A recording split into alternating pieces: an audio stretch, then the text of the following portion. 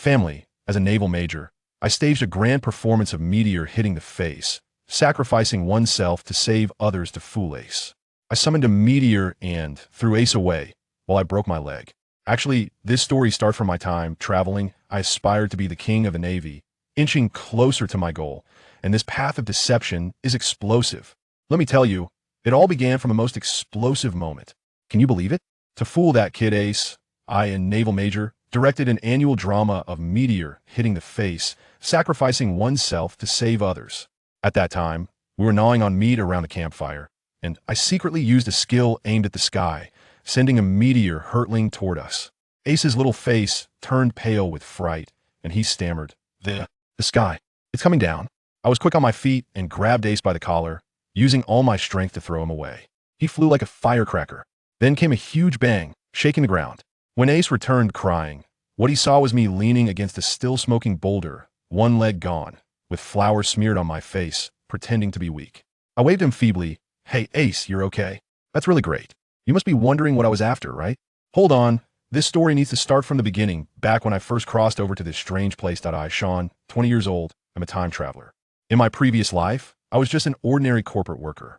Once, during a club activity, I cosplayed as the second Hokage, and then while washing my hair in the dorm, my faulty water heater leaked electricity, and just like that, I was sent to the world of One Piece.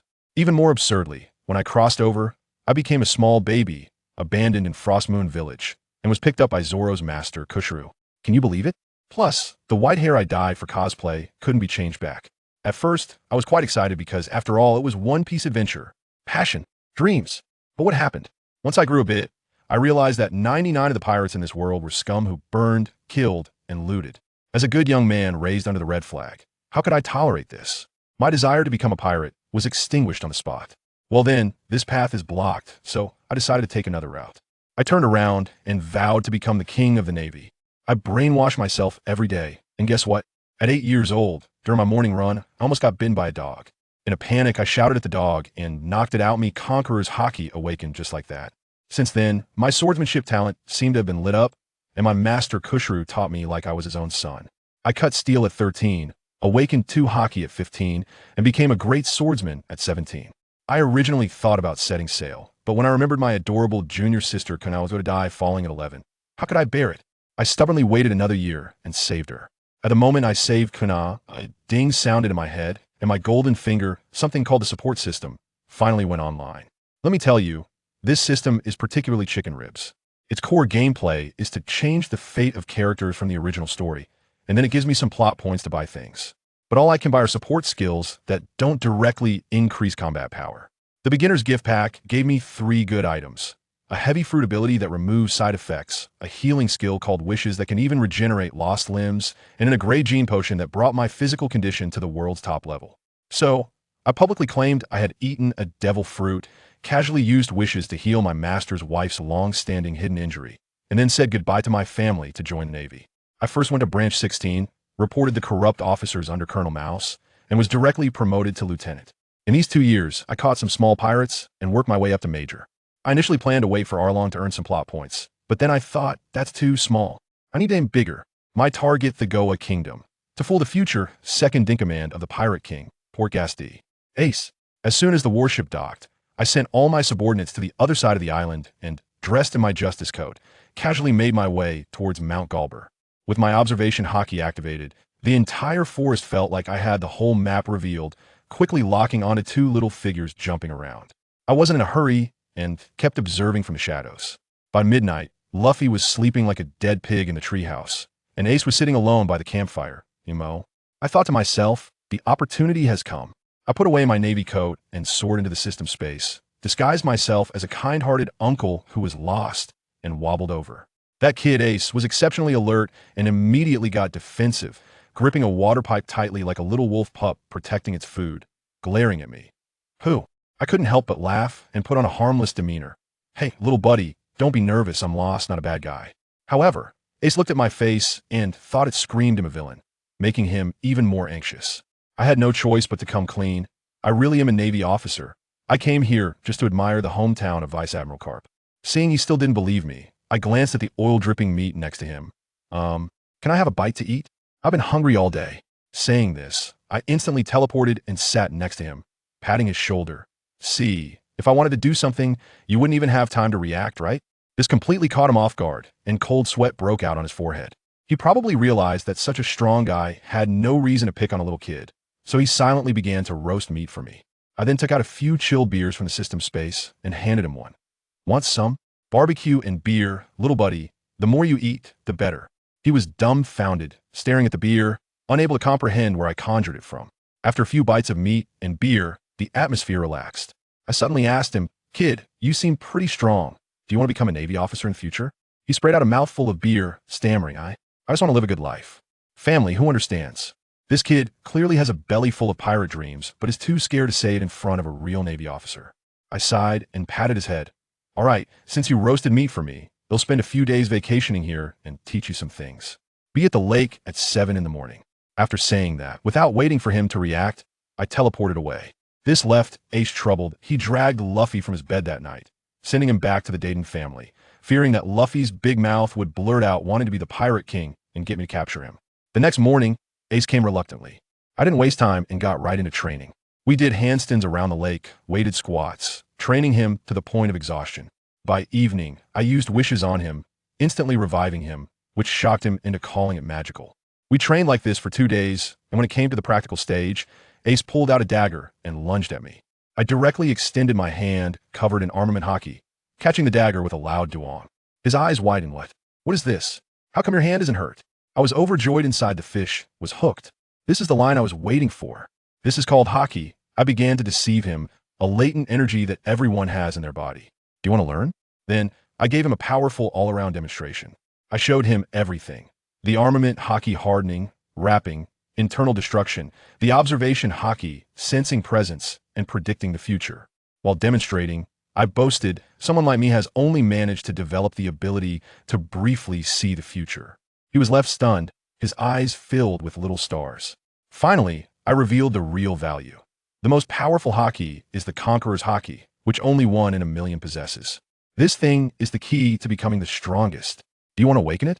It's simple. Just chant in your heart every day, I want to be the king of the Navy. At that moment, Ace's face froze, and he was internally complaining. What the hell is the king of the Navy? Seeing him still struggling with the pirate king, I dropped the bomb. All right, stop pretending. Aren't you Roger's son? What's the big deal?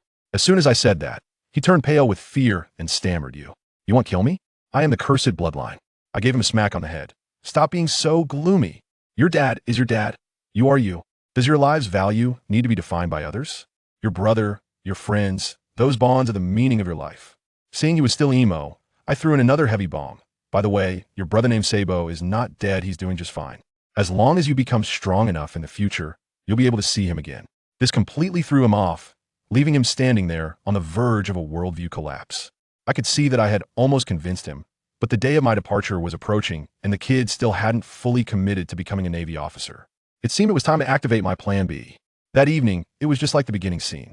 I used bones and meat from a sea king to compress into a fake lower leg using the gravity fruit's ability, then tightly bound my real lower leg to my thigh. Family, who understands? I was really giving it my all for the performance. Then I summoned a meteor, threw it away, and broke my leg. Ace fell into my arms, crying heart-wrenchingly, Why? Why save me, the cursed bloodline? Your leg is gone. I suppressed my laughter, gently patting his back and speaking in the softest voice. As long as you promise not to become a pirate and not to harm civilians in the future, that's worth it. Promise me, all right? He cried even harder, choking back his tears as he said, Okay, I won't be a pirate anymore. I want to become the king of the Navy, just like you. I want to see for myself how the era left by that man will ultimately conclude. Good gracious. The system notification in my mind was ringing like crazy. The storyline points skyrocketing. My heart was bursting with joy, though I had to maintain a composed exterior, supporting his shoulders and solemnly saying, Then it's settled. The next day, I hobbled to the port, leaning on a broken wooden stick, fully immersed in my act. That kid, Ace, was so moved, his eyes filled with reverence, completely taken in by my ruse. Upon reaching Windmill Village, we encountered Makino and the village chief. Ace explained that I was a Navy officer who got lost while pursuing pirates. Let me tell you, the expressions on the village chief and the others as they looked at my empty pant leg, along with the faint scent of blood in the air, were quite telling. Ace, quick on the uptake, immediately declared that a meteor had fallen from the mountains last night and that I had broken my leg while trying to save him. Goodness.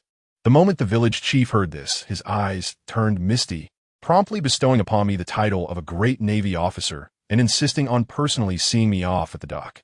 Miss Makino sensed something amiss but couldn't put her finger on it, following along in a state of confusion.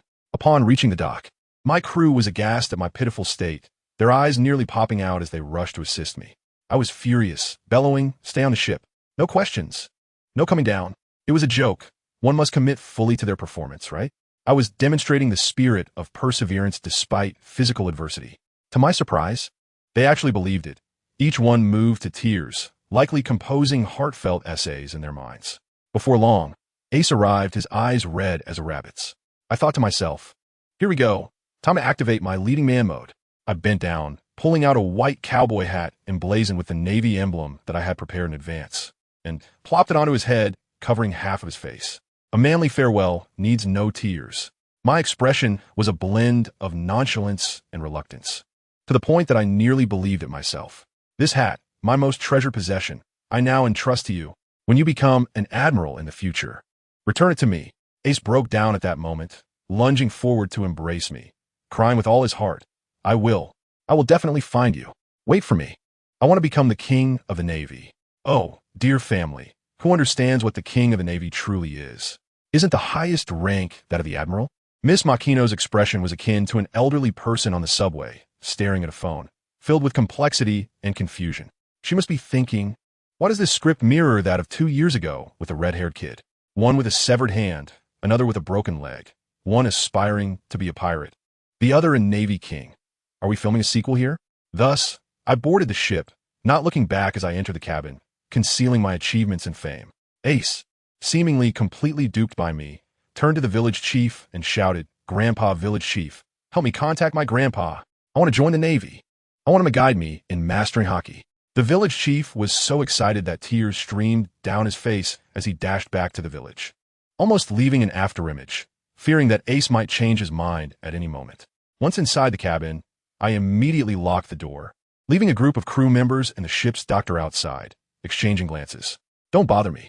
I can take care of my leg, I shouted, then quickly untied the bandages. Oh, the tingling sensation in my leg was unbearable. It felt as if it had lost all sensation, akin to being pricked by needles. I cursed while massaging it, unable to suppress my glee. I quickly opened my golden finger, my system panel. Upon checking the storyline points, over 30,000. This was a guaranteed profit. Let us showcase it. Lottery. Ding, I spent 10,000 storyline points. A large roulette appeared, spinning until it landed on a segment, glowing blue. Ding, congratulations, host, you have acquired the skill Purification. I nearly jumped for joy. Purification. Remove all negative effects. ISNT, this the progenitor of all bizarre abilities? With this, who could I possibly fear? I was on a roll. With my luck still intact, I had to go for another round. Lottery. Ding, congratulations, host. You received a box of expired milk from Uzumaki Naruto. Alright then, my luck is consistently stable. I used Purification on myself, and instantly, all fatigue and numbness from the night vanished, leaving me revitalized. I swaggered out of the cabin and sprawled out on a beach chair on the deck. My crew members stood there, jaws dropping to the ground, whispering, look, did the Major's leg grow back?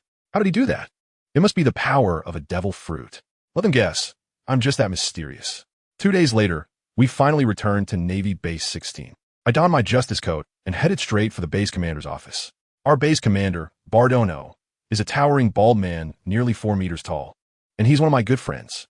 I kicked open the door to his office, my voice booming before I even stepped inside. Big Baldy, send a team to Cocoa West Village. To my surprise, he was secretly enjoying bubble tea, and my shout startled him, causing him to spill it all over his pants. While I walked in, he was busy wiping his lap with a napkin. The scene caused me to look at him askance. His face instantly flushed crimson as he roared. You scoundrel! Could you knock before entering?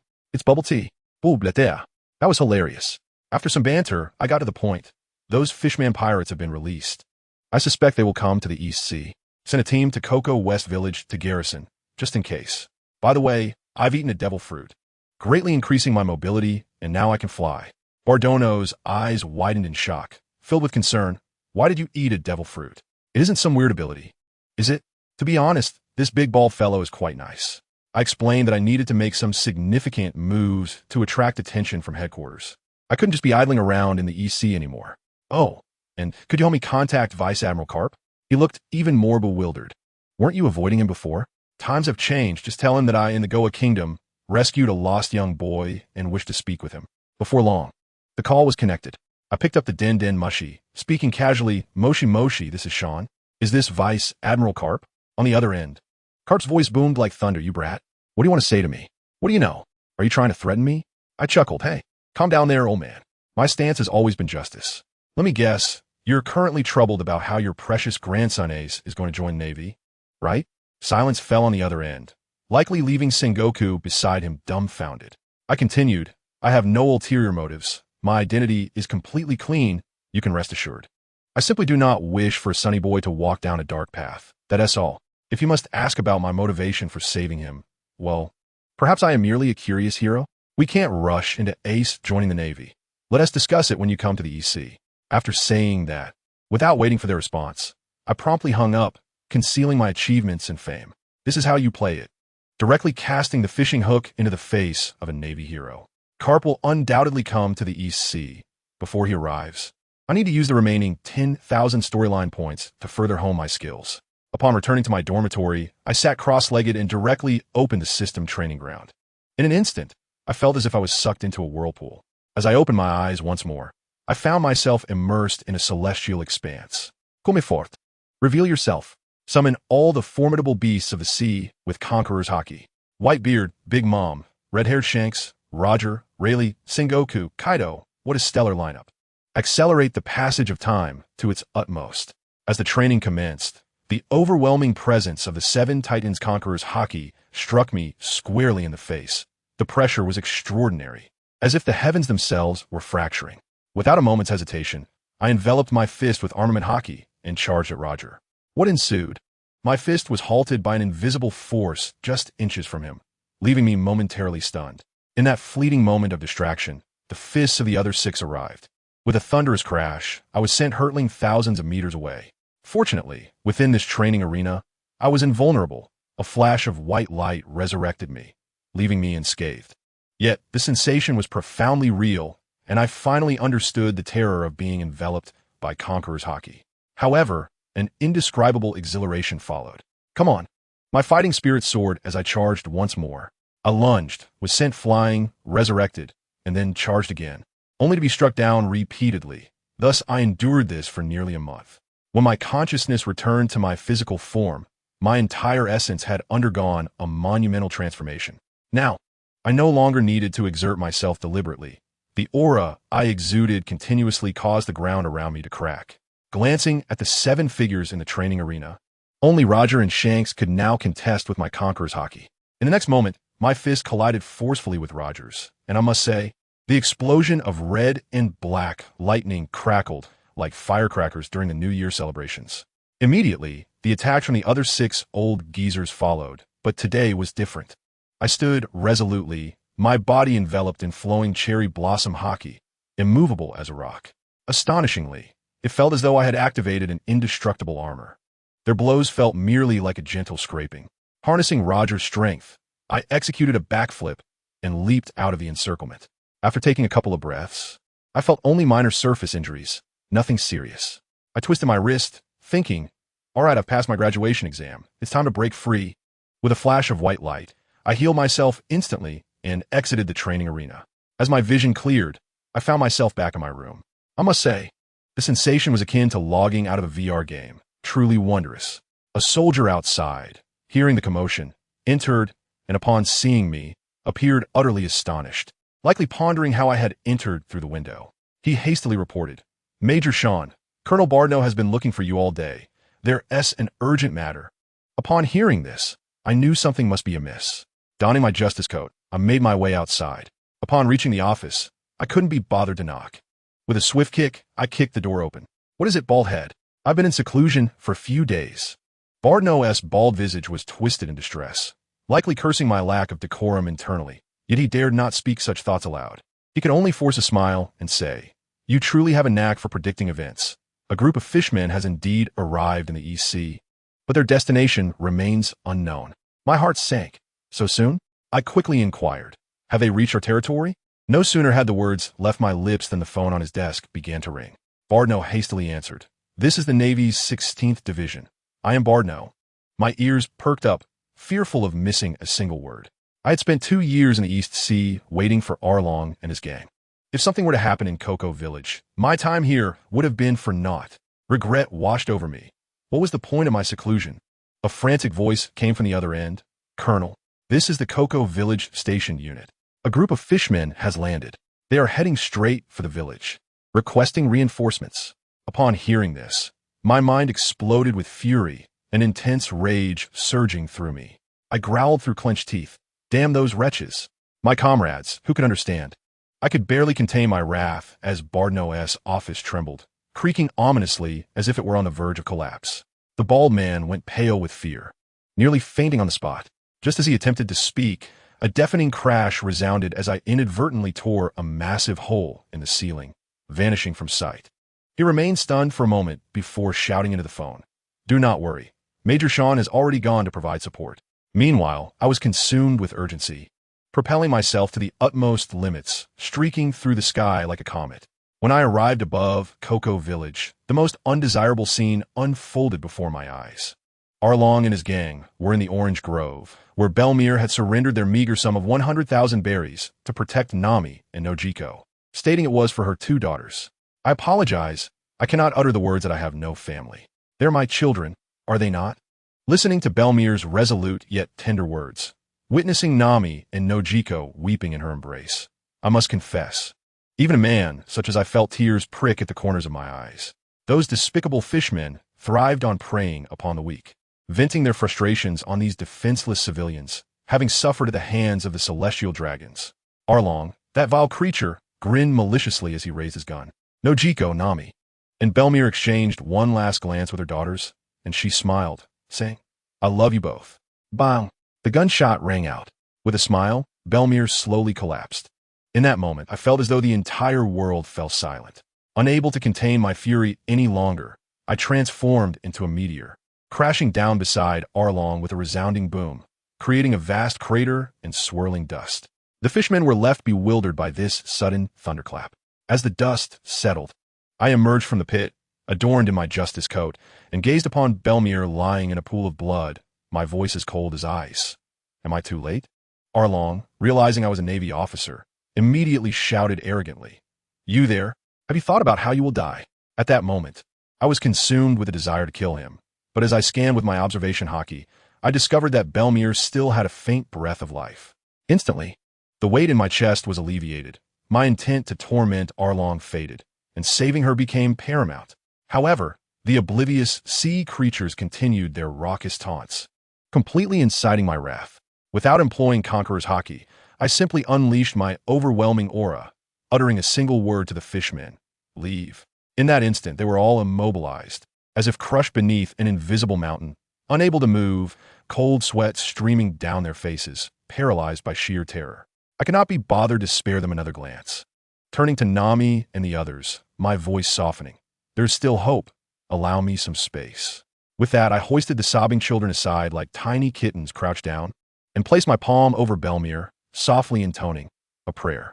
In the next moment, a gentle golden light enveloped Belmir, her wounds visibly healing at an astonishing rate. She slowly opened her eyes, attempting to move, only to cough up blood. I quickly cautioned, Do not move. There is still a bullet lodged within you. I will help you stop the bleeding. Bear with it. With that, I cupped my hand and forcefully inhaled over her wound, and with a soft pop, a bloodied bullet flew directly into my palm. Belmir's face turned ashen, but another prayer from me restored her complexion.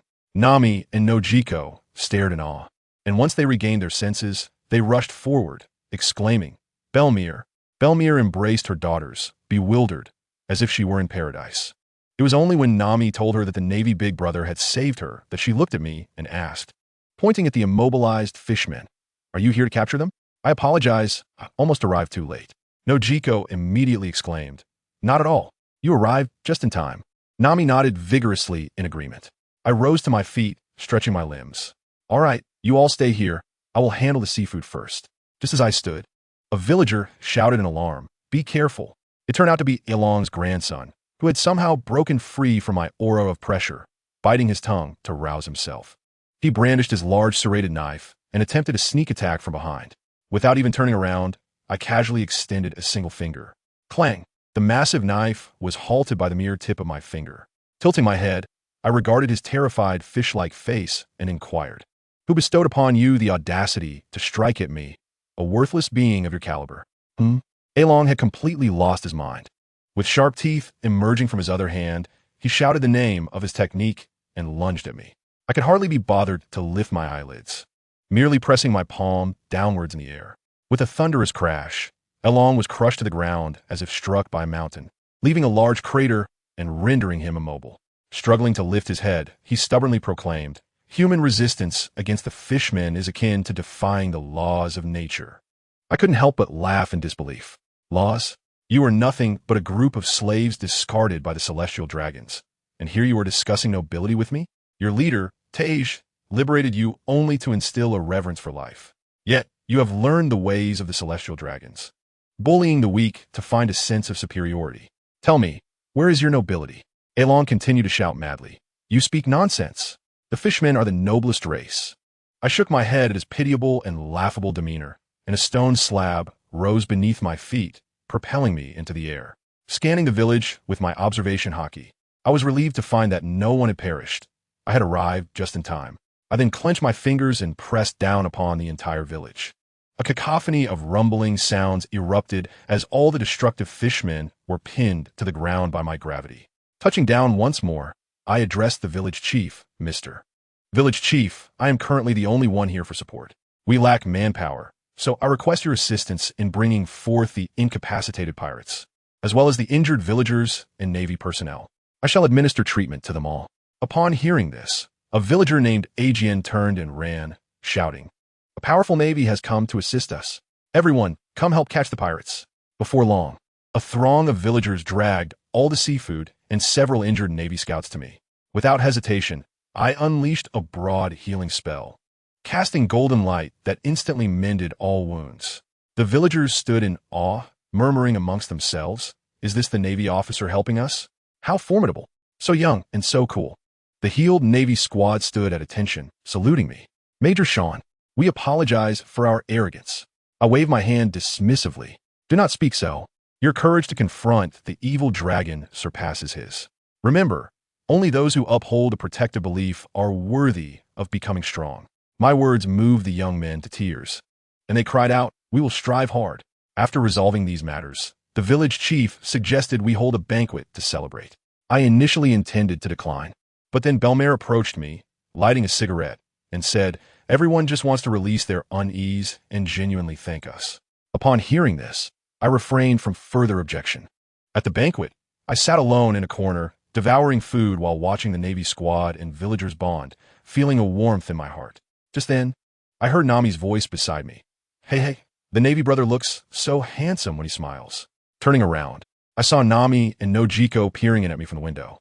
Upon being discovered, Nami did not shy away. Instead, she boldly approached, asking me, "Navy brother, have you ever been to the Grand Line? Those sparkling big eyes, who could resist?" My face flushed, and I coughed awkwardly.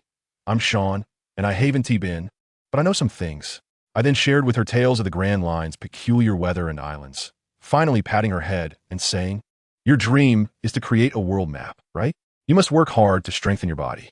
Upon hearing this, Nami's eyes twinkled, and she suddenly leaped into my arms, wrapping her arms around my neck, exclaiming, "Then why don't you teach me training?" "For fee, of course." Instinctively, I asked what kind of fee. To my astonishment, she replied, "Repayment with your body, or if that's not possible, then I can include my sister too." Nami. Nojiko quickly covered her mouth in fright.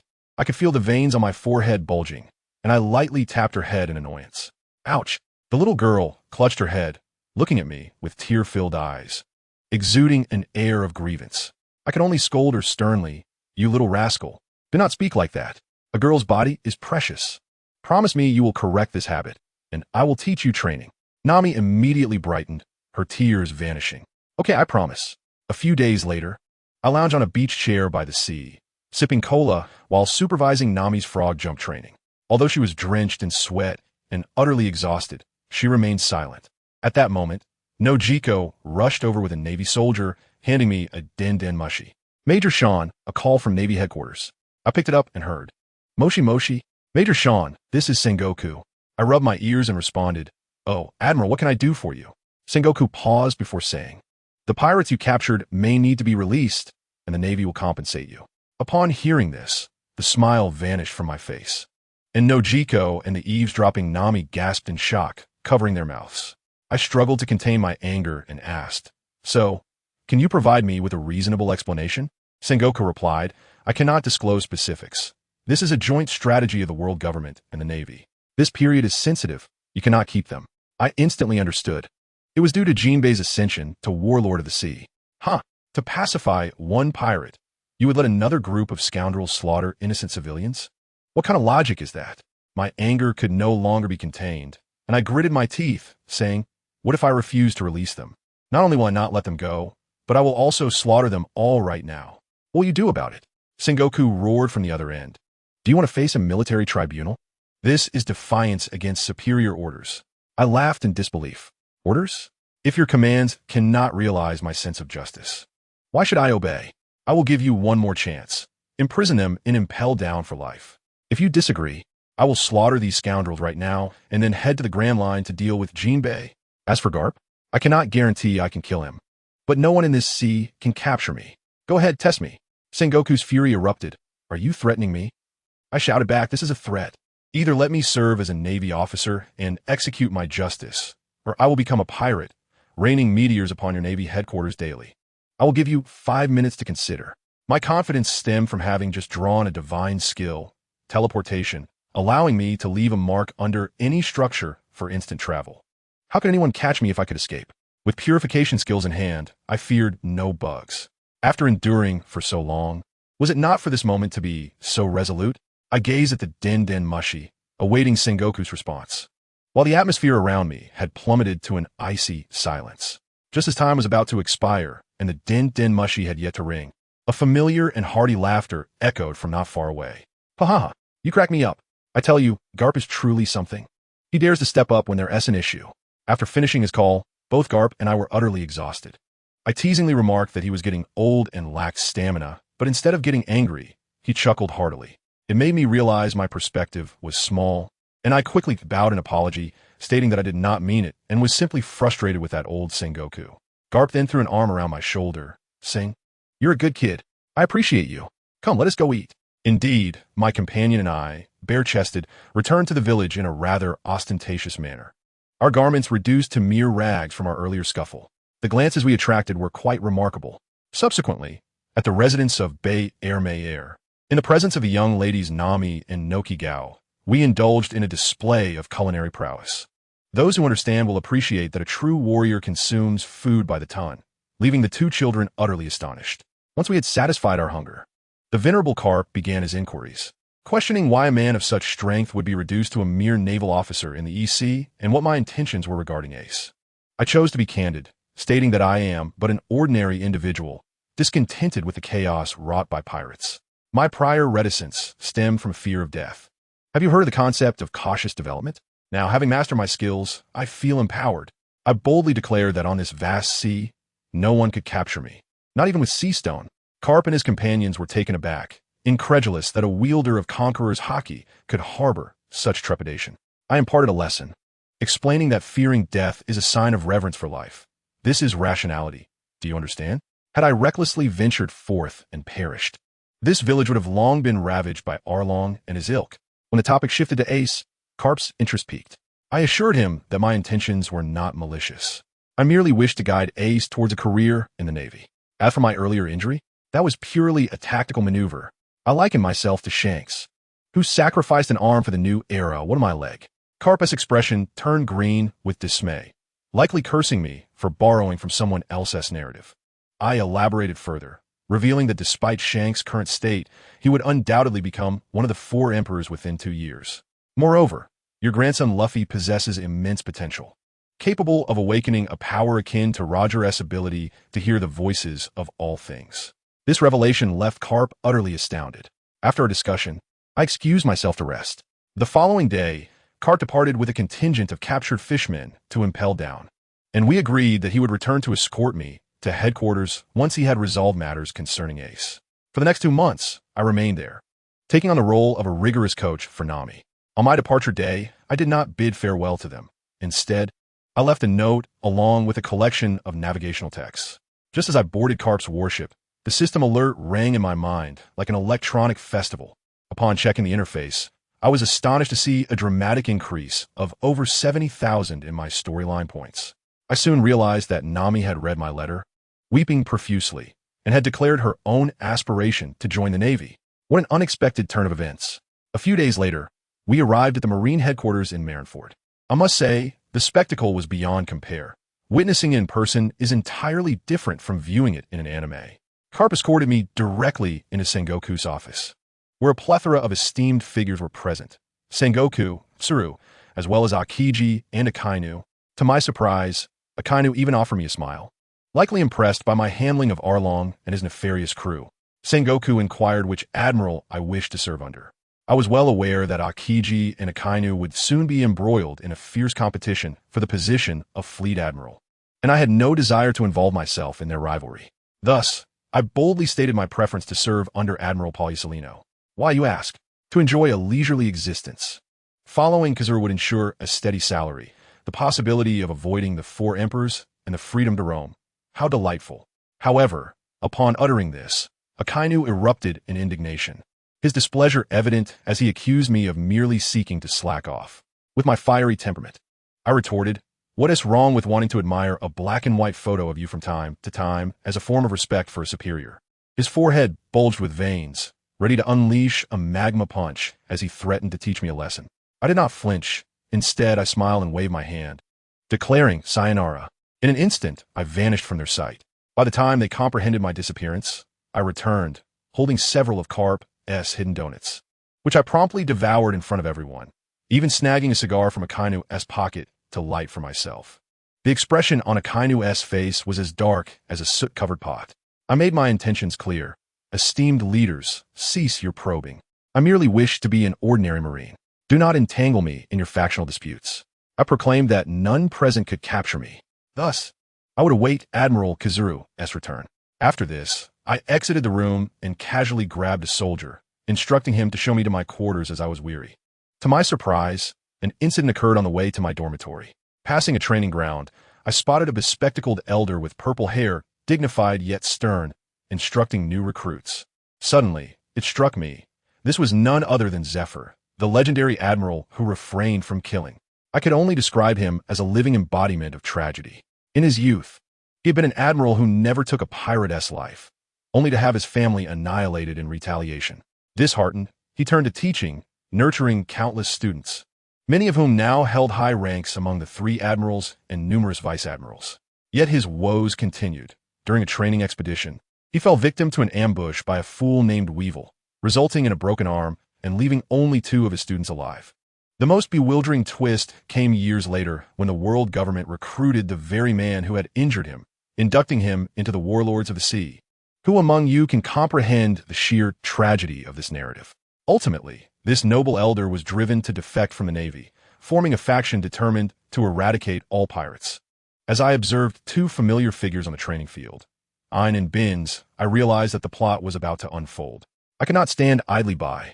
As a conscientious individual raised under the red flag, I could not bear to witness such a heroic figure face a dismal fate.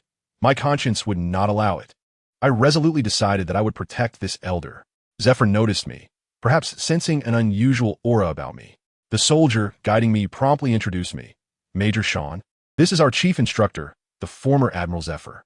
I quickly regained my composure and approached him with abundant flattery, praising his exceptional training methods and the success of his students. I then shifted the conversation, inquiring if I could accompany him on his next training voyage, as I wished to observe the Navy's formal procedures. Zephyr raised an eyebrow, likely intrigued by my potential and positive demeanor, and after a moment's contemplation, he agreed. "Very well. If you have no assignments, you may join us at sea in a week." Excellent. Internally, I celebrated, arranging to return the following day, and swiftly took my leave. Upon returning to my quarters, I collapsed onto the bed, relishing the comfort of solid ground beneath me. While I slept soundly, The headquarters was abuzz with commotion as Akainu and Akiji vied for my allegiance, each eager to recruit this promising talent. The scene was so intense that one might mistake it for a popular boy band auditioning for a center position. Ultimately, it was Vice Admiral Tsuru who restored order with her wise counsel. Calm down, let things unfold naturally. Do not force him into a corner. Sengoku could only sigh, instructing Akainu to venture into the new world to retrieve Kizaru. The following morning, well-rested, I headed to the mess hall for breakfast, and lo and behold, I encountered two familiar faces. One was a striking girl with pink hair, Jinai. The other was a white-haired fellow with a cigar, exuding a delinquent vibe, Smoker. To my surprise, Smoker welcomed me warmly, inviting me to join him. Observing his table, I promptly chose to sit beside Jinai, preferring not to be near the Smoker. As I settled in and took a few bites of my meal, Smoker initiated conversation. You're the Sean from the East Blue, right? I've heard you're quite formidable. Care for a spar? Jinai tilted her head, adding, I've heard from Tsuru that you can be difficult to get along with. Is that true? I found myself at a loss for words, exasperated by the situation. Dear lady, please do not heed the ramblings of that old woman. Then, glancing at them both, I chuckle. Let's be honest, you two are simply too weak. I speak without jest. If I unleash my aura, you would struggle to remain standing. Upon uttering these words, a hornet's nest was stirred. Smoker immediately bristled, slamming his hand on the table and shouting, Do not look down upon others. Our ranks are the same, and you are but a few years younger than us. And I also stood up, visibly furious. The entire cafeteria turned their heads, eager for the spectacle. I ignored them, leisurely finishing my breakfast. Wiping my mouth with a napkin, I stood and declared, Let us go. I happened to be heading to Mr. Zephyr. With that, I walked out, leaving the two of them to exchange glances before angrily following behind. A large group of curious Marines trailed after us. Upon reaching the training ground, we found the old man, Zephyr, already present. Smoker, in his volatile temperament, rushed to complain. After listening, Zephyr, with a wicked glint in his eye, stoked the flames, saying to me, Make sure to go easy on him. There are so many spectators. We wouldn't want to embarrass them too much. Upon hearing this, Smoker became even more fervent, yelling, Do not hold back. Use all your strength. I stroked my chin and replied, Very well, but be prepared. Do not weep if you cannot stand. As soon as I finished speaking, I released the energy I had been holding back. In that instant, I felt like a cold-blooded sovereign. The onlookers, whether fresh recruits or seasoned veterans, were rendered motionless, collapsing like cut wheat in a great swath. Some merely rolled their eyes, while others foamed at the mouth. On the field, aside from Zephyr and me, only Smoker and Hinai remained. However, they too were not faring any better, their legs giving way as they crumpled to the ground, trembling and unable to rise. Smoker's face turned a deep shade of purple, smoke billowing from him, yet he was utterly immobile. I felt a twinge of embarrassment for focusing solely on intimidating the spectators, neglecting the new recruits. Yet Zephyr laughed heartily, exclaiming, It is good for them to witness the disparity. He then turned to the crumpled Smoker and Hinai, delivering a scathing reprimand. Do you see this? This is the gap. Let us see if you dare to take pride in your devil fruit abilities. I strode over, crouched down, and picked up the sea-stone weapon from Smoker's back. In front of him, I snapped it in two with my bare hands. I too possess abilities. Come challenge me when you can crush sea stone with your bare hands. This revelation utterly fried their CPUs. Zephyr, observing his students in contemplation, was immensely satisfied and promptly took me out for drinks, leaving Smoker and Hinai questioning their existence. For the following week, I visited Zephyr daily, engaging in conversation and sparring while also providing additional training to Smoker and Hinai, enhancing their strength. Before long, the moniker of the monstrous newcomer spread throughout the entire headquarters. At last, the day arrived for the new recruits to embark on their sea practice. I settled into a beach chair on the deck, basking in the sun as I watched Zephyr address the group of recruits. Once the ship set sail, they encountered minor pirates along the way. Whenever they were injured, I would heal them with a touch, my healing abilities rivaling that of a spring-esque revival, leaving Zephyr in a state of astonishment. Just as we prepared to return, my observation Haki sensed something amiss. In the distance, a shabby little ship emanated an absurdly potent aura. I turned to Zephyr, who appeared utterly relaxed and oblivious. My heart sank if not us. Then who would bear the brunt of the attack? I rushed over and whispered, There's a master on that ship, and an old woman who hasn't finished speaking. Suddenly, a massive black slash sliced through the air toward us. My pupils constricted as I swiftly drew my sword, retaliating with a slashing strike imbued with red-black hockey. A thunderous explosion erupted as our attacks collided, creating a massive crater in the sea. Everyone aboard was left dumbfounded. Zephyr's expression turned grave. Had I not intervened, the ship would have been cleaved in two. He immediately commanded, "Ein, take all the recruits to the small boat and retreat. Swim far away." In no time, the recruits had distanced themselves to safety. On the deck, only Zephyr and I remained. From the opposing ship, a nearly 7-foot-tall, heavily scarred blonde behemoth leaped over, wielding a massive naginata alongside a diminutive, jewel-encrusted old woman. Weevil and Miss Backen had arrived. The old woman cackled, "Good son, seize the ship and kill them." Zephyr interjected, "I will go first to gauge his strength. You keep an eye on that old woman." With that, Zephyr engaged Weevil in combat. The scene was nothing short of cataclysmic. The entire training ship trembled under the force of their battle. Zephyr's technique was unparalleled, yet he was clearly overpowered by the brute strength of that monstrous pig, quickly finding himself at a disadvantage. Just then, a sudden turn of events occurred. The old woman, Miss Backen, seized the opportunity as Zephyr was pushed back, drawing a blade from her cane and appearing behind him like a specter, thrusting it toward his back. I had been waiting for this moment. As she moved, so did I. In a flash, I appeared behind Miss Backen, even faster than her. "Son, save me!" she shrieked in terror. Too late. With a swift motion, I unleashed a nearly invisible red-black slash, slicing through her neck. Her scream abruptly ceased, blood seeping from the fine incision. "Mother!" Weevil charged over frantically. I swiftly grabbed Zephyr and retreated, healing his injuries, including old wounds, with a touch. The old man was momentarily stunned, opening his mouth to ask, but I cut him off. "Focus on the task at hand. We could discuss later. This fellow is about to go berserk." Weevil rushed to embrace Miss Backen, but her head rolled away, landing on the ground, staring blankly at the severed head at his feet. His eyes instantly filled with bloodshot fury as he let out a primal roar. "I will make you pay." Zephyr, sensing the danger, warned, "Kid, let us work together. This guy is far too strong." Just as I had hoped, I chuckled. When dealing with such scum, who needs to adhere to the code of the streets?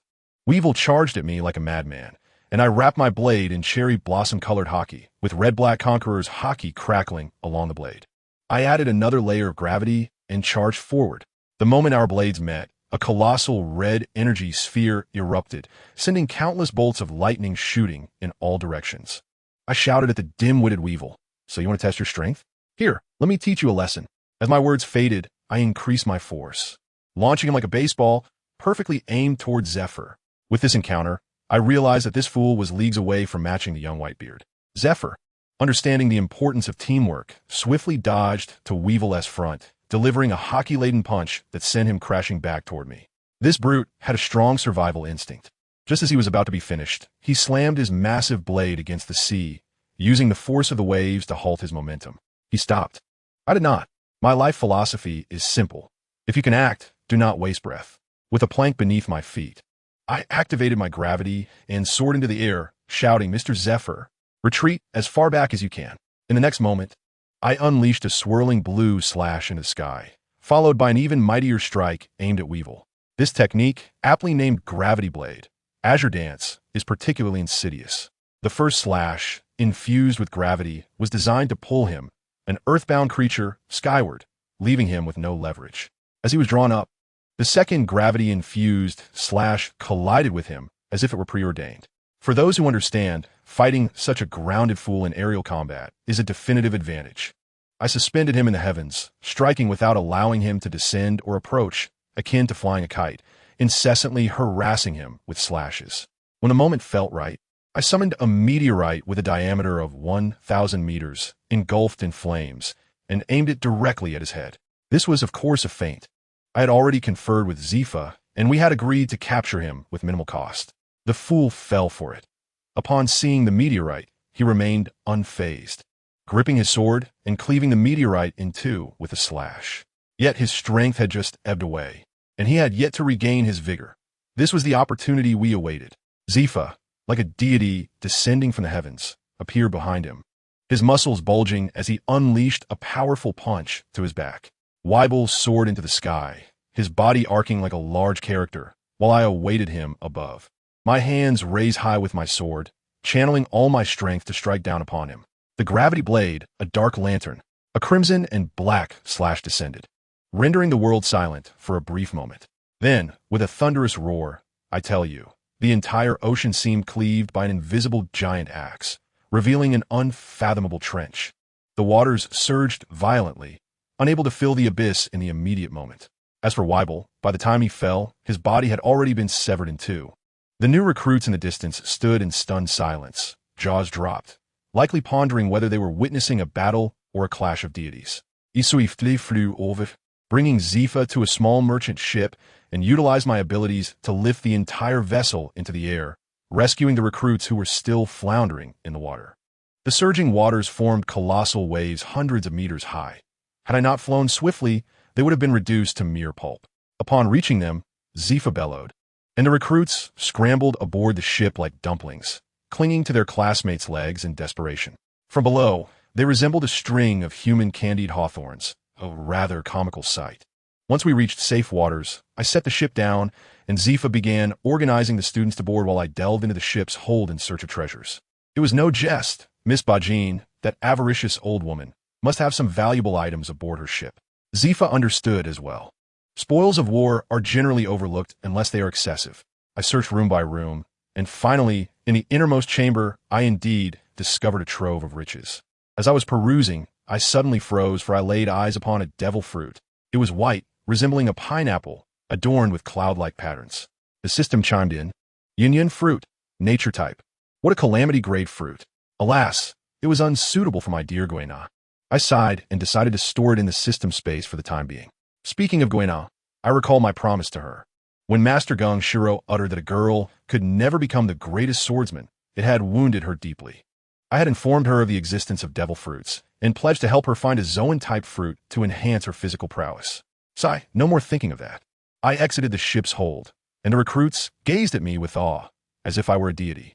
Zifa approached and patted my shoulder, expressing his gratitude for my efforts, promising to recommend me for a promotion upon our return.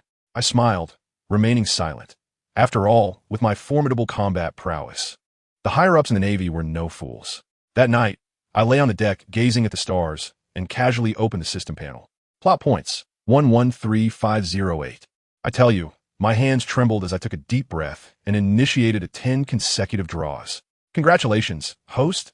You have obtained 2 A-grade gene potions. Holy moly. It worked. This is it. For Guena. In 2 portions, no less. Congratulations, host. You have acquired a pure gold upgrade version. Wow. This item significantly delays aging and is indestructible. Isn't this tantamount to achieving immortality? My heart raced. Congratulations, host. You have received a Nami photo album. Congratulations, host. You have received a Robin photo album. Congratulations, host. You have obtained a golden bullet. Congratulations, host. You have received a bottle of paraquat. My face darkened. Truly, the ups and downs were exhilarating. Initially, I thought I was the chosen one, but what were these last draws? A golden bullet? Paraquat? System, are you unwell? Do I need to become the king of the sea? I scowled and inquired of the system. Where is my guaranteed draw from the 10 consecutive pulls? Why was there not a single skill? The system coldly replied, pure gold is a special reward. Host, do not bite off more than you can chew. If you wish to draw skills, first develop your current potential fully. Reach a combat power of 19,999 before considering it. What then is the meaning of this photo album and King of the Sea supplies? This system merely assists you in the direction you wish to pursue. I fell silent. I swear, I am not a pervert. I quietly returned to my room to protest in silence. Then, I crafted a ring from the pure gold and inadvertently dropped the photo album. This system is truly faulty, too many bugs. While grumbling about the system, I slowly picked up the photo album, flipping through it quickly. Regardless, by the time we returned to Marin Fander, the promotion order would arrive quicker than anyone else's, and I would ascend 2 ranks, directly becoming a colonel. Once the promotion ceremony concluded, I was immediately informed that my superior, Kizuru, had returned and was looking for me. I followed the soldier to Kizuru's office and, without a moment's thought, pushed the door open. A lewd voice emanated from within. Sean, you are indeed as arrogant as the rumors suggest. I looked up to see Kizuru leisurely trimming his nails. My lips twitched. How could one be so audacious? Accustomed to it. Let us not dwell on the details. So, what are your arrangements for me? Well, I have nothing particular for you. Just take a warship and patrol the seas to make a name for yourself. I will contact you if any missions arise. I was taken aback. That was it? No testing of my strength? Kizaru languidly remarked. Your prowess is already well known. Everyone is aware of the super monster the Navy has produced. I realized this was a ploy to have me build reputation for future promotions to Admiral. I promptly made a request. What about my subordinates? Surely, I should have an aide to manage affairs? I told him, I do not wish to handle mundane tasks. Kizaru raised an eyebrow. Well, you can pick one yourself. An idea struck me. I thought of one person, Crocodile. He was a man with intelligence, second only to Ben Beckman. I promptly stated, I wish to recruit a pirate to join the Navy, named Crocodile, currently in the East Sea, with a modest bounty. I must tell you, once I become the base commander, I cannot handle documents without a tool. Kizaru's expression shifted as if he hadn't anticipated my insight. After a moment's contemplation, he replied, Very well, I will give you a heads up. You may proceed to the East Sea. That sounds splendid. I grinned widely, my gaze drifting to the special cigars beside him, feeling somewhat tempted. Kizaru saw through my thoughts. Do you want them? Besides tea, everything is yours. I suddenly fell into contemplation.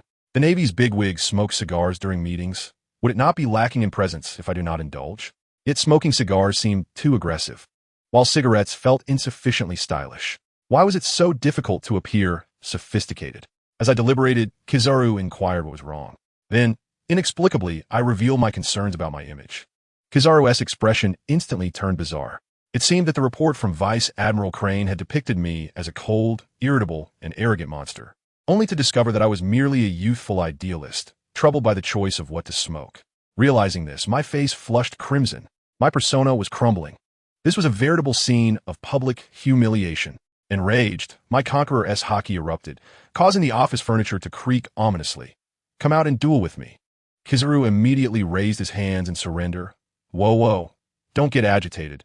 I won't laugh anymore. I assure you this will remain between us. Listening to his stifled laughter, I was nearly driven to the brink of bloodshed, seizing several boxes of cigars and coldly huffing as I stormed out. Thus, I embarked on a journey back to Donghai with 100 new recruits in tow. Along the way, I intended to visit Shuangyue village and procure a blade for that rascal Sorlin in Logtown. A few days later, our naval vessel docked in Logtown for supplies. I wandered the streets in search of a weapons shop when, out of the corner of my eye, I spotted a young girl, approximately 13 years old, scurrying by with a cloth bag. Upon closer inspection, I realized it was Desiki, who bore an uncanny resemblance to Guane Na in her childhood. Intrigued, I followed her until we reached a residential building. Just as I was about to eavesdrop, my observation hockey detected a fleeting life force within. It was on the brink of extinguishing. Without hesitation, I kicked the door open and rushed inside. Little Desiki jumped in fright, drawing her dagger and positioning herself protectively in front of the bed. Who are you? Leave now, or I shall call the Navy, she demanded. Lying on the bed was a middle-aged woman, her breath shallow, struggling to open her eyes. To my astonishment, her face was an exact likeness of my mentor, Madame Lehman. With no time for explanations, I reassured them. Do not fear, I am with the Navy. You are in grave condition. I am here to save you. Upon hearing my words, the woman seemed to relax, and she promptly fainted. I swiftly moved past Desiki and executed a dual incantation of healing and purification. As Desiki watched in awe, the malevolent energy surrounding her mother was dispelled by a blue light, and her vitality was rekindled by a warm, creamy glow. In no time, the woman opened her eyes, her first instinct to rush forward and reclaim her daughter, eyeing me warily. If you wish to confront me, do not harm my daughter. Feeling the strength of her mother's long-lost embrace, Desiki burst into tears, exclaiming, Mother, you are all right. This big brother saved you. Only then did the woman grasp her circumstances. And after a brief assessment of her condition, she found herself not only free of her long-standing ailments, but also merely a bit hungry. She apologized profusely, her face flushed with embarrassment. I waved my hand dismissively and inquired about my pressing curiosity. Do you happen to have a sister who has been missing for many years? She froze, then trembled as she confessed that she indeed had a sister who was abducted by traffickers in her youth. Taking a deep breath, I said, I believe I know her. Her name is Lehman, and she is my mentor. Upon hearing this, the woman named Lice could no longer contain her emotions and wept uncontrollably, holding Desiki close. Once their emotions had stabilized, I escorted them aboard the naval vessel. During our journey, Aunt Lice recounted her struggles. Her husband, also a naval officer, had succumbed to injuries sustained during a mission. For years, she had raised their daughter alone while battling a severe illness. I learned that their hardships were profound. The meager pension left by her husband barely sufficed, and the emotional toll had left her health in tatters. Tragically, her husband had bequeathed the blade, seized from pirates, to their daughter as a token of remembrance. It dawned on me that Desiki's fervent desire to collect renowned swords stemmed from this familial history of suffering at the hands of pirates. Days later, our vessel finally docked, bringing us back to Shuangyue village, where I had grown up. This village was notably tranquil. Even pirates passing by would be silently dealt with by my mentor, Jingsalang. The villagers had never laid eyes upon a naval ship before, and they gathered in throngs to witness the spectacle. I quickly instructed my men to avoid disturbing the peace and led Aunt Lice and Desiki ashore, heading straight for Isindao Hall. As I disembarked, I was immediately surrounded by villagers, their voices overlapping in excitement. Isn't that our Sean? He has made something of himself, sailing on a naval vessel. The warmth of their welcome was overwhelming, and as an orphan raised by the community, this moment felt like a homecoming celebration for the entire village. I had become something of a celebrity, fielding inquiries from every direction. With Desiki and her mother in tow, the villagers even speculated that I had brought back a bride, though I chose not to clarify. At last, I reached the entrance of the dojo, announcing, "I shall go greet my mentor now.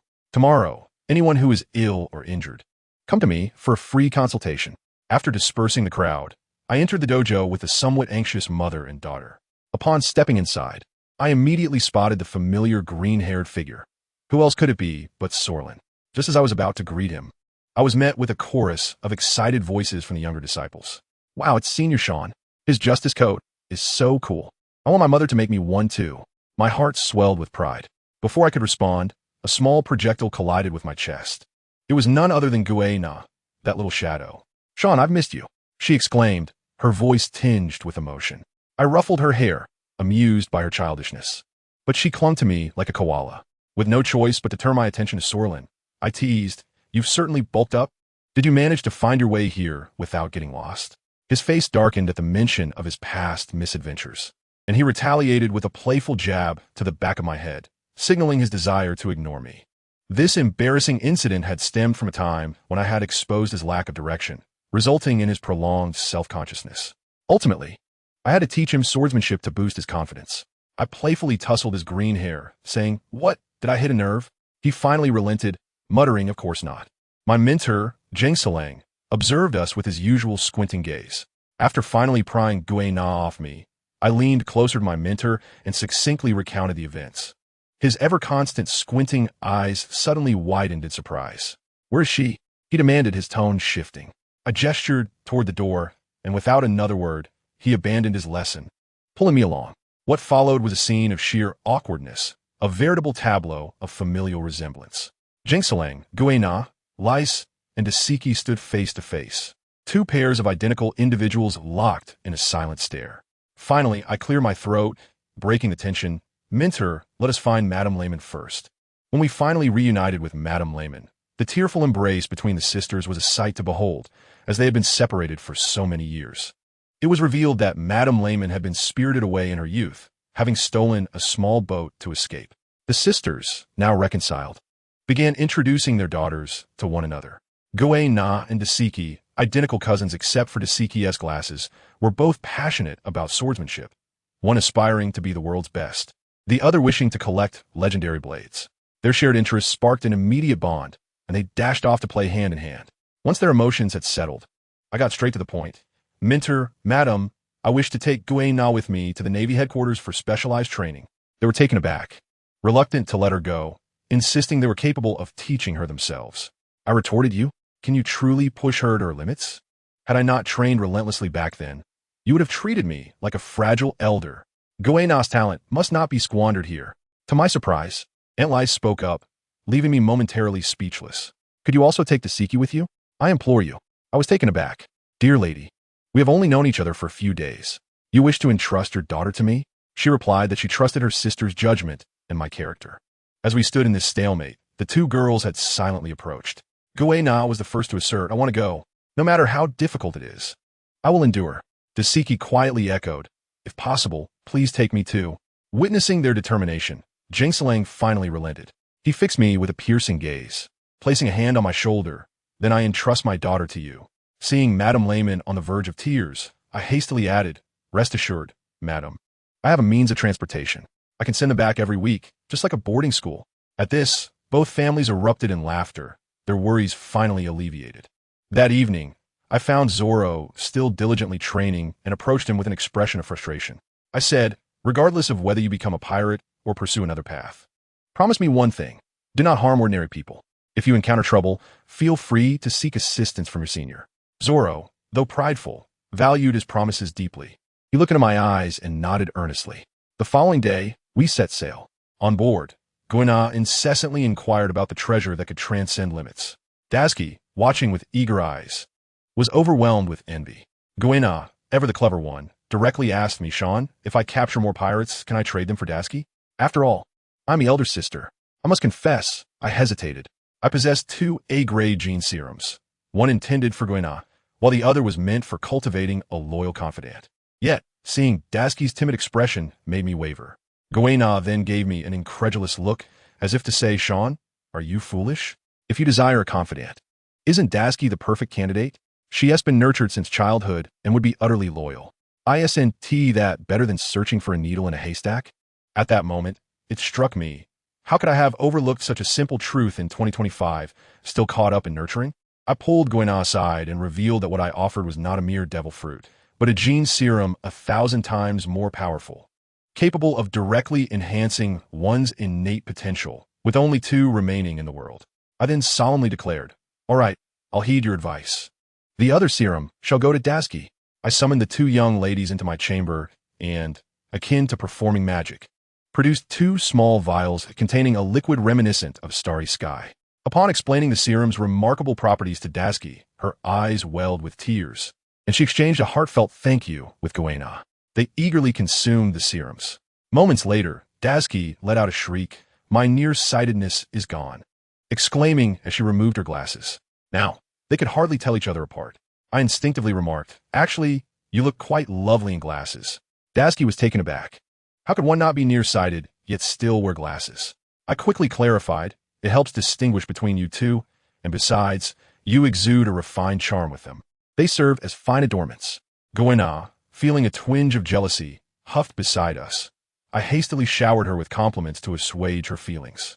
Having settled this matter, I suddenly remembered that I needed to obtain coordinates from the old rascal, Kizuru. I dialed his number, but it rang without an answer. The scene shifted to the Navy headquarters, where Kizuru was leisurely strolling. When the call came through, he fumbled with a listening snail, utterly oblivious to the chaos around him. His subordinates were nearly in a panic, exclaiming, Admiral Borsellino, you have the wrong snail? It was only then that Kizuru realized, hurriedly searching for the right one. But by that time, I had already hung up. He scratched his head, wondering who had called him, dismissing it with the thought that as long as no trouble found him, all was well. Meanwhile, I had drifted at sea for a day, feeling as though I were growing mushrooms from sheer boredom. Guina and Daisuke, however, were zealously training on the deck, pushing themselves to the limits. I encouraged them, saying, train hard. As long as I'm around, no matter how many injuries you sustain, I will nurse you back to health. By the end of the night, they felt stronger, excitement coursing through them, as growth is fundamentally about consistent effort. Just after lunch, while basking on the deck, I spotted a merchant ship drifting in the distance. Initially dismissing it, a fleeting glance caught my eye. A man with slick-back hair and glasses, clad in a black suit, dramatically adjusted his eyewear. I bolted upright. It was none other than Kuro. Just when I was troubled over how to contact Kizuru, this tool appeared at my doorstep. Fate was indeed smiling upon me. I immediately instructed the nearby Navy officer, set sail towards that ship. Yes, sir. The young man saluted and hurried off. However, I found myself puzzled. After all, Kuro was a wanted criminal. What was he doing mingling with merchants? The crew aboard his vessel did not seem like pirates either. What scheme was he concocting? Guina, drenched in sweat from training, approached me and asked what was amiss. I divulged my plan to recruit Kuro upon returning to the East Blue, along with my current concerns. Guina appeared bewildered, but Daisuke suddenly chimed in. Didn't you mention he goes by the alias Kuro, the schemer? He must be extremely cunning. I slapped my thigh in realization. Indeed, this scoundrel is up to something. I promptly heightened my observation hockey and, as expected, spotted another ship lurking approximately 10 kilometers away. A grin spread across my face. Noticing my mischievous smile, the girls blushed slightly. Guena could not contain her curiosity, asking, "Sean, what have you discovered?" I replied, "There is another ship in the distance. It is likely his accomplices." Dasky quickly added, "So he intends for his allies to stage a robbery while he pretends to be a victim, clearing himself of any blame." I affectionately ruffled Dasky's hair, praising her quick wit. "Well done, young comrade. Keep it up, and you may serve as my subordinate in the future." Dasky's face flushed crimson, and she shyly murmured, "I will do my best." Meanwhile, Guena's cheeks puffed in frustration, her eyes shimmering with envy, causing me to feel a bit uneasy. I reached out to pat her head, reassuring her, "You too must strive for excellence." Content, she nuzzled against my palm like a kitten. Before long, our vessel docked alongside the merchant ship. I gathered everyone on deck for inspection. The crew remained calm, including Kuro, whose acting skills rivaled those of an Oscar-winning actor, maintaining the facade of an ordinary merchant. Leaving me in awe, everyone cooperated, understanding that the Navy's inspections aimed to prevent piracy. Those with nothing to hide had no reason to fear. I leaned against the railing with the two young ladies, enjoying the spectacle of Kuro's performance. On the surface, he appeared meek, but I suspected he was smirking internally. Had it not been for the fear of his bounty increasing and attracting further trouble, even my rookie crew would not suffice to be considered a threat. Soon, my subordinates completed their inspections and reported that all was in order. Kuro likely sighed in relief. Just then, my words jolted him from his momentary ease. "What? You rookie sailors are worse than AI at identifying threats. Did you not notice a pirate among you?" I scolded my crew, exasperation evident in my tone. The sailors froze, and the merchants erupted into chaos, panic-stricken. A bold merchant stammered, "Excuse me, Admiral, could you clarify?" It was no wonder he was nervous. They were unwittingly traveling with a potential bomb. I had no intention of keeping them in suspense, and locked my gaze on the man with slicked back hair who was still feigning panic amidst the crowd, nearly unable to contain my amusement. "Kuro, spare the act. Although your bounty is modest, I will not underestimate you, for I know you to be clever." My words, though seemingly casual, were accompanied by a knowing smile that revealed my lack of respect for him. Upon seeing my expression, Kuro comprehended my intentions. I had been toying with him, viewing him as a mere clown. A bearded man beside him, filled with sympathy, pulled him close, saying, "Don't worry, brother. The Navy is here to protect you." Kuro likely felt a wave of irritation wash over him, thinking, "Protect me? Why are you hiding behind me? I am the pirate you speak of." Disgusted by the rough man, Kuro ceased his charade, coldly sneering, "Ah, it seems this officer possesses sharp eyes to have recognized me." As he finished speaking, 10 razor-sharp blades shot forth from his gloves, resembling claws. The surrounding individuals stood in utter disbelief, as the gentleman who had just been engaging in jovial conversation transformed into a menacing wolf bearing its fangs. The rugged man behind him let out a piercing scream, collapsing in terror. What on earth was happening? Who had brought him aboard? I had assumed he was one of their own. I had just shared drinks with him moments ago. This was disastrous. I could only hope the Navy could handle the situation. Amidst the cacophony, Kalu wore a satisfied expression. For soon, I would be compelled to pay the price for toying with him. Adjusting his glasses, he ominously remarked, "Did you hear that? We were getting along splendidly. But alas, you have provoked someone who should not have met their demise. Now, they will suffer because of you." I gazed at him as if he were a fool. Was this truly the man whose intellect was second only to Beekman's? Could he not perceive the absolute disparity in our strengths? This brash youth was even more audacious than Kapu had been in his heyday. My gaze pierced Kalu deeply, and he felt an acute sense of humiliation, leading him to sneer, "Ha, you will pay dearly for your arrogance. In this EC, no one can rival me." It was evident. He was nothing more than a proverbial frog in a well, oblivious to the vast world beyond. I regarded him with a look of affectionate pity and said, "Come, let me see just how formidable you truly are, and what price I shall pay." As I spoke, I retrieved a cigar from my pocket, one I had borrowed from Huang Yuan's office during my last visit. A clever marine nearby quickly offered me a light. Kalu's fury skyrocketed. Silent step. In an instant, he left behind a shadow, vanishing from sight. He aimed to ambush me while I lit my cigar, intending to eliminate me in one swift move. He drew closer, envisioning my throat slashed open, a smirk beginning to form at the corners of his mouth. However, reality often diverges from expectation. I barely lifted my eyelids, swatting at him like an annoying fly, and with a swift motion, I delivered a resounding slap. The sound echoed sharply, followed by a dull thud, and everyone snapped back to reality, witnessing a gaping hole where Kalu had been struck. Silence enveloped the scene, punctuated only by gasps of astonishment. Kalu crawled out from the hole, face covered in dust, his left cheek swollen and his glasses shattered. He hastily produced a din mushi, summoning his subordinates. Aware of his inability to defeat me, he sought to create chaos as a means of escape.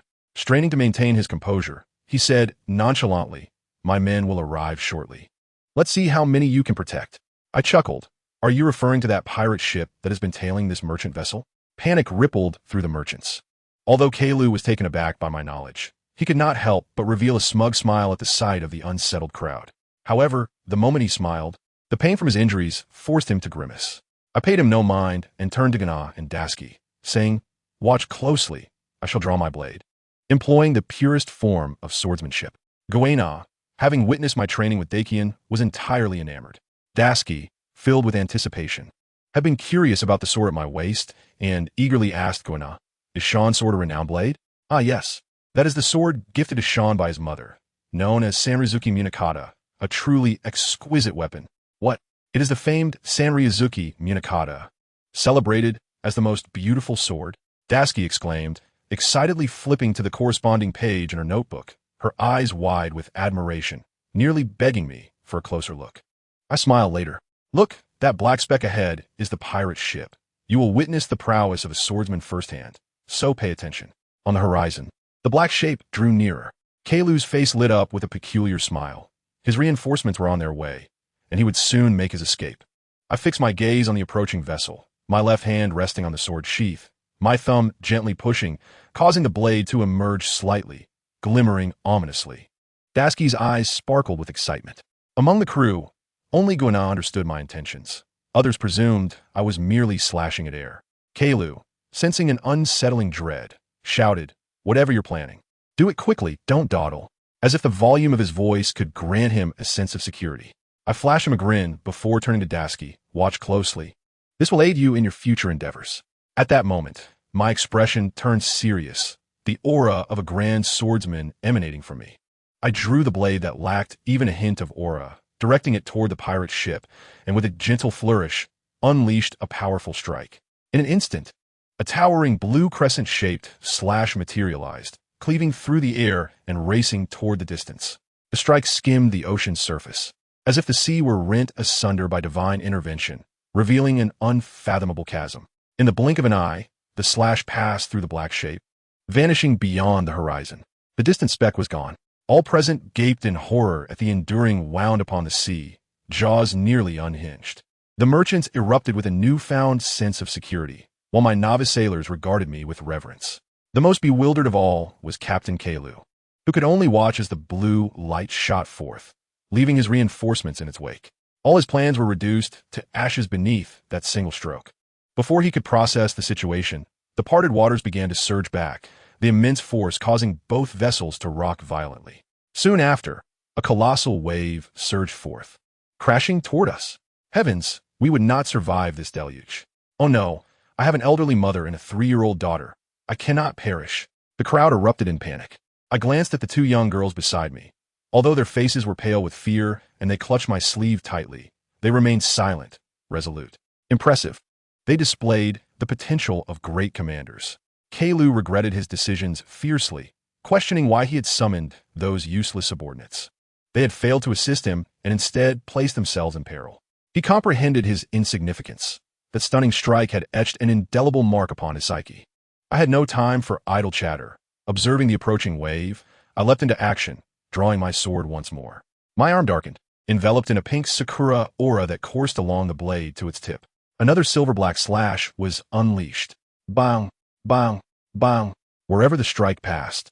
The colossal waves seemed to implode from within, erupting violently. The nearest wave, nearly 300 meters high, transformed into a torrential downpour. Everyone was drenched, resembling drowned rats. Except for the 2 girls and myself. I utilized repulsion to shield us from the rain, not because I was indifferent to others. The survivors erupted in jubilant cheers. while Kalu, witnessing my effortless division of the sea and casual dismantling of the calamity, felt utterly numb. He was relieved to be alive, yet plunged into despair over his current predicament. The more he contemplated, the more aggrieved he felt, ultimately curling into a ball and quietly sobbing. I ignored him, turning to the merchants. In the future, be vigilant. Do not allow pirates aboard your vessels. You were fortunate this time. With that, I hoisted Kalu as if he were a mere chick and boarded my warship. Upon returning to the ship, I first commended the two young girls for their composure in the face of danger, then commenced my interrogation of Kalu. Gazing at him, bound and thrown onto the deck, I inquired, "You held back earlier, didn't you? Your silent step must be capable of greater speed, correct?" Kalu's face was a mask of horror. How did the Navy know everything? He indeed possessed a technique called spoon, but it was indiscriminate, and he lacked the courage to employ it before me. He could only admit, I felt it would be futile, so I refrained from using it. I nodded in approval. You are quite astute. Now, recount your experiences as a pirate. Kalu spilled his tales like a broken beanbag. After some reflection, I realized I could not allow him to join so easily. I needed to shatter his mentality entirely, lest he plotted against me in the future. Thus, I asked, do you wish to become a Navy officer? Huh? Kualua was taken aback, as were the surrounding Marines, for how could one return with a pirate and inquire if they wished to become colleagues? What kind of thought process was that?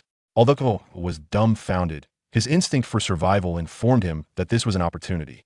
Yet, he wished to maintain some semblance of dignity, so he shook his head with a look of resistance, declaring, I merely desire a tranquil life. The constraints of the Navy do not suit me. I nodded in satisfaction and pointed at a Marine, instructing you bring me a rag. Once the rag was in hand, I unceremoniously stuffed it into his mouth. So you want to be a pirate, do you? Bang, bang, bang. A peaceful life, is it? Crash, crash, crash. Constraints, huh? Thud, thud, thud. I emphasized my argument through physical persuasion, cursing as I struck. Porco, battered and bruised, could only emit muffled cries, tears of remorse streaming down his cheeks. As he neared unconsciousness, the surrounding Marines urged me, Commander, please stop. If you continue, he will die. I paused, gazing at the nearly lifeless glow and conceded, that is a valid point. Seeing the glimmer of hope in Ko's eyes, he thought he had finally endured. However, my next words plunged him into despair. Then let him heal before we continue.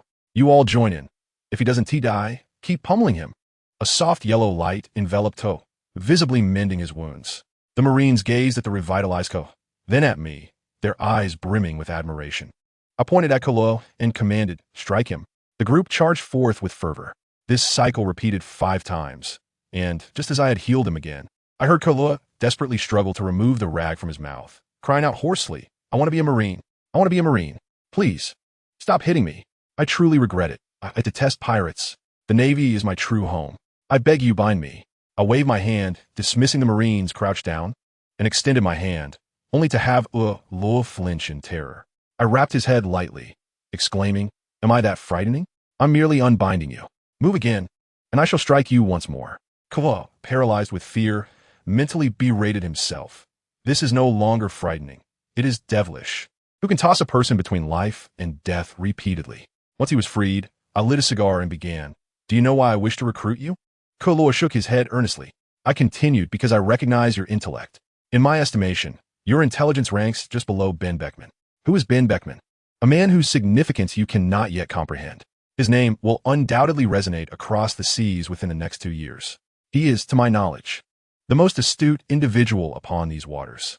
Kolo's face betrayed a hint of pride upon hearing this. I swiftly doused his pride with cold reality. But you are currently far from that level. He is vying for supremacy in the New World, with a perspective and vision that you cannot match.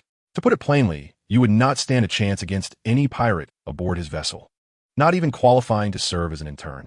Kuraloa comprehended the gravity of the situation and posed the pivotal question. So, you wish to recruit me to confront him? I recounted, that lad, Sean, has a silver tongue. At the time, he merely shook his head, and his expression was so earnest that I nearly believed him. What did he say? No, no, no. You are mistaken. We are the Navy, understand?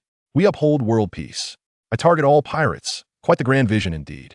He then elaborated, claiming he was on the verge of venturing into the New World, a place currently resembling a colossal battle royale, in dire need of a capable deputy to assist with affairs. Upon hearing New World, Ko's face turned pale. Who could understand the turmoil of transitioning from being deemed unfit to being thrust into a hellish challenge?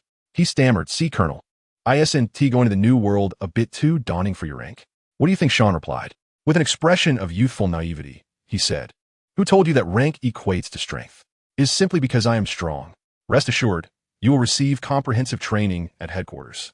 Kurlo wanted to voice further objections, but the previously silent Gunnar rolled her eyes and retorted, "Humph. If you were scared to follow Sean, perhaps you should retire to the East Blue, coward." This comment jolted Ko'oloa into realization. What did it imply? It meant that this colonel could navigate the seas with authority.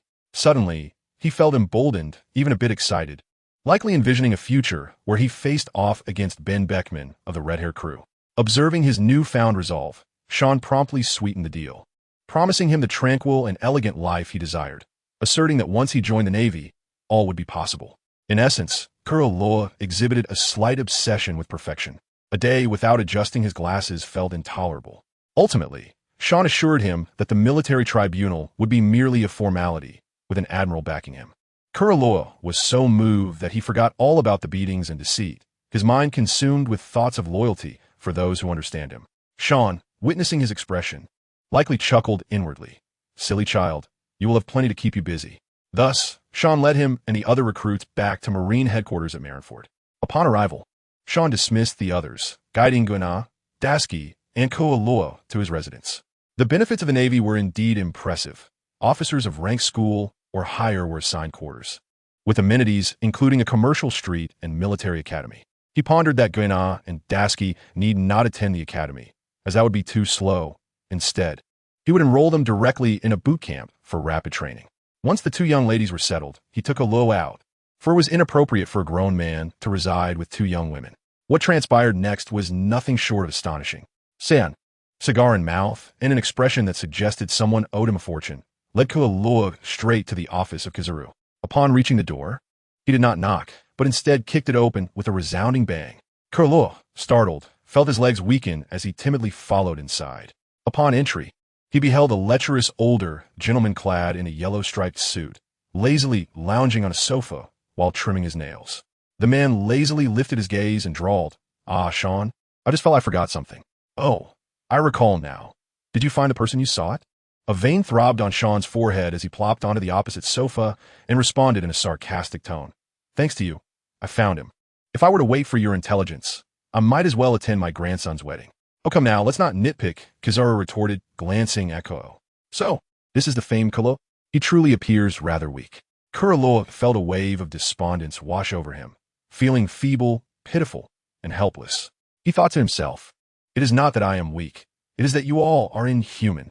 Each of you resembles a monster." Yet, he dared not voice his thoughts, opting instead to bury his head in the sand. Sean surprisingly agreed. He is indeed a bit weak. But no matter. A few months under the tutelage of Master Zephyr will suffice. He has already grasped the basics of the shave technique. Learning the 6 styles will surely be swift. Besides, I do not expect him to fight. I merely need a tool to assist with paperwork. "Oh," Kizaru perked up, intrigued by Sean's self-taught skills. "Not bad at all. Why not give him to me? I could use someone to pour tea." "Ridiculous. Would a duck that was already in the pot fly away?" Without a moment's hesitation, Sean refused. "Absolutely not. If you wish to be idle, find someone else. Snatching my recruit is unacceptable." Kizaru feigned disappointment. "Is that so? What a pity." Sean rolled his eyes. "What is there to lament? You have reached a level of slothfulness. Every time I come here, you are trimming your nails. Are you a centipede with nails that long? You are still young. You do not understand." Kizaru chuckled. "What I am trimming is not merely nails. It is an attitude." Sean found no interest in playing his riddle games and simply pushed Kualoa forward, stating, "I leave him in your hands. See to the necessary procedures. I must find Master Zephyr and fit in 2 more individuals." Kizaru elongated his words. "Ah, how troublesome." Sean patted Kualoa on the shoulder and departed. Keilu watched in astonishment as Huang Yuan stood up, stretched lazily, and said, "Let us go. The sooner we finish, the sooner we can leave work. Today is clearly my day off." At that moment, Keilu felt a profound sense of relief in his heart. This new superior, despite holding a relatively low rank, possessed a formidable status. He had undoubtedly aligned himself with the right person this time. Meanwhile, Sean stealthily made his way to the training ground. But upon not finding ZFA, he headed directly to the logistics office. As expected, upon pushing the door open. He was greeted by the sight of the Navy's Elder Council engaged in a lively discussion. ZFA, Zhanghua, Karp, and he were all present. They were not surprised to see Sean, as they were well aware of his good relationship with ZFA. Sean greeted them and got straight to the point. Master ZFA, I would like to ask for your assistance. ZFA chuckled. Oh, when did you become so polite? This must be a significant request. Karp, while sneaking bites of Zhanghua's sunbae, chimed in with a laugh. Ha ha, little gravity, if you want someone to help you. At least bring some donuts. Zhanghua shouted in anger. Karp, don't use my sunbae. Sean disregarded the two jesters and said, I would like to ask for your help in training two young girls. Zhanghua looked skeptical. Just this? Can't you train them yourself? They're only 13. Sean replied with a stoic expression. And besides, weren't you the one who insisted I go to the New World? Karp seized the opportunity to stir the pot again. Ha! Zhanghua, are you going to forsake your title as a wise general? Have you forgotten your own orders? Zhanghua's face flushed with embarrassment as he pretended nothing had happened. After a moment of contemplation, ZFA suggested, why not send them directly to the elite training camp for new recruits? Sean shook his head. He did not want cookie-cutter products. He laid his cards on the table. I hope you can train them as you did the three admirals, treating them like monsters. The goal is for them to master hockey within 2 years. And I will owe you a favor. At this declaration, everyone present was taken aback. Karp was the first to inquire, are they devil fruit users? Or are they innate martial arts prodigies?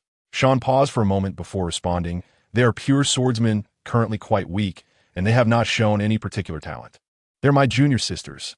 This revelation left everyone even more perplexed. You want a martial arts master, known as Black Arm, to teach two swordsmen? Isn't that absurd? ZFA looked equally bewildered, but I don't know how to wield a sword. You don't need to teach swordsmanship, Sean clarified. What they lack now is a strong physique. True strength comes from within. Once they graduate, I will personally instruct them in swordsmanship. My teacher and his wife are hesitant to be too harsh, which is why I brought them to you. Your training methods would be of the greatest benefit to them. This statement piqued the curiosity of the old gentleman, wondering what kind of talent could compel Sean to owe ZFA a favor. After a moment of contemplation, ZFA finally nodded. Very well, I accept. However, if they cannot endure the training, I will not be responsible. Sean's face lit up with joy. Thank you so much. They are currently at my home. Shall we go now? ZFA put on a serious face. I agree because I find you agreeable, not because of any favor. Karp and Zhanghua, displeased, shouted in unison, what about us? Sean chose to ignore the two old men. He was interrupted by he, who suggested they all go together to take a look. Suddenly, Zhanghua proposed, forget going to your house. Let us just go out for a meal. You bring them, and we'll meet at the restaurant. My son is back today. I'm so happy. I'll treat you all. Sean was taken aback, his face filled with questions. Zhanghua had a son? Wasn't he that adopted son Razanandi? Hadn't he died long ago? He was left with a ghostly expression as he asked, Commander Zhanghua, you have another son? Zhanghua chuckled. Yes, my adopted son, Razanandi. He has finally returned after spending years at the West Sea Branch. Karp continued to fan the flames. You better teach him a lesson. He wasted so many years at the West Sea for a little brat. I see him as just slacking off. Zhanghua was displeased. Don't say that. Razanandi was training to be an undercover agent for the Navy. At this point, Sean was utterly stunned. Razanandi? He was still alive? That little brat? Could it be that Razanandi was the one? Goodness, the entire plot had unraveled. He thought to himself that he had laid low in the East Sea for 2 years without stirring any trouble.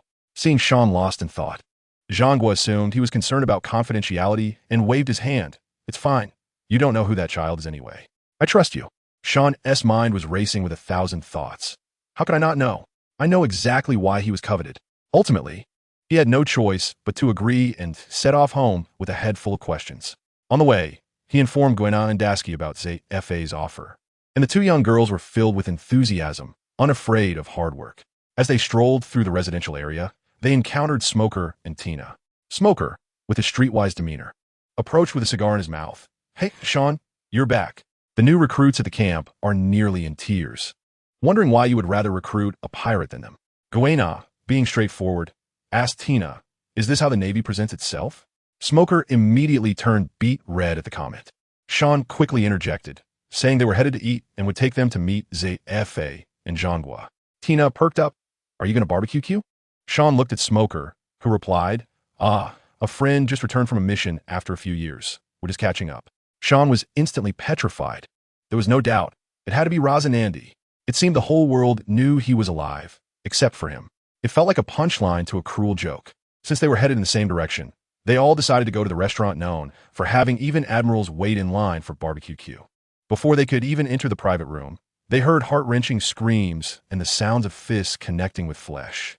When the waiter opened the door, they were greeted by the sight of Jean Gua ferociously beating a blonde-haired guy while scolding, "Who taught you to smoke? And to get a tattoo on your face?" Karp was beside him, laughing so hard he was pounding the table. Sean couldn't help but twitch at the corners of his mouth.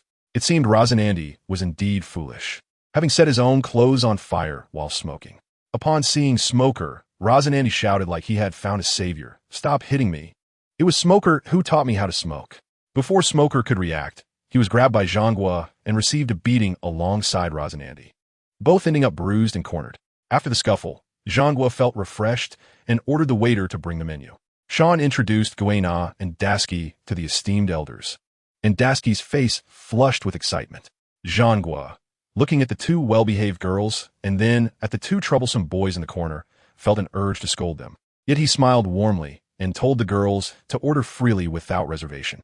Guena and Dasky glanced at Sean, who nodded and proceeded to flip through the menu. They casually pointed out a few vegetarian dishes and handed the menu back. Jean Gua, feeling pleased, thought to himself what good kids they were so frugal. However, Guena then turned to the waiter and said, "Forget what we just ordered. Bring us two of everything else on the menu except what we just crossed out." The entire room fell silent. Jean Gua's face turned green instantly. Karp burst out laughing. "Ha ha, Jean Gua, I want two of everything too." Once the dishes were served, Razanandi finally crawled over from the corner. Upon lifting his head and seeing Sean, his expression was a complex mix of admiration and resentment, coupled with something indescribable.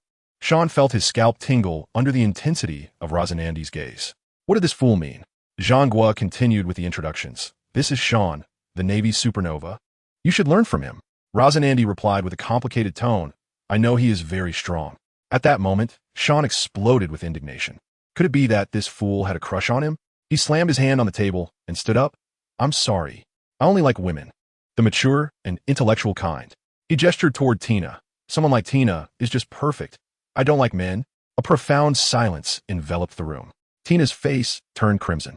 The meat that Guyana was gnawing on had lost its savor. She seized Sean's hand and bit down hard. The elderly gentlemen present finally regained their composure. "Kesting terrifiet glanges et luo sablas nandi." Jean Gua's voice trembled as he exclaimed, "Son, please don't lose hope." Chi added with a knife's edge of sarcasm, "No wonder you insisted on staying in the West Sea. It seems you intended to engage in a nurturing endeavor."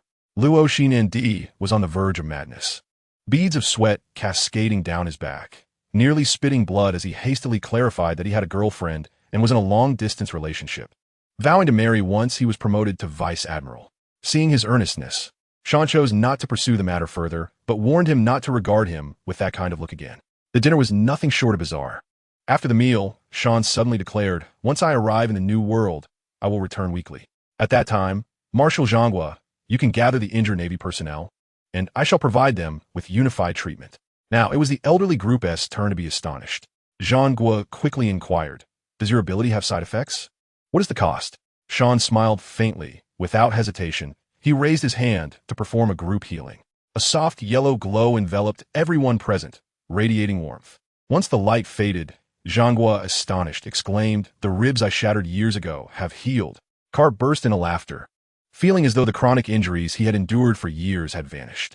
Chi, the most composed among them, pressed for the limits of this ability. After some contemplation, Sean decided to hold back a bit, stating, "There are no side effects, only physical energy consumption. With my current stamina, treating thousands at once is manageable, but I will need to replenish energy afterward. You Navy will cover the meal expenses." He clearly had the capacity to heal tens of thousands, yet only mentioned a fraction. I must say, this fellow is quite cunning. One must always be wary of others. However, while he was busy guarding against others, a certain unfortunate soul was left forgotten in Siberia. Who, you ask? It was Kalu. That old yellow ape led him to a military tribunal, where he received a call from a phone worm. In a flash of light, he vanished without a word to the judge. As a result, Kalu was nearly executed on the spot as a spy. It took immense effort for him to clarify that he had come to defect, but no one was there to receive him. and he was tossed into a small dark room. By midnight, gazing at the sliver of moonlight outside, tears streamed down his face, filled with regret. He lamented the folly of his greed. Had he not been greedy for a little money, he would not have encountered the devil that is Sean. The next morning, I was awakened by a sailor who informed me that Marshal Zhangguo was looking for me at the playground. Still groggy, I wondered what schemes this old man was up to so early. When I finally strolled into the playground clad in my justice coat, I was utterly taken aback. The scene before me was overwhelming. Thousands of Navy personnel, some missing arms, others with broken legs, some in wheelchairs, and even a few lying on stretchers, barely clinging to life. Yet every single one stood tall and straight like pine trees. My anger flared, not because I was being treated as a mere tool by Zhangguo, but because I was infuriated by the pirates who had inflicted such injuries on these steadfast men. At that moment, I truly comprehended that it was not we, the so-called elite fighters, who maintained the meager order over this vast sea, but rather these brothers standing before me. My eyes reddened, and I took several deep breaths to regain my composure. Enough of the pleasantries. Let us get to work. In front of Zhangguo and the thousands present, I immediately activated my abilities. With so many injured, the energy required for regrowing limbs was substantial. I exerted 20% of my stamina to restore everyone. As the green light dissipated, severed arms and missing legs swiftly reappeared. The crowd fell into a stunned silence before erupting with exclamations of joy. My hand. It's back. I can stand again. I can provide for my wife and children. The cries of joy and excitement were nearly deafening. I, in that moment, felt like an Oscar-winning actor. As I retracted my powers, I immediately feigned exhaustion, swaying as though about to collapse. A nearby soldier quickly supported me. Zhangguo, ever the opportunist, bellowed, "Quick! Bring food to replenish Colonel Sean's strength." Thousands of newly rejuvenated men watched as I sat on the ground, ravenously devouring breakfast. Then, in unison, they saluted me, their voices ringing out in gratitude. "Thank you, Colonel Sean." The earth seemed to tremble with their appreciation. I said little in response, merely rising to return their salute before resuming my meal. It was not a matter of aloofness. Who among us could understand? We are all men. Such empty gestures are unnecessary. My ability to assist them is my skill, and their gratitude was heartfelt enough for me. After satisfying my hunger, Zhangguo summoned me to his office. As soon as I sat down, the old man tossed a document at me. To my astonishment, he promoted me to Rear Admiral and appointed me as the acting base commander of the G5 branch in the New World. Without even turning around, I casually extended a single finger. Clang! I immediately understood that this maneuver had transformed me from an airborne soldier into a certified member of the Navy's inner circle. In the New World, I would be one of them. I was aware that G5 was populated with roughnecks and ruffians, even more unruly than pirates, indicating that they intended for me to establish order there. Meanwhile, while we were thriving, guess what was happening in the Holy Land, Meteor? A terminally delusional individual was convening a meeting. Who, you ask?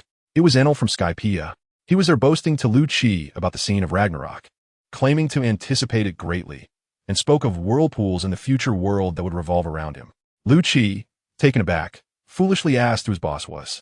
Enel, gazing at the ceiling at a 45-degree angle, declared, "We shall face no rivals ahead." I nearly choked on his pretentiousness. Setting aside that delusional god, I had a bid farewell to Gu Yaina and Dasky before heading to the New World. Both young ladies feigned stubbornness, but their eyes betrayed their reluctance. Ultimately, Gu Yaina could not hold back and threw herself into my arms, sobbing uncontrollably. I embraced both of them, soothing them until they calmed down. The following day, I boarded Vice Admiral Gumi Air's ship, a hefty man who also served under the Yellow Ape, providing me a measure of support. However, from the moment I stepped aboard, I felt as though I had forgotten something, yet I could not recall what it was. Coincidentally, on the other side, the Yellow Ape sneezed in Mariehua and remarked to his bodyguard, Jean Tao Wan, "I feel like I've forgotten something." Poor Kalu was left completely forgotten. After a journey of over half a month at sea, we finally arrived in the New World. The weather there was utterly extraordinary. I made a brief stop at the G2 branch to assist Vice Admiral Gumier in treating some injured soldiers as a personal favor, before heading straight to my destination, the G5 branch. I must say, this place was less of a Navy base and more akin to a den of ruffians. As soon as I disembarked, I was surrounded by a motley crew of sailors, all of them slackers, regarding me as if I were a new recruit. Previously, Akainu had kept them in line, and now, seeing me, a rear admiral, they sought to assert dominance, hoping to intimidate me into staying out of their affairs. Hey, you're the one sent from headquarters? A hulking man nearly 3 meters tall shoved me. The others joined in the jeering, treating me as though I were not an officer at all. I narrowed my eyes and asked if there were any other officers present besides Akainu. They burst into laughter, claiming there had never been any officers here. I then inquired about Virgo's whereabouts, only to be met with denial. My CPU was overheating. Something was off. However, there was no time to ponder, as those oblivious fools attempted to shove me once more. Enough with the charade. I revealed my true intentions. My gaze turned icy, and I unleashed a formidable aura. Suddenly, with a series of dull thuds, the ringleaders of the commotion found themselves kneeling on the ground, their knees shattering the base S floor, their faces turning the color of liver, unable to move. Silence fell over the crowd. I strolled leisurely towards the burly man who had called me short, looking down upon him with an air of superiority. Do you not enjoy mocking others for their height? Why is it that you now find yourself gazing up at me? I then proceeded to recount a tale to the stunned soldiers before me. Once, there was a general of modest stature, ridiculed by his subordinate. Can you guess what transpired next? The general drew his sword and, with one swift motion, severed the subordinate's head, declaring, I detest speaking to those who look down upon me. If you mock my height, then I shall remove your head, thus shortening the distance between us. As I spoke, I gestured menacingly towards their necks, contemplating the most suitable place to strike. In that moment, their faces turned ashen, the terror in their eyes palpable. They must have regretted provoking a madman like me. These individuals truly believed I was jesting. The atmosphere was thick with silence, a deathly stillness enveloping us, broken only by the sound of my footsteps and their labored breathing. I wasted no time with idle chatter. I seized a nearby water pipe, its dark, polished surface glinting ominously, and approached them. Upon realizing I was serious, they emitted desperate sounds, their eyes pleading for mercy, as if begging me to remove the metaphorical socks from their mouths. I hardly spared them a glance, and swung the pipe down upon the leg of the nearest man. The sharp crack echoed, and I assure you, the image of his leg bending at an unnatural angle was one that no human could replicate. He collapsed to the ground, while the other Navy personnel nearby paled in horror, knowing that leg was irrevocably ruined. What was most astonishing, his face contorted in agony, yet he could not utter a sound, only emitting low, bestial growls of pain. I assure you, this was merely the beginning. I entered a highly efficient mode of operation, weaving through the crowd, the sound of snapping bones resonating continuously. When I finally halted, every single one of their legs lay shattered. I stood there, akin to an artist admiring my masterpiece. Did they think it was over? How naive!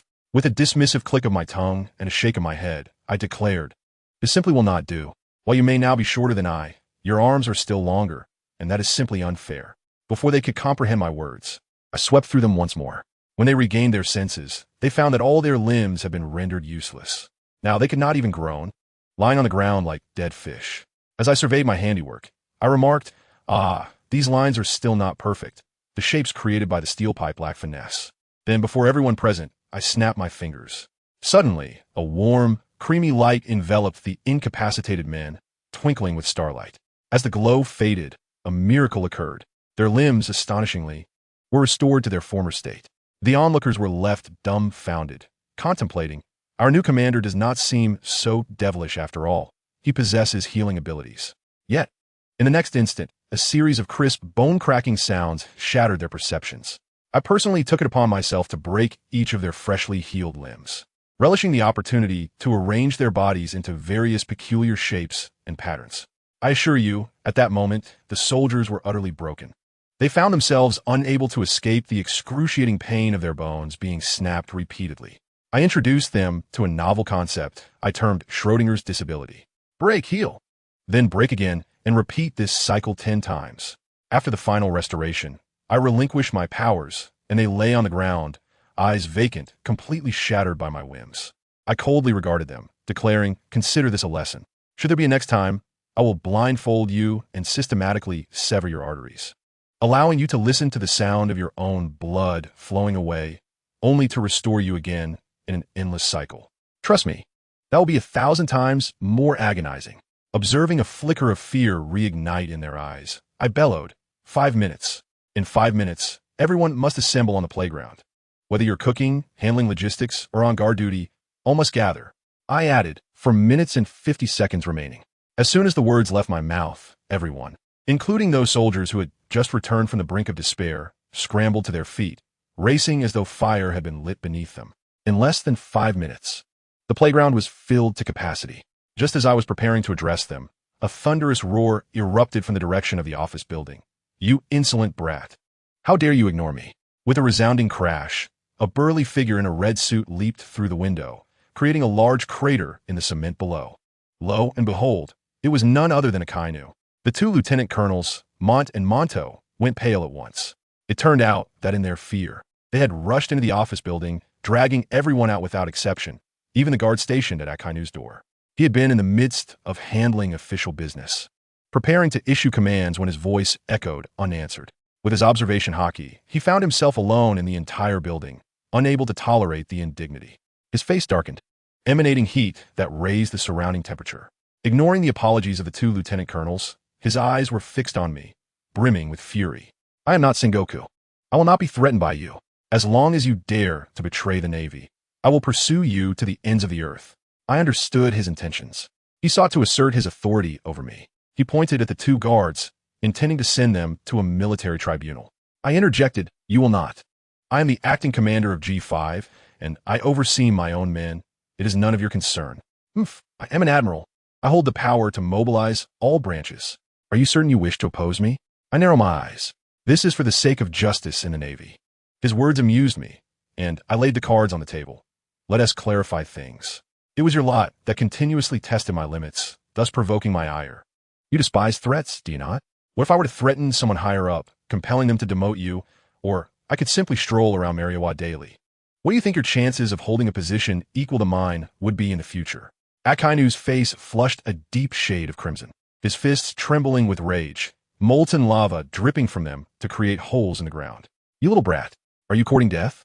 I scoffed, turning to the assembled soldiers and ordered, "All personnel of G5, return to your quarters." Then, addressing Akainu, I enunciated each word carefully. "Akainu, I have tolerated you for far too long." As my words hung in the air, I launched myself forward like a cannonball, so swiftly that Akainu barely had time to react. By the time he noticed me, I was already before him, executing a powerful whip kick infused with Ryo-O, striking his hastily raised arm with tremendous force. The sound of the impact resounded, and Akainu was sent flying, akin to a cannonball soaring into the dense forest behind him, crashing through numerous trees before finally embedding himself into a rock the size of Small Hill. All the Navy personnel at the G5 base were left in utter shock. They had witnessed subordinates defy their superiors before, but none had ever seen an admiral being kicked around like a mere ball. At that moment, their gazes towards me transformed, filled with awe, fear, and an overwhelming fervor of admiration. This was the leader G5 had long awaited. But soon panic ensued. If these two titans clashed, the G5 base might be wiped off the map. Mont, ever quick-witted, exclaimed, "Quick, notify headquarters. Otherwise, we are all doomed." He dashed across to the opposite office building. "Grabbing Alkanus den Mushitu Kontosite Fleet Admiral Sengoku." As soon as the phone call connected, Meng Ta, trembling with anxiety, recounted the entire situation in detail, even mentioning how they had attempted to intimidate me, only to find their efforts turned into mere playthings that I relentlessly toyed with. On the other end, Zhangguo, listening to the incessant rumbling in the background, was nearly driven to apoplexy as he bellowed, "You all better be careful. Paulusolino, Huang Yuan, is on his way." After hanging up, chaos erupted on Zhangguo's side as he realized, to his utter astonishment, that my conflict with Chi Quan had triggered a monumental uproar akin to the butterfly effect. While Chi Quan and I were locked in a fierce struggle, neither of us was aware that our trivial dispute had ignited a tempest outside. A passing subordinate of Kaido, a small pirate, exaggerated the tale and reported it, leading to a game of telephone where the narrative had spiraled completely out of control. What began as a brawl between Chi Quan and me transformed into a fierce confrontation between Chi Quan and Huang Yuan at G5, resulting in catastrophic casualties. The rumors spread like wildfire, becoming increasingly absurd. Upon hearing this, Kaido's eyes lit up with excitement. A top-tier war? Let us do it. The entire Beast Pirates crew was mobilized. Red-haired, upon hearing the news, exclaimed, "No way, we must stop that madman." And his crew was also dispatched. Big Mom, upon learning of the situation, protested, "Why weren't we invited to this gathering?" And the whole Cape Pirates set out as well. Even Whitebeard rose, declaring, "We cannot allow the Navy to be so arrogant on our turf." Everyone set sail. Thus, all 4 emperors of the New World were drawn into the fray. Meanwhile, in the Navy headquarters, Jean Gua turned pale upon receiving the news and urgently summoned Karp and Akiji, leading a fleet toward G5. What had begun as a petty squabble between Chi Quan and me was on the verge of escalating into the world-shattering Paramount War, version 20. On our battlefield, however, the reality was far less dramatic than they imagined. Chi Quan and I had tacitly agreed to refrain from using our devil fruit powers, opting instead for a raw contest of physical prowess to vent our emotions. Neither of us was willing to back down, and so the fight continued until someone intervened. At that moment, a blinding yellow light flashed, and Huang Yuan's lecherous face appeared in the sky. To my astonishment, upon his arrival, he merely floated above and observed the spectacle, his expression suggesting he was enjoying the show, as if he were munching on seeds, urging us to continue our clash. Chi Quan, irritated by Huang Yuan's nonchalance, lost focus for just a moment. Seizing the opportunity, I propelled myself forward with a burst of force, delivering a lightning-fast kick aimed squarely at his face. Chi Quan, unable to evade in time, hastily coated himself in hockey. Upon impact, the sensation was solid, yet the force penetrated through. Chi Quan was sent flying like a cannonball, crashing through countless towering trees before finally embedding himself in a massive boulder with a resounding thud. When he emerged from the rubble, a trickle of blood stained the corner of his mouth. I couldn't help but chuckle and taunt him. "Oh dear. Isn't this our esteemed Marine Admiral? What happened? Why are you bleeding?" Chi Quan's face darkened as he opened his mouth to protest that I had resorted to an underhanded ambush. But before he could utter a word, a lazy voice interrupted us. Huang Yuan, the seasoned trickster, chose this moment to play peacemaker, saying, "Oh dear, you two should calm down. If this continues, the very sea will boil over." Chi Quan was infuriated, clearly thinking, "You pretended not to see me getting hit, and now you show up to mediate?" What followed next rendered both Chi Quan and me speechless. Huang Yuan revealed that news of our supposed life-and-death battle had somehow reached the ears of every notorious pirate in the New World, all of whom were now converging to watch the spectacle and perhaps seize the opportunity to claim our heads as trophies. Chi Quan and I exchanged bewildered glances. Wait, who understands this? We merely had a disagreement and decided to spar. How did it escalate to a life-or-death scenario? We haven't even used our devil fruit powers. I wondered aloud, who could spread such outrageous rumors? They should be writing for UC instead. We both simultaneously queried Huang Yuan. Who is behind these rumors? The cunning old fox shrugged, feigning ignorance. I don't know, but judging by the timing, those monsters in the New World are likely nearing G5 by now. Moreover, this situation cannot be reversed. All the significant figures will arrive. No one can afford to back down now, or they'll be ostracized in the future. Chi Quan's expression darkened further as he gritted his teeth, declaring, if they dare to come, I'll ensure they have no way back." I was uninterested in his threats and cut straight to the point. How long until they arrive? What is the headquarters response? Huang Yuan stroked his chin, contemplating. No more than a day. Oh, and Zhanghua, Karp, and Akiji are all en route as well. I gasped, realizing the gravity of the situation. This was shaping up to be Paramount War version 20. The Navy's highest combat power was being mobilized. I quickly inquired, what formidable characters are coming? Well, basically, every infamous ruler you can name will be present. Upon hearing this, Chi Quan grew more animated, exclaiming, "If you fear death, then leave, you brat. As long as I'm here, no pirate will step foot in the paradise." I immediately retorted, "You bled after I hit you. That was a sneak attack, but you still bled. If you're afraid, you should leave." "What am I afraid of? I can teleport away anytime. Do you believe I could simply bring everyone back to headquarters and leave you behind as a lone commander?" As it appeared we were about to clash again, Huang Yuan quickly intervened, reminding us that the officials of the New World were also on their way. Chi Quan huffed and turned to leave, likely to tidy himself up before facing outsiders. I watched his retreating figure and casually cast him a healing spell. He paused briefly, but didn't he acknowledge it and continued on his way. Huang Yuan sidled up to me, his expression sly, asking, "Aren't you supposed to dislike him? Why heal him? Let us go. I'm starving," I replied as I headed toward the mess hall, venting my frustrations to Huang Yuan. It's not that I can't stand his ideology, it's just too extreme. He is a pure pressure monster. But regardless, he is still a colleague, and we have a tough battle ahead. He is a good Marine, but certainly not a good leader. With that narrow-mindedness, if he were to become admiral, the Navy would likely be left with him as the only commander after a major battle. Huang Yuan pondered this for a moment before asking, "So, do you prefer Akiji?" I shook my head, pushing my food around. Not him either. They are two extremes. One is willing to sacrifice everything for rules, while the other disregards them entirely. Akiji has compassion, but as an enforcer, he is too soft-hearted. Huang Yuan appeared intrigued. "So, if neither of them is suitable, and the admiral is getting on in years, do you aspire to contend for that position?" Not a chance. I rolled my eyes, fully aware of my own limitations. I'm merely a lazy fish, longing for a peaceful world. In my opinion, the most suitable candidate for that position is you, Huang Yuan. Huang Yuan paused, momentarily taken aback, before returning to his usual nonchalant demeanor. "Well, that is quite a dilemma. I have little interest in power." After finishing my last bite of food, I wiped my mouth and fixed my gaze on him, stating earnestly, "Have you ever considered this? Chi Quan and Akiji have been at odds for so many years. Regardless of who wins or loses, the other will never accept their ideology. This will inevitably lead to a significant schism within the Navy. You, however, are different. You are diplomatic with your superiors and lenient with your subordinates, making you that crucial balance point. Moreover, times are changing, Huang Yuan.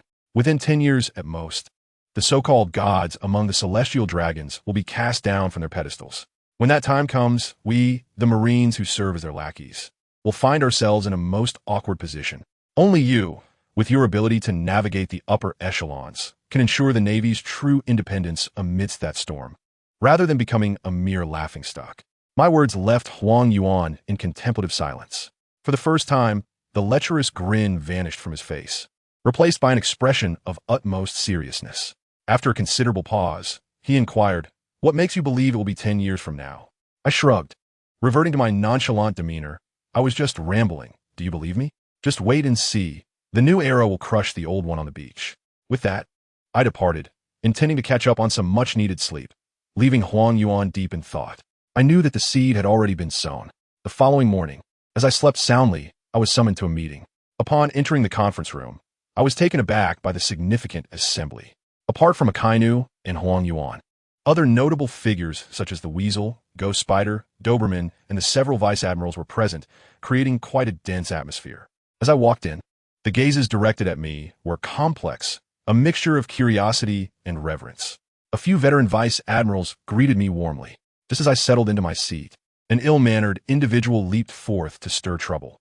A fellow adorned with a horned helmet, presumably named Bastille, spoke in a sardonic tone. "Humph, a mere rear admiral. And you keep so many vice-admirals and 2 admirals waiting for you. How dare you sit down?" The room fell silent in an instant. I chuckled at the audacity. Slowly, I rose and walked over to Akainu, pulling a cigar from his pocket, lighting it, and taking a deep puff right in front of everyone. Surprisingly, Akainu did not stop me. He merely observed. Seeing my boldness, Bastille erupted in anger. "You, a rear admiral, show such disrespect to your superiors? Do you wish to betray the Navy? And so what if I did?" I bellowed, unleashing my conqueror's haki. The air in the conference room became thick, the furniture creaked, and fine cracks appeared on the walls. All vice-admirals, save for the 2 admirals, turned pale, as if an invisible hand was squeezing their throats. Making it hard to breathe, I strode up to Bastille, exhaling smoke directly into his face. "Who gave you the audacity to play bureaucrat with me? Your master Akainu has not spoken, and yet you, a mere dog, bark here? We are the Navy, not a playground for you to jockey for position. With such fervor, why not go hunt pirates instead? You dare confront me? Filth." Huang Yuan swiftly intervened. "Oh dear, such terrifying haki, please contain it. My heart is about to leap from my chest." I reined in my haki, and Akainu addressed me. "Surprisingly, kid, do not be so hot-headed." I scoffed. "Isn't being hot-headed the essence of youth?" Then I pointed at Bastille, my gaze sweeping across everyone present. "I hope this is the last time. Do not assume I am easy to bully. I did not join the Navy to witness your display of authority. If it happens again, I will be the first to betray the Navy and eliminate you. Ask Akainu if he can stop me." With that, I tossed the cigar onto the floor and exited the meeting room without a backward glance. Not long after, the soldiers at the lookout cried out in anguish. "Pirates are coming!" I, along with a group of officers, rushed to the port. The sight was astounding. The distant horizon was shrouded in ships. The Moby Dick of Whitebeard, Big Mom's Queen Mama Chanter, Shanks' Red Force, and Kaido's monster ship with its dragon figurehead. The monsters of a new world had gathered for a celebration. Akainu clenched his fists, ready to unleash his power. I was worried that the G5 branch might be dismantled, when suddenly, we heard exclamations from behind us. Look, it's the headquarters ship. Fleet Admiral Sengoku and Vice Admiral Garp. Admiral Akiji had also arrived. Turning around, I was thrilled to see the Navy's strongest combat team assembled. I nearly leaped for joy, rushing to Akiji as he disembarked. Quickly, use your powers to create a battlefield at sea. I just took command of this base. I do not wish for my first day to be my last. Akiji gave me a peculiar look, but lazily leaped into action, unleashing an ice age. Instantly, the sea transformed into a massive glacial battlefield. The pirates erupted in chaos. Kaido charged at Whitebeard with his kanabo, while Shanks clashed with Kaido's Conqueror S-Haki, and Big Mom cackled ominously. It was a prelude to a divine battle. Filled with trash talk, Kaido could no longer contain himself and transformed into his dragon form, unleashing a torrent of flames directed at our fortress. Akiji swiftly countered, using ice blocks to shield against the heat, observing the pandemonium from afar and then glancing at our Navy lineup. I calculated that while we had the upper hand in top-tier power, we were outnumbered by the pirates' officers, and our vice admirals were somewhat lacking. At that moment, Fleet Admiral Sengoku turned to me, saying, "I've heard rumors that Sakazuki and Policelino are set for a life-and-death battle." I was taken aback. Wait, Akainu and Huang Yuan? After all this, the rumors didn't even involve me? I was the one fighting Akainu. For goodness sake, who understands the frustration of battling while being perceived merely as a sidekick? Not even a name to my credit? The more I thought about it, the angrier I became, and I declared to Sengoku, that dragon-headed one, "Leave him to me. Let this rookie handle him." Sengoku, likely bewildered by my audacity, contemplated for a moment and realized that among the pirates, only Kaido was truly formidable, while the others were mere grass in the wind. They could be taken down one by one. He nodded, cautioning me, "Be careful. That fellow's defense and vitality are akin to being invincible." I understood. I signaled an okay gesture at him, cracked my neck, and took off into the sky. Don't ask how I flew, just know that I had mastered the gravity fruit, manipulating gravitational forces effortlessly, gliding through the air with ease. Upon seeing me, Kaido, the dragon, was displeased and roared, "Sengoku, is there no one left on your side? You send such a little brat to face me? Who understands my plight?" At nearly 2 meters tall, I suddenly seemed like a dwarf among these monsters. Even Shanks was taller than me. Why was I the one being targeted? I exploded with rage, feeling as though it were my moment of literary triumph. Kaido's mouth was truly unbearable. My temper flared, and I pointed at him, "Kaido, today you've met your match." As soon as the words left my mouth, I lunged like a cannonball, propelled by sonic speed, right into his face. The body would struggle to withstand such acceleration, I assure you. I executed the Iaedo technique. One line to heaven. A flash of light sliced through the air, a slender strike aimed directly at his dragon head. Though Kaido had sharp tongue, his reflexes were swift. He raised his dragon claw to block. With a sharp sound, his claw bled, the wound not deep, but it had broken through his defenses. I couldn't help but marvel at the thickness of his hide. I hadn't held back. Kaido was equally astonished. He fell from the sky, reverting to his human form, and examined the slowly healing wound on his arm, his expression finally turning serious. He seemed to ponder if the new recruits of this era were all this formidable. Intrigued, he remarked, "But with such a little strength, you still have a long way to go." As he spoke, scales began to form on his body, wielding his kanabo. He transitioned into his hybrid form. Recognizing that ordinary attacks would be futile, I knew I had to unleash my haki for internal destruction. I had no time for banter. So I declared, "What's the matter? Not going to revert from that little earthworm of yours?" Kaido was provoked by my words, and without hesitation, he swung his kanabo infused with Conqueror's haki down upon me. Did I fear him? Absolutely not. I wielded my sword, cloaked in dark red lightning, and met his strike head-on. A thunderous crash echoed.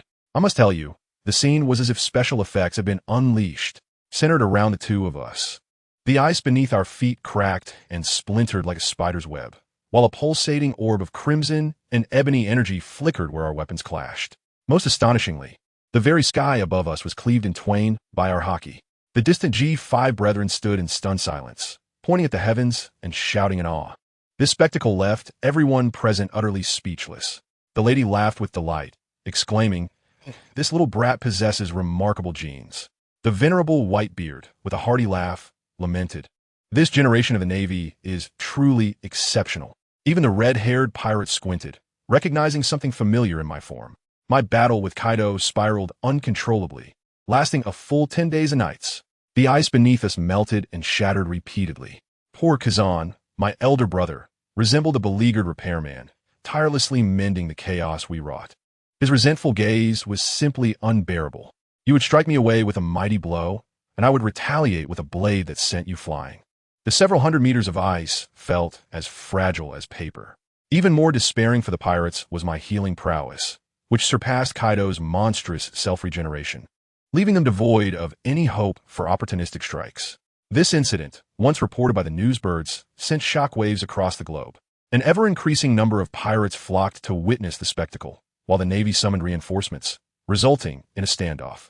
Admiral Sengoku had long desired to charge in, confident that with me, the mobile spring of vitality, there was little to fear. However, the world government had dispatched CP0 to oversee the situation, preventing any escalation. Thus, what should have been a world-class melee was reduced to a solo exhibition between Kaido and me.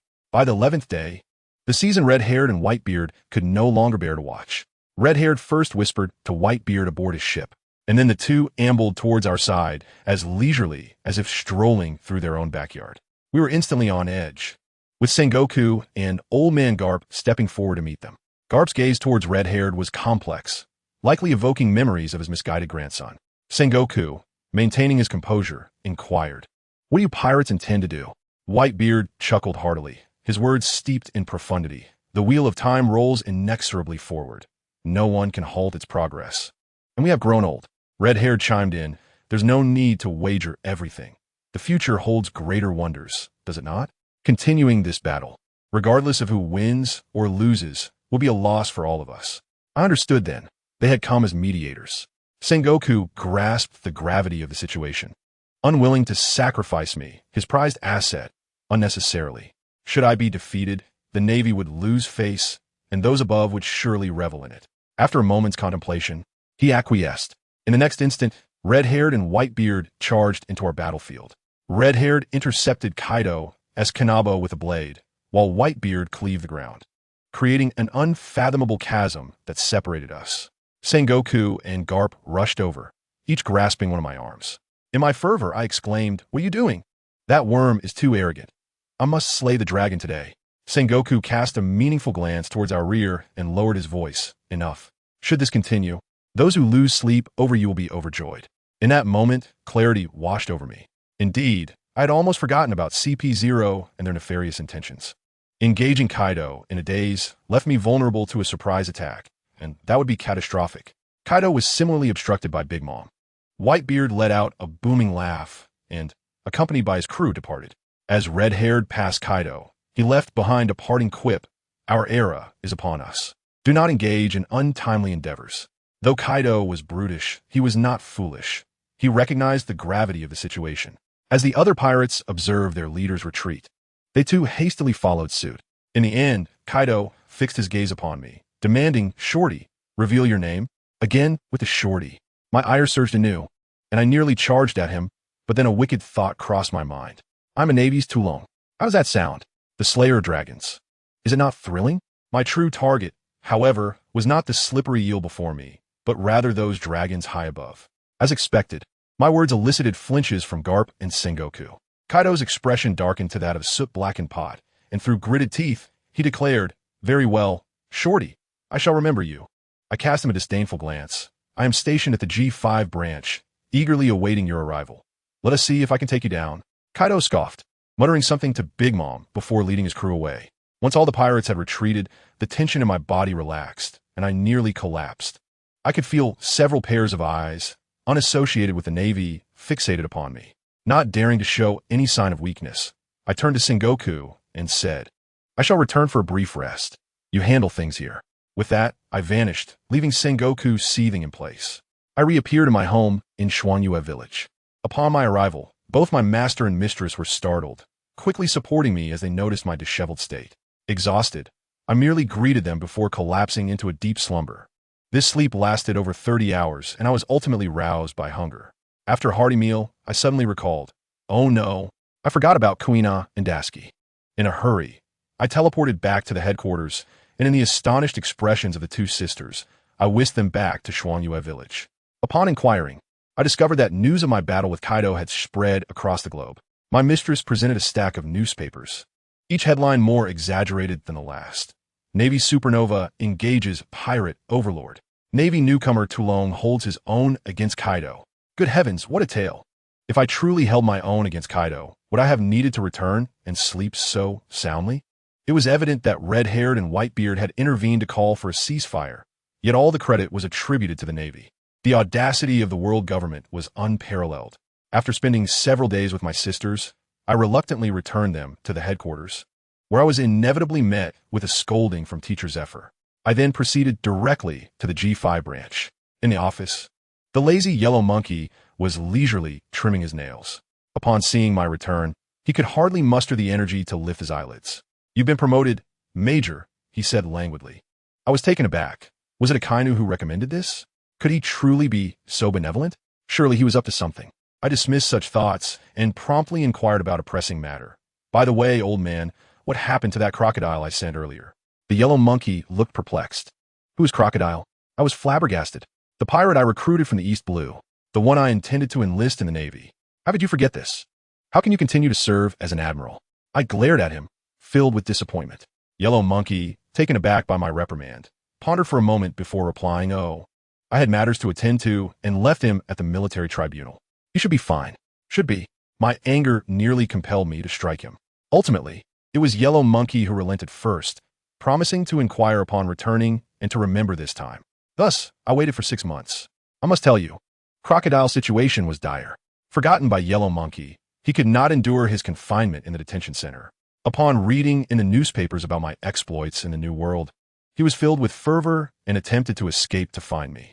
Unfortunately, he was apprehended as a fugitive and ended up in the headquarters' notorious prison. Goodness, that place was filled with ruthless characters. Crocodile, a cultured individual, was bullied daily. He endured in silence, vowing to emerge as the fiercest Navy officer upon his release. In the blink of an eye, 2 years passed. Presently, the individual in my office, sporting a slick-back hairstyle and clad in a crisp black suit, diligently managing my documents, is none other than Crocodile. This fellow has become quite formidable over the past 2 years through sheer wit and perseverance. He has outlasted all those who once tormented him in prison. On that day, he was engrossed in the newspaper, contemplating life, when suddenly my shout startled him, causing him to flinch. "Who dares to disturb my afternoon respite?" I rose from the sofa, an overwhelming presence pressing down on him, leaving him breathless. This young man still had much to learn. "Hurry up and finish your official duties, then join them for special training," I said softly. In his heart, Kayla was surely lamenting my lackadaisical approach, yet he respectfully replied, "Yes." I stretched lazily and began to voice my grievances. "What does the headquarters think? I'm so busy, yet they want me to escort those kings to some world conference." Kayla must have been cursing me internally, thinking, "What are you busy with? Who dares to cause trouble in the G5 waters? Aren't I handling all the official matters?"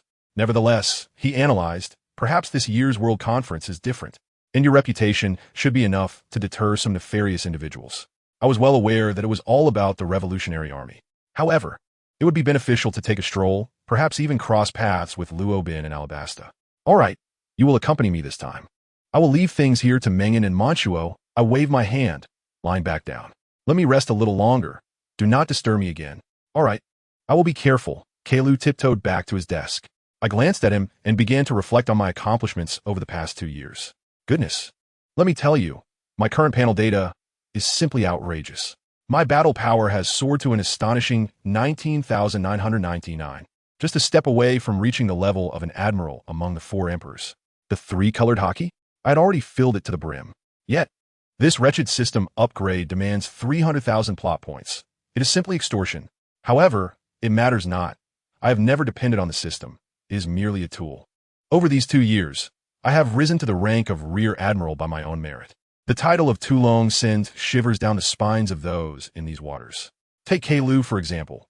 2 years ago, I threw him into prison, thinking he would be wasted. Yet guess what?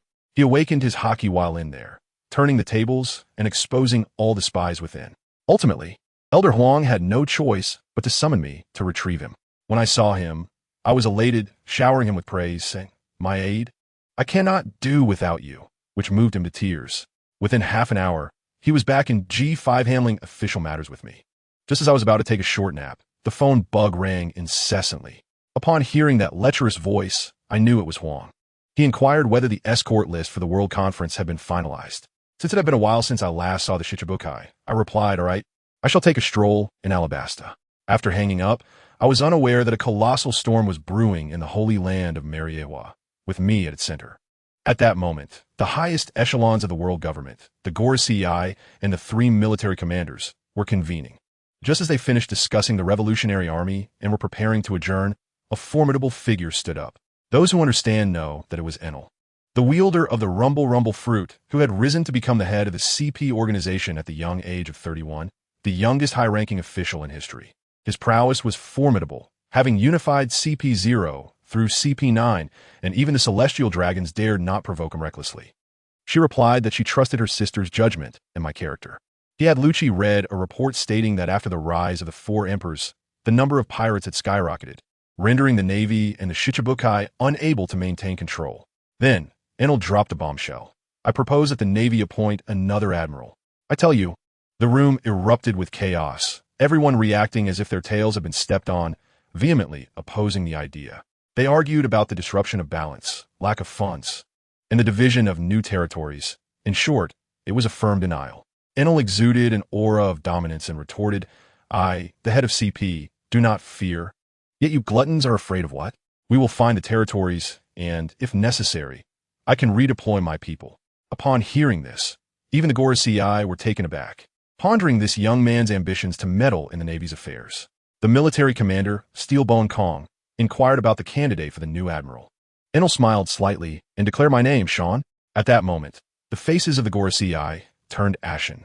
My moniker Toulon was particularly disdainful to the celestial dragons, who loathed me to the core. Now, Enel actually intended to nominate me as an admiral? This maneuver left them utterly perplexed, unable to comprehend Enel's true intentions. The old man with the sword directly asked Enel, "Can you fully control Sean?" Enel, a master of theatrics, feigned hesitation and replied, "Not at the moment, but I can certainly try." His true aim was to plant a seed of doubt within me. Finally, he left with a parting remark, "You will agree in the future," and exited with his entourage. Upon returning to his office, Enel began to vent his frustrations to Lucci, his youthful zeal ablaze. Then he revealed the true secret. There are others above the Gorosei. A king, the king of the void, sits on a throne that no one dares to occupy. And Enel himself has backing, me. He orchestrated all these events to pave the way for me. I had just sneezed, cursing whether Kaelu was speaking ill of me, when suddenly the warship arrived in Alabasta. As soon as we docked, I spotted a group of adorable creatures, the Kung Fu manatees. I pointed at the little fellows and said to Kaelu, "Go, engage them in a battle." Kaelu looked bewildered. "I am a major. You want me to fight animals?" "Yet." He complied. In just 5 minutes, Kaelu had them all tamed, and a group of gleaming-eyed manatees became his disciples, leaving him utterly flabbergasted. I was amused and left him there to teach, while I wandered off to the rain to see Luo Bin. As I strolled, the system chimed, indicating I had leveled up to 20. I quickly checked, discovering several new features. The shop remained the same. Things I could afford were useless, while the useful ones were out of my price range, purely a test of patience. However, the enhancement pool was intriguing. When I combined 2 bottles of cola, guess what? It transformed into a bucket-sized cola. I instantly understood that only items with similar attributes could merge. So, wouldn't I need to find the float fruit of the golden lion for my heavy fruit? Fortunately, the map feature could track everything, presenting a glimmer of hope. The most delightful was the upgrade gift package, which yielded 3 items: an S-Class Gene Serum, a Dream Pillow, and a skill random upgrade card. Consuming the S-Class Gene Serum produced a mere sound, akin to a passing gas. The skill upgrade card was remarkable, transforming my teleportation ability into Flying Thunder God. Good heavens! I had now become Wind Minato. The most astounding was the Dream Pillow, which could allow me to traverse time and space for a brief moment in reality. I could hardly contain my excitement. I found a secluded corner, placed the pillow down, and promptly fell asleep. Upon closing my eyes and reopening them, I found myself in a freezing environment. The system unexpectedly prompted me to check the map. Upon inspection, I realized it was the year 1507 of the Sea Circle. On Minion Island, my mind raced as I recognized this as the place where Rosanani met his demise. I must save him. Moreover, I had an even bolder plan. I would seize the surgery fruit, not for immortality, but for the ability to exchange minds. This, my friends, was the latest gameplay of 2025. Infiltrating an enemy's body with my own. What could be more exhilarating? I immediately purchased a set of dark ninja masks and cloaks from a shop, activating my observation hockey, and soon located the injured Rosanani cradling law. I descended from the sky, crashing into the snow with a thud, startling Rosanani, who trembled in fear. His face was filled with vigilance as he assumed I was from CP0, refusing to relinquish the fruit. I thought to myself, why waste words? I'm not one for reason. As soon as I opened my perception, I swiftly executed a gravitational technique, extracting all the bullets embedded in his body with remarkable ease. Before he could fully comprehend the situation, I unleashed a wish, enveloping him in a warm, milky yellow holy light. Luo Sinan D felt a soothing warmth enveloping him, akin to soaking in a hot spring, and miraculously, all his injuries and fatigue vanished, restoring him to full vitality in an instant. When he regained his senses and looked at me, his expression mirrored that of someone who had encountered a living deity, utterly bewildered. I must say, his expression was so profound that he nearly bowed before me, directly inquiring, "Esteemed one, can your abilities cure Puchian disease?" As he spoke, he lifted the small figure, Luo, from the snow-covered ground. To my astonishment, the child's face was marred with white patches, a truly alarming sight. Luo Sinan D, being a man of sincerity, promptly handed me the surgical fruit he held, exclaiming, "If you can save him, this fruit is yours. I implore you." With that, he bowed deeply, cradling the child. I was momentarily taken aback, my rehearsed lines about coercion and persuasion evaporating in an instant. What is this? This is what one might call an elite hunter who often presents themselves in the guise of prey. I thought to myself, very well, let me demonstrate my capabilities. I raised my hand, casting another warm yellow light upon Luo. Luo Sinan D's eyes widened like copper bells, fixated on the spectacle. And what was the result? As the light dissipated, the white patches on Luo's face remained unchanged. His expression transitioned from ecstasy to shock, then to despair, a sight to behold. He was utterly flabbergasted, questioning, "How can this be? You healed my grievous wounds in an instant, yet this does not affect Luo?" At that moment, Luo began to regain consciousness, appearing feeble. Luo Sinan D, neglecting my presence, hurriedly retrieved the surgical fruit from the ground and presented it before Luo with fervor, exclaiming, "Luo, behold this, the surgical fruit. It can save your life. Rejoice." However, the little brat, devoid of hope, replied, "Even consuming it might not guarantee recovery." This statement ignited Luo Sinan D's frustration as he shook Luo's shoulders, insisting, "What nonsense is this? It will definitely heal you." He attempted to force the fruit into Luo's mouth. I realized this was unacceptable. I had not yet concluded my performance, and I could not allow him to steal the spotlight. I swiftly grasped his wrist. He struggled fiercely, only to discover my grip was as unyielding as iron. In his desperation, he began to plead, "This is the child's last hope. I beseech you." I rolled my eyes in irritation and retorted, "Brother, when did I ever claim it could not be cured? Why are you acting as if this were a melodramatic farewell?" Releasing him, I turned my gaze to the despondent child, Luo, and asked, "Tell me, do you wish to live? If you truly desire death, I can simply take the fruit and leave, without a care for your plight." Upon hearing this, Luo Sinan D panicked, exclaiming, "This is not what we agreed upon." I shot him a piercing glance, commanding silence. Then, I cleared my throat, launching into my dramatic performance. Adopting a tone of profound compassion, I addressed Luo Sinan D. "Do you not realize that it is your self-righteous nature that ultimately led to your father's demise? The pirate king, warlord of the sea. Your blunder rendered his later years desolate. Do you understand?" Luo Sinan D stood frozen, unable to fathom how I knew that the warlord was his father. I paid him no mind, stepping forward to pull aside his thick fur coat, pointing at the tattered shirt on his back, and shouted at Luo, "And you little brat, look at him. He betrayed his brother and abandoned the Navy for you. Observe the bullet holes and knife wounds on his clothing. Had it not been for me, he would have perished here. Do you comprehend the chaos that would ensue if he died? Must he perish for you to be satisfied?" Luo's eyes widened in realization. He gazed at the bloodstains and holes on Luo Sanandi's back, unable to contain his emotions any longer. Tears streaming down his face like pearls from a broken string, and he stammered, I wish to live. I know all the sacrifices this clumsy man has made for me. I just do not want to burden him any longer. Now this is what I desired. Internally, I reveled in the effect I had achieved. Upon witnessing Luo's tears, Luo Sanandi became flustered, quickly crouching down and resuming his trademark foolish expression, making peace signs and saying, smile, see? Ie mi fine. I observed this scene with satisfaction, thinking to myself that the plan had succeeded. Just as Luo Sanandi turned to speak to me, I raised my hand and gently waved. This time, a deep blue light surged forth, instantly penetrating Luo's body. In the next moment, a miracle transpired. The white patches on Luo's face rapidly faded, visibly disappearing within seconds, and the pallor of his cheeks began to regain color. Upon witnessing this, Luo Sanandi, filled with excitement, tossed the 50 billion worth surgical fruit into the snow and lifted Luo high into the air, tossing him around joyfully, exclaiming, wonderful. Luo, you're better now, right? Answer me.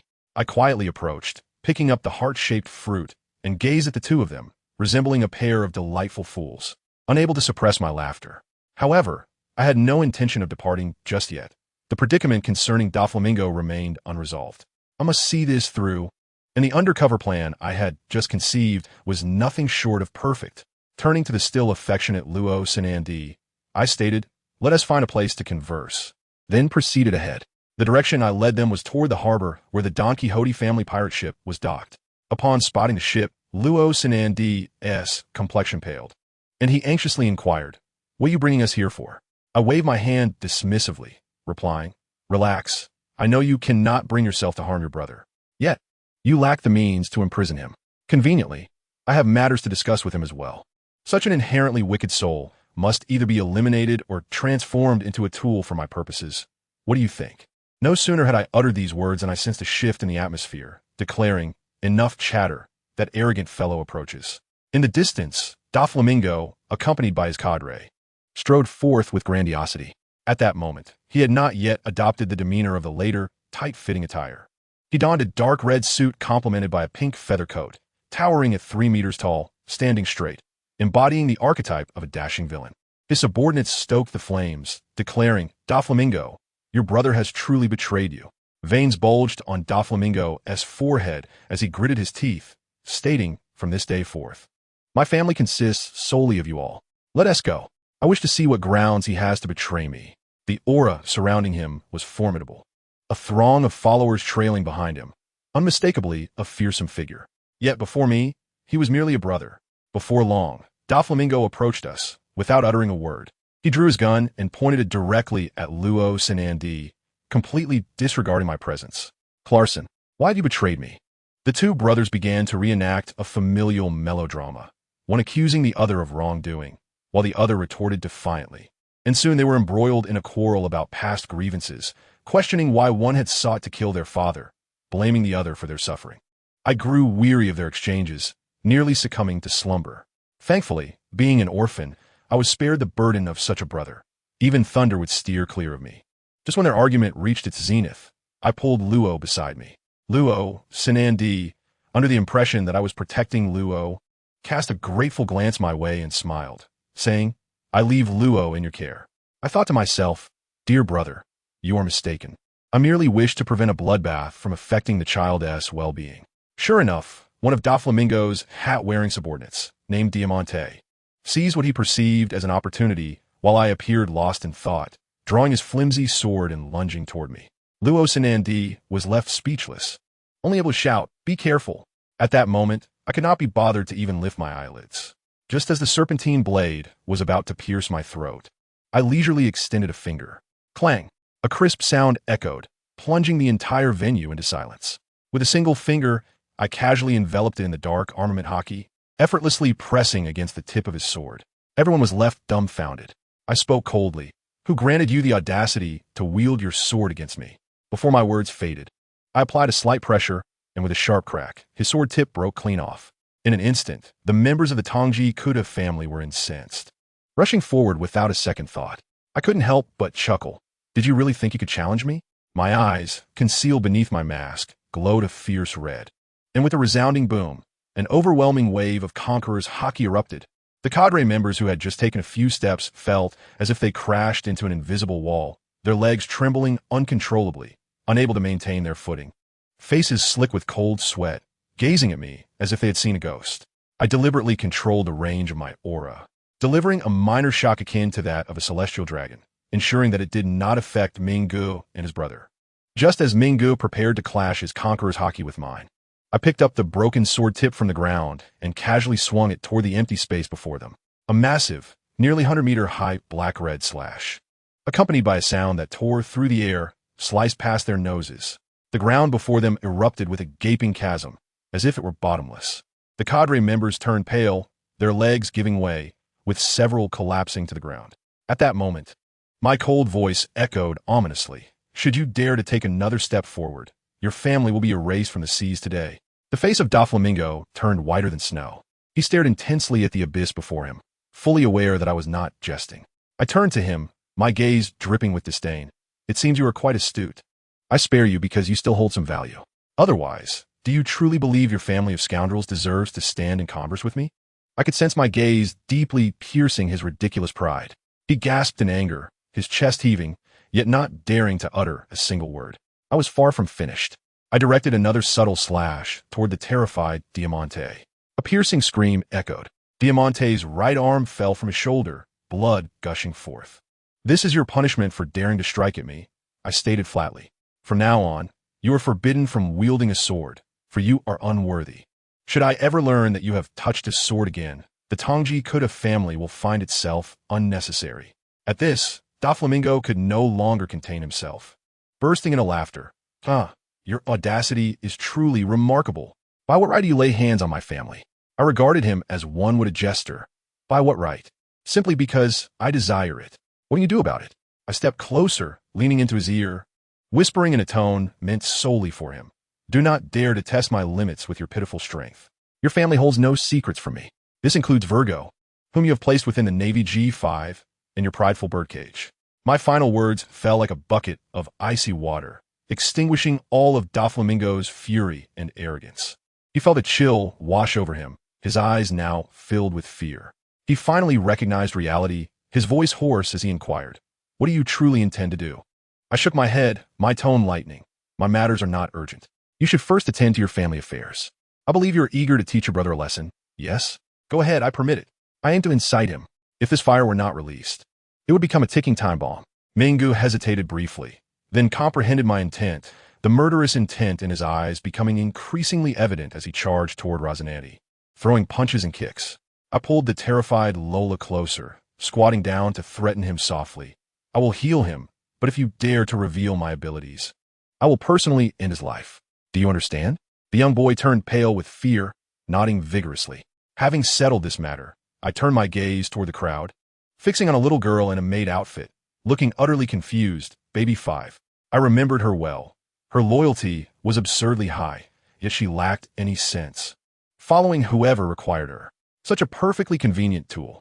Keeping her with Doflamingo would be a waste. I must persuade her to join me. A nurturing form of companionship would be my approach. I instructed Luo to bring her over. Luo, reluctant, protested that she was quite bothersome. A glare from me silenced him, and he complied, approaching her. Baby 5 bounded to my side, tilting her little face upward, eyes brimming with anticipation, asking, "Mr. Cloak, do you need me?" Seeing her expression, I sighed internally. This child was truly unfortunate. However, sympathy aside, I had to seize this opportunity. I crouched down, meeting her gaze with utmost sincerity. I genuinely need you. I just do not know if you can deliver. Upon hearing this, her eyes sparkled as she thumped her chest, assuring me, I can certainly do it. You can trust me. I regarded her and slowly uttered a line that felt rather dirty to me. I need you, and only you. From this day forth, do not expect the need of anyone else. Can you manage that? The young girl froze, the request overwhelming her processing capabilities. She glanced between me and her family members, her face scrunching in confusion, unsure of how to respond. Nearby, Luo observed me, his expression seemingly questioning whether all strong individuals were so morally corrupt. Baby 5 looked toward Luo, and the blunt boy merely shot her a blank stare. The next moment, baby 5 burst into tears, throwing herself into my arms. I retaliated with a playful punch to Luo's forehead, causing him to crouch down, cradling his head in distress. I looked down at baby 5, now a sobbing mess, and then at the oblivious Luo, feeling a mix of disappointment and exasperation. Luo, you're 13. Can you not exhibit some emotional intelligence? If you bully her again, I will strike you. Only when baby 5 smiled did I seriously tell her, human joy and sorrow are not shared. Have you considered that the Tongji could have family's need for you is merely convenience? I extended my hand, gently pinching her soft cheeks, continuing to persuade. I know all about your childhood experiences. It was not your fault. You simply did not encounter the one who truly needs you. Your loyalty and kindness should not serve as a mere tool for these scoundrel pirates. I will find a way to nurture you, even providing you with something infinitely rarer than the devil fruit, solely because I need you. But first, you must learn to protect yourself. I observed Luo, who appeared green with envy. His expression was filled with grievance, akin to that of a biased father. Amusingly, he remained silent. Baby 5, noticing Luo's plight, burst into laughter, tears still clinging to her cheeks. She cautiously picked at her fingers, asking me, so will you really always need me in the future? How could anyone not empathize with this pitiful girl? I adopted a serious demeanor and assured her, unless I perish, I will always need you. Then, leaning closer to her ear, I lowered my voice. Let me share a secret. No one in this world can kill me. I am extraordinarily powerful. The little girl instantly understood, her face flushing with color, her big eyes gleaming with determination as she nodded vigorously. Yes. From now on, I will be yours. Well, it seems that this title will stick for a while. I suppose I can wait for another day. Just then, Luo, observing baby 5 winning my affection through tears, decided to imitate her, tugging at my clothes, tilting his head back, forcing out 2 teardrops. I was immediately annoyed. What is this? Boys shouldn't cry. Do you want me to teach you a lesson? Luo's face froze in shock, yet he mustered the courage to point into the distance. You must go save Kelasom. He is on the brink of being killed by Doflamingo. I was taken aback and swiftly turned my head. To my horror, I found Rosinante lying on the ground, drenched in blood, while Doflamingo, in a frenzy, shouted and kicked him, muttering something about why he was forced to kill his kin for the second time, and how Rosinante's betrayal had left him desolate. Just as he lifted his gun to deliver the final blow, I swiftly appeared behind him and seized his wrist. Enough, I said, my voice as cold as ice. I instructed you to teach him a lesson, not to kill him. Do you dare defy me? I applied just a bit of pressure, showcasing my nearly 20,000 battle power, which was no mere jest. Doflamingo instantly broke into a cold sweat. Realizing he could not escape from my grip, it was an absolute display of raw power.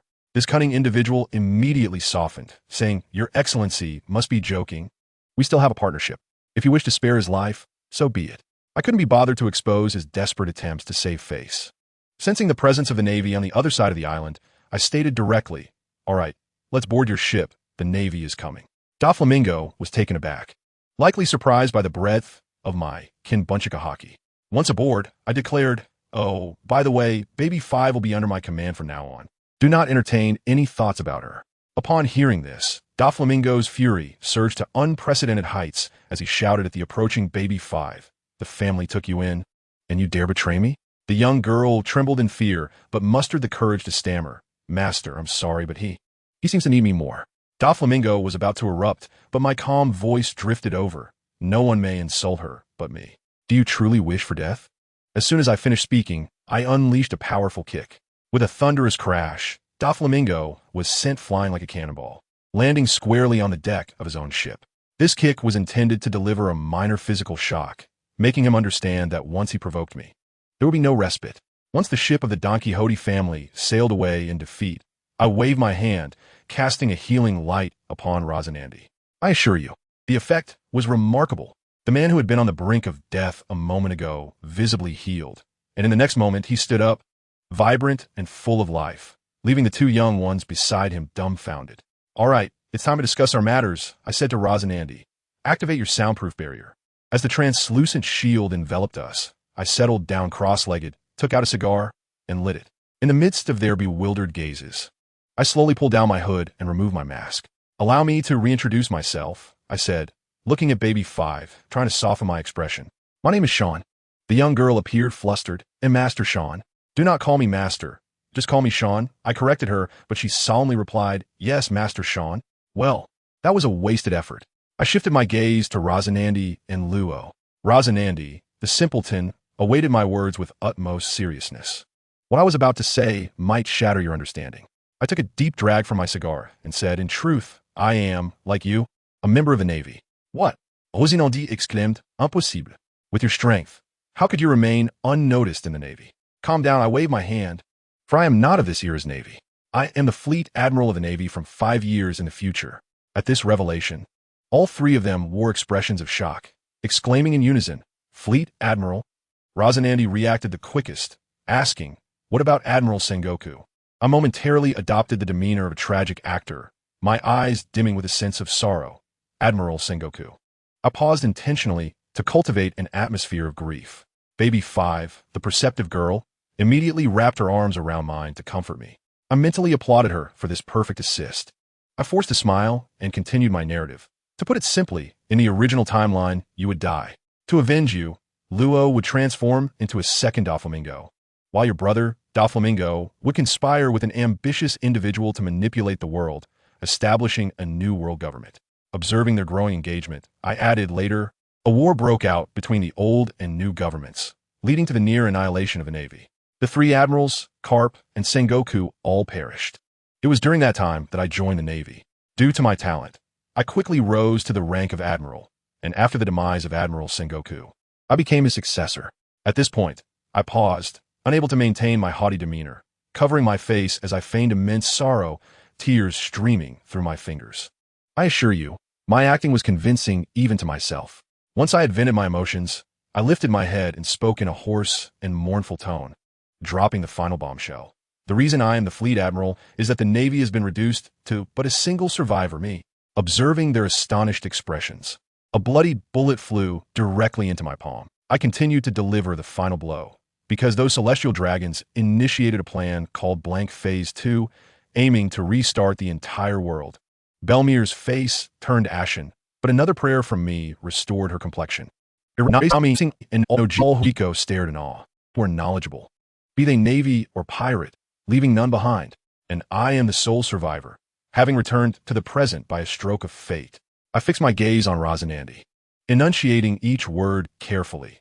During my escape, I received a prophecy. In the year 1522, divine authority will wane, and the gods will meet their twilight. I require your assistance to alter this future. Rosinante, clearly overwhelmed by the weight of this information, retained some composure to pose a few questions. The first, are you after the surgery fruit's immortality? I shook my head decisively. I have no interest in immortality. Otherwise, I wouldn't have gone to such lengths to return. The second question, why should we be able to help you? I chuckled, looking at him as I replied, I have other plans for these two young ones. And as for you, I would like you to temporarily serve as their behavioral observer and advanced energy substance processor. Upon hearing this, Rosinante raised an eyebrow, sensing the prestige of the position. With eager anticipation, he asked, So what does that entail? I parted my lips to utter 2 words, babysitter. Rosinante's face darkened instantly. Beside him, Luo struggled to contain his laughter, while baby 5 burst into hearty laughter. Finally, Rosinante inquired how I could confront the celestial dragons and how to prove the truth of my claims. My confidence served as my proof. I narrowed my eyes at him. You once told Luo that the D family is the nemesis of the gods, correct? Moreover, when you were stabbed, Luo cried out in pain, saying that the one suffering was you. This incident was recounted to Admiral Sengoku by the future Luo, who then related to me. Is that sufficient? At that moment, both Luo and Rosinante were utterly dumbfounded, for those conversations had transpired within the soundproof barrier. Seeing that I had thoroughly bewildered them, I seized the opportunity to lay out my plan. I proposed that Luo feign ingestion of the surgery fruit and infiltrate the Don Quixote family as my source of intelligence. Rest assured, I will find a monster to suppress Doflamingo. He will not rise again. I pulled 2 vials of green liquid from my pocket and handed them to Luo and Baby 5, saying, This will enhance your potential. 7 years from now, I wish to witness a transformed version of you. The 2 youngsters downed the potions in one gulp, instantly reducing their vials to ash. With everything set, I donned my mask once more, took Baby 5's hand, placed my other hand on Rosinante's shoulder, and with a swift motion, we vanished from our location. reappearing on the Don Quixote family's ship. With a loud crash, I deliberately created a commotion and, imitating the arrogant tone of Kizaru, entered the cabin. Oh, I just heard someone say someone must pay the price? Doflamingo glared at me, his face dark as a soot-covered pot. Are you seeking a mutual destruction?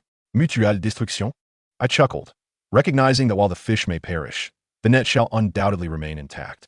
With that, I seized the dismembered Diamante beside me and, treating him as refuse, hurled him from the room, creating a gaping hole in the wall. I waved my hand dismissively, as though swatting away flies. Enough, all of you. I have matters to discuss with your leader. Once the subordinates of Doflamingo had vacated the premises, I uttered no further pleasantries. Right before his eyes, I extracted the surgery fruit, slightly lifted my mask, and promptly consumed it. Doflamingo was rendered utterly bewildered, his eyes wide as saucers. As I chewed the fruit, I mumbled indistinctly, "Do not gaze upon me like that. I merely wish to inform you that I have consumed this fruit. Your aspirations may now be extinguished." After this declaration, I gestured towards the hole created by Diamante. "Let us proceed to the next room. Your brother has prepared an impeccable venue for our conversation." Observing the contorted visage of Doflamingo, I felt an overwhelming sense of delight. Indeed, this elaborate charade was solely to consume a fruit before you, to humiliate you. Does that not irk you? Naturally it did. His expression darkened to a shade reminiscent of a charred pot, yet he found himself powerless against me, forced to swallow his indignation. Upon entering the room, his eyes nearly bulged from their sockets. The ghastly white patches on Law's face had vanished. His unfortunate brother, Rosinante, though still bearing some remnants of his previous plight, was unmistakably healed.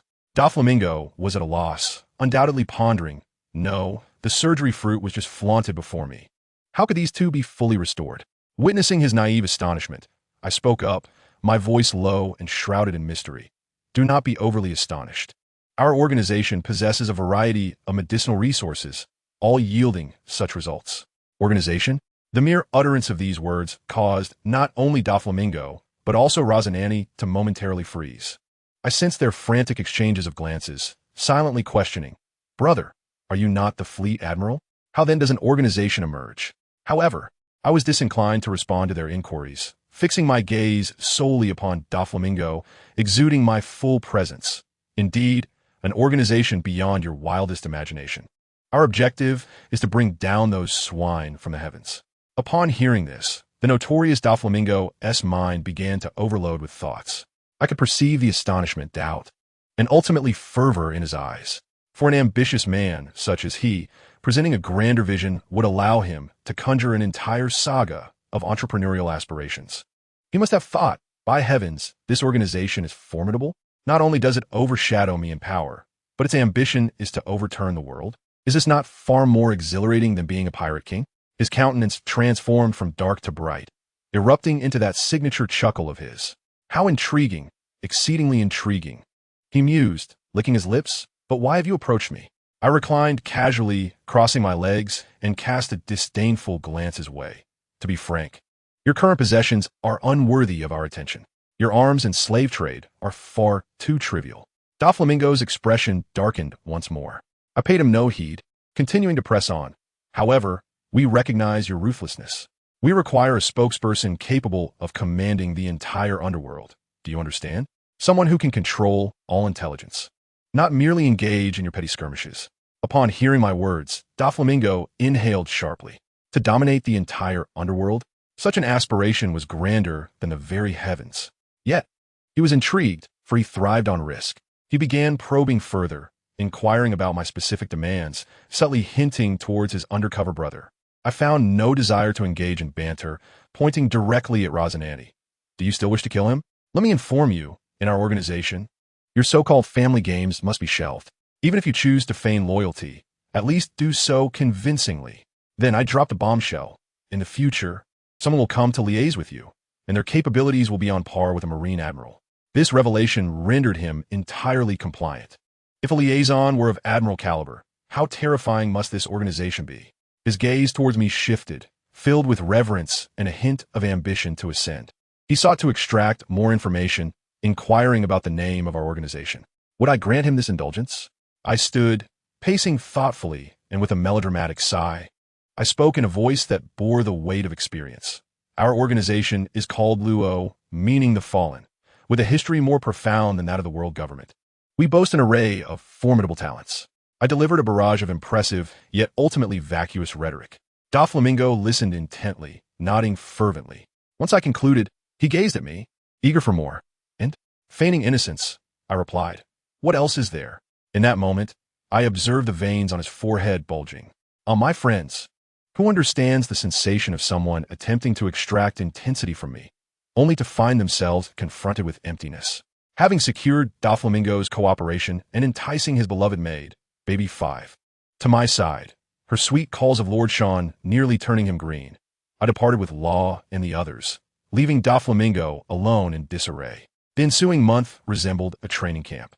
As I fervently practiced the Flying Thunder God technique, while Law and Baby 5 endured my rigorous training, before long, the system prompted a force transfer.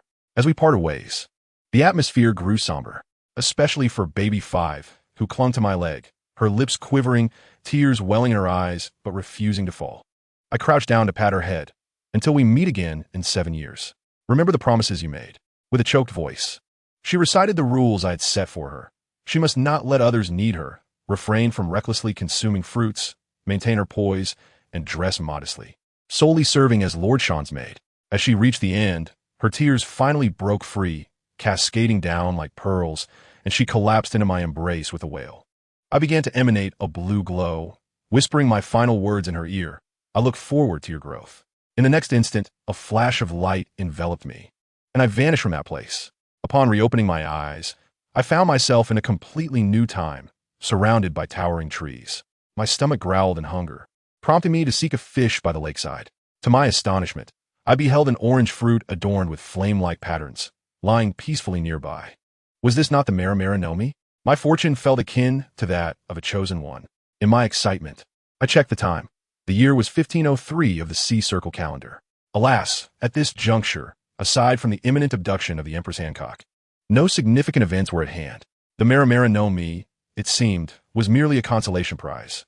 Nevertheless, I reasoned that having something was better than having nothing. Suddenly, a thought struck me. The Pika Pika no Mi, the Golden Lion, surely, that would be more desirable than the Meteor no Mi. With a plan in mind, I spent 50,000 narrative points to locate the Golden Lion, tossed the Meteor no Mi into the system space, sat cross-legged upon a stone slab, and set forth. After a lengthy flight, my stomach growling in protest, I spotted a large merchant vessel below. Just as I prepared to descend for some provisions, my observation hockey flared, igniting my fury. This was no merchant ship. It was clearly a human trafficking vessel flying the world government's flag. The hold was filled with curled-up humans, their emotions of fear and despair nearly overwhelming. Without hesitation, I stomped down onto their deck with a resounding crash. A cadre of men clad in black suits rushed forth, led by a bald man who pointed at the flag, threatening me. "Do you see where you are? Leave at once if you know what is good for you." I couldn't help but laugh in disbelief. The world government's flag? And what of it? You, a pack of sycophants to the celestial dragons, dare to exhibit a sense of superiority? The bald man appeared quite pleased, sneering, "Kid, you aren't even worthy to be their dog." I truly wished to refrain from engaging in further dialogue with such filth. So, I ascended into the air, my fingers curled in a grasping motion as I uttered softly, "Hell's banishment." In that instant, all upon the deck were as if seized by an invisible hand, forcefully pressed to the ground, the sound of their bones shattering distinctly audible. Immediately, the air surrounding them began to warp, transforming into countless invisible blades and hammers, ruthlessly slicing and pounding upon them, with splinters and flesh mingled, creating a miniature tempest of crimson. When I released my grip, the entire deck lay deserted, save for a heap of splintered wood stained with red liquid. No complete corpses remained. I descended from the cabin, where the scene was even more infernal. Dozens of young girls were caged like livestock, their eyes devoid of light. At that moment, a diminutive figure clad in fur trembled, brandishing a gun toward me, clutching one of the girls as a hostage, and bellowed, "Don't come any closer. Don't you want to be a hero? If you approach, she will perish." I couldn't help but laugh. He thought he could morally bind me? I tilted my head, gazing at him, and enunciated each word. "Today, you will find that survival eludes you, and death is unattainable." No sooner had I spoken than I appeared before him, forcibly pressing his face down, crashing it against the ground with tremendous force. With a resounding thud, His head exploded like a watermelon, crimson and white splattering everywhere. Standing, I glanced at the terrified little girl beside me and remarked gently, controlling the force to crush an ant is quite a challenge. In that moment, all the girls in the cage reflected my figure, akin to a demonic deity. At that instant, a bold little girl dared to meet my gaze. However, as she did, I heard a crack, and the handsome mask upon my face, now embedded with a bullet, shattered, cascading to the ground. At that moment, my true visage was revealed. The little girl was momentarily stunned. Perhaps she had imagined an elderly or grotesque figure beneath the mask, only to find a strikingly handsome young man. Our eyes met, and she instantly shrank back, trembling as if she had done something wrong.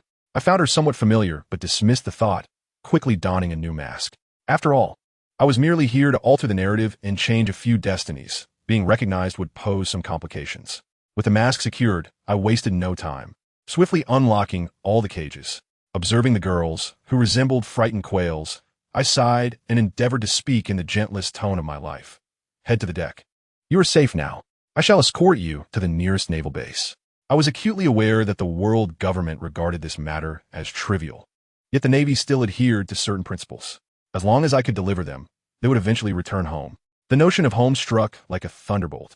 Initially, these girls had been resigned to their fates, but upon hearing the possibility of returning home, tears streamed down their faces, their sobs echoing like a torrential downpour. Recognizing their need for space to release their emotions, I turned to leave, glancing back at the door to add, there are no villains on this ship. Go find some clean clothes and take a bath. I will await you on the deck. Ascending to the deck, I raided the kitchen, gathering an abundance of food to prepare a barbecue feast. Along the way, I also took a detour to the treasure chamber, where I unceremoniously collected the gold and silver within, storing it in my system space. After all, these were my spoils of war, and I intended to save for my future wife. Distributing a mere 10,000 berries to each girl as travel fare was the extent of my generosity. I was no saint. As I grilled on the deck, the sound of footsteps approached from behind. Turning, I was astounded to see 3 figures, one with green hair, another with orange, and a last with long black hair. I stood there, stunned. Surely, these were the future renowned Empress Hancock and her 2 sisters.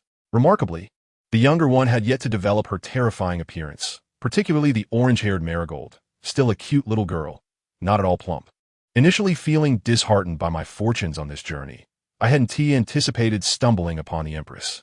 But before I could revel in my luck, I noticed little Hancock approaching me directly, clutching an oddly shaped fruit in one hand and a knife tucked under her arm. The 2 fruits, one gray and the other red, were clearly not ordinary. Her food-obsessed sister, Marigold, nearly fixated on the fruits. But upon catching sight of the sizzling meat I was grilling, she immediately forgot about them, saliva almost forming at the corners of her mouth. I couldn't help but think, no wonder she grew so large in the future. She was a glutton from a young age. Little Hancock stammered as she reached me, we found these 2 fruits and this knife in a beautiful box, and we wanted to give them to you. I did not accept them, but inquired, do you know what these are? The 3 sisters shook their heads in unison. They are called devil fruits. Consuming them grants you extraordinary powers. I teased them. To my surprise, little Hancock's resolve only strengthened. Then we must give them to you. You saved us. Her sisters nodded fervently in agreement. The food-loving sister even patted her chest in relief, exclaiming, I almost ate one. Seeing their innocent yet naive expressions, the corners of my mouth nearly stretched to my ears. I silently summoned the system for appraisal, and when the results appeared, I was left dumbfounded. Neko nekonomi, mitikalzan, kitthorm, inu inunomi, mitikalzan. Shikigami form. Good heavens! Were mythical Zoan fruits so undervalued now? Like cabbages. This was a genuine windfall, but Aishan had principles. I would not take advantage of others, especially children. It was true that I saved them, but these fruits were rightfully theirs found through their own efforts. If I were to act unscrupulously, what kind of person would I become? Thus, a perfect plan formed in my mind, allowing me to acquire the fruits while simultaneously recruiting a future warlord as an ally. Truly splendid. Clearing my throat, I said, these fruits are indeed rare. How about this? I will trade with you. I have another fruit that possesses great power. With that, I produced the Maramara no Mi I had previously stored and offered it to them. Indeed, I had no intention of allowing that fool Ace to consume it. He was meant to follow in his grandfather Garp's footsteps, adhering to the path of physical prowess. As for the two mythical zone fruits, the Shikigami form would suit Crocodile perfectly, enhancing his speed with a swift blade. The cat fruit, on the other hand, would be reserved for our beloved baby 5. Imagining her in a cat-eared maid outfit was delightful. Seeing me present another fruit, Hancock eagerly waved her hands. No, you don't have to. It was originally yours. I firmly placed the Mera no Mi in her hands, asserting, consume it. This grants you the ability of flames. You and T1 endure such horrors again, would you? My word struck a chord. The days spent imprisoned in that cage were undoubtedly her lifelong nightmare. She fell silent, her eyes filled with conflict. Seizing the moment, I urged, eat it. You deserve kindness now. Being a young girl, she could scarcely resist, nodding and taking a bite. The next moment, her face contorted in disgust, as if she wished to vomit. I quickly held her. Don't spit it out. Hold in and swallow. After she finally managed to consume the entire fruit, her sister urged, Sister, quickly, try your new powers. As Hancock raised her hand, a flicker of flame erupted, startling her to the point of frantic gestures, exclaiming, Hot, hot, so hot. I don't want it anymore. I stood there, my face frozen in disbelief, thinking, Sister, what wild words are you uttering? I quickly reassured her, Feel it carefully. It's a psychological effect. It's not hot. Hesitantly, she paused, realizing the truth, and immediately began to play with it, as if she had discovered a new toy. Noticing the other girls approaching, I promptly instructed them to keep her abilities a secret, promising to discuss it in detail later. Once we reached the naval base, I planned to discreetly lead them away, ensuring they exhibited no unusual behavior. Although the three sisters were bewildered, they obediently nodded in agreement. This was no trifling matter, with two mythical beast seeds at stake. I had to manage the situation carefully. If anyone found out they had left with me, the CP organization would certainly investigate. Thus, I needed to follow proper procedures to ensure they were documented at the Navy before I stealthily whisked them away. An impeccable plan.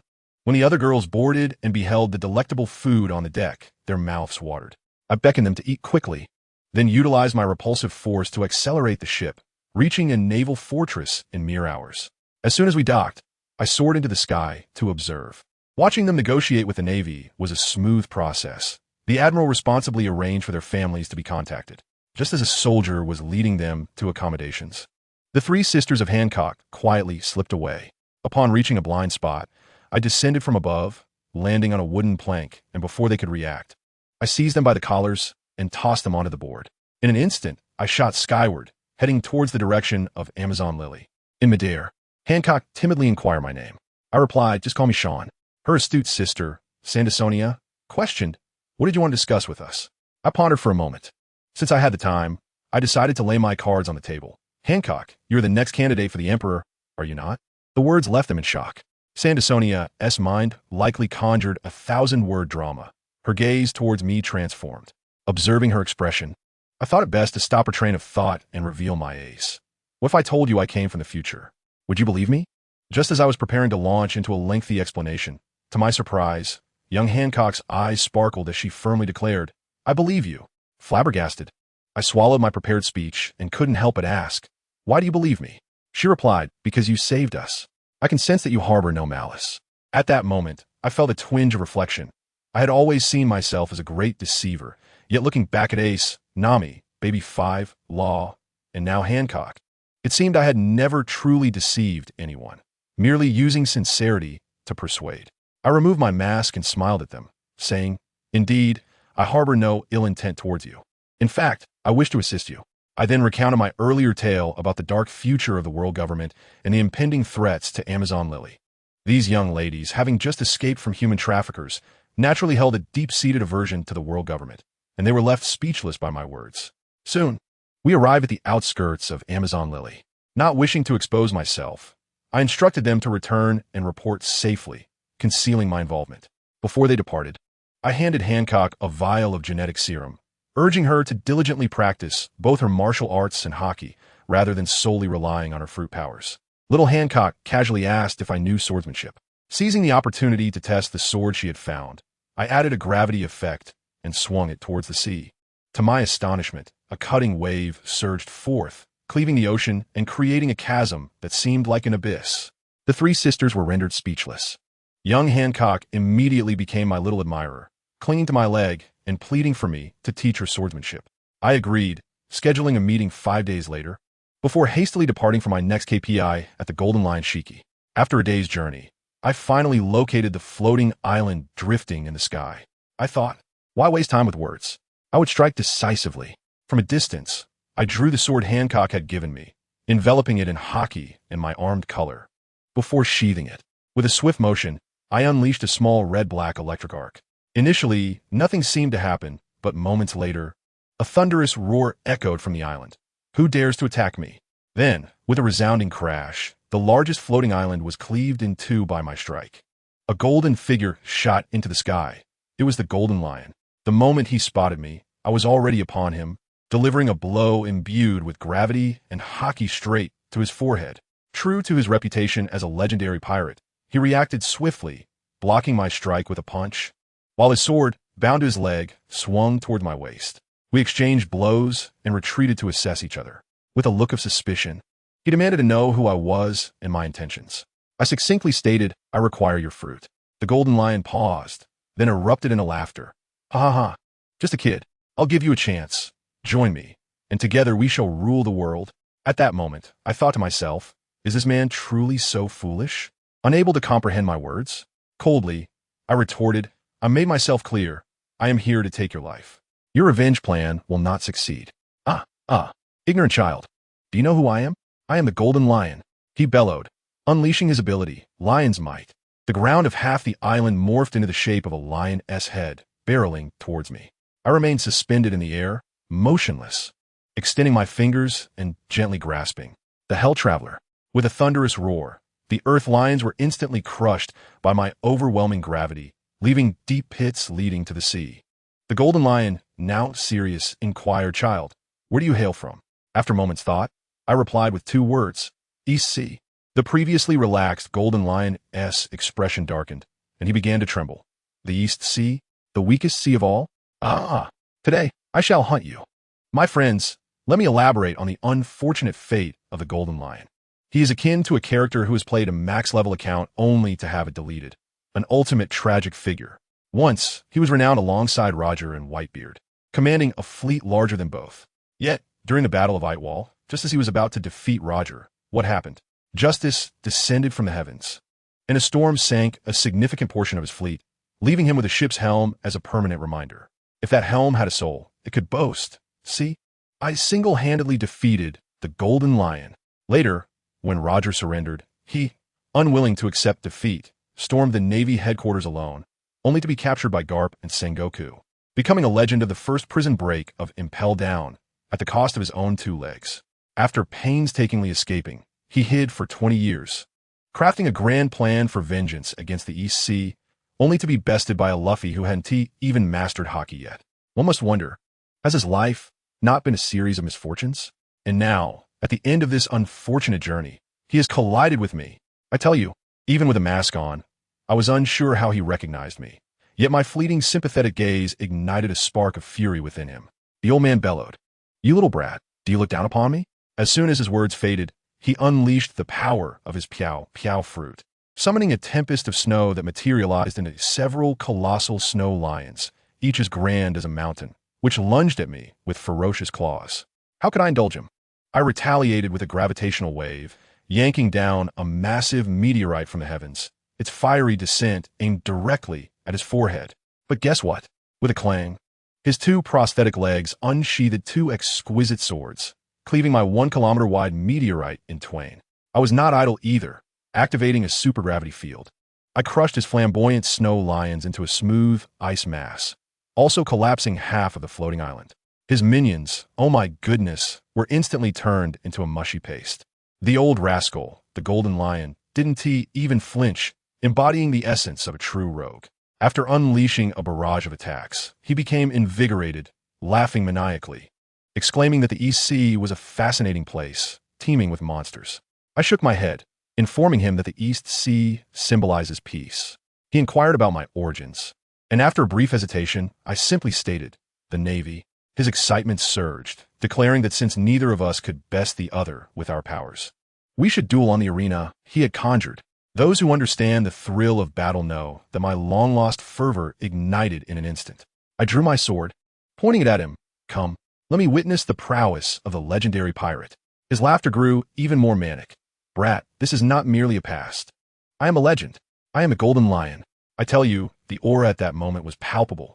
Alas, differing allegiances prevented what could have been a convivial toast. Without further ado, the clash commenced. As I charged towards him, his sword-bearing prosthetics met me. Clanging and clashing, I realized that while his strength paled in comparison to mine, his experience was truly formidable. I delivered a kick enveloped in advanced hockey, but he swiftly sensed danger, leaping back and sending a cutting wave my way, which I shattered with my bare hands. With the warm-up complete, it was time to get serious. Golden Lion, I twisted my neck, unleashing my Conqueror's hockey at full power. The sensation was surreal. The air around me thickened like syrup, the ground beneath my feet cracked under pressure, and red-black lightning danced around me, creating a scene of sheer spectacle. The Golden Lion momentarily froze, only to erupt with joy. What a fine lad. With you in the Navy, the world government is bound to have a headache. Your hockey reminds me of my old captain, Rox. No sooner had he finished speaking than he launched into action. Lion's thousand cuts. Countless golden slashes rained down upon me. I stood my ground, barely moving my sword, merely sweeping it gently to unleash a colossal strike laced with red-black lightning that effortlessly obliterated his meager golden sword strikes. Realizing his tactic was futile, he drew two renowned blades, Sakura and Kubo, wielding them with both hands, enveloped in hockey, and unleashed an even more ferocious slash. A thunderous boom resonated as our attacks collided, sending shockwaves that gouged deep trenches into the ground beneath us. Just as I momentarily lost focus, pondering how to lure him into the next Luffy movie, the Golden Lion, assuming I underestimated him, exploded. Brat, don't look down on me. He charged forth. Thus, we exchanged blows, relentlessly battling throughout the day. I discerned that I was now on par with Whitebeard and Roger, and perhaps even surpassed them in terms of raw power and hockey. The Golden Lion was battered and bruised, visibly struggling. As I prepared to unleash my ultimate move, the old man suddenly went berserk, bellowing, Brat, do you wish to see a legend? I shall show you. With that, he used his devil fruit ability to brutally extract the ship's helm embedded in his head for over 20 years. The sight was ghastly, blood and brain matter spewing forth. Yet in that moment, his aura surged to its zenith. With an eruption of Conqueror's hockey, red-black lightning crackled as we clashed head-on. Our hockey tore the sky apart, a vast fissure slicing through the heavens, with clouds cascading like waterfalls into the abyss. I was momentarily stunned. This old man possessed Conqueror's hockey too? Oda, you who draw manga, what do you know about the Pirate King? Regaining my composure, the Golden Lion gasped, Brat, let me see your face. Regardless of victory or defeat, I cannot live, and I wish to know who it is that stands against me. Considering there was no one else on this island, and recognizing his willingness to expend his life in battle, I removed my mask out of respect for a worthy adversary. He gazed at my face, stunned for a moment, murmuring, is this the third man from the EC who seeks to thwart me? Then he burst into hearty laughter. Ha ha ha. I acknowledge you. State your name. I understood this was a final gambit to determine our fates. Emulating his laughter, I proclaimed, Ha, I am Sean. I shall erect a monument in your honor, recording the legacy of this legendary pirate. What an insufferable little brat. Come, Sean, let me show you a true legend. In that instant, he swung his arms, unleashing a torrent of Conqueror's hockey slashes that obscured the sky. Each stroke carried apocalyptic power. I gripped my sword and muttered an incantation I scarcely understood, feeling my hockey coalesce into a colossal specter, and in a flash, I was upon him. When I reappeared, I stood behind him. The surrounding energy dissipated, and silence enveloped us. He, with his back to me, gasped, Sean, do I still count as a legend? I softly replied, indeed. You are among the few pirates I am willing to engage with. Ah, go forth, turn this world upside down. No sooner had he spoken than he plummeted towards the shattered island below, a satisfied smile gracing his lips. Watching him vanish, I sighed. Extending my hand, I used gravity to compress the rubble, fashioning a monumental gravestone, inscribed with the words legendary Golden Lion, before allowing it to sink into the depths of the ocean. With that completed, I promptly opened the system map. System, search for the Piao Piao fruit. To my delight, a red that indicated a nearby, floating island. I hurriedly flew over and retrieved the golden fruit. Subsequently, I invested 50,000 plot points to merge and enhance the Piao Piao fruit with my own Junjin fruit. The sound of clanging metal echoed as my abilities transformed, shifting from Zhenjin fruit to a brand new term, telekinesis. I must say, the sensation was utterly different. Previously, when I summoned a meteorite, I had to expend considerable effort to generate a gravitational force. Now, with a mere thought, I could sense every stone in the sky. Flying no longer required me to tread upon the air clumsily. It felt as natural as breathing. My abilities became a matter of whimsy. What was once manual control had transitioned to automatic, with a premium version guided by intent. My combat prowess skyrocketed to a staggering 20,000. I couldn't help but reflect. With the golden line gone, it seemed no one would ever force me to unleash my full potential again. In the days that followed, I found a deserted island near Amazon Lily, honing my newly acquired near-physical cheat-like abilities while awaiting Hancock's return. 2 days later, the Boas sisters arrived. I earnestly advised Hancock regarding the gene serum I had provided her, emphasizing the importance of developing her physical prowess rather than solely relying on her fruit abilities. The crafty little girl, upon hearing my words, flicked her fingers, igniting a tiny flame from the cigar I held, flashing a sweet smile. From now on, I shall only light the cigars of Lord Sean. As I felt a twitch at the corner of my mouth, an inexplicable oddity lingered in the air. However, I dismissed it and formally began teaching her the art of swordsmanship, even imparting the profound concepts of the flow of fire from Yamamoto of the Shinigami. This young lady proved to be quite imaginative, inquiring, but Granny Nyo said that there are people on the sea who can cut through flames. I chuckled. I can extinguish flames too, but what of a forest fire? If the flames are hot enough, one could be vaporized before even being touched. After 2 weeks of instruction, I found myself in awe. The Empress possessed an extraordinary talent, surpassing even my own in my youth. This little girl never complained of hardship or fatigue, consistently exceeding the tasks I assigned. At this rate, it would not be long before she attained royal status. However, during dinner one evening, I noticed something amiss with Hancock as she stared blankly at a large bone. Her 2 younger sisters whispered among themselves, noting their sister's distraction. I approached her and asked, "Do you have worries? And do not call me sir." Hancock's cheeks flushed crimson before quickly dimming again. After a stammering pause, she quietly asked, Xiaoan, are you leaving soon?" Understanding dawned upon me. This little one was reluctant to part ways. I gently patted her head and reassured her, all gatherings must come to an end. As long as you strive to grow stronger, we shall surely reunite upon the sea in the future. Shall we promise to meet again 11 years from today? Hancock managed a forced smile and nodded, but her sister Sandasonia sensed her lingering worries, deciding to consult Granny Nyo for clarity upon returning home. That inquiry led to a significant revelation. I tell you, Sandasonia was in quite a frenzy, bursting into Granny Nyo's room with urgency. "Granny, it's terrible. My sister is in dire straits." Poor Granny Nyo was taken aback, nearly dropping her cane, and grabbed Sandasonia, asking, "What has happened? Has that man harmed her?" Sandasonia waved her hands frantically. No, it has nothing to do with him. It's my sister. She is not herself. After catching her breath, she began listing Hancock's symptoms as if reciting a menu. These past few days, she has worn her clothes inside out, cannot distinguish between salty and bland while eating, practices as if she has lost her spirit, and blushes at the slightest provocation. She's been eating less and less. This is no trifling illness. Upon hearing this, Granny Nyo's face turned pale. The more she listened, the more familiar this narrative became. Wasn't this the hereditary ailment of longing, passed down through generations of their island's empress? This was a condition that could indeed be fatal. She immediately adopted a serious demeanor and told Sandasonia, "This is dire. Your sister's condition may only be remedied by that man. I must see him tomorrow, or Hancock's life may be at risk." Sandasonia was left stunned, urgently asking what kind of illness was so sinister. Granny Nyo explained the origins and consequences of this longing ailment, adding that she too had once suffered from it, only finding relief after venturing out to sea. Sandasonia's peculiar logic led her to exclaim, "So, you betrayed the nation and sailed away to find a man to cure your ailment?" This revelation caused Granny Nyo to blush, retorting, "Be quiet. I did it for my health, for the country." The two rushed back to Hancock and relayed the situation. Already anxious, Hancock panicked at the thought of dying from this ailment before Xiaoan's departure. The following morning, as Xiaoan arrived in the hall, Sandasonia approached him, eyes glistening with tears. "Xiaoan, my sister is ill. Granny Nyo wishes to see you, please." Xiaoan looked perplexed, glancing at Hancock, who stood rigid beside him. "Ill? Is she fine? Really? Granny Nyo said she would die."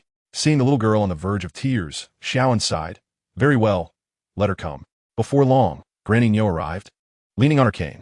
I must say, though this elderly lady had seen much in her time, the formidable aura emanating from Xiaoan made her heart race. They found a room to converse privately. Granny Nyo got straight to the point. Hancock has contracted the ailment of longing. If you leave, she may not have long to live. Xiaoan, who had been sipping tea, choked, sputtering in disbelief. What? 12 years old? The ailment of longing? Are you jesting? This is absurd. He immediately countered. You must be mistaken. She is just a child. She knows nothing of love. She is merely reluctant to part ways. Throwing a childish tantrum. Yet, Granny Nyo persisted, reiterating her concerns, emphasizing the eerie similarity of Hancock's symptoms to her own experience with the ailment. But what if it really is a hereditary condition? Xiaoan, increasingly exasperated, felt a headache coming on, his temples throbbing. Yet a thought crossed his mind. What if she truly were afflicted? The potential consequences of his thunder fruit and genetic serum could not be wasted. Finally, he relented, gesturing authoritatively. Fine, wait here. He turned and stepped outside, retrieving a small box from the system space. With swift precision, he wrote a note, sealed it with wax, and returned.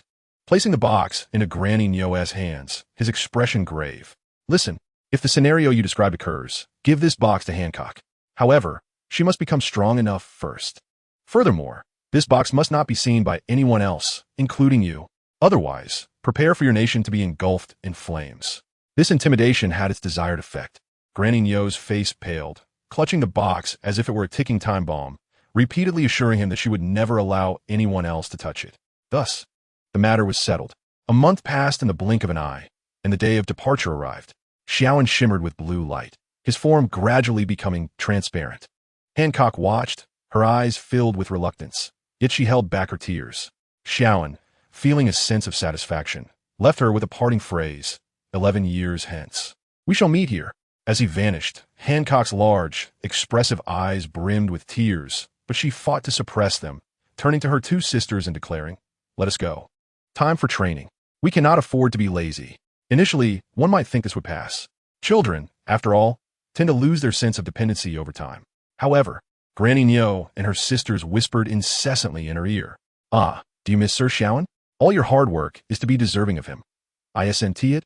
This relentless mental prodding transformed a naive little girl into a lovesick dreamer. At last, when Hancock turned 15, she could no longer withstand it. That day, as she reminisced about her moments with Xiaoan, a sudden blush rushed to her cheeks, her heart raced, and an ache enveloped her chest, leaving her curled up in bed. Granny Nyo, upon discovering this, couldn't contain her glee, exclaiming, Oh my, I knew it, the ailment of longing. I was right.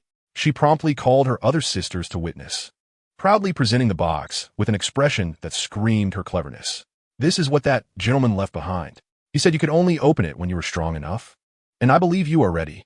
Upon hearing that it was left by Xiaoan, Hancock felt revitalized, casting aside her fatigue and eagerly opening the box. Inside, there was only a letter, filled with an air of resignation. I have always told your grandmother that you do not have the ailment of longing. But she insisted on what if, so I had no choice but to leave this. Below is my address during this period. But you must be strong enough to come and see me. If I discover you, the future me will forget you. After reading the letter, Hancock's face darkened. So, it turned out she had been manipulated into this longing ailment by that unreliable old woman. Yet upon reflection, it didn't seem so bad after all. From that day forth, she dedicated herself to her training with fervor. At the tender age of 16, she ascended the throne as the Empress, and by 17, she had established the Jioshan pirate crew. At 18, she boldly confronted the formidable Yonko, Charlotte Linlin, in the New World. Although she faced a slight defeat, she earned a glorious reputation, being hailed as the second flying pirate crew. Finally, feeling empowered beyond measure, she could no longer contain her excitement. Accompanied by her two younger sisters, she set sail on a small boat, harnessing flames as her means of propulsion, swiftly departing from Jioshan Island and heading straight for Xuanyue village. Her plan was simple: soar through the skies, armed with a telescope, to spy from above without being detected. However, after searching for several days in Xuanyue village without encountering anyone, they discovered that the desolate island where they temporarily landed seemed to be losing its mountain peaks daily. Upon flying higher, they spotted a youth clad in training attire, rowing a small boat towards the shore. Though he appeared quite youthful, Hancock immediately recognized him as Sean, the one she had long yearned for. An overwhelming tide of nostalgia surged within her, nearly compelling her to descend. She gazed down from above, utterly entranced. Her companion, Sandersonia, remarked, "Sister, look at how diligently Lord Sean is working during this period." Filled with pride, Hancock replied, "Of course, Lord Sean has always been disciplined." Just then, the transponder snail rang. Hancock answered sharply, "What do you want, you vile woman? I will not reveal Lord Sean's whereabouts. I'm the one closest to him." A cultured female voice responded from the other end, lightly chuckling, "Is that so? We shall see about that. I have a serious matter to discuss with you. Meanwhile, let us shift our focus back to Sean. In his last moment of transference, with a sudden jolt, he opened his eyes to find himself at a port awash in blood. The air was thick with the scent of rust, and in the distance, flames erupted from a small town, shrouded in eerie silence. He quickly consulted his map, realizing it was the year 1500 of the Sea Circle in the West Sea, on Otoesud Island. At that moment, he felt a murderous gaze fixate upon him. Following the sensation, he spotted a formidable man clad in a purple kimono, standing 100 meters away, clutching a blood-dripping sword. The man bore 2 grotesque scars on his forehead, blood streaming down, rendering his eyes a haunting crimson, resembling a malevolent spirit. Sean, perceiving the tension, felt his own anger rise. "Did you slay everyone here?" he demanded. In response, the man bellowed, "Are you the one who ordered the massacre?" The simultaneous exclamations left them both stunned, before they chorused, "Not me." Sean scrutinized his adversary closely. To his astonishment, he realized this was a youthful version of Fujitora, the future Marine Admiral. This discovery was nothing short of extraordinary, for it meant he had encountered an ultimate ally. Fujitora was equally perplexed, having initially believed this masked figure to be the puppet master behind the chaos, only to find him denying any involvement. Still skeptical, he queried, "How did you come to be here?" Sean offered no explanation. Instead, he vanished from sight, reappearing behind Fujitora, his voice echoing softly, just like this. "And what of you?" Startled by Sean's ghostly speed, Fujitora instinctively swung his blade backward. Yet, Sean effortlessly grasped the blade's edge, enveloped in the aura of Haki. It was a mere jest. Sean's prowess had transcended the limits, while Fujitora, still in his 30s, had yet to reach his peak. Straining with all his might, Fujitora could not retract his sword and, reluctantly, admitted, "I am called Fujitora, and the people here have fallen victim to a pirate attack." Releasing his grip, Sean lost interest in further probing. He had little faith that Fujitora would engage in arbitrary slaughter. Instead, his curiosity piqued regarding the circumstances that drove such a man to the brink of self-mutilation. He settled cross-legged, inquiring what transpired here. Fujitora, following suit, began recounting the events of a month prior. It turned out that a month ago, he had arrived on this island, captivated by the simple, vibrant culture, wishing to linger a while longer. He held a particular fondness for a local buckwheat noodle stall, which he regarded as the very essence of happiness. The stall's proprietor was a man with a storied past, who had forsaken his dreams of maritime adventure twice for the sake of his wife and son, dedicating 30 years to this humble business. Fujitora was deeply moved, recognizing this man as the epitome of true masculinity. The owner, feeling a kinship, even confided in him about a hidden devil fruit. However, the owner's son, a pure embodiment of treachery, inadvertently uncovered the secret of the devil fruit and commenced a deceitful charade. Pretending to have turned over a new leaf, he shadowed merchant ships, masquerading as an aspiring youth. A month later, noticing that Fujitora had not departed, he approached him, claiming that the seas had grown perilous and soliciting his aid in escorting a merchant vessel. Initially reluctant, Fujitora acquiesced upon the stall owner's request. Little did he know, disaster was imminent, and it was a complete betrayal. Upon returning that evening aboard the merchant ship, Fujitora was struck dumb by the sight of the town engulfed in flames, with ruthless pirates swarming the docks. Before he could comprehend the situation, the ill-fated son of the stall owner attacked him from behind, brandishing 2 daggers aimed at his skull. Yet, with his remarkable agility, Fujitora evaded the assault, sustaining only minor wounds on his forehead. The month had been excessively tranquil, lowering his guard. Otherwise, how could such a petty thief have dared to ambush him? Realizing he had been lured away, he opened his observation Haki, and the stark reality dawned upon him. The town was eerily silent, devoid of any survivors. All fingers pointed to the stall owner's son. and fury ignited within Fujitora as he seized the boy by the collar, demanding answers. Yet, before he could utter a word, a pirate captain on the docks silenced him with a gunshot. The captain smugly boasted, "This fool thought to collaborate with us to seize his father's devil fruit, planning to hand over the town once the scheme succeeded. Can you believe the audacity?" Hearing this, Fujitora's world crumbled. He finally grasped the gravity of the stall owner's parting words. The owner had long known the nature of his son and anticipated the betrayal. Yet he had allowed events to unfold, sacrificing the entire town for his own preservation. What sort of madness was this? If deemed selfish, he had sought to save himself. If regarded as noble, he had condemned the entire town to perish. The complexities of human nature shattered Fujitora's worldview.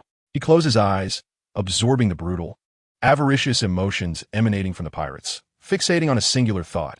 Had he detected the greed in that boy earlier, perhaps none of this would have transpired. In the next moment, amidst the jeers of his enemies, Fujitora opened his eyes, ablaze with fury, his voice gravelly like sandpaper, issuing a chilling decree. "You shall all perish." What followed was not a battle, but a one-sided massacre. Once Fujitora had dealt with the pirates, he found himself utterly spent. He believed his own eyes had deceived him, blinding him to the darkness within human hearts, and he prepared to gouge out his own eyes. Just as he was about to enact this grim resolution, the background music intensified, heralding the arrival of the protagonist. A flash of blue light signaled Sean's sudden appearance before him. Observing the dire situation, Sean expressed sympathy, stating, "Brother, this world is indeed cruel, but blinding yourself will not alter the course of events." With a sigh, Ishao expressed a heart heavy as ash. All that met his gaze was wickedness, and he no longer wished to be deceived by these illusions. Sean pondered for a moment before suggesting, "Have you considered uprooting these foul rules at their source? Instead of wallowing in self-pity, why not contemplate how to alter this world? I tell you, such profound truths cannot escape Yi Zhao's understanding. He has long seen through the malevolence of this world, rooted in the hands of the world government's tyrannical Tenryubito. Yet the dilemma lies in the fact that he is powerless to confront them." It was evident from Yi Zhao's expression, resembling that of a weary philosopher, that Sean felt a headache coming on. Despite his clear hints, this fellow simply would not engage. "If you do not inquire, how awkward it is for me to soliloquize." Fortunately, Yi Zhao finally spoke, sighing, "I comprehend, yet I am powerless to act." "Ah, that is precisely it," Sean exclaimed, pounding his thigh. "Since you have shared your tale with me, allow me to share mine. I must confess, I am the future Marine Admiral, traversing back in time to save the world." Upon hearing this, Yi Zhao's expression was one of incredulity, as if the words fool were inscribed upon his face. Sean felt a pang of frustration. This chap was not like the naive Rossi Nandi, impervious to reason. Realizing that conventional approaches were futile, Sean's mind whirled, and he boldly inquired, "Is O'Hara still standing?" Though puzzled by the abrupt change of topic, Ishao replied earnestly, "Yes. It remains a sanctuary of archaeology in fine condition." "Then let me inform you, the Marines are soon to arrive with a buster call to obliterate O'Hara." "Do you believe it?" Sean thought, "Surely now you must accept that I am a time traveler," though I chose not to clarify. Yet Yi Zhao's response left Sean in stunned silence. "Indeed, at last, I have heard of it. O'Hara is researching the true history, and the world government will not permit them to unearth their secrets." Alas, how could anyone comprehend the gravity of this conversation? Sean felt a wave of embarrassment wash over him, his toes curling in discomfort. This supreme sage, engaging in prophetic discourse, rationalized everything he said. The more Sean contemplated, the more infuriated he became. This forthright boy lacked any discernment, utterly oblivious to Sean's palpable embarrassment. In a moment of frustration, he did something rather abstract. He struck Yi Zhao. Without hesitation, Sean unleashed his power upon Yi Zhao. It was a pure dimensional suppression. With a thunderous crash, an immense gravity pinned Yi Zhao to the ground, creating a deep crater. Yet Yi Zhao, ever stubborn, gritted his teeth and asked, "Sir, why do you attack me?" "Why?" Sean himself could not fathom it. He was simply overwhelmed with anger. Thus, he charged forward, delivering a flurry of blows, rendering Yi Zhao bloodied and bruised. Finally, after releasing a long, calming breath, he invoked a flash of white light that healed all of Yi Zhao's injuries. This sequence of events utterly bewildered Yi Zhao. What manner of power is this? Capable of both striking and healing, as well as teleportation. Truly unfathomable. Unable to contain his curiosity any longer, he inquired, "Sir, what do you truly intend?" Sean cleared his throat and began to weave a tale. "I am merely training you to enhance your resilience." Seeing Yi Zhao's disbelief, he laid his cards on the table. "Enough with the pretense. I need you to join my team, a group destined to overthrow the Tenryu Bito. I genuinely hail from the future. Believe it or not, the question is whether you will join me." Sean had prepared himself for Yi Zhao's refusal, ready to strike again until he yielded. To his surprise, Yi Zhao nodded. "I accept. As long as I can fulfill my ambitions, I seek your guidance." Sean was once again taken aback. This was not the script he had anticipated. He asked, "Were you not skeptical of my claims? How is it you consent so readily? You do not strike me as the type who would yield after a beating." Yi Zhao looked at him, perplexed. Does your being a time traveler conflict with my pursuit of justice? Well, that left Sean speechless. He realized that his earlier ramblings had been entirely superfluous. Taking a moment to calm his turbulent emotions, he removed his mask, revealing his true self. "Very well, no more frivolities. The next step is to save O'Hara.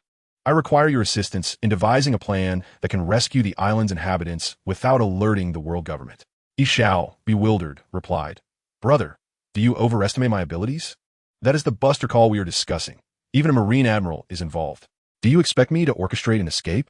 The two men exchanged incredulous glances, and silence enveloped the air. Just as Sean despaired, he suddenly recalled his auxiliary system. Glancing at his ample pool of story points, he took a decisive leap. System. Execute a 50-fold draw. The lottery screen that unfolded was nothing short of spectacular, akin to the most explosive unboxing of 2025. Yet as Sean beheld random items like photo collections, whitening pills, and smelly socks, his expression darkened. Just as he braced for loss, a chime rang out. "Congratulations, host. You have unlocked the skill Mirage." Though it was a diluted version, requiring a Conqueror's hockey impact to activate, the effect remained. Complete control over the senses of the opponent. This was tailor-made for the O'Hara incident. In an instant, a plan crystallized in Sean's mind. Without hesitation, he unleashed his psychokinesis, lifting the entire island from the sea, rumbling into the air. Yi Zhao, stunned, exclaimed, "What is happening?" San unfussed, lit a cigar and replied, "I've thought of a method. We shall fly directly there." Thus, the island soared like a colossal aircraft, speeding towards O'Hara. More than a day later, they arrived above O'Hara. Just as they prepared to descend, Sean spotted a giant laughing heartily with a little girl by the edge of the jungle. That unmistakable giggle, it was indeed Saul and a young Robin. Timing was impeccable. The Marines were about to arrive. Sean decisively instructed Yi Zhao, "Go to the port and sink every ship. No one is to leave this island." With a flick of his wrist, he sent Yi Zhao flying towards the harbor. He then soared before Saul, addressing him directly. "Big guy, the Marines are coming. They will initiate the buster call. I know you are a defector. Now tell me, where do you stand?" Sean was not inclined to waste words. He first cast a healing spell upon Saul, demonstrating his sincerity. Upon realizing Sean was no enemy, Saul divulged the world government's entire scheme. They lured scholars to study history only to ensnare them, eradicating future threats. At that moment, the Marine fleet appeared on the horizon.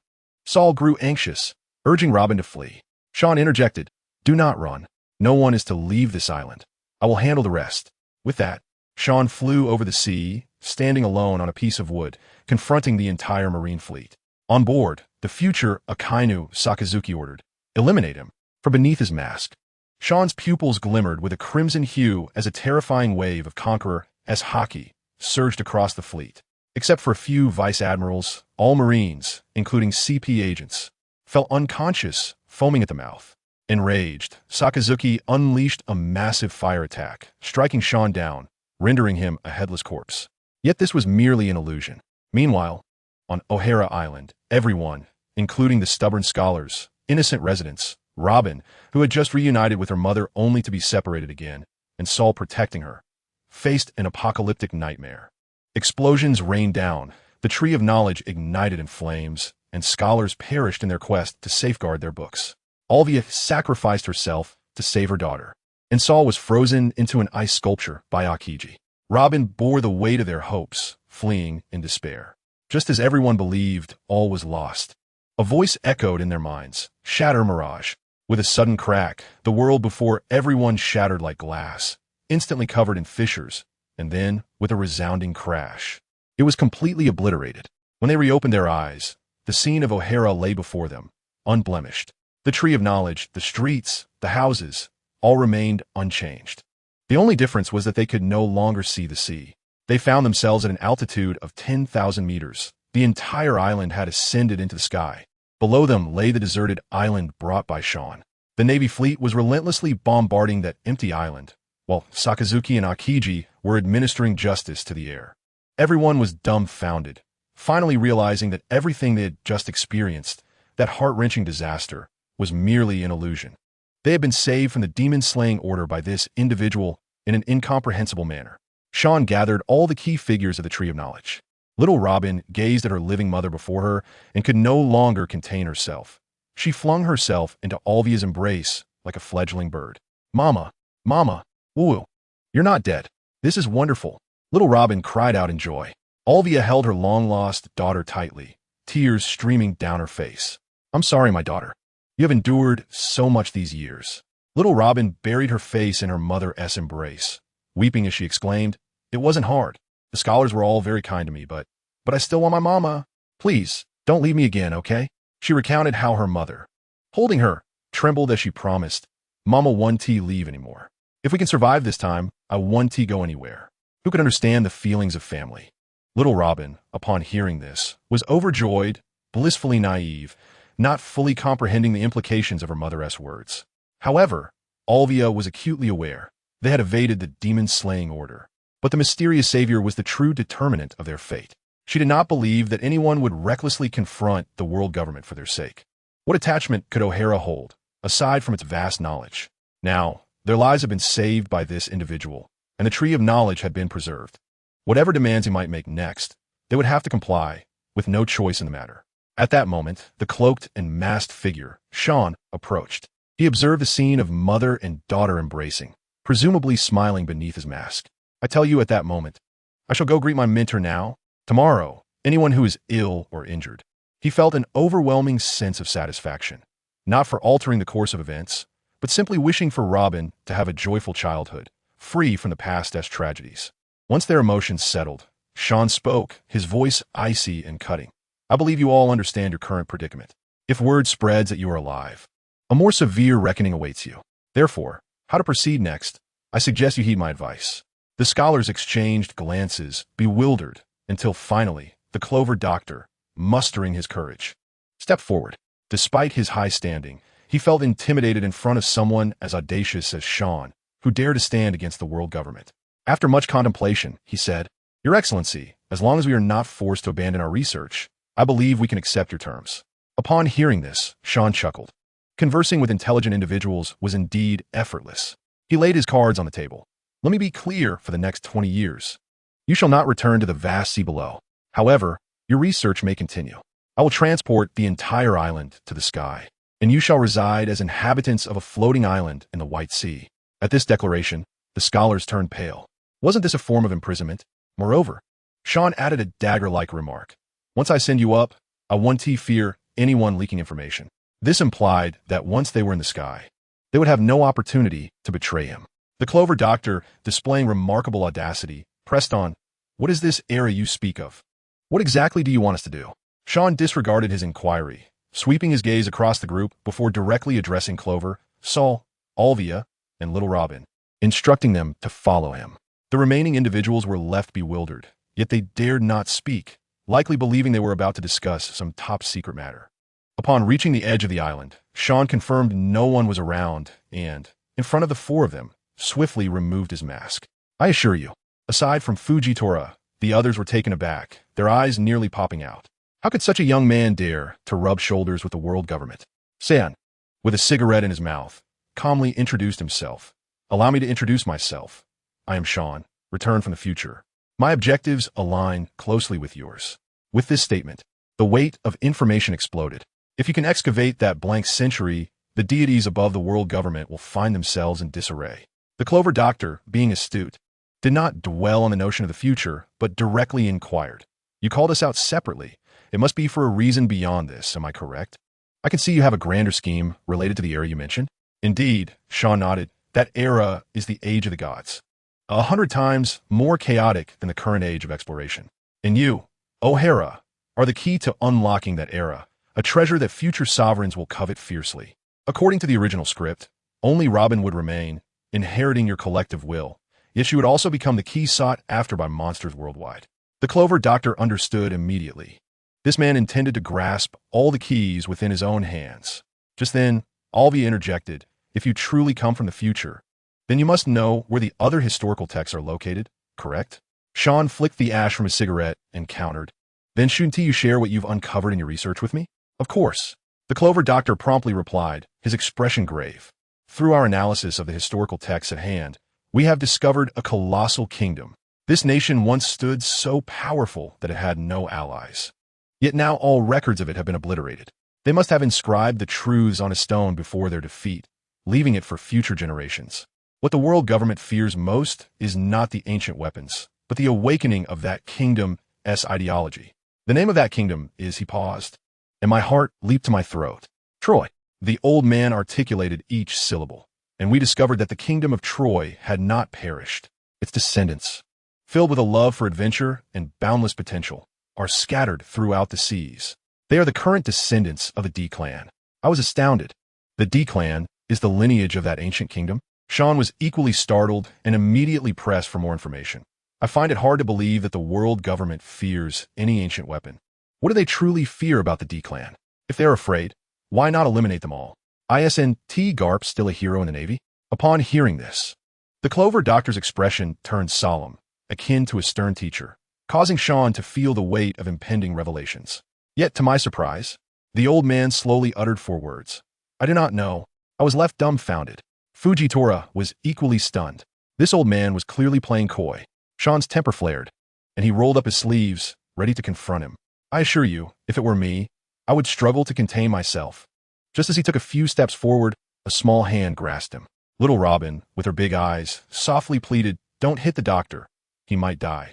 Although I dislike him as well.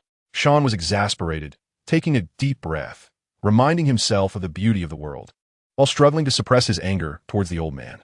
"Why are you being so serious? Are you just playing games?"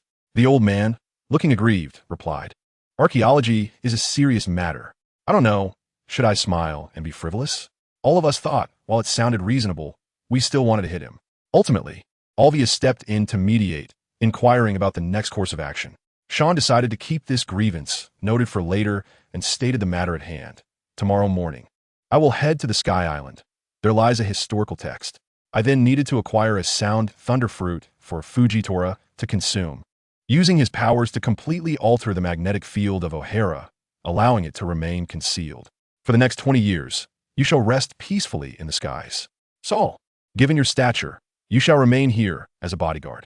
Upon hearing this, Fujitora was displeased and retorted sharply, "Why don't you eat it then?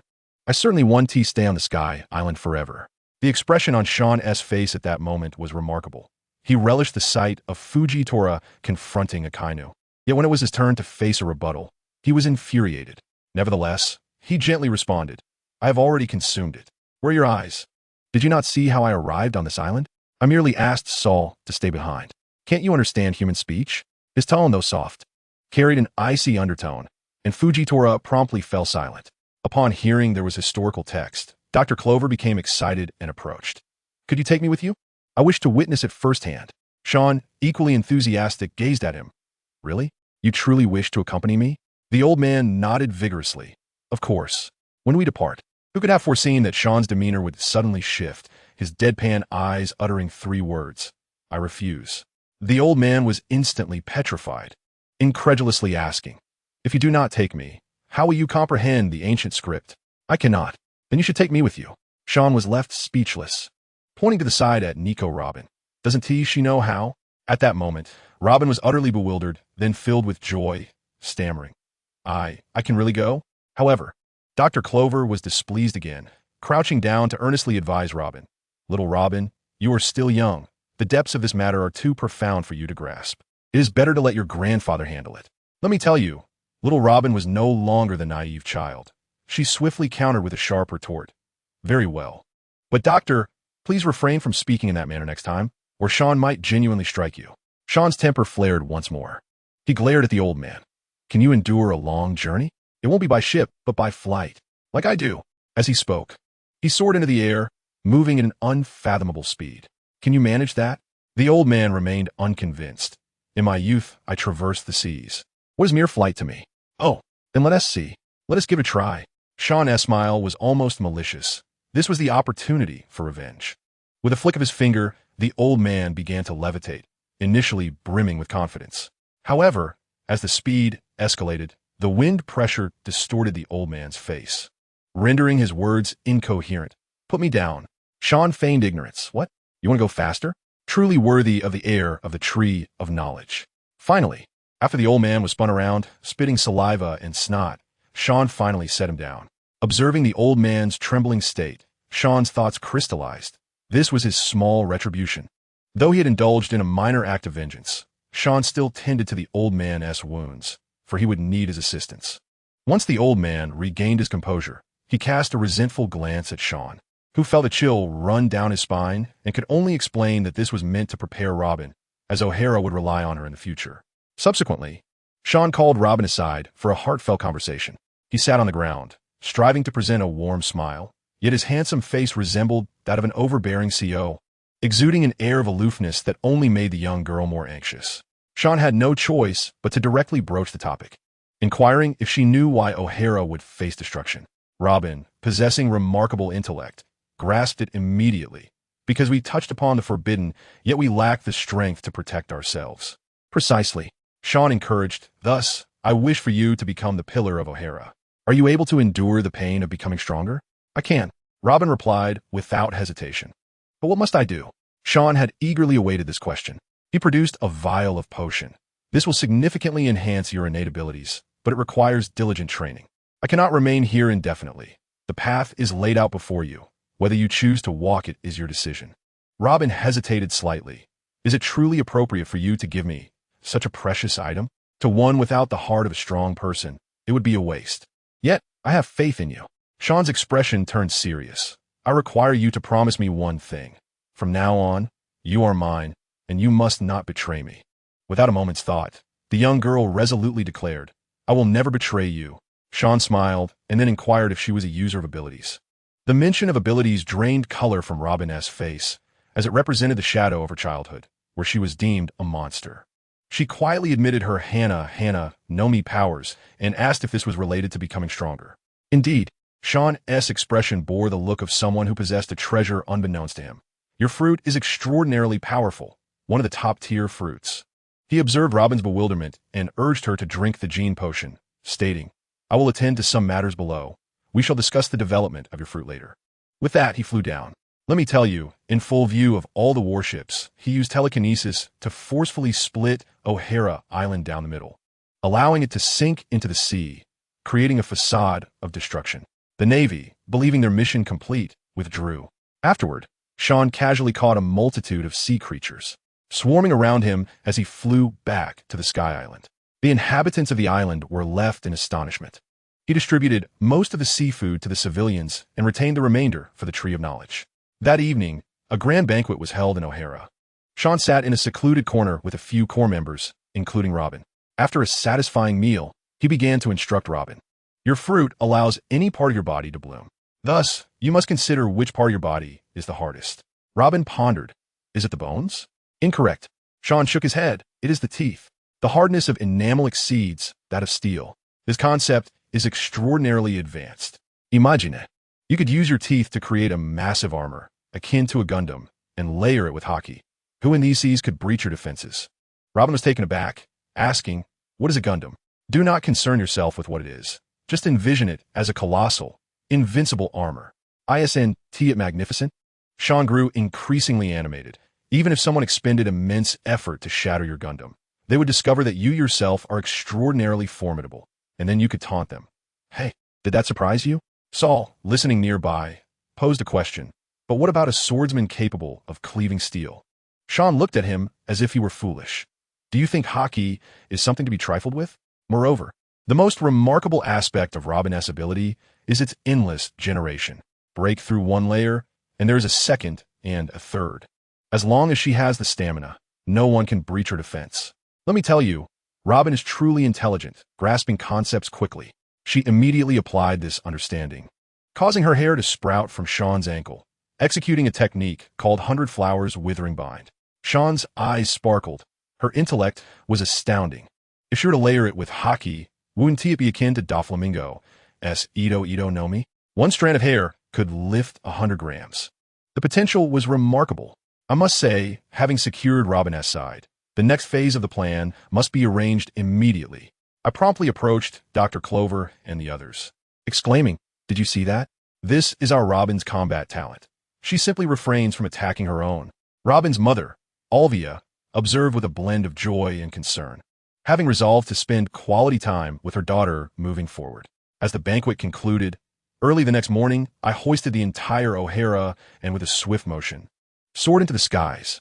The destination, the White Sea, the expanse of clouds above the Grand Line. That location possesses sufficient buoyancy to comfortably accommodate the island. We cannot remain too close to the indigenous inhabitants of the Sky Island, as O'Hara's identity is too sensitive. Maintaining some distance while engaging in trade will suffice. After flying for some time, I finally arrived at the designated spot, took a deep breath, and with a resounding shout, I cast the entire island down. The commotion startled the residents, but they quickly rushed to the shoreline to gaze upon their new home.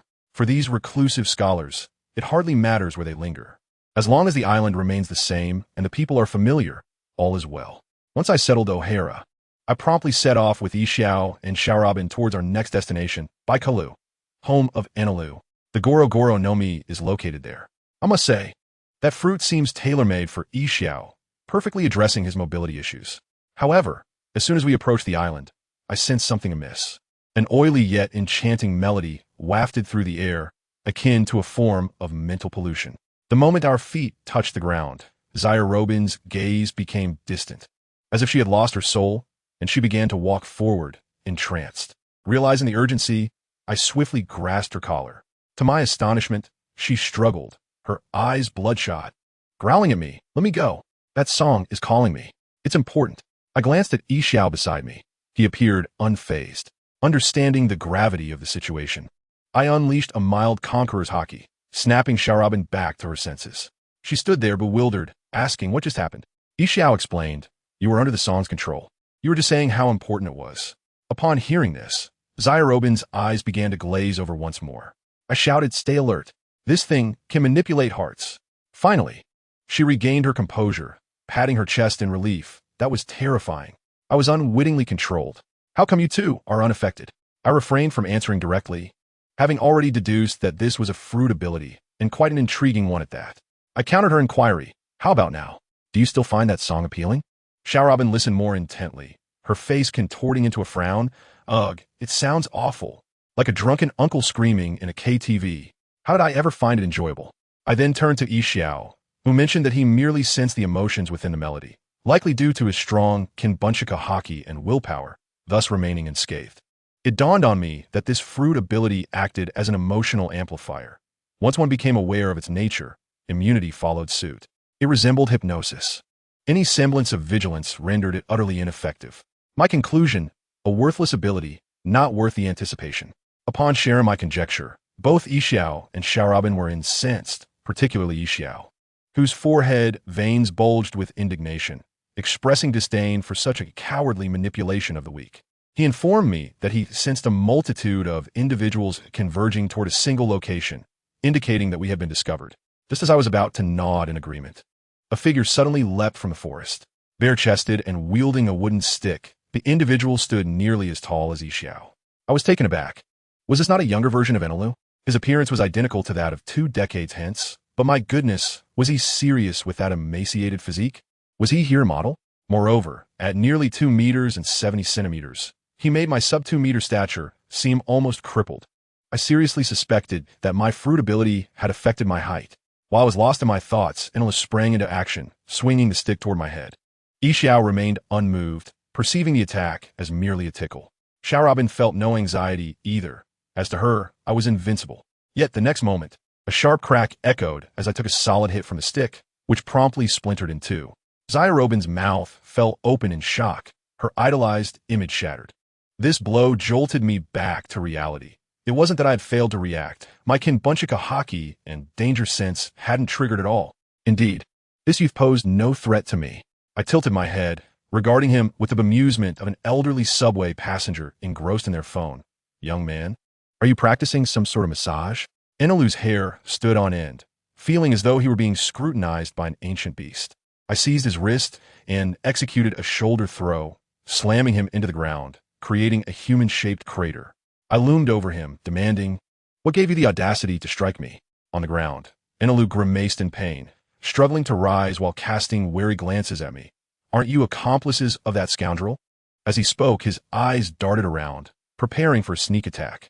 Goodness, he believed that being thrown was merely a lapse in judgment, and thought he could match me.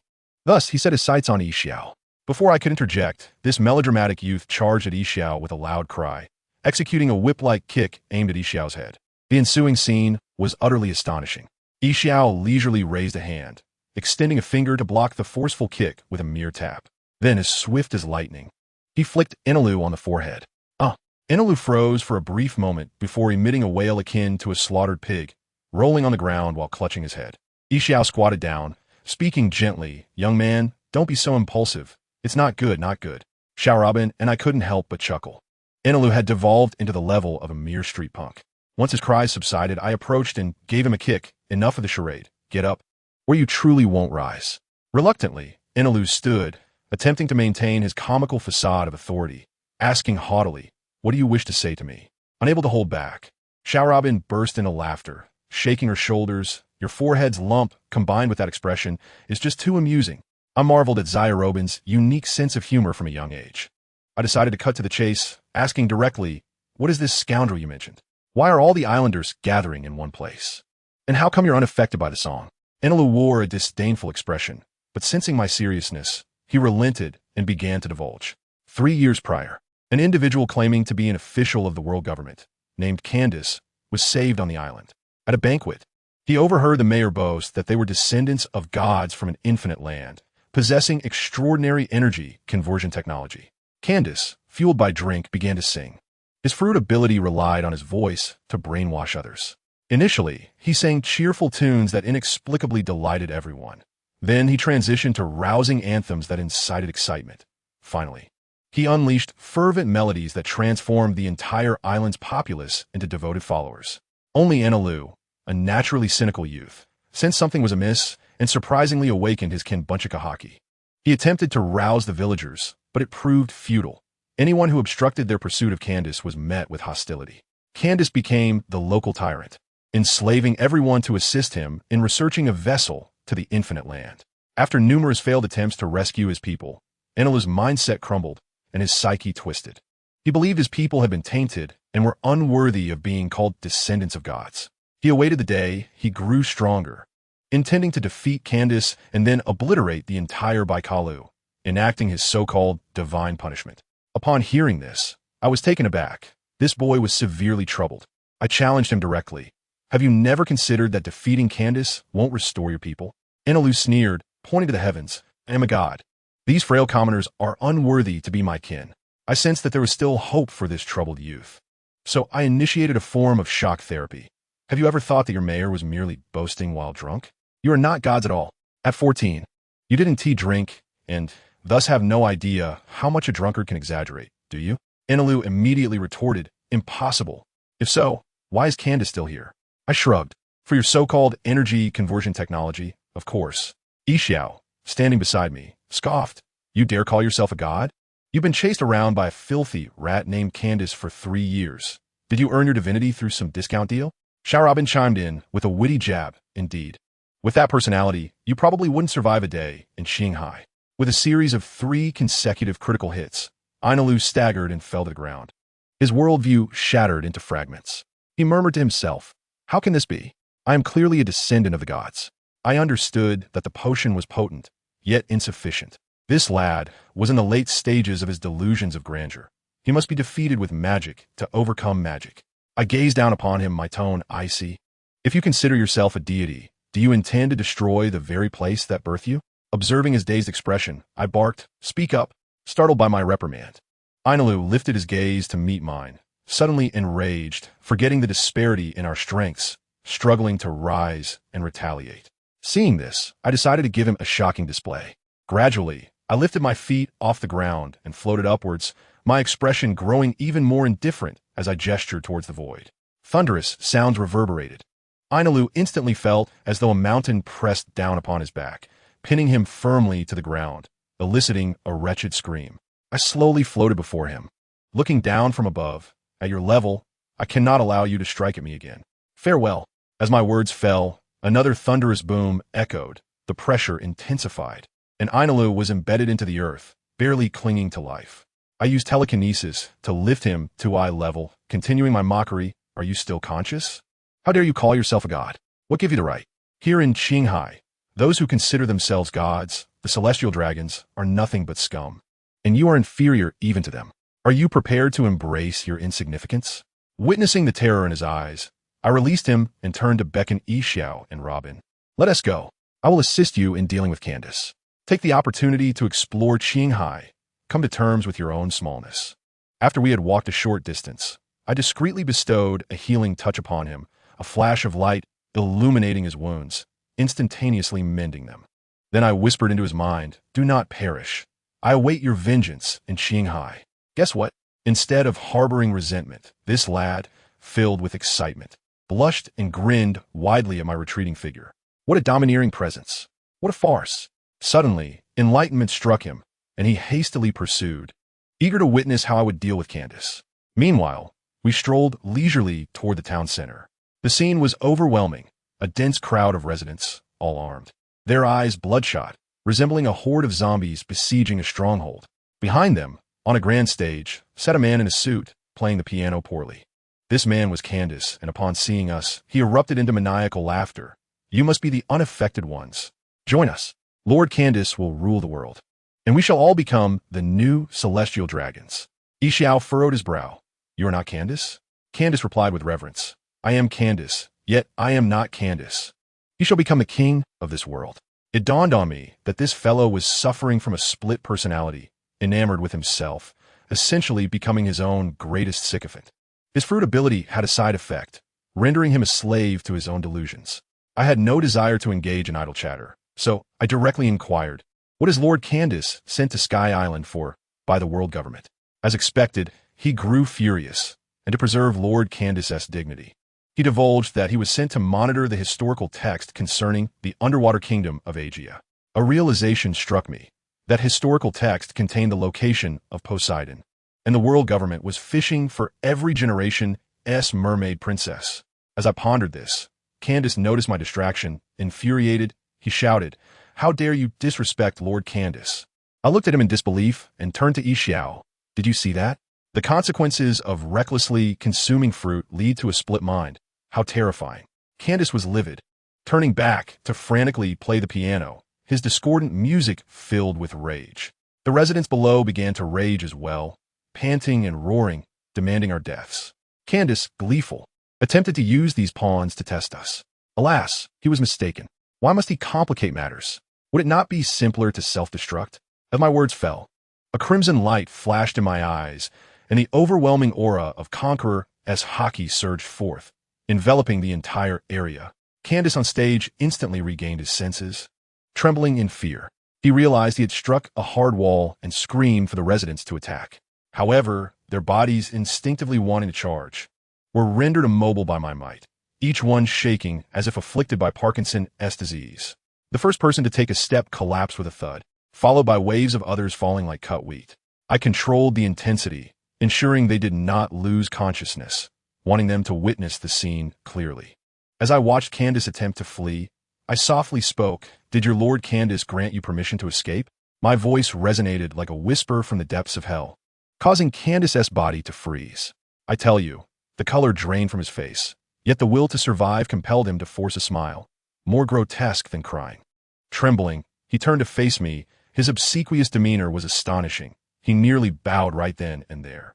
Oh, my esteemed lord, you jest. Before you, I am nothing. The speed of his transformation was astounding, fit for the stage. He then launched into a monologue about a remarkable research project he had conducted over the years, hoping to present it to me as a means to bargain for his worthless life. I couldn't help but laugh, watching him like a fool. Do you think I am insane? I could simply end your life, and everything you possess would belong to me. Why would I require your submission? I wondered, Are all these villains trained from the same playbook? Even in their final moments, they resort to the same tired lines, clearly a matter of cognitive bias. Upon hearing this, Candace's body stiffened once more, yet he remained undeterred, threatening that if I killed him, those villagers under his control would never awaken. I nearly rolled my eyes to the heavens. Dear Lord, do you think my purification abilities are mere decoration? I was too weary to continue this fruitless dialogue, and I signaled to Yixiao, who had been itching to unleash his pent-up frustrations. Go, deal with him. Yixiao, eagerly awaiting this moment, advanced with his scythe. Candace screamed for mercy, yet his body was as immovable as if a mountain pressed down upon him. Yixiao approached and struck with a swift blow, and with a splatter. It was over. The self-proclaimed emperor of Baikalu, who had ruled for 3 years, lay there with 2 unwilling eyes, lifeless. With his demise, the villagers around us instantly regained clarity, transitioning from fervor to confusion, ultimately transforming into a tempest of fury. Who could understand the anguish of being toyed with for 3 years? Anyone would be enraged. An elderly man, robust and with flowing white hair, the town mayor, stepped forward and bowed deeply, his sincerity palpable. We waved our hands dismissively. It was but a minor matter, and inquired about that so-called remarkable research. The mayor sighed. It is a lengthy story. Let's eat first. His suggestion ignited a fervor throughout the town. Let's hold a feast. It is imperative to celebrate our rebirth. I was taken aback. How audacious. Just a moment ago, they were fighting for their lives, and now they were celebrating. Those skilled in cooking immediately set up stoves at their doorsteps, while others rushed to gather ingredients. The entire town transformed into a colossal open-air buffet, the scene bustling with excitement. After feasting to our heart's content, I decided to remove my mask to avoid hindering the festivities. Finally, the old mayor began to educate us, revealing that their ancestors had left behind a blueprint for a piece of advanced technology, an energy conversion system capable of storing and emitting energy, both offensive and defensive, akin to a giant power bank. This device was also the key to returning to the Infinite Land. Upon hearing this, I realized it was essentially a youthful version of Ainalu's Ark. I promptly requested a copy of the blueprint. As we were engaged in conversation, Yixiao suddenly returned after completing his task, and to my astonishment, he had consumed the Raimei fruit. Lo and behold, with a mere extension of his finger, sparks of electricity crackled all around him, truly embodying the essence of thunderous might, emphasizing a violent output. Yixiao himself remarked that his combat prowess was on the cusp of soaring to new heights. While we were engrossed in our discussion, the elderly mayor abruptly thumped his thigh, exclaiming that he seemed to have forgotten something monumental, and hurried off in a flurry. We paid little mind to his departure and continued our indulgent feast. Seizing the opportunity with no one around, I began to assign tasks to Yixiao. I instructed him to ensure the safety of the Princess Odoheim from Fishman Island, with the intention of later recruiting her into the Revolutionary Army. I also provided him with a genetic serum, urging him to scout for a promising candidate to oversee the underworld. I conveyed to him, once our objectives are realized, we may forsake everything, but we must never be without our goals. The admiration in Yixiao and Robin's eyes was palpable. I felt as though my stature had suddenly grown to towering heights. Just as we were envisioning our future, the entire banquet hall erupted in commotion. I faintly discerned the crowd, chanting a name. Enel. Where could Enel have gone? Surely, he had not encountered misfortune? The uproar escalated, culminating in a chorus of thousands, akin to a concert's fervor. At that moment, the mayor dashed back, his face awash with tears, inquiring if we had spotted a young man who despised wearing shirts and donned bell-bottom trousers. Yixiao and I exchanged glances, barely suppressing our laughter. That young man had been lurking nearby, secretly wiping his tears in the shadows. Upon witnessing our expressions, the mayor assumed that Enel was indeed lost, and he burst into tears, lamenting his mistaken choice in whom to save. Unable to contain myself, I bellowed toward the corner. If you do not emerge, I shall break your legs. The figure in the corner flinched, and Enel stumbled out, sobbing. The mayor, momentarily taken aback, then erupted in joy, rushing to embrace Enel. I averted my gaze, as the sight of a muscular old man hugging a frail youth, both weeping profusely, was too much to bear. Once they finally separated, the mayor attempted to lead Enel to meet everyone, but the young man stubbornly resisted. Suddenly, he cried out in despair. I am not a hero. I never intended to save you all. I wanted to destroy this place. I'm a villain. The mayor, instead of being angered, gazed at him with affection. My child, even if that were true, you were the only one who remained clear-headed at that moment. Time and again, you challenged that scoundrel in our eyes. You are already a hero. Observing this emotional exchange, I interjected, adding, is it false? A falsehood cannot be transformed into reality, can it? The fact that you have not succumbed to extremity is genuine, and your 3 years of challenging that villain are equally real. That suffices. Ishao concurred. People judge by actions, not by intentions. All that matters is what you have done. Even little Robin chimed in innocently. Even if you believe yourself to be a villain, if you masquerade as a good person for life, then you're indeed a good person. These words left Enel bewildered. Indeed, he still had a chance. I offered him a mysterious smile. Go forth. Relish your moment of glory, and seek me once it is done. This young man, with a background as pure as freshly fallen snow, a bold disposition, and an understanding of darkness, was the perfect candidate to infiltrate the world government as an undercover agent. I even devised a script for him. Consume the surgical fruit. Specialize in martial arts. Covertly utilize his powers to instigate chaos and coordinate with Ishao. Surely, their rise to prominence will be akin to riding a rocket. Enel shyly accepted the cheers of the crowd, becoming inebriated, laughing and crying in equal measure. Late into the night, he stumbled over to me. I promptly used a purification technique to sober him up, then laid out my undercover plan.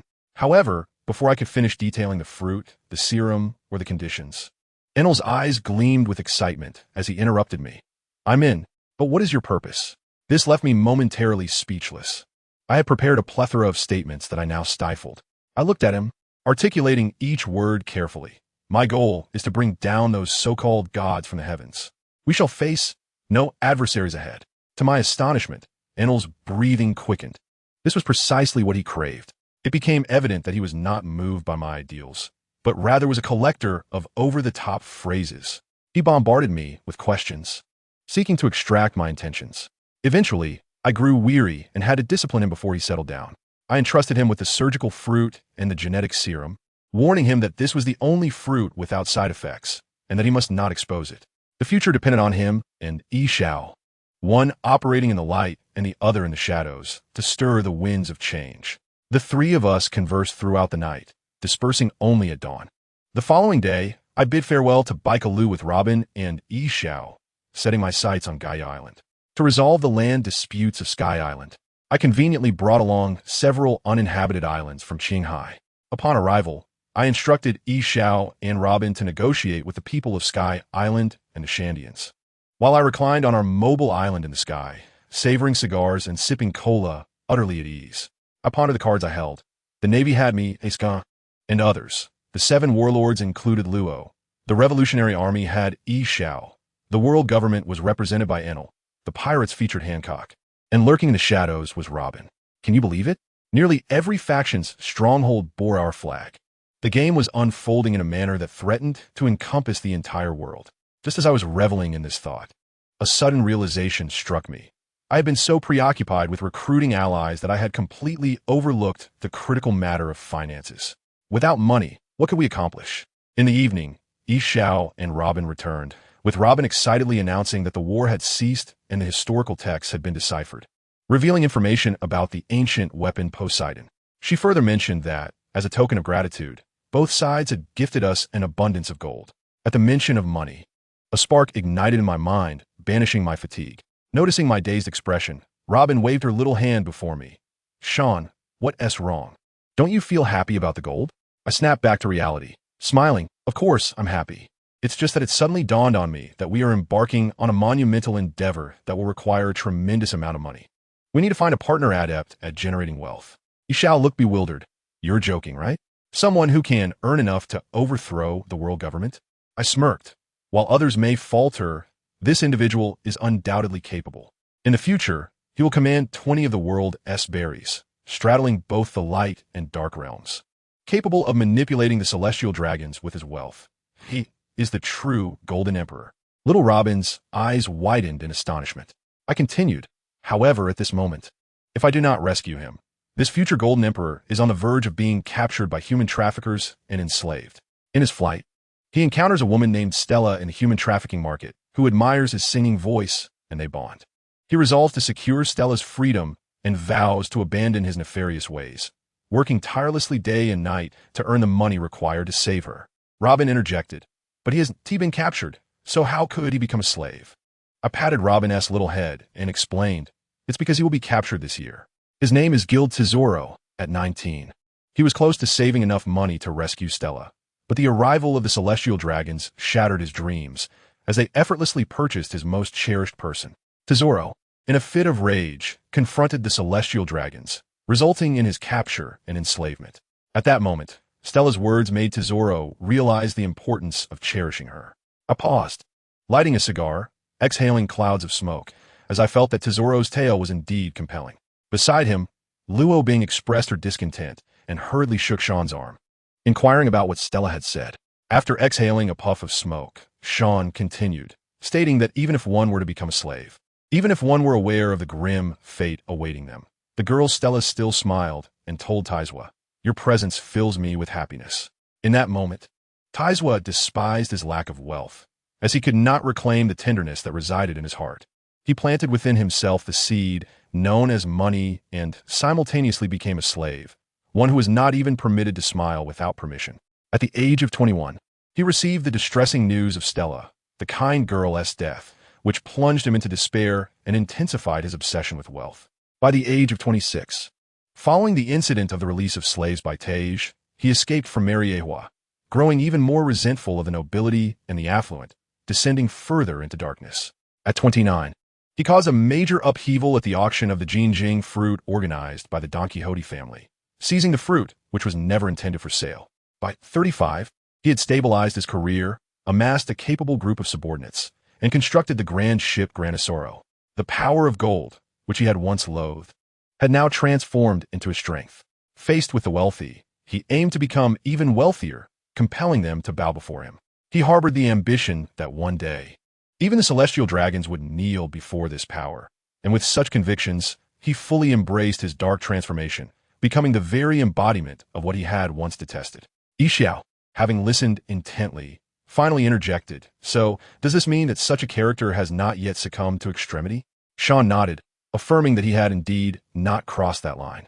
As long as Stella remained, he wished only to be a good person. She was the moonlight in Taizwa's heart, as well as the cage that bound the demon. Yixiao then asked, "Do you know where he is? I am willing to rescue him. Characters like him should not be allowed to fall into darkness."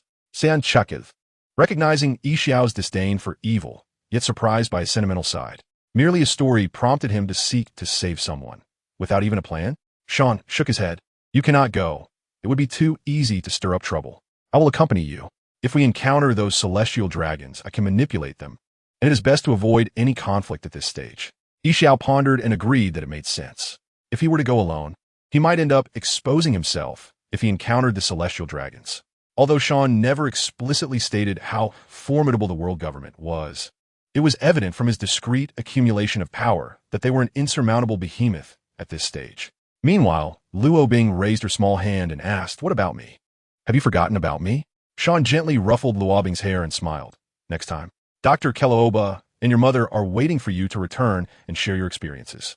It was not that Sean was unwilling to take Luo Bing along, but he wished to shield her from the ugly side of the world government for as long as possible, fearing it might leave her with lasting scars. Moreover, if all went according to plan, Sean might cause a commotion at the slave market, wearing a mask and relying solely on his physical prowess, confident that no one would recognize him. After all, in the original timeline, he was only 8 years old at this point. "But I want to go with you, Sean. Can I, please?" Luo Bing pleaded, shaking Sean's arm in a playful manner. Recently, due to her mother's return and Sean's affection for her, Luo Bing had become more cheerful and even dared to act a bit spoiled. This made Sean feel that this was the behavior appropriate for a child of her age, rather than being perpetually burdened with sorrow. Further solidifying his resolve to let Luo Bing cherish her childhood, he believed she should enjoy these formative years in O'Hara, allowing her to develop a sense of self. However, confronting such evils too early could have detrimental effects on a child's psyche. Thus, Sean replied, "Not this time. The situation may become quite grim, and you're still too young. One day, when you have mastered your abilities and can soar beyond O'Hara, you may explore this world." Luo Bing had the ability to fly, a skill Sean had planned for her as part of her training, emphasizing the importance of enhancing her physical capabilities. By the time she could truly fly, It was likely that no one would associate her with O'Hara anymore, and as long as she was not pursued by an admiral, she would face little danger. Indeed, upon hearing this, Luobing's expression soured, and she pouted slightly, muttering, "I'm not a little kid. I'm mature." Sean could only respond earnestly, "I want you to have a joyful childhood. The reason for waiting until you are stronger to venture out is that the outside world is perilous. You can ask Alvia about it." Luobing understood that Sean genuinely cared for her, and she merely wished to indulge in a moment of childish whimsy, seeking the attention of adults as a way to affirm her uniqueness. Receiving a gentle response, Luobing promptly reverted to her understanding and obedient demeanor, saying, "I understand, Sean. You can go without worry. I will wait for your return in O'Hara. Can you promise me one thing? Speak, and I shall grant you what I can." Though he said this, he believed there was nothing Luobing could ask that he would deny her. The little girl, feeling bashful at Sean's reply, whispered, "Before you return to the future after your tasks, could you stay in O'Hara and teach me?" Sean looked at Luobing's slightly flushed face and chuckled, recalling how he used to feel bashful around older girls when he was younger. However, this request seemed reasonable, so he knelt down and said, "All right, I promise you, but you must also promise me to diligently follow the training regimen I've outlined for you. You must only venture to the blue sea once you have mastered the ability to fly using your fruit powers. Your identity is too sensitive, so do not reveal it while in the blue sea." Listening attentively to Sean's lengthy admonitions, Luobing displayed no signs of impatience. Rather, she solemnly committed to remembering every word. Having had few friends growing up, she cherished her bond with Sean, as he was her only peer. Indeed, in the little girl's heart, Sean was equivalent to her age, merely that she had yet to grow up. After thoroughly advising Luobing, Sean allowed the others to return to their tents to rest, opting not to teleport back to O'Hara. For the following day, he still needed to manage a few uninhabited islands. That night, while resting in the tent, Sean opened the system to check the storyline points. 739,713. Such a number was entirely within his expectations, as he had previously squandered over 200,000. He had saved O'Hara from obscurity, altered Enel's original fate, and turned him into a significant figure, along with Robin and Gaia Island. It was no surprise to have accumulated so many storyline points. Sean had begun to discern a pattern. The destruction of the original narrative, coupled with the impact on this world, would yield a significant number of points. He aimed to accumulate 1,000,000 points to execute 100 consecutive draws, hoping for something remarkable. Now that he had found the final piece of the puzzle, the next step was development. He hoped that the seeds he had sown would one day bear abundant fruit. The future holds great promise. On the following morning, Sean placed several islands in the higher skies, out of sight from the Sky People, distributing them according to their territorial claims. The inhabitants of Xiangdia were finally able to return to their beloved homeland, while the people of Kongdao gained their own piece of land. Sean and his companions retained a location for future research endeavors. Thus, Robin and Yixiao bid farewell to everyone, urging them to refrain from engaging in conflict. Sean first escorted Robin back to O'Hara. Thanks to the established coordinates, the journey was swift. He then spent 50,000 to recruit the currently minor player, Taizolo, who was the least expensive option. Sean's plan was to provide him with a gene serum, while the notion of using his mapping abilities to locate the gene fruit was unnecessary. After all, Don Quixote Doflamingo and his associates would eventually seek it out. During this interval, he intended for Taizolo to undergo rigorous training. Investing too much would not be worthwhile. The largest investment was in Enel, but that was because Enel was venturing into perilous territory. Thus, Sean, accompanied by Yixiao, followed the map's directions and soared through the skies. Eventually, they arrived at a slave trading market, where they spotted a young man with green hair crouching beside a cage and chatting with a golden-haired girl, their laughter ringing through the air. To an unknowing observer, they would appear to be an ordinary couple on a date, were it not for the collar around the girl's neck. At that moment, Sean expanded his observation hockey across the island, sensing the pervasive despair that almost ignited his righteous fury. However, he had to restrain himself, as he needed the celestial dragons to shatter Taizolo's hopes before he could make his move. Otherwise, if Taizolo were to gather enough money to buy Stella and request him to become his subordinate, it would lead to unnecessary conflict. Sean was not one to act recklessly. Simultaneously, he was devising a plan to create chaos and liberate the slaves without attracting the attention of the world government's higher-ups. After all, everything was still in its infancy, and his strength had not yet reached the level of overwhelming dominance. Just then, high above, Yixiao and Sean heard a commotion that gradually subsided. Following the direction of the fading noise, they beheld 3 figures adorned with bubble helmets and clad in white garments, 2 men and a woman.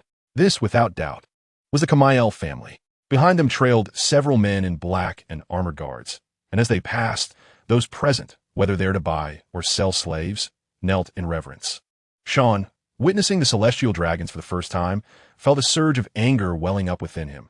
Yet he recognized their complexity and refrained from acting upon his rage. He had never underestimated the intelligence capabilities of the world government and did not wish to expose his nascent power prematurely. As Sean's thoughts swirled, one celestial dragon approached Taizolo, who knelt beside the cage, gazing at Stella with a vacant expression, as if admiring a pet. Pointing at the cage, he declared, "I like her hair. I shall take her." Indeed, it was Kamael. Taizolo's mind exploded with disbelief. Just as he was about to gather enough money to redeem Stella, she was suddenly purchased by a member of the world's aristocracy, the Celestial Dragon. In that moment, a subtle shift occurred within him. If only he had possessed ample wealth earlier. Before he could fully process this change, the kind-hearted Stella, despite being shackled and collared, turned to Taizolo with a smile, saying, "Please don't be sad. Your presence brings me happiness." Her words jolted Taizolo back to reality. Even with endless riches, life would be devoid of meaning without this person before him. Regaining his composure, Taizolo shouted, "No, you cannot do this. I will soon have the money to redeem Stella. Please do not take her away." Kamael, visibly displeased, retorted, "Teach him a harsh lesson." His loud voice startled me. "You shall become my slave." He then yanked harshly on the chain around Stella's neck, sneering, "Commoners must understand their place." "Jis, Gamayed." Even amidst the brutal treatment, Stella refrained from screaming. Her expression filled with concern for Taizolo, fearing he might utter something that would further provoke the celestial dragon. Taizolo was taken aback by his own audacity in confronting a celestial dragon, bracing himself for a severe beating. After all, if he was to become a slave, he assumed he would not be killed, and it would bring him closer to Stella. As expected, several towering guards clad in armor approached and began to rain blows upon Taizolo. After a time, he was left on the brink of consciousness. Yet even in his battered state, he struggled to open his swollen eyes, and through a haze of blood, he witnessed Kamael mercilessly whipping his beloved Stella, the anguish in his heart nearly suffocating him. He loathed these nobles and despised his own helplessness. While inflicting pain upon Stella with a barbed whip, Kamael spat, "You wretched insect! How dare you defy the descendants of the great creator?" Crack! Lowly ants must maintain their reverence. Crack! Despite being bloodied and battered, Stella clenched her jaw, striving to maintain the beautiful smile Taizolo had once admired. Yet, she could not manage it. All she could do was remain silent, enduring the torment inflicted by the celestial dragon. She wished to leave Taizolo with the memory of her sweet song, not the echoes of her agonized screams. This was the only tenderness she could offer. Meanwhile, Taizolo had become too weak to struggle, his eyes brimming with blood and tears, helplessly watching Stella suffer. Just then, a cold, indifferent voice echoed in his ears. "Shatter! Mirage!" In an instant, fissures appeared in the very fabric of reality before Taizolo's eyes, as if a mirror had fractured. With a crash, the mirror shattered, revealing an unforgettable scene. Before him stood Stella, equally bewildered, yet devoid of any injuries. This, however, was not the crux of the matter. The armored guards, including Kamael, were now mercilessly whipping the trembling overseer of the slave market. Surrounding them, onlookers displayed expressions of pity, including some slaves still confined within their cages, yet unsold. Upon regaining his senses, Taizolo inspected himself, realizing he bore no wounds, leaving him in a state of confusion about what had transpired. At that moment, the voice rang out once more. "Are you angry? Desperate?" In that fleeting instant, "How much did you loathe this world, Taizolo?" Who is speaking?" Taizolo exclaimed, his face stricken with terror as he scanned his surroundings.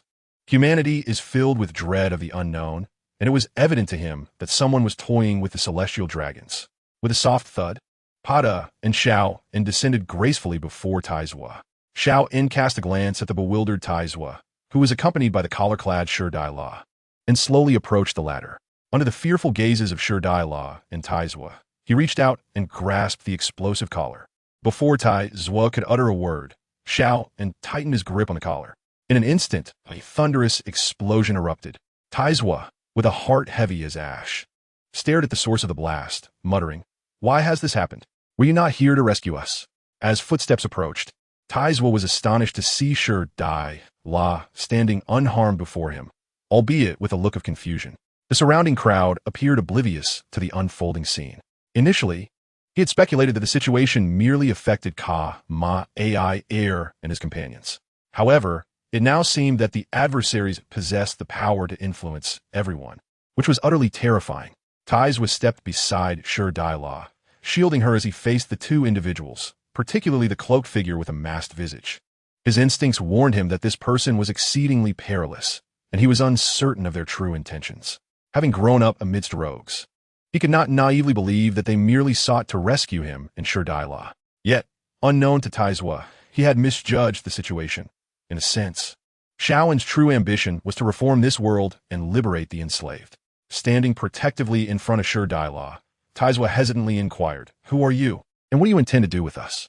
Xiao-in observed Taizwa in this moment, struggling to fathom how this individual would, in the future, derive pleasure from witnessing other separation. The one who orchestrated schemes to bring about the loss of cherished loved ones was now merely a young man, striving for love. The world, indeed, was in a state of disarray. Regaining his composure, Xiao-in slowly responded, "Tell me, what are your thoughts on everything that has transpired?" Taizwa felt unease. He could not decipher the intentions of these two, fearing that his response might not meet their expectations. Beside him, Dai La seemed to sense his apprehension and offered him a gentle smile, saying, "Mr. Cloak, I speak first?" Although surprised that she would take the initiative, Taizwa nodded in agreement. After all, he merely wished for Taizwa to willingly follow him. Her answer was of little consequence. "My thoughts are that everything was merely a dreamlike illusion, which is truly wonderful. Moreover, I believe Taizwa, despite his impulsiveness, is my hero."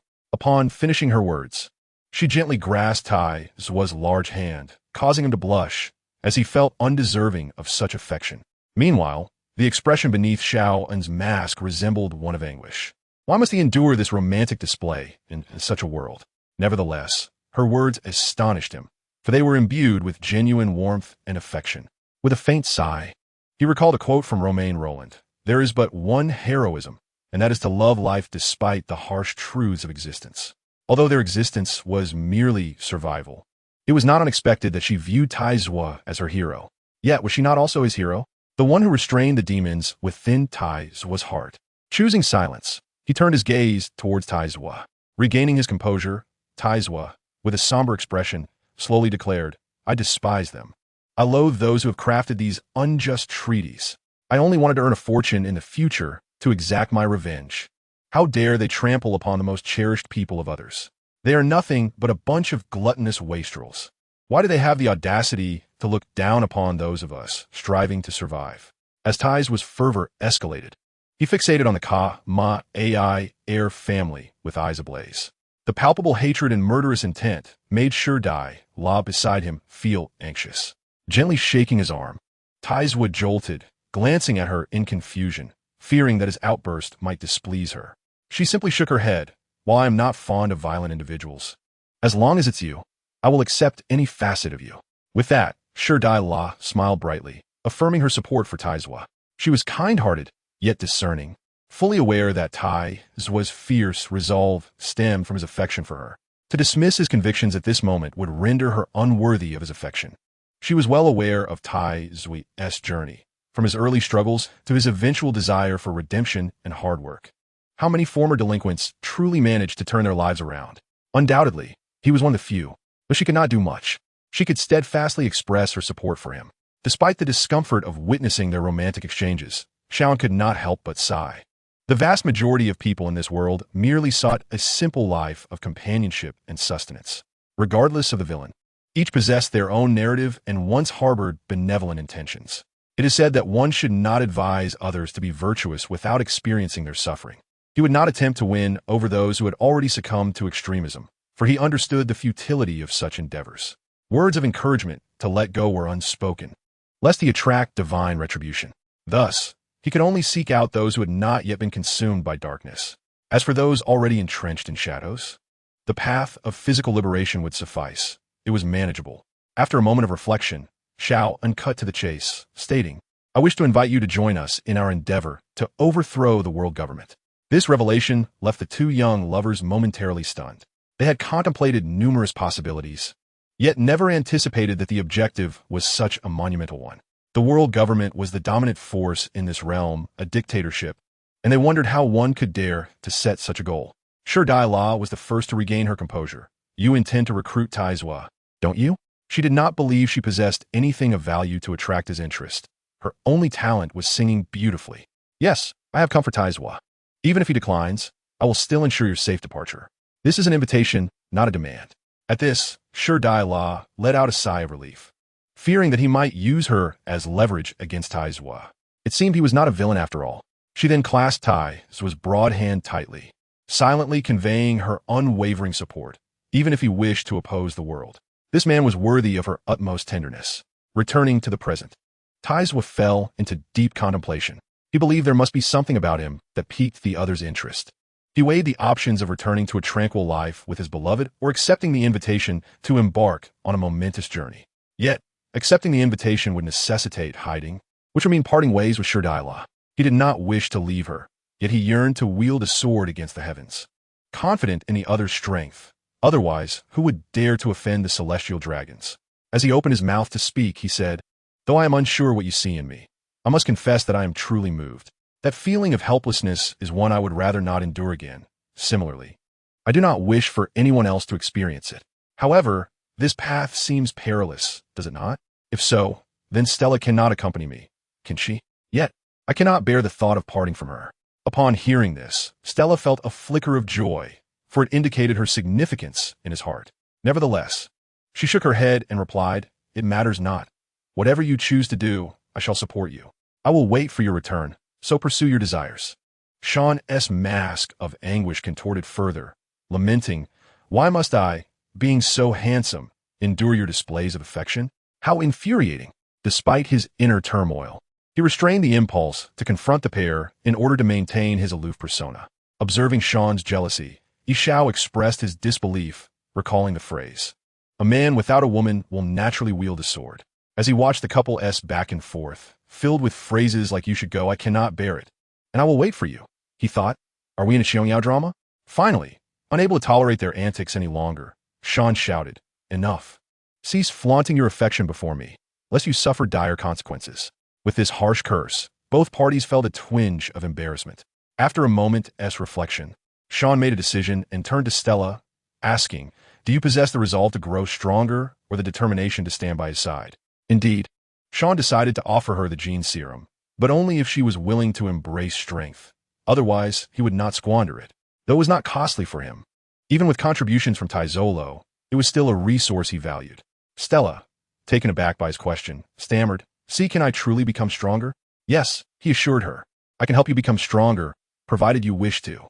Strength requires hardship. Make your choice wisely, for I do not wish to waste this precious opportunity." Nonchalantly, Sean lifted the lower half of his mask and lit a cigar, exhaling clouds of smoke. After a brief contemplation, Stella declared resolutely, "I want to be strong. I refuse to let others dictate my fate any longer. I long to stand beside Taizolo and fight alongside him. No matter how arduous the journey, I will persevere. Please grant me this precious opportunity. I will cherish it." At this, Taizolo appeared utterly smitten, his expression one of blissful days. What had begun as a day of calamity had transformed into a fortunate turning point in destiny. He had found a purpose to strive for, and his beloved was willing to stand by his side with the chance to grow stronger. In this vast ocean, might is the true measure of survival. Sean felt a surge of irritation at the couple's mutual declarations, thinking, why must you involve each other in every decision? Yet, sensing their determination brought him comfort, as he now had another loyal ally. While the gene serum could forge formidable warriors, it was not to be distributed indiscriminately. The issue of loyalty was paramount, and he no longer needed to worry about Taizolo and Stella. In the original story, Taizolo's mindset was to make others experience the pain of losing a cherished one. Now, having not lost Stella, he had transformed into someone who wished to spare others from such anguish. Furthermore, this kind-hearted girl possessed a grateful nature. He then stated, "We shall address the remaining matters later. For now, let us resolve everything here." Upon finishing his words, the group felt an overwhelming aura of malice emanating from the two small holes in their masks. They turned to Taizolo, instructing him. Go and give those celestial dragons a sound thrashing. As long as they do not die, I fear I might be compelled to kill them myself. Tai Zolo was taken aback, pondering if Sean wished to send him to his demise. However, upon further reflection, he realized he had already aligned himself with this faction opposing the world government. What was there to fear? Was there anything more terrifying than the prospect of losing Stella? With a fierce expression, he advanced toward the Kamel family, initiating a brutal assault. Under the influence of Sean's illusions, the family, accompanied by their remaining 2 bodyguards, returned to their ship in a state of disarray, cursing and vowing to summon the Navy to sink the island. This was all part of Sean's plan. His sole aim was to rescue those treated as mere commodities. The rest was of no concern to him, for none of the merchants here were innocent. What the Kamel family witnessed was Tai Zolo and Stella being mercilessly beaten. The owner of the slave shop grew displeased and retaliated with a few sharp words, which escalated into conflict, inciting the surrounding slaves to revolt. Ignoring the risks of collar explosions, they sought to perish alongside their oppressors. In the ensuing chaos, the Kamel family found themselves caught in the maelstrom, their formidable bodyguards unable to withstand the relentless onslaught of suicidal attacks. Ultimately, they could only retreat in disarray, while some slaves seized the opportunity to escape. Sean turned to Yi Xiao and said, "Use your abilities to liberate everyone on this island." Yi Xiao nodded, and in an instant, a dense network of electric currents spread across the sky, enveloping the entire island. Under the astonished gaze of Tai Zolo and Stella, bolts of lightning rained down, severing the shackles of the imprisoned. Emotions do not lie. Amidst the numb despair, he could pinpoint those in need with precision. Subsequently, Sean expanded his observation across the island, using his powers to bring everyone before him in an open space. Thousands of civilians, their eyes hollow, gathered together. Yet, they remained entranced in the illusion crafted by Sean, believing they were escaping amidst the chaos, only to be devoured by a colossal sea creature. After all, Sean lacked the energy to tend to them individually, ultimately deciding to deposit them on a resource-rich, deserted island. They ought to be able to return home, provided Yi Xiao guided the Navy there afterward. Sean instructed the trio to scour the island for treasures, primarily for Yi Xiao's collection, as his lightning made the task exceedingly convenient. With a mere conductive surface, he could traverse with near-instantaneous speed, far surpassing Enel in both proficiency and power. Before long, they returned, with Tai Zolo bearing a knife he claimed to have retrieved from a safe. Upon closer inspection, Sean found it to be a remarkably sharp blade, a fine weapon whose origins remained unknown. Perhaps it could be gifted to Zoro as a token of camaraderie. Thus, Sean commanded all treasures to levitate, followed by the remaining civilians still trapped in the illusion. Lastly, he and his companions ascended into the sky, overlooking the extravagantly dressed individuals below. With a subtle gesture, he erased all places on the island that had been struck by lightning using his telekinesis. The remaining areas lay in ruins under various forces, with the celestial dragon's guards falling victim to his powers, appearing as though their hearts had been pierced directly. As for the remaining merchants, apologies. Let them await their Tianlong patriarch for retribution. After erasing all traces, Xiao En led everyone away with great resolve. Subsequently, Xiao En and his companions transported these civilians to a bounteous deserted island before returning to the island they had designated as their stronghold in the sky. Throughout the journey, Taizwa was engulfed in astonishment. He never anticipated that the masked figure before him possessed such formidable strength, capable of whisking them away to such a distant location in an instant. He also felt a sense of relief. Had it not been for his remaining usefulness, he likely would have met a fate as tragic as that dream he had experienced. Upon halting, Xiao En produced 2 vials of genetic serum and presented them to Shi Daila and Taizwa, the young couple. Drink this. It is a serum designed to enhance your innate abilities, devoid of side effects. If one were to insist, it merely requires your own development. Observing Taizwa's hesitation, Shi Daila unhesitatingly consumed her vial first. She understood Taizwa's thoughts. He likely questioned how such a humble vial could yield such potent effects. Shi Daila was sensible. After all, having been saved by this individual, it would be overly complicated to harm oneself in such a manner. Eventually, Taizwa also drank his serum but felt no immediate change. Noticing their confusion, Xiao En candidly explained, "This elevates your potential rather than augmenting your current abilities. True strength is forged step by step, Otherwise, it exists merely as a fleeting illusion. At these words, Dai Lan nodded gently and inquired, "May I ask who you are? Furthermore, what do you require from Taizwa?" After exchanging glances with Yi Xiao, Xiao En slowly removed his mask, revealing that their leader was surprisingly youthful, seemingly not much older than themselves. "Allow me to introduce myself. I am Xiao En, and I hail from." He then recited the familiar refrain, the future Marine Admiral. He had no choice but to cling to this last vestige of stubbornness, regardless of whether they believed him. He had indeed returned from the future.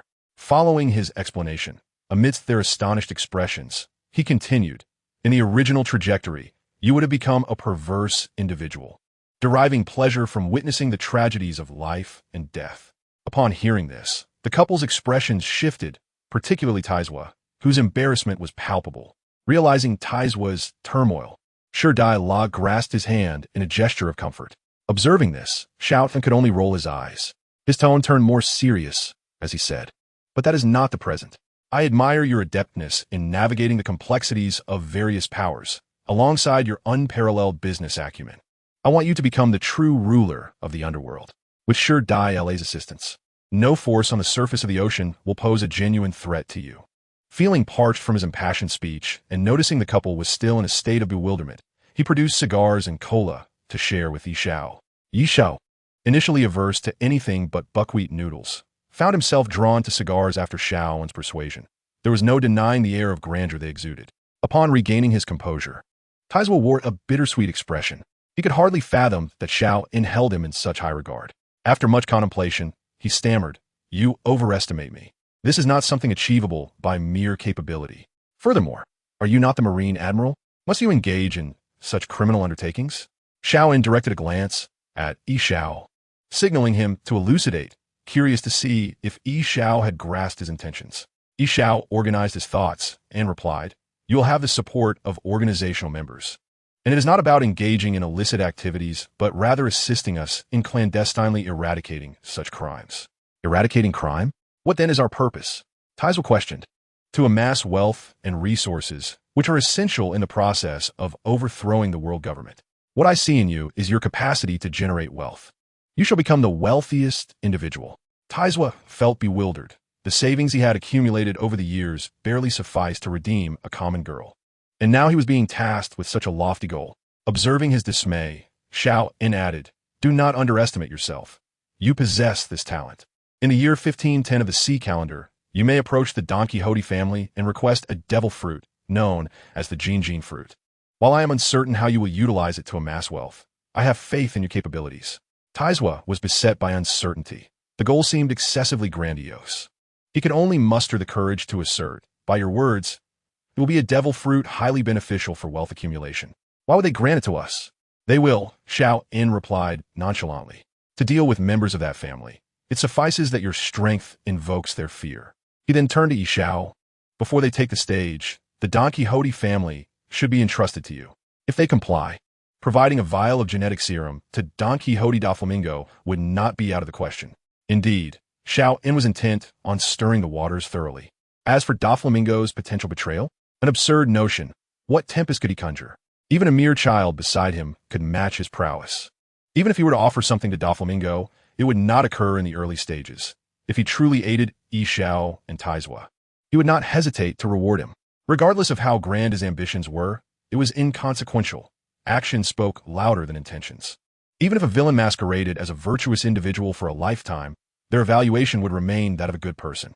After all, even if one were to suppress the other by force, there would inevitably come a day when the strings would snap. The interplay of tension and release was akin to fishing. Yet, even upon hearing their discussion, Taizwa remained troubled and timidly inquired, "Could you assign me another task? I genuinely fear I might not succeed." Before Xiaoan could respond, Yi Xiao emotionlessly answered, "That is acceptable. Are you certain?" At these words, Taizwa's heart leapt with joy. "Really? What other task could you offer me?" Yi Xiao stroked his chin thoughtfully and, after a moment of contemplation, remarked, "Well, you could go undercover, infiltrating the world government. However, your target must be high-ranking officials, individuals of equal or greater stature than an admiral. Rest assured, I will assist you." Taizwa's expression faltered, and he stammered, "Well, what else is there?" Not satisfied, Yi Xiao waved his hand dismissively. Then you may take my place and organize a revolutionary army that overtly opposes the world government. Taizuo's heart sank. He could hardly believe that the thick-browed Yishao would play him false. After all this time, accumulating wealth seemed the simplest task, merely requiring the elimination of some hidden vermin. Whether it be undercover work or direct confrontation, the difficulty far exceeded that of his original assignment. This left the 19-year-old Taizuo feeling despondent, fearing he would disappoint the expectations and trust placed in him. Beside him, Shi Daila, disregarding Xiao's intense gaze, firmly grasped his hand. Do not worry. Regardless of the circumstances, I will be by your side. I believe in your capabilities. Have faith in yourself, Taizuo. Upon hearing her words, Taizuo felt invigorated, as if he had been revitalized. With Shi Daila by his side, what was there to fear? Xiaowen, on the other hand, was acutely aware that Taizuo, unlike Enelu, held no disdain for the world government, for Enelu's ignorance bred his fearlessness. In stark contrast to Taizuo Luo, who at the tender age of 12 had to fend for himself, he possessed a clear understanding of the survival rules that governed the current world. Naturally, he did not dare to make reckless promises, which further reassured Sean at that moment. The 19-year-old Taizuo Luo was not of the same ilk as the 29-year-old who had endured a life of slavery. However, it mattered not. There was ample time for him to prepare. Thus, Sean remarked, "You need not worry excessively. You have 10 years at your disposal. During this decade, you can both harness your latent potential and contemplate your course of action. A decade is sufficient for both of you to ascend to the ranks of the top powerhouses upon this vast sea, and in 10 years, you shall be active on this chaotic stage." Upon hearing this, the young couple felt a surge of joy. Taizuo Luo was relieved to have time to ponder his path, while Shi Daila found contentment in the prospect of a decade of tranquil living. Subsequently, with a smile, she shared some of her plans with the couple, eliciting gasps of astonishment from them. Thus, a closed loop was formed. The world government ordered the assassination of certain talents. The revolutionary army stepped in to rescue them, and the underworld provided the necessary materials for their fake deaths. The ultimate outcome was that a certain individual within the world government was promoted. The revolutionary army absorbed more of its own, and the figure from the underworld gained even greater prestige. As they conversed, Sean took his leave, heading directly to O'Hara, where he found Robin nestled in her mother Alvia's embrace. The two engaged in whispered exchanges. The setting sun cast its golden rays upon them, while a gentle breeze stirred their hair. This serene tableau only strengthened Sean's resolve to overthrow the world government. Upon seeing Sean's arrival, Robin eagerly attempted to run towards him, but recalling her mother's teachings, she slowed her pace. Approaching Sean, she looked up and inquired, "Have you completed your tasks?" Sean crouched down, gently ruffling her hair as he replied, "Indeed, they're on Sky Island now. For the time being, I shall teach you the ways of cultivation, shall we?" The little girl nodded obediently, her soft voice responding, "Yes, I will do my best." Alvia understood that Sean would soon depart, and that Robin would greatly benefit from his guidance. Even though the scholars of O'Hara would be unable to delve into new historical texts for a long while, it mattered little. Since Robin returned to share the truth of the all-knowing tree, the scholars had been reassured of Sean's awareness of historical texts. They cast aside their doubts. For scholars, the tedious waiting had become a trivial aspect of life, and they eagerly anticipated the future. After exchanging pleasantries with Alvia, Sean took Robin's small hand and departed. Witnessing her genuine smile and cheerful demeanor brought a smile to Alvia's lips as well. After all, she and Robin were born in the same year, were they not? Time progressed steadily. During this period, Sean, along with Yishao, trained the trio. Yet only Robin and Shi Daila never complained, steadfastly persevering. The intensity of Sean's training regimen was no laughing matter. Even during meal and rest times, it felt as though they bore the weight of a great mountain. Initially, Taizuo Luo voiced his grievances, but upon witnessing Shi Daila's indomitable spirit, he felt a twinge of shame and ceased his complaints, no longer allowing himself to slack off. Throughout this time, Sean focused not only on enhancing their physical capabilities, but also on instructing Robin in the use of her powers. As for whether Shi Daila possessed any abilities, that was not his concern.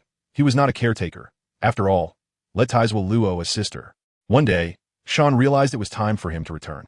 He felt no particular sorrow. After all, his return would be swift, and contacting them thereafter would not pose a challenge.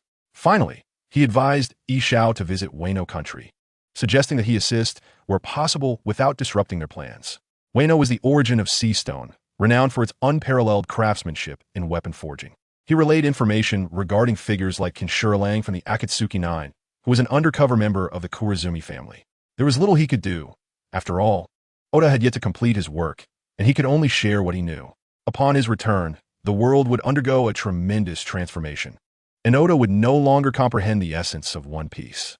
He wished to orchestrate more, but for now, the only available combat power was Ishao. So, he decided to leave it to fate, having already shared all crucial information.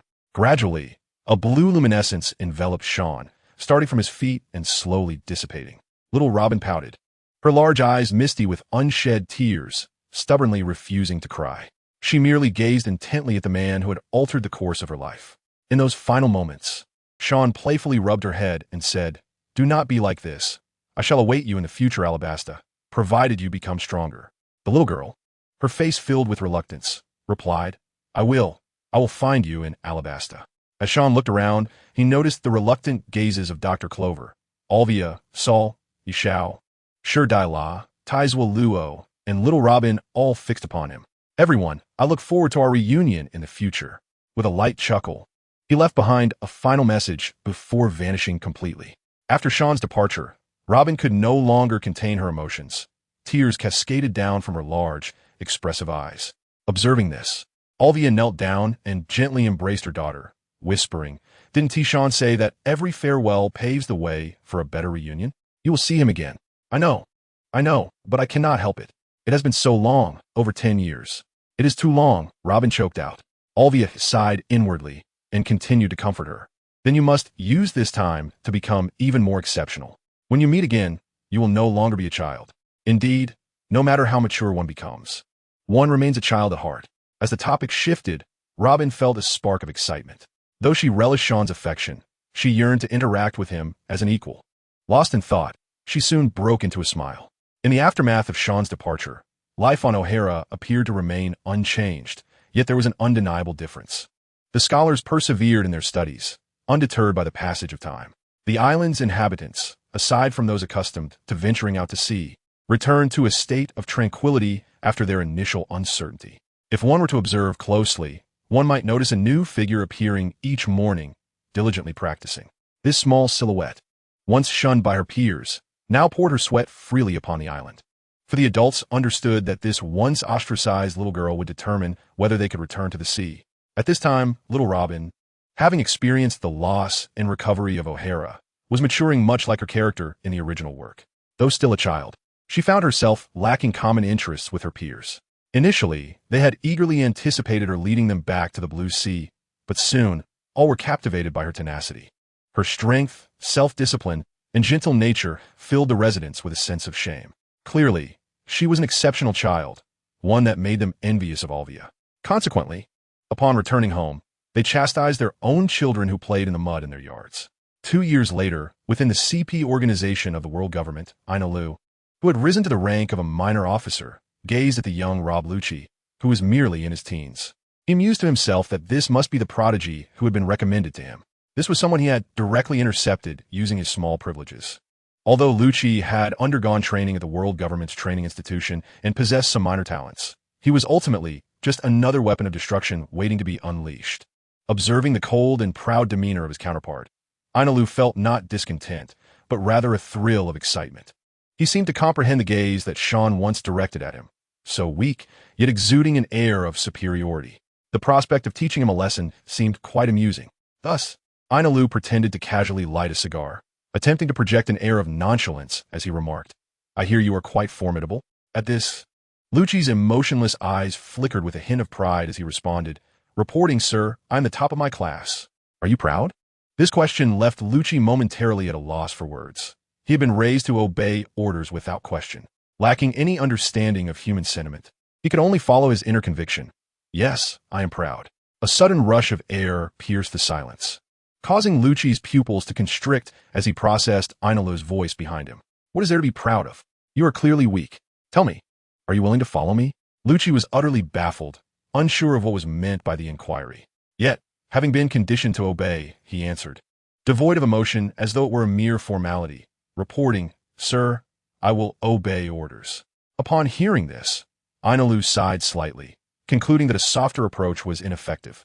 This child likely lacked intelligence. Subsequently, he unleashed his iron fist of love upon Lucci, striking him while demanding, "Will you follow or not? Will you follow or not?" The bewildered Lucci, confused as to what he had done wrong to earn such treatment from his superior, instinctively cried out, "I will follow. I will follow." Pleased, Ainalu paused his assault, satisfied with Lucci's response, thinking to himself that this tactic was indeed effective, recalling that he too had once faced a similar situation. Feeling the swelling on his face, Lucci, with slurred speech, inquired, "What do you want me to follow you for?" At this, Ainalu's expression stiffened. He too was unsure how to respond. Was he supposed to bluntly state his intent to usurp Lucci's superior? Such a brazen admission would be ill-advised upon their first meeting. Sensing Ainalu's hesitation, Lucci sighed quietly, questioning how someone so dim-witted could have become an officer. In the intelligence agency, one could lack strength, but one must possess sharp wits. Suddenly, the astute Lucci seemed to grasp something and cautiously asked, "Do you want me to bear the mark of your faction?" Precisely. Ainalu was pleased with Lucci's understanding, thinking that he was rather perceptive. Alas, it was evident that this officer lacked intelligence, yet he wondered why he had been chosen for this role. The youthful Lucci felt troubled, but currently, he had no choice. Thus, Ainalu and Lucci began their partnership. If Sean were privy to this situation, he would likely be furious. Having known that Ainalu's reasoning was flawed, he had never realized that Ainalu had no political acumen. Could he not employ a gentler approach with Lucci? If Lucci was cold, Ainalu should have been warm. Thus, during their collaboration, Ainalu embarked on a journey of fortunate promotion. On a certain island, a man adorned with a tattoo of a sandal print sat across from a figure named Ishiao. The tattooed man was perplexed, unable to fathom why this imposing individual had invited him to co-found a revolutionary army. He had already been preparing for such an endeavor and began to worry that his thoughts and ambitions had been discovered. However, after a conversation, he found himself in complete agreement with the sentiments expressed by Ishiao, even believing that this was a divine match for him. Consequently, he readily accepted the offer and shared his ideas openly. Years later, in a town in the South Sea, within a church, many affluent merchants gathered to witness and extend their blessings. The newlyweds were Taizolo and Stella. After exchanging their vows, in the confines of a nearby house, Stella nestled into Taizolo's embrace, saying, "Look, you have become the wealthiest person here, even without that devil fruit." Taizolo, filled with sentiment, replied, "Indeed, I never expected this. However, from today onward, we will strive for our leader's goals. Yes, being able to celebrate an ordinary wedding with you has fulfilled my greatest wish in life. I'm truly happy." Stella gazed lovingly at her husband. She then added earnestly, "Our new life is all thanks to the leader. You must support him well, understood?" Taizolo tightened his hold on his wife, assuring her, "Rest assured, we shall work hard together. Although we are not planning on having children now, in the future, we will. I hope our children will be born in a new era." Hubby, wifey. Returning to the year 1514, in Alabasta, amidst the rain, in a shaded area, a flicker of distorted light appeared. Sean awakened from his dreams, momentarily disoriented, but soon memories flooded back, and he understood. It seemed that there were new activities ahead. He wondered how Ainalu was faring within the world government. Sean murmured to himself. Rising and stretching, he directed his gaze towards the nearby rain-soaked ground. Presumably, the sand crocodile should be around here. Just as Sean's observation hockey began to extend, a cultured voice broke through the air. "At last, I have found you, Sean." Upon hearing this, Sean turned to the source of the voice. Upon recognizing the visitor, a smile spread across his face. Standing before him was a tall woman with smooth, fair skin and distinctly exotic features, her emerald green eyes sparkling with intellect. This was none other than the little Robin, who had once been a dark-skinned, book-loving girl. Sean raised his hand in greeting. "It must have been a long time for you, hasn't it?" "Yes, I'm no longer a little kid," Robin replied playfully, winking with a charm that added to her allure. However, Sean, focused solely on his ambitions, paid little heed to her charm. "Indeed, you were just a small fry to me not long ago, and now you're so mature and graceful," he remarked, genuinely intrigued by the rapid growth of people in this world. Some were still under a meter tall at 10 years old, yet by 16 or 17, they towered at 2 or 3 meters. While Sean lacked romantic sensibility, Robin continued to regard him tenderly, stating, "I have come as per our agreement." San, dismissing any ulterior motives, assumed she was here to discuss historical texts. "All right, Let's head out shortly. I want to check if Crocodile is in the rain. Robin cast a wistful glance at Sean, but quickly brightened. All right, I will accompany you. By the way, what is your objective regarding Crocodile? It is said that he is a heroic pirate of this nation. Do you intend to confront him? As Sean accompanied Robin towards the casino in the rain, he remarked, his ambition is to usurp the power of this country.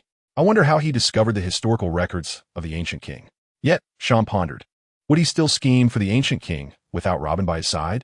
Robin, observing Sean's profile, casually responded, oh, that could indeed be troublesome. Noticing the absent-mindedness in Robin's words, Sean turned to her, only to find her gaze fixed upon him. Curiously, he inquired, is something the matter? Why do you keep staring at me? Not at all. I just suddenly realized how handsome you are. Are you feeling shy? Upon hearing this, Sean was momentarily taken aback, a smile creeping onto his face as he mused about the amusing reaction Robin might have if she discovered he was, in a sense, a king of the sea himself. It was not that Sean was oblivious. He simply did not perceive Robin as someone who might fall for him at first sight. As for childhood acquaintances, that was hardly love, especially after so many years had passed. Therefore, he teased, indeed, I never expected that little brat has grown into such a graceful young lady. It is quite normal to feel shy when being admired by a beautiful girl. I assenti it. However, Sean's face betrayed no hint of shyness. Instead, he regarded Robin with a playful expression. Robin's delicate earlobes flushed slightly, though her hair concealed this from Sean's view. With a focused gaze ahead, Robin softly stated, Crocodile is one of the 7 warlords. It might not be prudent for you to confront him directly. Realizing the weight of her words, Sean slapped his forehead, of course. My plans involve the entire Navy.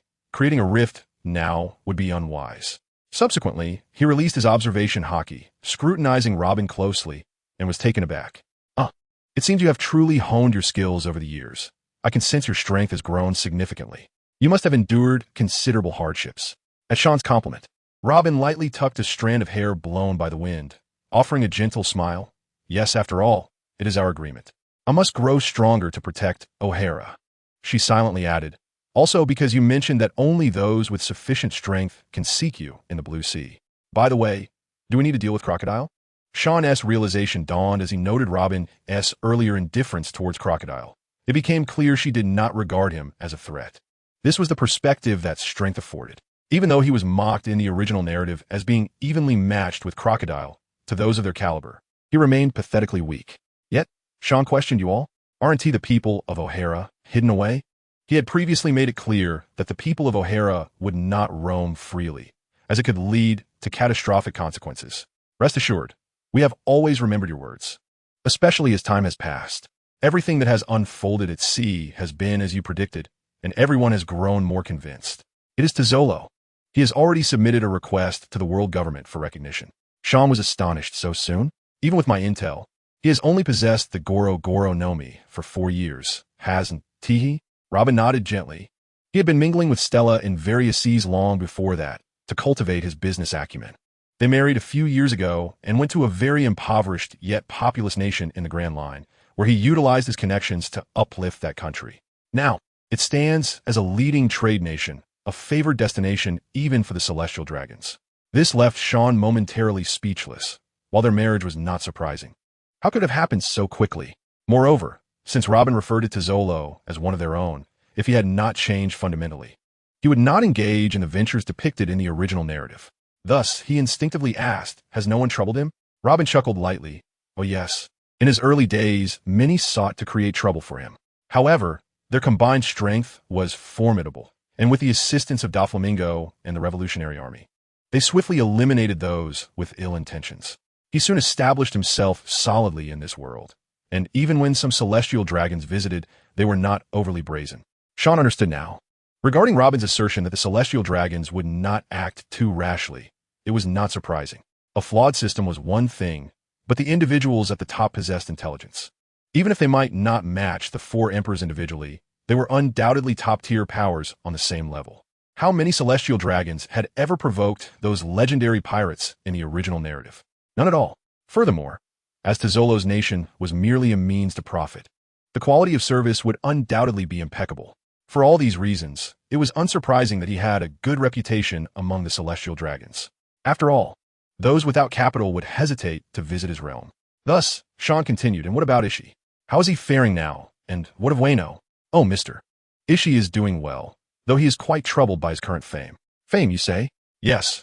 Robin was about to elaborate when they were suddenly interrupted by a commotion. The two turned towards the source of the noise. Ah, it is King Cobra. What brings him here? I'm not sure. Perhaps he is looking for Mr. Crocodile? But Mr. Crocodile is not here. Not at all. King Cobra is likely on his way to the World Conference, probably just passing through. As anticipated, they soon spotted King Cobra alongside his daughter, Princess Vivi, accompanied by a retinue of guards.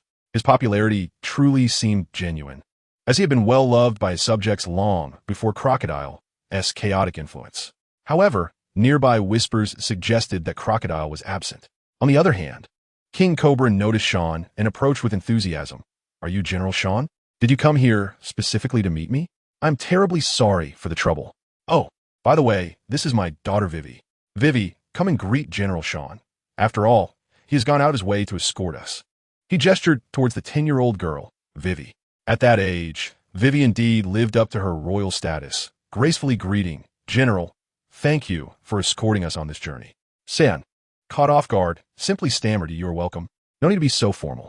He never anticipated that he would encounter such a nonchalant king, especially since he had left Crocodile at the port simply to avoid dealing with matters. In truth, escorting duties required a cumbersome process, which was one of the reasons Sean had slipped away alone.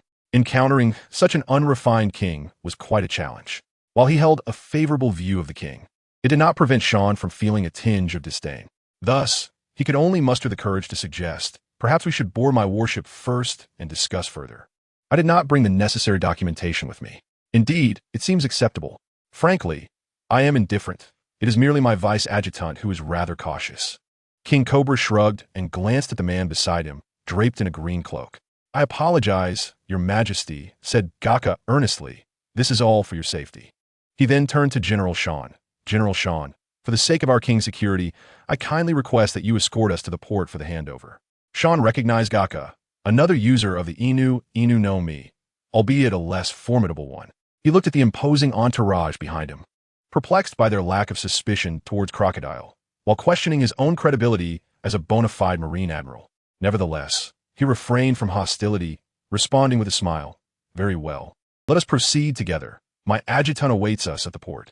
As they walked, Sean cast a glance towards Robin, who appeared to undergo a subtle transformation in demeanor, rendering her countenance more ordinary. Had it not been for her unchanged attire and hairstyle, he might have mistaken her for someone else. He couldn't help but marvel at Robin's exceptional talent. What was once a casual suggestion to explore her skills in disguise had indeed materialized. He fell silent, leading the group back, with Robin trailing behind. Although somewhat puzzled, Cobra and the others made no comments, while Princess Vivi observed Robin and Sean with keen interest, particularly Sean. As a princess, she was well-versed in current affairs, making her aware of Sean's burgeoning reputation. The G5 base was now heralded as a formidable fortress, with pirates daring not venture into its waters, as they typically met dire fates. It was said that his subordinate, Crocodile, had become one of the Navy's supernovas, adeptly orchestrating the downfall of various notorious pirates, thus contributing to the current balance of power among the four emperors of the New World. Little did the young princess know that even without Crocodile, the dynamics of the New World would remain unchanged. Crocodile had merely expedited events for personal vengeance, though the overall conflict among pirates was inevitable. Crocodile's notoriety was amplified by disgruntled pirates seeking to preserve their pride and incite unity against this cunning adversary. Soon, the group arrived near the warship at the port, greeted by a rather peculiar scene that left them bemused. There stood a man in a suit and glasses, sporting a slick-back hairstyle, engaging in playful antics among a group of kung fu sea cows. His elegant attire contrasted starkly with the absurdity of his actions, as he wielded a black marker, adorning the sea cows with suits reminiscent of a child's chaotic doodling. This was none other than the enigmatic Crocodile, whom Vivi had been eyeing with curiosity. He seemed oblivious to the fact that these sea cows would surely lose their colorful adornments once submerged in the ocean. Witnessing such a bizarre spectacle, Sean felt a surge of irritation. How could this absurdity be compared to the illustrious Ben Beckman? He promptly approached Crocodile, tapping his forehead, and, under Crocodile's lamenting gaze, whispered, "What on earth are you doing?" "Drawing." Crocodile replied, "I meant, why are you dressing these sea cows in suits?" "Because they wanted to wear my suit." Sean's forehead twitched in frustration as he gritted his teeth, You have one chance to rephrase that. Seeing his uptight superior on the verge of meltdown, Crocodile reluctantly explained, "It's all because of you. UNT let me leave, and they insisted I train them. But what can I do when we don't speak the same language? I thought I'd demonstrate hockey, planning to end it quickly, but they mistook that for my black suit and insisted I provide them with one. They nearly stripped me of my own suit, and seeing their pitiful expressions, I couldn't bring myself to hit them, so I just drew on them." Upon hearing this, the others were enlightened, internally acknowledging him as a kind-hearted Marine, patient even with small creatures. Had it been anyone else, they might have considered eliminating the troublesome sea cows. Yet Sean remained impassive, fully aware of the underlying truth, as he was curious to see how these sea cows would fare at sea. Consequently, he instructed Crocodile firmly not to mistreat them, for the repercussions would be dire. Contemplating the matter, he chose not to expose Crocodile's folly before outsiders, and instead said, "Go and complete the handover with King Cobra's guards. We are set to depart for Meteor soon." With a sigh, Crocodile complied. Life was indeed challenging, he thought. During this time, Sean suddenly conceived an idea. What if Robin were to take Vivi as her disciple? Perhaps Vivi could ultimately save her nation from the clutches of Shichibukai Crocodile. Setting aside plot points, the mere secrecy surrounding their identities was already significant. The Nefertari family was one of the 20 royal families that founded the world government. However, their ancestors chose not to settle in Meteor, but remained to govern Alabasta, guarding the ancient weapon Pluton, a fact unbeknownst to the world government, which had even sent agents to Water 7 in search of it. Should activating Pluton require specific conditions, Cobra would undoubtedly possess that knowledge, even without such connections. Cobra and his daughter were commendable individuals, and assisting them would pose no significant issue. After all, Cobra was renowned for opposing the aristocracy at world government meetings, advocating the principle that the nation is the people. As they engaged in the handover, Sean called Robin aside, suggesting, "Robin, why not teach Princess Vivi? Allow her to harness her own strength to save her country." Robin, somewhat bewildered, questioned why she should assume the role of a teacher. "And what about you? Why can't you nurture her yourself? That should be second nature for you," she added, casting a meaningful glance at Sean. Sean felt a pang of anguish. He often sensed that the world was not particularly kind to him. He frequently encountered young girls reminiscent of those in the original story, accompanied by the urge to mentor them. Thus, to break this curse, he felt compelled to place this responsibility upon Robin, though he could not articulate it as such. Leisurely, Sean pulled out a cigar, becoming somewhat melancholic as he puffed away. After a while, a sigh escaped his lips. Even without considering her lineage as a descendant of one of the 20 royal families that established the world government, I am a Marine admiral tasked with instructing a princess of a kingdom. What does that imply? The Marine Corps maintains strict neutrality among nations. If we do not assist her, her kingdom may very well fall to Crocodile's destruction. She is a genuinely kind-hearted girl, destined to endure suffering alone, lurking beside Crocodile, trembling as she gathers evidence, ultimately powerless to avert her tragic fate. Everything is for the sake of her own country. She loves her nation deeply. Do you think we should assist her? This is indeed one of the few countries I hold in high regard. Robin completely disregarded Sean's childish tone and expression. In her childhood, she never noticed, but now she increasingly finds Sean quite endearing. He is clearly incapable of deceit, yet often speaks with utmost seriousness while making absurd claims, with numerous inconsistencies that cannot be overlooked. With a teasing thought about Sean, Robin inclined her head slightly and said, "Indeed, why not let them come directly to deal with Kurokataru? That would be helping them as well." Sean was taken aback. This was a question he had indeed overlooked. In the past, he had to ponder deeply for every performance, but this time, it seemed he had failed to think on his feet. How careless! Letting Wei Wei rescue her own country would undoubtedly yield rich narrative points, despite their shared goal. However, is it not better to teach one to fish rather than simply provide fish? Moreover, who would refuse to gain narrative points for free? Thus, he continued, "If we save our country this time, what about next time? What about the time after that? We cannot always be at their side, can we? Furthermore, this country has a rich historical background, and with their long-standing heritage, there must be numerous documents. Do you not wish to see them? Once you become Wei Wei's mentor, you will be considered one of them, and they will not be stingy." Observing Sean earnestly explaining, Robin felt that this man before her was truly kind-hearted. She softly replied, "Of course, as long as it is what you desire, Sean, I can agree to it. However, how will you persuade them to be willing to learn from me? Moreover, Kurokataru is a hero of their nation, Upon hearing this, Sean's heart leaped with joy. Excellent. He glanced at the adorable Wei Wei, who was looking over at them. They will be willing. Do not forget, Kubler, despite his kindness, is the ruler of a nation. As long as you lay out the plans regarding Kurokutara directly to him, he will plant the seeds of foresight in his heart. Every capable ruler must possess such foresight. Besides, we do not intend to do anything to Wei Wei. We merely wish to guide her in her cultivation. Robin also turned her gaze to Wei Wei. However, she is a princess after all.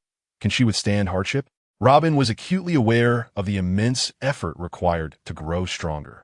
The physical fatigue serves as a crucible for the spirit. It is something that most children find difficult to endure, especially considering that she had consumed Sean's genetic enhancement serum. Sean also noticed Robin's concerns and directly took out a vial of genetic serum, handing it to her. Do not underestimate her. She possesses remarkable resilience. At just over 10 years old, she was able to infiltrate the Baroque Works Crime Syndicate to become a cadre, which speaks volumes of her strength. Even if she ultimately fails, she is certainly not the delicate princess type. She is a girl of great ambition. With this serum, I believe you can train her in the shortest time possible. After a considerable time, the handover was complete and everyone boarded the warship under Sean's command. After arranging rooms for Robin and the others, Sean called Kuro into his office. Sean's seriousness made Kuro somewhat anxious, yet he steeled himself to enter the office. Upon entering, he saw Sean reclining on the sofa, puffing away on a cigar while swirling a glass of red wine, the black liquid bubbling ominously. Witnessing Sean drinking cola from a wine glass, Kuro felt a wave of discomfort. It lacked elegance. Sean lazily lifted his eyelids. You're here. Take a seat. Kuro cautiously sat down opposite Sean, acutely sensing something was amiss with his superior. As expected, the subsequent words left him in a daze. Do you know whose navy we are? That seemingly mundane question jolted Kuro's mind awake, prompting him to plunge into contemplation. Sean did not disturb him. As he had never truly discussed this matter with Kuro, now was the time. On the surface, it was undoubtedly the world government, but a complex mind would not perceive it so simply. Was he asking me to declare my stance?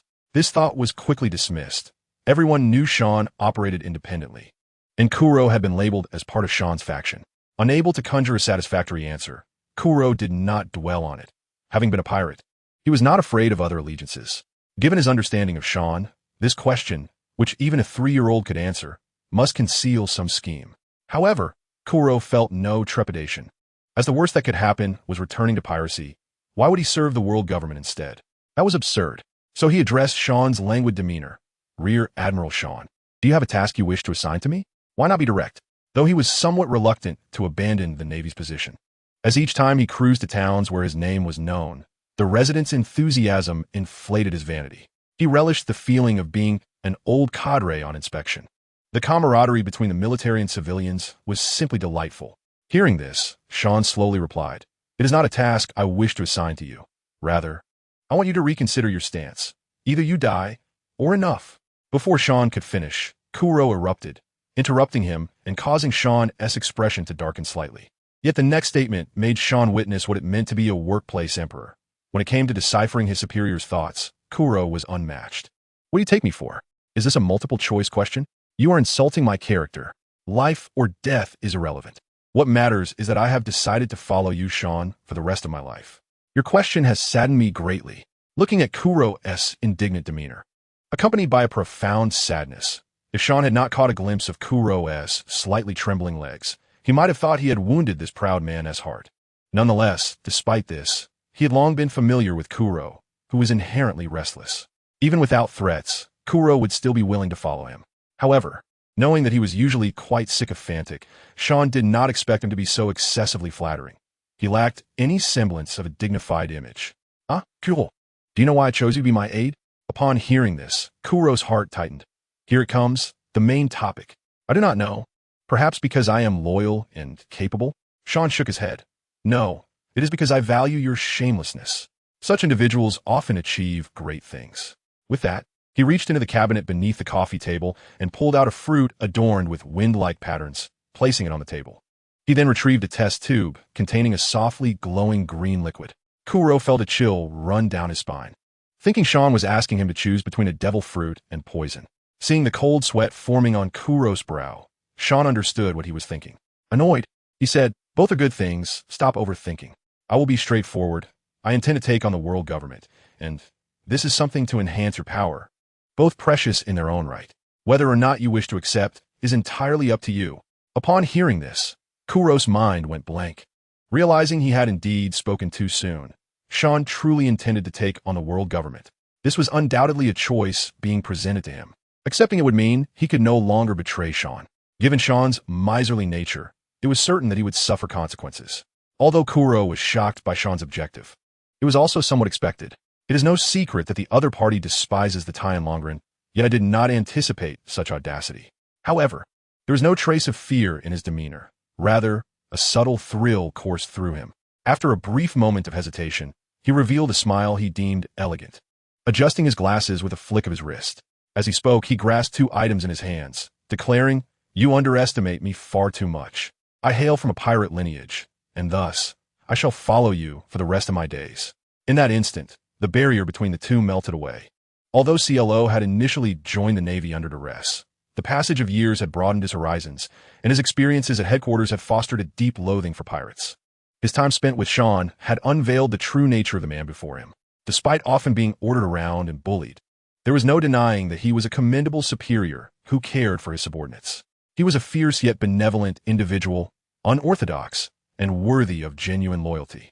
The fruit before him was the Inu no Mi, a mythical Zoan type in the form of Shurshur, yet it was rarer than even the Logia types. The vial contained a genetic enhancement serum that could elevate one's physical prowess to the level of the Yonko, Big MOM, with no side effects, though it required personal training for full development. Upon hearing this, CLO's expression shifted to one of astonishment, coupled with a touch of gratitude. He had not expected such precious resources to be offered to him. Surely, few could claim such privilege, for this was the capital to dominate the seas. If Sean were aware of CLO's thoughts, he would have chuckled, for it was merely a handful, perhaps 10 at most. Aside from Ace, CLO was the last one. Hurry and consume it. Soon, I will introduce you to others, and we must also discuss matters with King Cobra. With that, CLO promptly ingested the serum, though he hesitated before the devil fruit, having heard tales of their unpalatable nature. Sean found amusement in this, and said earnestly, "Just endure, it will soon pass. This is a valuable item, and you must savor it to unlock the full potential of the devil fruit." Witnessing CLO gagging nearby brought Sean a sense of satisfaction. It appeared that toying with CLO was indeed entertaining. Such moments filled Sean with a sense of superiority, for he was dealing with a highly intelligent individual. Wasn't it a testament to his own cleverness to outwit him? Enough if you can't expel it. Get up and fetch Robin and King Cobra. CLO, on the verge of responding, suddenly felt a surge of power within him, causing his skin to flush. Gradually, red fur sprouted upon his skin, interspersed with black markings. As his body swayed, the black patterns danced like apparitions. Seaniskintev, realizing that these markings resembled those of a tiger, they were made of wind. Moments later, CLO completed his transformation into a creature standing approximately 6 meters tall, adorned with red fur and black stripes, reminiscent of both a dog and a tiger. His piercing black eyes radiated a sharp intensity. Not merely an illusion, there was indeed wind within them, and his limbs were entwined with undulating black gusts. Remarkably, these wind-like patterns did not disturb a single ripple. His formidable teeth and elongated claws spoke volumes of the fruit's power.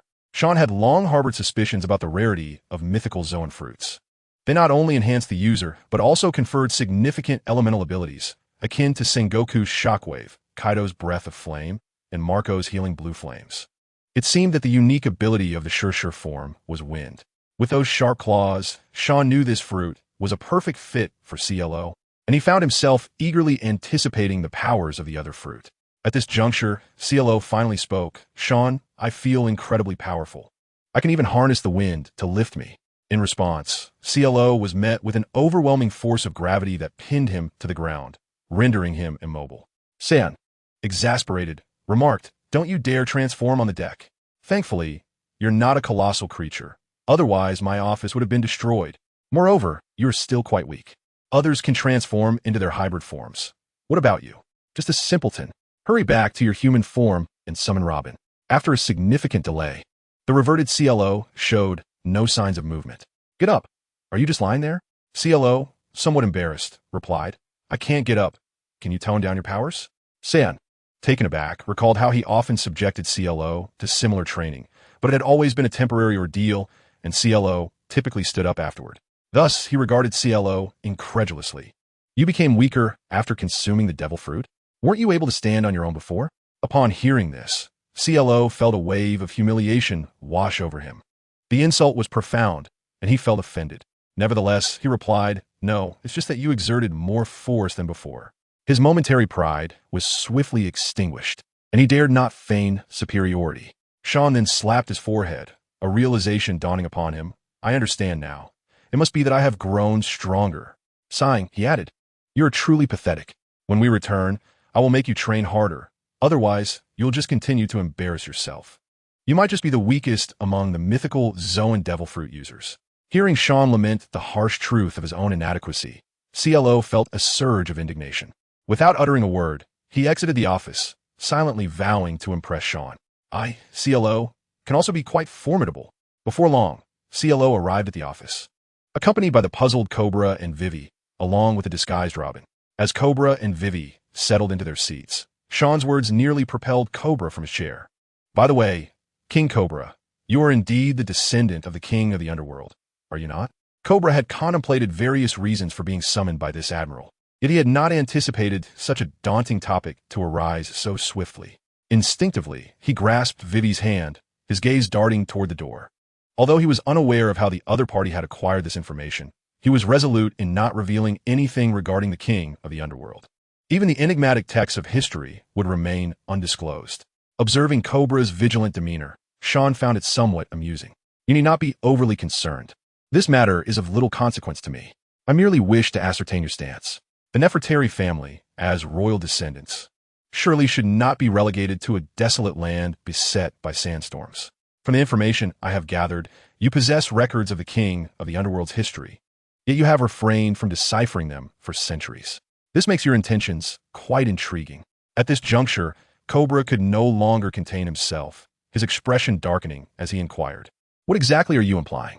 "The Navy has no right to interfere in the affairs of allied nations." Sean chuckled derisively. "I am indeed part of the Navy, but I never claimed to be affiliated with the world government, did I?" With these words, Cobra, an astute politician, grasped that the identity of this Navy officer was rather unusual.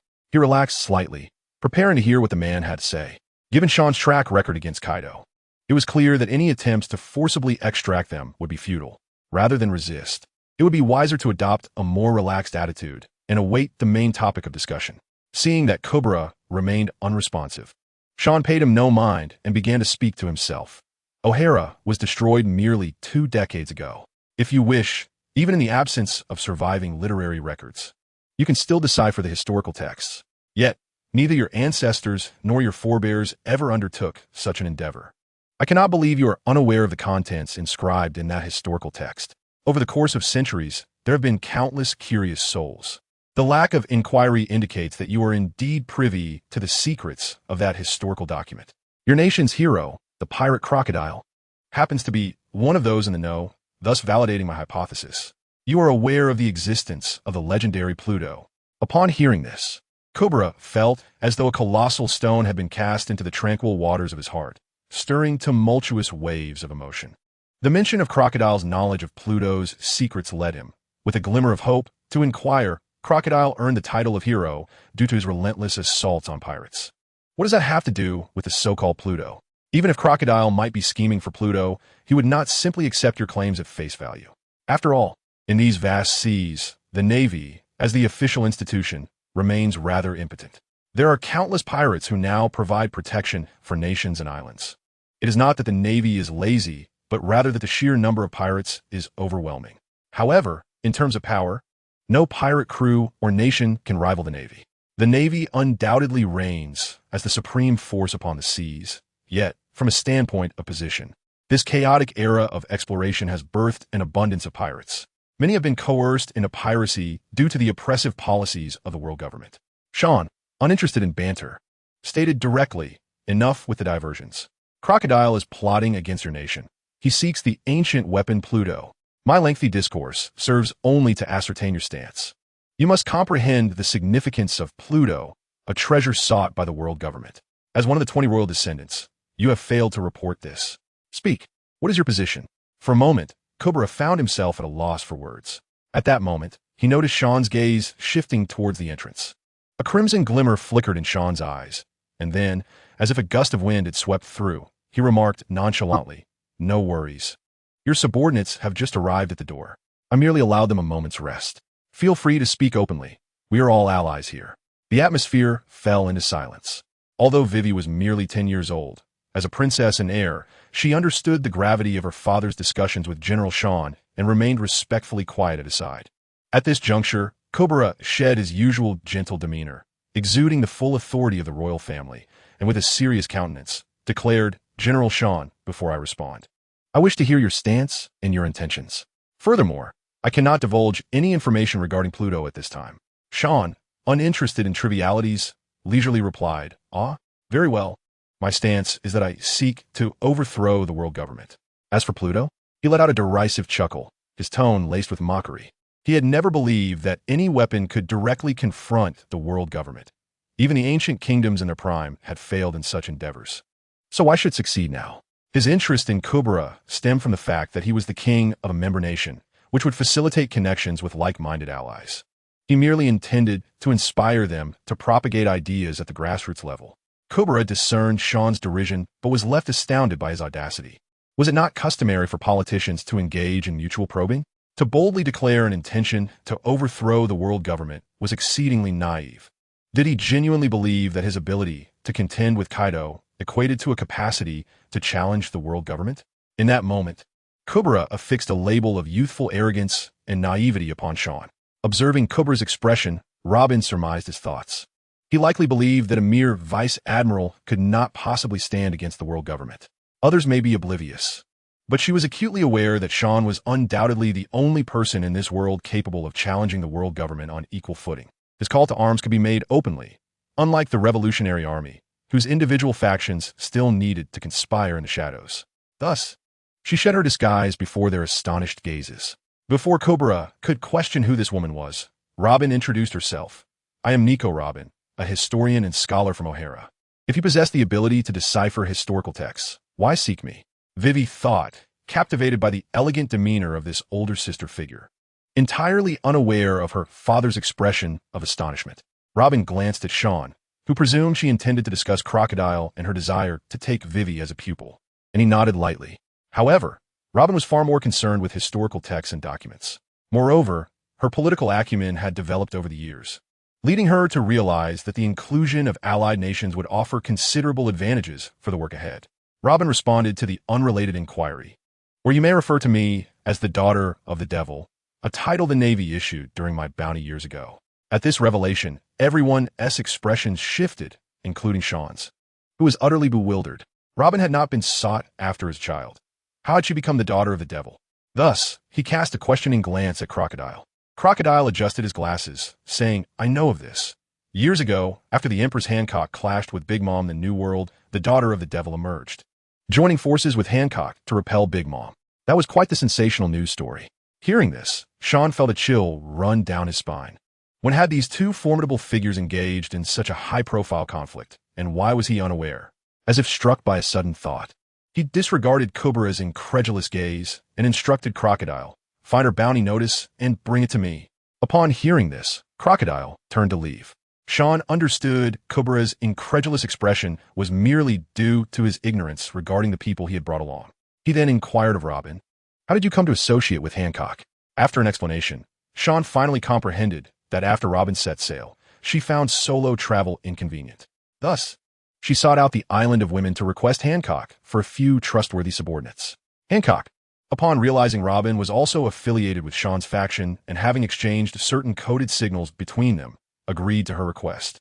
Henceforth, the two forged a friendship, and their combined strength rendered the 9 snake pirates, who dominated the first half of the Grand Line, a force to be reckoned with, expanding their influence rapidly. Nonetheless, Sean still felt something was amiss. What did Robin intend to do with her subordinates? She did not directly engage in the struggles between factions. Thus, he skeptically asked, "Is that true? I find it hard to believe." Robin's heart fluttered slightly. She could not reveal that her intent had been to seek out Sean. Thus, she smiled slyly. "Indeed, otherwise, do you think I sought out the Island of Women merely to find you?" Upon reflection, Sean found it to be of little significance, as it was inevitable that these factions would eventually come to know one another. Thus, he dismissed the matter with indifference. Very well. He then shot an irate glare at Cobra, warning, "If you dare to look at me with that expression again, I shall not hesitate to strike you." He had grown weary of Cobra's condescending gaze, as if he were a fool, which was utterly absurd. Cobra was taken aback.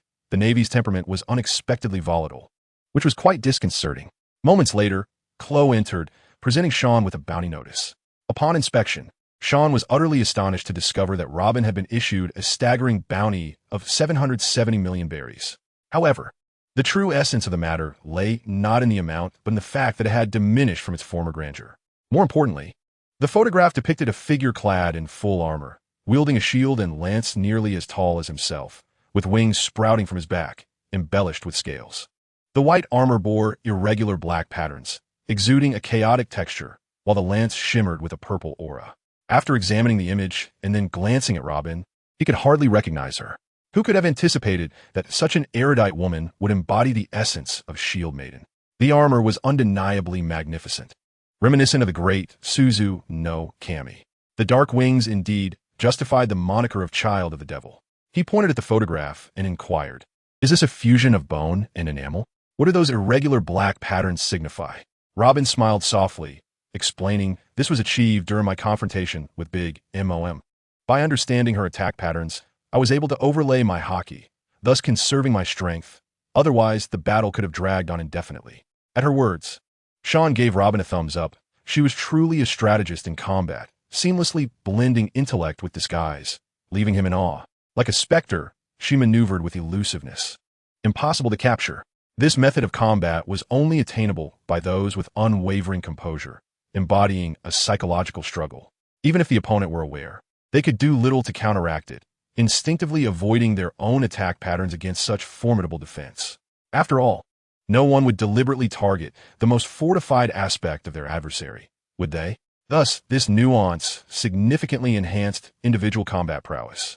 Moreover, her high defense was conducive to a war of attrition, making the conservation of strength all the more vital. At this juncture, Cobra turned to Robin, asking, "So, Child of the Devil, what is it that you wish to convey to me?" "Oh, my apologies, I nearly forgot. I simply wanted to convey that there is no need to question Sean. The forces behind him exceed your wildest imagination. From what I know, there are no fewer than 10 individuals of equal caliber to him. Do you grasp the implications of this?" Robin said with a smile, her words carrying weight. Having experienced the power of the genetic serum, and recalling the anecdotes Sean had shared, she had no doubt regarding the multitude of strong allies he commanded. Undoubtedly, this was a heavy blow that struck deeply into the hearts of Cobra and Chloe. They understood all too well what this meant. It was a force capable of completely overturning the balance of piracy or overwhelming the Navy. Cobra felt parched and regarded the seemingly naive yet forthright admiral with a meaningful glance. "If that is the case, then your sole interest in me must pertain to the Pluton, correct? Otherwise, I cannot fathom what would pique your interest." At that moment, Cobra realized the formidable nature of the young admiral before him. Strong individuals possess their own pride.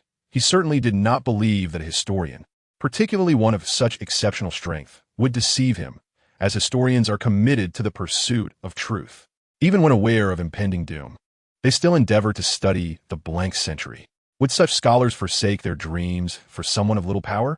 That would be preposterous. In this world, dreams and ideals, in certain contexts, even transcend life itself. At this juncture, Robin took on the demeanor of a leader, speaking with poise. "Naturally, we hope you will join us, as your presence would greatly bolster our objectives." After a moment of contemplation, Cobra replied, "What leads you to believe I would join? Then why do you not relay the information regarding Pluton?" "Sandy Tortif." "Ha ha!" Cobra erupted into hearty laughter. "If that is the case, then I shall join you, though it somewhat deviates from the prophecies of my ancestors." "Prophecies?" Sean was taken aback, surprised to learn that Cobra possessed such lore. He was aware that the world was rife with various prophecies, even those concerning the fruit of time, yet he had not anticipated Cobra's lineage to include such heritage. "Indeed, we have an oral prophecy that one day an adventurer shall shatter this hypocritical balance." Cobra continued, "It is not particularly detailed. Our family is tasked with safeguarding Alabasta. I suspect it pertains to Pluton." Upon hearing this, Sean fell into silence, pondering the notion of an adventurer. According to the original narrative, did this not describe the Straw Hat crew? The world seemed increasingly convoluted, with Joy Boy, the ancient weapons, the celestial dragons, and the enigmatic Panga City all shrouded in mystery. Sean resolved to unveil this intricate tapestry. As Sean's mind raced with thoughts, Cobra interjected, "However, my sole concern is for my daughter. I fear she may become embroiled in this." Sean regained his focus, exchanging glances with Robin before assuring, "Rest assured, we will not compel you to undertake anything that might arouse the suspicions of the world government." Upon hearing this, Cobra felt a modicum of reassurance. While he despised the ruling authority of the world government, his love for Vivi rendered him cautious. Now armed with a clear answer, as a king, he grasped the intentions of these individuals. Undoubtedly, they were linked to the rising revolutionary army. Seemingly recalling something, Cobra hastily inquired, "By the way, how do we handle Crocodile? This is quite the predicament." Cobra's concerns were valid. It was indeed a troublesome matter, albeit primarily for Sean and him. A legally sanctioned pirate was not someone whom either the Navy or the Kingdom could arbitrarily confront. This was one of the reasons the Navy's reputation had yet to reach its zenith. However, for Robin and her allies, this was hardly a concern. Any one of them could easily deal with Crocodile. Their plan was to have Princess Vivi confront this significant threat, thereby allowing her to earn the respect of the populace. Thus, Robin declared, "Let me take it upon myself to train Vivi. Sean and I have discussed this, and we suggest that you resolve this matter independently." This would also create an impression among other nations that reliance on the world government was inferior to self-sufficiency, which would be highly beneficial. Vivi, taken aback, expressed her astonishment. "Why must I suddenly confront a warlord? I feel so anxious." Cobra hesitated, torn between his concerns for his daughter's ability to endure hardship and the fear that this endeavor might incite the jealousy of others. This was hardly an auspicious sign. Moreover, he did not believe that his daughter's innate talent could enable her to defeat Crocodile within a matter of years. Thus, he voiced his apprehensions. Upon hearing those words, Sean scoffed, rising to approach Wei Wei, squatting down to meet her gaze. He addressed her directly. "Whom do you fear? The world government? They would hardly regard your daughter with any significance. Or perhaps you are concerned about the suspicions of neighboring nations. That would indeed be foolish. Peace is not merely attained through compromise, but through strength. You may choose not to wield it, yet you must possess it. If you cannot grasp such a simple truth, it would be best for you to step aside and allow Wei Wei to take the throne. Wouldn't you agree, Princess Wei Wei?" Feeling the intensity of his stare, Wei Wei blushed. Yet his words planted a seed in her young heart. She began to comprehend the wisdom in Sean's assertion. While she might not need to fight, she must have the capability to do so. Meanwhile, Cobra felt a twinge of shame, realizing his own weakness. Sean then rose and returned to his seat, lighting a cigar and exhaling a cloud of smoke. "You need not present yourself in this manner. As a king in times of peace, you are undoubtedly passable. But in the current situation, you fall woefully short. If you were even a bit more resolute, would Crocodile dare to so brazenly establish himself in your nation, coveting the title of king of the underworld? The crux of the matter is that we lack the strength to confront formidable pirates, which is why he seizes the opportunity." Cobra retorted, "Enough. If you had any ambition, why not invest in acquiring more devil fruits to cultivate your subordinates? Do not feign poverty. Those small-time pirates you captured are worth quite a bit, aren't they? Ultimately, it is your lack of firmness that is the issue." Upon hearing this, Cobra fell silent, acknowledging the truth in Sean's words. He realized that he had been harboring a sense of complacency. Even when facing outsiders, he thought only, "I am kind to you. You ought to be kind to me in return." He had overestimated himself and underestimated human nature. He then said, "What should I do?" Without evidence. "The world government will not heed our concerns. And as for Wei Wei, I know her well. She lacks that innate talent." Sean did not respond immediately, but turned to Wei Wei. "Hey, little one, did you hear that? Do you wish to grow stronger? Can you endure the path to strength?" He resolved to adopt a harsh attitude toward this young princess, even though she had always been mature for her age. He wanted to shed the label of lowly king.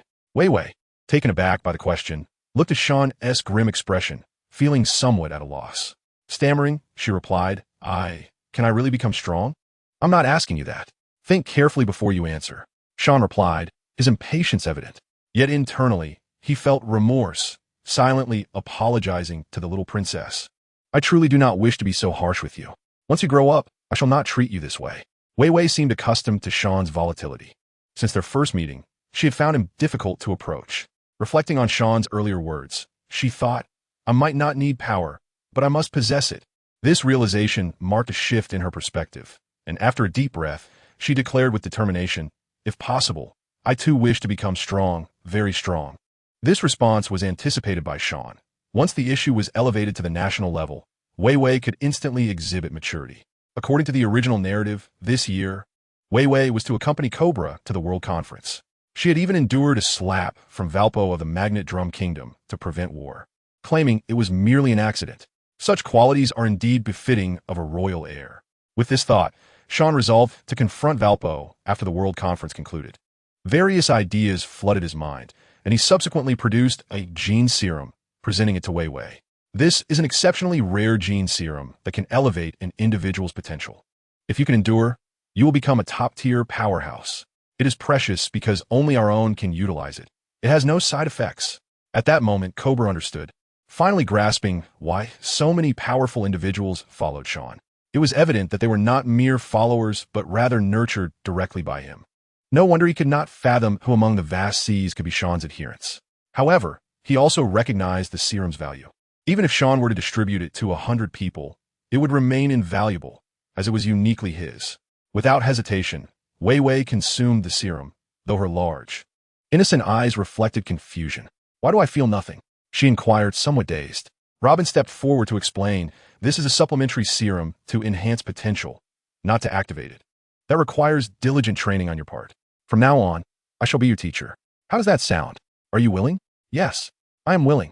The little princess exclaimed, her eyes sparkling as if filled with light. She viewed Robin as her idol, powerful, beautiful, and exuding an aura that inspired the young girl. Children often yearn for growth, and Robin, with her wisdom, undoubtedly fulfilled all of Wei Wei's fantasies about adulthood. Seeing that his objective had been accomplished, Sean yawned and declared, well, since we have reached a conclusion, I shall retire to rest. You may carry on. With that, he left the office without looking back, leaving the others in a state of surprise. Subsequently, Cobra sat at his desk to continue with his duties, while Robin, having changed her appearance, took Wei Wei to her room. Cobra returned to his own quarters to prepare for the World Conference alongside his subordinates, including Icolum. Meanwhile, aside from attending to Sean's administrative tasks, Kuro also had to balance his training, having come to a profound understanding of the serum's potency. Sean, on the other hand, enjoyed his days lounging on the deck, soaking up the sun, sipping cola, and smoking cigars. Life was delightful. He was not being lazy, but rather recovering from the fatigue of his previous months in this world. So he decided to indulge in some leisure time. He suddenly realized how enjoyable this idleness was, almost forgetting to inquire about Robin and the others. After several days at sea, the warship finally reached the red line, following the current directly upward. Upon reaching the summit, Sean beheld a multitude of vessels, indicating that many had already arrived. Clad in his justice cloak, he disembarked with his companions, leaving Robin aboard the warship. Despite her ability to disguise herself, cautious Sean was wary of potential complications. Robin, with her calm demeanor, preferred to stay out of the fray, opting to remain on the ship. From that point onward, the matters at hand were no longer Sean's concern. He was merely tasked with escorting. The World Conference was merely a gathering of individuals bickering over various policies, and Sean, along with Kuro, proceeded to the Naval Officers' Reception Hall. He was reluctant to delve deeper, fearing he might be unable to resist declaring war against the world government on the spot. As they journeyed, Sean spotted an automated walkway. It was a path no naval officer would dare to tread.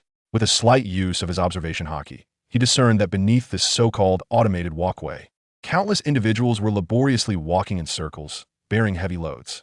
Frustrated, Sean forced himself to walk with his head down, suppressing his mounting indignation. This sense of powerlessness enveloped him, casting a shadow over his entire being, and he even contemplated flipping the table in frustration. However, his intuition warned him of the formidable force residing within Panga City, leaving him with no choice but to endure. As he approached the entrance of the inn, he was taken aback by the sight of an astonishing figure. To be precise, it was a mermaid, an exceptionally tall female mermaid with golden hair, surpassing even his own height.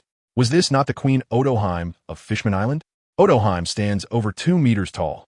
She possessed a natural ability known as Kenbunchaku, the highest tier, allowing her to hear the thoughts of others. Beside her stood King Neptune, towering at over 10 meters, accompanied by several ministers from their palace. Odoheim was supposed to have perished 2 years prior, yet here she was alive. This did not surprise him, as he had once assured her that he would extend his protection to Fishman Island if possible. What astonished him, however, was the overwhelming vitality radiating from Odoheim. Meanwhile, Odoheim sensed someone observing her and, following her gaze, identified a Navy officer. Yet, she could not discern his words, indicating that his kinbunchaku was at least on par with her own. Nevertheless, she could sense his emotions. Curiosity? What circumstances could evoke such a feeling? It seemed that an unexpected situation must have arisen. She subsequently shared her impressions with Neptune, who hesitated before leaning closer and whispering, "Do you think he knows that gentleman?" Odoheim nodded slightly. It was a possibility, but how could they confirm it? This was indeed a troublesome matter, as a misstep could implicate all of Fishman Island. After all, the main topic of this meeting appeared to revolve around that gentleman. Neptune furrowed his brow, troubled by the situation. At that moment, a voice interrupted them, nearly causing the couple to leap in surprise. It turned out that Sean had long since extended his kinbunchaku, even if they whispered, attempting to conceal their conversation. Sean had surmised the identity of the individual in question. Undoubtedly, the extraordinarily powerful Odoheim was a masterpiece of Yixiao. In an instant, he appeared before the couple. "Are you speaking of Yixiao?" The couple was taken aback by his directness and quickly glanced around, wary of what startling revelations Sean might utter next. "Do you know that gentleman?" Neptune inquired softly. Sean, puzzled, wondered aloud, "What is going on? Is his name really that sensitive?" Neptune was reluctant to engage further, uncertain of Sean's true intentions. However, Odoheim, perceiving Sean's curiosity and goodwill, interjected, "The primary focus of this meeting concerns him. If you wish to know more, we can discuss it after the meeting on Fishman Island." They needed to attend the World Conference, and arranging a meeting afterward would allow for a buffer period. At that time, they could directly inquire whether that gentleman recognized this young Navy officer. Upon hearing this, Sean hesitated, but Neptune and Odoheim did not afford him the opportunity to respond and proceeded inside. Although somewhat frustrated, the earlier surge of anger had subsided due to this diversion. He was genuinely curious about what Yixiao had done to render even his name a taboo. "Is something the matter, Mr. Sean?" Clow, who had just approached, adjusted his glasses and asked. Since that day, Clow had intended to address Sean as captain, but felt it inappropriate. Referring to him as vice admiral seemed incorrect, while calling him boss felt too commonplace. Upholding his gentlemanly demeanor, he decided to use Mr. instead, which neither revealed ambition nor diminished his respect for Sean. "I, Clow, excel in preserving life," Sean remarked, furrowing his brow. "I am uncertain of the situation. It seems I must visit Dragon Palace afterward. Never mind. Let us dine at the restaurant and discuss it later." Sean decided to let things unfold as Yixiao deemed fit, trusting that it would turn out well. Upon entering the restaurant, Sean realized there were hardly any familiar faces. Most were individuals he had encountered only once or twice. Yet, the Navy personnel greeted him with genuine smiles and warm salutations. Vice Admiral Sean. Their camaraderie stemmed from the numerous wounded and disabled soldiers he had assisted, elevating his reputation even above that of some admirals. It was only in the presence of these earnest soldiers that Sean felt a slight lift in his spirits. They were the backbone of the Navy, having persevered through trials, still yearning for peace. Without such individuals, the seas would descend into chaos. Thus, Sean reciprocated their greetings with enthusiasm. However, it struck him as odd that the highest rank present seemed to be that of Rear Admiral. "Ah, you've arrived." They're dining in the private rooms, a familiar voice chimed in. Turning around, he recognized the familiar figure, Kizuru, leaning casually against a pillar. "Let us go to my room. I was just about to have my meal." Sean then learned that most of the senior officers were in different private chambers. As they walked, Kizaru remarked, "This year's World Conference is bound to witness some alarming developments." Sean was aware that this concerned the Revolutionary Army and feigned casual interest. "Oh, is that so? I find it hard to believe." "It's true.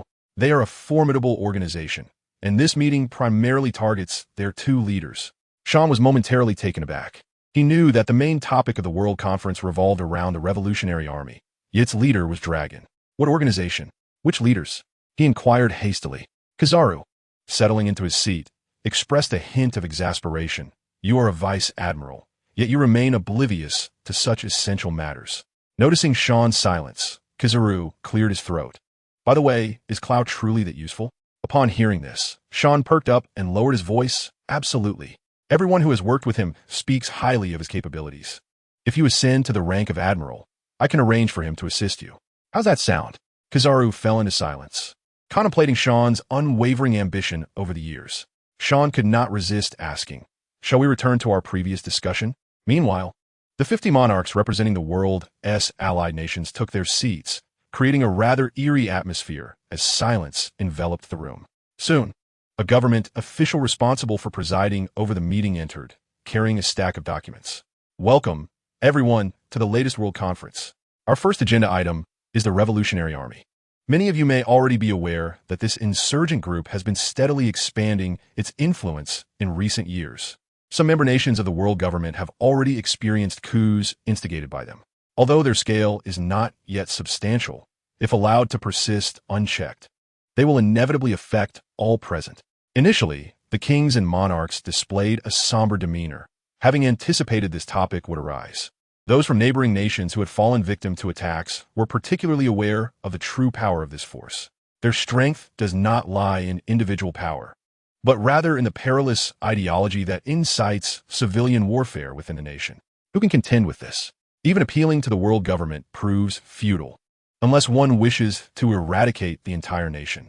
Otherwise, the populace will inevitably rise to oust you, resulting in an unwinnable scenario.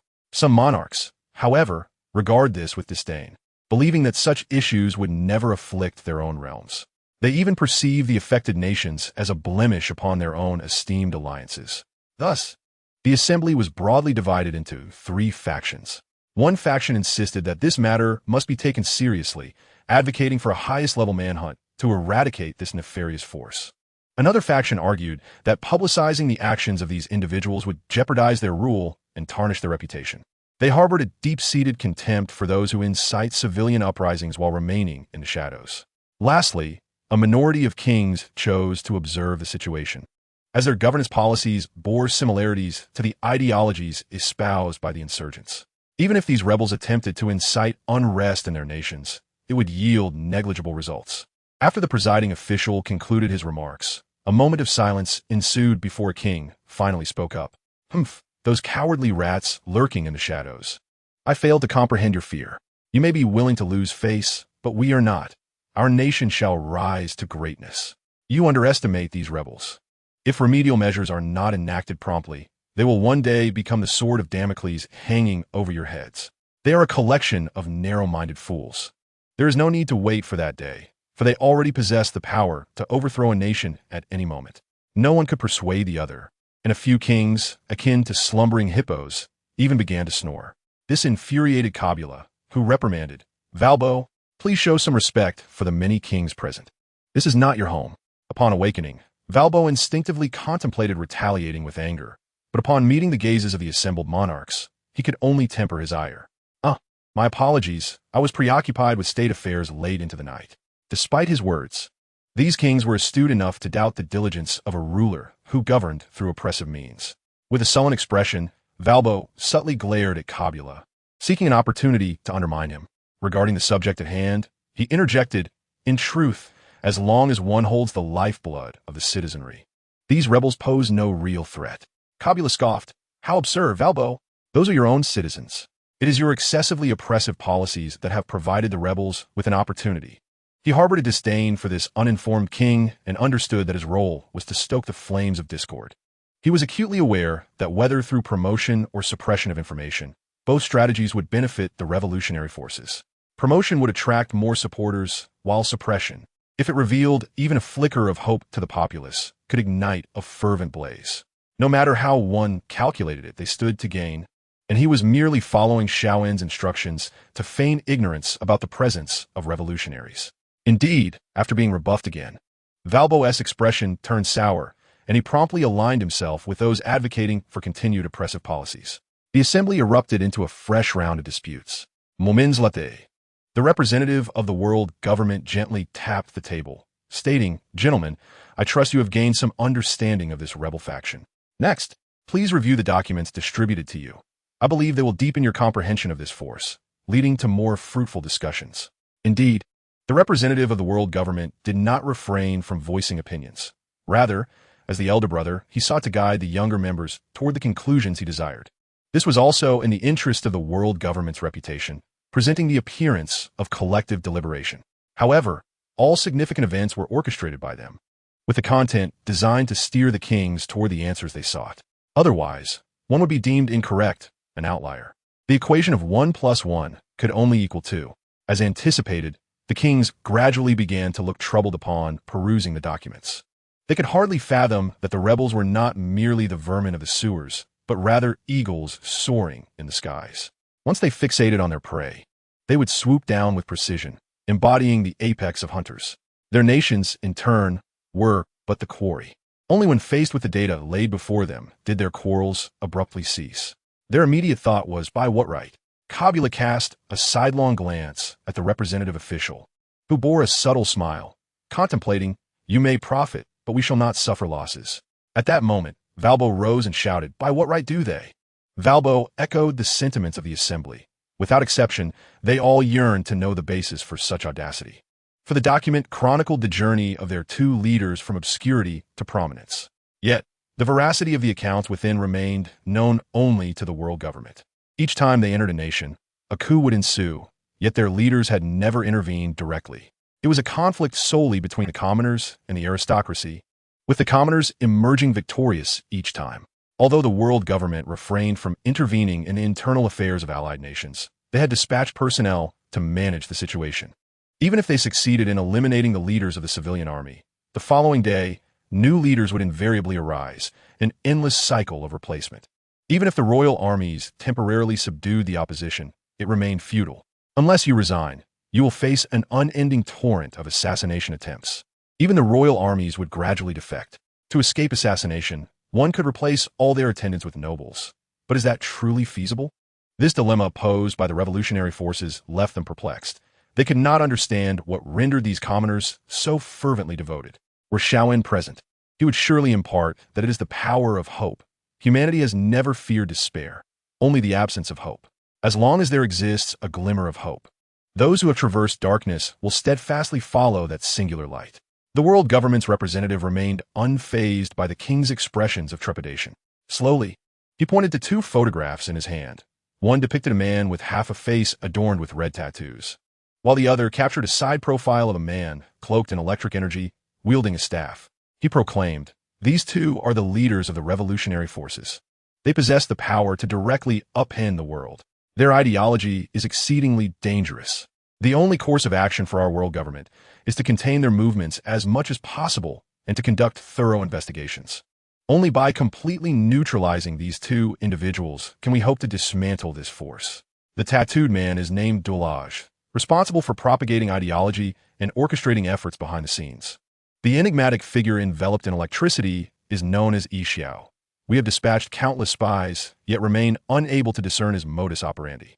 There are no traces to follow. He is exceedingly cautious, the only known fact being that he is the most frequently sighted, with his presence felt across all seas. Yet, the purpose behind his actions remains shrouded in mystery, rivaling even the perilous nature of the ideologies propagated by Dulage. At this moment, a king voiced his concerns. Is he truly formidable? Why is it that you can always locate him, yet never seize him? This enigma is what renders him so captivating. He brazenly appears in the public eye, but by the time news of his presence circulates, he has invariably vanished. The king hesitated, caught between words, before finally inquiring, could there be other reasons involving others? Although his question was delicately phrased, everyone understood he was insinuating the possibility of additional spies within the world government. However, little did they know that upon the king's inquiry, the representative of the world government, who had been wearing a smile, suddenly bore a frosty expression. He declared emphatically, "Impossible." When this faction was merely nascent, the current CP Supreme Commander, Lord Ainalu, was already engaged in combat with them. Were it not for Lord Ainalu's relentless suppression, at least a third of the nations present would have already succumbed. The cunning of the revolutionary army has exceeded your expectations. We only know that Xiao possesses unparalleled speed, comparable to that of Admiral Kizaru. Upon hearing Ainalu's name, the assembled kings entirely dismissed the notion of a mole. In their eyes, Ainalu could never be a spy. For them, Ainalu was a figure of both admiration and disdain, often tasked with dealing with individuals that the world government or allied nations found inconvenient to handle. He consistently achieved flawless resolutions with a success rate of 100%, though his demeanor was often arrogant and avaricious. However, his political stature was too elevated to be disregarded. He now stood just beneath the five elders, a figure atop the power hierarchy of the world. He made significant errors infrequently, yet minor faults were commonplace. Undoubtedly, the emergence of Xiao posed a genuine dilemma. It appeared that Ainalu's flawless success rate had been compromised, which instilled a profound sense of pressure among the kings, providing them with a stark realization. The revolutionary army is indeed formidable. Observing the grim expressions on the king's faces, the representative of the world government felt a wave of satisfaction. After all, Lord Ainalu is my idol. How dare you besmirch him? He continued. There is no need for undue concern. Lord Ainalu will continue to suppress the opposition. He will be here today to seek assistance from the Navy against the revolutionary army. Now, it is getting late. Please, gentlemen, take a moment to dine and rest. After you have contemplated, we shall reconvene in the afternoon. With that, the representative of the world government exited without a backward glance, eager to encounter Lord Ainalu. Meanwhile, Sean sat in stunned silence, absorbing Kizaru's explanations, even finding the meat in his mouth unappetizing. His shock deepened upon learning that Xiao was a leader. He had merely hoped to recruit him discreetly into the revolutionary army to cultivate some allies. To his astonishment, this bold and striking Xiao had co-founded the organization alongside Dolich. This was truly unprecedented. Yet, as he pondered Xiao's tenacity, Sean found himself perplexed. This shouldn't be the case. With frequent public appearances, it was inconceivable that the world government could fail to apprehend Xiao even once. Kizaru's subsequent exposition only heightened Sean's anxiety. The supreme commander of CP, which even encompassed the formerly direct subordinate of the Celestial Dragons, CP0. What did this signify? This indicated that Ainalu now stood above all but a select few. Even the five elders could not act against Ainalu with impunity. Judicial Island was already on par with the Navy, and it could be said that it was an institution under Ainalu's command. Contemplating this, Sean felt an intricate swirl of emotions. He was still languishing within the Navy, with admirals as his superiors, while his subordinate had achieved such remarkable success. His greatest aspiration had merely been for him to govern Judicial Island within 20 years. Yet here he was, already positioned just beneath the five elders. He had intended to orchestrate a tale of espionage. Yet he found himself tangled in a plot of state betrayal. A wave of despondency washed over him. He felt utterly inadequate. Kizaru, oblivious to Sean's tumultuous thoughts, continued to expound. It is a pity that one individual has disrupted his flawless completion rate. Noticing Sean pause in his meal, Kizaru inquired with curiosity, "What is the matter? You do not seem to possess such a small appetite." "Oh, it is nothing. I am merely intrigued by this person." Once Sean regained his composure, he dismissed the significance of the rank of Rear Admiral. Just then, a series of knocks resonated from the door. Sean glanced quizzically at Kizaru, who shrugged, indicating uncertainty about the visitor's identity. Thus, Sean utilized his ability to open the door, revealing two figures. One was impeccably attired in a white suit, adorned with a top hat and carrying a leather briefcase. Sean instantly recognized him as Rob Lucci. The other, also clad in a white suit but with a more flamboyant style and lacking an undershirt, was chewing on a cigar, exuding the aura of a mob boss. It was none other than Ainalu. Upon seeing Sean, Ainalu's eyes sparkled. "Rear Admiral Sean, how is today's fare? I specifically instructed the chief chef of the Celestial Dragons to prepare it for you." Before Sean could respond, Kizaru interjected, "No wonder it tastes particularly delightful today, having visited so often." At this remark, Sean's expression soured. He had just been contemplating that he wasn't consuming their rice, only to have his thoughts swiftly contradicted. Ainalu remained blissfully unaware, believing Sean to be a voracious eater, entirely satisfied with his arrangements. Meanwhile, Lucci pondered why his superior had brought him to meet this young Rear Admiral, particularly noting the latter's rather grim countenance. Sean mentally reassured himself, reminding that it was customary for younger subordinates to pay respect to their seniors. He then turned to Ainalu and asked, "Do you seek me for a particular matter?" In response, Ainalu glanced at Kizaru, silently questioning why he had not yet departed. Sean, misinterpreting Ainalu's gaze, subtly shook his head, indicating that Kizaru was not one of his own. Ainalu, mistakenly believing he understood Sean's expression, assumed Kizaru was indeed one of his allies and thus had no need to leave. Consequently, Aina Lu instinctively turned to Lu Qi, who accurately grasped his superior's intent.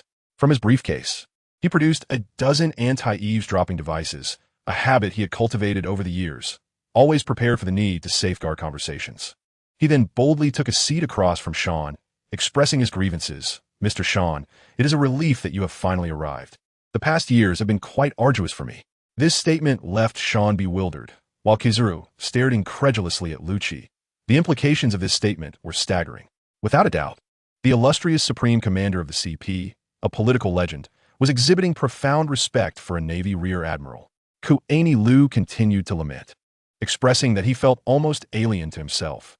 Were it not for the occasional laughter he managed to coax from within, allowing him to breathe and release his innate nature, he feared he would be driven mad by the foul and putrid atmosphere surrounding him. Upon hearing this, Huang Yuan cast a peculiar glance at Xiao En, realizing that the implications were far more significant. The environment of Mary Geos, dirty and odorous? That seemed unlikely. It was probable that Aina Lu harbored no allegiance to the world government. Xiao En, under Huang Yuan's scrutinizing gaze, felt a prickling unease at a loss for words, as he had not anticipated that this legendary politician would be so forthright in voicing his grievances. Rookie, who had followed Aina Lu for many years, also sensed that the atmosphere had shifted awkwardly. Although somewhat surprised that the figure he had long admired had surfaced, he recognized that this was not the time for such thoughts. Undoubtedly, Huang Yuan might not be an ally. Thus, Rookie, having been inseparable from Aina Lu, swiftly materialized before Huang Yuan. A dagger appeared in his hand, aimed directly at Huang Yuan's throat. He realized that Huang Yuan, who knew their secrets, had to be eliminated. Yet, despite Rookie's talent, he lacked the enhancement of genetic drugs and was far from a match. As the dagger approached, Huang Yuan calmly transformed into a flurry of particles. Reappearing beside Xiao En. Raising his hand, he remarked nonchalantly, "How terrifying. I almost met my end." "Enough with the jokes," Rookie retorted angrily, feeling mocked. He turned to Aina Lu and Xiao En, insisting, "We must eliminate him here." This was not merely Rookie's folly, believing a general to be easy prey. Aina Lu had once told him that Huang Yuan had the strength to single-handedly defeat any formidable foe upon the seas. Here, the term single-handedly was crucial. No top-tier powerhouse could slay another in a one-on-one confrontation. Defeat was possible, but not death. This implied that Xiao En possessed a level of strength above theirs, combined with Aina Lu's exceptional prowess, providing them with a genuine opportunity, even against Huang Yuan. Could anyone move faster than Aina Lu's spatial manipulation? That was a speed capable of exchanging places through sheer will. Thus, it was feasible to kill.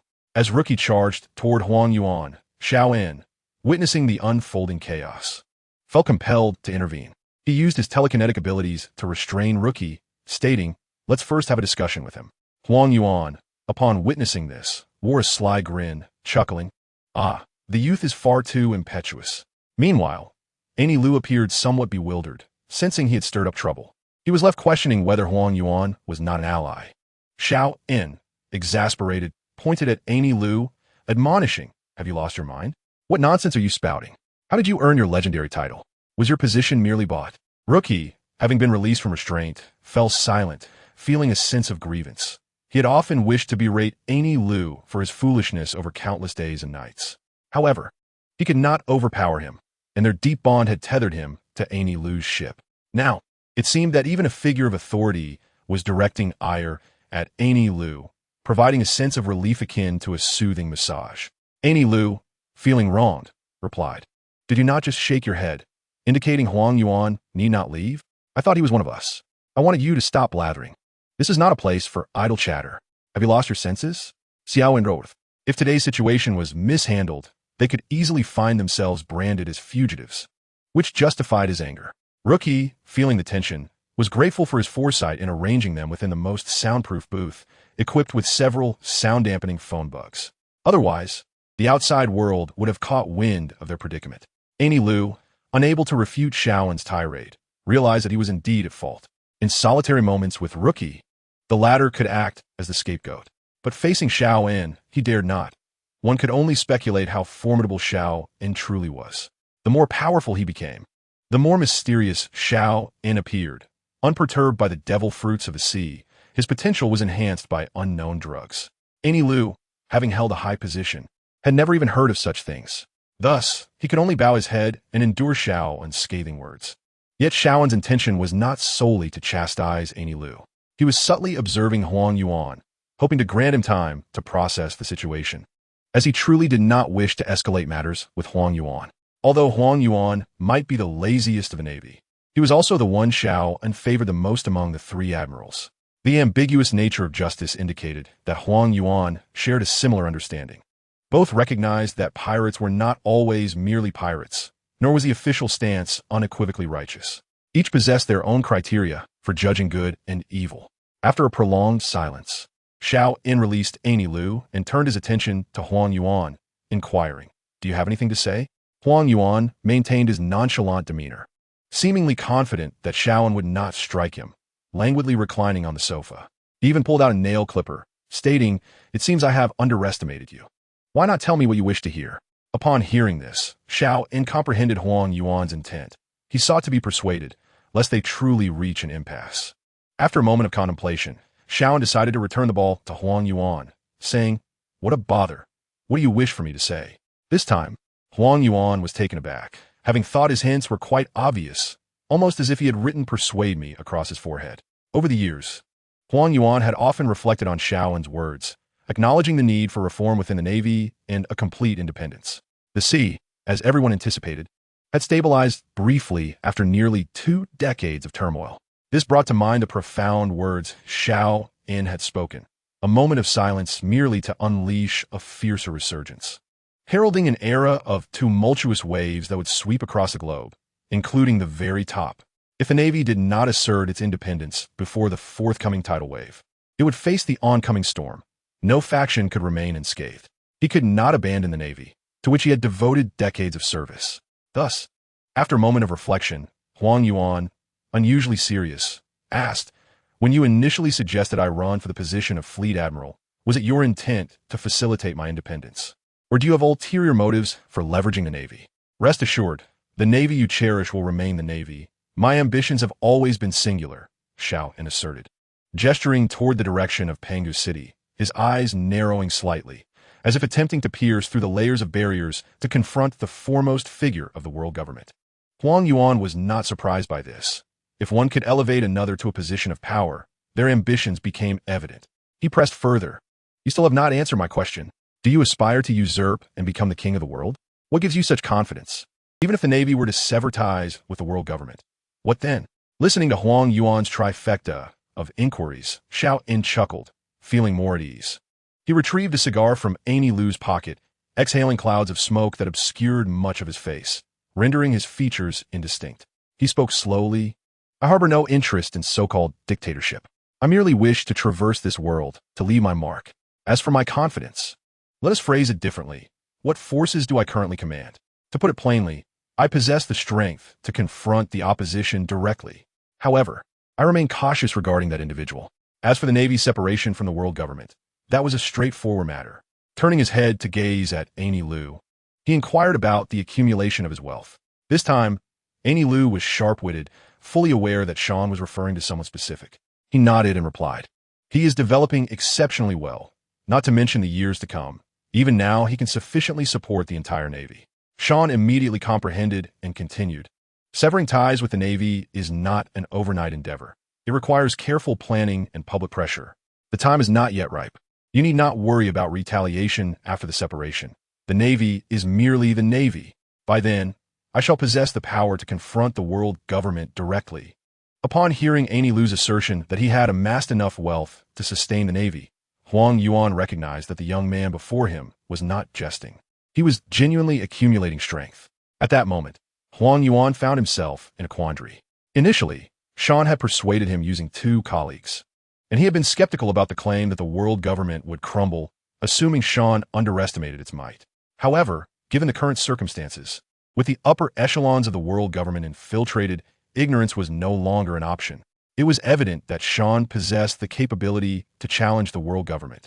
Though Huang Yuan remained uncertain about what Sean feared, this suggested that Sean had more knowledge than himself, a deeper understanding of their adversary. Now, he was faced with a decision once again, standing at a crossroads of allegiance. The impending era promised to be tumultuous. Would the harbingers of the new age outshine the entrenched dominators of the past? This required deep contemplation, yet time was of the essence. He was acutely aware that failing to make a choice would leave him trapped in this room, despite his uncertainty about Sean's confidence. He sensed the obscured gaze of Sean upon him, as if the very air had thickened, creating an oppressive atmosphere. Annie Lu raised his hand, a menacing aura emanating from him.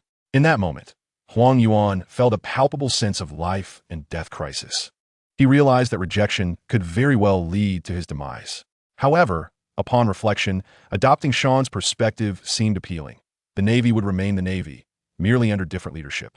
Death did not frighten him, yet he was eager to witness the unfolding of the world's trajectory, an enticing prospect.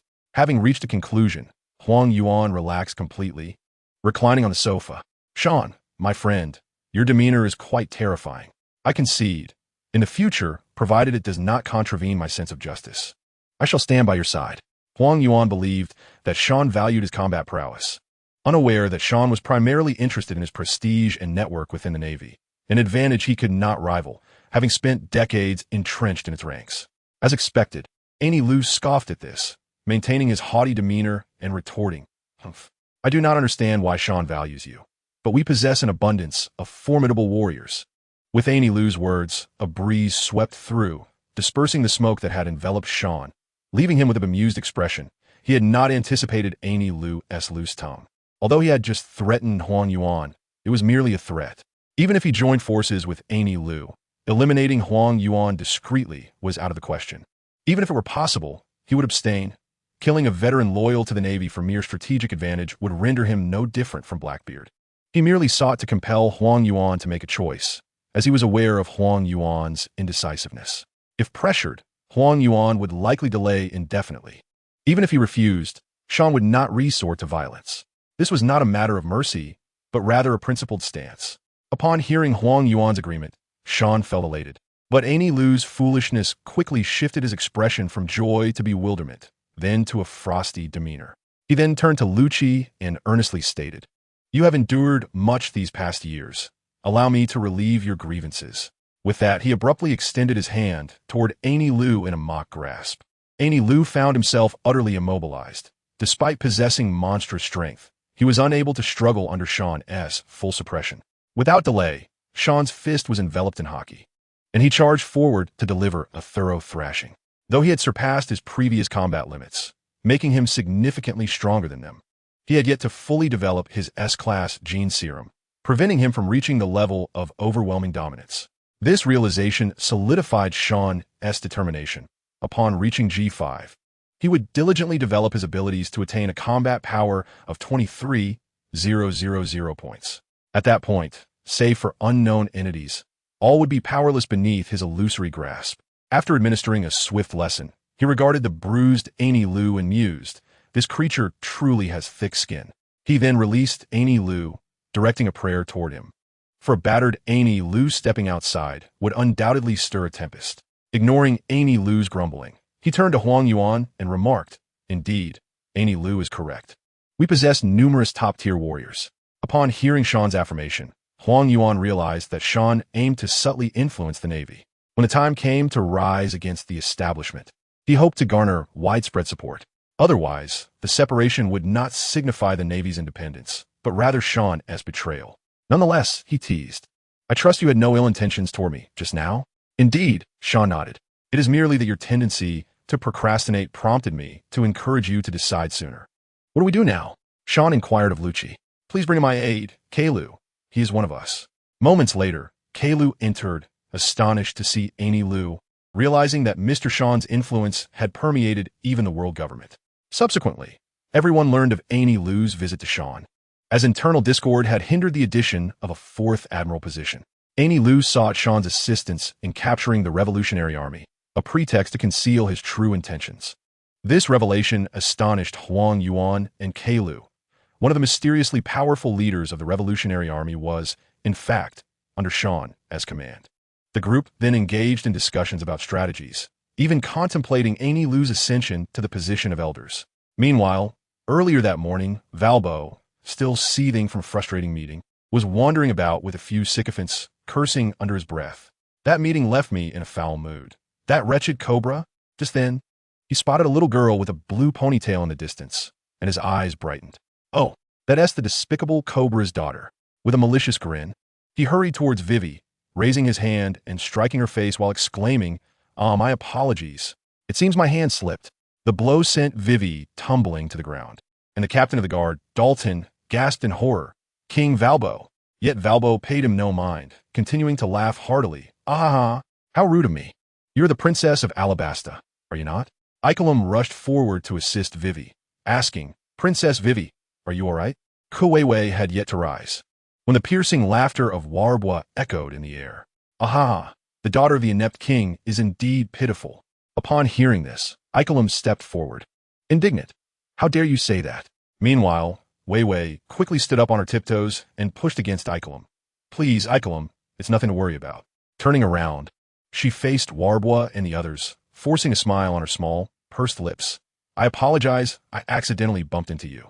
Hearing Weiwei's words, Icolum glared at the adversary with a darkened expression, while Warbwa's companions were taken aback by the fact that this little girl did not cry or complain. Even with a wound on her forehead, she offered an apology, leaving Warbwa feeling as though his punch had landed on cotton, a rather unpleasant sensation. Dalton experienced a surge of emotions within him. He mused, how remarkable, at such a world conference, where kings from various realms convene. Even the slightest friction could lead to catastrophic wars. This little girl must understand this, which is why she endured. To exhibit such composure at a tender age is truly impressive, leaving a profound impression on Dalton. Meanwhile, Warbwa had little room for introspection, turning away with his sycophants. Muttering disdainfully, Humph, an insufferable little brat, Dalton, I'm leaving. Dalton merely cast a deep glance at Weiwei, muttering an apology before departing. Icolum, filled with indignation, continued to watch the retreating figures but chose not to voice further objections. Shortly thereafter, Icolum led Weiwei to a secluded corner, unable to hold back any longer. Weiwei turned and buried her face in Icolum's embrace, weeping openly. Whoa, it hurts, Icolum. While Weiwei cried out, Icolum softly comforted her. Unbeknownst to both, a figure clad in green armor observed this scene from a distance.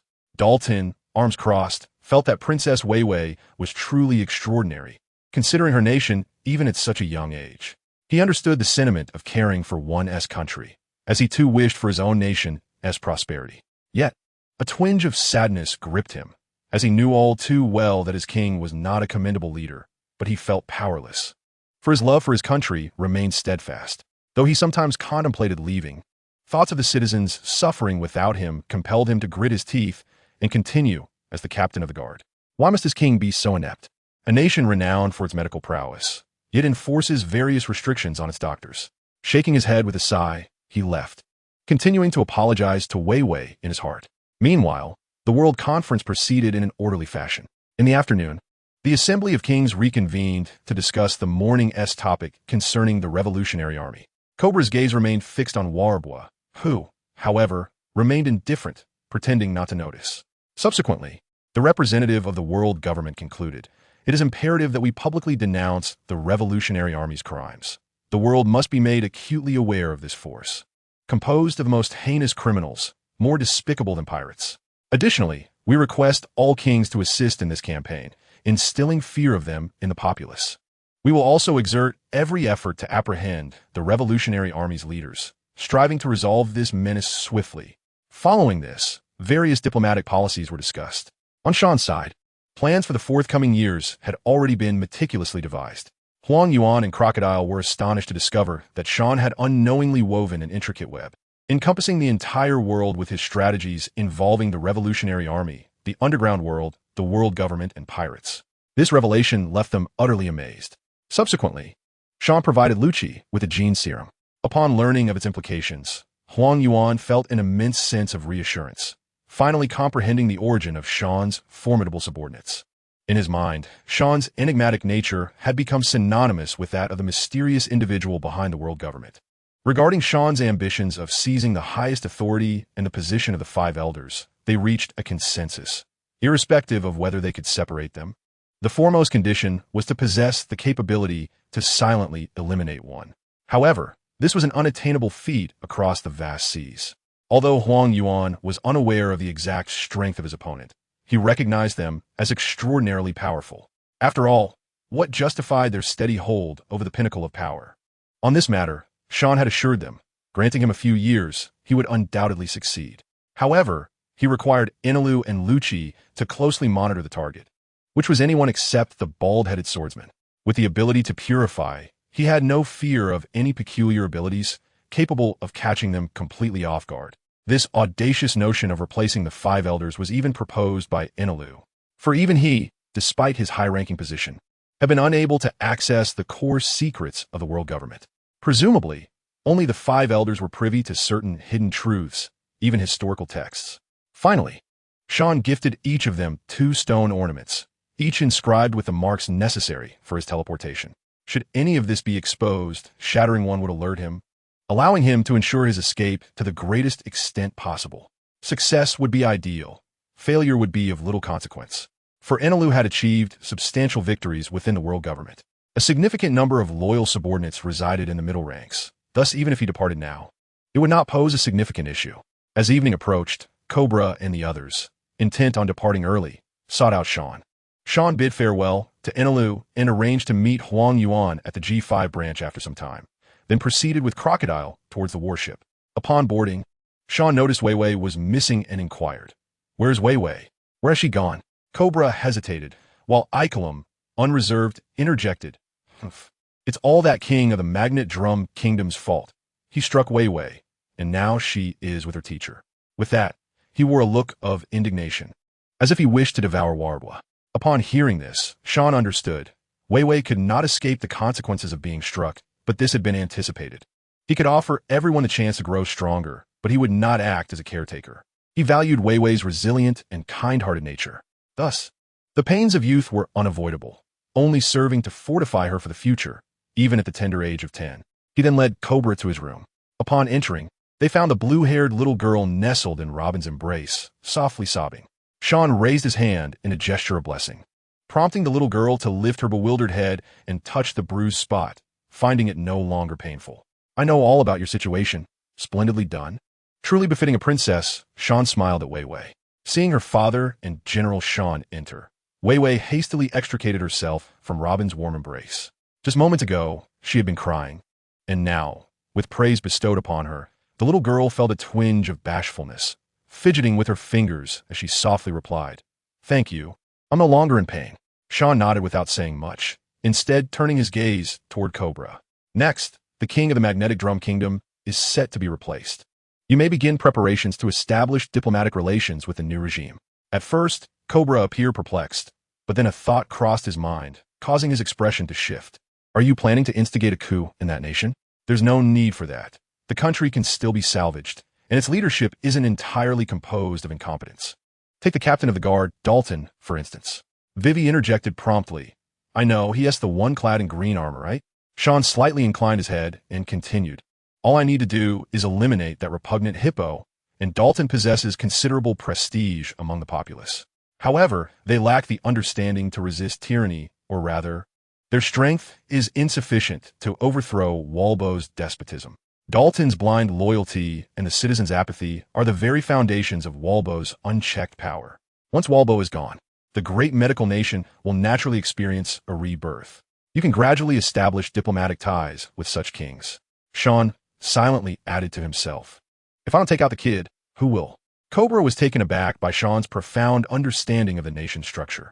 The notion that someone could so straightforwardly and brutally oust a king made Cobra realize that Sean was indeed a figure capable of overturning this world at any moment. In the following days, Sean entered a state of lethargy, spending his time either napping on the deck or fishing. Robin began her journey as a teacher, and after discussion, it was decided she would accompany Vivi back to the Alabasta Kingdom while interpreting historical texts. Meanwhile, Sean had numerous tasks to attend to, such as eliminating Walbo of the Magnetic Drum Kingdom and paying a visit to Ace, that little rascal, in the East Sea. Several days later, the warship docked at the port of Alabasta. With Robin in charge, Cobra's group faced no significant issues.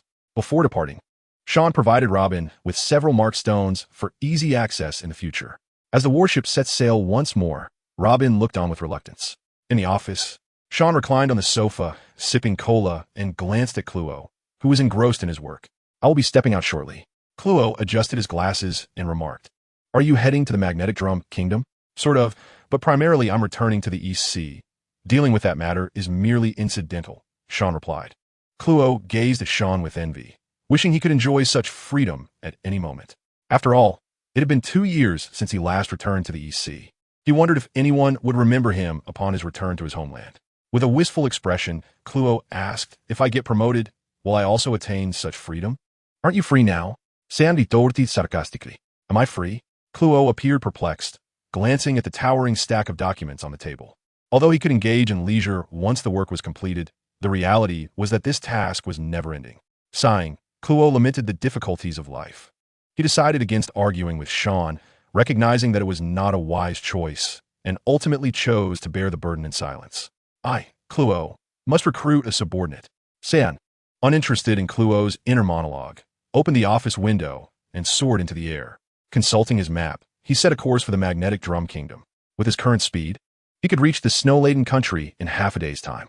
Upon arriving at the highest castle, Sean surveyed the surroundings and quickly assessed the positions of the individuals within. He could hardly be bothered to engage in verbal sparring and simply extended his hand toward the castle below, unleashing a rumbling force that caused the ground surrounding the castle to crack and fissure. Walbo, startled, dashed out of the castle in his nightwear. The moment Sean caught sight of Walbo, he summoned a blizzard with a flick of his wrist. Under Sean's precise control, the others remained largely unharmed, merely experiencing a chill from the snow. However, in the area occupied by Walbo and his 2 lackeys, the swirling winds and snow intertwined, mercilessly slicing into their bodies, eliciting a chorus of anguished cries. "Where are you, Dalton? You scoundrel! Where are you all? Hurry and come save me! It hurts, it hurts! How can you be such a captain of the guard, Dalton? Where are you?" Aside from these 3, the rest were buried beneath the snow, their voices echoing eerily as they struggled to rise. No, it should be noted that even Dalton, with his strength, was unable to escape. While others might assume it was just an unfortunate accident, he felt the immense pressure of the snow weighing down upon him. Before long, the cacophony of Walbo and his companions' curses was overtaken by the howling wind and snow. At this moment, he regained some mobility and hastily struggled to rise, digging out the guards who had followed him. Not long after, he spotted a glaring red hue not far away, standing out starkly against the vast expanse of white snow. A faint metallic scent permeated the air, leading Dalton to harbor unsettling suspicions. He quickly led several guards over to investigate, as some servants, ministers, and doctors from within the castle rushed out to witness the sudden halt of the blizzard, only to discover the shocking crimson as well. They exchanged glances, hastily approaching the scene. Upon closer inspection, they found that Dalton had unearthed a pit nearly a meter deep, yet there were no signs of life within. Only the blood-stained snow remained, eerily still. Panic began to set in, and someone hesitantly called out, "King Walbo! King Walbo, are you still there?" After a few moments of shouting without response, a heavy silence fell over the crowd, which was soon shattered by jubilant cheers. "Is this divine retribution? He must be dead. Oh, this entire nation has suffered under this devil's reign. Truly, heaven has eyes." While the others rejoiced in this newfound hope, Dalton felt no joy. He understood that this was not an accident, but rather a meticulously disguised assassination. With a grave expression, Dalton scanned the area, seeking the mastermind behind this treachery. Yet he found nothing. His love for this country weighed heavily on him, and he was deeply concerned, for he could not ascertain the intentions of this individual, or whether they would inflict further harm upon this already wounded nation. He dared not voice his fears to the others, fearing retaliation against the citizens, especially given the recent events. It was evident that their adversary sought to eliminate them without much effort. Before he could formulate a plan, he noticed that everyone was gazing at him with intense anticipation. Reluctantly, he steeled himself to address the aftermath of this incident. Meanwhile, Sean, hovering in the air, smiled faintly, confident that his predictions had come to pass. Dalton's esteemed reputation would undoubtedly position him as the new king of this nation with Walbo's downfall. Ignoring the chaotic scene below, Sean directed his attention elsewhere. Soon arriving at a treehouse where he sensed the injured Chopper receiving frantic care from the bumbling doctor, "Here, look." A faint smile graced Xiao on his lips as he mused. What an intriguing nation, where the finest physicians possess the ability to save lives yet fail to do so, while the inept can save lives despite their incompetence. "Doctor," Hiraluk epitomizes a mediocre physician, leading a dismal existence yet harboring aspirations to rescue his country. Lacking the capability to heal individuals, he instead contemplates the salvation of his homeland. When Chopper is persecuted and hunted by both his kin and humanity, it is only Hiraluk who, upon witnessing the wounded Chopper, regards him as a patient deserving of care.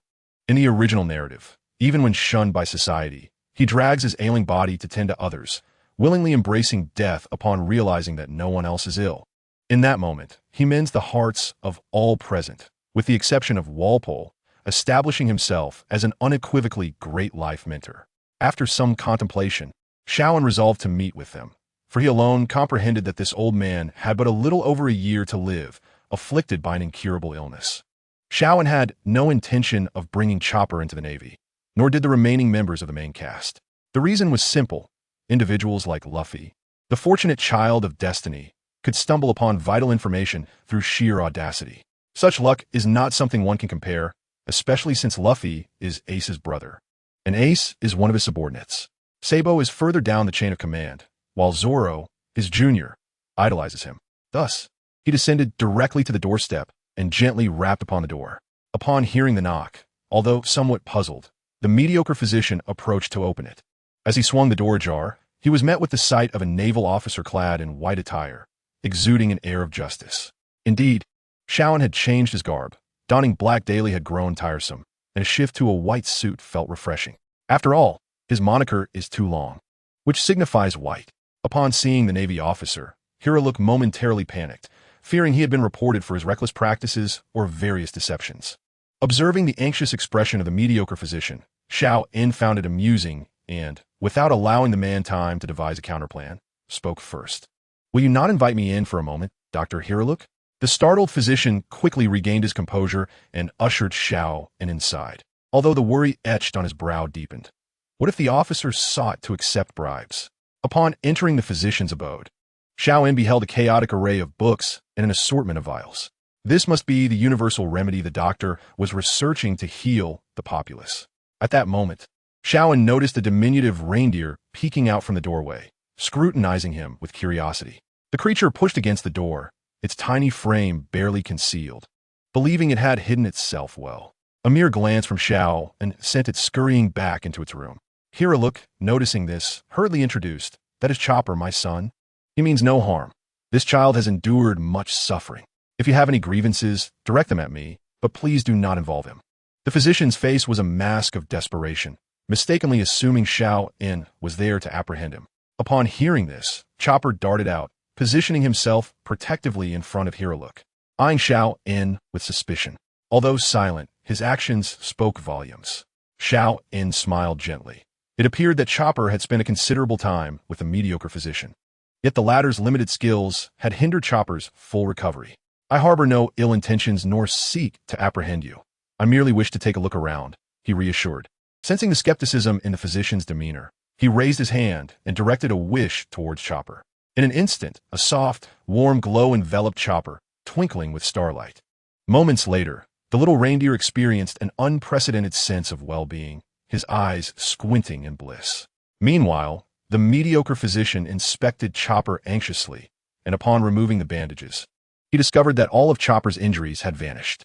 Overcome with excitement, he bowed deeply to Xiao-In, exclaiming, "I cannot thank you enough. You are an exceptional naval officer.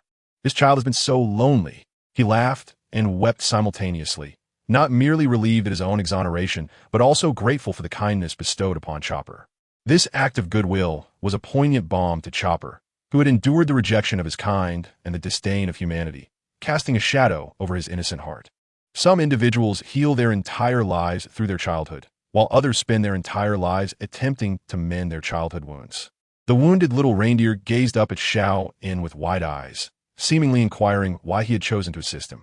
Xiao-In felt an overwhelming urge to embrace the adorable creature, yet he turned his attention back to Hiraluk and softly spoke, "Please do not become overly excited. Are you aware of your terminal condition?" Upon hearing those words, the exuberant physician froze, then glanced at his research, bursting into hearty laughter. "Ha ha ha. Is that so? How unfortunate. Yet it is of no consequence." However, upon meeting Chopper's gaze, filled with profound concern, his heart quaked. His research should be sufficient. Yet what would become of Chopper?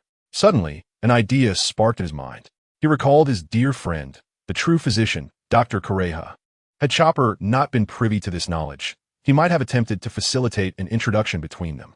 But now, he had no choice but to muster his courage and tell Chopper, "I happen to know a very remarkable doctor, so you need not worry." Chopper's expression softened slightly, though he still responded in his small, childlike voice, "Then hurry and find her."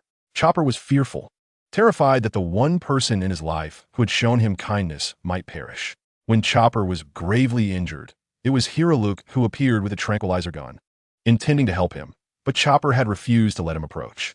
To prove his intentions, Hiraluk had even stripped off his clothes in the frigid weather, discarding the tranquilizer gun to demonstrate his genuine desire to assist. This moment was akin to a blazing sun illuminating the darkness for the young Chopper. Upon hearing this, the mediocre physician felt a twinge of difficulty, but ultimately said, "Will you wait here obediently for me? I will summon her." He wished for Kureha to help conceal his condition, having no doubts about Xiaoan's medical prowess. After all, with a mere wave of his hand, Xiaoan had healed Chopper's injuries, leaving no trace of scars. If he claimed to have a terminal illness, it was unlikely to be curable. In his mind, Xiaoan was as exceptional a doctor as Kureha. Now, all he desired was to have Kureha assist him in maintaining the secrecy of his condition. Xiaoan understood the mediocre physician's intentions, but refrained from intervening, as he wished for Chopper to meet her in advance. Otherwise, if he were to cure the physician immediately and inform him of Walpole's demise, would Chopper still have the opportunity to study medicine? According to the records, the Straw Hat crew would eventually arrive, and he did not wish for Chopper to become mediocre. When the time came, he could weave a tale of his own considerable sacrifices, having sustained severe injuries in the process of saving the physician, guiding Chopper towards the pursuit of his universal remedy. Upon hearing the physician's intent to seek Kureha on his own, Chopper became indignant. "No, I want to go with you. I cannot be at ease otherwise. Xiao, Fulison, Yasuriu, you shall be used fina. You should patiently wait for my return at home. My friend has quite an eccentric temperament, and has a penchant for consuming little children. Si lulu que zestet, atem tinto fighten cuba." Upon hearing Shilu-Lu-Ku's playful threat, Xiao Ba's face was painted with panic, yet he stubbornly shook his head. "No, I must go to protect you, otherwise I shall be uneasy."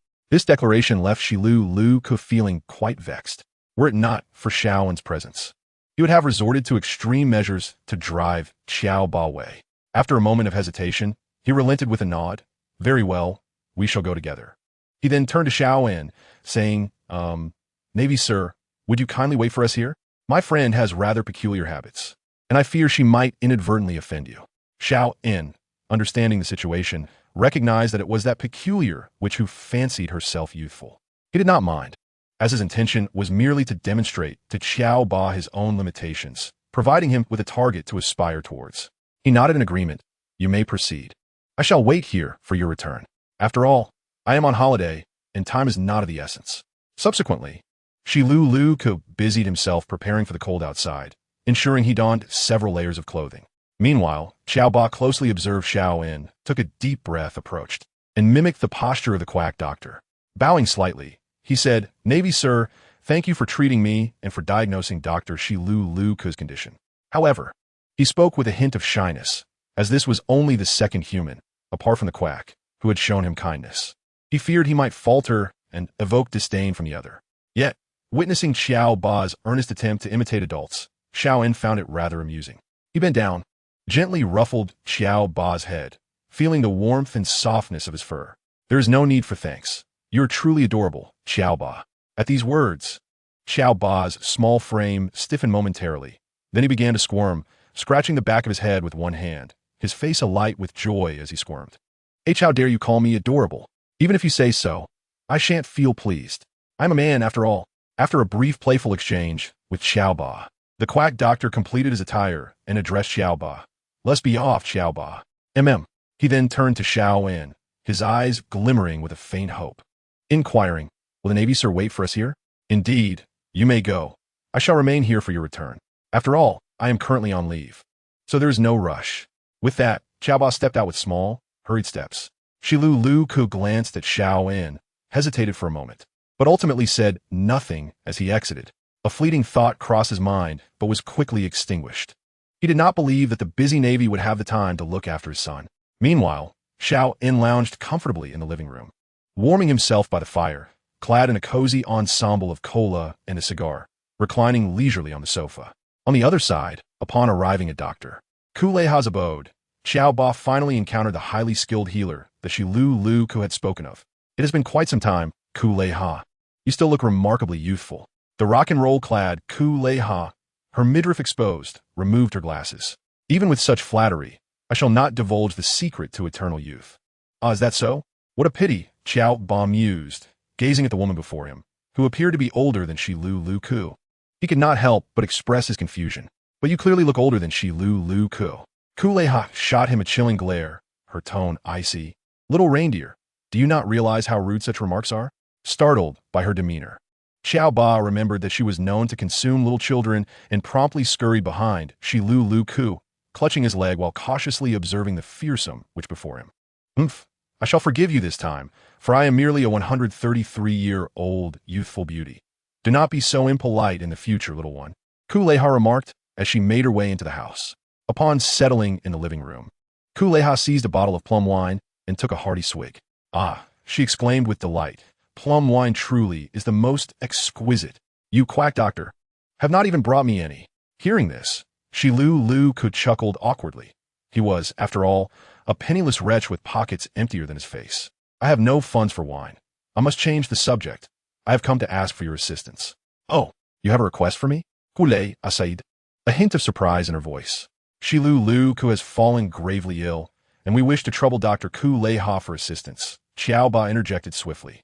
Upon hearing this, Kuleiha's brow furrowed as she regarded Shilu Lu Ku with seriousness. Quack. What is the matter? Subsequently, Shilu Lu Ku recounted all that had transpired to Kuleiha. After listening, she furrowed her brow further, inquiring, Is the Navy man you mentioned the one who carries a sword? Yes, he carries a sword at his waist. Do you know him? Shilu Lu Ku asked. Ignoring his question, Kuleiha began rummaging through her belongings, eventually producing a stack of newspapers. She selected a few with a photograph of a man and handed them over, asking, Is this him? Shilu Lu Ku took the newspapers, instinctively glancing at the headlines. Why is the G5C area of the New World known as the Pirates' Graveyard? G5 Base Commandé, Vice-Admiral Toulon, possesses the strongest healing abilities on the high seas. The strongest bastion in the New World, the G5 branch.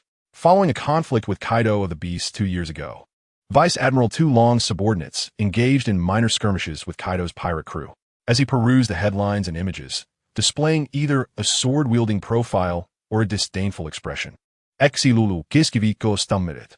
Although he seldom followed such significant matters, he was aware of Kaido's notorious reputation. He also knew that more than 2 years ago, a Navy supernova had battled Kaido for 11 days in the New World. Yet, he never expected such a figure to visit his home. Meanwhile, Xiao Ba, although illiterate, recognized Xiao An's photograph and exclaimed with excitement, That's him. He's at our home.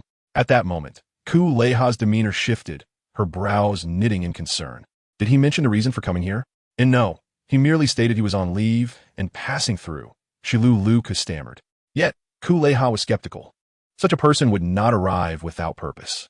No, you all wait here. I must investigate to see if anything significant has occurred. With that, Kuleiha donned her coat and departed. Upon hearing her declaration, the quack doctor regained his wits, sensing that her visit was indeed purposeful.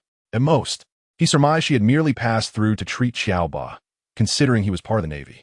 Xiao Ba, feeling bewildered and lacking the experience to comprehend the situation, turned to Shilu Lu Ku with questions.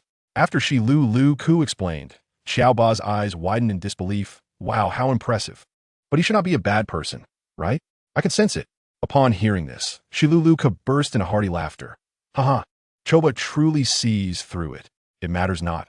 We only need to know that the other party harbors goodwill towards us. Moreover, since they're also part of the Navy, it is unlikely they would commit any acts of harm against civilians. Subsequently, under Shilu Lu Ku's guidance, Choba rummaged around in Kuleiha's home, creating quite a chaotic scene. After a considerable time, upon hearing the sound of the door opening, Shilu Lu Ku glanced around nervously at the disordered surroundings he had caused. Just as he pondered how to explain the mess, Kuleiha entered with a grave expression, seemingly oblivious to the disorder in her home. This prompted the inept doctor to sense something amiss, leading him to inquire, "Did you, perchance, hear any news?" Kuleha surveyed the two of them, her demeanor solemn, and stated, "He is dead. Warbois and his confidant perished in a blizzard, and even their bodies are gone." Upon hearing this, Shiluluka was momentarily bewildered, struggling to comprehend, and stammered, "What does this have to do with the Navy fellow?" Kuleha, exasperated, replied, "Warbois had just returned from the World Conference, where some rear admirals were tasked with escorting kings and monarchs. He died shortly after his return. What do you think the connection is?" The naive Choba still could not grasp the implications. "But you said that person died in the blizzard, right? Have you ever seen anyone die in a blizzard without a trace of their body?" With this statement, Shiluluka came to his senses as well. Presently, in this nation, it seemed that besides the extraordinarily legendary rear admiral, no one else could accomplish such a feat uncertain. He turned to Kuleha and asked, "What shall we do next?" "What to do? Nothing at all. Ignorance is bliss. It is likely that that arrogant and incompetent fellow provoked someone, leading to his demise. I just stepped outside, and the citizens were practically celebrating. In a sense, the other party has done a good deed." Shiluluka nodded, understanding the implications of her words, and as his carefree nature took over, he dismissed the troubling thoughts. Meanwhile, Choba was preoccupied, hoping that Kuleha could examine Shiluluka. "Dr. Kuleha, can you treat Shiluluka now?" The Navy gentleman said, "He has a terminal illness." It was then that Kuleha recalled the purpose of their visit. She looked at Choba, who blinked with wide, pleading eyes, and scolded Shiluluka, "You truly are useless. Even a reindeer cares more about its health than you do. Fine, fine, come here." Shiluluka gave an awkward smile and followed her. As he passed by Choba, he said, "Choba, wait here. Trust my friend. Her medical skills are among the finest in the world." "All right, I shall wait for you here," Choba replied, moving aside to squat on the ground, watching Shiluluka enter another room. Inside the room, after a thorough examination, Kuleha's expression turned grim as she bluntly remarked, "How could you play around to the point of having only a year left to live and not realize it? No matter how incompetent you are still a doctor. Did you not notice when you felt unwell?" Shiluluka felt a bit embarrassed, but after hesitating for a moment, he looked at her earnestly. "I hope you can keep this from Choba, and I wish to entrust Choba to you. I had my suspicions before coming here. Considering that Navy fellow's methods, I fear I may truly be beyond saving. Yet, I cannot abandon Choba. This child is quite pitiful, rejected by his kind for his blue nose, hunted by humans as a monster after consuming a devil fruit." As he spoke, Shiluluka bowed deeply, his voice soft yet filled with plea. "For the sake of our long acquaintance, I implore you." In response, Kuleha expressed her dissatisfaction. "Hey, you inept doctor, how can you make such decisions on my behalf? Furthermore, if you cooperate with my treatment, you can still live for a while longer." Based on Shiluluka's understanding of Kuleha, he believed she would likely agree, and he sighed in relief. He waved his hand dismissively, saying, "It matters not. I do not wish to spend my final days lying on a sickbed. I desire to accomplish something meaningful." "Meaningful?" Upon hearing Kuleha's inquiry, Shiluluka's eyes sparkled with fervor as he declared, "Yes, I have never achieved anything profoundly significant in my life, and my medical talent is lacking. But I yearn to develop a universal medicine, a remedy that can heal this nation, a potion of miracles." Kuleha rolled her eyes, exasperated. "Who do you think you are? You are merely an inept doctor. Moreover, Warbois is already dead. This nation has not lost all hope." Shiluluka shook his head. "You are mistaken. Had the citizens even slightly resisted, our nation would not have devolved from a medical powerhouse to one with only 20 doctors. People have grown too indifferent. What the next ruler is also corrupted by power. Ultimately, everyone must take that first step outside." Kuleha regarded the inept doctor with a perplexed expression and asked, "So, what is your purpose in doing this? You wish to research your so-called miraculous medicine, even if you were to die? You are mistaken. When does one truly die? Is it when a bullet pierces the heart? No. Is it when one contracts an incurable disease? No. Is it when one perishes in a blizzard? No. It is when one is forgotten by the world." The small man harbors great aspirations. He seeks to awaken the citizens' latent power of hope. Only by achieving a miracle in this nation can the people know that miracles can indeed be created. Even though Warbois has perished, he still desires to leave behind a miracle recognized by the people. After a moment of silence, Kuleha conceded. Very well. You have truly defeated me with your words. Now, tell me how you wish for me to keep this from that little reindeer. Do not forget, that Navy fellow is still a guest in your home. Just say my illness is treatable.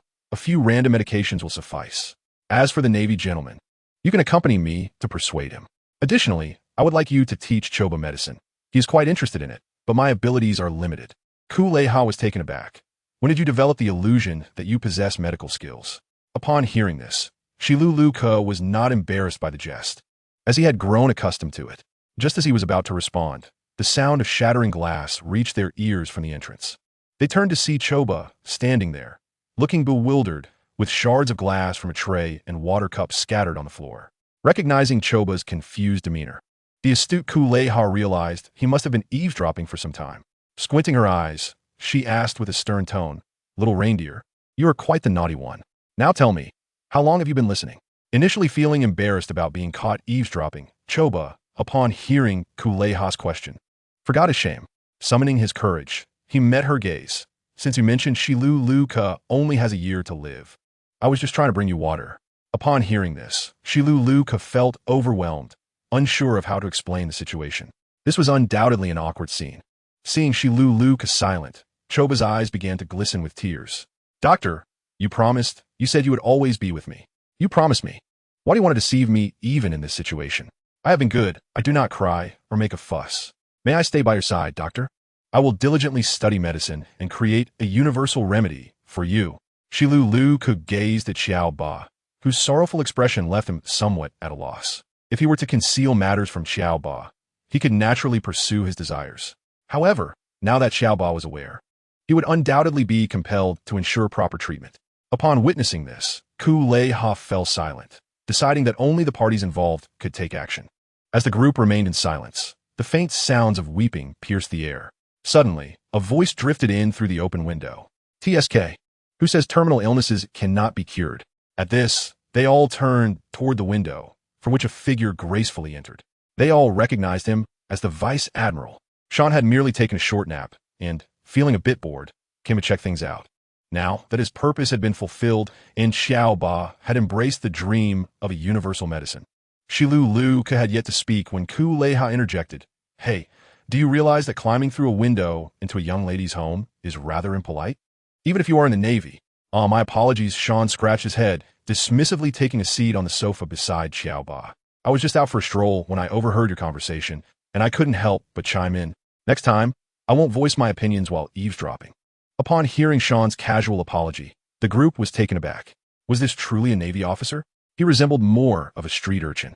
Meanwhile, the despondent Xiao Ba's eyes sparkled with hope upon hearing Sean's assertion that it was not impossible to save Shiluluka. He could hardly fathom how dreadful life would be without his mentor. As for Kuleha, for the moment, she was overshadowed by Xiao Ba's excitement. With small, eager steps, Xiao Ba approached Sean and asked, "Can you heal Dr. Shiluluka?" Sean nodded affirmatively. "I can." Xiao Ba's adorable eyes brimmed with anticipation as he prepared to speak, only to witness Sean raising his hand towards Shiluluka. In an instant, a brilliant azure aura emanated from within Shiluluka's being. The unexpected phenomenon rendered Xiao Ba speechless, as he recognized this light from when it had enveloped him during his own healing, though then it had been a soft yellow, and now it radiated a deep blue. This transformation lasted but a few fleeting seconds. Xiao Ba hastily approached Shiluluka, inquiring, "How do you feel? Are you well?" Observing Xiao Ba's continued concern, "It seems this old man has encountered a miracle. I feel unprecedentedly well." Meanwhile, Kuleha disregarded the excitement and promptly led Shiluluka aside for a thorough examination. During this assessment, she turned to Sean, who was seated on the sofa smoking a cigar, and unexpectedly asked, "You took care of Walbo, didn't you?" Sean, engrossed in a comic about Germa, replied without looking up, "Yes, what of it?" Shiluluka and Kuleha, both elderly figures, found themselves perplexed by the young man's reasoning. "You're in the Navy, and you just admit to it so casually? Isn't it unusual for a Navy officer to assassinate the king of another nation?" Only then did Sean lift his gaze to regard them, particularly noting Kuleha's expression, which resembled that of someone constipated, bringing him a moment of amusement. However, he quickly clarified, I was just joking. It's merely a jest among the youth." Dr. Kuleha, you wouldn't take it seriously, would you? Surely not. Kuleha rolled her eyes in a rather exaggerated manner, retorting, how could I? I am a youthful beauty. How could I be so gullible? Are you trying to extract my secret to eternal youth? Oh dear, you've seen through my ruse. What a shame, Sean responded playfully. Even if you say so, I would not share it with you, considering you are such an annoying little brat. Shilu Luku and Xiao Ba exchanged glances, both at a loss for words as they awaited the results. Fortunately, Kuleha proved to be dependable. After a brief exchange, she concluded her examination and addressed Shilu Luku. If you claim this is a miracle, I suppose it could be considered so. Congratulations, you old fool. You are indeed healed, though I find it hard to believe. Upon hearing this, both Xiao Ba and Shilu Luku released the heavy burden they had been carrying, instantly embracing one another. Dr. Gu Ba. Observing the budding melodrama, Sean shook his head and exited the room. Noticing this, Kuleha followed him out, directly inquiring, Vice Admiral, may I ask why you chose to assist them? After exhaling a puff of smoke, Sean replied thoughtfully, does the Navy require a reason to aid civilians? And Walbo? Kulei accounted. I cannot believe that cowardly man dared to provoke you. Your foul temper is well known. Sean glanced back at the door and said, you think too much. Well then, I must take my leave. Please convey my regards to them later. Slowly, he made his way out, pausing at the threshold to add, that little fellow possesses remarkable medical talent. You can rest assured in guiding him. With that, he departed without looking back. As she watched Sean's retreating figure, the aged yet youthful beauty smiled, revealing a mischievous grin reminiscent of Child's. What an interesting Navy officer. After leaving, Sean sensed the location of the Navy headquarters and promptly teleported back to his quarters there. Observing the lively decor and various pastel furnishings within, he couldn't help but feel bemused. Fortunately, he did not reside there. Otherwise, it would be mortifying. However, Guena and Dasky were absent, most likely training with ZFA in martial arts at this hour. Subsequently, he stepped outside, meandering toward the training area, where numerous soldiers saluted him along the way. Nowadays, Sean's reputation among the lower-ranking soldiers was no laughing matter, having saved countless sailors. Their familiarity with his occasional appearances at headquarters had long since dulled their surprise, so they merely greeted him before resuming their tasks. Despite his high standing, his intimidating aura remained undeniable. Before long, he arrived at the training grounds, where ZFA was instructing the latest recruits. Nearby, a distinct area was avoided by trainees, for it housed two small monsters, two swordsmen each burdened by boulders reminiscent of small hills, engaged in physical training. After observing for a while, ZFA finally noticed Sean's presence. He instructed the recruits to take a 15-minute break before striding over to Sean. However, before ZFA could reach him, a gust of wind accompanied by a joyful exclamation swept by. San, it was Guena, who leaped towards him like a fledgling returning to its nest. Sean felt a wave of exasperation. She was already a young lady, yet she displayed such disregard for decorum. Though he internally grumbled, he extended his arms to catch Guena as she clung to him like a koala, her small face rubbing against his suit to dry her sweat. She then looked up and asked, what brings you back so suddenly today? Following closely behind, Dasky observed Guena with a hint of envy in her gaze. Wishing she could share that kind of closeness, but her shyness held her back. Sean gently patted Guena, signaling her to descend first. He then spoke. I have come to assess your progress in martial arts over the past 2 years. If you meet my expectations, I shall take you both to the New World to practice swordsmanship. Upon hearing this, Guena and Dasky's eyes sparkled with excitement. They exchanged glances and chorused. How will you assess us? They had long wished to follow Sean in training, as they believed his swordsmanship prowess rivaled that of the world's greatest swordsman, Mihawk. If Sean had not consumed the devil fruit, who could truly claim the title of the world's best? Observing the growing camaraderie between the two, Sean smiled. It's already evening. You both should rest well tonight, and I shall assess you in the morning. At that moment, Zephyr approached Sean with a smile, saying, these two little ones will surely surprise you. I did not expect their talents to be so remarkable. Sean gazed at the elder before him, feeling a sense of nostalgia. Indeed, the composed Zephyr was rather endearing. Haha, indeed. One must consider who they are. They're my junior schoolmates after all. Of course, the most vital aspect remains the old man's guidance. Sean complimented Zephyr. He understood full well the nature of their talents, but he relished the opportunity to flatter this venerable figure. Are you planning to take them to your G5? Zephyr inquired. Yes, but it ultimately depends on whether they can meet my standards, Sean replied. With a confident smile, Zephyr remarked. You will not be disappointed. Soon, our Navy will gain 2 more reliable prodigies. With you as their mentor, I am reassured. Shall we dine together? I will reserve a table at the Shui Meat Restaurant and gather everyone, Sean suggested. That sounds wonderful. During this World Conference, I have not had the chance to meet with Sengoku and the others, Zephyr replied. He then asked, by the way, how did you return so quickly? Hasn't the World Conference yet to conclude? During this period, due to the unfolding of the World Conference, most of the Navy's elite were deployed. Logically, it should still take 1 or 2 days for it to wrap up. Sean had also expressed concerns about being mistaken for a transport vessel. Thus, he had chosen to travel aboard a warship. Indeed, upon hearing Zephyr's words, Sean's expression stiffened, but he explained, the king of Alabasta, whom I was responsible for, departed early. Zephyr looked at him skeptically. That cannot be right. Even if they left on the first day, according to the timeline, your warship should not have returned to G5 yet? Do not concern yourself with such details.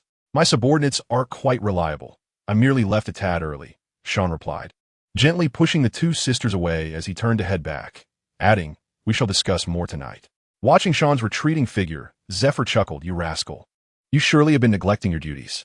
Indeed, it is quite troublesome for high-ranking Navy officers to take leave, especially for the vice admirals in the New World. Only someone like Sean would dare to depart so freely. Otherwise, if other pirates were to learn of the weakened defenses, they might exploit the opportunity to create mischief. As for Kuro, with the stone Sean provided, as long as it was crushed, he would be alerted promptly to intervene, so there were no significant issues. On their way back, Guena, still childlike, insisted on being carried by Sean. Reluctantly, he remarked, you are already a young lady. You cannot behave like a child anymore. Feeling the softness against his back, he could only guide her gently. After all, Guena was nearly 16. It was time to maintain some distance. Guena wrapped her arms around Sean's neck, shaking her head. Not yet. I have years before I truly grow up. Nonetheless, we must maintain some decorum. Boys and girls cannot be so intimate unless they are husband and wife or in a romantic relationship. She then glanced at Dasky, gesturing, look at how well-behaved Dasky is. You are behaving like a monkey. At this, Dasky's cheeks flushed slightly as she thought, I truly do not want to be well-behaved, but I dare not defy her. Guena teased. Humph, you're the one who resembles a monkey. Sean is insufferable. Dasky is not well-behaved. She simply lacks the courage. Unhesitatingly, Guena revealed Dasky's inner thoughts. Disregarding Sean's earlier warning about intimacy, Dasky appeared slightly flustered but maintained her composure, retorting, Guena, you have learned to slander me. You claim to be the elder, yet you speak so immaturely. Humph, I have not slandered you. You have. I have not. Thus, amidst their playful banter, Sean carried Guena on his back, while Dasky followed closely, the 3 of them strolling home under the warm glow of the setting sun. At the Shui Meat Restaurant's private room, Sean led the sisters inside, where they were greeted by the elderly quartet, Crane, Sengoku, Garp, and Zephyr. Upon seeing Sean, everyone exchanged pleasantries, and Sean reciprocated. However, as Sean took his seat, the others seemingly ignored him, as their gathering with Zephyr had transformed into a mere excuse for a meal. This was understandable. Everyone had been busy, especially with the World Conference occurring every 4 years, which demanded utmost attention. As the absolute high-ranking leaders of the Navy, while stationed at headquarters, they faced no small amount of pressure. Gravity Kid, it has been a while since we last met. The next time you visit the East Blue, please persuade Ace to join the Navy training sooner. Why must he wait until he is 17? While they awaited their meal, Garp complained to Sean, who had been instrumental in guiding Ace's enlistment. However, before Sean could respond, Sengoku shot Garp a reproachful look. Do you think you could propose Ace's enlistment here without the input of me and Crane? You fool. Upon hearing this, Garp chuckled awkwardly. He is his own person. How can his father's identity affect him? That is rather unfair. Garp, Crane remarked with a sidelong glance at him. Setting aside that child's father's identity, do you truly believe the world government's intelligence agency is a mere formality? If not for Sengoku and me negotiating with the higher-ups, alongside your endorsement and Sean's, this time could have been defined as the pirate's aspiration for justice. You think mere passion can transform him into the exemplary Navy soldier you envision? Indeed, upon hearing this, Garp ceased to argue, clearly aware of the nature of those in authority. Without substantial backing for Ace, the world government would have undoubtedly labeled him a criminal bloodline, subsequently publicizing it before executing him.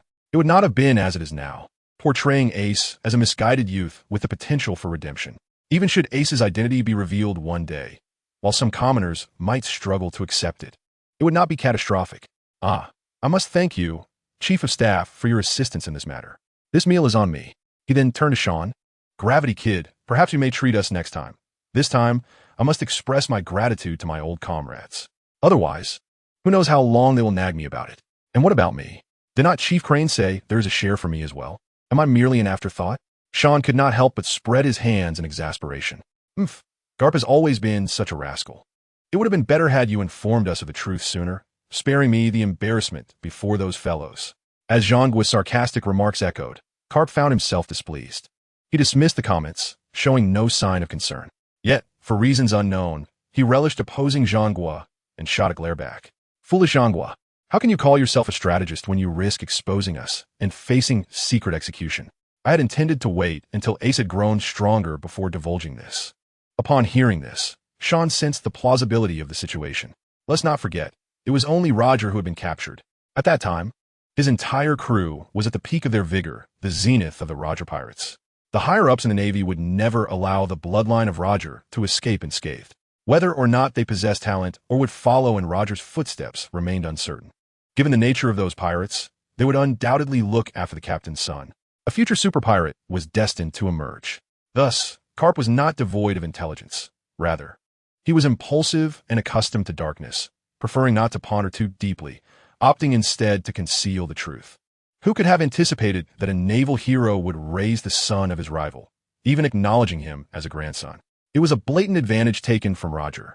Zifa, witnessing the impending clash between the two, quickly interjected.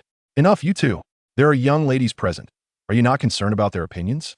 How old are you both?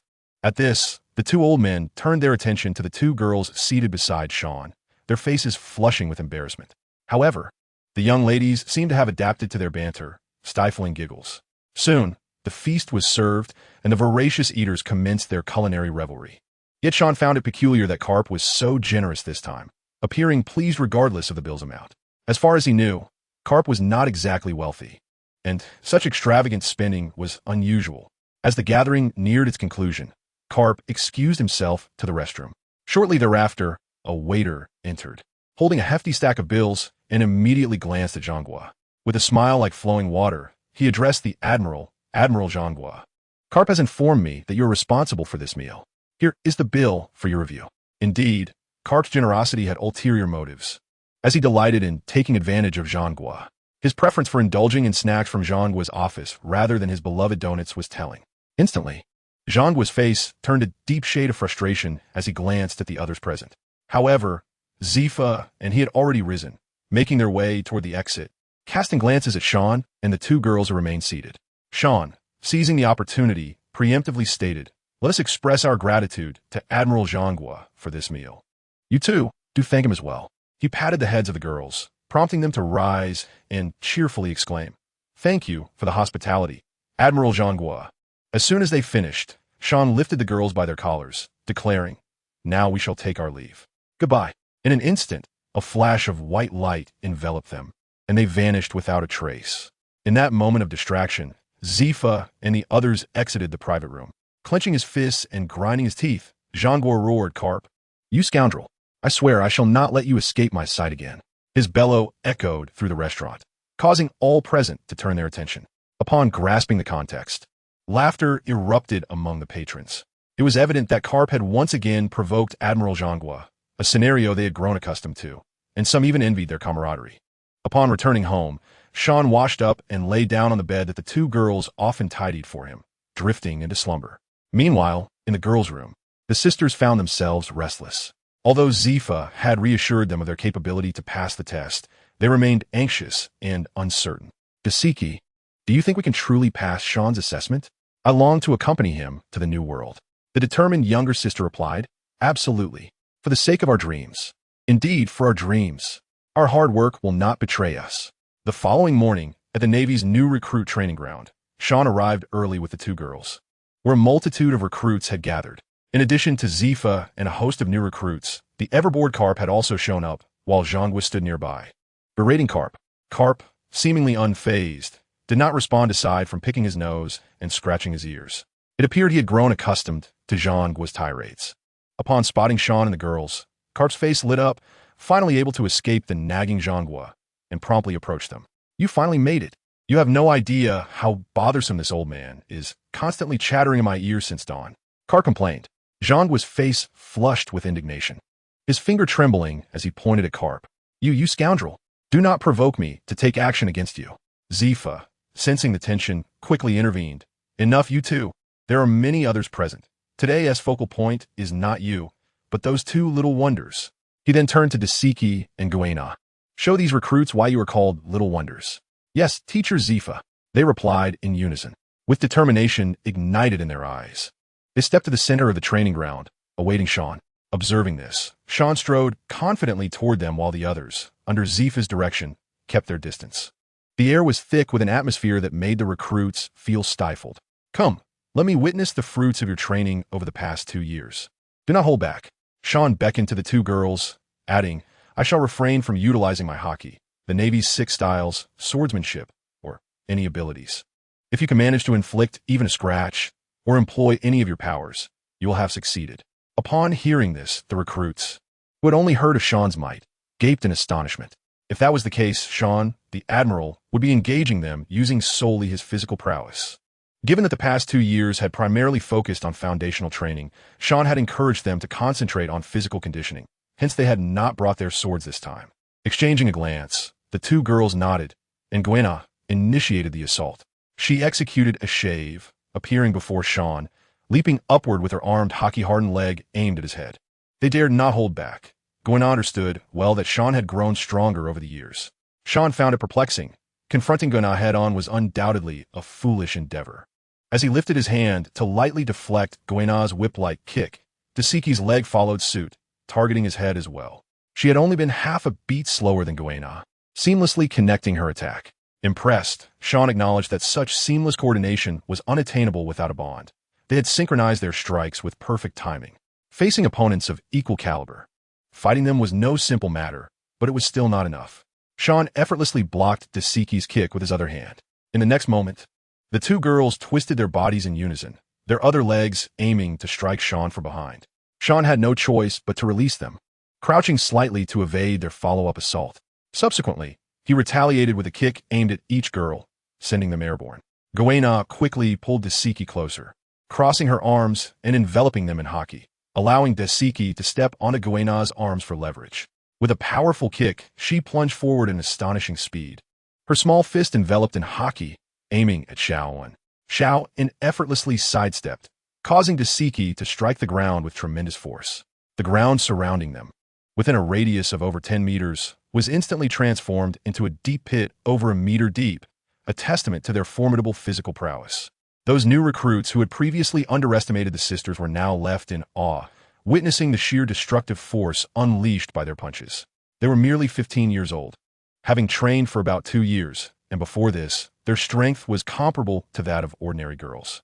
Now, it became clear why they were referred to as monsters, an unparalleled talent for martial arts. Failing to land a hit, Dasiki executed the Navy's 6 style, the Gale Foot, unleashing several blue vacuum slashes, which she followed up by charging at Xiaowen. However, Xiaowen found it curious that the slashes were rather insignificant, barely half a meter high.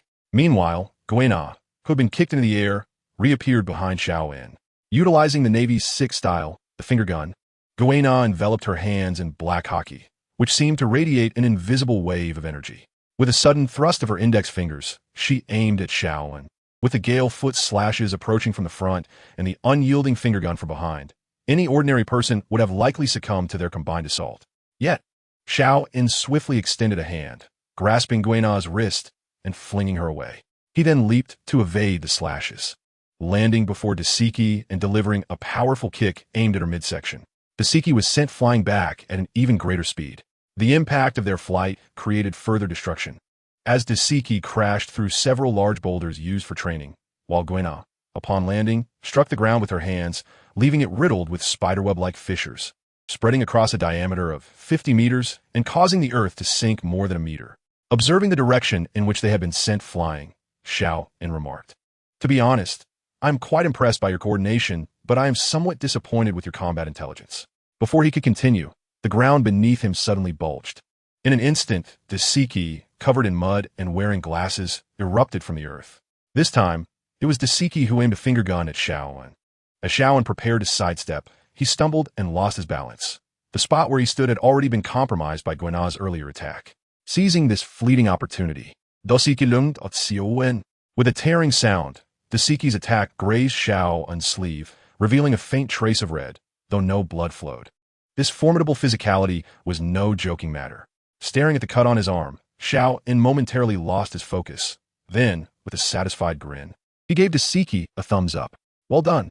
It turned out that Desiki's earlier gale foot was not intended to confront Xiaowen, but rather to create a tunnel for their subsequent plans.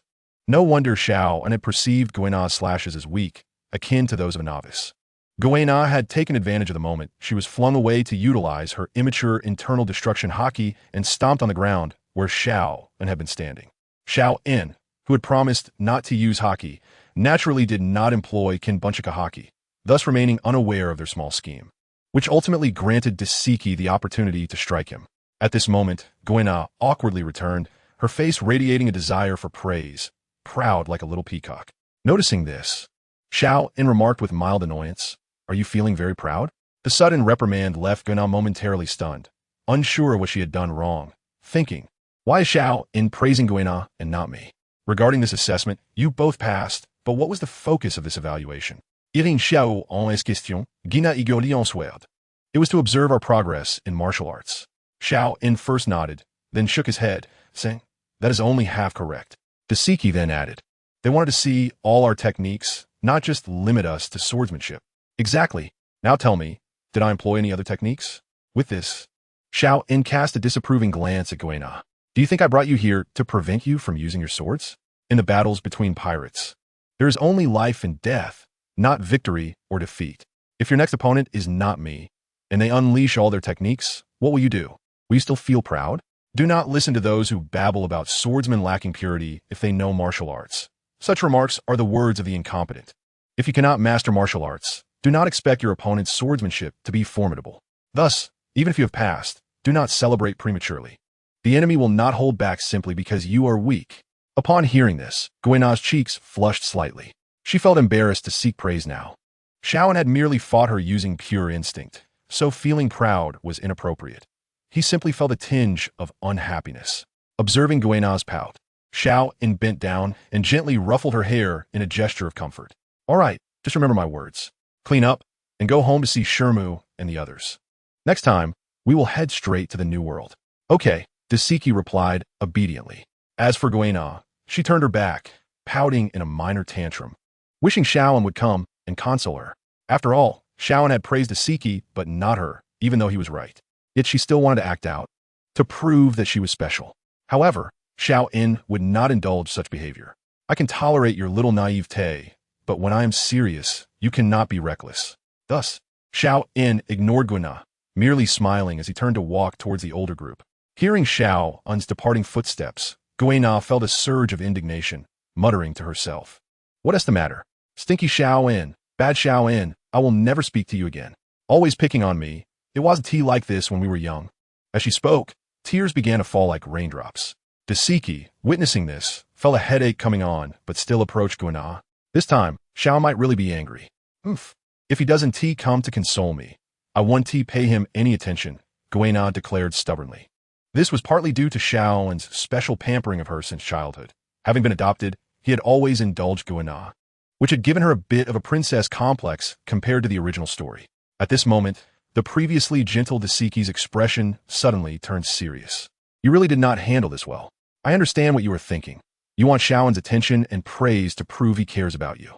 But you've gone too far this time."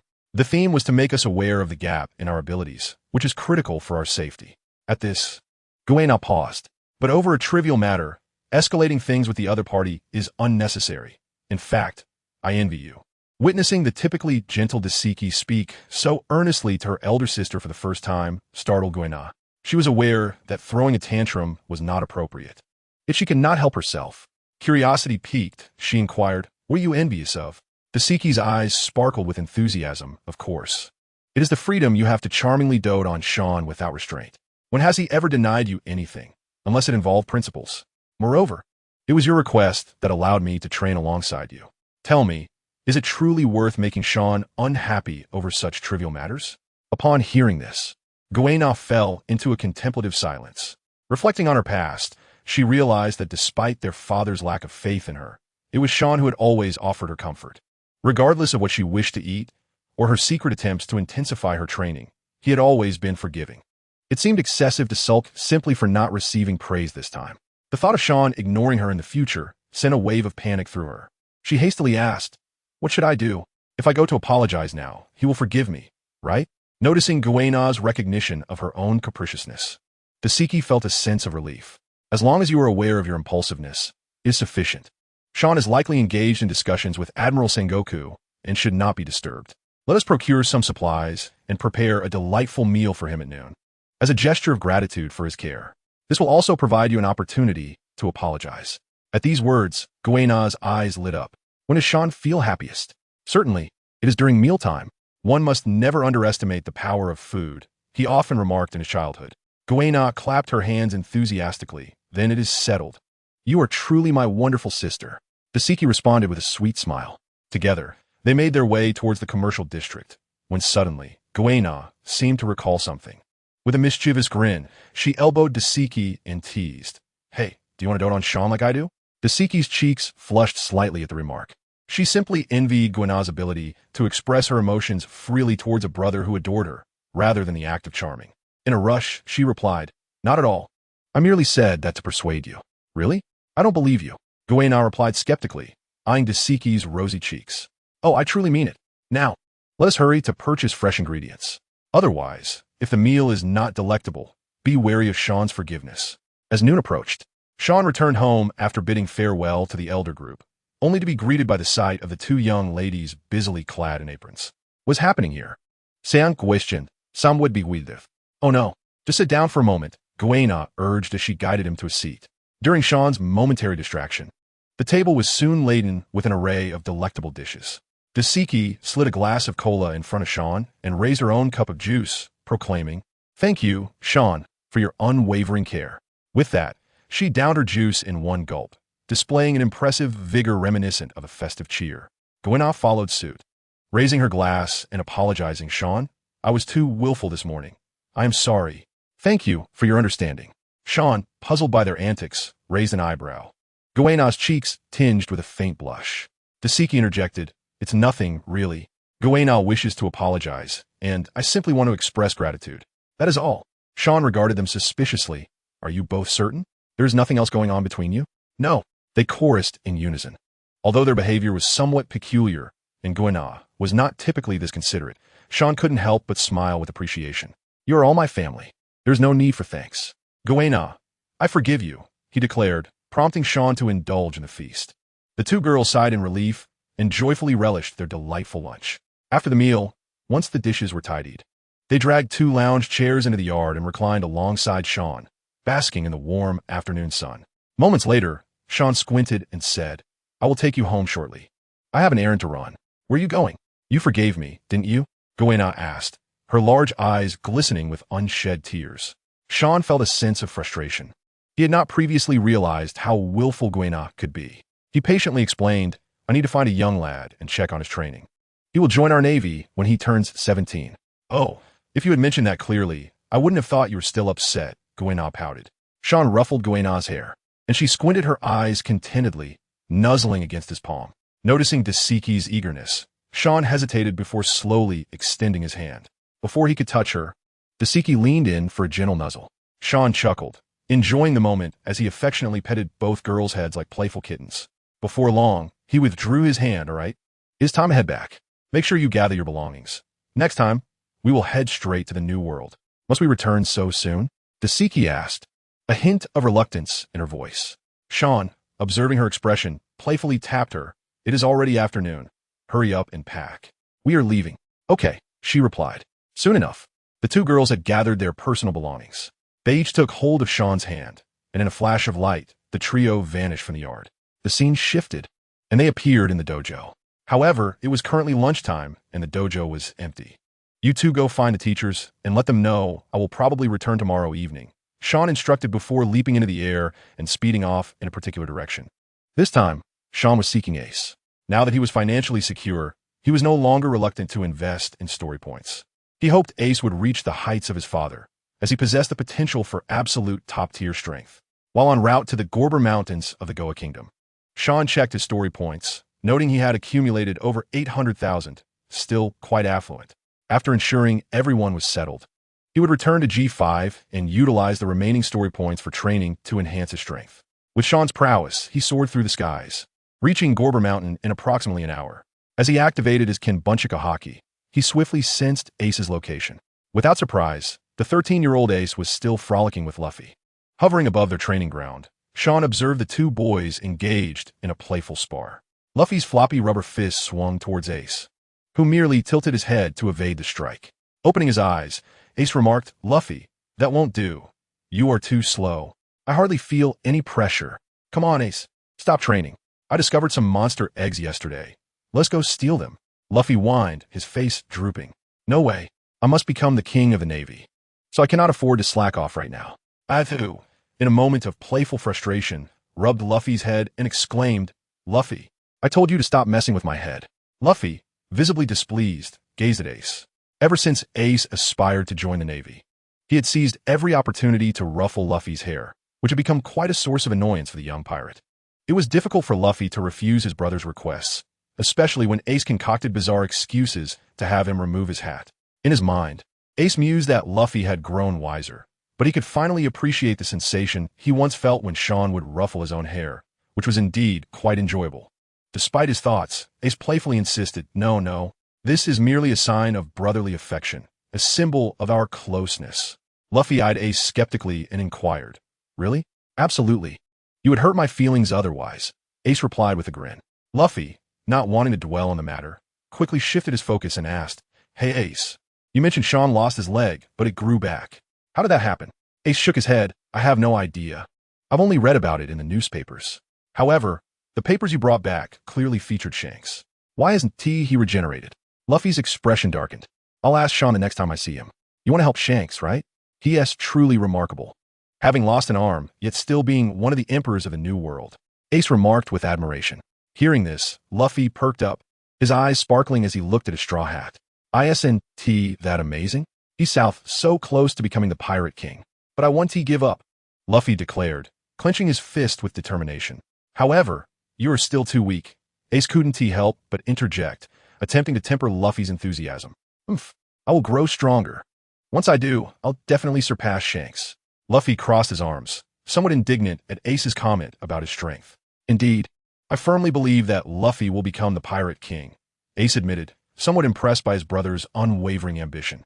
Despite the daunting goal and Luffy's penchant for play rather than hard work, yet there was an inexplicable trust that Luffy would achieve his dreams. A contradiction that left Ace feeling bewildered.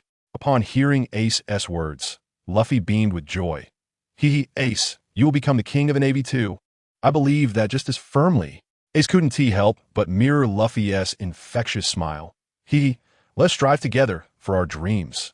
As he spoke, he glanced at the nearby white cowboy hat, a nostalgic smile gracing his features. That hat had guided him towards justice, a symbol of righteousness that he missed dearly. Though he aspired to be the king of the Navy, Ace felt no need to dissuade his brother from his dreams. He trusted that Luffy would never harm innocent people. Luffy's understanding of the Pirate King was one of freedom, as evidenced by his carefree nature, seeking nothing but joy in each passing day. Regardless of the consequences that might arise from Luffy's future notoriety, Ace was determined to mitigate any fallout as the protective older brother. "Hey Ace, who do you think is stronger, Shanks or Sean?" Luffy suddenly asked, pulling Ace from his contemplation. "Well, that's hard to say." The news reported that Sean battled Kaido, one of the 4 emperors, for 11 days without a decisive victor. Shanks and Kaido are of similar caliber, especially this year, as their powers have surged dramatically. "Especially this year?" Luffy asked, somewhat confused. Ace, mildly irritated, tapped Luffy's head. "Can you please pay attention to the words in the newspaper instead of just the pictures?" Luffy, clutching his forehead in mock dismay, replied, "It doesn't hurt much, but your punches can sting like Grandpa's. Yet you seem to have the same problem." Ace sighed, resigning to his brother's obliviousness. He pulled Luffy to sit beside him and said, If you want to become the Pirate King, you need to know your opponents. You can't just go in blindly unless you have a first mate like Ben Beckman. Luffy, displeased with Ace's comparison, shouted, I will find crew members even stronger than Shanks. Sure, but can you listen to me? It's all about your opponents. You want to know, right? Upon hearing this, Luffy obediently knelt beside Ace, wide-eyed with curiosity. The incident with the infiltrator at the beginning of the year solidified Shanks' position as one of the four emperors. What incident? Luffy inquired, puzzled. It relates to Sean's subordinate, the one known as the next chief of naval operations, Kuro. I don't know the specifics, but I do know that Kuro incited conflicts among several major pirate crews in the New World. Luffy scrunched his face. That sounds like a despicable guy. Don't interrupt. Ace scolded, giving Luffy another playful tap. Those pirate crews are renowned, from the same era as Whitebeard. Just think how remarkable that is. Kuro set his sights on Shanks' crew. And in that battle, Shanks fought against several crews and emerged victorious. Afterward, insiders revealed that it was Ben Beckman's strategy that led to this outcome, allowing them to swiftly dominate vast territories and become one of the superpowers. Luffy raised his hand. So it seems Kuro is a good person for helping Shanks gain so much territory. Ace rolled his eyes. Not quite. Even without Kuro, Beckman's planning would have propelled Shanks to the top of the four emperors. Kuro merely expedited the process. Thus, it is indeed difficult to determine who is stronger between Sean and Shanks. Ace felt a sense of pride in his insights, anticipating admiration from his brother. However, when he turned to check on Luffy, he was exasperated to find him digging into an anthill. Are you even listening to me? Ace shouted, startling Luffy. Still, Luffy sat up, brushing off the dirt, and declared with renewed vigor, It doesn't matter who my opponents are. I'll defeat them all. Seeing Luffy's spirited demeanor brought a smile to Ace's face. After all, this was his brother who aspired to be the Pirate King. Meanwhile, Sean, listening from above, couldn't he help but smirk. It was evident that Luffy possessed the blood of a scion. Otherwise, how could he consistently break through his limits during battles? From the moment he set sail, he had faced numerous formidable foes, yet somehow managed to emerge victorious against each one. Was this the treatment reserved for a child of destiny? Sean slowly descended from the sky, landing gracefully before the two brothers. Upon noticing him, Ace momentarily paused before breaking into a radiant smile. Sean, you're here. On the side, Luffy stared blankly at the other person, astonished to discover that they could fly, his eyes suddenly gleaming with excitement. He scampered over to Sean and began to circle around him. Then, lifting his head, he exclaimed, Hello, Sean. I am the man who will become the Pirate King. Upon hearing this, Sean's expression stiffened. Did he not see the justice cloak behind me? Such an ignorant and fearless little brat. Ace's face also grew tense. He was equally exasperated with his brother's loose tongue. He immediately stepped forward, grabbing Luffy and whispering fiercely, Do you want to be captured by the Marines and thrown into prison? If that happens, you won't be able to set sail and embark on adventures. Startled, Luffy quickly bowed to Sean and apologized. I'm sorry, Sean, but I still want to become the Pirate King. Observing Luffy's nonsensical behavior, Sean waved his hand dismissively and said with annoyance, You're fortunate to have run into me. If it had been a Kainu, you would have been doomed. A Kainu? Who is a Kainu? Luffy asked, bewildered. Sean glanced at Ace, thinking to himself that this was someone he would not want to meet. It doesn't matter, since you haven't become a pirate yet. I won't capture you now. I'll wait until you become a pirate before I do. Sans threatened Luffy. Ace sighed with relief, grateful that Sean did not hold it against his brother. Bring on. I will definitely become the Pirate King. Hearing Sean's words ignited Luffy's enthusiasm, and he even struck a combat pose. Sean's lips twitched. Dealing with someone like Luffy was quite relaxing and devoid of pressure, as he didn't have to worry about being schemed against. However, Luffy's childish demeanor was too troublesome, and Sean could no longer bear it. In an instant, he appeared before Luffy and swung his fist toward Luffy's head, causing him to yelp in pain. Bang, bang, bang. What kind of king do you want to be? I want to give up, Luffy shouted defiantly. Wow, that's impressive. Let me see how powerful the Pirate King really is. Luffy wailed, why does it hurt so much? Moments later, Luffy's head was swollen with bumps, and his face was bruised, which made Ace breathe a sigh of relief. Thankfully, Luffy was merely taught a lesson by Sean and was not sent to prison. Ace thought Luffy had particularly thick skin when their grandfather returned. He had endured worse beatings than this. Look, Luffy, he said, I'm hungry. Ace turned to Sean. Are you hungry? Shall we go eat? Seeing Luffy, who was still sporting a pig-headed look while whining about being hungry, Sean couldn't help but admire him. Although he was foolish, Who among the wise would not be willing to endure hardships?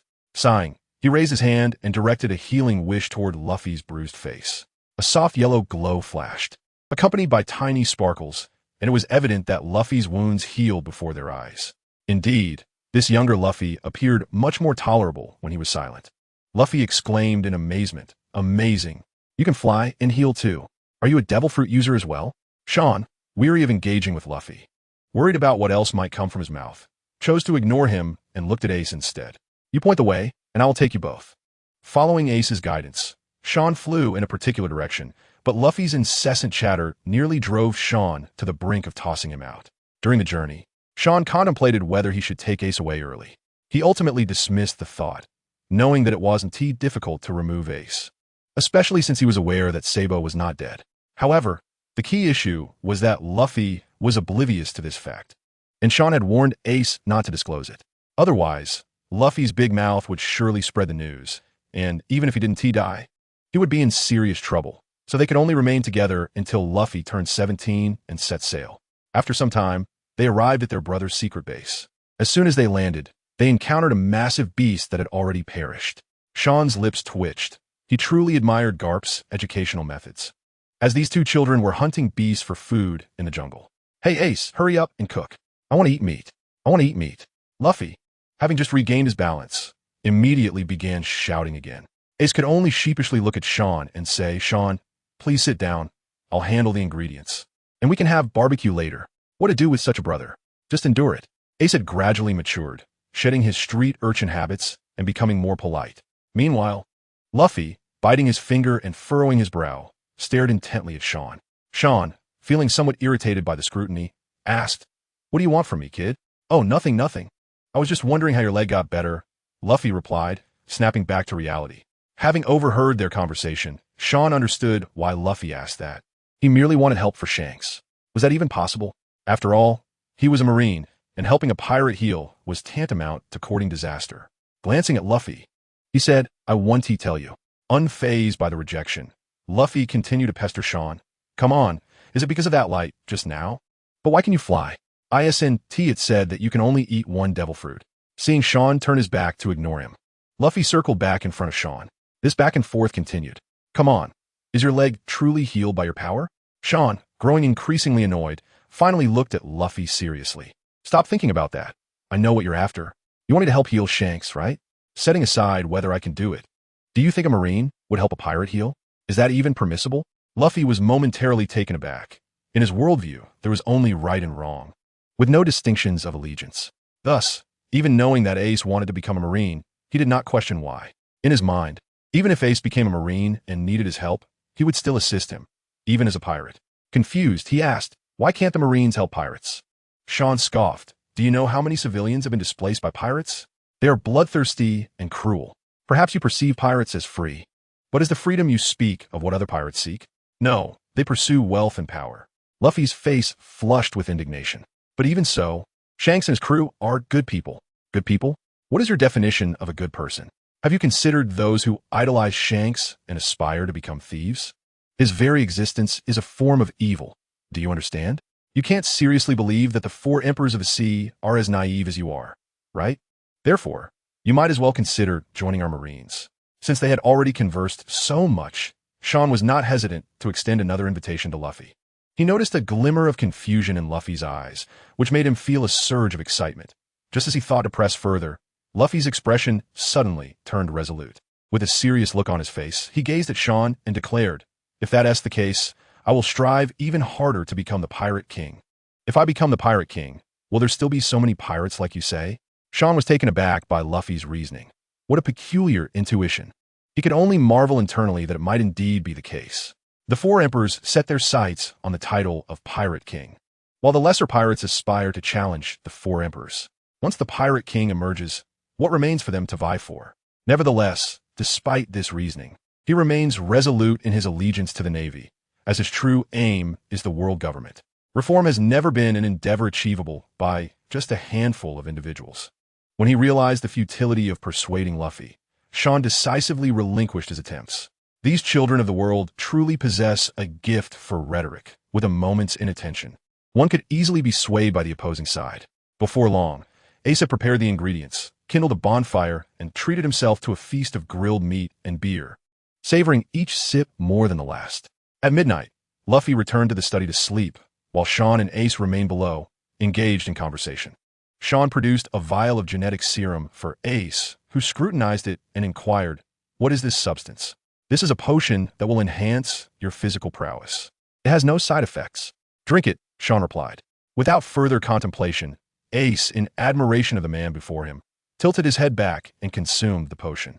After a moment of introspection, feeling no discernible change, Ace curiously asked, "Is this truly a means to bolster my strength?" "Indeed, but it requires development," Sean clarified. "In other words, it will elevate your potential without directly augmenting your power." Ace pondered for a moment and hesitantly asked, "This must be quite precious, right? Our elder taught us to focus on physical development. If I were to say it isn't precious, I would be lying. I'm the only one in the world who possesses it. If I claim it is precious, then around 10 others have used it. What of it?" Sandy played. Somewhat perplexed, Ace glanced at the treehouse, shook his head, and said, "It's nothing." He had contemplated asking Sean if he could procure one for his brother, but deemed such a request excessive and refrained. Sean discerned Ace's thoughts and chuckled softly. This was the essence of brotherly affection, yet he would not foolishly comply. Thus, he patiently explained, "Your brother has his own adventures. If you assist him in this manner, he may not appreciate it." Sean spoke the truth. In the original narrative, the permanent log pose to Raftel and the existence of the great treasure were repeatedly within reach. Yet Luffy consistently declined, especially when he shattered the permanent log pose, an act more significant than mere ambition. If one were to inform Luffy that consuming this potion would rapidly enhance his abilities to compete against the 4 emperors and claim the title of Pirate King, the essence of the journey would be lost, and the bonds with his companions would not be as profound as depicted in the original tale. Sean hoped for Luffy to catch the big fish. Upon hearing Sean's words, Ace reflected, considering that perhaps his brother was innocent. Yet, his inherent adventurous spirit would not permit him to take shortcuts. "All right, I understand." Sean, satisfied, playfully ruffled Ace's hair before retreating to his tent for rest. Inside the tent, resting his arms behind his head, he contemplated how to legitimately advocate for the Navy's independence. If Kizaru aspired to become the fleet admiral, a significant war would be necessary to cleanse the Navy, alongside the voluntary resignation of Sengoku. Otherwise, no one from that era could be compelled to step down. Thus, a war at Marineford was imperative. The question arose, without Ace as the catalyst, who else could ignite it? Unable to sleep, Sean took out a din-din mushi and called Kizaru to inquire about the situation. On the other end, Kizaru, not distracted by the security features of his phone, picked up the nearby din-din mushi. "Moshi Moshi, old man, it's me. I wish to discuss something with you." "Where are you?" "Ah, San. I am still at Mariewa. Is there something of great importance?" Kizaru queried, somewhat puzzled. Based on his understanding of Sean, who preferred to be idle when possible, he surmised that the late-night call must involve urgent matters. Sean considered that he had left a mark at the inn earlier that day, and as long as Kizaru was there, he would not discuss anything of significance over the din-din mushi. "Yes, it is indeed crucial. If we do not discuss it now, I worry I may forget upon turning away. Are you at that inn?" Sean was apprehensive that if the matter weren't addressed immediately, it would be postponed indefinitely. "Huh? I'm not there, but I can head over shortly." "Then let us meet in 5 minutes at that room. I shall arrive promptly." After hanging up, Sean emerged from the tent, fully confident that Kizaru would not be late given his speed. Outside the tent, Sean sensed that Ace had already fallen asleep. He took out a cigar, gazed at the starry sky, and contemplated how to expedite the war at Marineford. He would not foolishly wait for the scheduled time to act. It was time to strategize, starting with the Navy. The individuals he had cultivated had matured and were ready to take action. 5 minutes later, Sean teleported to the room where he had met Enel. True to expectation, Kizaru awaited him there, a look of fatigue evident on his face. "I was about to sleep. Was there such urgency?" Sean noted Kizaru's genuine readiness for rest as he donned his nightclothes. Without offering an explanation, Sean approached Kizaru, placing a hand on his shoulder. "Let's speak elsewhere." With a flash of white light, Sean and Kizaru found themselves at the port of the Goa Kingdom. Observing the surroundings, Sean felt content. The only sounds were the rustling of leaves and the gentle lapping of waves against the port. The distant sea appeared as a vast, gaping abyss, foreboding in its darkness and depth, evoking a sense of unease. The stark contrast between the daytime sea and that of night was striking. Fortuitously, he harbored no fear of the deep sea, Otherwise, the sight of the nighttime ocean would have been overwhelming. Once assured that no one could eavesdrop, Sean turned to Kizaru and stated plainly, "I wish to instigate a war between the four emperors and the navy." "What?" "Repeat that," Kizaru replied, bewildered. To declare an intention for war against the four emperors so abruptly, was it something one could simply decide to do? Had he considered the ramifications? "Sean replied earnestly. I seek to discuss how to guide a war. It is a necessary phase." At last, Kizaru comprehended Sean's seriousness. With a hint of frustration, he remarked, "Why the sudden desire for conflict?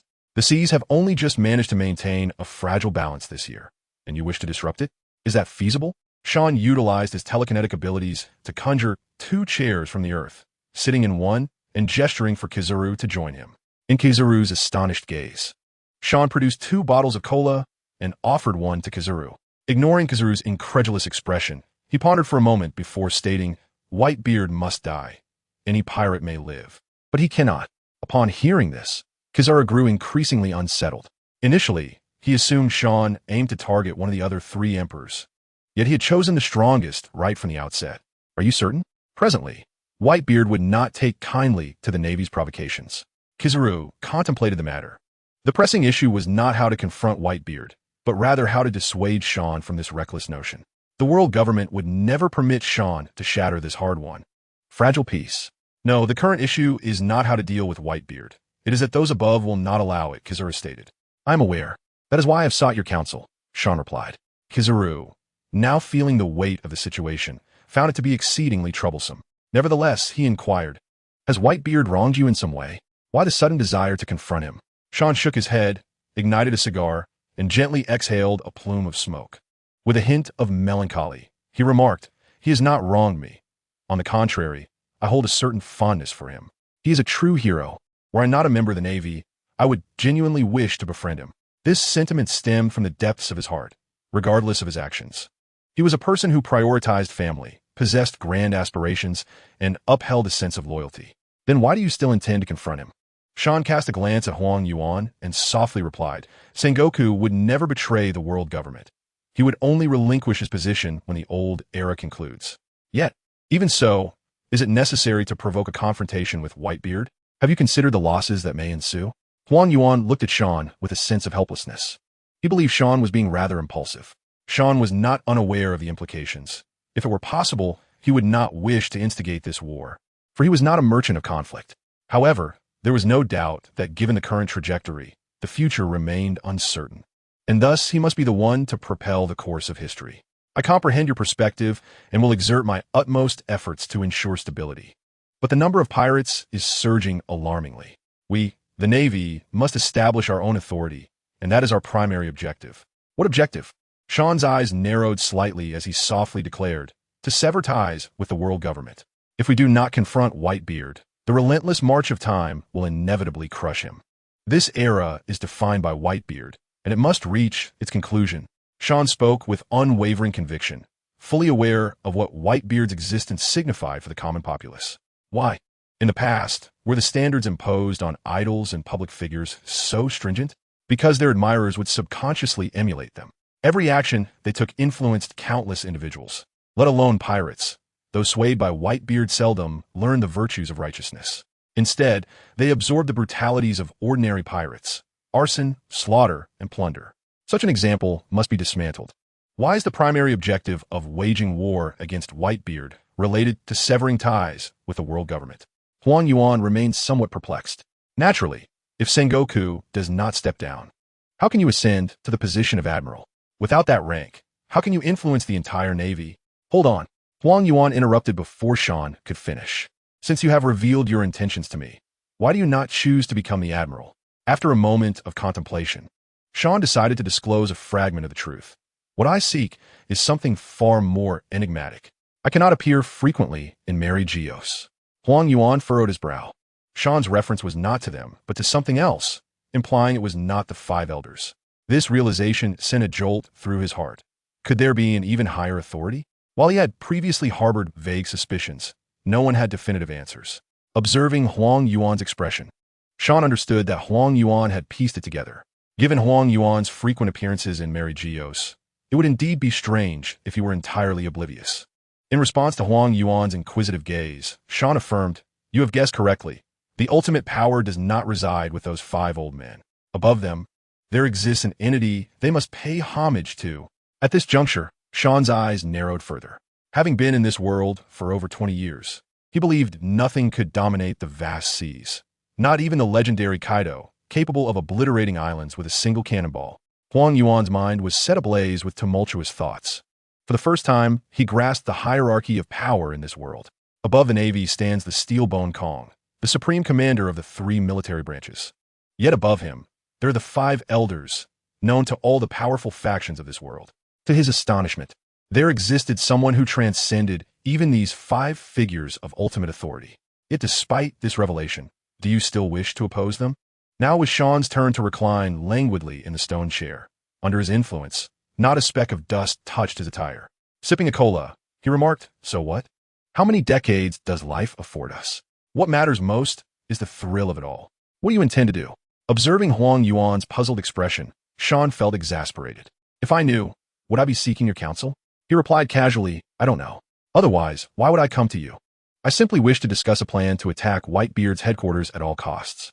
Upon hearing this, Huang Yuan was left utterly dumbfounded. "Is this truly a matter requiring discussion? You've kept me awake for this?" Shan's hand holding the cola froze. "No, what do you mean by this? That is the most formidable pirate crew in the world." Huang Yuan raised an eyebrow and smirked. "What are you talking about? This is the simplest matter. Just publicly execute his son." Realizing he had perhaps been too broad, he added, "Any of those who have followed him the longest, if you capture one, he will undoubtedly come to rescue them. The unyielding law of the sea regarding their pirate crew forbids harm to the family of the Whitebeard pirates." Hearing this, Shan experienced an epiphany. In an instant, his subsequent plans became crystal clear. He had been blinded by a singular focus on Ace being Roger's son, believing that Whitebeard would only act to save him. However, he had not considered that Whitebeard and Roger were equals in stature. His motivation to rescue Ace stemmed not from Roger, but simply from familial ties, from the bonds of camaraderie. Thus, even if any of his old crew members were captured, Whitebeard, guided by his sense of righteousness, would undoubtedly retaliate. Even without him, the character of Blackbeard Teach suggested that he would eventually scheme against Whitebeard. Shan's impression of the New World thus far had been confined to the G5 waters. Following the narrative's progression, Teach acquiring the Yami Yami no Mi was inevitable. Since Teach would inevitably plot against Whitebeard, it would be prudent to capture him before that betrayal occurred. To the crew of the Whitebeard pirates, Teach was akin to a beloved son after decades of loyalty. While he was hidden, he presented himself as a model student, humble, courteous, and deeply affectionate towards his companions, embodying the perfect first mate. Yet, in the original narrative, the position of 2nd Division Commander was ultimately bestowed upon Ace. Capturing him would certainly not yield a reaction any less intense than in the original story. The ties forged over 15 to 20 years would undoubtedly incite fervent emotions. It was a foolproof plan. However, what the subsequent balance of power in the seas? Once Whitebeard was gone, and with him Teach, the New World would surely plunge into chaos. Shan's original intention was to provide Whitebeard with the most extravagant funeral while elevating Huang Yuan to a position of authority to facilitate further strategies. Yet, he did not wish for the downfall of the Whitebeard pirates to entangle too many innocents. Even if those islands paid protection fees, they still benefited from the safety afforded by the pirates' flag. At the very least, they would continue to survive and at least have hope. Should the balance be disrupted, the Navy would find themselves powerless in the New World. Shan lacked the ability to safeguard all the islands. Thus, he shared with Huang Yuan everything except for the target of Teach, placing particular emphasis on what to do with Whitebeard's remaining forces. Huang Yuan, unaware of the impending threat posed by Teach, took a moment to ponder. It must be said that Huang Yuan, with his extensive experience, possessed a profound understanding of the rules governing pirates.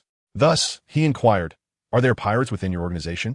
After the Yellow Ape met with Anna Lu, he became aware that he had joined a group called Luo. According to the other party, it was the fall of the gods. At that moment, he marveled at Shan's remarkable ambition.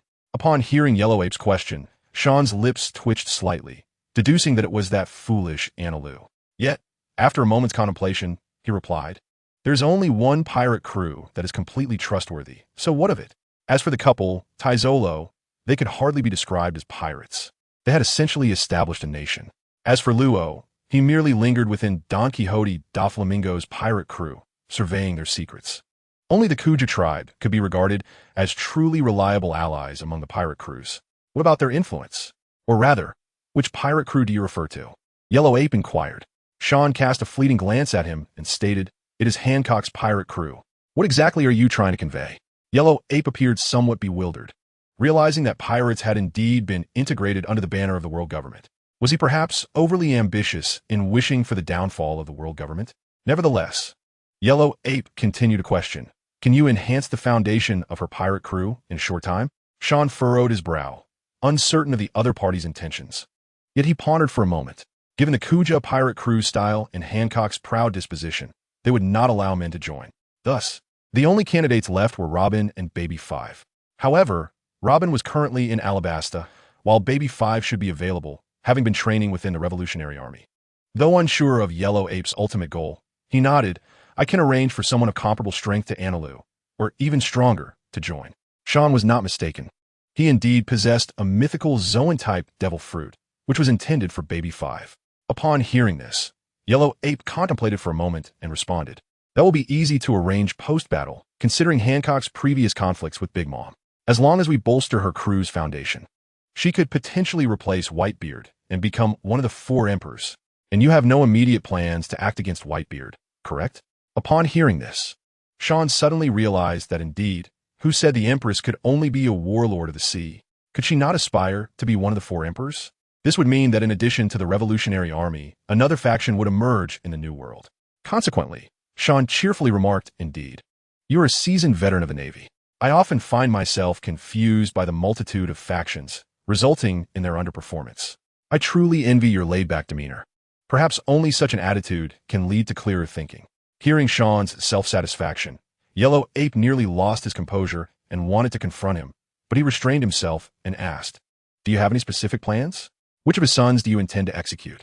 Sean contemplated and decided to reveal his thoughts, allowing Yellow Ape to prepare and mend relations during this preemptive period. "My vision is to establish a solid foundation for an independent navy within 4 years. By then, my subordinates will have fully matured, and our confidence will be bolstered." He did not disclose to Yellow Ape that after plotting against the 4 emperors and the position of Fleet Admiral, he intended to target the higher echelons of the world government. As for whom to execute, his thought was to eliminate an obscure son of Marshal D. Teach. Upon hearing this, Yellow Ape furrowed his brows, genuinely perplexed. "I have indeed not heard of this individual. Does he possess any particular significance?" Yellow Ape understood that Sean would not speak without purpose. This choice must serve Sean's ulterior motive. Of course, despite his obscurity, this man was an ambitious figure who had lurked beside Whitebeard for over 2 decades. Yellow Ape refrained from asking how Sean had gleaned this information, assuming it stemmed from Sean's formidable intelligence network. After all, wasn't the leader of CP a subordinate of his? Isn't this fellow genuinely dangerous? Why select him? Yellow Ape inquired with skepticism. Sean chuckled lightly. "The answer lies in your own words. He is too dangerous, having bided his time for over 20 years. As for his motives, they remain unknown. Yet a powerful individual who has evaded capture for so long must possess remarkably deep schemes." At this time, Teach still held considerable power, as Shanks had remarked on his danger. "However, one thing is certain. I would feel no psychological burden in plotting against this man." Indeed, Sean had a moment of emotional turmoil, but he quickly composed himself. This was reality. Everything could no longer be viewed through the lens of anime. Whitebeard's influence was monumental for countless new pirates. He was one of the lingering sources of trouble from the old era. So, with 4 years remaining, is there anything I should do? Certainly, you should adopt a more aggressive approach during these years, even if you wish to compete for the position of Fleet Admiral. Not to mention your connections above. Simply having Anala's backing would provide sufficient reason to support you. So, rest assured and solidify your authority as Fleet Admiral within the Navy. Upon hearing this, Yellow Ape chuckled softly, knowing that in the eyes of the world government, as long as he did not slack off, he would undoubtedly receive a nomination. As for strength, after all, Sakazuki and Kuzan had yet to witness his true power.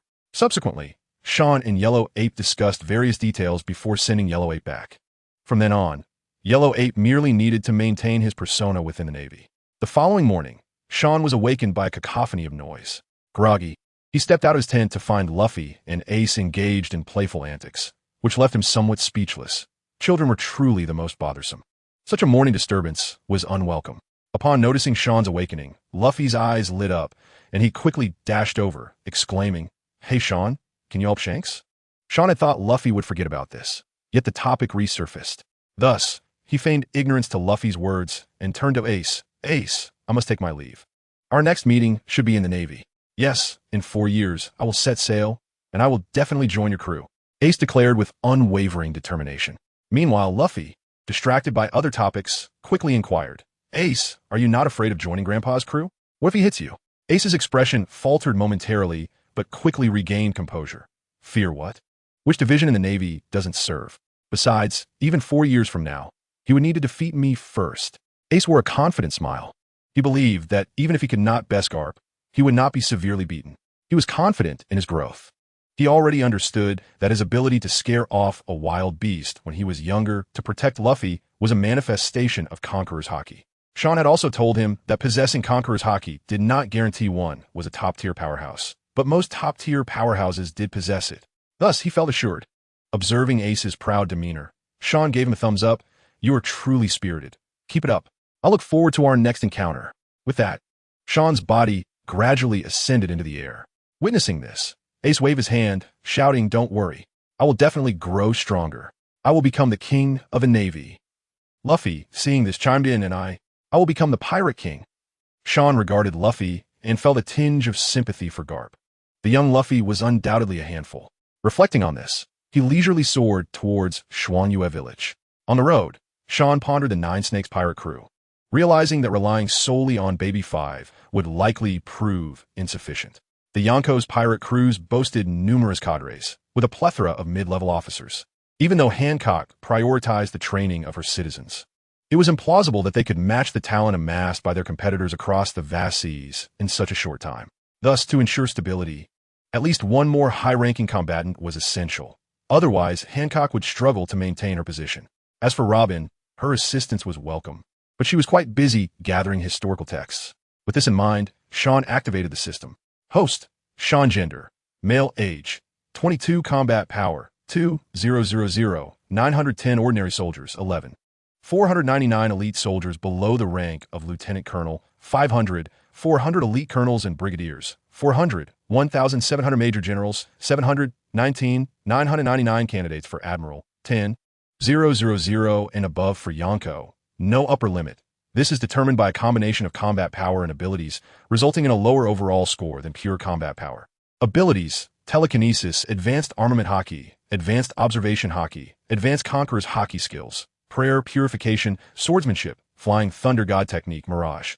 Storage: Mikazuki, Munikika, dreaming immortal pillow, used.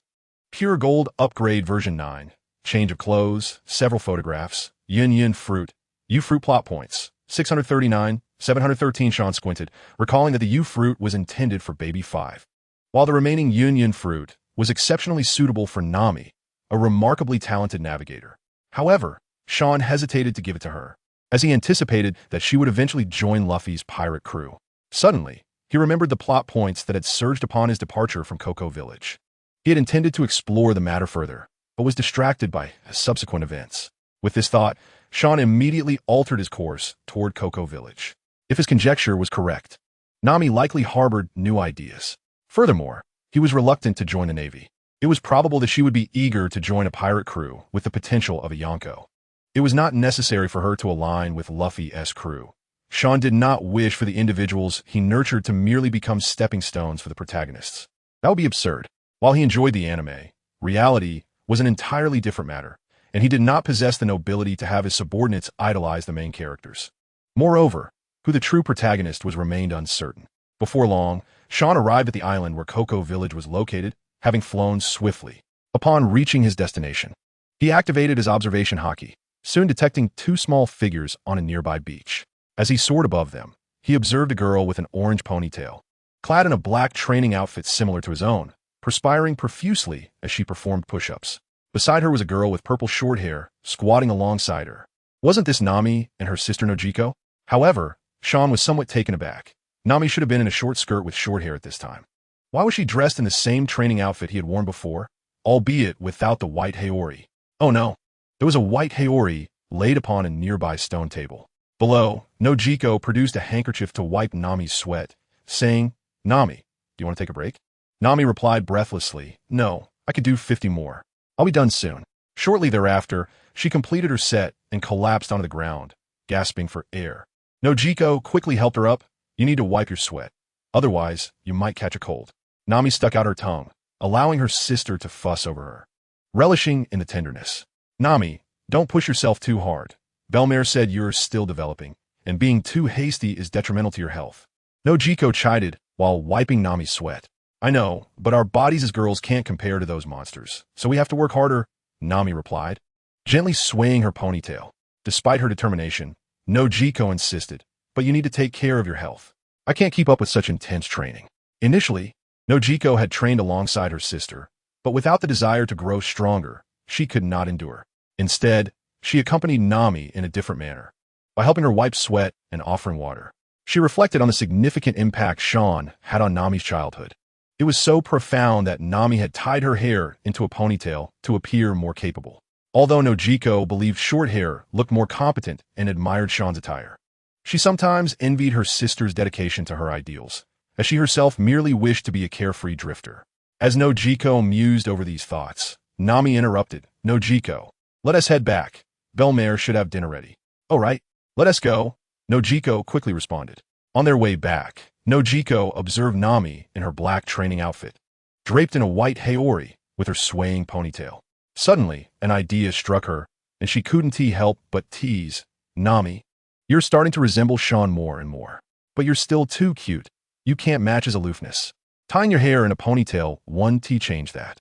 Upon hearing this, a blush crept onto Nami's chubby cheeks as she retorted, slightly flustered, "What nonsense are you talking about? I'm dressed this way just for convenience," adding defiantly, "and I'm not cute at all." She puffed up her cheeks, attempting to project an air of indifference toward Nojiko. Nami's facade crumbled under the recognition of her own feelings, likely colored by the idealization of memories. Each time she recalled Sean's dramatic entrance, she felt a surge of admiration and longing. Lacking the strength to match him, she sought to emulate his appearance instead. Perhaps, when they met again, she would no longer need to deny her femininity.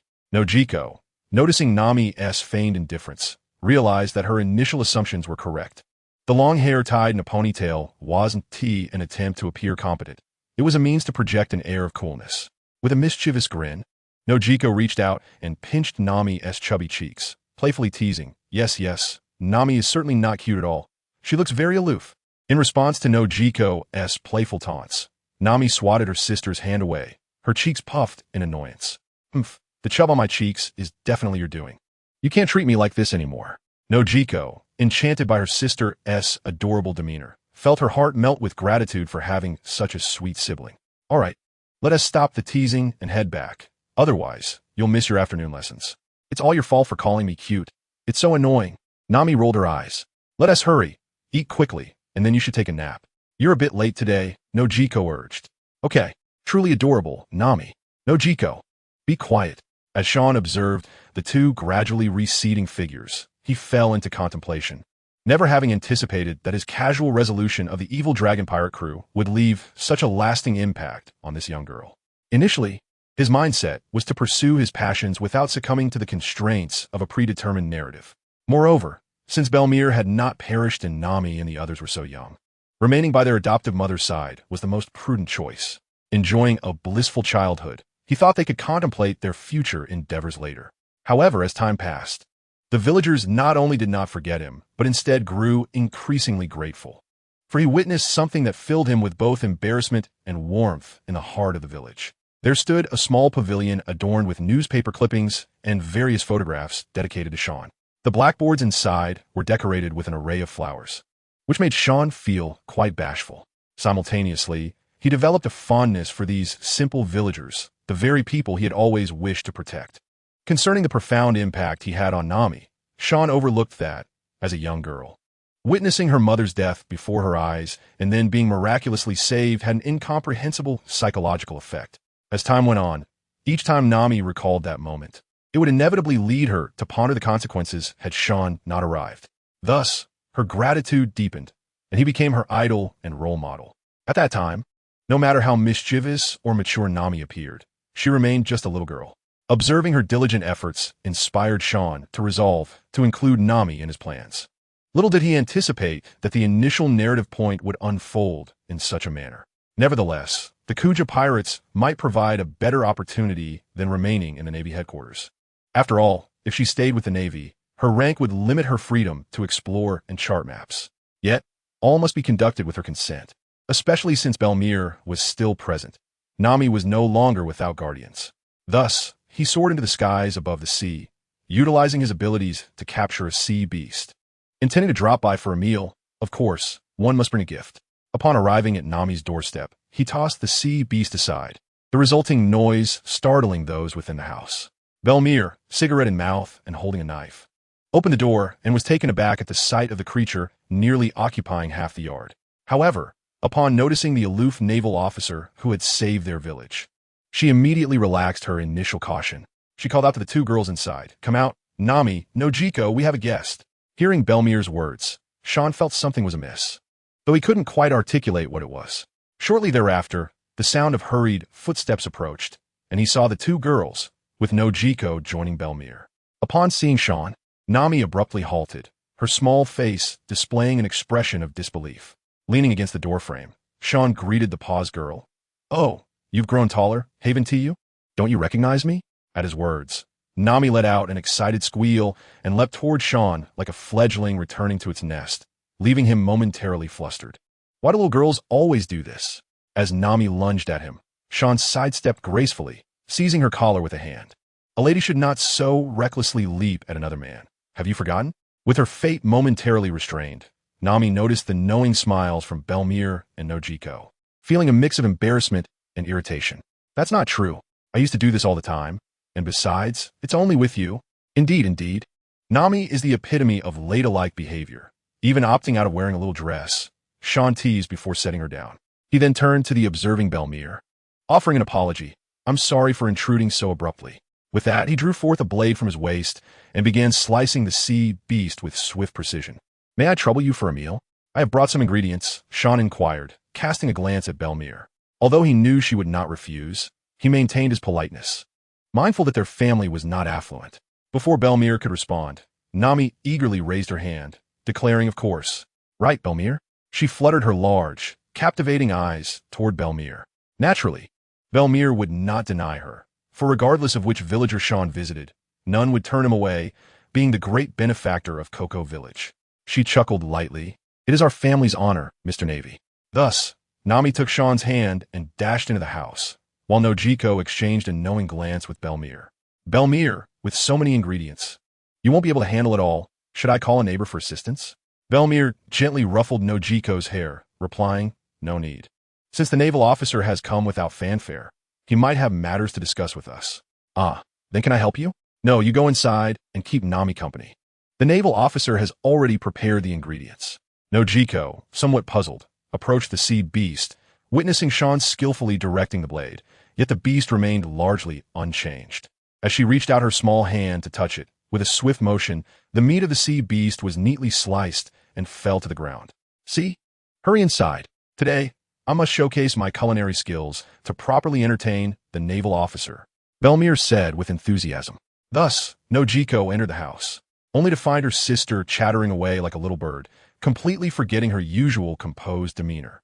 Sean patiently listened to Nami's daily anecdotes, such as pranks she had played and neighborhood gossip. Upon Nojiko's arrival, they merely exchanged glances. Seizing the opportunity, Sean began to offer Nami guidance on her previous training. However, upon noticing the calluses on Nami's small hands, his expression grew complex. It was remarkable that a child her age bore such marks. It was evident that Nami had been diligent in her training. Sighing softly, he cast a blessing upon her. Instantly, Nami felt her long-standing fatigue dissipate significantly, and she began to hum contentedly. Even upon witnessing this once more, Nojiko felt that Sean's abilities were somewhat unfair. As long as one was not dead, he could revive them. The calluses on Nami's hands vanished, returning them to their soft, tender state, prompting a hint of envy from Nojiko. who often helped Belmere with chores and had developed her own calluses. However, she hesitated to speak up, considering it a treatment ability. Asking Sean to assist with her calluses felt trivial. At such a tender age, children could hardly conceal their thoughts. Sean, perceiving Nojiko's feelings with a glance, extended a blessing to her as well. Not long after, the enticing aroma from the kitchen made Sean's stomach growl. Thus, he casually broached a new topic, by the way. Nami, what do you aspire to be when you grow up? Without hesitation, Nami replied, I want to chart the entire world, creating maps that belong to me. Indeed, Nami was quite dedicated to this goal. Since hearing Sean's warnings about the dangers of the sea, she had worked tirelessly each day towards her dream. Nojiko, hearing Sean's question, proudly shared her sister's aspirations. Sean nodded approvingly. That sounds wonderful, but what form do you envision your journey at sea taking? Xiao Nami pondered for a moment and declared, I will first become stronger, then embark on a journey across the seas, and finally join the Navy. Upon hearing Nami's words, Sean was not surprised, as his earlier observations had already revealed that Nami regarded him as her idol. Hence, it was clear that she would not aspire to become a pirate, which was precisely why Sean sought to initiate the Great War to eliminate Whitebeard.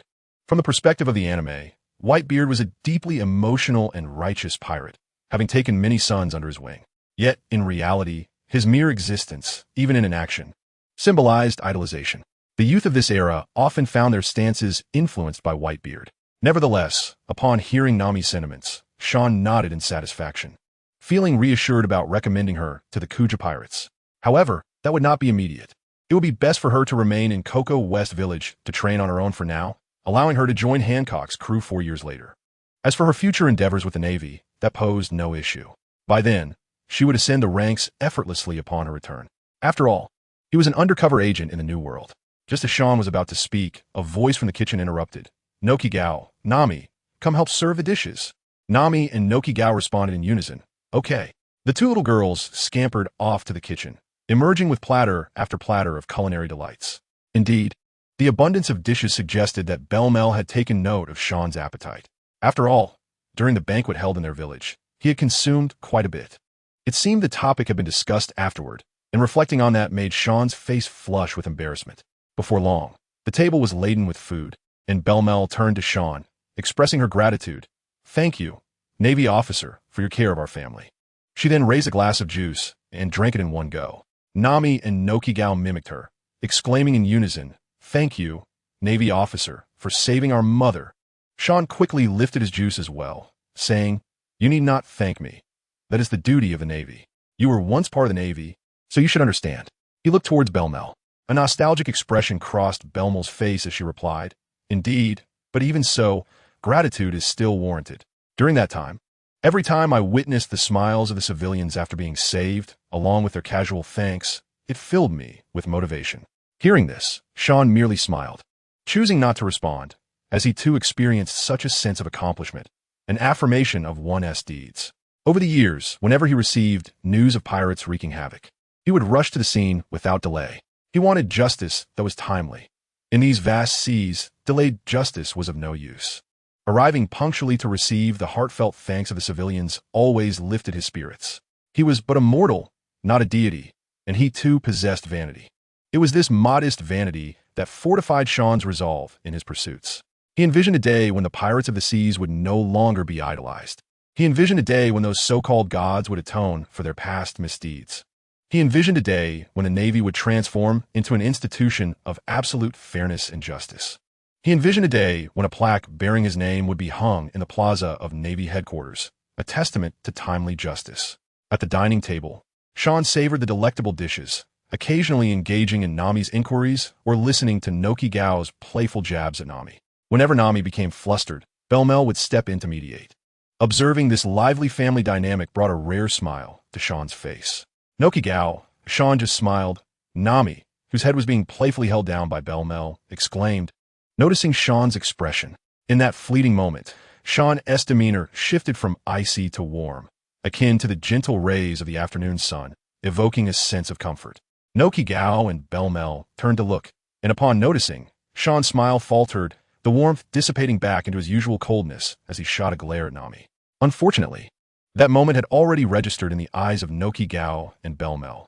Belmel remarked, I never imagined that such a seemingly aloof Navy officer could exhibit such warmth. In response, Sean chuckled lightly, realizing he had been overly sensitive. Was it not his desire to cultivate a more amiable presence? He nodded, saying, "It's nothing really. Witnessing your beautiful interactions makes me believe in the nobility of the Navy's existence." Belmel nodded in agreement. "Even though I am no longer part of the Navy, I still know that countless officers continue to strive to eradicate injustice from these seas. Their abilities may be limited, but it is because of them that pirates are not allowed to run rampant, is it not? After all, I was once among the ranks of the lower Navy." With that, Belmel affectionately gazed at Nami and Nokigao, daughter she had adopted during her tenure with the Navy. Had she not become a Navy officer, she might never have had such wonderful daughters. Nami and Nokigao clasped Belmel's hands tightly. Sean, observing this, understood that even if it were not him who saved the village, but any Navy officer, Belmel would have survived, and Nami would not have aspired to become a pirate.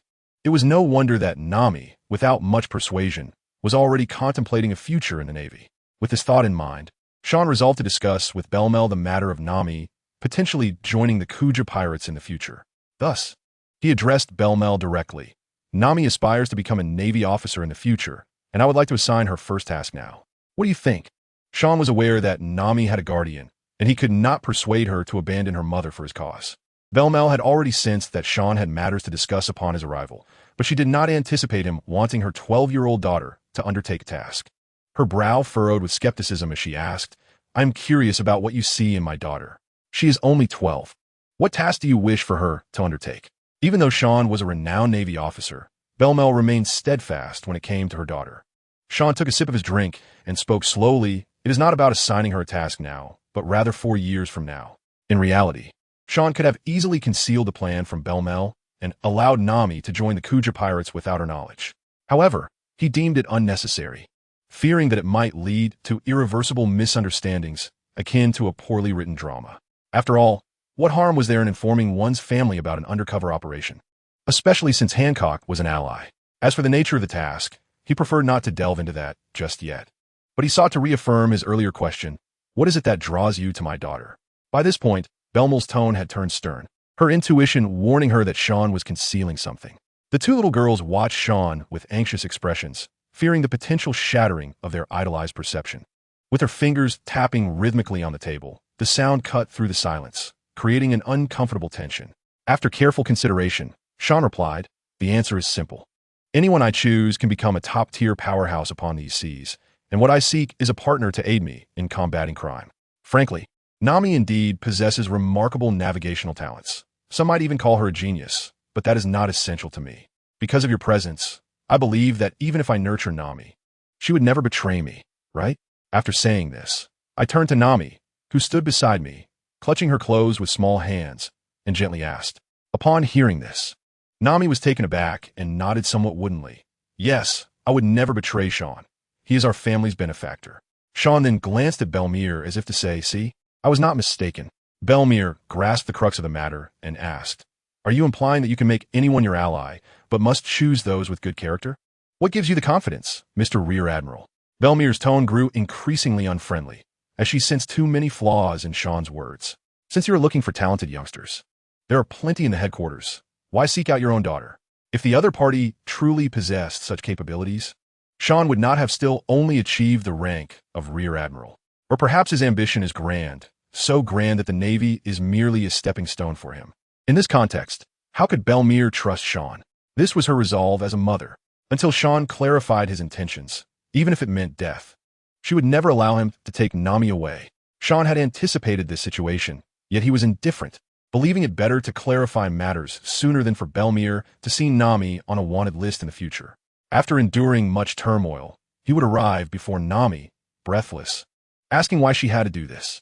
Such a foolish scenario was not one Sean would entertain. Having served in the Navy, he should be well aware of the heavy factional atmosphere within. The commanders of the headquarters are a case in point. Beneath the headquarters lie countless divisions, each further divided into base commanders and staff officers. While this structure is meant to balance the Navy's officer system, it inevitably leads to some disagreements. Belmir nodded, acknowledging her own experience. Although a base commander holds the highest decision-making power, the staff still possess the right to communicate directly with the divisions or even the headquarters. Unless absolutely necessary, division commanders would not disturb their superiors, typically making decisions through consultation. Sean continued. I am in the same faction as Admiral Kazuru. My primary reason for seeking Nami is that I believe she would not betray me. In a few years, Kizaru and I will orchestrate a significant event, and Nami will be one of the main officers involved. At this point, Sean paused, and Belmir and her daughters faintly sensed they were touching upon something monumental. This only intensified Belmir's worries. If even such a person deemed it a grand affair, especially one conspired with a vice admiral, it was indeed concerning. Sean then stood up, propping himself on the table, his imposing aura hidden yet palpable, leaning forward to gaze at the three before him. Consider this. Do you truly wish to know? Currently, only Kizaru and I are aware of this matter. Once you divulge it, I cannot predict how many lives will be lost at sea. Belmir found it hard to breathe. This was her first encounter with such overwhelming authority, nearly suffocating her. Upon hearing this, she resolved that she could not allow her daughter to partake in this so-called mission. It was far too perilous. Just as she was about to voice her refusal, Nami, sensing her mother's thoughts, gently shook Belmir's hand, looking at her with pleading eyes. Though Sean's words were fraught with danger and terror, as a devoted fan, Nami instinctively did not believe that Sean would harm her. Moreover, she aspired to set sail and explore the world. A vague threat was insufficient to deter her from her dreams. Belmir sighed inwardly, knowing she could not stifle Nami's aspirations. Nami's dream was to join the Navy and chart the world. However, for her daughter's sake, she needed to understand fully. At worst, she would keep the secret to her death. As for Nojiko, although sometimes a bit capricious, the 14-year-old was quite mature, often helping to earn money. She too had the right to know what her sister planned for the future. Otherwise, given Nojiko's affectionate nature towards Nami, she would surely recklessly venture out to sea in search of her. Steadying her resolve, Belmir declared firmly, Speak, for even unto death. I shall not reveal your matters to anyone. This is my promise to my daughter. She then inwardly added, As long as you do not harm my daughter. Hearing this, Nojiko promptly assured, I feel the same. This is my promise as her sister. Nami, with misty eyes, though already 12, faintly sensed that the upcoming decision would profoundly affect her life and even impact Nojiko and Belmir. Witnessing the family's reactions, Sean was not surprised at all and immediately subdued his imposing presence, returning to his seat. Well, there is no need to be overly anxious. It is not a big deal. I merely wish for Nami to join the new Yonko pirate crew as an officer. Upon hearing this, Belmir was rendered speechless, for the weight of this statement was immense. Firstly, the new Yonko pirate crew had only recently stabilized. Was Sean already planning to conspire with Admiral Kazuru to bring down a sea emperor? Secondly, the officers of the Yonko crew were renowned strong figures, which implied that he genuinely intended to cultivate Nami into such a powerful individual. Thus, she inquired, Which sea emperor do you intend to target? Sore. But I cannot disclose that at this time. You will find out in a few years. As for the new Yonko crew, only Kizaru and I are privy to this information. Furthermore, this new Yonko crew consists of our people. Naturally, do not share this news with anyone. Otherwise, Nami will face relentless pursuit from pirates across the seas. Initially, Belmir did not comprehend this, but upon reflection, she quickly grasped its implications. Should other pirates discover that the Yonko crew was under the Navy's command, it would be akin to slapping them in the face before their camp. To bring down their opponent, it was likely that pirates from the entire New World would oppose this Yonko crew until they withdrew from the New World. Observing the concern on the other's face, Sean knew his words had resonated.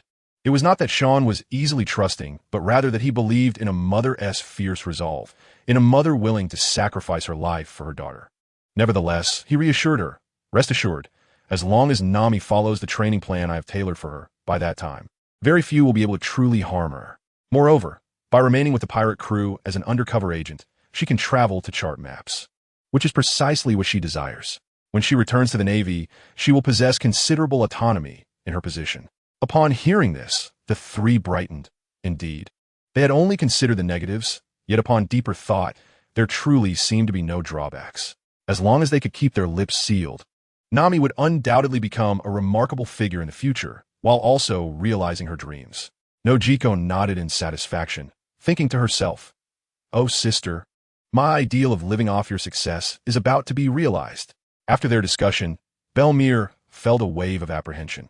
She had just dared to challenge Sean. the strongest line of defense in the New World. Thus, the remainder of the time was filled with laughter and camaraderie, as they all enjoyed each other's company. After the meal, Belmir went to clear the dishes while Nami and Nojiko each brought a beach chair beside Sean and began to bask in the sunlight. At that moment, Xiaoan produced a white fruit and handed it to Name, saying, "Please consume this after your meal. Regardless of its taste, it must be finished." Trusting him, Name opened her mouth and took a bite, her face immediately flushing crimson as she struggled to suppress the urge to spit it out. Xiaoan, quick-witted, covered Name's mouth and urged, "Do not expel it. This is a devil fruit that grants you the power of weather. You must eat the rest." With tears welling in her eyes, Name complied, taking small bites of what she perceived to be the most unpalatable fruit in the world. Meanwhile, Nuchi Gao watched in bewilderment, questioning the fruit's reputed prowess. Before long, Name finished the fruit and, upon introspection, felt as if she could transform into a cloud. This was no mere illusion. In the next instant, her small hand became ethereal, transforming into a billowy white cloud. Name, what has happened to your hand?" Nuchi Gao exclaimed in a flurry of concern. Bayer Mayer also rushed over, drawn by Nuchi Gao's cry, and witnessed Name's transformed arm. Xiaoan quickly reassured them, "Do not panic. This is the devil fruit I painstakingly acquired, a nature-type cloud fruit. It possesses great potential for those with knowledge. It can be quite feeble in the hands of the ignorant. Given Name's innate talent, I have faith that she will unlock its formidable capabilities." Upon hearing this, Bayer Mayer felt parched, her awareness far surpassing that of the two young girls. A devil fruit typically commands a price of no less than 100 million berries, not to mention this exceedingly rare nature type. Such a fruit is on par with those wielded by marine admirals. Curiosity piqued, Bayer Mayer poked Name's arm, her finger passing through it as if it were merely air. At this moment, Bayer Mayer's apprehension eased. If Xiaoan possessed such a rare devil fruit, he would not easily relinquish Name. The two young girls, having overheard their conversation, saw Name's joy blossom, akin to a child who has received a cherished new toy. She transformed the cloud in her hand into various shapes and released a denser cloud, frolicking upon it as it bobbed up and down. However, not long after, Name paused, panting and tongue-lolling, rushing to the side to guzzle water eagerly. "This is exhausting. How am I supposed to grow stronger?" Name lamented. Xiaoan then produced a precious potion, stating, "And this, too, is something I possess uniquely across the vast ocean." He proceeded to use his Kenbunchika haki to sense the surroundings and explain the myriad uses of the potion, reiterating its exclusivity. At last, Bayer Mayer comprehended why Xiaoan was so confident in his ability to transform Name into a top-tier powerhouse. As long as Name devoted herself to training in the coming years, the future was bright. Nuchi Gao shared in Name's excitement, recognizing her sister's chance to become a formidable force upon the seas. "Can you only manipulate this white cloud? What about thunderclouds or the like?" Xiaoan questioned, perplexed, for Name's sensitivity to weather was nothing short of genius. Name, slightly flabbergasted, replied, I don't know how." Hearing this, Xiaoan realized that Name's knowledge was insufficient. She was unfamiliar with terms like cumulonimbus, nimbostratus, noctilucent clouds, and stratocumulus. Nonetheless, it was not a significant issue. As Robin had mentioned, O'Hara now housed a wealth of knowledge from the Sky Island nations, including texts from the scientific nation of Wei Saliya, which studied meteorology. He planned to fetch a set of related books from Dr. Kaloaba. Thus, he assured Name, "It's no problem. I will bring you some books on relevant knowledge shortly." Xiaoan was filled with anticipation regarding the development of this fruit, eager to see what surprises Name would unveil in the future. In the afternoon, after devising a curriculum for Name, he ventured to O'Hara, returning with several boxes brimming with meteorological texts. Bayer Mayer and Nuchi Gao observed in parched silence, for they were not particularly fond of studying. Only Name's eyes sparkled with delight at the sight of so many books, which brought Xiao an immense satisfaction. As the time to depart approached, he realized that others awaited him at home. "I shall take my leave for now. Dedicate yourself to training over the next few years, and I will come to visit." Upon hearing this, Name displayed a reluctant expression, stating, "Promise me you will come to teach me when you can. Otherwise, I fear my progress will be too slow." Name resorted to this clumsy excuse to ensure Xiao and would remember her, for she truly did not want to part. She never believed Xiao and regarded her as merely a tool. He had saved her family and afforded her the opportunity to grow stronger. As for joining the Yonko crew, That was a position tailor-made for her, allowing her to traverse the ocean freely. Xiaoan bent down to gently pat her head, and Name leaned in, nuzzling against him. I will return when I have the time. Just be patient until I finish my current endeavors. With those words, Xiaoan waved goodbye. A burst of white light emanating from him. In a flash, he vanished without a trace, unnoticed by the villagers. Upon returning to Shuangyue village, Xiaoan strolled leisurely, greeting the villagers. Shortly thereafter, he arrived at the training dojo, retrieving the sword he had acquired from the slave market, intended as a gift for Sualong. Although he could not deceive this stubborn individual, he was, after all, his junior. Moreover, he found the sword satisfactory, though its exact nature remained unknown to him. Upon entering the training grounds, Xiaoan was met with a cacophony of excitement. Wow, the two senior sisters are incredible. Indeed, it's so cool. They are battling with bamboo swords against senior Sualong, and the bamboo swords show no signs of damage.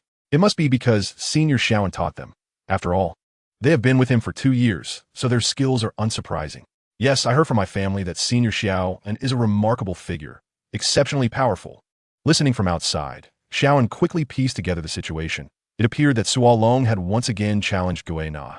However, having developed a robust physique, Guina had naturally acquired haki, and in terms of technique, her strength was unparalleled compared to the current Sualong. The outcome was a swift defeat. Unperturbed, Sualong turned to challenge Da Siqi, only to meet the same fate. Despite this, Xiaoan had no intention of administering gene enhancement to Sualong. For given his natural aptitude, he would inevitably ascend to greatness in due time. The reason Sualong possessed such immense charisma in the original narrative stemmed from his personal experiences. Whether enduring days of hunger at the hands of the Marines for the sake of a young girl, contributing to the Straw Hat crew, or fearlessly drawing his sword against the celestial dragons, these were the trials that forged him into a formidable man. Xiaoan was not one to hastily intervene and disturb the natural order. Guina and Da Siqi were merely securing their tickets to becoming the strongest swordsman, while Sualong was undoubtedly a seed destined to become the world's greatest swordsman.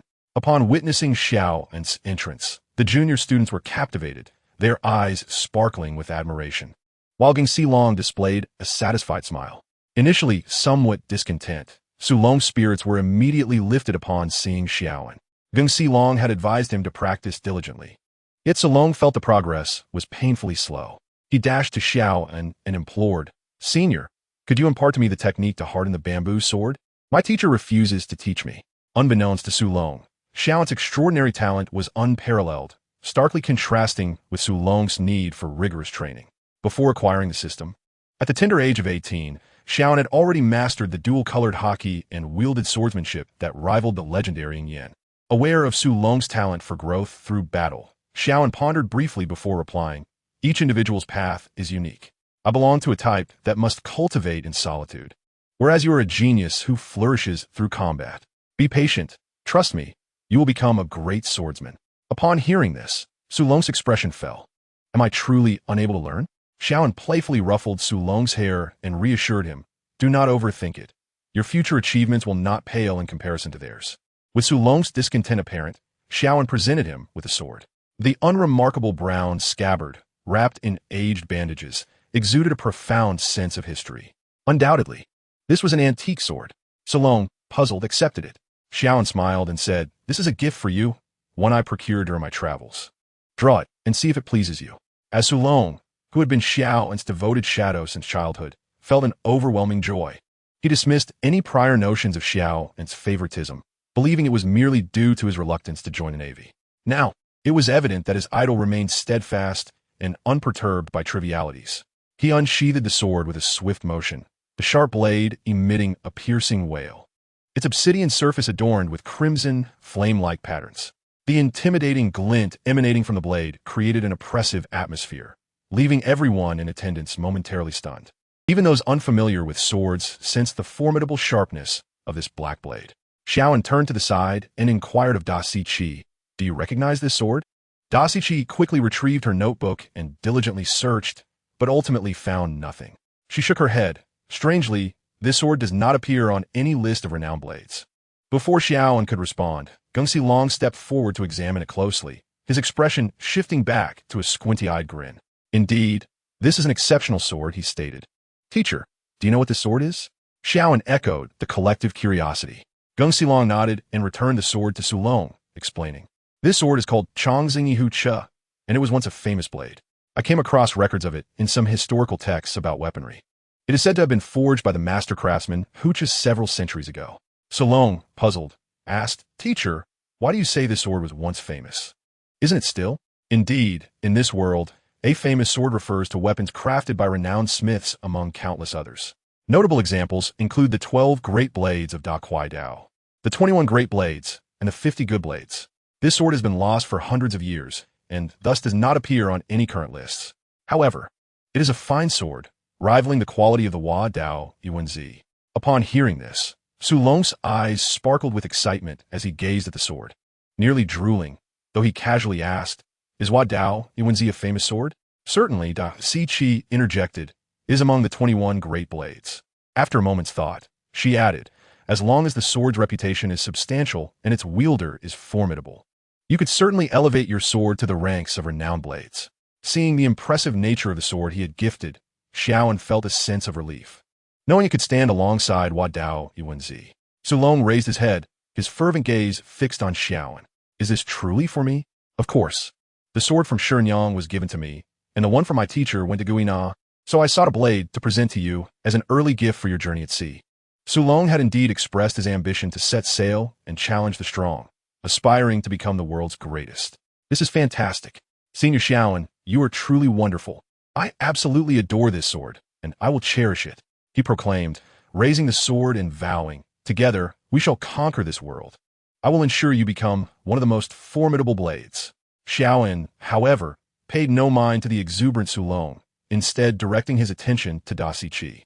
"As for you, your current sword should suffice. If you desire other renowned blades, you will need to earn them yourself. Did you not say you wish to collect the swords of villains?" Da Si Chi's ambition was to reclaim all notorious blades wielded by evildoers, as she believed those swords would weep in her possession. After all, the way of the sword embodies righteousness and protection, yet they wield it to slaughter innocent lives. Upon hearing Xiaoan's words, Da Si Chi nodded resolutely, her gaze shifting toward Sulong. "Any sword belonging to a villain, I shall reclaim through my own strength." Sulong felt a chill run down his spine at her declaration, sensing an implication, yet he brushed it off. He was no villain.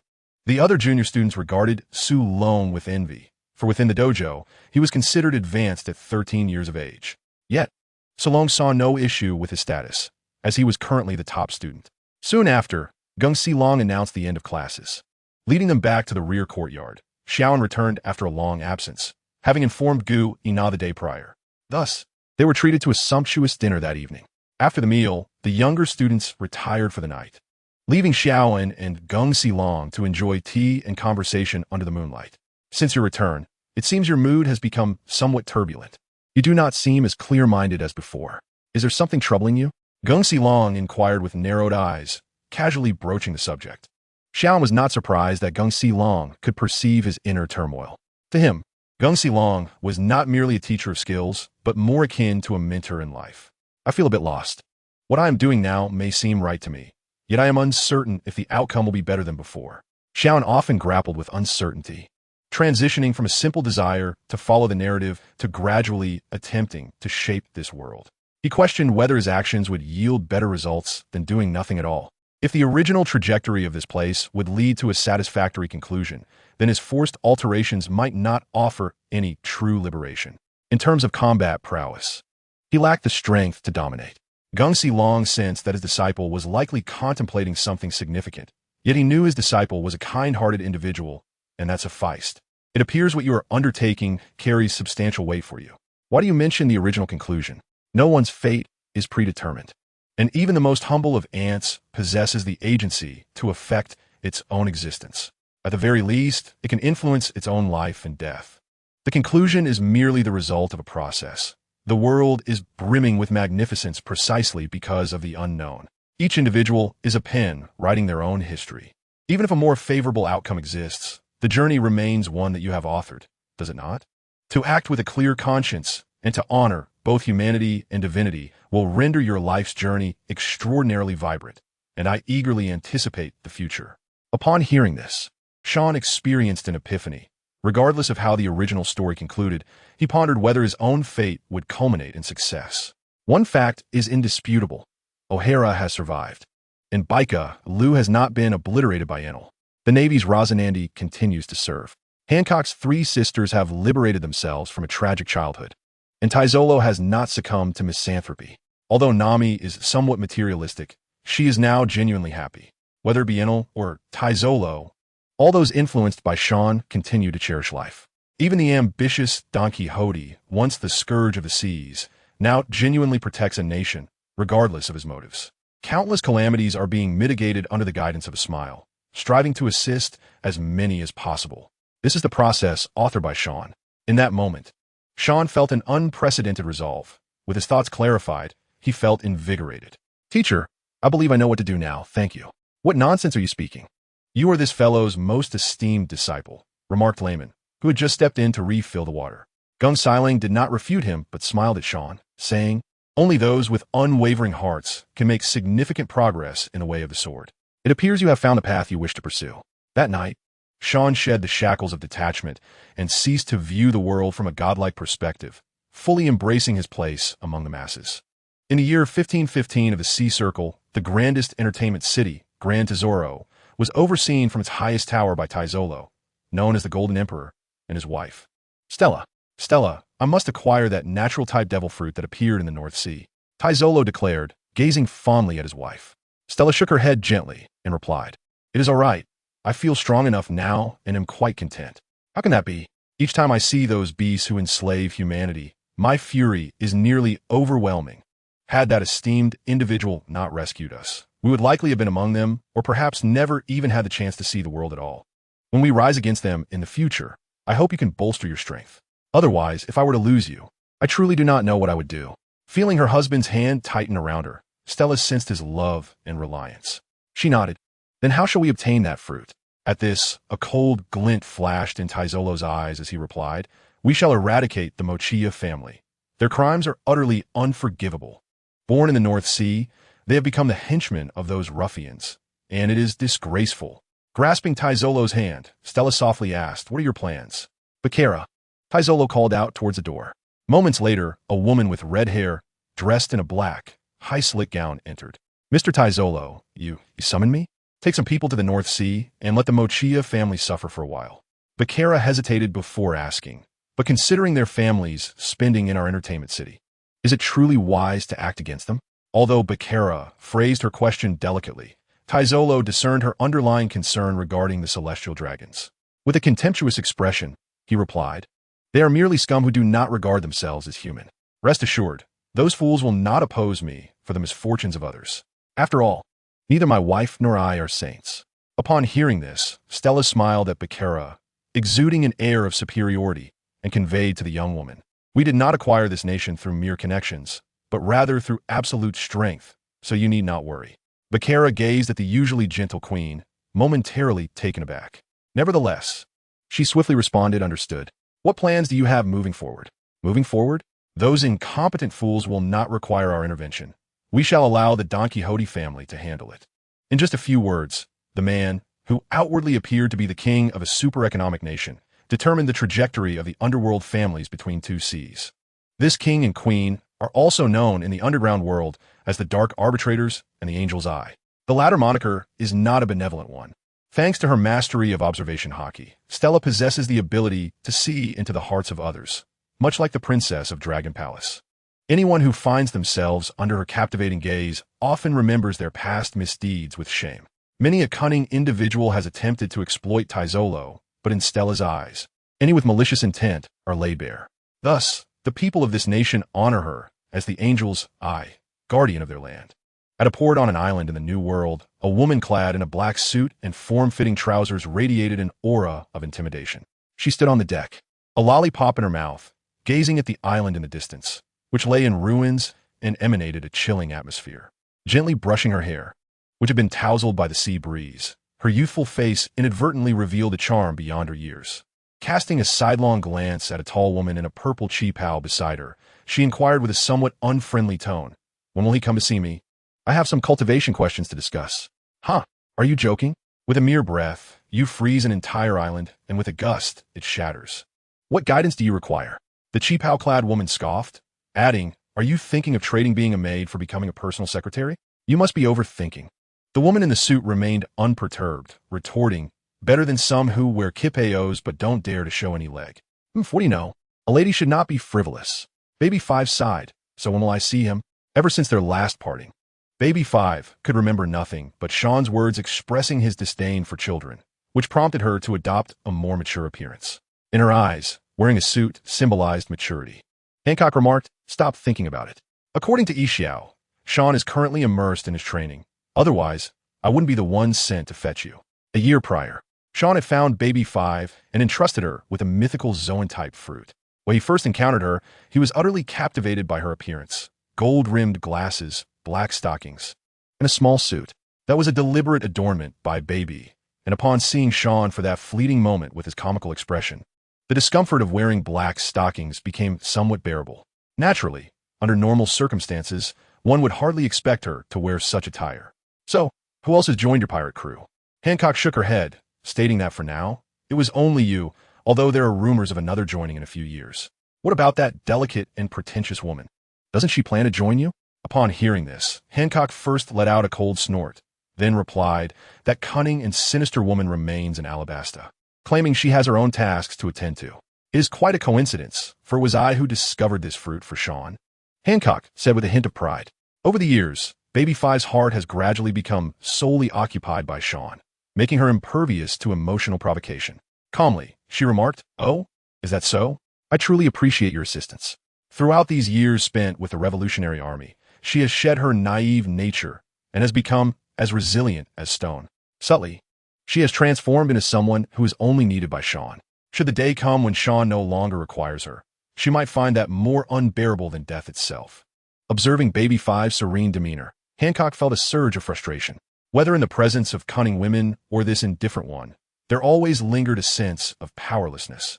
In the year 1516 of his sea circle calendar, in Dressrosa, near the royal palace, stood a grand complex belonging to the Don Quixote family. It was only natural that Doflamingo, having cultivated a good relationship with the ruler of the kingdom, would acquire such extensive territory. Besides, this nation bore the name Don Quixote. Initially, the plan to manipulate this country was merely to serve as a springboard. Now that our Xiao Ming has powerful backing, a mere country holds no significance. At that moment, Doflamingo, basking in the sun by the poolside, noticed a figure approaching from a distance, cloaked and masked. Instinctively, he stood up and waved away all others, including the family executives. In no time, only 3 individuals remained. Doflamingo looked seriously at Law and asked, is this an important figure in the organization? It is no wonder Doflamingo was cautious. He saw the strength and mystery of this organization reflected in Law. He had watched as Law transformed from a mere child into a being capable of overpowering him, making one wonder how many untapped powers lay within the organization. Not to mention, having witnessed the smile, he knew this individual was a member of an organization that posed a significant threat to the world government, being one of the leaders of the Revolutionary Army. And this was only one member of the organization. Even the richest couple in the world held positions within it. It was difficult to fathom the astonishing scale of this organization, sharing the same goals as Doflamingo. Over the years, he dared not engage in any reckless acts and even performed several good deeds, earning him a reputation as a philanthropist among pirates. He often ruthlessly slaughtered human traffickers, leveraging his connections within the world government and various factions. No one dared to challenge him, especially since his family boasted a top-tier combatant in Law, let alone the formidable entity that stood behind him. This allowed Doflamingo to live quite comfortably, as he relished in bullying those who fancied themselves as tyrants. Consequently, Doflamingo's reputation among the populace soared, despite the discomfort such deeds brought to his tyrannical nature. Upon hearing Xiao Ming's inquiry, the masked figure utilized observation hockey, then slowly removed the mask. With a complex expression, he regarded Doflamingo and said, "Long time no see, brother." Upon recognizing the true identity of the individual, Doflamingo's expression stiffened, and he replied sarcastically, "Is that not my dear brother Razanani? The strong contender for the title of chief strategist, the one who once cornered our family on multiple occasions." General Tsuru. Razanani filtered out Doflamingo's biting tone, He understood that Doflamingo no longer harbored hatred toward him, merely an inability to let go. Additionally, knowing the identity of the organization's leader, while Doflamingo remained oblivious, resulted in continuous jabs during their encounters. I come bearing orders from him. Soon, Law will be departing from your pirate crew to reorganize his own team. Upon hearing this, Doflamingo's countenance darkened. For all these years, he had acted with impunity, bolstered not only by his powerful background, but also by having Law as a top-tier combatant within the family. Otherwise, the brutal skirmishes among pirates would be fleeting. It would wait for you to gather your crew. This was akin to placing the Don Quixote family, which had offended countless individuals, on a pyre. Law, however, remained indifferent, for he had already gathered his own companions. You are driving our family to the edge of destruction. With such words, he lamented that all their previous actions would no longer be feasible. Doflamingo gritted his teeth, feeling as if he'd been abandoned by a pillar of support, anticipating the furious retaliation from various factions. Observing Doflamingo's bloodshot eyes and labored breathing, Rosanani sighed softly. The organization has not abandoned you. In fact, I brought this. With that, Rosanani produced a test tube containing a glowing green liquid. Instantly, Doflamingo's breathing grew heavier. He began to suspect its nature, yet knowing Rosananti's formidable strength, he dared not seize it or express any dissatisfaction. You are undoubtedly aware of what this is. It was sent by him for you. He is quite satisfied with your actions over the years. He wishes for you to maintain this course, but should you commit any act contrary to the organization's principles, an endless stream of adversaries will come for you. He stated he would allow you to live for a minute, yet you would suffer for 60 seconds. Truly a state of living without hope for survival or death. He wishes for you to refrain from testing the organization's boundaries. Thus, whether to accept this rests upon your choice. Initially, Doflamingo gazed eagerly at the genetic serum, but upon hearing those words, it felt as if a bucket of cold water had been poured over him. He quickly regained his composure, realizing that he was being offered an opportunity to ascend to the ranks of the higher echelons. His past grievances against those villains had garnered recognition, and now a reward had come, accompanied by a warning. It also compelled him to make a choice. If his previous relationship had been one of coerced collaboration, now it required his decision. Accepting this would mean he was irrevocably tied to the organization, and the consequences of betrayal would be beyond his capacity to endure. While Doflamingo harbored grand ambitions, a requisite of any ambitious individual is a necessary degree of calmness. Observing Doflamingo in contemplation, Law and Rosanani chose to disregard him and moved aside to reminisce. After a while, Doflamingo made up his mind and approached the two in the nearby pavilion. Give it to me, I want it. Indeed, Doflamingo had resolved to tie himself irrevocably to this grand vessel, having weighed the pros and cons to find no alternative. Being coerced into collaboration meant engaging in the same actions, so he might as well join directly. This way, he would gain greater strength and a sense of security. Even the four emperors, once seemingly unattainable to him, have now become within reach, granting him the courage to confront them directly. Luo Sanandi gazed at his brother, a myriad of emotions swirling within him as he handed over the vial. Without a moment's hesitation, Don Quixote Doflamingo tilted his head back and consumed its contents, showing no concern for any potential danger. After all, a mere Luo was sufficient to eliminate him. Though I had vehemently opposed entrusting you with such a perilous substance, I ultimately succumbed to persuasion. Do you know why? After consuming the elixir, Doflamingo, puzzled, looked at his brother, who was perpetually fixated on his own misfortune. Luo Sanandi continued, because, you see, that individual told me that actions speak louder than intentions, regardless of the demons residing in your heart. Even if you are indeed a demon, what truly matters is the goodness of your deeds. Even if you masquerade as a villain for a lifetime, you will merely be an angel cloaked in the guise of a demon. This ambivalence was the reason Luo Sanandi felt such a conflict when facing his brother. On one hand, he recognized Doflamingo as a nefarious villain, a devil. Yet on the other hand, he constantly engaged in acts of kindness.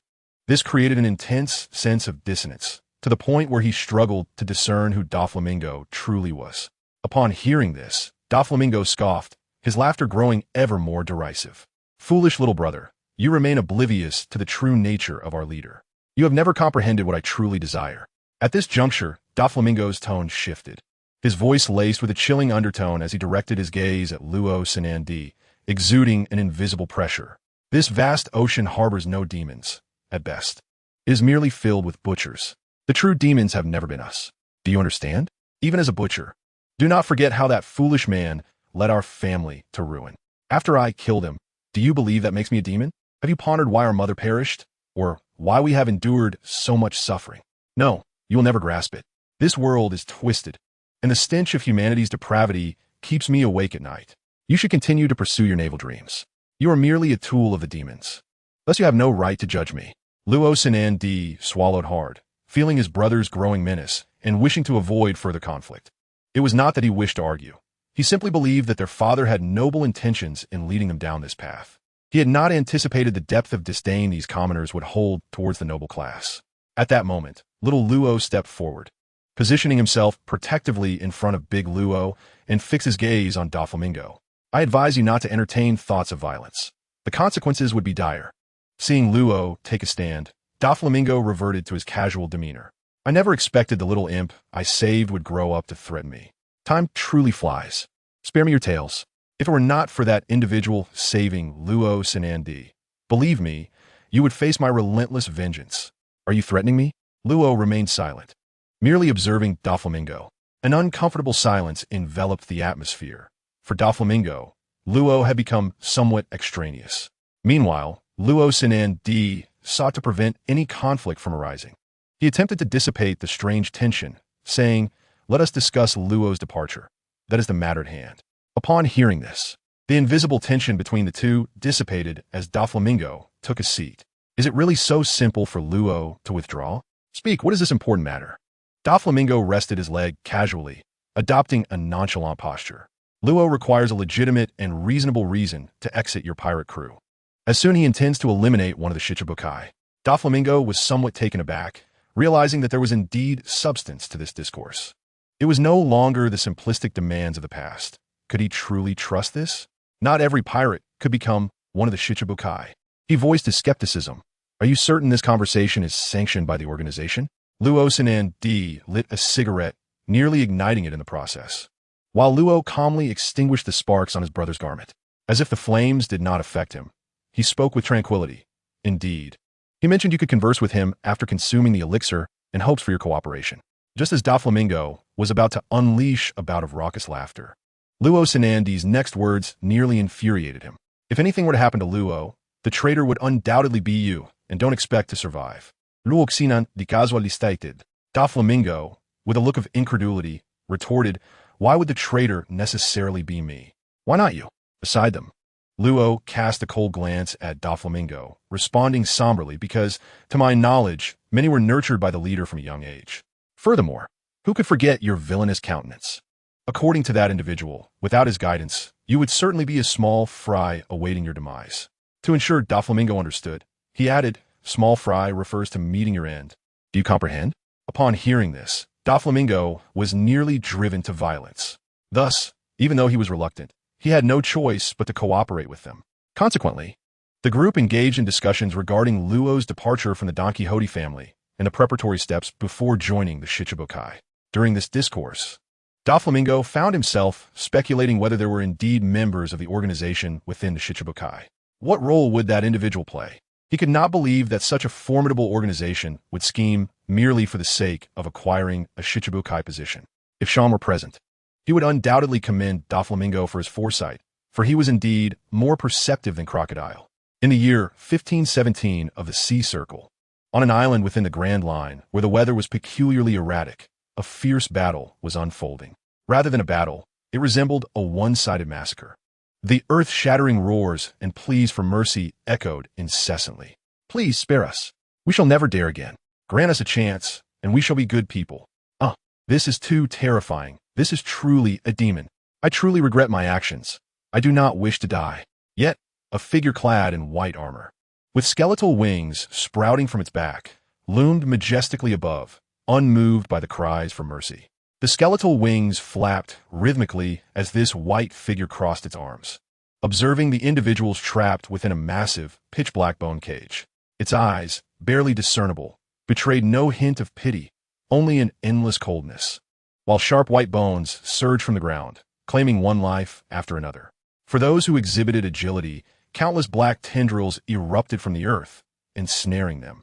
followed by the piercing bone spikes that whistled as they approached, piercing through their skulls. Observing another individual safeguarded within a dark cage not far away. They were filled with boundless terror, numbness, and despair. Some women, barely clothed and marred with wounds, lay on the ground, devoid of hope, gazing up at the sky. A group of children had been affixed with various animal limbs, and some had even been dissected, their chests grotesquely swollen. A ghastly seam, resembling that of a centipede, ran from their shoulders down to their abdomens. It is not difficult to imagine that the organs within these dying children had been altered. Witnessing this assembly of souls who had utterly lost hope, the white figure grew increasingly enraged. As flowers wilt and rivers run dry, the white silhouette softly murmured a phrase, and a sudden upheaval occurred below. A cacophony of thunderous roars erupted, while the ground split open, sending clouds of dust swirling into the air. Countless black spears, tipped with a peculiar keratinous sheen, shot forth from the innumerable fissures in the earth. In an instant, the cries for mercy and screams of agony ceased abruptly. An entire landscape, save for a protected space, was replaced by an overwhelming array of black bone spears. All that remained were gaping chasms resembling deep abysses, leaving an expanse of desolation in their wake. It was as if a deity of vengeance had descended upon the mortal realm, and those within the sanctuary cast but a fleeting glance, seemingly indifferent to the carnage that unfolded. Soon after, the armored deity descended to the ground, and in a heartbeat, the armor and the endless black bone spikes vanished, transforming into delicate pink petals that scattered into the wind, leaving behind a woman clad in a graceful black gown. Her figure exquisite, yet her features strikingly ordinary. As she landed, another figure, cloaked and with wisps of white hair, approached from a distance. The woman with white hair removed her hood, revealing an equally unremarkable visage, and turned her gaze towards the dark-haired woman. She spoke softly, "Allah Bean, you must understand that this is merely the norm. Mother hopes you can maintain a positive mindset and not let the slaughter cloud your scholarly purity. The commotion you have caused is rather exaggerated."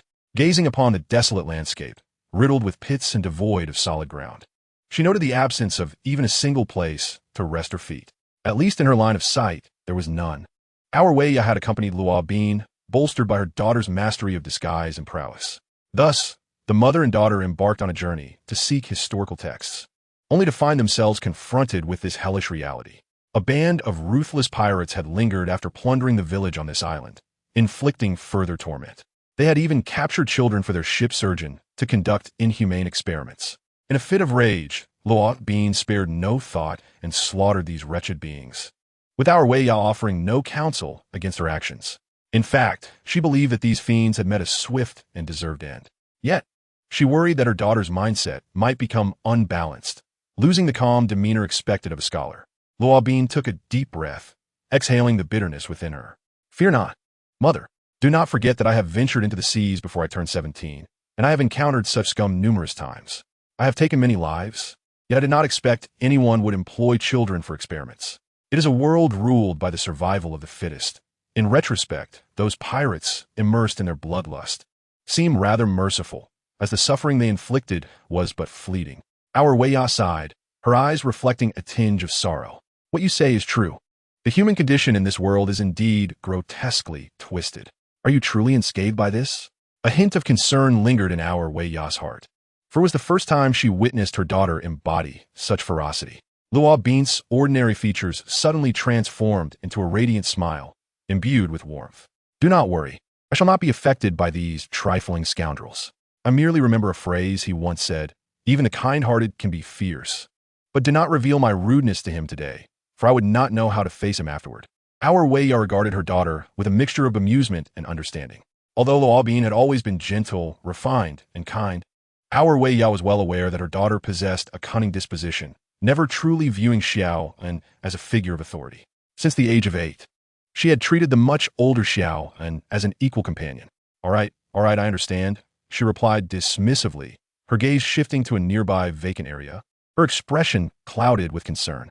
From the eyes of those people, she could sense no flicker of life, only an endless void of silence. What would become of them? They appeared alive, yet they were already dead. Upon hearing this, Luo Bean and our Weya approached the few survivors, yet even as they neared, there was no sign of acknowledgement. Luo Bean knelt down, whispering, "You are safe now. I have eradicated those scoundrels. I will summon my comrades to tend to your wounds. Luo Bin held blind faith in Xiao and S abilities, convinced that he could heal their injuries. However, she overlooked a crucial truth. While physical wounds may fade with time, the scars upon the soul are indelible. The day's survivors lifted their heads, offering Luo Bin a fleeting glance before returning to their silence, their lifeless eyes scanning the surroundings, as if searching for something. Our Wei Ya frowned, suspecting that the survivors did not believe in their salvation. She felt compelled to reassure them. Look around. Those corpses are the villains who invaded your homeland, and they have been vanquished. Your injuries will receive proper care, so please do not give up. Yet her concern deepened as the survivors dispersed in unison, resembling phantoms devoid of purpose. They searched east and west, their strange behavior heightening our Wei Ya's unease. The children who had endured inhumane experiments shared the same vacant expressions, wandering alongside the adults in their quest for something intangible. Among them, a slightly older woman, bearing visible wounds, did not engage in their peculiar actions. Instead, she staggered toward the mother and daughter, her eyes glazed yet beginning to shimmer with a hint of emotion. Locking gazes with the two, she smiled softly, her voice hoarse yet laced with tenderness. We are grateful for your arrival, but we no longer wish to be saved. Each day we endure is a torment. Even in our dreams, we are haunted. Our husbands, children, fathers, and mothers, everything we held dear has been destroyed by those devils. Had you arrived sooner, or had they come later, perhaps the outcome would have been different. Upon hearing these words, the expressions of the mother and daughter shifted. As they witnessed the woman slowly draw a meticulously sharpened stone from her waist, the woman raised the stone, aligning it with her heart. And Luo Bin instinctively attempted to intervene. The gentle demeanor of the woman had morphed into something monstrous as she gasped, "Do not feel guilty. This is our choice. And do not stop us, for you cannot save those who no longer wish to live." Our Wei Ya felt a surge of urgency. Desperate to prevent this tragedy from unfolding, she noticed that the previously scattered individuals had returned, some crawling, others leaning on one another, halting not far away. The only difference was that each now clutched sharp weapons, aimed at their own throats, hearts, and other vital areas. Olivia was gently restrained by Robin, preventing her from proceeding. The woman cast a grateful glance at Robin and spoke in the softest tone, expressing her heartfelt gratitude for avenging them.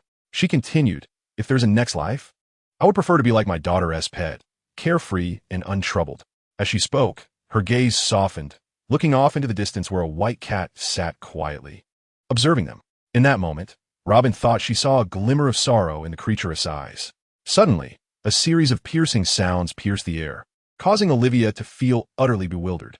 Following the first sound, others began to plunge sharp objects into their own hearts and throats. With a cold glance at her daughter, Olivia rushed to assist the woman in removing the stone blade, applying pressure to the continuously bleeding wound. Why? Why would you choose death when you have a chance to live? A glimmer of hope. Olivia was profoundly perplexed. They had been saved, yet death seemed to offer them everything. Turning to Robin, her voice laced with despair, she implored, "Robin, why don't you save them? They could live." Before she could finish, the woman in her arms tugged at her clothing, coughing up a pool of blood, and weakly uttered, "Don't blame her. She's truly a good person. She has given us what we needed, and we are grateful, but we can no longer express that feeling. It is just a bit regrettable that you arrived too late."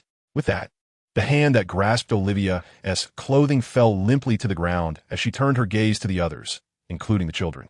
Gradually, more and more lives were extinguished, filling Olivia with profound sorrow.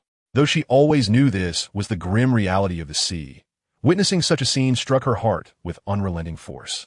What could have transpired for children to cease their cries of pain, instead longing for death like the adults? The inferno was desolate, and demons roamed the earth.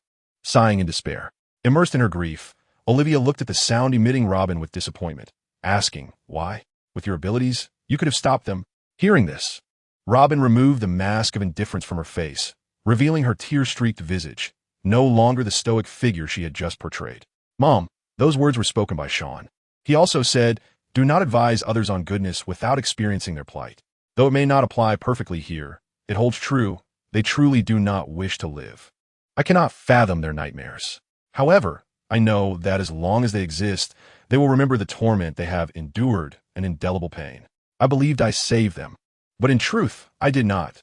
Their gratitude was merely for the opportunity to end their suffering." Upon hearing this, Olivia's spirit jolted. Yes, she had only thought of saving these people without considering how they would face life afterward.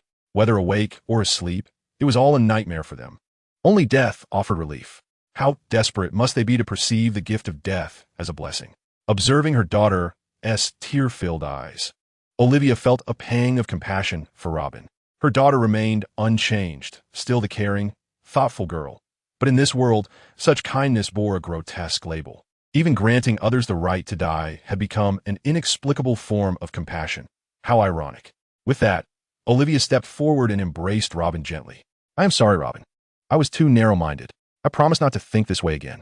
I apologize. Robin reciprocated the embrace, resting her head on her mother's shoulder, softly murmuring, "This is precisely why so many of us are devoted to him.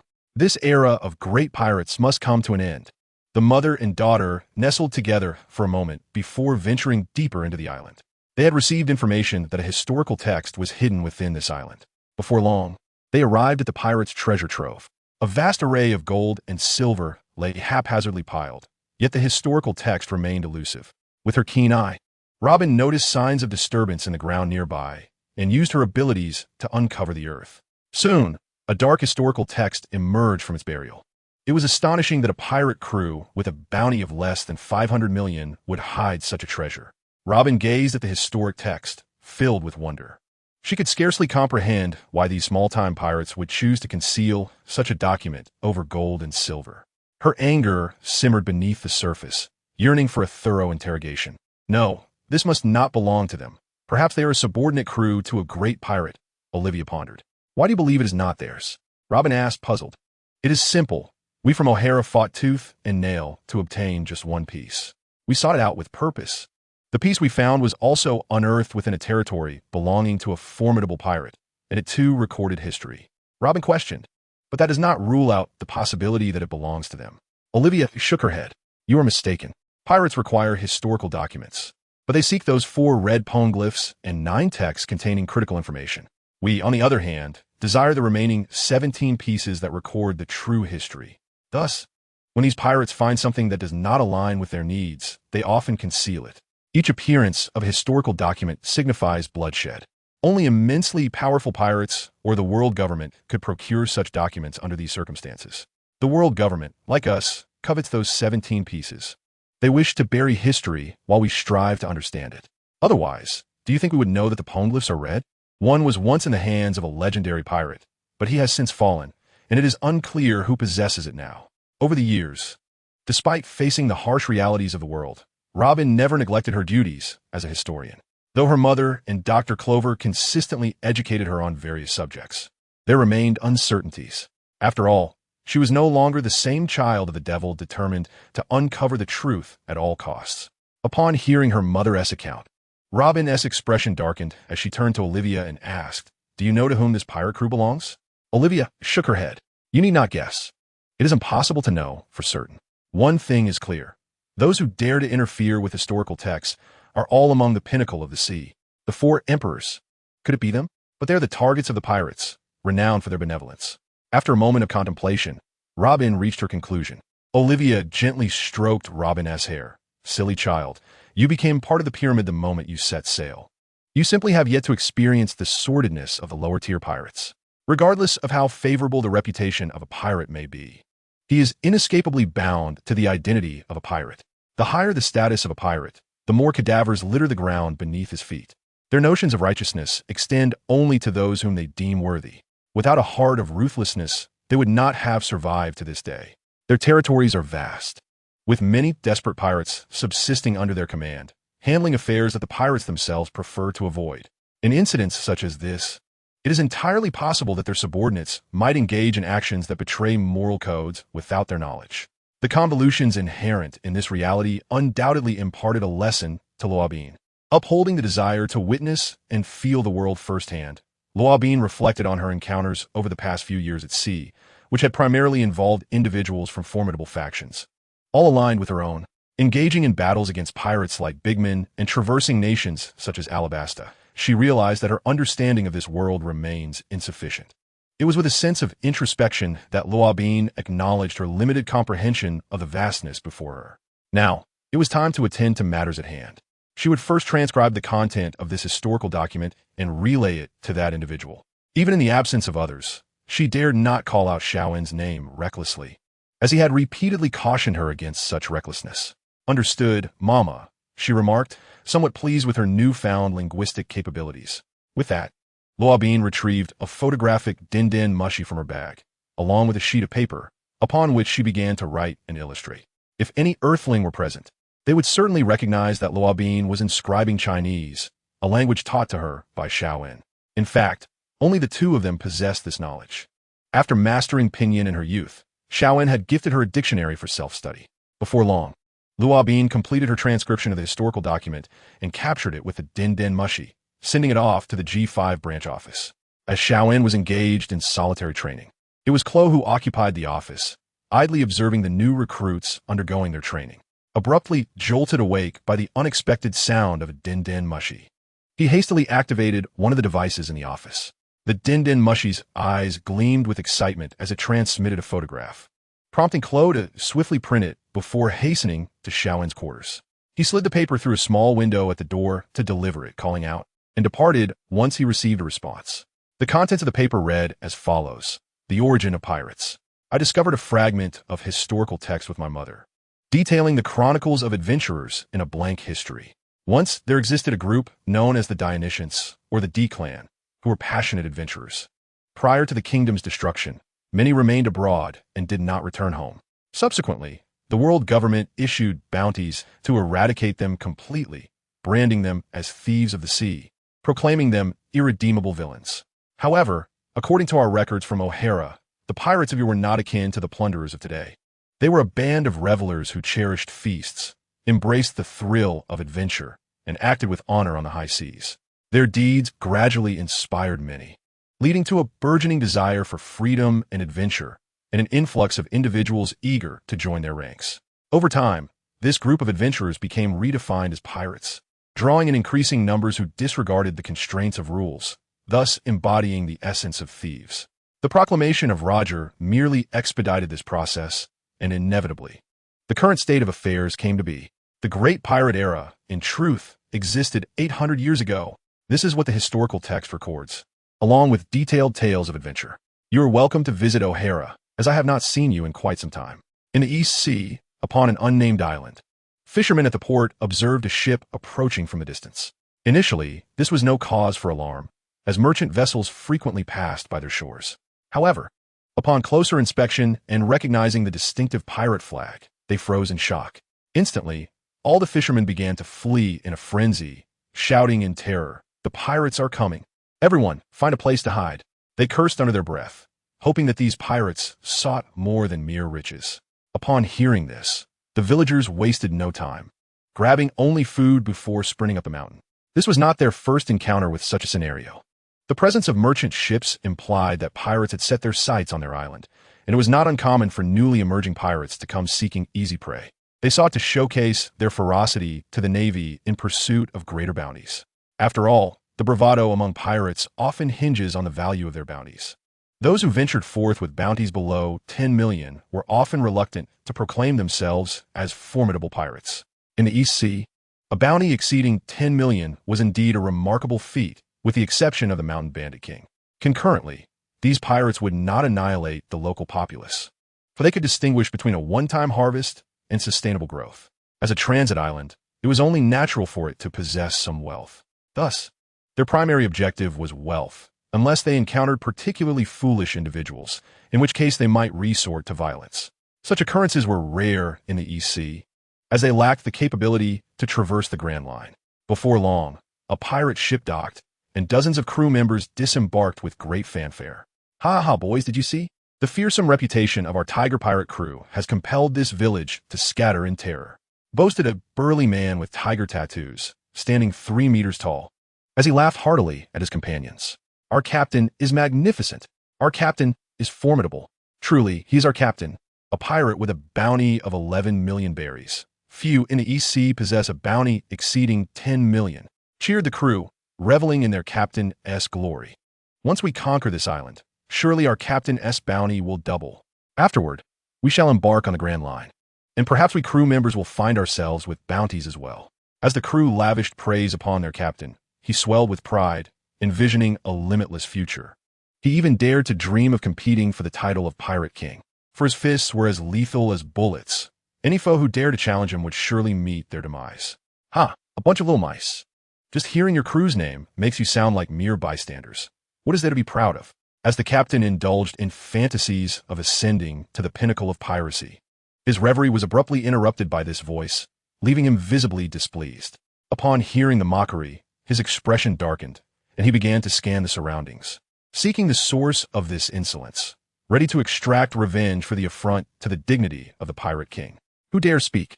Which rat had the audacity to utter those words? The crew, sensing their captain's fury, became anxious and began searching for the one who dared to insult him. Yet, they found nothing. Ha ha, how amusing. You can't even locate your enemy, and yet you dare to claim you will conquer the Grand Line? What gives you the audacity? At that moment, the group discerned the origin of the voice, which came from above. Looking up, they saw a girl clad in a white hoodie and denim pants, seated upon a cloud, observing them with a gaze of disdain. With orange hair, styled in waves, she appeared somewhat youthful, yet her demeanor exuded a maturity beyond her years. A striking young lady indeed, but alas, she opened her mouth to speak, although she sat upon the clouds. The crew held steadfast in their belief that their captain would not falter. They had never witnessed anyone withstand a single blow from the captain, and even this peculiar young girl was no exception. Such was their collective thought, tinged with a hint of regret. As anticipated, the captain gazed up at the girl with a shadowed expression, his voice dripping with menace as he declared, "You little brat, do you intend to provoke me? Congratulations. You have succeeded." Undeterred by the captain's fierce words, Nami replied with playful defiance. "So, what do you plan to do about it? Are you going to jump up here? Let's see how high you can leap. Go ahead and try." Indeed, the height of over 10 meters was beyond his reach. Seizing several weapons from his subordinates, the captain coldly retorted, "If I can't jump up, then I'll just bring you down." With that, the captain hurled his weapons with a swift motion, each slicing through the air with a whistling sound. Regrettably, all the weapons passed through Nami without inflicting the slightest harm. To the onlookers below, it was evident that their captain's aim was flawed, as each projectile sailed harmlessly from the clouds. As the captain's frustration grew, he felt he had lost face in the eyes of his crew. In a fit of rage, he bellowed, "If you have the guts, come down. Let's see if I can teach you a lesson." At that moment, Nami leaned further out, her features fully visible to the crowd. "Oh, what will you do if I don't come down, Captain?" Just as the captain was about to respond, one of his trembling subordinates interjected, "See, Captain, she's a pirate hunter. Nami the little thief, known for mocking pirates until they break." The captain, fueled by indignation, retorted, "So what? I am a grand pirate of considerable renown. Can't you see she dares not descend?" When his subordinate attempted to speak again, the captain struck him with disdain. "You worthless fool. With such cowardice, how can you expect to follow me in a battle on these seas?" The doubts of his crew only intensified his anger, and a singular thought consumed him. He must eliminate this girl who dared to challenge his authority. For if he allowed this to pass, who would refrain from provoking him in the future? Yet, he lacked the means to fly and was at a loss.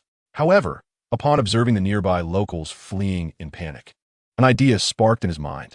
"You're a resident here, aren't you?" he shouted, as Nami prepared to seize the opportunity to capture some of the fleeing townsfolk for a bounty. She furrowed her brow. "What's that to you?" The captain grinned sinisterly. "Huh, I'll count to 3, and if you don't come down, I'll slaughter everyone here along with my crew." Nami's ambiguous response only served to amplify the captain's arrogance. To him, it indicated her lack of confidence. She was undoubtedly a local. Upon hearing such brazen threats, Nami's face flushed with anger. Since consuming the devil fruit 3 years prior and through rigorous training under a genetic serum, her strength had undergone a dramatic transformation. Though she was only 15, her abilities were sufficient to allow her to roam freely in the East Blue, where bounties rarely exceeded 30 million. A year ago, she had felt a significant increase in her strength and expressed her desire to venture into the East Blue, capture some pirates, and alleviate her family's financial burdens. Sean, considering the relative safety of her Logia powers in the East Blue, had provided her with a marked stone. Allowing Nami to sail for training seemed reasonable, especially since in the original story, she had set sail at the tender age of 10, possessing strength comparable to a Navy rear admiral.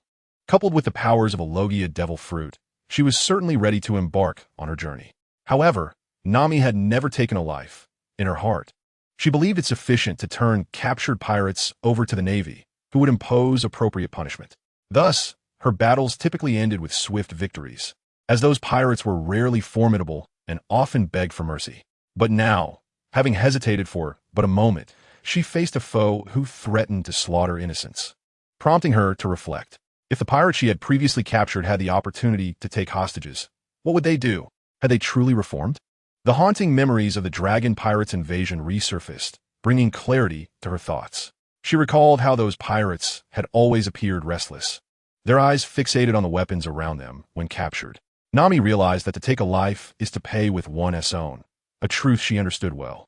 Those who had lived for decades could not possibly be ignorant of it. If they genuinely sought redemption, why would they commit such heinous acts? Gradually, Nami began to develop her own criteria for determining who deserved to live and who did not. The memory of the dragon pirates' invasion served as a stern warning. She resolved to remain unyielding.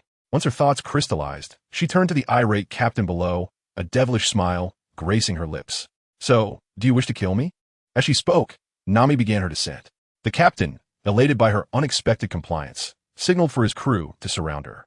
"Today, you will learn the dire consequences of provoking the mighty tiger pirate crew. Attack! Break this little brat's limbs first. I shall enjoy torturing her for daring to challenge our pirate crew's authority." Nami observed the approaching pirates, her expression shifting from anger to serene indifference. Mimicking Sean's signature move, she extended her fingers and clenched her fist toward the sky. Instantly, clouds gathered around her, drawn in from all directions.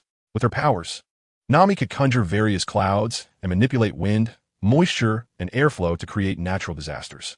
In other words, given sufficient time to gather her strength, she could unleash true calamities, devastating floods, piercing hail, and even formidable thunderclouds.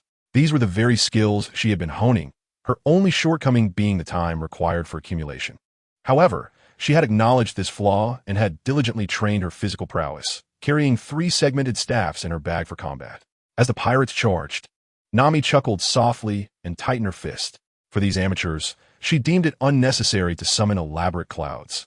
The few remaining clouds in the sky would suffice. Suddenly, the pirates halted, gripped by an intense chill that left them bewildered. "Quick, look at the sky!" someone shouted.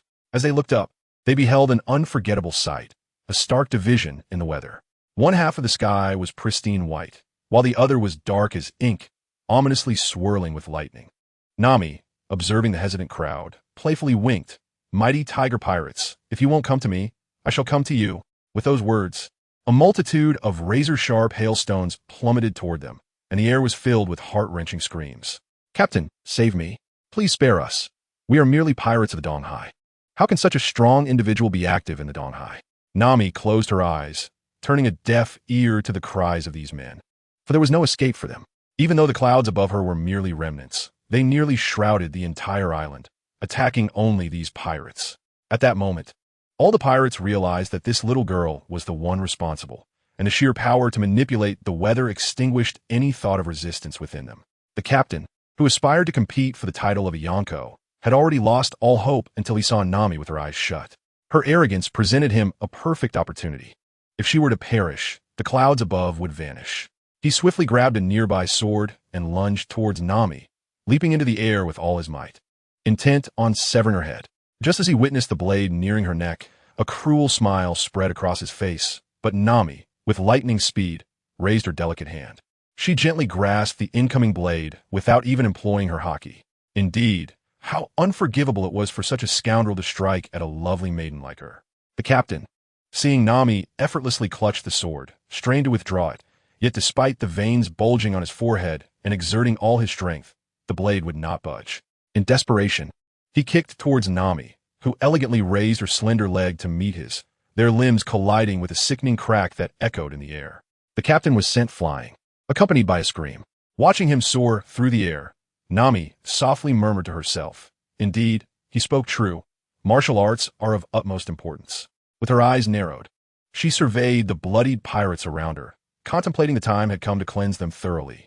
With a flick of her wrist, the other half of the storm clouds above erupted with lightning. Thunder rumbled incessantly, followed by torrents of lightning raining down upon the pirates' location. The villagers atop the mountain witnessed what appeared to be a luminous deluge cascading from the heavens, drowning the area as if a pool had been filled to the brim. Moments later, as the storm subsided, only Nami remained suspended in midair, her silhouette obscured, the once formidable pirate now unrecognizable. Surprisingly, Nami felt no greed for the wealth that had once been hers. She recognized that her actions mirrored those of Sean when he had come to their village. The power of the thunderstorm proved invaluable, yet the temperature of the hail from the cumulonimbus clouds was too low. It seemed necessary to incorporate frost into her arsenal. Nami gazed at the ground, now a charred wasteland, and whispered to herself. Subsequently, she conjured a flurry of pristine clouds, hovering about 20 meters above the ground. Without warning, these clouds unleashed a torrential downpour, sweeping away the pirates strewn across the port and washing away even their spilled blood. Soon, Nami steered the pirate ship away, leaving behind a harbor that bore no trace of the chaos that had transpired. With the matter settled, she departed, concealing her accomplishments in silence. In the year 1518 of the Haiyuan calendar, at the port of Fengche village in the Donghai, a young man clad in a yellow shirt and black shorts, donning a white cowboy hat, stood on a small boat, bidding farewell to the people on shore. "Grandpa Luffy, Makino, and Dayton, don't hide. I see you all," he exclaimed. "Thank you for seeing me off. I'm setting sail today." The others followed Ace's gaze and, sure enough, spotted Dayton's family peeking from a nearby alley. Dayton, caught in the act, feigned indifference, saying, "Don't be ridiculous. I merely came down to procure supplies. It's best if you leave early, and Luffy, you should leave with him." Dayton's words belied her true feelings. Ace merely chuckled, knowing her cold exterior masked a warm heart. Luffy interjected, "No way, we made a promise. I can't set sail for another 2 years." He then turned to his brother, "Ace, I'll be setting sail soon. When we meet again, I must defeat you." Makino stifled a laugh, having witnessed Ace gradually unveil his extraordinary talent over the past few years. Ace had even become the master of all the beasts in the mountain, leading him to train his younger brother rigorously. With a warm, sunny smile, Ace replied, Yes, Luffy, you will achieve your dreams. I just happen to be going first." At that moment, the village chief appeared, tapping Luffy with his cane, his face a mix of frustration and affection. "Look at Ace. His ambition is to become a great marine, while you, this mischievous monkey, prattle on about becoming a pirate. Aren't you afraid of being caught?" The brothers exchanged smiles, their bond unbroken despite their differing aspirations, united as lifelong siblings. They simultaneously removed their hats. Ace stepped forward, extending his hat towards Luffy, who mirrored the gesture. "Luffy, I look forward to seeing you on the seas. Ace, I will strive to catch up to you." Observing the brothers' camaraderie, both the irascible village chief and the conflicted Dayton felt a pang of nostalgia. One individual, however, gazed at their hats, her gentle smile faltering as memories flooded back. These two brothers, with their contrasting thoughts, had never considered the similarities between them. Shanks and Sean had both become renowned figures upon the sea. One ruled over the new world like an emperor, conquering all in his path, while the other had gradually become a towering pillar of the Navy, safeguarding the new world as its strongest defense. Yet, they had ventured to the Donghai, a paradise for them, merely to sever limbs and bestow hats.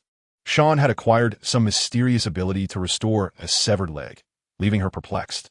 However, she refrained from voicing any of her strange inquiries, as she believed Ace had the protection of Vice Admiral Garp upon entering the Navy. And so, the group watched as Ace's small boat sailed away into the vast ocean. Suddenly, the sea churned violently, forming a massive water curtain that gradually descended, revealing the true form of a colossal crimson sea king. It was even larger than the one that had bitten Shanks. The small boat carrying Ace was tossed about by the immense waves stirred up by the sea king, leaving those on shore in a state of shock. Though the little vessel seemed on the verge of capsizing, Ace wore no hint of panic. He gently pressed his left hand against his hat, while his right hand enveloped itself in a layer of dark energy, encircled by an orange halo. Raising his gaze towards the vast maw of the enormous sea king, he smiled at the creature, which bore teeth larger than the boat itself. A piercing sound of air being sliced opened the atmosphere as Ace vanished from the small vessel, only to reappear atop the head of the sea king. With a swift motion of his clenched fist, he bellowed, Iron Fist Cannon, and unleashed a powerful strike, akin to a dragon's fury.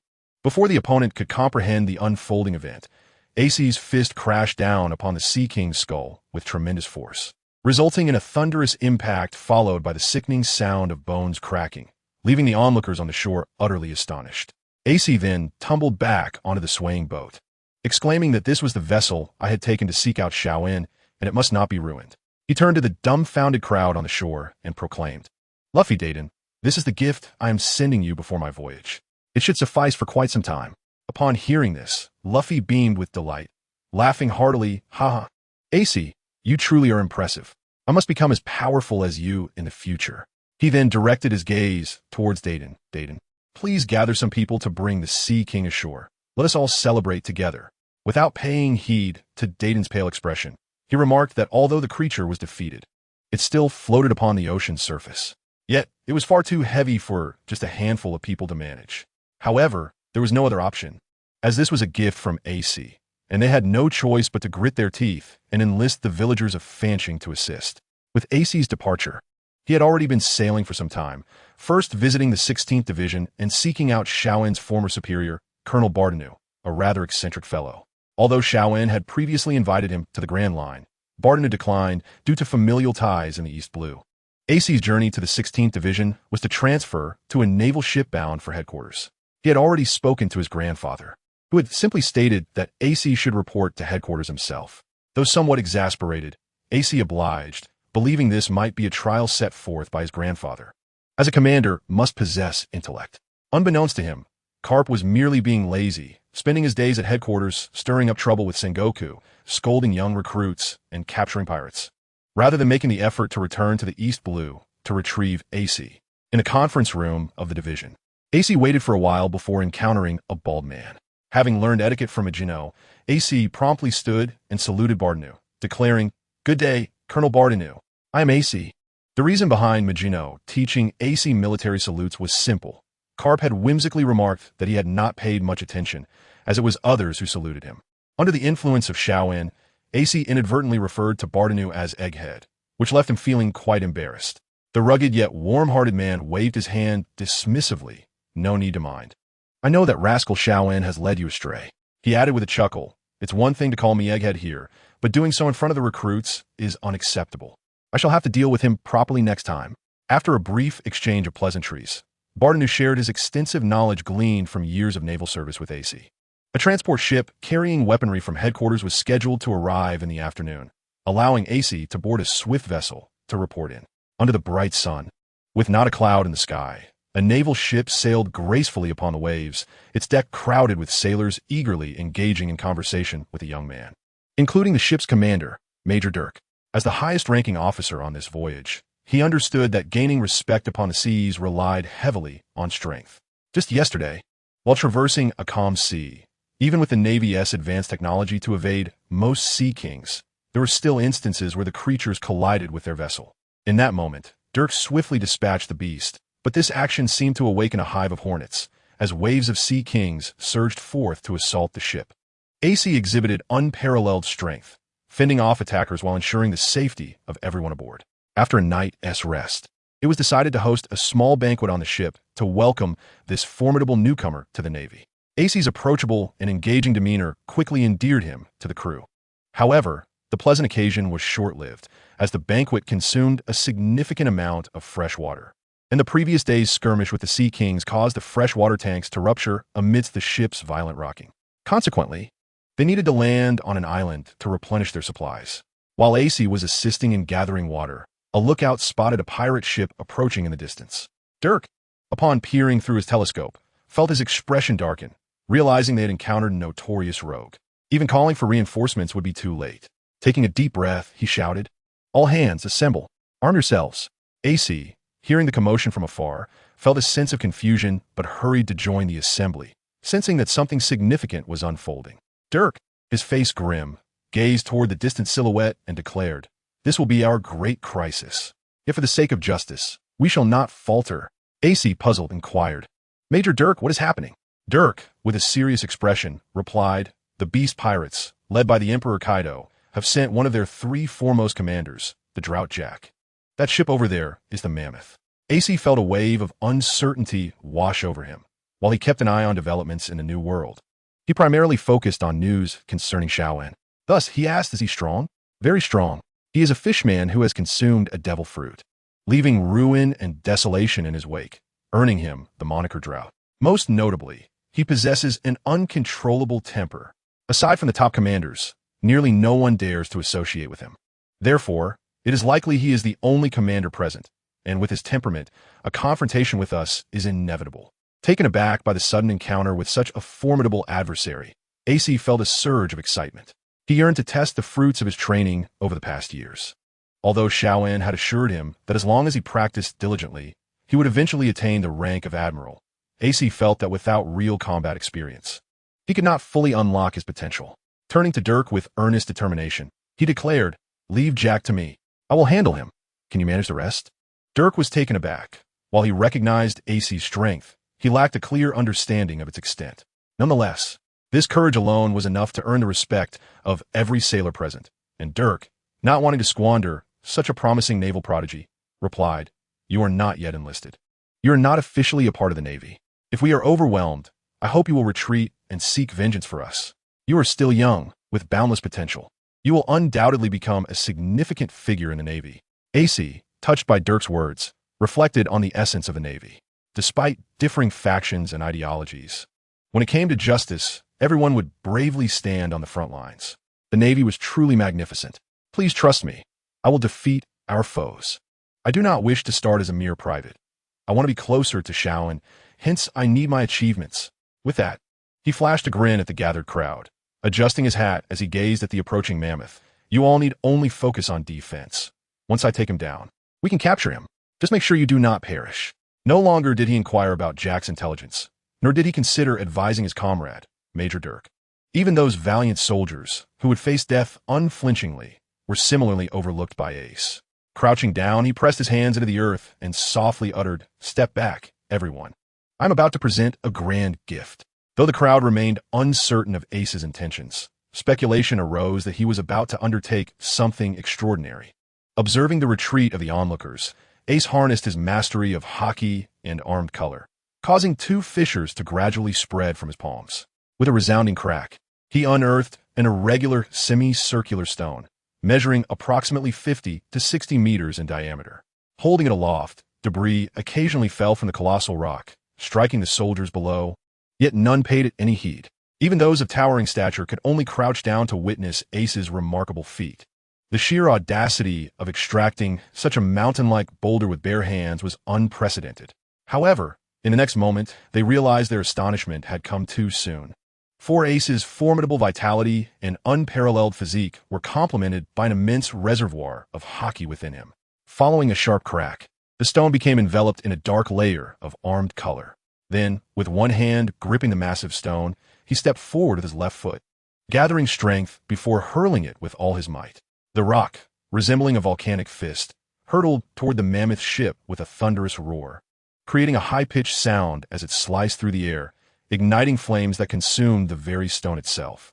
It descended like a meteor towards the mammoth vessel. Meanwhile, aboard the mammoth ship, Jack had intended to wait for fresh water supplies from the island. However, upon spotting a military vessel, he resolved to eliminate it. To his surprise, as he approached, an enormous stone, akin to a meteor, was hurled in his direction. This left Jack both incredulous and amused. "I have yet to make a move, and you dare to attack me." A nearby subordinate grew anxious. "Boss Jack, the one who threw that meteorite cannot be underestimated. Should we still wait for the island?" Jack, with a scowl, pushed the subordinate aside. "Humph, do you think I'm someone to fear? Bring the ship closer."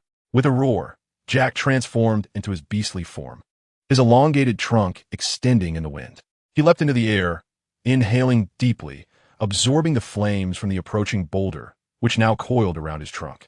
With a powerful swing, he launched the flames back, creating an earth-shattering explosion that resonated across the sea.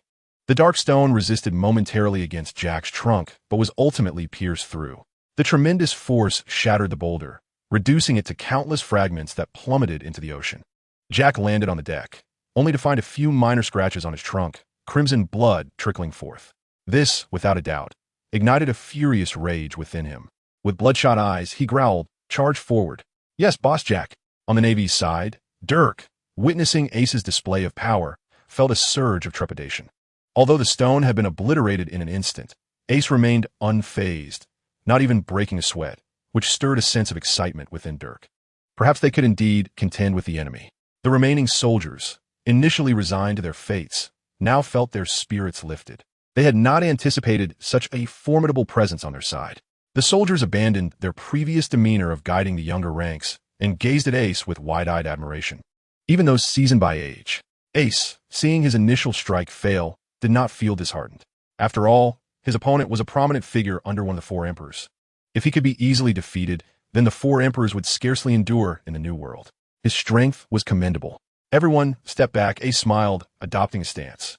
His observation Haki had sensed the enemy preparing on the ship, and the ensuing power would not be kind to the surrounding soldiers. Upon hearing this, the soldiers dispersed, keeping a safe distance from Ace. As they cleared the area, a figure from the mammoth ship leapt forth, wielding a scotel knife, enveloped in armed Haki, aiming to strike down at Ace. Unperturbed, Ace covered his fists in armed Haki and blocked Jack's dual blades with his left arm. The moment they clashed, a deafening explosion erupted, sending shockwaves through the air as dust and debris filled the atmosphere. The ground beneath them cracked under their combined might, fissures radiating outward. As the dust settled, the two figures emerged, with Ace's lower leg embedded in the earth, exclaiming, "What an astonishing force!" Jack, incensed by Ace's ability to block his dual blades with one hand, bellowed, "You insolent brat, do not be so arrogant." With renewed vigor, he exerted more force, seemingly intent on severing Ace's arm. Ace, summoning all his strength, gradually lifted the blades, while simultaneously delivering a powerful punch aimed at Jack's chin. Though Jack was propelled backward, his chin, fortified by armed Haki and his own defenses, sustained minimal damage. As he landed some distance away, Jack flexed his neck and narrowed his eyes at Ace. "This is quite interesting. It appears the Navy has sent a formidable opponent. However, I am Jack." With that, he transformed into his beastly form, towering even more at over 8 meters, his sharp tusks gleaming ominously. Yet, the most daunting aspect was the energy coursing through his limbs, a parched, searing force. Ace, observing from afar, understood why Jack was known as the Drought. The faint white energy surrounding Jack's feet evaporated all moisture in its vicinity. Unlike the flames that burned, this energy merely radiated heat, siphoning away life and vitality. Ace knew he could not allow Jack to advance. He took the initiative, leaping into the air and striking the ground, causing it to undulate irregularly. This would create an uneven terrain, which Ace hoped would better restrain Jack, particularly with the Navy soldiers positioned behind him. Jack discerned Ace's intentions, letting out a fierce roar before charging towards him. Vatrit. With that roar, the energy emanating from Jack distorted the air, allowing him to surge forward, disregarding all obstacles in his path. Ace turned to the gathered Navy soldiers and shouted, "Retreat to the forest. Do not remain here."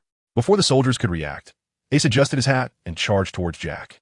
Although he had yet to master the ability to envelop himself in Conqueror's Haki or continuously emit Haki, he could still release a dense aura around himself, ignoring the corrosive, high-temperature, white gas emanating from Jack. Ace's fist became enveloped in a flowing orange energy as he leapt towards Jack's forehead. Jack, unwilling to yield, prepared to retaliate, knowing his high temperature could affect the weak but would prove inconsequential against someone brimming with Haki. Furthermore, although the naval officer before him may lack the formidable Conqueror's Haki of Kaido, the sheer intensity of his aura is sufficient to thwart the encroaching heat. Ace has heard from Sean that those possessing the powers of the Zoan-type devil fruit are often tough-skinned and resilient, necessitating a protracted battle against them. Exercising caution, Ace refrains from unleashing his fully master Haki, opting instead to utilize the Conqueror's aura solely for defense. Jack raises his massive trunk high, then brings it crashing down towards Ace, who leaps into the air, executing a second-stage acceleration. Ace layers his moonwalk technique, and under his formidable physique, it bursts forth with astonishing speed, even igniting flames from the friction. The ground trembles and collapses beneath the overwhelming forces of Ace and Jack, both warriors being pushed back by each other's might, carving 2 deep trenches into the earth. In the next moment, Jack reverts to his hybrid form, recognizing that his beast form is primarily destructive and ill-suited for combat with a powerful adversary. Despite his strength, facing someone with such speed and power makes him feel like a target. Thus, the two engage in a fierce hand-to-hand combat. The explosive sounds of their clash resonate loudly, leaving the nearby naval major and numerous soldiers in stunned disbelief at the spectacle of their battle. The earth lies ravaged in their wake, devoid of life. as various plants wither long before reaching their proximity. Meanwhile, the crew of the mammoth ship has landed on the island. Witnessing their captain engage in a fierce exchange with a Navy officer lacking a uniform, leaving them astonished. It is not that they doubt their captain could be pursued, but rather that he would be chased by an unknown subordinate. At this moment, a crew member discreetly contacts the Den Den Mushi. Previously, Major Dirk had already called for reinforcements from headquarters.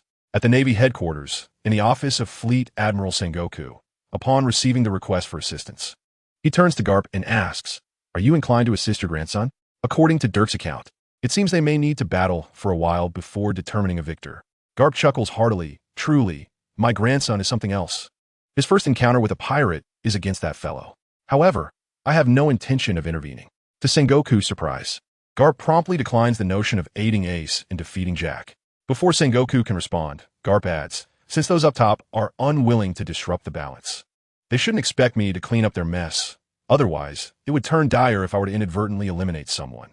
Sengoku comprehends Garp's implication. The higher-ups currently do not wish for the Navy to grow stronger, thus requiring a counterbalance. Each time he contemplates this, Sengoku grits his teeth in frustration, realizing that support is essential, especially with many flying members in the Beast Pirates. Should they also send reinforcements, Ace's situation would become perilous. Just then, Sengoku glances through the window, spotting two young women clad in trench coats descending from a ship at the distant harbor. His eyes brighten, and he quickly instructs the guards outside to summon them. Moments later, the two enter Sengoku's office, greeting the two elder men respectfully. You two continue to exceed our expectations. I sense explosive power within you both," Sengoku remarks, astonished at their rapid growth. The one with long, straight black hair is Guena, while the one with a ponytail and red-framed glasses is Deisai-chi. Both exude an aura akin to sharpened blades, radiating a latent brilliance. Over the years, they have gradually established their own reputations in the New World, and due to their constant companionship, the world has dubbed them the Twin Stars.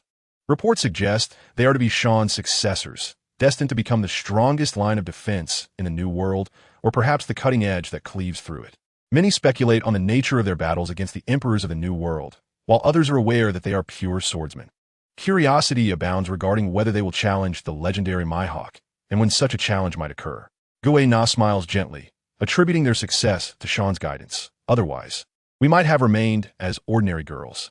Deisai-chi nods in agreement, recognizing that without Sean's frequent tutelage over the years, even with the use of that potion, their swordsmanship would not have achieved such remarkable advancement, earning them a name as great swordswomen. Now, let's not dwell on the past. Garp's grandson Ace, along with Major Dirk's subordinates, are currently engaged in combat with Jack. Sakazuki has gone to the New World to capture pirates. Borsellino is at Mariejois, and Kazan is on leave. Sean is also defending the New World. After careful consideration, it seems more appropriate for you two to provide support. After all, we cannot predict the enemy's intentions or the extent of their reinforcements. Upon hearing this, both women quickly decide to head to the aid. Now at the age of 19 and fully matured, they possess their own worldviews and have come to understand Sean's peculiar maneuvers from their younger days. They realize that Sean has been striving to extricate the Navy from its constraints and are even aware that he intends to elevate Borsellino to the rank of Fleet Admiral. Although they are still only Commodores, aspiring to lead a branch base is insufficient, for one must possess both strength and prestige within Navy. Even if promotions were not a consideration, they would resolutely rush to assist their comrades, especially knowing that Garp's grandson is one of their own. After all, he was someone Sean had begun cultivating during his tenure in the East Blue, and he should not be underestimated. Let us proceed immediately. Any delay could lead to unforeseen complications. They agree, leaving the office. Their warship, like a crane, is manned by a crew of female soldiers, exemplifying that women can indeed stand shoulder to shoulder with men. Hardly had they rested when they received orders from their superior to assist a naval major. Out of admiration for their commander, they do not even inquire about the identity of their adversary. In their minds, they believe their commander will inevitably confront the Sea Emperors ruling the New World, potentially becoming the first world-renowned female swordsman. On the island of Onigashima in the New World, a tall and well-built individual cloaked in black attire, covering even his face, strides forward with urgency. His back boasts dark wings that sporadically emit flames, and at his waist hangs a long blade, with flames circling around the back of his head. He is known as Jean, the Flame Calamity, one of the three calamities of the Beast Pirates, a fiery spectacle soaring through the sky. As Kaido's confidant and a senior officer of the Beast Pirates, he is second only to Kaido in strength. Additionally, Jean is a surviving member of the exceedingly rare Lunarian race, a lineage that even the diverse Tato land kingdom lacks. Thus, Charlotte Lean's desire for him is insatiable. At this moment, the usually composed Jean hastens to Kaido's residence, stating upon entry, there's been an incident with Jack. He has clashed with a naval officer, and according to his subordinates, the battle is currently evenly matched. The most crucial aspect is that the Navy, which is in conflict with him, is quite young and possesses formidable combat skills, seemingly overpowering Jack. Do we need to provide support this time?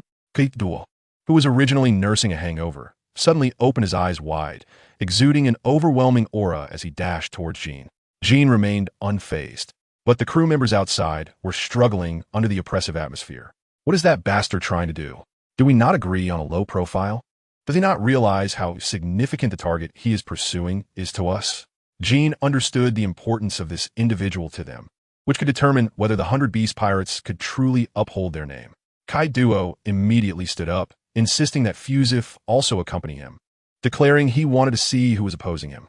Fusif was the captain of one of Kaido's subordinate pirate crews and had previously served as an intelligence officer for the world government's CP9. After being imprisoned for failing a mission involving the escort of the Gum Gum fruit, he escaped from prison and ventured into the sea, becoming one of the strongest agents. Upon exiting the camp, Kaido unleashed a dragon roar, transforming into a Qinglong, surrounded by fiery clouds, swiftly heading toward the direction of a life card. Following closely was Jean, who also transformed into a Wichi Ilong form, first flying a short distance while clutching an unwilling individual before pursuing Kaido. On another island where Ace was engaged in battle with Jack, both the Navy and the pirates utilized the island's geography to wage guerrilla warfare. However, they soon ceased fighting due to the increasingly exaggerated aftermath of Ace and Jack's confrontation, which posed a danger to both sides. Thus, they mutually paused, awaiting reinforcements, each contemplating that once assistance arrived, they could swiftly conclude the battle. In the heart of the battlefield, the two combatants, amidst frequent explosions, were increasingly alarmed, particularly Jack. Initially, he believed Ace merely possessed greater strength, but it became evident that Ace's defensive capability and endurance were on par with his own. It was crucial to note that Jack had acquired his formidable defense after consuming a devil fruit, and this monstrous physique was nearly comparable to that of the elderly powerhouse from a New World. Moreover, as the battle progressed, Ace's experience was rapidly escalating, beginning to overshadow Jack's. This was challenging for the proud Jack to accept. Likewise, Ace recognized he had underestimated both the heroes of the world and his own defenses. He vividly felt the potency of Jack's assaults, yet he did not anticipate that his own defensive capabilities would rival Jack's beastly transformations. As time passed, Ace's combat experience continued to flourish, and his haki grew ever more robust, as if it were inexhaustible. It appeared that the fruits of his years of training were indeed rewarding. In 1 or 2 years, should he refine all his haki to the pinnacle level, he would possess power comparable to that of the 4 emperors, ready to shatter the darkness of the New World with his iron fists. Thus, their clash intensified further, with Jack enduring Ace's tremendous force as if aiming to pierce the heavens with his iron fists, causing him to spit blood. Following this, dual blades struck toward Ace's head, as Jack sought to eliminate this seemingly limitless potential of the Navy. Ace was momentarily startled, quickly channeling all his haki to his neck to withstand the dual blade assault. This scene was distinctly observed by Dirk from a distance, causing his heart to clench. Although haki could significantly enhance defense, Jack's haki was no trivial matter. Should it breach through, it would certainly lead to dire consequences. With a clang that echoed like metal colliding, Ace decisively executed the Marine's 6 styles shave, retreating just in time as the blades grazed him. Both combatants then locked eyes. A faint scar marked Ace's neck, while Jack wiped the blood from the corner of his mouth. Neither side was surprised by the outcome, for upon reaching a certain level, it was exceedingly difficult to simply determine a victor. Let it be noted, lest I face criticism, that Ace has not consumed a fruit and does not possess the longevity of others. Thus, his combat prowess is currently inferior to that of several others. However, once Ace's Conqueror's haki surfaces, he will undoubtedly reach the level of Roger, so there is no need for concern. Subsequently, both fighters, their eyes ablaze, charged at each other once more, with 1/3 of the island laid to waste by their fierce skirmish. In the New World at the G5 base, since Sean had begun his sporadic seclusion for training, Kuro had been managing affairs on his behalf. While engrossed in his work in the office, Kuro received a call from a Den Den Mushi, promptly answering. Major Kuro, our scouts have detected that the 4 Emperor Kai duo is flying towards the Grand Line with 2 senior officers. Upon hearing this, Kuro furrowed his brow in confusion and inquired, did they exhibit any prior signs? None, but recently, the Plague Disaster Quinn and Drought Calamity Jack have gone missing. Any further intelligence? None. I appreciate your efforts. Continue to monitor the movements of the pirates in the New World closely, but prioritize your safety. Remember to crush the stone in case of an emergency. Understood, Major Kuro. After ending the call, Kuro reflected that if it were merely Kai duo, or even with the plague and drought calamities, he would not be overly concerned.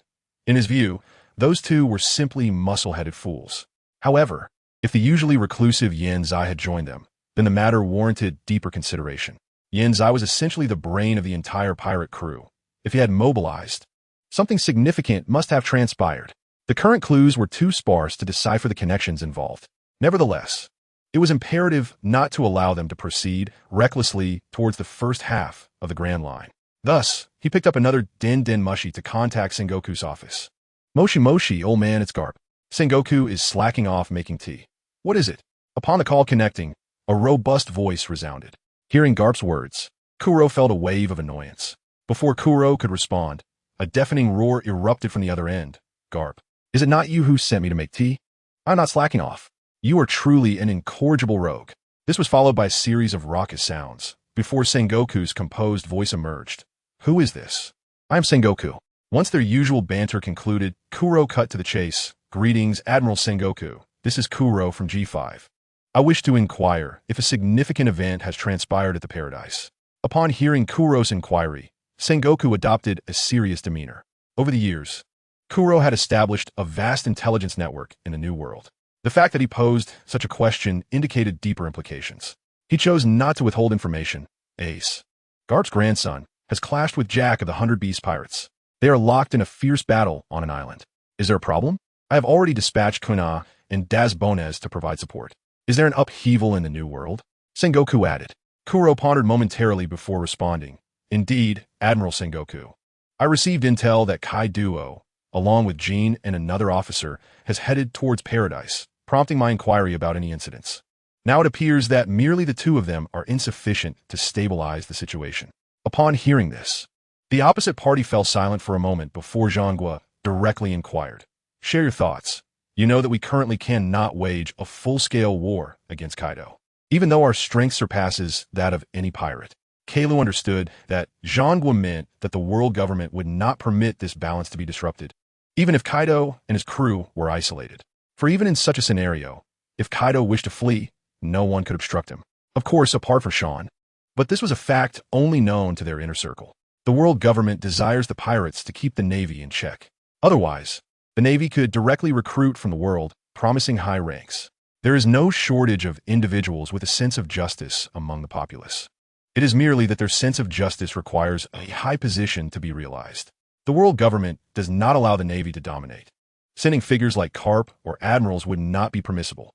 Once such individuals are dispatched, it would not merely be a conflict, but could escalate into a full-scale war in an instant. At this moment, Kaido also comprehended why Sean wished to replace Zhanghua. To disrupt this equilibrium, new leadership and a fresh atmosphere were essential. As Sean's trusted aide, Kaido was aware that a significant operation targeting the New World was impending, and it would be wise not to drag Kaido into the fray just yet, although they would still hold an advantage even against 2 Yonko crews. Revealing Sean's strength was not something Kaido desired. The current game rests on who possesses more hidden cards and whose strategy is more comprehensive. It is not yet the time for a full revelation. Kaido's thoughts raced in a fleeting moment, and he spoke. Allow me to go. My speed will not be inferior to theirs. What do you intend to do? Came the response from the other end of the line. Those 2 sisters, at most, can match Jin's level. However, I am acutely aware of their combined combat power. It can indeed suppress Kaido. My presence could precisely restrain Jin. While Ace holds Jack in check, it's a perfect match. Upon hearing this, Zhanggua's brow furrowed slightly. Did you not mention they have another senior officer? Indeed. Aside from the three main figures, I regard the rest as inconsequential. Even if Fuzifu were to join, I would feel no fear. What about the other Navy personnel on that island? Do you plan to abandon them? At this point, Zhang tone had noticeably cooled. Keilu chuckled softly, reclining slightly, legs resting on the desk, as he said languidly, "You are overthinking it, Marshal Zhang. We are even lacking the means to restrain another high-ranking figure whose whereabouts are unknown." Zhang felt a twinge of concern. Could it be that Karp was indeed to be dispatched? Karp also recognized the gravity of the situation. Almost all of the Beast Pirates' top officers were currently in paradise. A single misstep could lead to full-scale war. Then let's have Karp make a trip. We cannot abandon anyone who harbors a sense of justice. Upon hearing this, Keilu was somewhat speechless. Is this truly a strategic mind? He had no choice but to patiently explain, "We cannot engage them in battle at present, nor can we deploy our Navy's prominent figures. Otherwise, the conflict will escalate, correct?" "Indeed. Then with one major and two commodores, if we can directly intimidate them into leaving, would we not preserve the Navy's dignity while avoiding a full-scale war?" Zhang remained perplexed. "Do you think you can intimidate that reckless pirate crew? Are you jesting? Even with your combined strength, you cannot possibly intimidate Kaido. Do you believe Kaido is some coward?" Zhang irritation began to surface. Such a serious topic. And the other party was still joking. "Alas, Marshal Zhang, we certainly cannot intimidate Kaido, but Major Sean can." Zhang instinctively began to refute. "Isn't sending Sean the same as sending Karp?" "Ha ha ha. Old friend, you have grown old.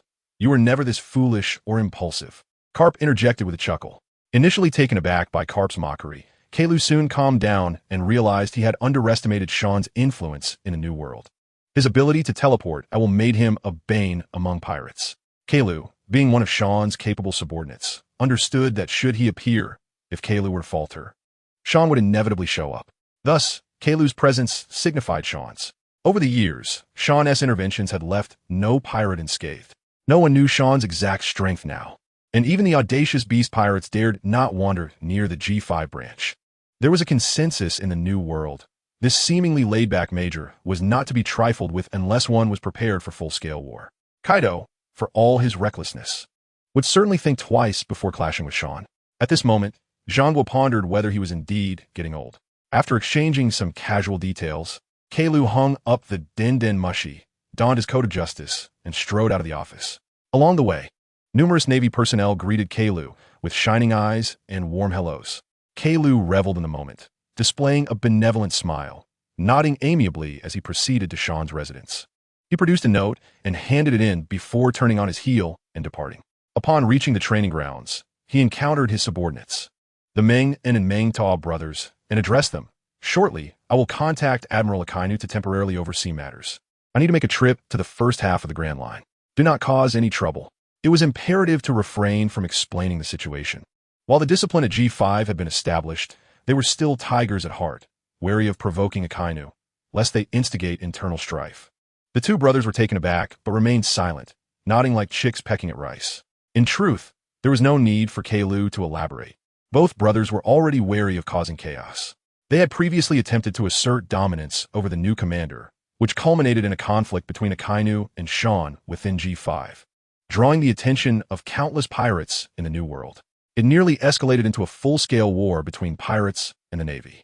In the next moment, Keilu switched to his beast form, transforming into a 6-meter-tall, red-haired, black-striped creature reminiscent of a mix between a tiger and a wolf. With a gust of wind at his feet, he soared against the wind, launching himself towards a designated location with a piercing sound. 5 days later, the battle between Ace and Jack had reached a fever pitch. Initially evenly matched, Ace now held a decisive advantage over Jack. Jack was infuriated. Although his defenses and endurance were formidable, he often wore down his opponents into defeat. Yet, he faced a true monster, without relying on a devil fruit. Ace possessed unparalleled resilience and stamina. Even more terrifying was Jack's sense that Ace was growing stronger, after several days of intense combat. Ace's punches not only remained potent, but seemed to sharpen with each exchange. Jack found himself bewildered by Ace's transformation. What once were blunt strikes now bore an unexpected sharpness. After yet another clash, the two separated, Jack panting heavily as he regarded his opponent. The relentless battles over the past few days had taken a toll on him, leaving him drained. Oh, brimming with excitement, gazed at his clenched fist sensing that he was on the brink of developing a remarkable martial technique, one that was sharp and formidable. At that moment, in his beastly form, Jack suddenly shattered the ground beneath him and charged directly towards Ace. Ace slowly closed his eyes, mastering the flowing flowery haki that coursed through his fist. Gradually, the steady flow of haki coalesced into a sharp 10-centimeter cone. He then concentrated his conqueror's haki, which he could only use to intimidate as much as possible onto his fist. As Jack drew near, Ace abruptly opened his eyes, a fleeting crimson light flashing within. The aura surrounding him shifted dramatically, and with a fierce roar, he declared, "God of Metamorphosis." Instantly, Ace unleashed a punch at a speed imperceptible to the naked eye, the sonic boom echoing across the island. Jack crossed his twin blades, and scorching air condensed into a white glow along the edges, bringing them down upon Ace's fist. Even if he could not sever that annoying fist, he believed he must drain Ace's energy to deliver an effective blow. The next moment, their attacks collided. But unlike the explosive sounds of previous encounters, there was only a crisp clang of metal meeting metal. In an instant, a figure was sent flying along the ground, creating a wide trench. After a brief pause, both the Navy personnel, including Dirk and Jack's subordinates, anxiously watched the figure standing in the distance. They sensed that this would determine the victor of the duel, for the seemingly mundane clash had resulted in only one individual being propelled away. This was an unprecedented occurrence in recent days. As the dust settled, the crowd beheld a figure of modest stature. Their reactions varied. The Navy immediately recognized him as one of their own, erupting into joyous cheers. Jack! In the next moment, the pirates rushed towards the downed Jack like a gust of wind. Dirk, realizing the situation, bellowed, "Stop them. We must keep them here." With that, he charged forward, only to halt abruptly. He felt a shadow enveloping him, instinctively looking up, only to be struck with terror. He beheld a colossal dragon in the sky, its fierce gaze fixed upon them, nostrils flaring with white-hot breath. The heat wave struck him, and Dirk felt as though the skin on his face was nearly scorched. "Navy, what do you intend to do to my subordinates?" The azure dragon inquired ominously. In the next moment, another toothless dragon swooped down, clutching a person in its claws. Kaido and Jin transformed back into their human forms, Kaido's imposing figure confronting Dirk directly. He repeated his earlier question, "What do you intend to do?" Dirk did not respond to Kaido's inquiry, inhaling deeply and desperately shouting towards the distant Ace. "Run! Everyone, cover Ace's retreat." After this battle, they all acknowledged Ace's strength and potential, believing that he would one day become a figure akin to an admiral. They absolutely could not allow him to fall here. Immediately, Dirk charged at Kaido, drawing his sword. "Kaido, allow me to be your opponent." However, Kaido did not even glance at Dirk. Instead, his gaze fixated on Ace in the distance, who was equally bewildered. Why had Kaido suddenly appeared here? He was once a formidable opponent for Sean, and Ace felt an overwhelming pressure as he met Kaido's intensely aggressive gaze. But in the next moment, Ace faltered. He saw a figure clad in black, even obscuring his face, grasping Dirk's head with one hand and forcefully slamming it to the ground. A resounding crash created a massive crater, and Jin's icy voice rang out. "Our governor is asking you a question, Navy." He then turned to Fuzzfu beside him. "Do you recognize that young Navy officer in the unbuttoned shirt?" Fuzzfu, wearing a hood, lit a cigarette and slowly shook his head. "No, but it seems Jack's situation is rather dire." His tone hinted at a hint of schadenfreude. As Dirk was pinned down, his anger ignited. Before Ace could react, Dirk's subordinates charged fearlessly towards the pirates. Kaido cast a brief glance, and under the pressure of his conqueror's haki, the Navy struggled to advance. Ultimately, many fell to the ground, trembling and pale, while only a few managed to hold on. Ace took a deep breath, his leg muscles tense, and then like an arrow released from a bow, he sped towards Kaido, shouting, "Kaido!" Fueled by rage, Ace paid no mind to his own stamina or the number of opponents. He cherished these Navy officers, enjoying the camaraderie shared during banquets, and relished being cared for like a younger brother. When danger loomed, these individuals prioritized his safety, and despite his recklessness in battling Jack, they had not abandoned him. Just as they had begun to savor their hard-fought victory, the arrival of Kaido and his crew shattered their spirits. Dirk, bloodied and battered, was consumed by fury. Kaido watched Ace charging towards him, grinning. What an interesting little brat. He cast a glance at Jack, who was being assisted by his subordinates, his chest bearing a gaping wound undoubtedly caused by this very boy. However, those who lack awareness of their own strength are unworthy of challenging the powerful. With that, Kaido swung the iron rod he wielded, crackling with arcs of electricity, and struck down at Ace with tremendous force. Thunderclap. It was too swift. Ace was caught off guard, unable to put up any resistance before being sent flying. His vision blurred, blood spewed forth as he hurtled back at an accelerated pace, crashing through countless trees and rocks. Ultimately, after a thunderous impact, he came to a halt. Dirk, witnessing Ace being struck away, struggled to rise. But Jin raised his foot and kicked Dirk towards Ace's direction, and soon he crashed into Ace. Ace's already tattered shirt was reduced to mere sleeves after Kaido's blow. Several thumb-sized wounds on his ribs bled profusely as he clutched his side, gasping for breath. Dirk, trembling, crawled over, blood seeping through his fingers as he covered his mouth. Kneeling beside Ace, he helped him breathe deeply, weakly asking, "Ace, are you all right? Can you run?" As he spoke, Dirk could no longer contain himself, the internal injuries overwhelming him, and he expelled a mouthful of blackened blood. Ace, witnessing this, gritted his teeth against the pain and supported Dirk in return, his eyes blazing. "You should be asking how you are holding up. I will not run. The Navy cannot have deserters. You taught me that justice never retreats. However, you are destined to become the pillar of the Navy." As Ace was about to speak, a series of footsteps approached, and both men looked up to see Kaido and his crew advancing slowly. Even Jack was among them, albeit in a similarly poor condition, his chest bleeding profusely. However, with Jack's physique, he is hardly concerned about this matter. His remarkable recuperative abilities mean that as long as he rests adequately afterward, he will recover. Kaido squinted his eyes, looking down at the two with an air of superiority, and then spoke, "Jack, have you truly been defeated by someone like this?" Though it was a question, Jack felt a shiver run down his spine. "Boss Kaido, this kid possesses formidable strength. My attacks had no effect at all. I was merely fatigued earlier, which allowed him to gain the upper hand." "Oh." Kaido scrutinized Ace more closely, finally recognizing something unusual. He noticed that after enduring his strike, Ace only had a few surface wounds bleeding. However, his ribs showed no signs of collapse, indicating that he had only sustained superficial injuries, and his internal organs were merely shaken. "Kid, you're quite impressive. How about joining my pirate crew?" Kaido directly invited him. To Kaido, such defensive prowess surpassed any devil fruit ability. If he could invite members of CP9 to become pirates, why not a mere naval recruit? As long as they were strong enough.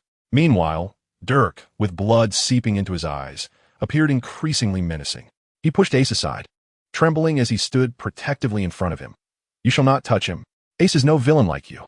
Taking a deep breath, he shouted without looking back, "Ace, please, run. I will hold them off. Unless I die, they won't catch up to you." Ace understood that leaving now was the best choice, as there were still many things he had yet to accomplish. He had not yet become the king of the Navy, nor had he witnessed Luffy become the pirate king. He had yet to discover what the outcome of this era, left behind by that man, would be. He had not properly repaid Sean for his teachings, nor the gratitude owed to his grandfather for accepting his cursed bloodline. The care from Dayton, the village chief, and the support from No Kigo. He had yet to reunite with a long-lost brother. There was so much to do. These people were the lights along Ace's path of growth, rescuing him from the darkness within. However, he could not bring himself to abandon a senior who had opened his heart to him. Even if they had known each other for only a short time, he could only silently murmur, "I am sorry, everyone." Suddenly, Ace's demeanor shifted dramatically. He stepped forward, placing his hand on the shoulder of the towering figure who matched his own height but appeared extraordinarily tall in his eyes. He flashed a radiant smile. "Stop joking. If you continue like this, I'll be haunted by nightmares for life. The Navy, with Sean and the others, will surely sweep away this ocean's filth. One more doesn't make a difference." Dirk stared at this young man, who had been filled with fighting spirit during his battle with Jack, now smiling warmly like a neighborly boy. He hardly resembled someone facing a life-and-death crisis, yet he still managed to smile. "All right, justice," Ace declared. "I will never retreat." Kaido and his companions coldly observed the fervent declaration from the two. With an icy tone, he remarked, "Do you really think you are impressive? Without strength, everything is mere talk. And do you believe you can escape?" As his words fell, a crimson glint flickered in Kaido's eyes. He unleashed his conqueror's haki at full power, leaning forward with an overwhelming force, lunging towards the two. Ace grasped Dirk, pulling him behind him, and released his own conqueror's haki with all his might. Thunderous arcs of red and black lightning coursed around them, as if colliding with tangible force, causing the clouds in the sky to roll back. The heavens appeared to split open, a massive chasm casting shadows over everyone's heads. The battle was on the verge of igniting. At that moment, two delicate shouts resonated in the ears of the crowd. Breaking water flow, rock cutting, slash of the rain. Following this, two powerful strikes of blue and white sliced through the air, heading straight for them. Fuzzviewer was about to take action when he was halted by Jean, who drew his sword and swung toward the incoming strikes. However, he could only dissipate one of the white strikes, while the blue strike continued its relentless approach. Jean then gathered fire into a massive fireball, directing it toward the incoming attack. Flame Emperor's shield. Instantly, a sizzling sound erupted as the fireball transformed into a continuous, immense shield. The tremendous impact forced Jean back several meters, carving two deep trenches into the ground beneath his feet. Ultimately, he managed to withstand the strike, though his hands trembled slightly. And even his gloves, protected by hockey, bore numerous tiny cuts. Kaido squinted at the two women gracefully executing moonwalks in the distant sky. Fuzzviewer also watched the approaching figures and softly remarked, "Those are the Navy's twin stars, akin to Sean, true monster swordsmen. They are pure sword masters, having not consumed any devil fruits. Their battle records show that no one has ever inflicted harm upon them. Reports claim they're like solitary stars hanging in the sky, standing at the pinnacle of all swordsmen. They are the last potential challengers to Mihawk." Hearing this, Kaido threw back his head and laughed heartily, boldly swinging his iron staff and planting it into the ground. "Even if they're Mihawk, what of it? I am Kaido, the Kaido of the Beast Pirates." After a moment, two women draped in coats of justice descended before Ace. Dirk nearly cried tears of joy upon seeing them. Despite his higher rank, he had heard many tales of these legendary figures. They were the protégés of the legendary Vice Admiral who sent shivers down the spine of every pirate in the New World, and their swordsmanship was also taught by Sean. He excitedly exclaimed to Ace, "We are saved. It's the Twin Stars, under Vice Admiral Sean." However, Ace did not share Dirk's optimism. Daz and Kuina were equally solemn, standing ready to confront the situation. Even with Daz and Kuina arriving at the level of the Emperor, the situation had not significantly improved. Their combined strength could indeed contend with Kaido, even gaining the upper hand. However, at this level of power, defeating one another was a distant thought unless additional help arrived. Otherwise, it would merely result in a prolonged battle. Defeating Kaido was possible, but in a one-on-one confrontation, they would be suppressed. With two of the three calamities on the opposing side, Kuina could engage Kaido, while Daz faced Jean. Meanwhile, Ace and Jack were both injured, suggesting their combat capabilities were at best equal. However, Fuzzviewer remained unrestrained. Should he choose to join any battlefield, it would spell disaster. The Navy was well aware of who they were dealing with. Once hailed as the most talented intelligence officer, a Zoan-type devil fruit user. The Nico no Mi, ancient type, saber-toothed tiger form, with a bounty of 546 million berries. Dirk soon realized that he had perhaps rejoiced too soon. His expression darkened as he loathed his own weakness. Taking a deep breath, he intended to urge them to abandon him, but Ace preemptively dispelled their thoughts. "Leave Jack and Fuzzviewer to me and Dirk. Can you manage?" Though phrased as a question, Ace was confident that the two women's strength should not be underestimated. Just their presence alone sent chills down his spine. The piercing aura of formidable power was palpable. They were two top-tier warriors. Guyana cast a glance at Ace, raising an eyebrow. "You do seem quite pathetic. Sean did mention that you possess the potential to become a top-tier powerhouse, but appears to be rather exaggerated. Do not speak so harshly. After all, he is someone favored by Sean," Dasky interjected, offering comfort. "Though it is indeed somewhat embarrassing to be bullied by that elephant," she added. Ace's lips twitched in frustration. "Sean has stated that my abilities are not inferior to anyone on the vast seas. I could take down a billion-berried pirate the moment I set sail." Guyana scoffed, her gaze teasing as it landed on Jack across from her. According to Sean, he's worth a bounty of 1 billion. Yet his teeth alone are valued at 900 million. What is there to be proud of? Before Ace could retort, Jack's expression twisted with rage as he bellowed, "You two brats. I'll smash your mouths to pieces." However, Kaido restrained Jack. "How intriguing. From what you say, you are both subordinates of that scoundrel Sean. I envy that rascal. I wonder where he finds so many young and powerful individuals. If he were to perish here, he would surely go mad." It was no wonder Kaido harbored such animosity towards Sean. Most of the pirates under his command were far from virtuous. They were arrogant and often sent newcomers to the G5 Sea to reclaim their honor. only for them to vanish without a trace, leading to a significant loss of potential recruits for Kaido. Guyana, inheriting Sean's ruthless demeanor and speaking little, unsheathed her sword, Wado Ikamanji, and vanished from sight with a swift movement, charging directly at Kaido. Though she understood that Kaido was stronger than herself, she was not weak either.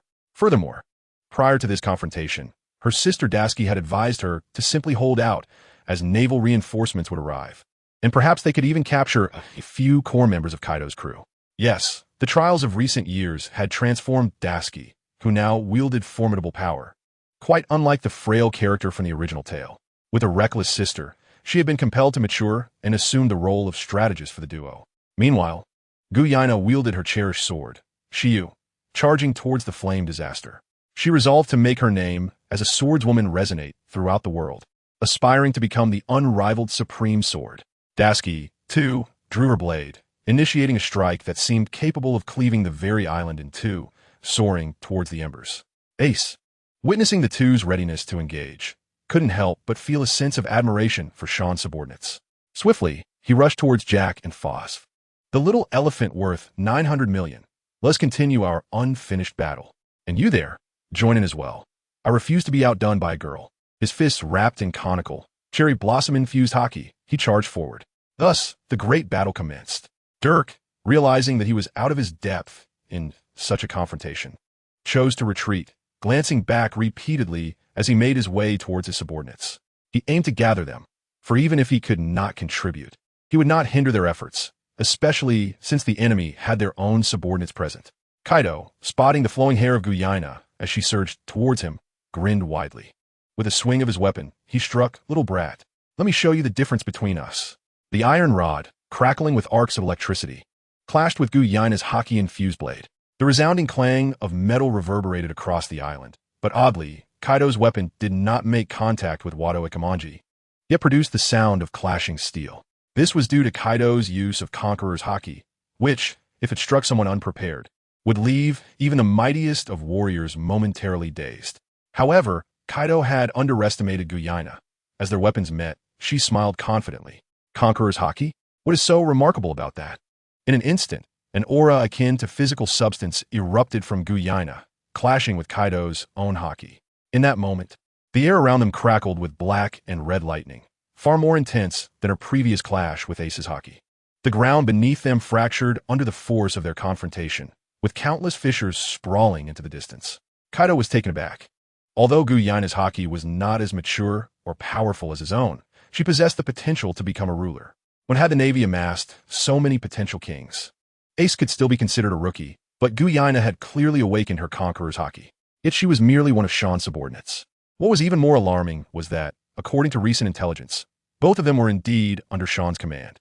Guyana, her hair flowing elegantly, reveled in Kaido's astonished expression. It seems my Conqueror's Haki is still too weak, unable to wrap around my blade.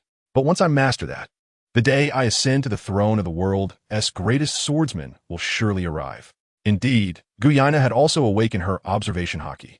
For years prior, when the sisters arrived in the New World, Sean had not only taught them swordsmanship, but also urged them to challenge the ocean, mountains, and islands, even resorting to bamboo swords later on. One fateful day, as the sisters traveled by raft to their training island, an enormous sea king unexpectedly attacked them. Caught off guard, their vessel was overturned by the waves it created. The sea king opened its gaping maw, ready to devour Daisuke, when Guyana awakened her Conqueror's Haki, stunning the colossal creature momentarily before she drew her sword and struck, driving it away. Hearing Guyana's boastful comments, Kaido's irritation flared. "Little brat, there are countless individuals in the New World with such potential. You have nothing to be proud of." With that, he transformed into his beast form, leaping into the air and spinning his iron rod, wrapping in Conqueror's Haki before crashing down towards Guyana. The fall of the three worlds. Guyana sensed the danger of this attack, but in her quest to become the world's greatest swordsman, she resolved to face any challenge without fear. Gripping her sword firmly behind her, the blade's tip barely grazed the ground before she thrust it upward, the dark blade shimmering with orange Haki. Breaking the sea flow. Fragment of the immutable king. This was one of Guyana's ultimate techniques, a move she had once used against a devil fruit user of the Logia type, who could manipulate various rocks and soil. The enemy's turtle shell had served as a model for the immutable king. Yet Guyana had shattered it with a single strike from within. In that moment, the energy from their weapons discharged violently upon collision, forming a semicircular curtain of intertwined orange and red light that radiated outward. As the energy dissipated, a massive, bottomless pit emerged on the ground, from which the sound of flowing water could be heard. In no time, the influx of seawater transformed it into a lake, albeit one filled with ocean water. Kaido stood alone atop the surface, with two vast chasms extending from his feet to either side. Ace, who had been observing closely, was alarmed to see Guyana vanish. He was immediately struck aside by Foz in his saber-toothed tiger form. Upon witnessing this, Dasky shouted sharply, "Mind your own business. Guyana is not that weak." Almost as if to validate Dasky's assertion, Guyana emerged from the lake, her head breaking the surface before she stepped forward onto the lake's edge, maintaining her stance across from Kaido. Though she stood firm, her arms trembled slightly, and her face bore faint traces of crimson blood, having narrowly avoided the black lightning from Kaido's attack. On the other end, Kaido observed his opponent, who appeared merely flustered yet unharmed, without a trace of disappointment. After all, it was merely a test to see if the other possessed the qualifications to engage in combat. "You little brat, I acknowledge you. You may yet catch up to that scoundrel Sean. That strike of yours was rather unimpressive. Are you truly the strongest creature?" With Kaido's condescending tone, Guyana retorted with her displeasure. "Then allow me to demonstrate the true strength of a dragon soaring through the skies." As her words fell, a resounding roar echoed, and Kaido transformed into his azure dragon form, while Guyana braced herself for the encounter. Meanwhile, the fierce battle between Dasky and Yin Zai Jin raged on. Yin Zai Jin, in his toothless wyvern form, dove from the sky at an incredible speed towards Dasky. Dengong Huang. I am unsure why Yin Zai Jin's technique bears such a mundane name. It was not my creation. Shiyu Chong. As Yin Zai Jin descended, he executed a rotation, his wings carving an arc as they swept towards Dasky. Dasky raised her blade before her, its tip honed to an unparalleled sharpness, striking forth with a speed surpassing that of a finger gun against her opponent's relentless charge. A cacophony of explosive sounds ensued, debris scattered, and the earth cracked, leaving the island scarred once more. In the distance, Ace observed the tumult with parched lips. These two women were ferociously formidable. Their clash threatened to shatter the island itself. He had previously felt a sense of pride, having engaged with a billion-berry pirate as his first encounter after setting sail. Yet now, that pride had evaporated, and he found himself increasingly displeased with Jack. As fellow calamities, how could their disparities be so vast? Jack, with a disdainful tone, questioned Ace. "What do you mean by that look?" Iron Tooth flash. In midair, Ace found himself unable to leverage his strength when Fusifer seized the opportunity, charging towards him with a power-pack strike, utilizing his massive fangs to bite down on Ace. Ace could only cover his arm with haki to fend off the attack.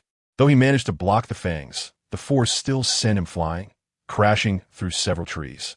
Rising to his feet, Ace spat out a mouthful of blood. Grinning as he said, "Nothing, just felt that as fellow calamities, you seem rather unworthy of your title. You look like a great fool." Beside him, Fusifer silently nodded in agreement. Indeed, he felt the same. He was far more deserving of the prominent position.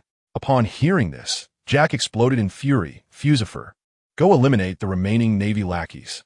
I want this brat to understand true cruelty, to grasp the meaning of utter desolation." Ace's expression shifted at those words. As he saw Fusifer turning to leave, he immediately employed a technique to pursue him. Yet Jack obstructed his path, laughing, "Ha! The price of provoking me is to experience despair." Ace, desperate, fought fiercely against Jack, but the latter was akin to a mammoth, possessing a defense that could not be breached easily. Seeing Fusifer retreating further, Ace's eyes filled with bloodshot fury, exuding a palpable aura of murderous intent. He could accept perishing alongside his comrades, but he would not tolerate the one-sided slaughter of his allies. Soon, a wretched scream echoed from afar, causing Ace's heart to lurch. It seemed that scoundrel had begun his rampage. "Jack, I will make you pay. I will see you dead." Ace abandoned all semblance of defense, enveloped solely in haki as he relentlessly assaulted Jack, adopting a strategy of exchanging injury for injury. Jack's trunk repeatedly struck Ace, while Ace continued to pound against Jack's prideful, so-called invulnerable ivory. The incessant clash of haki resonated throughout the island. Suddenly, two sharp cracking sounds rang out, sending Ace flying, his chest visibly caved in. It was evident that his ribs had been continuously broken, yet after spitting out blood, Ace smiled widely, for he clutched a massive, irregularly broken tusk. He provocatively glanced at Jack. "Your bounty will surely be reduced now." He then turned and sprinted towards the source of the earlier cries. Jack, momentarily in disbelief, could hardly comprehend that his most fortified area had been shattered. However, he had no time to dwell on it as he swallowed back the metallic taste of blood rising in his throat. He did not wish to lose face before Ace and promptly pursued him. Yet, not far ahead, Ace stood in stunned silence, following the direction of his gaze, causing Jack to involuntarily cough up blood. For he beheld Fusifer, drenched in blood, his body marred with gaping wounds, resembling a victim of a meat grinder. With rolling eyes, the unconscious Fusifer was held by a Navy officer clad in a coat of justice, adorned with gold-rimmed glasses, his hair meticulously arranged. Ace recognized him. If pirates were to compile a list of those they most despised among the Navy, the name of Baiji Kalu would undoubtedly top the charts. Moreover, he would rank first without question, for this man was exceedingly cunning, having ensnared many notorious pirates. The fact that Kalu had incapacitated Fusifer in such a brief period illustrated that he possessed not only devious schemes, but also formidable strength. After all, Fusifer had long coveted the position of prominence. Would a weakling dare to challenge him? Kalu adjusted his glasses with a nonchalant flick of his wrist, his gaze cold as he addressed Jack. "What are your intentions towards Mr. Sean's subordinates?" Jack bristled at Kalu's tone, as if he had already calculated their fate. He fell silent, unwilling to engage further. Even if Kalu allied with Ace, what could it matter? With a roar, fully beastified Jack coiled himself in a blazing aura, charging at Kalu. Observing this, Ace intended to rush to his aid, but Kalu was swifter. As Jack transformed, Kalu also shifted into his hybrid form, his face adorned with intertwining red and black patterns, his teeth morphing into those of a beast, and his claws elongating into razor-sharp appendages. A tempest of black winds erupted around him, the claws shimmering with a chilling gleam under the influence of Haki. In a blink, Kalu vanished from their sight. Jack, failing to halt his momentum, emitted a muffled grunt as his once proud defenses crumbled effortlessly beneath Kalu's razor-like claws. As he reverted to human form, Jack bore 10 deep gashes visible to the bone across his chest, blood flowing profusely, and he experienced a fleeting sensation of dizziness. At that moment, Kalu's voice echoed from behind him. "You are not worthy of arrogance before me," summoned Kaido. As these words fell, 2 tremendous explosions reverberated in the distance. And soon Dasky and Guena arrived beside Kalu. After surveying the scene, Dasky remained unfazed as her battle with Yanzai Jin had not yet reached its zenith. Conversely, Guena appeared somewhat disheveled, her attire muddied and hair tousled, indicating that her confrontation with Kaido had not been without its struggles. Kaido approached Jack, inspecting his injuries, before narrowing his eyes at Kalu. "I never expected the Navy to be so generous as to bestow such a fruit into your hands. Though it may seem unlikely, I shall ask nonetheless. Would you care to join our 100-beast pirate crew? I find your devil fruit ability quite appealing." Kuro laughed lightly. "Since you already know the answer, why do you bother to ask? Ha ha ha. Just as rumored, you are quite insufferable. Perhaps you few can escape, but the remaining lackeys will find it impossible." Kaido unleashed his unique Conqueror's Haki, glaring arrogantly at Kuro. Without Kuro needing to speak, Guena and Ace, who was supporting Dirk, also released their own Conqueror's Haki. The clash of their Haki caused the ground to split, turning the already battered earth into dust amidst the swirling black-red arcs of electricity. Kuro chuckled. "I didn't expect an emperor of the New World to indulge in such childish tricks. Who do you think you can intimidate?" Kaido narrowed his eyes, exuding an aura of danger, and coldly remarked, "Do you think I can leave a few of you behind without sustaining injuries?"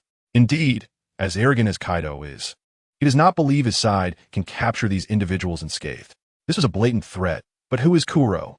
He is someone who has already been beaten by the spies of the New World long before joining the Navy.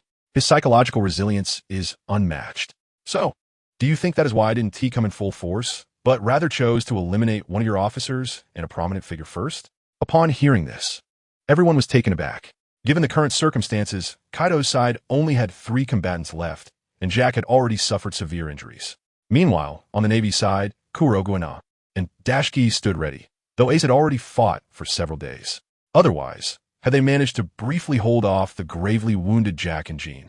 they would have had a genuine opportunity to deal with Kaido. Looking at it this way, the situation had indeed reversed. Yet, Kaido showed no signs of despair. Instead, he erupted into a thunderous laughter. Ha ha, just a few of you? Don't be ridiculous. Do you think I am merely relying on a few prominent figures? As expected, as Kaido's words fell, a ship appeared on the distant horizon. At the bow stood a large, rotund man dancing, accompanied by several high-ranking officers. Although Kaido exuded an air of confidence, Kuro remained unfazed, slowly retrieving a stone from his suit. He softly inquired, "Can you guess what will happen if I crush this stone?" Upon witnessing this, Kaido's expression shifted, turning grim. He understood what it represented.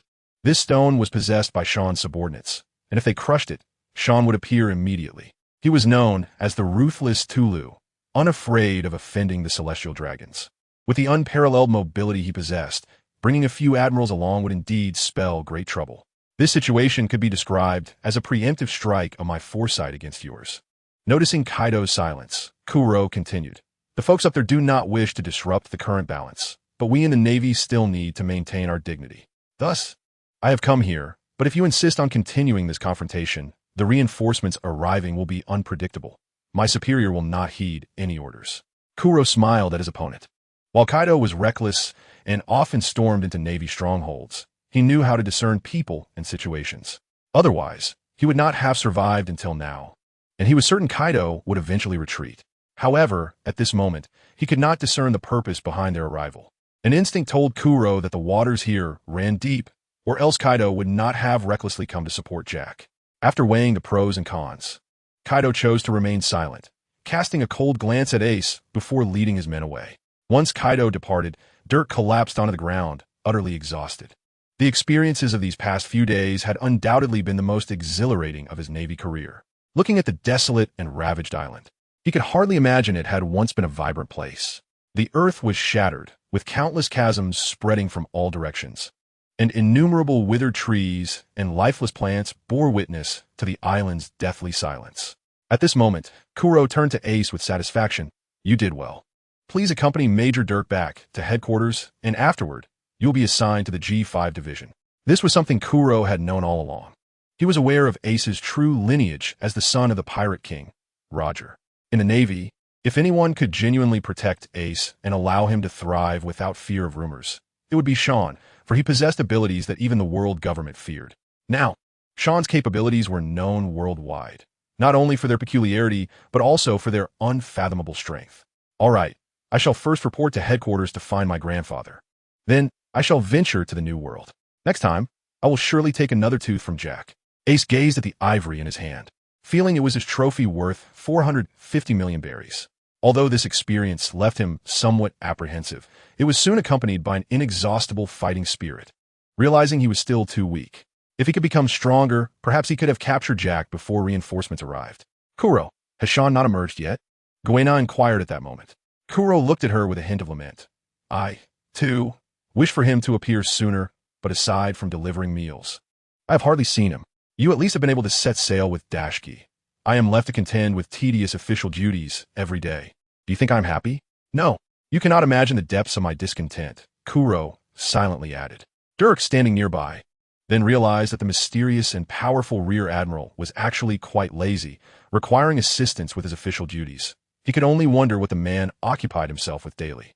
Guena chuckled awkwardly. Indeed, she and Dashki had been leisurely traversing the Grand Line, and upon returning, they would likely receive commendations. After all, they had directly clashed with the 100 Beasts pirate crew this time.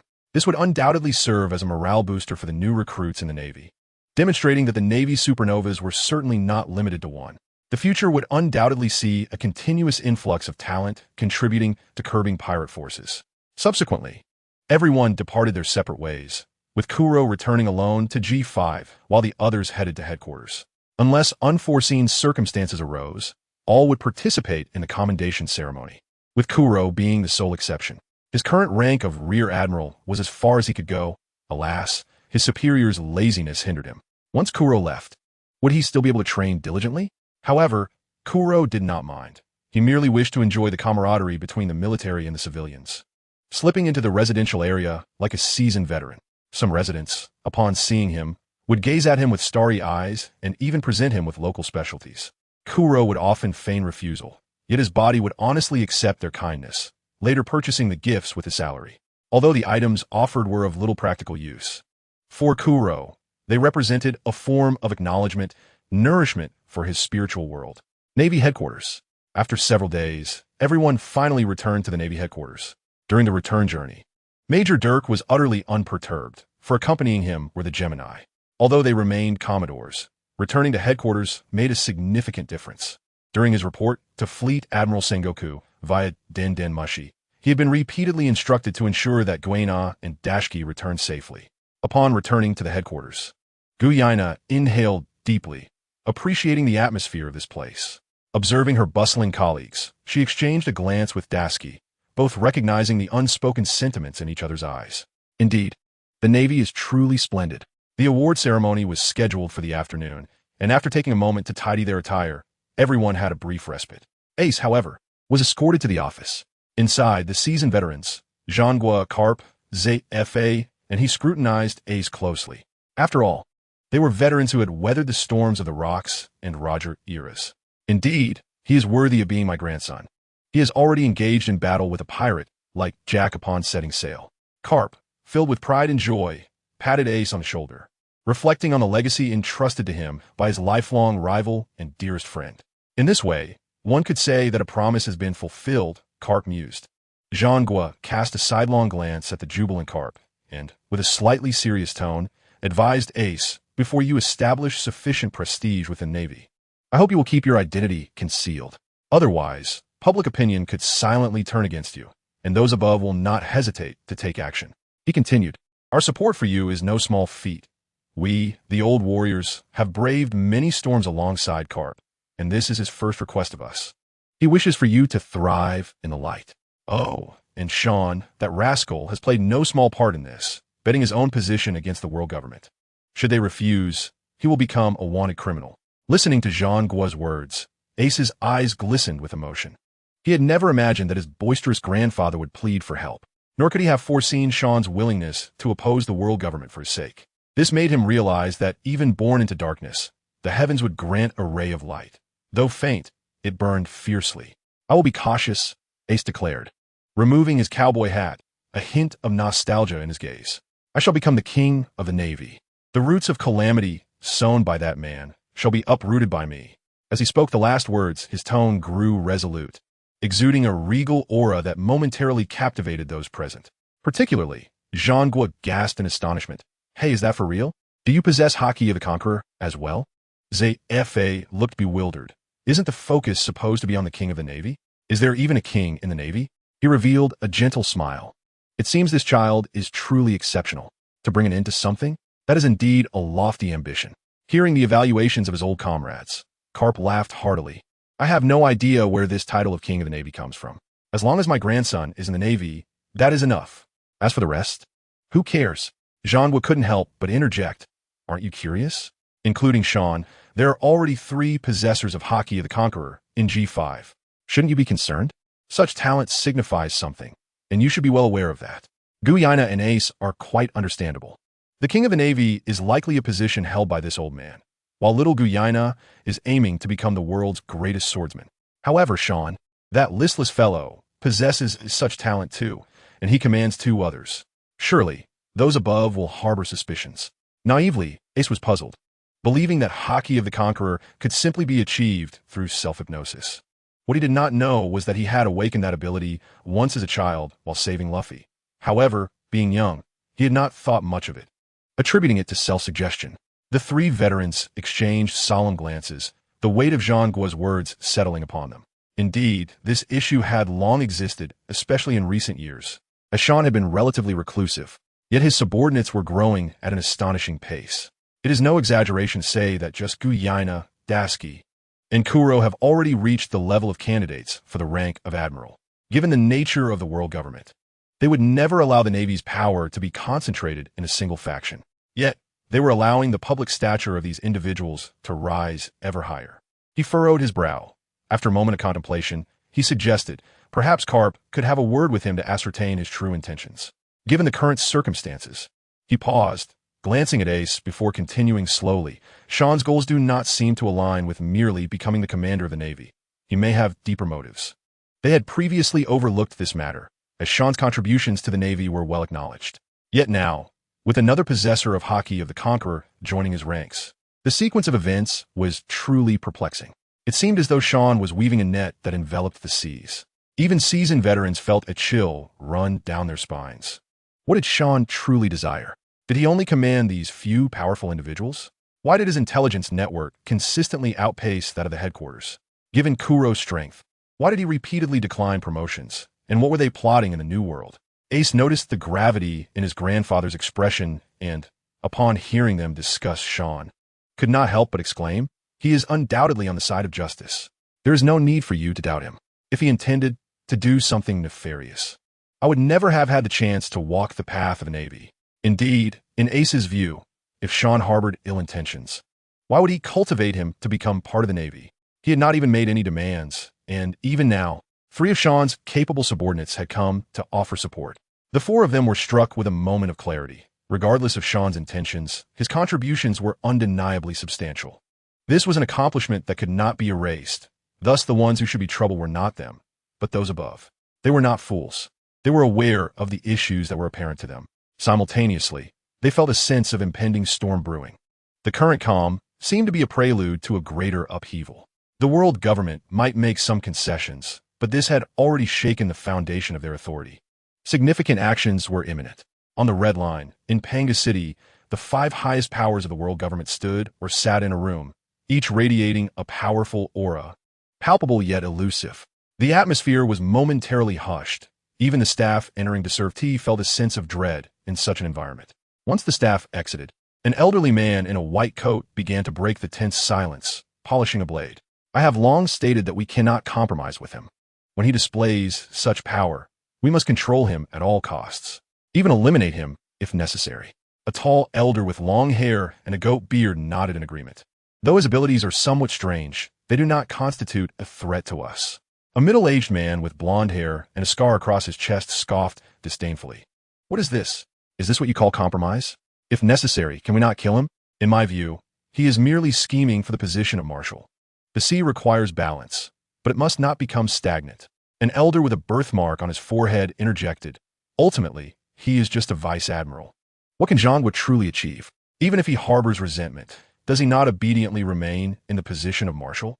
Subsequently, the group engaged in a vehement dispute, with one faction proposing to seize their opponent at any cost.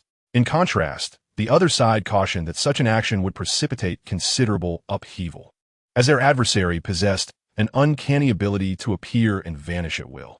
Should a conflict arise, they too would inevitably be affected. While they were not intimidated, such an act would diminish the nobility's prestige among the common folk, thereby undermining the very foundations of their rule. After a heated exchange, neither side managed to persuade the other, leading them to turn their gaze toward the elderly gentleman with curly hair who had remained silent. After contemplating his words, the elder remarked, "In that case, let him contend with other ambitious individuals. We might glean insight into his true intentions. By providing him with an opponent, we can also revitalize the Navy. If his motives are solely rooted in that foolish notion of justice, we may as well let him be, even if chaos ensues. It would merely concern the Navy." At this point, the elder narrowed his eyes, exuding an aura of menace. "However, should he harbor ulterior motives, we can act decisively." Upon hearing this, the others comprehended his meaning. The intrigues among the ambitious often involve counteracting one another's moves to discern their intentions. As for the Navy's restructuring and the future of figures like Zhangwa, that too could be managed. After all, their opponent was aging and would likely remain within the Navy, which he cherished and would not forsake. They understood that mere brute force would not sustain their dominance for centuries. They were adept at manipulating public sentiment and seizing power. What constituted balance for them? It merely entailed redirecting the populace's grievances onto another force. The pirates were a creation of their own making, transforming all adventurers into feared marauders. Inevitably, some lesser individuals would join their ranks, while the world government remained distant from the commoners. The immediate threat of slaughter was their true concern.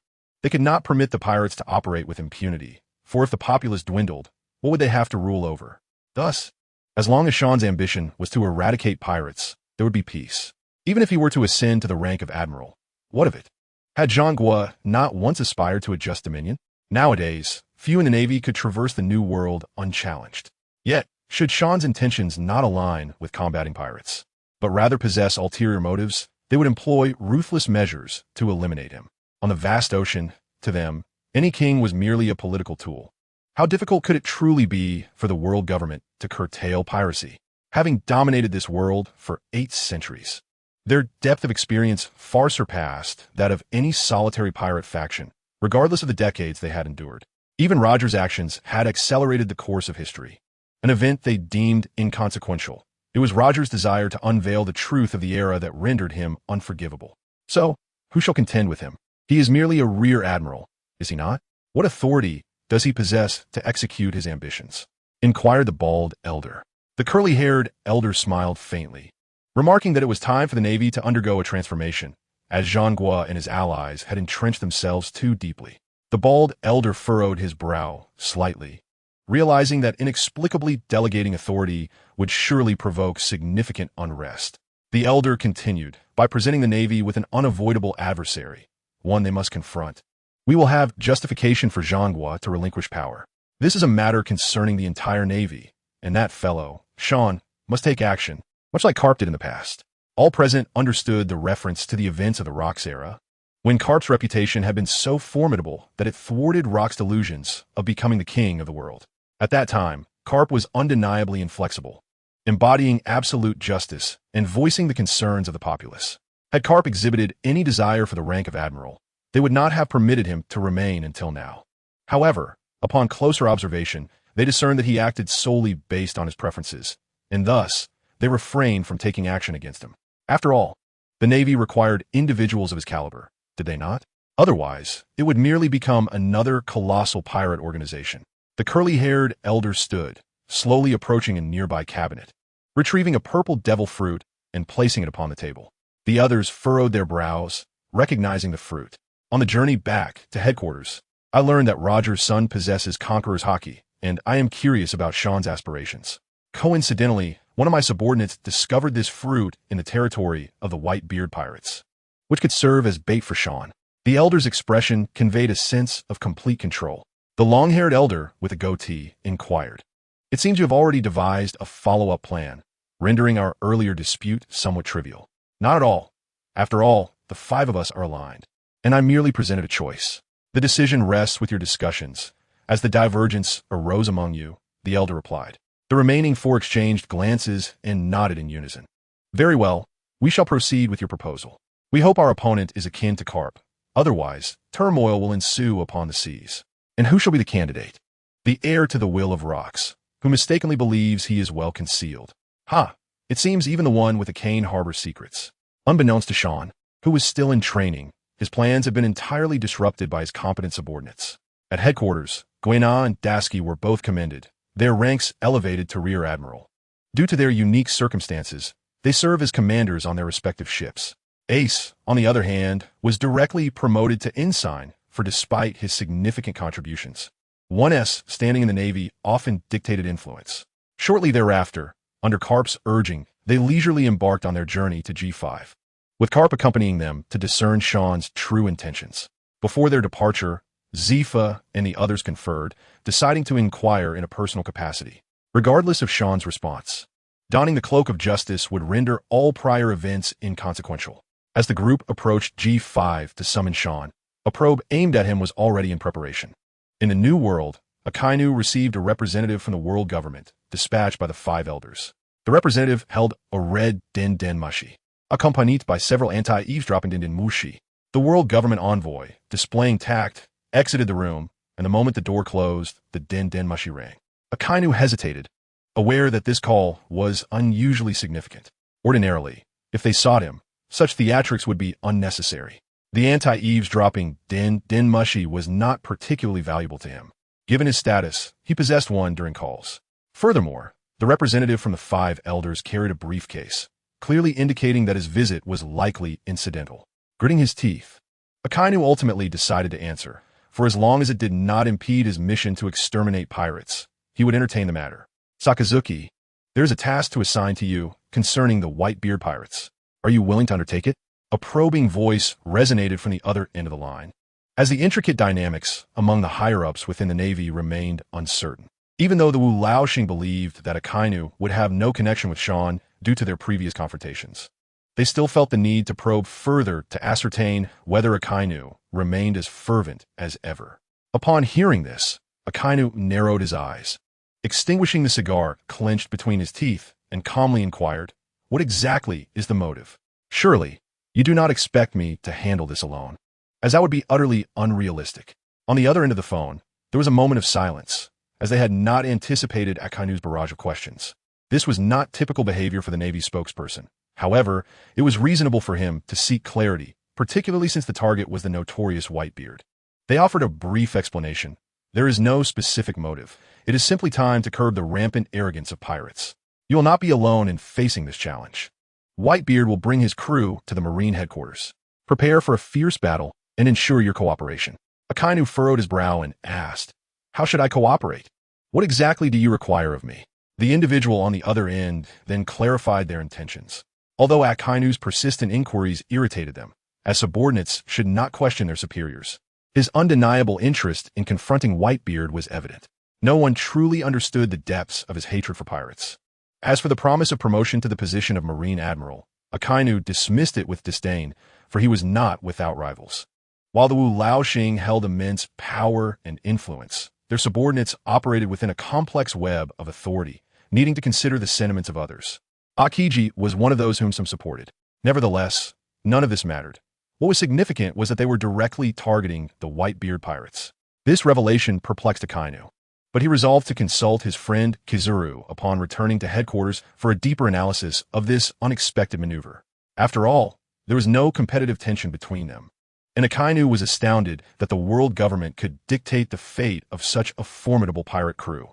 Yet, why did they not eradicate pirates completely?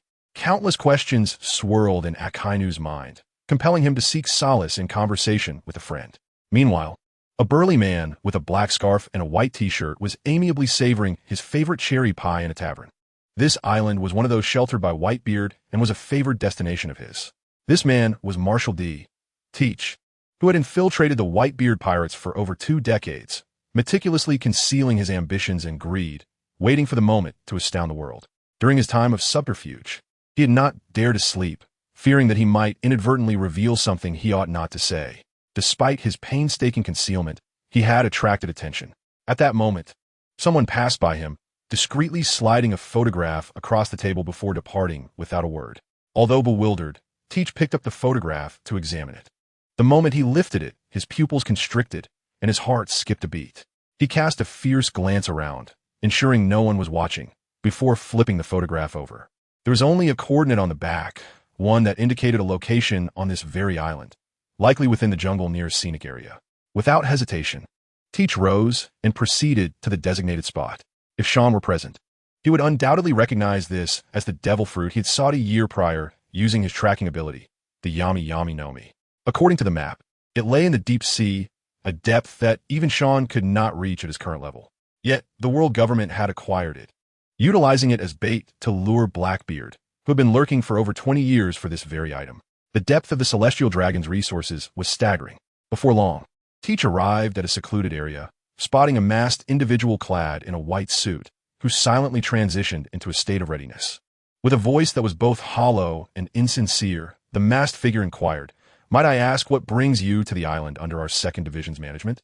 The man regarded Teach without uttering a word, directly opening a black leather case to reveal the very fruit Teach had seen in the photograph. Teach's eyes widened with intensity, fixating on the purple fruit. "Who are you?" he demanded.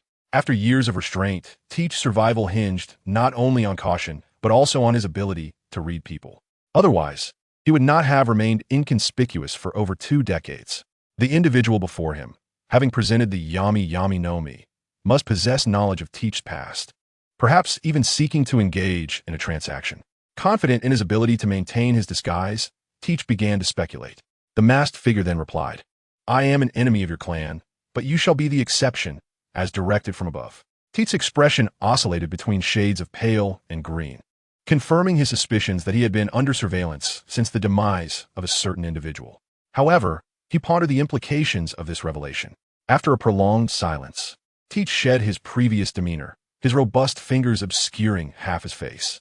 Omoding, do you dare to present this fruit before me? The masked figure's tone remained devoid of fluctuation. Indeed, I am here on orders to establish a consensus with you. Otherwise, you will not be able to claim this fruit. Teach, undeterred, inquired, what do you seek?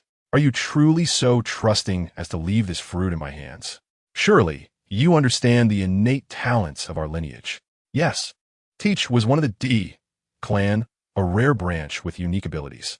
The D clan encompassed a vast lineage, boasting various subgroups akin to tribes, some wielding fire, others ice, and some possessing remarkable stature and strength. Yet, sadly, the remnants of the D clan were now reduced to mere surnames. The masked man chuckled softly. What? You think your mediocre abilities can threaten the world government? Even rocks could not accomplish what you aspire to. Upon hearing this, Teach's expression darkened, and he no longer concealed his murderous intent, waiting for the man's next words. Should they fail to satisfy him, he would not hesitate to strike. Calm yourself. You D clan members, especially you, who thrive in the shadows, are of particular interest to us, for you possess the ability to strip others of their powers. As Teach's agitation grew, the masked figure hastily gestured for him to relax. Very well, set aside your theatrics. I have a message from above that you must heed. They require you to feign capture by Kainu, followed by a public execution to lure Whitebeard. The Navy will handle him then. Teach furrowed his brow, taken aback by this request. His frown was not out of reluctance to part with the Whitebeard pirates, but rather from weighing the likelihood of seizing the Yami no Mi against the prospect of being sent to prison as an unknown pawn. What are the odds of being deceived at that moment? If the other party's conspiracy escalates to the point of wanting to eliminate the likes of Yang, what then? However, outwardly it was said, it won't happen, Whitebeard won't come to my rescue. After all, I am merely an inconspicuous figure aboard his ship, and he would mobilize everyone to save me. Rest assured, all you need to do is reveal that you are the last remaining acquaintance of his former captain. Given Whitebeard's character, he will certainly come, the masked man asserted. Observing the troubled expression on Teach's face, he continued, do you think that after consuming this fruit, you will be able to conceal your abilities? Eventually, they will be exposed to the scrutiny of others. As for your fears of being abandoned, you need not worry. The higher-ups are currently quite pleased to stir the pot. Although such words could be seen as insulting, Teach was no ordinary person. He had managed to suppress his true self for over 2 decades. Such trivial remarks could hardly sway his judgment. Nevertheless, he felt a sense of relief. As long as he prepared a contingency plan, escaping from any potential troubles should not pose a significant challenge. If those individuals feared his current self, then they would not have maintained their dominion over the seas for so long. They should have been overthrown long ago. After weighing his thoughts, he made a decision. I agree. He then restrained the arrogance on his face and looked at the masked man with a certain intensity. Deliver a message for me. Should you dare to betray my assurance, the day after my demise, the entire ocean will know of what I am aware. At that time, prepare for the frenzied retribution of the D clan. The masked man, upon hearing this, said nothing but tossed the fruit from the box away and turned to leave. Teach, gazing at the fruit in his hand, felt an inexplicable excitement coursing through him, repeatedly murmuring, at last, I have found you, at last I have found you. Ultimately, he could not suppress a maniacal laugh, resembling a madman. After some time, as his excitement slightly subsided, Teach, wishing to avoid any lengthy delays, decisively consumed the fruit he had longed for. Extending his fingers, he felt the dark elements enveloping him, and he could not help but feel a surge of exhilaration. This was indeed the genuine Yami no Mi. It was the fruit that would enable him to fully harness his peculiar physique, or rather, his innate talent. After a brief moment of reflection, he departed from that place. On his way back, Teach's mind raced with thoughts, recalling a record he had discovered after gaining consciousness. Or more accurately, a video left to him by rocks. At the age of 10, Teach had activated the phone bug that captured images. Inside appeared a man who claimed to be of his kin, named Rocks, perhaps the last of their kind in this world. Like him, he possessed the ability to forego sleep, and even in the darkness of night, his physical prowess would experience significant growth. However, that individual stated that this was merely an immature racial talent. The true power they possessed could send tremors throughout the world. Yet, there was a prerequisite. One must consume the Yami no Mi, for they could perceive the demons, but could not seize them. Rock shared that through his experiences over the years, He had unearthed some of the world's secrets. Their clan had long been despised and loathed. They had the capacity to capture the demons residing within all humans, yet for reasons unknown, this ability had vanished until now. After traversing the seas, he finally grasped a semblance of understanding and repeatedly admonished Teach to never consume any other devil fruit. Only the Yami Yami no Mi, reminiscent of their ancestors' abilities, could unleash the true strength of their lineage. In doing so, he would forge the mightiest army of devil fruit users and fulfill the unachieved aspiration of becoming the king of the world. Meanwhile, in seclusion, Sean remained oblivious to the tempest stirred by the flutter of a butterfly's wings. From this moment onward, the course of the world would no longer be dictated by Sean's will. The narrative he was familiar with would hold no relevance. In the New World, G5 branch. After a lengthy journey, the group finally arrived at G5, but due to Sean's instruction that he was in seclusion, no one was permitted to disturb him. Unless it was a matter of life and death, not even the heavens themselves could interrupt him, as he was at a critical juncture. Thus, even Carp, who wished to forcefully drag Sean out of his quarters, was thwarted by Kuro and the sisters. However, Carp was unfazed, for he had done what he needed to do. As long as he held a position here, it sufficed, especially since he had come in his personal capacity. Thus, he could only enjoy a pleasant vacation, feeling no urgency. Even Sengoku could not find fault with him, for the old man was waiting for Sean's emergence. Hence, Carp began to idly pass the time during the day. And at night, when Ace returned from his patrol, Carp would provide him with guidance, sharing his insights. Thus, as Carp happily lazed about, time flew by remarkably quickly. In the blink of an eye, half a month had passed. Carp nearly forgot the purpose of his visit, and curiously, Sengoku had not pressured him at all. Yet, this tranquil existence was abruptly shattered by a peculiar individual who had consumed the Waisuan no Mi.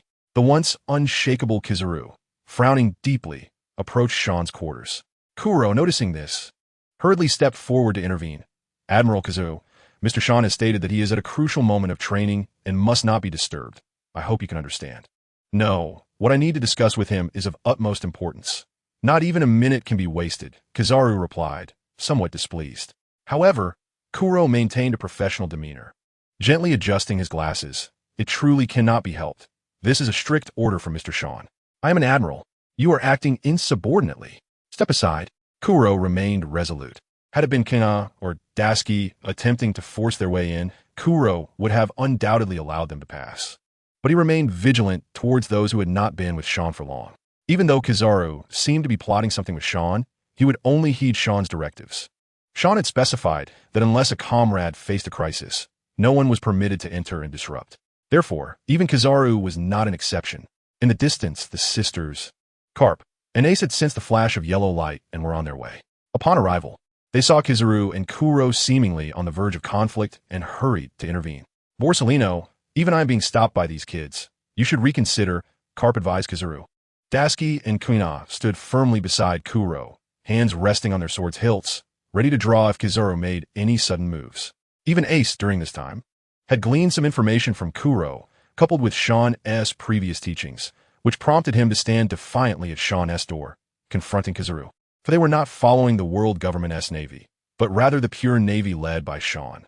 The atmosphere had momentarily solidified, and even the usually boisterous Carp felt devoid of the excitement he typically had regarding his grandson's naval prowess. He furrowed his brows, increasingly convinced that the concerns of Hay were on the verge of manifesting into reality. Judging by the current atmosphere, it was evident that Xiaoan was indeed plotting something significant. Casting a worried glance at IC, he suddenly felt a wave of discomfort. The thought of IC potentially betraying the Navy was unbearable.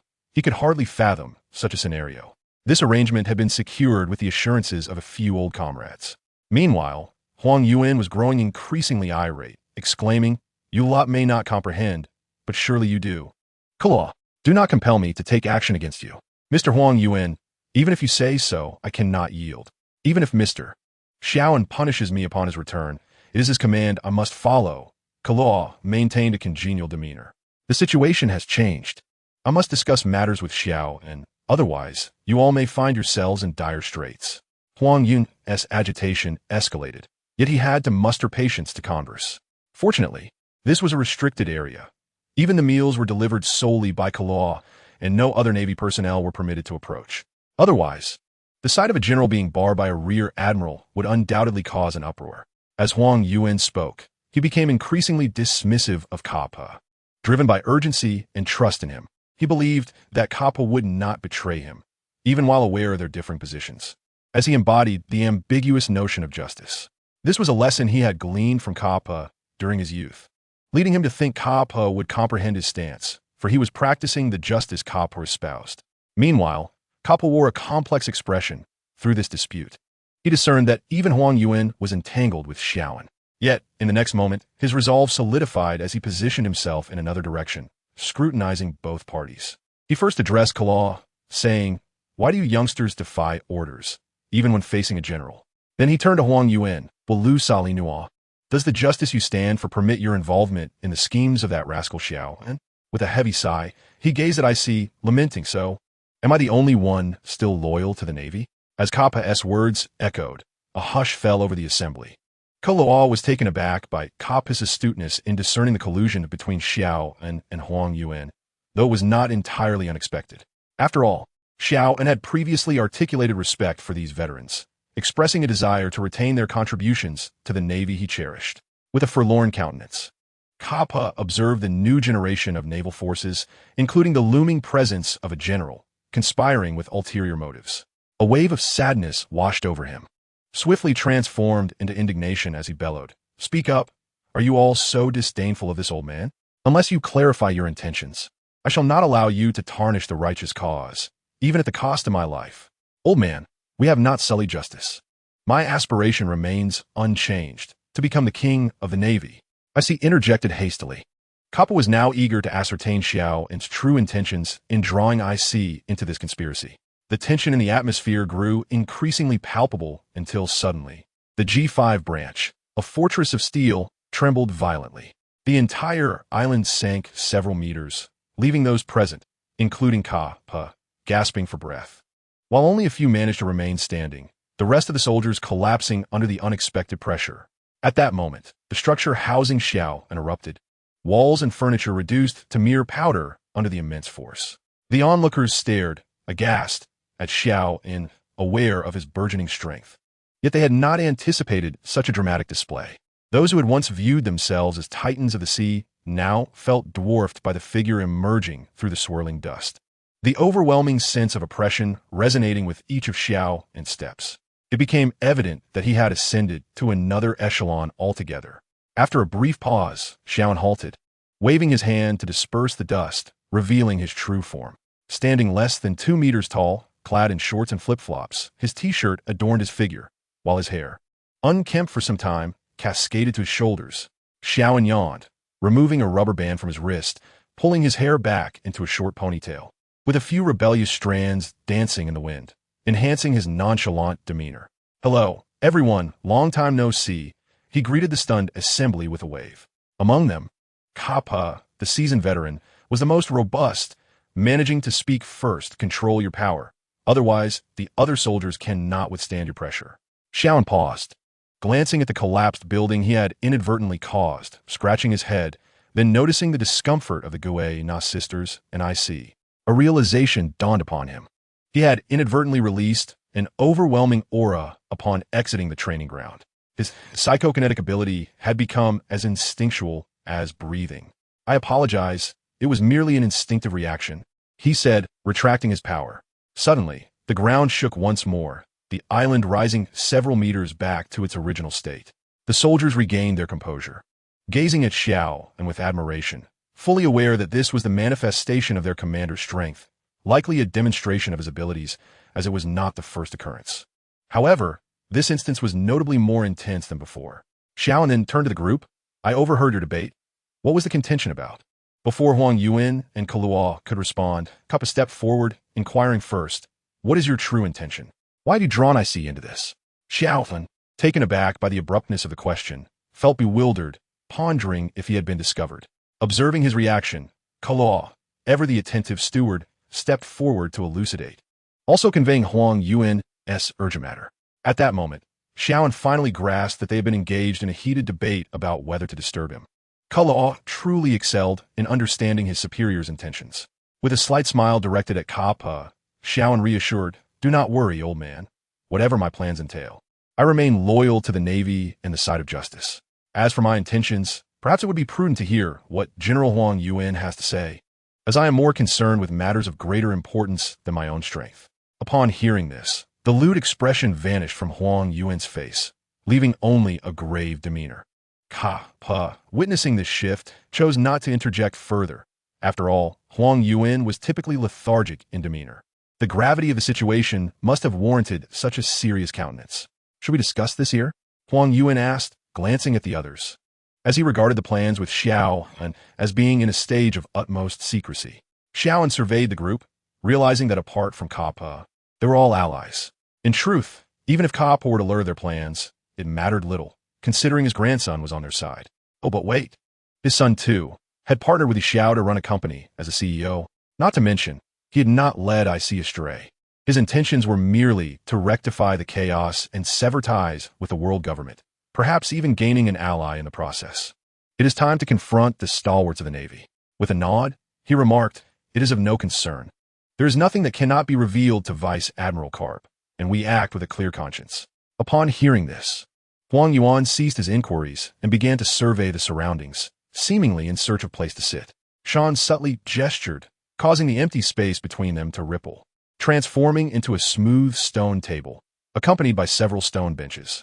It was astonishing that the makeshift furniture, crafted from the immediate surroundings, bore no trace of dust, as if it had been compacted with great care. With a wave of his hand, the table was adorned with cola, cigars, and an assortment of snacks procured from the marketplace. "Let us indulge in afternoon tea and converse," he suggested. The group took their seats, and Sean lit a cigar, exhaling a satisfying puff of smoke while sipping cola. A member of the Whitebeard pirates named Teach had been captured by Akainu and was slated for public execution in Marineford in a week.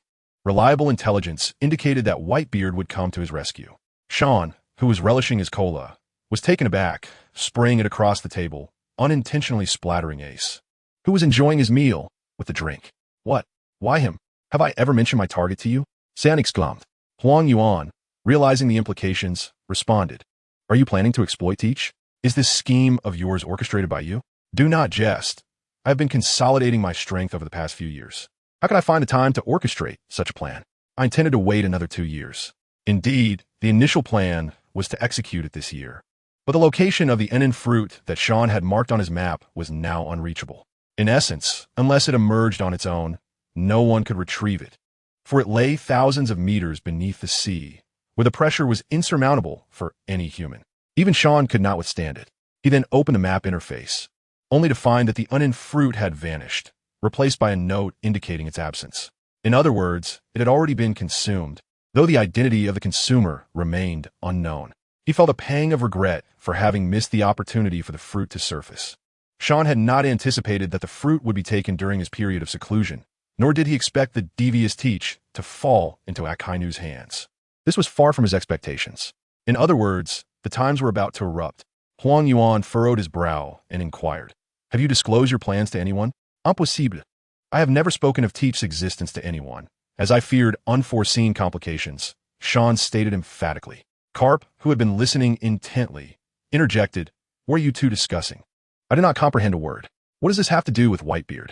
Sean then elaborated to Karp about his intention to ignite a conflict between the Navy and the pirates, which was now being manipulated by an unseen hand.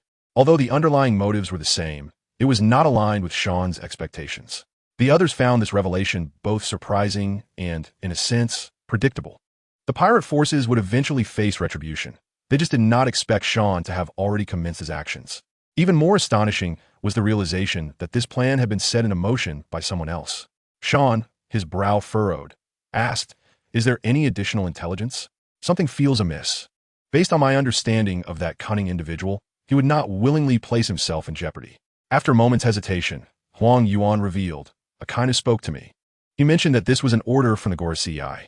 However, he is unclear about the objective, as this also presents an opportunity to combat the pirates. Thus, he proceeded with the execution. Although I am neutral, he hopes for my support in becoming the next fleet admiral, claiming that the Gorosei would back him. Yet, some of the higher-ups support Akiji, and he wishes to avoid conflict with him. If he gains my support, it may sway others to back him, allowing them to avoid a confrontation." Upon hearing this, Sean narrowed his eyes, It seemed the truth was on the verge of revelation, yet something was still amiss. Karp then stated, "You are being regarded with suspicion, or more precisely, you are being tested. Your subordinates are rather extraordinary. Both Ace and Guena possess talents that signify their remarkable aspirations. This, however, is not the crux of the matter. The key point is your prolonged reclusiveness in recent years." Realization dawned on Sean. It was indeed his indolence that had incited suspicion. Reflecting on it, having merely 3 subordinates capable of rivaling the Navy's highest combat strength was considerable, despite some discrepancies that could be bridged over time. Moreover, none of them exhibited an ounce of ambition, and now there was even the addition of Roger's son. How he handled Teach would serve as a test. If he were to eliminate Teach at all costs, it would signify a pure disdain for pirates. Conversely, if he were to ally with Teach, it would indicate he was scheming something grand, willing to go to any lengths to secure him. For Sean, who posed the greatest threat to the world government, his elusive abilities would undoubtedly compel them to pay a significant price. A being of such caliber, unrestrained, would not be tolerated by the world government. They would permit you to pillage and plunder, but they would never allow an entity beyond their control. Yet, there was a caveat. Sean was unaware of Teach's true nature. With this thought, Sean's lips curled into a slight smirk. He had never intended for that ambitious individual to survive. It appeared that significant upheaval was on the horizon.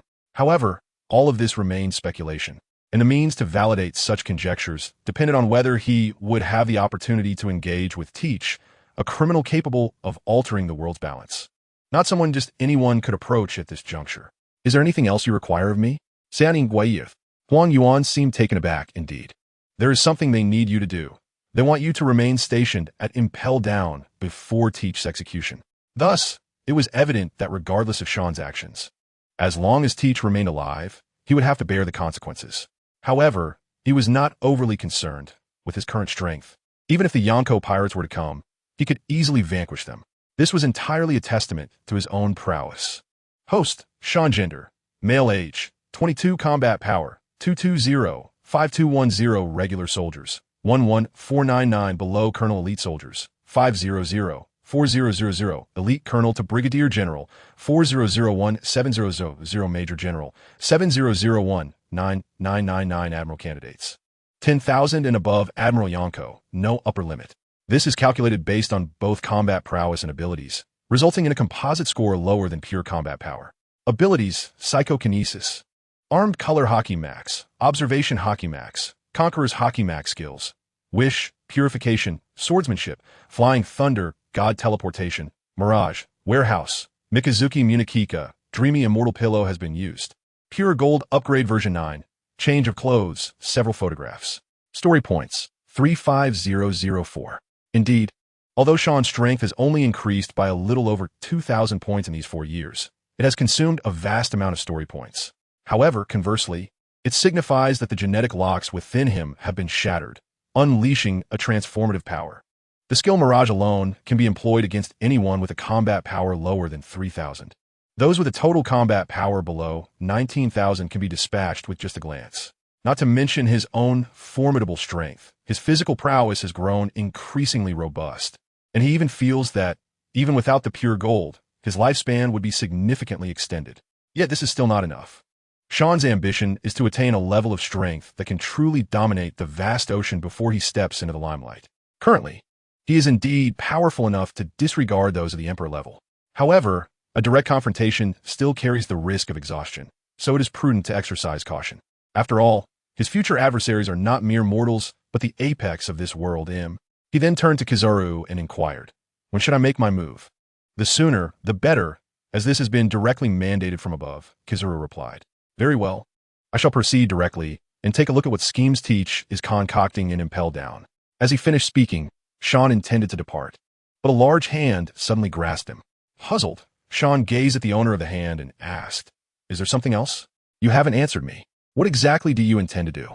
"Even Ace has been drawn in," Karp implored, his expression earnest. He understood that he was no match for Sean, as evidenced by the overwhelming aura of power Sean unconsciously exuded. Sean seemed to have reached a higher level, akin to a grandfather worried about his wayward grandson. Sean was taken aback by Karp's sudden display of tenderness. Indeed, Karp appeared to be gazing at him with deep emotion. He shuddered and quickly brushed aside Karp's large hand. saying, "Calm down, all right, I'll tell you." Thus, Sean explained, "In truth, we have not committed any heinous crimes. We are also striving for the Navy. We wish to liberate the Navy from the world government." What? You want to detach from the world government? What about the Navy's operational funding? Have you considered the repercussions from the world government? How many will follow you in this endeavor? They will never permit such an act. Karp shouted, visibly agitated. While he too wished for the Navy to extricate itself from the world government's constraints, he deemed it impossible. Whether or not they succeeded, the seas would descend into a period of chaotic turmoil devoid of order, and it would be the common folk who would suffer. If such a calamity were to occur, would the Navy still be the bastion of justice? Internal strife would obliterate any semblance of order. I understand your concerns, but all of this can be resolved. We possess 1/5 of the world's wealth and command an army that can directly rival the world government, alongside numerous archaeologists under our banner. History requires our revelation. Divine authority must be overthrown, and the Navy needs a clean slate. This age of pirates will inevitably meet its end. Sean assertive. And that day is not far off. We are merely preparing for the period of upheaval that follows the conclusion of the pirate era. Reform cannot be achieved by a select few. It must eradicate the inherent servitude within the populace. Otherwise, even a fleeting peace is but an illusion. As Karp listened, he gradually grasped the implications of Sean's words. 1/5 of the wealth, an army rivaling the world government. Such immense wealth could not simply vanish. And the possessor of such riches was undoubtedly the new King Tesalo.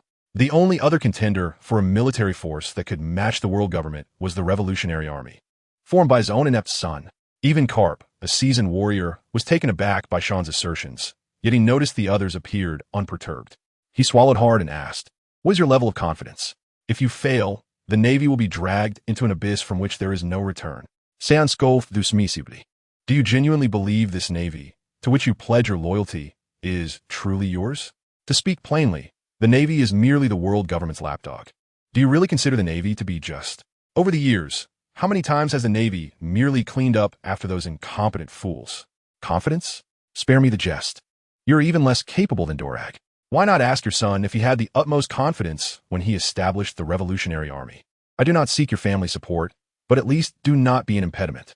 Do you think your grandsons wish to become pirates? Without me, would Ace have joined this decaying Navy?"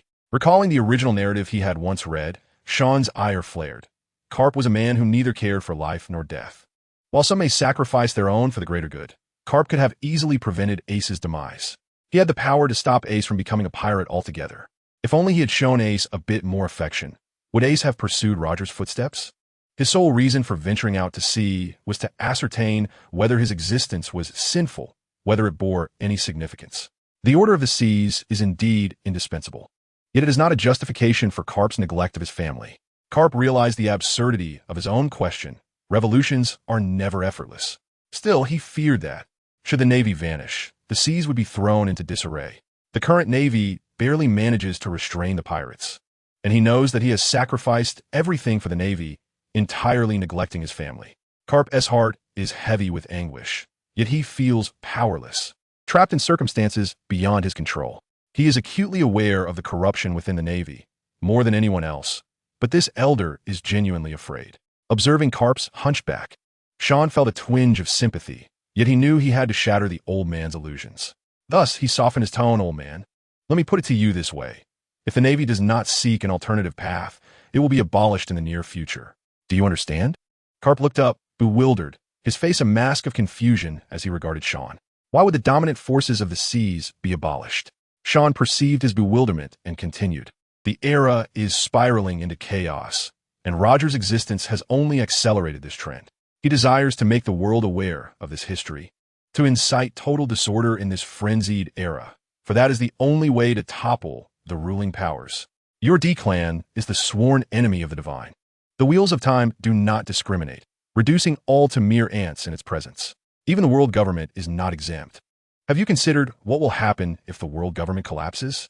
Where will the Navy stand when the D-clan stirs up another tempest? Will the Navy side with the world government or remain passive? Neither is a wise choice. In either case, the conclusion will be either public scorn or retribution from the world government. The only escape lies in independence. Otherwise, when the dragon-slaying heroes raise their blades against the divine, it will be the day the Navy ceases to exist. Whether the world government continues to maintain its dominion, the Navy shall no longer be the Navy. Upon hearing Sean's lengthy discourse, everyone present, save for Huang Yuan and Kuro, fell silent. It was their first encounter with Sean's genuine sentiments. Undoubtedly, as per Sean's assertions, there will always be individuals who rise to oppose the world government, and when that moment arrives, the Navy must at least take a principled stance while cleaning up the aftermath. Otherwise, this vast ocean would devolve into chaos, and history would regress. The atmosphere at the table grew tranquil, punctuated only by the intermittent crackling of cigars. All awaited Karp's response, especially Ace, who was reluctant to adopt an opposing stance against his elder. After a prolonged silence, Karp sighed softly and, with a somewhat hoarse voice, inquired, "I only wish to ask, can you ensure that this order does not collapse?" Upon hearing this, Sean realized that Karp was facing a choice. He immediately broke into a smile and replied, "Of course. If I do not premise my actions upon this, I must candidly say that I now possess the audacity to challenge the world government. If I am forced to leave the Navy, this ocean will be turned upside down. The Navy, as the world government's henchman, will cease to exist." Karp then posed another question. "When shall you take action? At the very least, we must wait until Dorag spreads his ideology across the seas, sowing the seeds of rebellion in everyone." Following this, Karp took a deep breath and resumed his spirited demeanor. "Sean, the words you've shared with me, I shall keep in confidence. As for Sengoku, there is no need to recruit him at this stage. It is unnecessary. Unless he relinquishes the position of Fleet Admiral, he remains an unstable factor, burdened by his sense of responsibility. When you act, I shall stand with you. This time, it is for family." With that, Karp rose and walked towards the port, prompting Ace to hastily stand and follow. Karp waved his hand dismissively. "There is no need to see me off. I'm not so fragile. It is merely that your youthful actions have startled me. I require a moment of solitude." And with that, Karp departed. Sean understood that persuading Karp to abandon his allegiance to the world government in favor of an uncertain future was an immensely challenging decision. After all, that was the place where Karp had devoted the majority of his life. Suddenly being told that if the Navy remained unchanged, it would meet its demise was something no one could readily accept.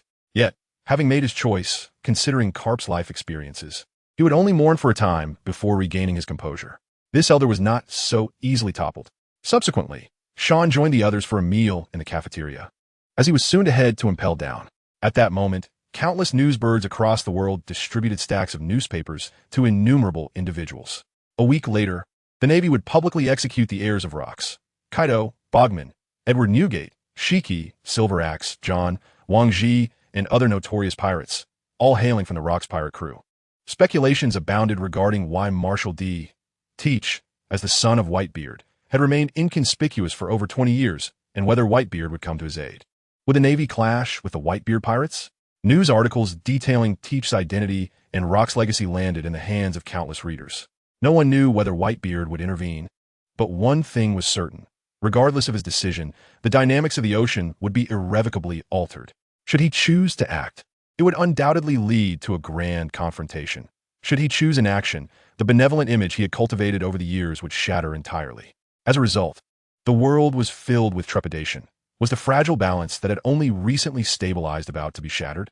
On the Moby Dick, Whitebeard lounged leisurely in a massive chair, sipping his drink. Suddenly, someone rushed onto the deck, exclaiming, "Old man, it's the Dreyfus. That red-haired fellow has come to see you." Whitebeard paused mid-sip, then continued to down his drink. Having quenched his thirst, he languidly remarked, "Ah, let him come aboard." The gathered crew stood on high alert. A burly man over 5 meters tall raised his hands, speaking gravely. "Red-haired is coming over. Does he have something in mind?" A nearby crew member, sporting a pineapple hairstyle, stared vacantly. "I don't know, but we mustn't allow him to harm the old man." At this, Marco stood and gestured for the younger crew to retreat. "You youngsters ought to step back. Your bodies cannot withstand this." A bewildered pirate wearing a hat asked, "What do you mean by cannot withstand?" "Don't ask, just hurry inside," Marco replied, his patience wearing thin. However, before the young pirates could react, several had already collapsed. With a series of thuds, numerous crew members fell unconscious, as if in synchrony with the approaching footsteps, each step causing more to drop. Seeing this, their companions anxiously shouted, Hey, what is happening to you? What's going on? Is it too late?" Marco squinted, then looked towards the deck staircase. "Don't panic. They are merely momentarily unconscious. Beside him, Jaws also spoke with a grim expression. Those with half-baked mental fortitude cannot remain conscious in the presence of that man. As these words fell, the red-haired man appeared at the staircase's entrance, sauntering forth with a jug of wine in hand. With each step he took, another crew member succumbed, and even the deck itself trembled with cracks as Shanks approached Whitebeard. As he drew near, those with lesser resilience swallowed hard, all wearing expressions of wariness. After all, boarding another ship while exuding such an aura was hardly a courteous act. Shanks addressed Whitebeard. Apologies for the abrupt show of strength upon boarding your vessel. Whitebeard narrowed his eyes. Seeing your face brings back the pain from the wounds that bastard left me. Shanks, unperturbed, replied, I brought healing water. I have no intention of fighting. I wish to discuss matters with you. Such words from a man exuding such overwhelming presence? You scoundrel, Whitebeard chuckled, red-haired. You rascal, look at what you've done. Nearby, Marco pointed at the fallen crew members, his tone unfriendly. Upon hearing this, Shanks turned to Marco and grinned. Ah, isn't this Marco from the First Division? Ever thought about joining my crew? Don't joke around. Marco snubbed. Meanwhile, Jaws stood up, addressing Whitebeard. Old man, what shall we do? Whitebeard cast a sidelong glance at the red-haired figure, stating coolly, he does not seem to seek a fight with us. Let us have a moment alone. After a brief interlude, Whitebeard and Shanks sat facing each other. Shanks poured himself a generous bowl of liquor and tossed the remaining jug to Whitebeard, who held it to his nose. Is this wine from the West Sea? Savor this, for it is the wine from my homeland, possessing a delightful flavor. The red-haired man gazed at the white-bearded figure with eager anticipation. The latter lifted the bottle to his lips, drinking deeply. Not bad, he remarked with a sigh. Roger, Sengoku. Garp. There were far fewer who truly understood the sea back then. The red-haired man reflected. After all, that was 24 years ago. It is only natural. Yet to me, it feels like but a fleeting moment, and many who are now deemed legends have emerged. Your duel with Mihawk has only recently reached my ears. The white-bearded man swayed the wine jug as he spoke. A man like you, returning to the East, blue missing an arm. Who wouldn't he be astonished? Who was it that severed your left arm? The red-haired man lowered his head slightly, his expression concealed. Yet a subtle smile graced his lips as he placed his right hand on the spot where his arm once was. I wagered it on the new era. The white-bearded man replied nonchalantly, as long as you harbor no regrets, that is all that matters. A brief silence enveloped the atmosphere before the red-haired man spoke again. Whitebeard, I have endured countless battles and bear numerous scars. The only one that aches now is this wound. He pointed solemnly to the scar over his eye. This injury was not the result of adventure nor inflicted by Mihawk. It was caused by your crew's Blackbeard teach. I was not careless. Do you comprehend what I am saying, Whitebeard? The white-bearded man fell into a moment of silence before inquiring, what do you wish for me to do? That is the crux of the matter, is it not? The red-haired man abruptly raised his head. Do not pursue him. This is undoubtedly Teach's scheme. A man like him cannot be captured by Kainu. I implore you regarding this matter. With a hearty laugh, Whitebeard threw his head back, downing another gulp of wine. His tone suddenly rising. Do you know, fool? You are a century too early to dictate my actions. When I clashed with Roger, you were merely a snot-nosed brat. Upon finishing his drink, he hurled the jug at the red-haired man. Sighing, the latter lifted a large bowl in front of him, downing its contents in one gulp before tossing it aside and standing. Before the grinning Whitebeard, he unsheathed his sword, Griffin. This era will become unstoppable, a rampaging force. Whitebeard brandished his weapon, the Tsongyin Xie. There is nothing to fear. I am Whitebeard. He then charged at the red-haired man, who raised his sword to parry the blow. The clash of steel rang across the Moby Dick, followed by a resounding roar as the two titanic wills collided. Dark red arcs of electricity enveloped them, and amid their clash, the clouds above split apart. The vast expanse of black clouds flickered with lightning, revealing a colossal chasm that seemed poised to swallow everything whole. Meanwhile, the crew of Whitebeard's ship seethed with fury. What in the world did that bastard Shanks do to our captain? Marco attempted to restrain the agitated crew. Hold on. He is not the type to act foolishly. Jozu gazed skyward. However, it seems the negotiations have broken down. The sky. No, the heavens are tearing apart. Back on the deck, the two adversaries faced each other, their expressions markedly different. With a forceful push of his Tsongyun Xie, Whitebeard propelled the red-haired man backward, creating distance between them. Go back. You snot-nosed brat. I don't need your interference. The red-haired man's countenance darkened. This is not the time for your obstinacy. Whitebeard, I will say this only once. You will destroy everything you hold dear. Marco and the others will be led into the abyss by you.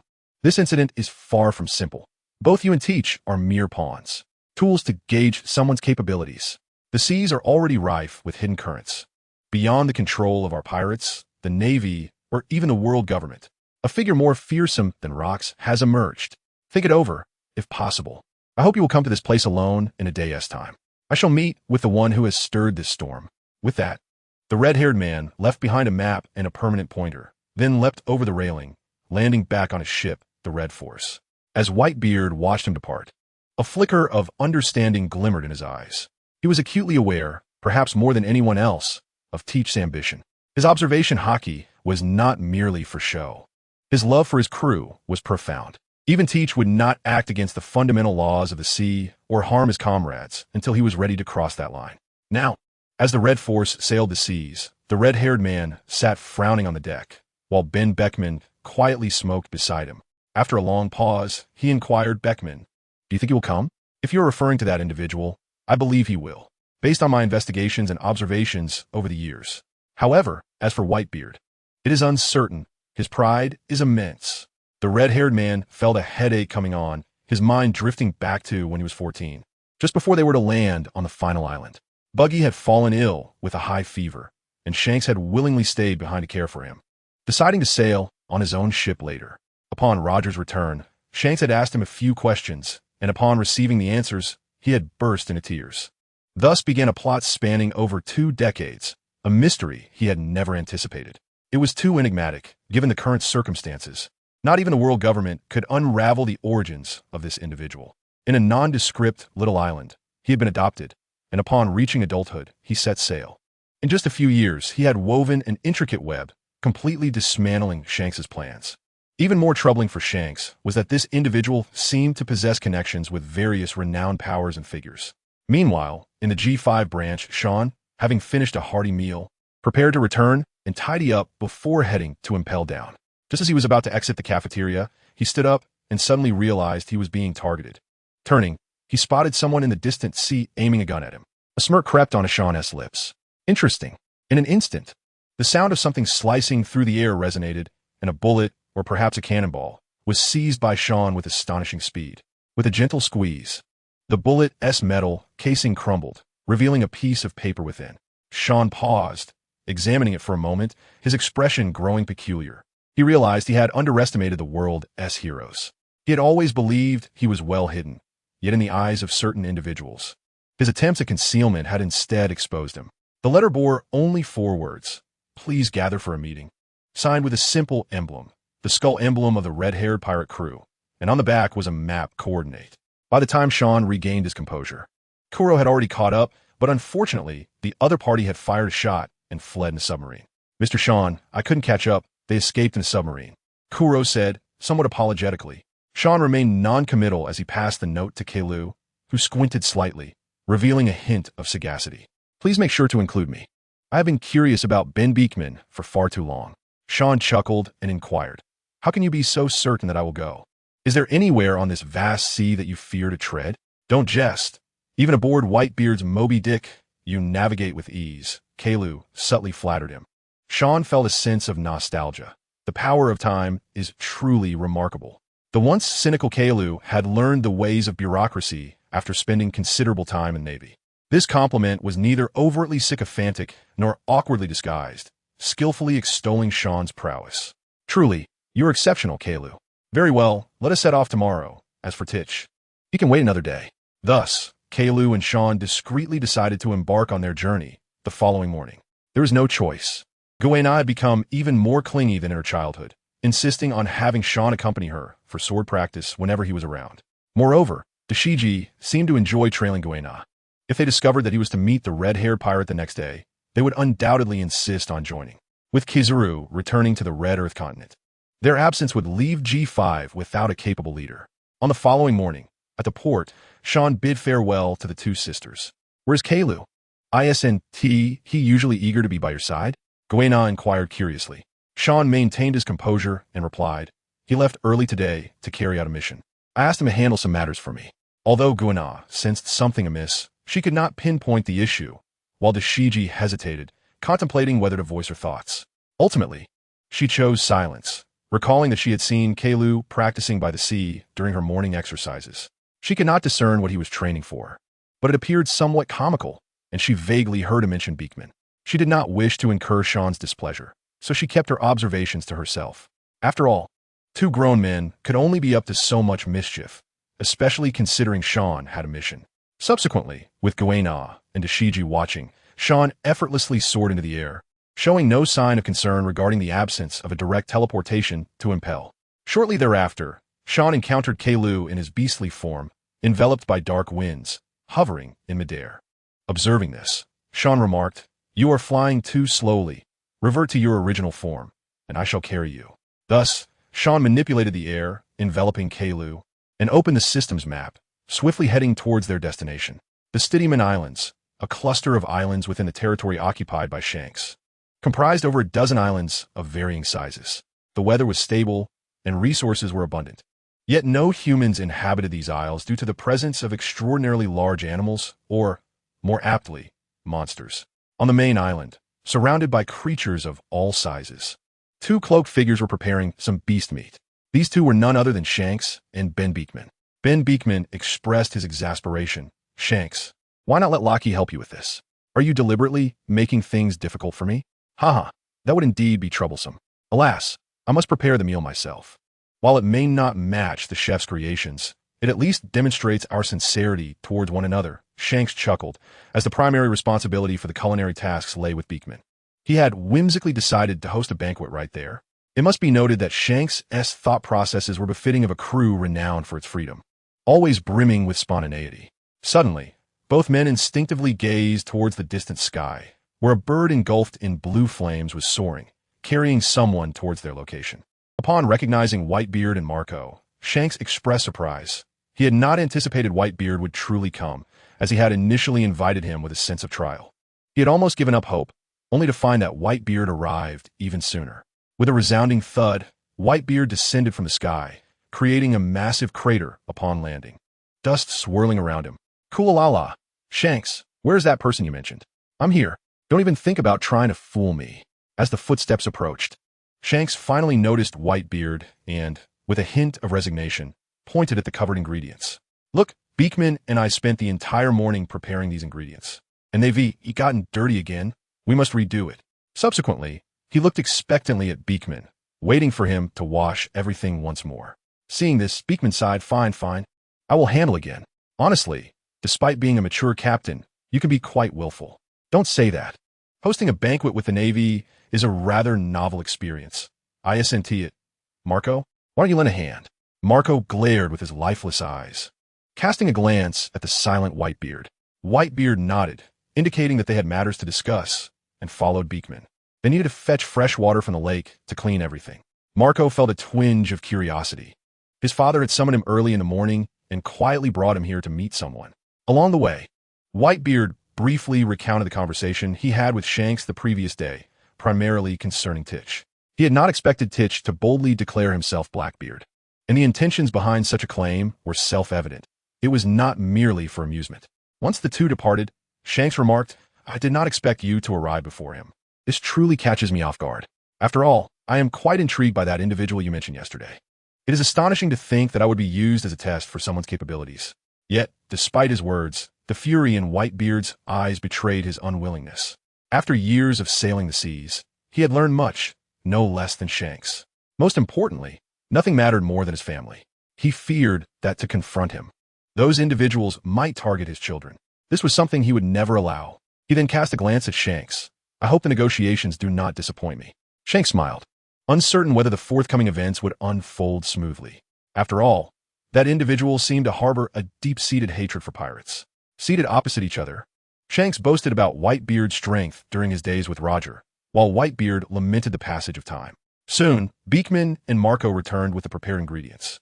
After a brief wait, Whitebeard inquired in a somewhat unfriendly tone, "The person you mentioned 1 TB late, will he?" Beekman exhaled a puff of smoke. "Do not worry. Based on my observations over the years, he will undoubtedly come. After all, today's encounter is for his sake." This only fueled Marco's curiosity about the individual they were about to meet, who dared to test the entire pirate crew. Regardless of how he pondered it, Marco found it incredulous. His father was the strongest man in the world, and they had the audacity to provoke such chaos. Just as Marco was deep in thought, two dark figures suddenly appeared in the distance, only to vanish in the blink of an eye. When they reappeared, they landed violently, creating a massive crater with a diameter of several meters. With a resounding roar, the sound of an explosive blast echoed, leaving one to fathom the incredible speed they had attained, surpassing the sound barrier. Astonishingly, their bodies could withstand such velocity, a feat that seemed utterly inconceivable. They executed punches and attacks with remarkable precision. However, achieving such speed in the midst of action was beyond their capabilities. In the next moment, the expressions of the four shifted dramatically as they sensed an overwhelming pressure emanating from a figure in the distant pit, a presence that even they found formidable. Even the imposing demeanor of the red-haired Shanks, a master of his craft, felt the stark disparity between himself and that individual. A divide as immense as that between heaven and earth, suggesting that mere pursuit would be futile. It was akin to a confrontation between two disparate species, like a kitten facing a tiger. Although both were creatures of nature, the innate bloodline exerted a profound pressure. Their instincts were not misguided within Sean. The genes had quietly evolved, transforming towards a more advanced state. In other terms, it was akin to transcending the mortal coil, shedding the ordinary body while retaining the essence of humanity. Alas, it appeared that besides Shanks, another extraordinary individual was present, and Sean felt a twinge of regret for arriving late. Amidst the swirling dust, he waved his hand gently, and suddenly, as if the dust possessed a consciousness of its own, it parted to reveal a clear path. Leading the way was a man with a short ponytail, a cigar clenched between his teeth, clad in a white suit, while a cape of justice billowed in the wind behind him. A step behind was Kuro, sporting slicked-back hair and gold-rimmed glasses, exuding an air of refined malevolence. They had crossed paths numerous times over the past few years. As the two approached, the pressure they had previously sensed intensified palpably. Marco broke into a cold sweat, his voice trembling as he exclaimed, "Is this for real? Does the Conqueror's haki truly exist?" It was well known that Conqueror's haki could not be cultivated at will. It could only be honed through the gradual strengthening of one's spirit. This spirit was intricately linked to one's own strength. As one grew stronger, their confidence and spirit naturally followed suit. Yet, Sean possessed an advantage, albeit not as overwhelming as other transmigrators who could effortlessly conquer realms. He was nonetheless content. A person without diligence wielding unmatched power could spell disaster. While humanity's ultimate dream is to gain without labor, Sean understood that what is free is often the most costly. He pondered the very purpose of the system's existence. Unable to comprehend it fully, yet he was certain of one thing. He remained true to himself, and that was sufficient. Ben Beckman inhaled deeply, stating, "It appears our understanding of him is still too limited, merely the tip of the iceberg." The aura exuded by Sean was indeed that of a formidable young man. Whitebeard merely paused for a moment before bursting into laughter, undeterred by fear. Having faced countless life and death crises, he found the disparity in strength trivial. Whitebeard feared nothing but the disloyalty of his sons, regarding everything else as inconsequential. Meanwhile, Shanks, regaining his composure, grinned widely, acknowledging, "It's no surprise that you can instill a sense of threat in others." In an instant, both Shanks and Whitebeard unleashed their full Conqueror's haki, directing it toward Sean. The collision of the three most powerful Conqueror's haki in the world altered the very fabric of reality. The air quivered with an intensity that enveloped the island. The ocean morphed into an expansive battlefield. The waves howled, and the winds roared, surging forth in colossal torrents against all obstacles in their path. The sky itself cracked under the weight of their haki, clouds swirling into vast chasms, transforming the once bright weather into a foreboding darkness. In an instant, thunder and lightning erupted, casting a shadow that resembled an apocalyptic scene before the three observers. Yet, none bore any hint of fear. Instead, they displayed unwavering faith in the individuals before them and a resolute determination to face whatever came next.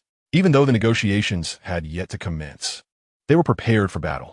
Pirates and marines, perishing upon the sea, perhaps, was a destined fate. Truly, a fearsome young man. "You remind me of the exhilaration I felt battling Roger," Whitebeard exclaimed. "Indeed, you are the man stirring the seas into chaos, a true hero of this era. If only you were not a pirate." The three exchanged knowing smiles, dissipating the overwhelming hockey that had filled the air. Despite Whitebeard and Shanks being somewhat subdued, there was no trace of disappointment on their faces. Sean, too, remained grounded, not letting his strength lead to arrogance. Every individual's fate is a crucial factor in determining their stance. Our desire for freedom is what makes us pirates, Shanks explained with a smile. Those words resonate. Garp once shared similar sentiments with me. Stirring nostalgia for a time when there were fewer insignificant pirates, Whitebeard reflected with a hint of melancholy. Shanks then turned to Ben Beckman. Now, I must rely on you, my first mate. Beckman nodded reluctantly, noticing Sean's puzzled expression, and clarified. Our captain has suggested we enjoy a hearty meal together before discussing the outcome of our forthcoming talks. Truly, you are remarkable, Shanks. San Kamendith, giving a thumbs up to the red-haired captain. Kuro adjusted his glasses and stepped forward. This marks our first face-to-face meeting, Ben Beckman. Allow me to assist. Indeed, despite our numerous skirmishes, this is our first encounter, Beckman replied. Speaking of which, our previous encounters in the Dibakusi Sea should be brought to a close. The two had engaged in various exchanges over the years, yet none had involved a direct clash of raw strength. That region had been sealed off by other pirates, as it was a battleground between the red-haired pirates and the G5 branch. Both sides tacitly agreed not to deploy their strongest fighters. Instead, Beckman sent his subordinate pirate crew to engage. However, there was a strict rule against harming civilians, for he understood that crossing G5's bottom line would provoke a full-scale response, something they wished to avoid. After all, the commander of G5 had gained notoriety during his time as a major by drawing notorious pirates, even having fought against Kaido himself. Kuro, too, refrained from any reckless actions, merely deploying his own soldiers to establish a perimeter in that sea. Small-scale skirmishes occurred frequently between their crews, with the island alternating between being under marine protection and pirate dominion. Over time, two equally matched forces emerged, with other pirates wary of interfering in the conflict between the four emperors and G5. Kuro nodded in agreement. Indeed, perhaps we can approach this with a more amicable resolution to determine the victor. A splendid idea, Beckman concurred, and the two began to skewer meat while discussing how to settle their rivalry, both fiercely advocating for their positions, as it was a matter of pride. Marco stood by, bewildered, mentally lamenting the unexpected camaraderie between these second-in-commands. Why is it that I cannot comprehend your discussions? Such a phenomenon makes me appear rather foolish. Consequently, Marco joined in to assist with the skewering of the meat. Listening to their various suggestions, he occasionally interjected with a remark, lest he feel somewhat out of place. Eventually, they resolved to determine the victor through a game of chess in the waters of Dibakusi, an idea conceived by the two. Regardless of the outcome, the factions behind them would not lose face, as this represented merely their personal contest. Before long, the three had prepared the ingredients and set a bonfire among the three leaders, commencing the roasting of the meat. The trio maintained a mutual silence, patiently waiting while sipping their drinks, for none could predict the outcome of their forthcoming discourse. Thus, in a moment of tranquility, they refrained from speaking. When the meat was ready, they indulged heartily. Sean jested about some peculiar pirates, while Whitebeard and Shanks shared amusing anecdotes from their adventures, creating a delightful atmosphere. Amidst the clinking of glasses, this banquet of pirates and navy gradually approached its conclusion, with the ambience slowly shifting to one of gravity. Both Whitebeard and Sean turned their gaze towards the red-haired one, the instigator of this gathering. After exchanging a few words, Shanks addressed Sean, stating, "This is a conspiracy by the world government, a war initiated against you." Noticing Sean's lack of surprise, Shanks remained unfazed. After all, in his perspective, the other was manipulating the course of the world. "It seems you possess some understanding. Hence, I have a request. I implore you and your subordinates to refrain from participating in this war." However, before Shanks could finish, Sean abruptly interrupted him. "I do not concern myself with your plans with Whitebeard. Tell me, what is your purpose in this? Maintaining the balance of the seas is paramount. Otherwise, should war erupt, it is the common folk who will suffer, an outcome that surely does not align with your Navy's ideals."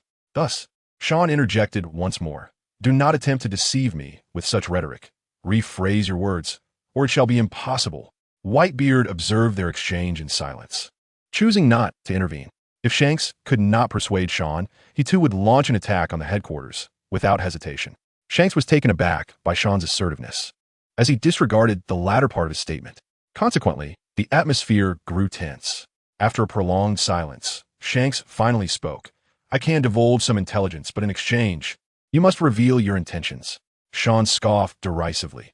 I ask you, Shanks, has your reign as one of the 4 emperors in the New World clouded your judgment? He then turned to Ben Beckman. Is your captain truly so naive? Now, it seems you pirates are beseeching the Navy, negotiating terms? Are you jesting with me? Beckman shook his head at Shanks, who sighed softly and replied, Very well. I concede. It seems I have overstepped, considering you are the individual who clashed with Admiral Akainu during your days as a major. Shanks was not perturbed. After all, his principles were never contingent upon others' respect. He remained committed to preserving the balance of the seas, for he awaited the fated harbinger of a new era. Simultaneously, he gambled on a prophecy he had once witnessed, believing that in a few years, the world would undergo a profound transformation. Undeniably, this ocean teems with bizarre devil fruits and diverse races. There are fishmen with strength tenfold that of humans, the three-eyed tribe with their incredible abilities, the Lunarians who possess flames, the formidable giants, and the diminutive folk renowned for cultivating any plant, as well as the fur tribe capable of transforming into moon lions under a full moon, among countless other extraordinary power systems. Given that Shanks dares to wager such a gamble, Sean believed he possessed his own confidence. What connection exists between the colossal straw hat of Mariehua and Luffy's hat? Why must the gum-gum fruit be escorted by the CP organization? To Sean, Shanks was shrouded in mystery. However, that did not grant Shanks the authority to dictate terms to him. Sean shook his head. It is undeniable that I believe what you say. However, nothing remains constant. Where does that place the Navy in your scheme? I am aware that you harbor many secrets, and although I do not know your ultimate aim, it will undoubtedly conflict with mine. The favorable outcome you envision may very well cost the lives of countless Navy personnel. Consider who comprises the Navy. They are individuals with a sense of justice, yearning for peace. If I abstain from fighting, how many shall perish? Furthermore, according to your design for maintaining balance in the seas, what future awaits the Navy? Have you contemplated this? Do you truly believe that you pirates can assume the role of saviors of this world?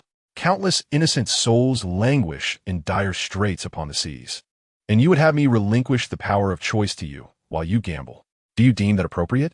Sean's probing inquiries abruptly silenced Shanks, for indeed, all his actions were still a gamble. After receiving the answers he sought from Roger, he had resolved to pursue this course of action. He felt disillusioned with his own kin. He had not anticipated that the environment in which he grew up was a den of thieves, comprised entirely of brigands. Following an extended silence, Shanks inquired, What then do you propose? What to do? The era of Whitebeard must come to an end. Even if those above do not conspire against me, I will orchestrate an event to confront the Whitebeard pirates, Sean declared, all the while observing Whitebeard. Yet aside from Marco's slightly troubled expression, Whitebeard remained composed and unperturbed, prompting Sean to silently commend him. Truly, he was remarkable, though regrettably, he was a pirate. Before either of the two leaders could respond, Marco interjected. Our pirate crew seems to have no conflict with you. Why would you target us? Had Marco posed such an unworthy question in the past, he would have never dared to do so, as their pirate crew had always operated with impunity. However, having caught a glimpse of Sean's formidable strength, he grew fearful for his father's safety. Upon hearing Marco's inquiry, both Whitebeard and Shanks leaned in attentively, awaiting Sean's response. Sean flashed a grin and replied, Why? Because I am the Navy and you are pirates, and moreover, Whitebeard embodies a significance akin to that of the former Roger. As he spoke, Sean's smile faded, his eyes narrowing as he emanated an intimidating aura. Whitebeard may have sheltered many, yet he has also become an idol to countless others. Do you comprehend this? No matter how many good deeds he performs, he influences an overwhelming number of the new generation, drawing them into the realm of piracy. Yet, Whitebeard cannot instruct them on how to be dignified and principled pirates. They learn only the cruelty of piracy, while the virtues of the Whitebeard pirates elude them entirely. This will inevitably lead to a relentless influx of pirates upon the Grand Line, much like the former Roger, with Whitebeard becoming their target. This is the reason I must confront you, Whitebeard. Sean's gaze remained fixed upon Whitebeard, yet the latter's unwavering demeanor rendered him disinterested. Indeed, Whitebeard was as fearless as depicted in the original narrative. Ha ha ha, your words seem to possess a semblance of reason. However, you too must be prepared to pay a heavy price. Bai Hujik turned his gaze toward Sean, speaking with unwavering determination. At this moment, he comprehended that not only were those individuals conspiring against him, but even the person being tested before him harbored similar intentions. The reason was simple. His every word and action could influence a multitude of people. Just as Sean was about to rise and take his leave, Ben Beckman, who had remained silent beside the red-haired captain, finally spoke. Perhaps you are indeed formidable, and your subordinates share the same strength. However, your enemies have never been as pirates. Even if Bai Huzi were to perish, figures like Hui Huzi and Hong Huzi would still emerge. In this boundless sea, pirates are inexhaustible, just like the era of pirates that continued after Lide's demise.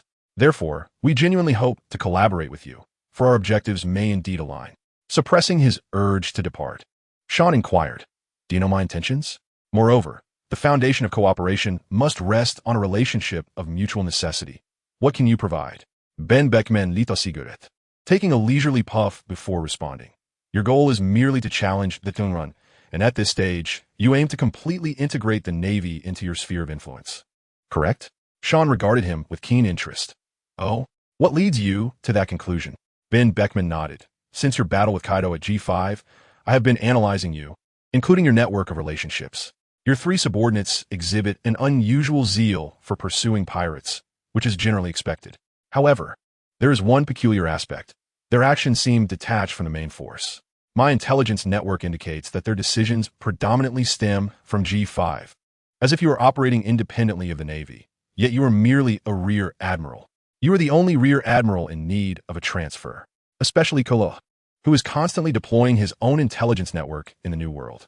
I have observed the interactions among various factions across the sea, and while many forces passing into the New World have connections to G5, there are certain exceptionally unique factions you seem to disregard, such as the Wangjin Fuqi, the exceptionally active Jiushe Haizaitan, and even the Qi Wuhai's Tang Jihe family.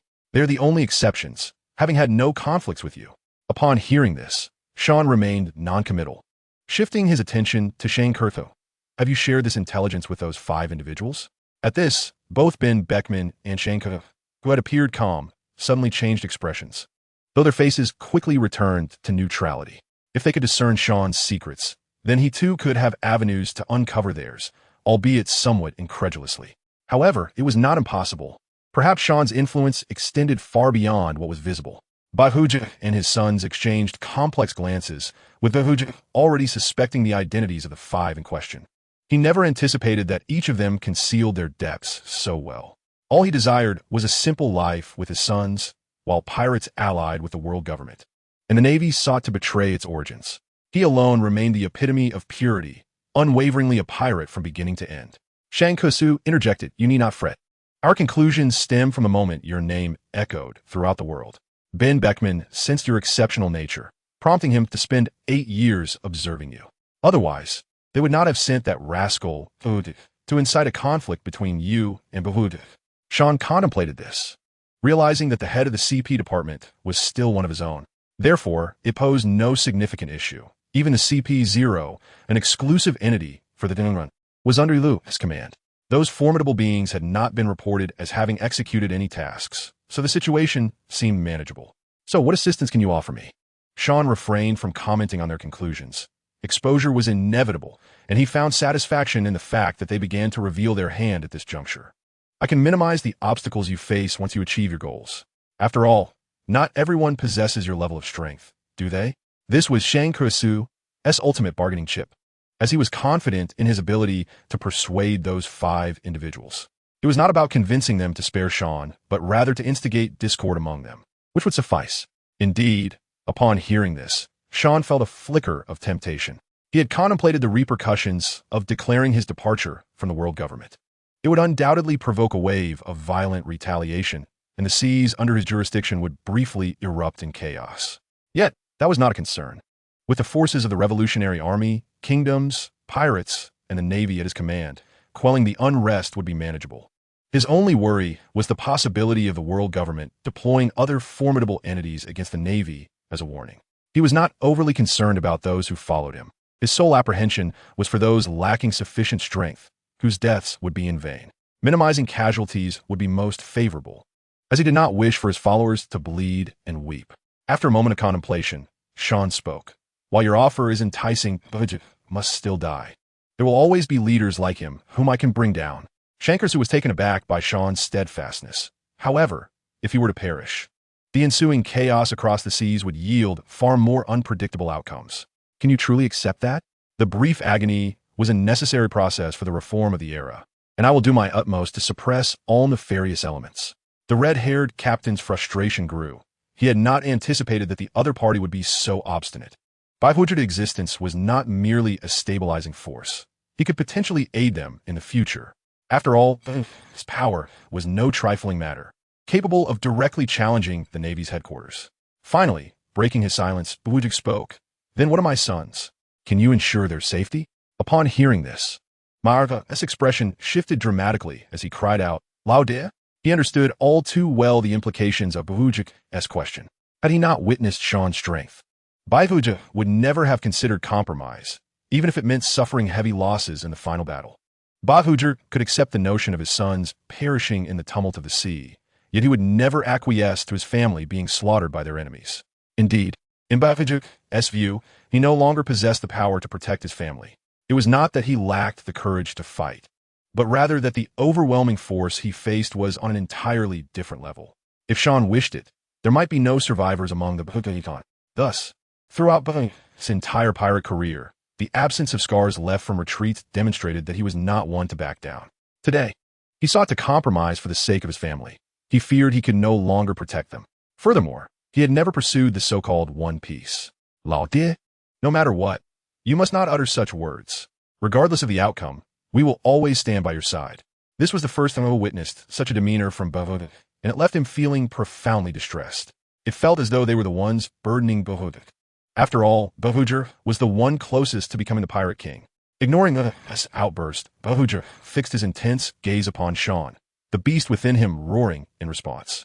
Once Sean's response diverged from his expectations, he would not hesitate to destroy everything in his path. Upon witnessing this, Sean sighed inwardly, feeling as though he were the villain oppressing the elderly. Nevertheless, he declared, My objective has never been one of slaughter. My aspiration is merely world peace. A simple four-character phrase. To achieve this ideal, it is impossible to rely solely on the extermination of pirates. Sean understood that even as a member of the Navy, once they severed ties with the celestial dragons in the future, they could not apprehend every pirate. In fact, some pirates might even voluntarily become allies. At that point, those who yearned for the light and embraced adventure should no longer be referred to as pirates, he mused quietly. Upon hearing this, Whitebeard let out a sigh of relief and laughed heartily. Kuaha, little brat, I hope you can truly accomplish it. I will be there for the appointment. Sean sighed again. Just as he was about to rise for the second time, Ben Beckman's words drifted into his ears. Actually, there's a way to have it both ways. The others looked at him with curiosity, for Sean's intentions were clear. He sought to strike at the pirate forces, with Whitebeard being the pivotal figure. If Whitebeard were to perish, the world would once again recognize the might of the Navy, prompting a reconsideration of whether to become a pirate, weighing the gamble of life and death. Before Ben Beckman could elaborate, the ever-observant Kuro interjected. Indeed, if Mr. Sean does not wish to kill, there are alternative methods.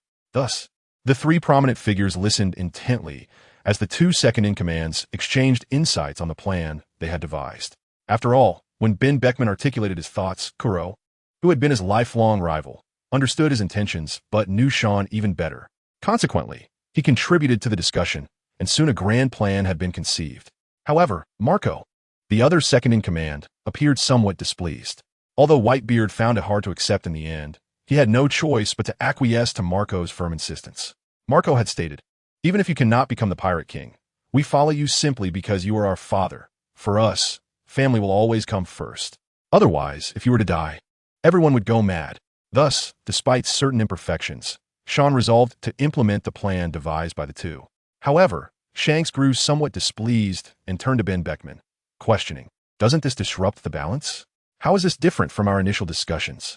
Ben Beckman exchanged a knowing glance with Kuro, who understood.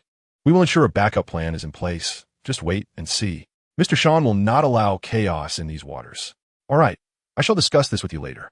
After all, we are merely collaborators, and there are many matters that cannot be openly discussed due to our differing positions. Shanks hesitated, only able to let out a resigned sigh.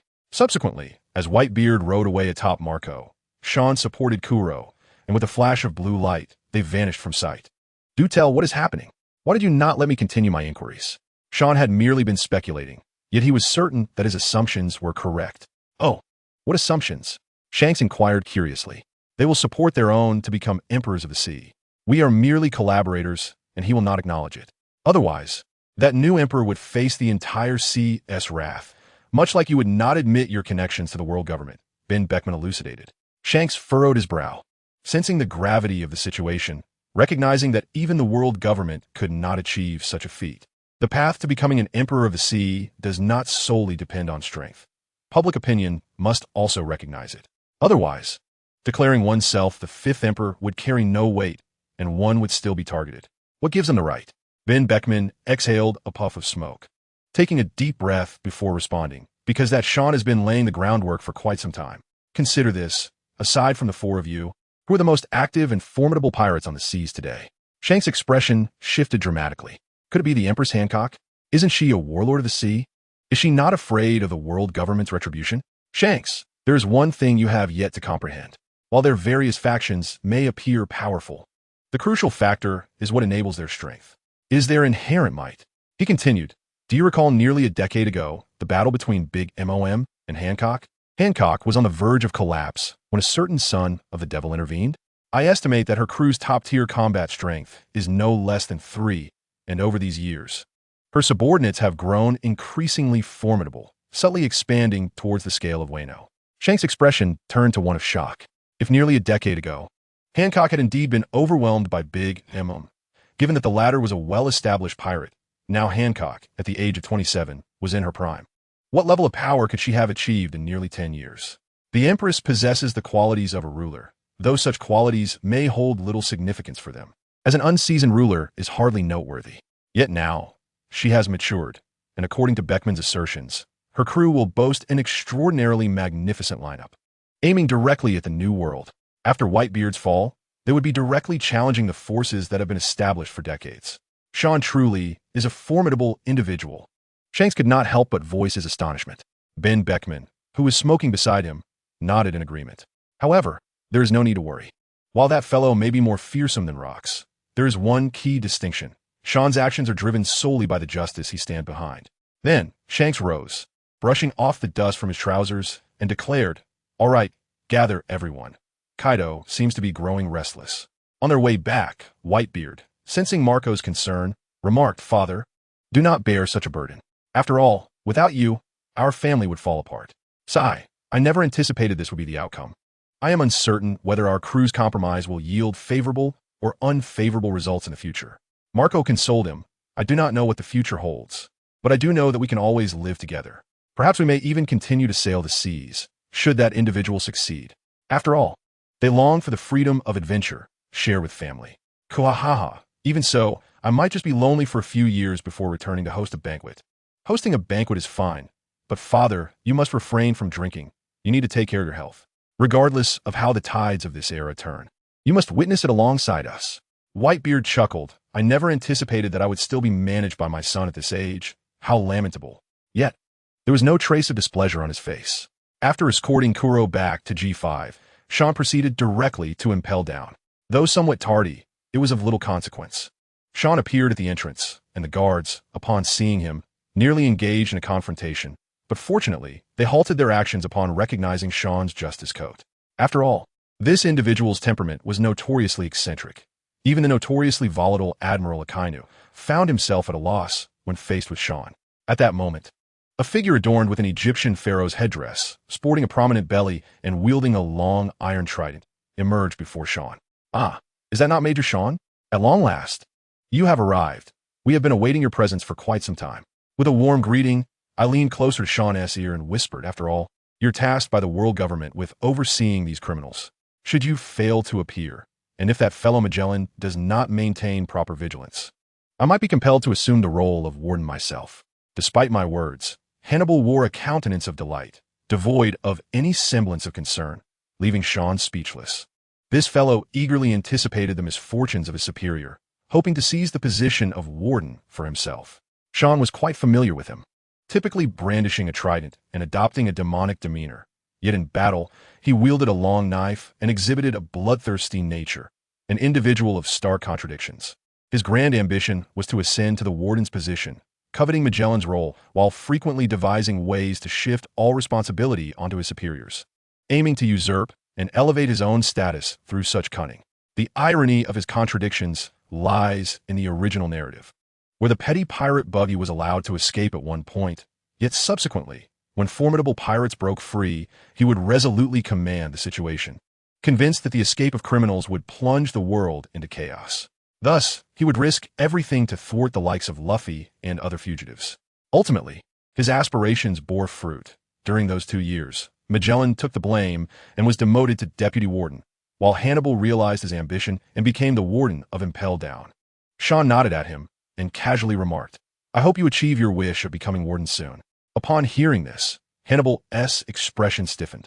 "I do not harbor such ambitions. Do not speak nonsense." He then glanced around, apprehensive that Magellan might discover his aspirations. Sean observed this foolishness with a bemused expression. His intentions were as transparent as glass. Yet he seemed to believe himself to be discreet. This remains one of the unsolved mysteries of the pirate world, the peculiar thought processes of certain individuals.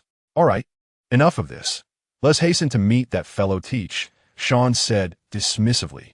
Hannibal, genuinely relieved, countered, "I truly have no ambitions. Do not slander me."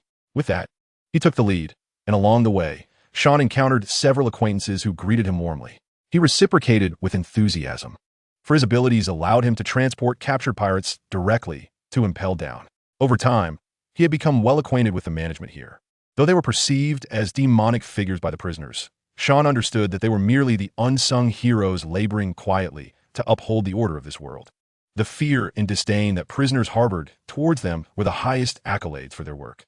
Those who spent years in this hellish realm of Impel Down often found their mental fortitude eroded, morphing into twisted beings within this lightless prison. Their only advantages over the inmates were the freedom to roam and the authority to oversee. Upon reaching level 6, the atmosphere grew tumultuous, as many within were those Sean had captured. Listening to the cacophony of curses directed at him, Sean grinned. "Do you wish to once again experience the sensation of suffering worse than death?" The inmates, upon seeing their nemesis, momentarily lost their composure and hurled insults. But Sean's mere words sent a shiver through them. They had all endured the torment of teetering on the brink of life and death, and his presence reminded them of that agony, causing them to fall silent. Hannibal, observing this, thought to himself how fortunate it was that Sean was a Navy officer. If he were here, his intimidation factor would certainly place him ahead of Hannibal, pushing his own aspirations of becoming warden further from reach. The entirety of level 6 fell eerily silent, save for the sound of Sean's shoes clicking against the ground, echoing like the tolling of death's bell. Indeed, Sean had carved an indelible shadow in the hearts of these prisoners. While some may scoff at death, none could endure the relentless oscillation between life and death. That sensation was a tremor that resonated from the very soul, a feat only Sean could accomplish. Throughout his journey, Sean even encountered members of the Blackbeard Pirates, such as Rain Zorro, Katarina Devon, Saint Juan Wolf, Basque Shot, and Pizarro. Yet they all remained unnaturally quiet, as if Sean's arrival was merely that of an ordinary jailer. However, Sean sensed something amiss with Rain Zorro's reaction. He had met him previously before his incarceration and had felt a murderous aura emanating from him. Now, however, he sat in silence, which was decidedly out of character. Nonetheless, Sean paid little heed, for in his presence, these individuals could stir no trouble. What captured his attention most was the enigmatic Bartholomew Kuma, a formidable pirate from the era of Roger, whose strength was on par with Roger and Whitebeard. In the original narrative, he had managed to escape, seeking the mythical bat fruit to restore his youth. Sean had initially sought this fruit, yet its malevolent nature deterred him. This fruit allowed its user to siphon blood, aging their opponents while rejuvenating themselves, a power he dared not test upon his subordinates for fear of revealing their darker natures. Clearly, he would need to find an opportunity to eliminate this threat. As he continued through the prison, he dismissed various characters from the theatrical adaptations of the pirate saga. As long as they remained compliant, all would be well. Any disruption would mean certain doom for the inmates, with no one left unscathed. However, he acknowledged that the aftermath of the fruit's dispersal could pose minor inconveniences, but nothing insurmountable. Ultimately, Sean found himself before Teach, who still donned his tattered attire. Notably, he was not bound by sea stone, which narrowed Sean's eyes. He knew the dark fruit had been consumed by Teach. Teach regarded Sean with a maniacal glint in his eyes. "Ah, Are you here to escort me to my execution? How thrilling. Have you truly prepared for a confrontation with my father? Sean, observing Teach's lunacy, felt an urge to laugh, but maintained a facade of righteous indignation. Rest assured, your white-beard pirates will not stir any tempest. Is that so? What a pity. You shall soon face the wrath of the mightiest man in this world. Teach proclaimed, his voice dripping with fervor. You will rue this day. No force can withstand the vengeance of the white-beard pirates. He added, tell Akainu not to let me escape. Otherwise, I shall unleash my full fury upon him. In his final remarks, there was a genuine intensity to Teach's words. Sean noticed the burn marks on him, surprised that Akainu had truly beaten Teach so mercilessly, indicating that he was unwilling to engage in any superficial displays of leniency. If it were merely an arrest, Teach's temperament would have ensured he followed Sean to impel down without conflict. Bravo, Akainu, Sean mused, having merely come to assess Teach's condition. Seeing him still capable of shouting defiantly, he exchanged a knowing glance before departing. While the anime depicted impelled down as a dim, sunless abyss, it indeed possessed its unique living quarters. The exterior of the dormitory exudes an eerie ambience, yet upon entering, one is greeted by brightly lit rooms that radiate warmth, adorned with charming murals of the sun and forests. Perhaps this represents the solace found by those who patiently endure the trials of a day filled with malevolence. Sean pondered this as he reflected on the necessity of returning to a semblance of comfort after confronting the wickedness of the world. After all, facing relentless brutality daily could lead to a perilous mindset, and Shilio was a quintessential example of this phenomenon. The punishment of wrongdoers serves to facilitate their redemption. Yet with the possession of the devil fruit, their confinement is merely a measure to prevent the fruits from circulating. However, Shilio has found pleasure in this chaos, becoming a ruthless killer, even slaying his own colleagues, an act utterly intolerable. According to the original narrative, Shilio ascended to the position of second-in-command. Sean had just perused the latest manga, where Oda shockingly announced Shilio's new role. Most astonishingly, the second-in-command of the Heart Pirates was none other than Beepo, their beloved mascot. Consequently, Sean resolved to lie down and indulge in a well-deserved slumber, having diligently trained without respite for the past few years. Ironically, he found himself with a rare moment to breathe within the confines of a prison. In the New World, aboard the Moby Dick, Whitebeard had summoned all his crew members, as well as the captains of the 43 pirate crews that followed him. These crews were not formally part of the Whitebeard pirates, operating independently, yet they revered him and referred to him as Old Man. In essence, they possessed the capability to rival Whitebeard, akin to the relationship between an empire and its subjugated nations. Whenever Whitebeard was in need, they would readily come forth to assist him. At this moment, the captains and leaders of various divisions gathered, and Whitebeard gazed upon the family he had nurtured over the years, feeling both pride and sorrow, for after today, they would each embark on their own paths. Taking a deep breath, Whitebeard addressed them. You should be aware of what we are about to face. The remaining 15 division commanders, under Marco's explanation, understood the gravity of the situation. Whitebeard compromised his dignity for the sake of these wayward children. The commanders fell into silence, while the pirate captains grew increasingly animated. Old Man, no need for such words. We shall follow you without question. Indeed, if it comes to it, we shall declare war on the Navy. It is no great matter. They dare to oppress the weak, and we shall not let them go unpunished. Let the Navy learn the consequences of crossing us. Listening to the fervent discussions below, Whitebeard sighed inwardly. He knew that the issue at hand could not be resolved by the strength of his pirate crew alone. He recalled the dull ache of his injuries. He understood that the true adversaries were not the Navy, but rather those who orchestrated the pirate games, even if he chose not to act. Another target would emerge in mere moments, ultimately forcing him into action. He was determined to shield his sons from becoming entangled in such dire circumstances, and thus, even with the knowledge that he was walking into a trap, he sought an alternative. He aimed to prevent the situation from escalating further, for once he perished. This trial would conclude. I know you all harbor a burning desire to prove yourselves, but for now, I do not require your assistance. As Whitebeard's words resonated like thunder in the ears of those present, disbelief washed over them as they gazed at him. They believed he feared death, that he was cowering, which was unacceptable to them, for Whitebeard was their unwavering faith. Countless individuals set sail to follow him. Before they could fully process his declaration, Whitebeard continued, this time, the Whitebeard pirates shall confront the enemy alone. I have been fortunate throughout my life, The greatest treasure in my pirate career has never been material wealth. Instead, it is you, my family. Regardless of the outcome of this battle, I do not wish for you to do anything foolish on my behalf. For I love you all. Tears shimmered in Whitebeard's eyes as he fought against the inevitable sorrow of parting. However, for the sake of these individuals, he must make the ultimate sacrifice, with his only wish being to see them again one day. No, old man, do not speak such nonsense. We are not afraid. Indeed, at worst, it is merely death. Even in the next life, I will continue to follow you. We ventured out to sea largely because of you. You are our faith. Is it not natural for moths to be drawn to the flame? Even in death, we must uphold the righteousness in our hearts. Did you not teach us this?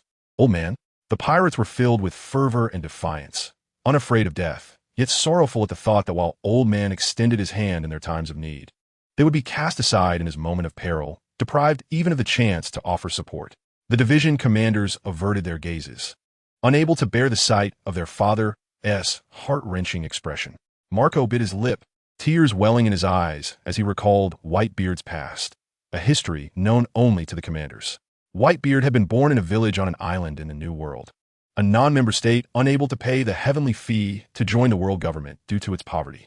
Such nations often succumbed to becoming lawless islands rife with piracy and human trafficking. After their downfall, many children became unfortunate orphans, Whitebeard among them. As a young man, he set sail as a pirate, never forgetting the land of his birth, anonymously sending dirty money and supplies back to that island. Though he had no family and no friends there, it remained his home. He devoted his share of treasure to that island throughout his life. Lost in thought, Marco could no longer hold back his tears and stepped off the deck into the cabin, followed by Jozu. He found Marco silently weeping, rubbing his eyes in anguish. Jozu approached and gently patted Marco's back. Though difficult to accept, was this not the only course of action available to them? They wished to protect Old Man's honor, just as he sought to shield them, his grown children. Marco sobbed softly, his voice choked as he lamented, "Truly, Old Man is exceedingly stingy, is he not? Always drinking others' liquor without ever treating us at the tavern. He has given away all his treasure to that island." Although everyone was aware of this, no one dared to voice it. Old Man believed they were oblivious. Why? Why must it be this way? Old Man has done nothing wrong. The world is at fault. His existence has protected so many. Yet why does everyone turn against him? Pirates challenge him. The Navy views him as a formidable foe. Now even the world government seeks to interfere. What is the reason for this? As Marco's voice grew frantic, he struggled to contain his emotions, fearing the outside world might overhear. Jozu, at a loss for words, could only listen as Marco unleashed his pent-up frustrations. He was also deeply pained. With the passing of his father, everything seemed to vanish. Yet the subsequent plans his father had devised would ultimately jeopardize the glory he had accumulated throughout his life. For pirates, this was a torment more unbearable than death itself, and he could not truly fathom the anguish that dwelled within his father's heart. It was clear that his father's aspiration had never been to become the pirate king. He merely yearned for a family. His father had embraced those of us who had been scorned and despised by society, teaching us the essence of righteousness and compassion. Without his father, would the harm we inflicted be any less significant? I refused to believe it. Marco gritted his teeth, unable to accept Sean's assertions, and he had begun to surmise Sean's intentions. However, their aims were evidently not in conflict. Why then did he seek to shatter their father's legacy? Jaws understood what Marco was expressing. Though he too felt a sense of indignation, he was at a loss as to how to persuade Marco. He sensed Marco's state was amiss, but at that moment, a deep voice reached their ears. It is merely a matter of stance. No matter how much we do, we will always be regarded as pirates. Those scoundrels will not consider our deeds. The ones you ought to despise are those who act with impunity. Your father is surely aware of such matters. Otherwise, do you think he would heed Beckman's counsel, given his ruthless tactics against pirates? They turned to see a figure adorned with 2 western swords at his waist, donning a deep blue top hat. It was the dual-wielding swordsman, Vista. Vista's words held considerable weight. Yet despite this, Marco's countenance remained sorrowful. He had been among the first to follow Whitebeard, dedicating 30 years to the Whitebeard pirates. Letting go of 3 decades of camaraderie was no simple feat. Did they not see the tattoo emblazoned on Marco's chest? It was the emblem of the Whitebeard pirates, a testament to his profound love for the crew. Do not dwell in sorrow. There is still merit in this situation. After all, perhaps that individual can assist in healing the wounds your father sustained during battle, Vista remarked, gesturing upward. At these words, Marco fell silent. As the ship's doctor, he was acutely aware of his father's physical condition, which was in constant torment. The affliction could not be remedied through conventional means. It was a unique ability. Perhaps only that individual could mend his father's wounds. Thank you, Vista. I was merely venting my frustrations. Do not speak foolishly. We are all sons of our father. He would not wish for us to languish in the shadow of his past glory. Seeing Marco seemingly regain his composure, Jaws breathed a sigh of relief. Indeed, I too harbor some anticipation regarding whether that individual will succeed. Vista tugged at his beard and smiled broadly. To be honest, I share your sentiment. I believe our white-beard pirates will once again capture the world's attention. Perhaps we will sail the seas in an intriguing manner, Marco mused, observing the playful banter between the two, feeling slightly exasperated. Was he truly so fragile? He then inquired, can our father hold him at bay? Vista nodded, certainly.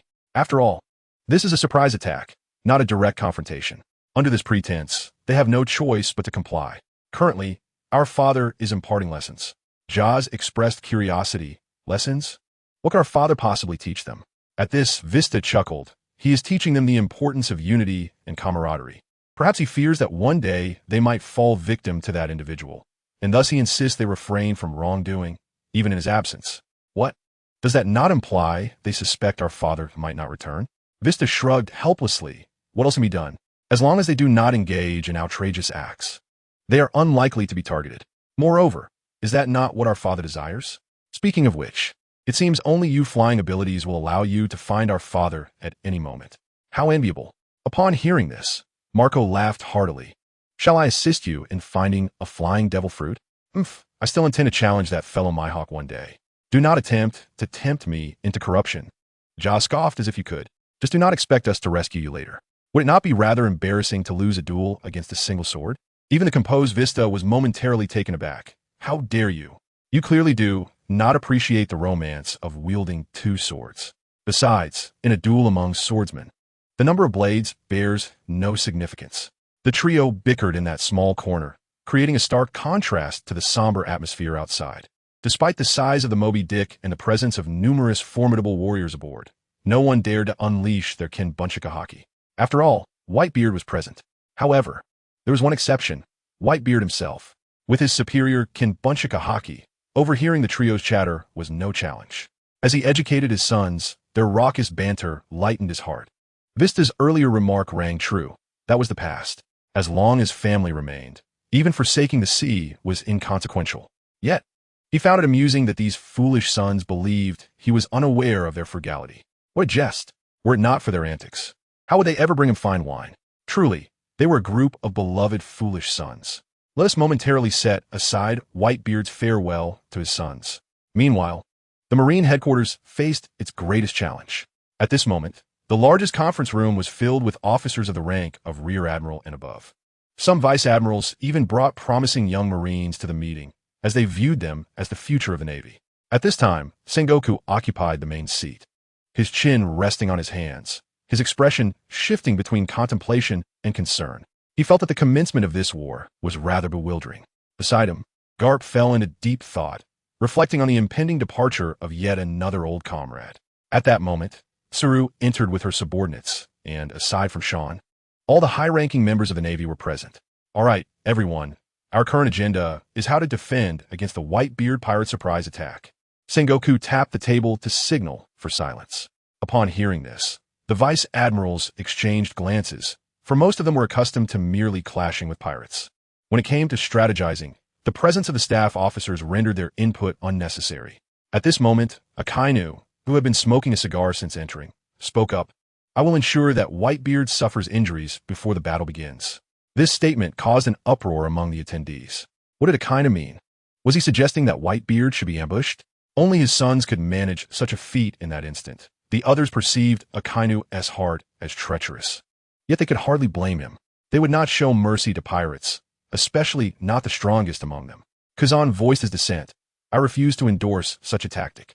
We will be facing the world in a live broadcast. Your actions will only bring shame upon the Navy, while we can maintain a cunning reputation among pirates. The same cannot be said for civilians. As he spoke, Kazan's gaze drifted toward Kuro, who, feeling slightly offended, found himself with a sense of grievance. The two sisters beside them stifled their laughter, for Keloosa was indeed the most despised marine by pirates. Kazan, our adversary this time is the Whitebeard pirates. A minor sacrifice is inevitable, and what do those civilians know anyway? Akainu asserted that the opinions of civilians were utterly inconsequential, emphasizing that only the outcome mattered. Sakezuki, I detest your demeanor. Do you think anyone present here isn't of humble origins? At this moment, Razanandi, who had been quietly listening in the corner, felt an unexpected pang. Forgive me, I am a world noble. I am merely committed to eradicating pirates, even if one day I must perish at their hands to achieve greater results. I would not hesitate. Akainu scoffed at Akiji. Akiji stood his ground. You are too extreme. Your approach has far-reaching consequences. Will outstanding talents still join the Navy in the future? We must completely eliminate evil. Only then will more righteous individuals join the Navy. You are too soft, Kazan. Meanwhile, Kizu nonchalantly clipped his nails, the discord between the two admirals punctuated by the occasional snip of the clippers. The attending vice admirals remained silent, primarily supporting their respective admirals. For these admirals embodied their sentiments. Sengoku was overwhelmed by the noise. All right, you two can discuss this privately. He then turned to Teru, saying, You preside over this meeting. I must go meet those scoundrels of the Shichibukai. Tsuru nodded, indicating that she would take control, and the two admirals ceased their bickering as everyone watched Sengoku depart. It's time for a break. I shall take my leave. You all can continue your discussions. Karp yawned, casting a meaningful glance at Kizuru before leaving. Kizuru maintained his seemingly innocent demeanor, pondering that Sengoku must be privy to certain matters. Otherwise, such a meeting would never allow even a rear admiral to participate. This was a highly confidential gathering. Kizuru was correct. Sengoku indeed had knowledge of the situation, having learned from his superior, Steelbone Kong, that this was a war feast orchestrated for Sean. Despite Sengoku's lack of notable achievements in recent years, he remained the same admiral who aspired for the Navy to reign supreme. He could accept the deaths of one adversary after another before him. However, with age, he found it increasingly difficult to accept the nature of these events. The once impassioned quest for justice had morphed into an unwavering pursuit of absolute justice, a painful transformation known only to him. Yet, he was compelled to execute his superior's orders. As the admiral, he upheld the safety of countless lives at sea.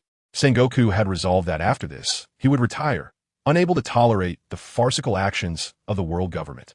He expressed his discontent in this manner, asserting his rightful position as the admiral. Subsequently, a heated argument erupted once more in the conference room. In another part of the Navy's reception area, the Shichibukai were still absent, particularly Jinbei. Though Fishman Island was not under Whitebeard's protection, a bond had formed with him during their time in the New World. Despite Sengoku's use of conscription, he did not imprison Jinbei as depicted in the original narrative, for Fishman Island was exceptionally active on the world stage. Their queen Odoheim had fiercely thwarted various forces coveting Fishman Island. Bartholomew Kuma, Hancock, Don Quixote da Flamingo, Gecko Moria, Crocodile, and even Dracula Mihawk were among them. Fufufu Mihawk, you actually obediently responded to the summons. How surprising. Yet, the one who heeds the Navy's call the most is absent. Kuma, why aren't you staying in your own country? It's truly incredible that you've come here. What benefits has the Navy offered you? Doflamingo remarked sarcastically, TSK, TSK, TSK, Crocodile, you seem to be regressing. Hold up in a desolate country. Have you not been defeated by Whitebeard? What brings you here? Moria scoffed, with your measly crew. Can you truly call it a pirate crew? Are you seeking to claim glory by coming to the Navy after failing against Kaido? Have you indirectly faced Whitebeard? Doflamingo taunted, relying solely on the confidence derived from his strength. As for Hancock, apologies, but she is a being capable of standing on equal footing with the four emperors. We dare not provoke her. Mihawk glanced at Doflamingo with indifference. I merely wish to witness the disparity between myself and that man. Moria's voice sharpened. Doflamingo, do you wish to fight me here? Crocodile and Kuma exchanged glances but remained silent. Crocodile, due to his own schemes, possessed something that even the world government feared. Once he seized control, what could Doflamingo do? Kuma, on the other hand, had become a Shichibukai largely as a formality. At this time, he had not been transformed into a weapon as in the original narrative, for the Revolutionary Army no longer needed to gather intelligence in such a manner. Although he and Dragon were still unaware of the extent of Sabo's infiltration within the world government, they had indeed acquired considerable intelligence. They refrained from questioning the secrecy surrounding Sabo. After all, fewer people knowing meant greater safety. Just as Moria and Doflamingo were bickering, the door to the room swung open. "Welcome to the Navy, scum of the seas," Sengoku declared, hands clasped behind his back, his gaze indifferent. "Fufufu, Sengoku, we are here to assist you." "Your words are rather disheartening," Hancock replied, her brow furrowing, nearly compelled to strike down the audacious individual before her. Yet she restrained herself. After all, Lord Sean was part of the Navy, and her cheeks flushed lightly at the thought. Sengoku cast a sidelong glance at the arrogant figure before him, recalling how this despicable person had nearly killed his adopted son. However, due to the world government, he could not openly retaliate. Indeed, Jinbei did not come, did he? "Admiral, that fellow refers to Whitebeard as Papa. Do you think he would turn against his own father?" Doflamingo remarked sarcastically. Sengoku understood the implication of his words. Not only did he wish for his own brother Razanandi to join his ranks to eliminate Sengoku, but he also recognized the father-son relationship with his adopted son. "All right, let us proceed to discuss matters of war. You lot better cooperate fully. Otherwise, you will lose the value of your existence as Shichibukai." Following, that was a long series of speeches. Sengoku knew that the so-called strategies on the battlefield would only have limited effectiveness initially. When it came to high-end combat power, it was all about sheer strength. Yet, feeling disgruntled, he dragged these pirates into idle chatter. Observing their impatience improved Sengoku's mood somewhat. The war that would capture the world attention was about to commence. Days flew by in the blink of an eye. Soon, it was time to escort Teach. Sean arrived on the 6th floor, roughly tugging on Teach's hair to pull him out. Teach glared furiously, and Sean disdainfully remarked, "What? Do you wish to resist? Go ahead. See if I won't deal with you right here. You scoundrel, do not forget that you are a vice admiral in the Navy. This war serves to showcase the might of the Navy. Do you dare challenge me?" Tiki growled softly.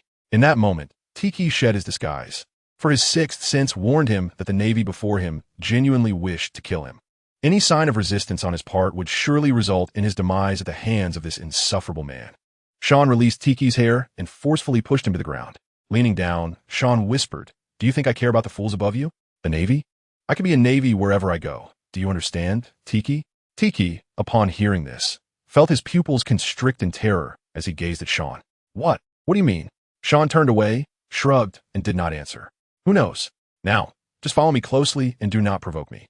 Tiki's expression fluctuated, yet he stood up and followed Sean closely, contemplating whether to strike and eliminate this bothersome individual.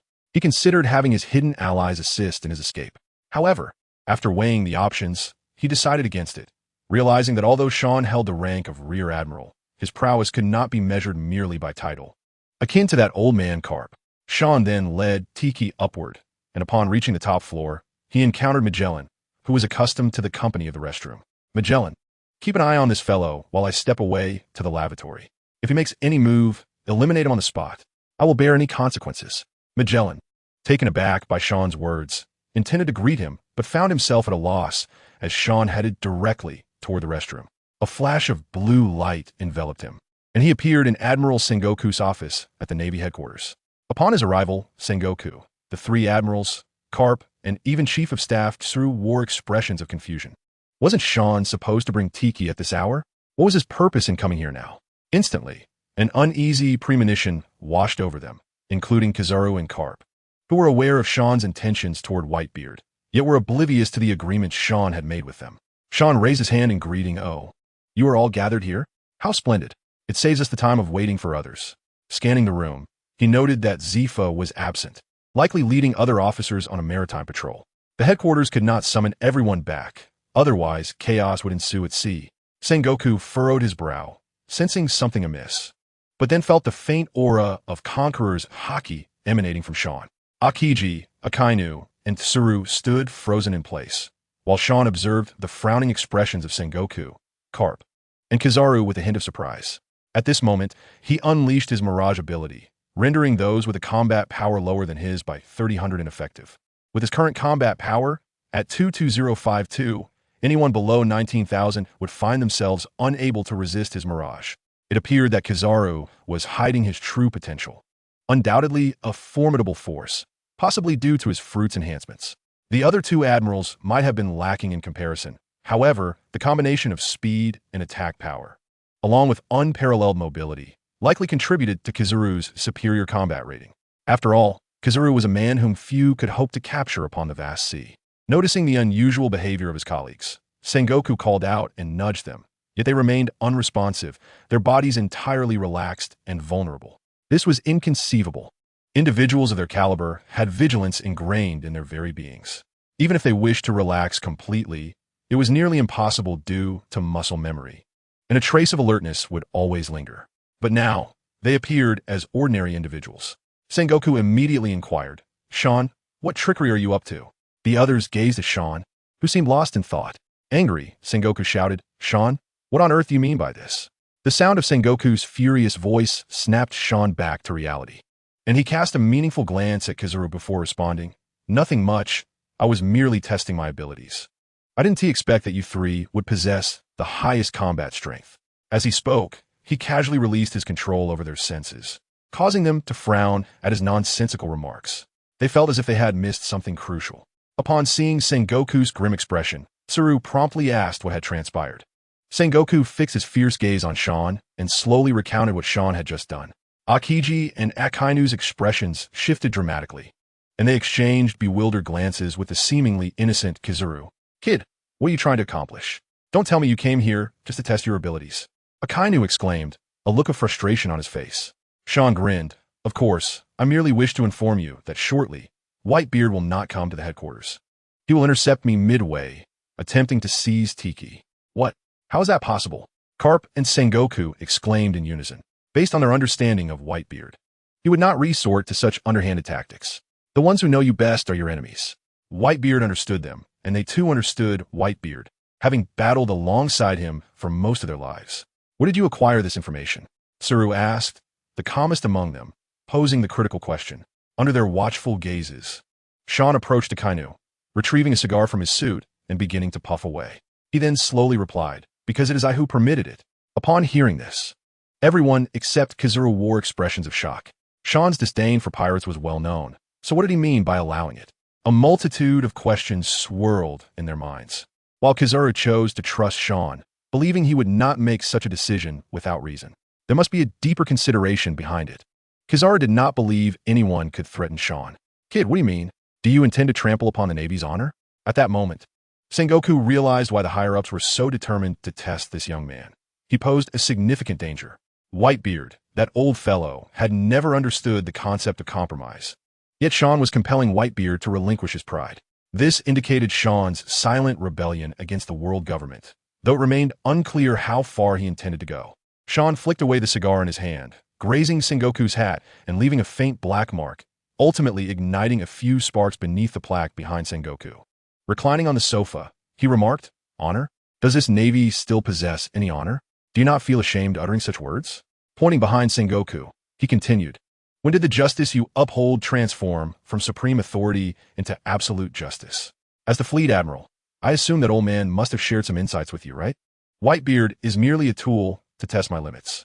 Do you truly desire absolute justice? Join my ranks. It is too late for anything else. If you refuse, the Navy may as well allow Whitebeard to take Tiki, and I will sever ties with the higher-ups. Alternatively, we can stage a ruse, a deception to veil the truth. After all, my conflicts with those individuals will inevitably erupt. However, I do not wish to dwell in the present. Yet, even should it erupt now, I remain indifferent, for I am unafraid." After Sean concluded his statement, he nonchalantly conjured a can of cola and began to drink. Apart from the complex expressions of Kapu and the ever-innocent demeanor of Huang Yuan, the others gazed at Sean in shock, particularly Crane.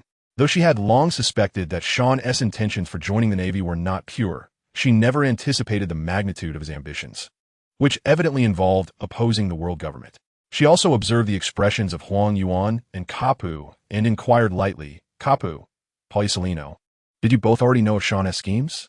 I, Crane, have only just learned of his intent to confront Whitebeard, despite him having recently claimed he wished to eliminate Whitebeard. I am at a loss as to what is transpiring." Huang Yuan feigned surrender, raising his hands. Yet the implication was clear. He had already conspired with Sean.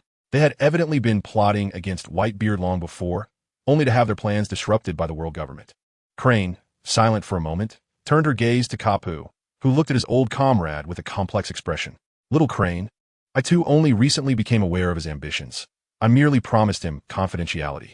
One cannot fathom why an old man would refer to an elderly lady as Little Crane. Akiji and Akainu exchanged glances, suddenly feeling rather foolish. The two had been in fierce rivalry, battling for the position of admiral to fulfill their respective visions of justice. Yet, they never expected the browed Huang Yuan to play the role of an actor, with aspirations seemingly grander than their own. Moreover, this fellow appeared to possess strength surpassing theirs. At this moment, Sengoku's demeanor grew tranquil as he softly inquired, "So, are you threatening me? What if I acquiesce? And if I refuse? What do you intend to do?" In this instant, silence enveloped the room, including the usually boisterous Kapu, who understood the latent fury simmering beneath his old companion's calm exterior. They all recognized that Sean's revealing of his intentions was an attempt to compel them to declare their stance. However, at this juncture, they were left in ignorance, and the mere threat was insufferable for them. After contemplating for a moment with his chin resting on his hand, Sean remarked, "You have only spoken half the truth. Indeed, it is a threat, but I am threatening those fellows in the Navy. The colossal waves of a new era will soon sweep over us. Even your old adversaries and friends will feel insignificant beneath the wheels of this epic and choose to drift along with the tide. Can you not see the essence of this world?" He then pointed at Akainu. "Do you believe that your cruelty towards pirates, even at the expense of your subordinates, will bring about peace? You are the most foolish here. If you desire true justice, then you must overthrow the very ones at the top, those who deceive the world." He then turned his gaze to Akiji.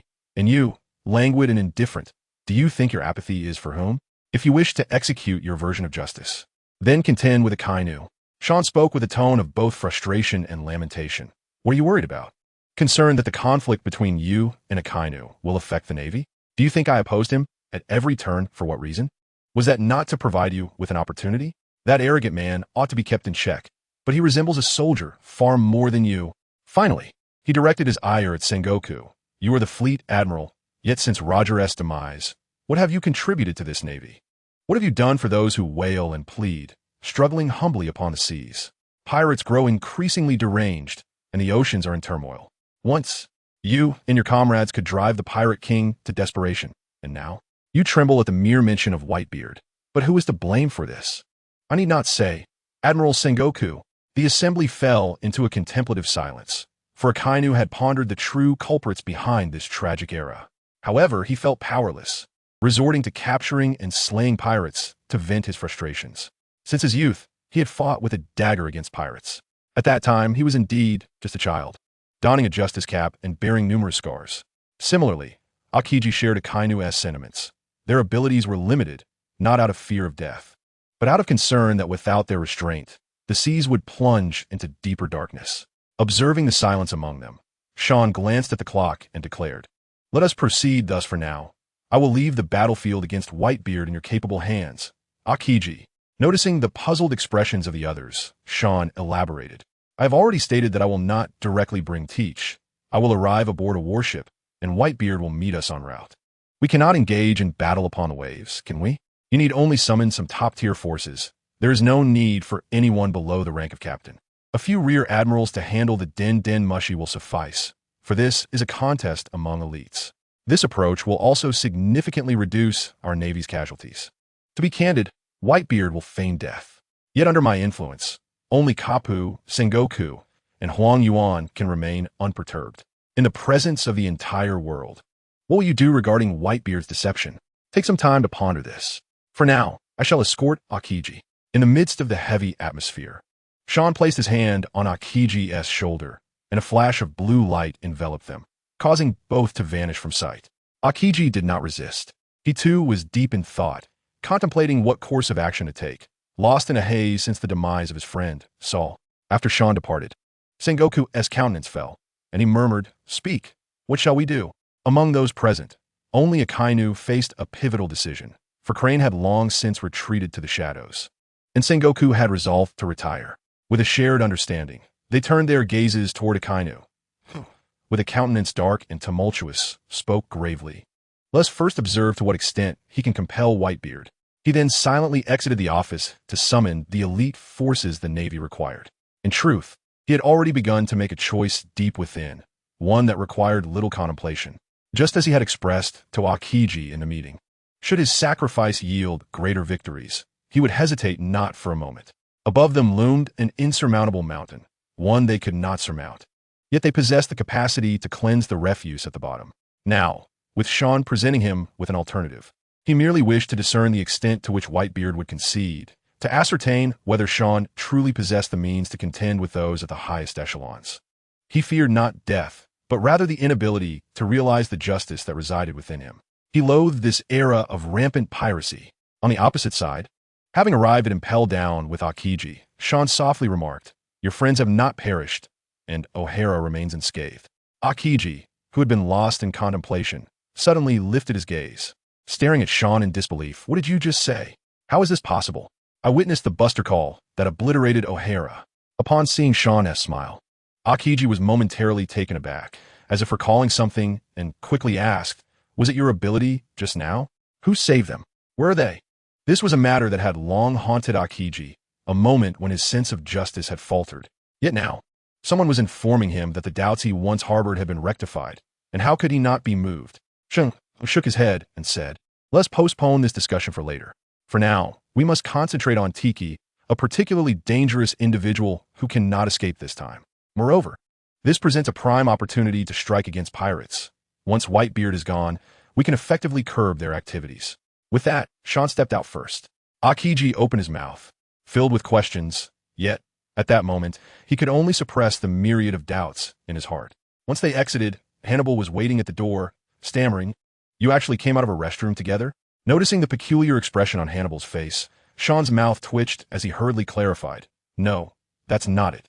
I just brought Aokiji over to assist me in escorting that fellow Tiki." Upon hearing this, Hannibal's countenance darkened, muttering, "I thought Magellan had made a mistake." San, uninterested in engaging with someone not on the same wavelength, led the pensive Aokiji outside. Kazan, why are you here too?" Magellan inquired, puzzled upon seeing Aokiji. Aokiji glanced at Sean, then shrugged. "Mr. Sengoku said that there is greater strategic significance in a straightforward escort." At that moment, Tiki was bewildered. This deviated from the original plan, which was for Sean to directly transport him to the headquarters. Without sparing a glance at Tiki, Sean delivered a kick to him and said to Magellan, "Well then, we shall take our leave." Although he felt a twinge of confusion, it was not his place to interfere. Sean waved his hand, dragging Tiki behind him as they boarded a warship and sailed away. Noticing the hatred in Tiki's eyes on the deck, Sean murmured, "What? Do you still believe you can survive? Your laughable revenge, regrettably, will not come to fruition." Tiki's expression changed drastically as he turned to Aokiji, only to find the indifference etched on his face, causing his heart to sink. He realized that something unexpected had transpired. Tiki could not fathom that the world government had deceived him. Thus, the only conclusion was that Sean had developed a murderous intent towards him. Aokiji was perplexed as to why he had allied with Sean. Nevertheless, this was not a concern for him, as he had contingencies in place.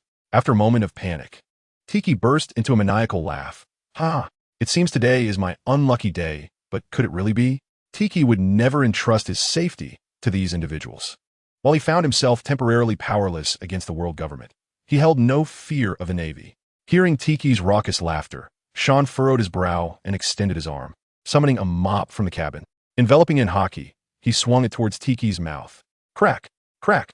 "Does anyone tell you that your laughter is quite unpleasant?" Tiki, enduring this humiliation, stubbornly tried to continue laughing. If his glare could kill, Sean would have perished countless times. Yet, Sean relentlessly struck Tiki, soon leaving him bloodied. Aokiji then tugged at Sean's arm. Sean frowned and asked, "Kazan, I must tell you, Tiki is not as simple as you think. If we do not incapacitate him, he will cause us significant trouble later." Aokiji's expression hardened as he looked into the distance. "Here they come, our adversaries." Sean opened the map and realized that, with the Navy's power vessels sailing at full speed, they had reached the Aichdelis Sea, the agreed-upon location with the Whitebeard pirates. As expected, in the next moment, the sea began to churn violently, and a colossal ship emerged before them. It was the Moby Dick of the Whitebeard pirates, manned by the elite of the crew. Notorious pirates known throughout the world. A smile crept onto Sean's lips as he took out his transponder snail, dialing in a panicked tone, "Admiral Sengoku, we have encountered the ship of the Whitebeard pirates on our way, requesting assistance." Sean made this call because he knew Sengoku was currently broadcasting live, with 100,000 Navy personnel on high alert. Under the execution platform stood the main forces for this battle, all of them holding ranks of rear admiral and above. In full view of the public, Sengoku answered the call, and amidst the tense silence, Sean's voice rang out harshly, causing a stir. His words echoed across the globe, reaching the ears of both pirates and civilians, leaving them unable to fathom that Whitebeard would launch a surprise attack. Suppressing his urge to scoff, Sengoku replied solemnly, "I shall assemble our forces. You come here at once."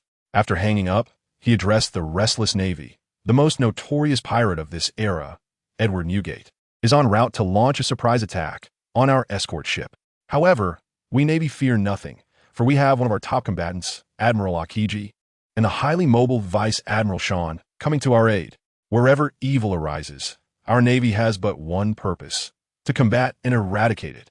Following that, he issued an emergency order for all Navy personnel of the rank of Commodore and above to gather below the execution platform. Additionally, he instructed Carp, Saru, and other officers to remain at headquarters to prevent any unexpected incursions that might harm our base. As his words settled, everyone sprang into action. Meanwhile, a flash of blue light appeared beside Sengoku on the execution platform, revealing Sean's figure. Sean, grinning at the gathered personnel, saw hundreds of elite Navy soldiers congregated, ready for the performance ahead. Then, out of the corner of his eye, he noticed two Commodores filming him with a recording transponder snail. Instantly, Sean adopted a serious expression, took a deep breath, and instructed them to shoulder each other. His forehead began to sweat profusely, veins bulging as he shouted, "Let us go." Upon witnessing Sean's demeanor, people around the world understood that his teleportation ability was limited, although the specifics remained unknown. At this moment, the strain was evident as he struggled with the weight of several hundred individuals. Just as the blue light enveloped everyone, a young man wearing a cowboy Navy hat dashed forward and lightly placed his hand on one of the Navy soldiers' shoulders. Together, they vanished, leaving the remaining soldiers bewildered, followed by a wave of commotion as they inquired about what had just transpired. "What just happened?" "I don't know, I just saw a shadow flash by me." "That's Ace. I know him, he's Carp's grandson.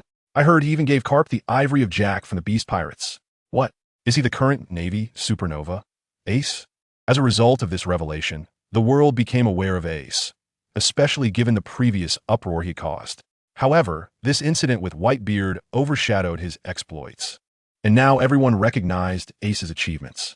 He had reached the pinnacle of his journey before even officially joining the Navy, fighting evenly with a pirate boasting a bounty of 1 billion.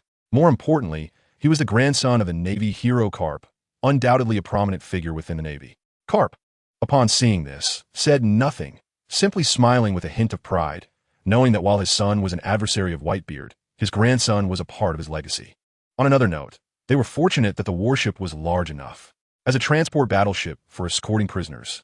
The vessel boasts a considerable amount of space and is classified as one of the Navy's super-large warships. For most individuals aboard, it was their first encounter with Sean's abilities, leaving them in a state of wonder. They soon turned their gaze to see Sean, supported by two young girls, step by step approaching the edge of the deck. Following their line of sight, they beheld the distant Moby Dick, with the sounds of clashing metal and footsteps intertwined.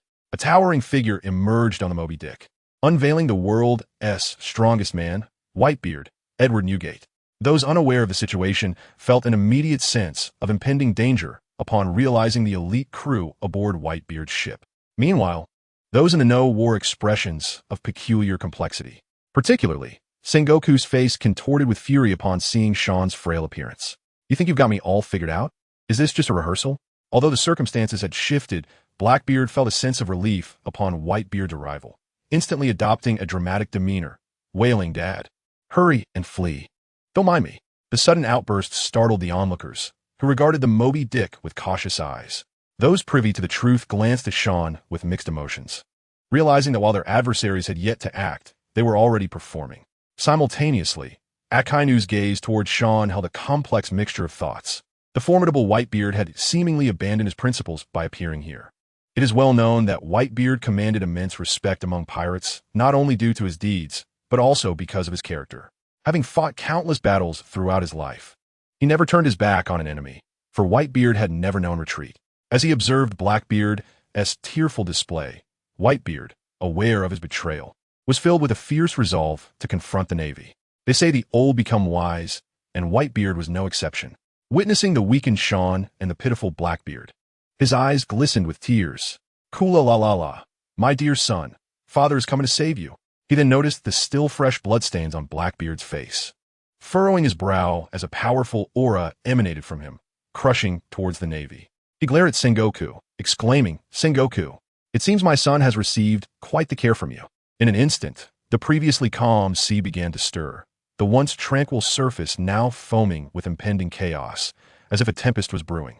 With his left hand gripping the Tsungyan Xie and his right hand conjuring a semi-transparent sphere of energy, Whitebeard swung it through the air. Crack, crack, crack. In an instant, fissures spread through the air as if the very fabric of space were being shattered by Whitebeard's might. The shockwave propelled through the cracks, and the ocean roared to life, conjuring towering waves hundreds of meters high. Sengoku inwardly gasped, astonished that the formidable Whitebeard could rival even the acting prowess of Sean. However, he maintained a stoic expression while glancing at Akiji, who sighed, feeling the weight of his own insignificance. Any light in darkness is merely a different shade of shadow, and unwavering justice may often masquerade as crime. Regaining his focus, Akiji leapt into action, extending his hands to unleash slender ice pillars that shot forth towards the oncoming colossal waves. Ice Age. Instantly, the towering waves were frozen solid under Akiji's power, the freezing force swiftly spreading across the sea. Within moments, the vast expanse of ocean before them lay encased in a thick layer of ice. Witnessing this, Sean felt a twinge of reflection. The rules of this world defied logic. He recalled a video from a brilliant scholar who had calculated the energy released in Akiji's Ice Age, using parameters like Little Or's Jr.'s height and known radii to estimate the height of the waves and the depth of the freeze. The calculation suggested that such an act would require over 1 trillion joules of energy, equivalent to that of more than 200 nuclear bombs. Sean found this hardly exaggerated, as the scale was indeed vast, yet he could not endure such damage. Truly, it was nonsensical. Subsequently, Akiji landed on the battleship, joining Kizuru and Akainu. All eyes on Sengoku, eager to learn his decision. Would they all partake in this theatrical performance, or would they expose Sean's true nature? Kizuru quietly braced himself. Sengoku inhaled deeply. He was the marshal of the Navy, not merely a puppet for the celestial dragons. He could strike against pirates while minimizing casualties within the fleet. The members of the headquarters were also riveted by this globally significant confrontation, as the eyes of the world were fixated on Sengoku. Meanwhile, among the 7 warlords of the sea, the unexpected turn of events left them momentarily stunned. However, Dracul Mihawk quickly regained composure and headed towards the port. Hey, Mihawk, where are you off to? Doflamingo inquired. Wherever they go, I shall follow, Mihawk replied nonchalantly, not looking back. Hancock gazed at Sean on the massive screen, biting her red lip. She longed to meet him, but understood her greater mission. She too followed Mihawk towards the port, determined to quell the turmoil in the new world as swiftly as possible. Doflamingo observed Hancock with a knowing glance, but said nothing. One by one, the other warlords made their way to the port, aware that the battlefield was not a place for opportunism. Each was a formidable elite of the sea, renowned for their strength. Even they could fall, as their adversaries had a limited number of targets. Thus, despite their reluctance, they refrained from joining the fray. Only Doflamingo lingered at headquarters, chuckling at the screen. Fufu, it seems the warlords are the wisest of the bunch. How amusing. Returning to the Navy's main force. Sengoku glanced at the sobbing Blackbeard, took a deep breath, and picked up the Den Den Mushi. Though the battleground felt somewhat hasty, Sengoku's authority was still conveyed through the communication device. Blackbeard, a member of Whitebeard's second crew, has been part of the Whitebeard pirates for over 20 years, remaining in the shadows.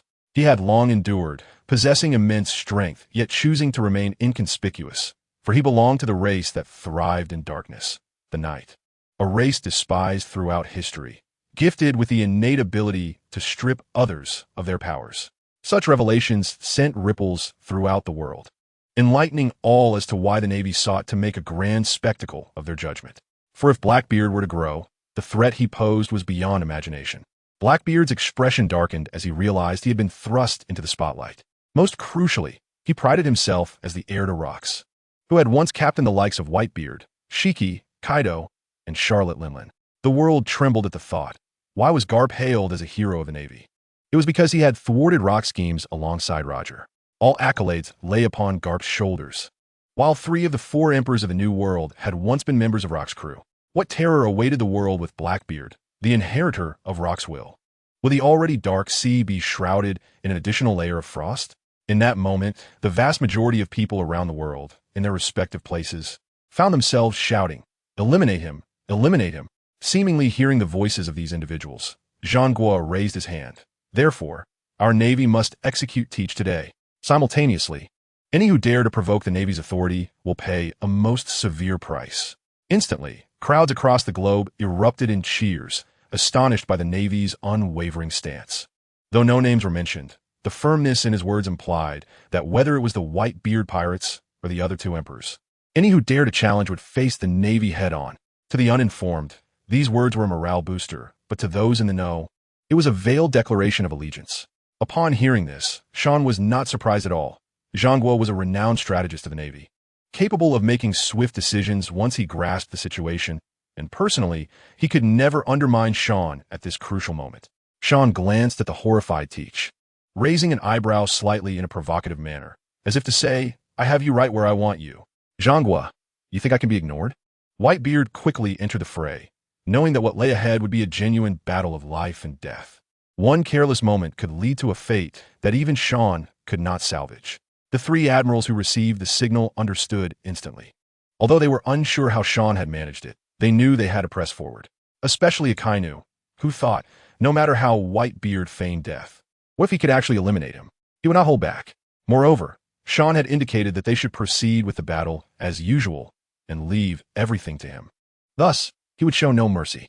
As Akainu pondered, Kizaru stepped forward, transforming into a burst of light particles that shot into the sky. Immediately, a radiance illuminated the air, and Kizaru's voice echoed, "What a hassle. However, if we wish to minimize casualties, we must capture the king before the thieves." Soon, he revealed his figure in the sky, his hands crossed, fingers and thumbs pinching together, gathering an intense and blinding light. Jata no Kagami. Countless light bullets then shot towards Whitebeard's location. Whitebeard squinted slightly. Hey, why is it so blinding? As the light bullets approached the Moby Dick, a blue figure soared out, intercepting them all, and Whitebeard's lips curled into a slight smile. Gradually, the crowd recognized the figure, a pair of blue wings, marred yet healing, fundamentally composed of intertwining blue and yellow flames. Someone gasped. His entire body is enveloped in blue flames. He withstood Mr. Kizaru's attack and did not falter. In the air, Marco blinked, swiftly returning to his original form, his hands transforming into a pair of 7 to 8 meter long flaming wings, gliding gently. With a cold smirk, he remarked, "How could I allow you to disrupt our king right from the start?" Indeed, the legendary ability, "Look, the wounds are healing." Unbelievable, that attack was ineffective. San, upon hearing these exchanges, couldn't help but twitch his lips. Why was it that only those above the rank of commander appeared shocked? When he made a show of strength, there were no astonished onlookers to praise him. What a letdown. He had not realized this pineapple-headed figure could put on such a display. Marco, still smiling, said, "It's quite effective." Facing Marco in the air, Kizaru raised an eyebrow and pouted, "Stop lying."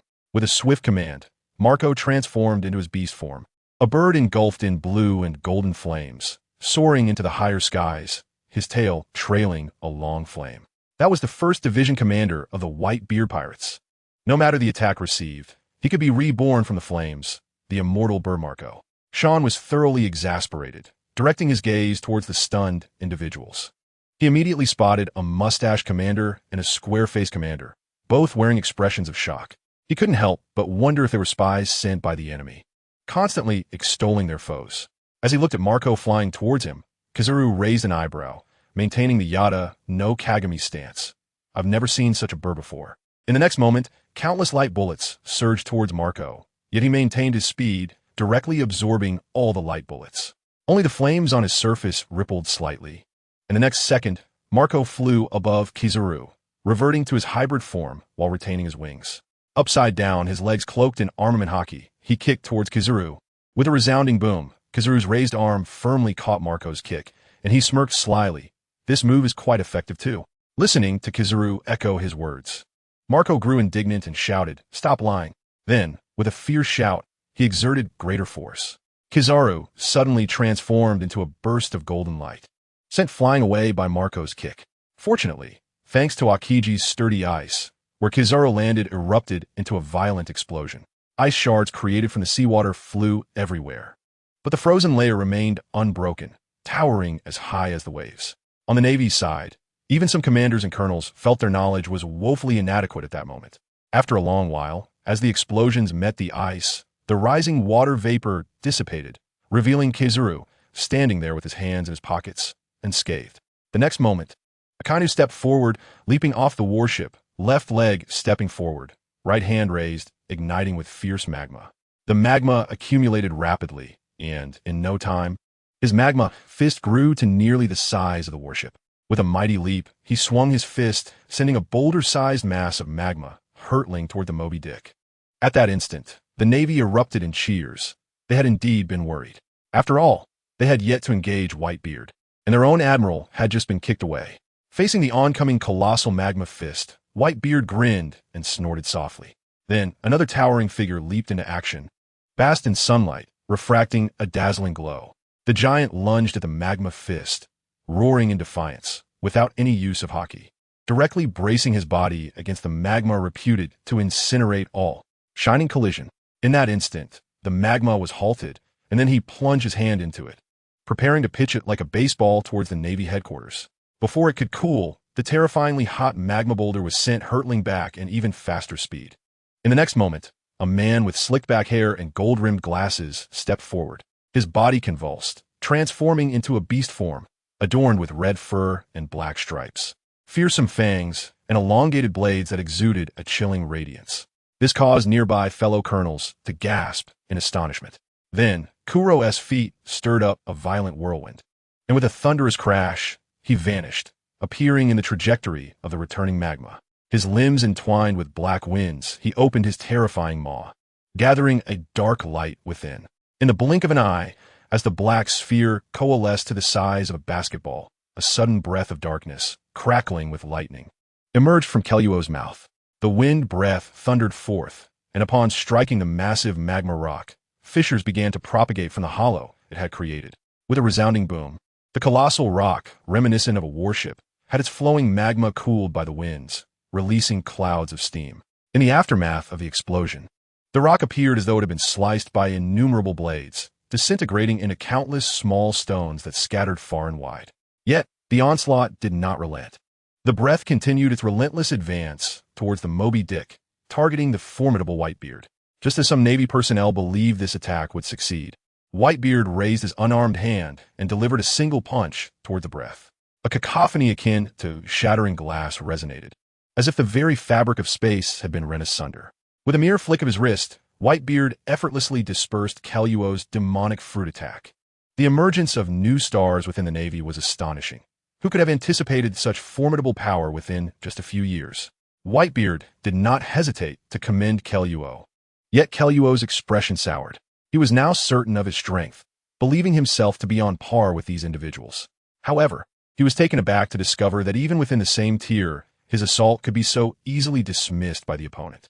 It became evident that a considerable distance still lay between him and Whitebeard. He admonished himself not to be too self-satisfied over a mere accomplishment.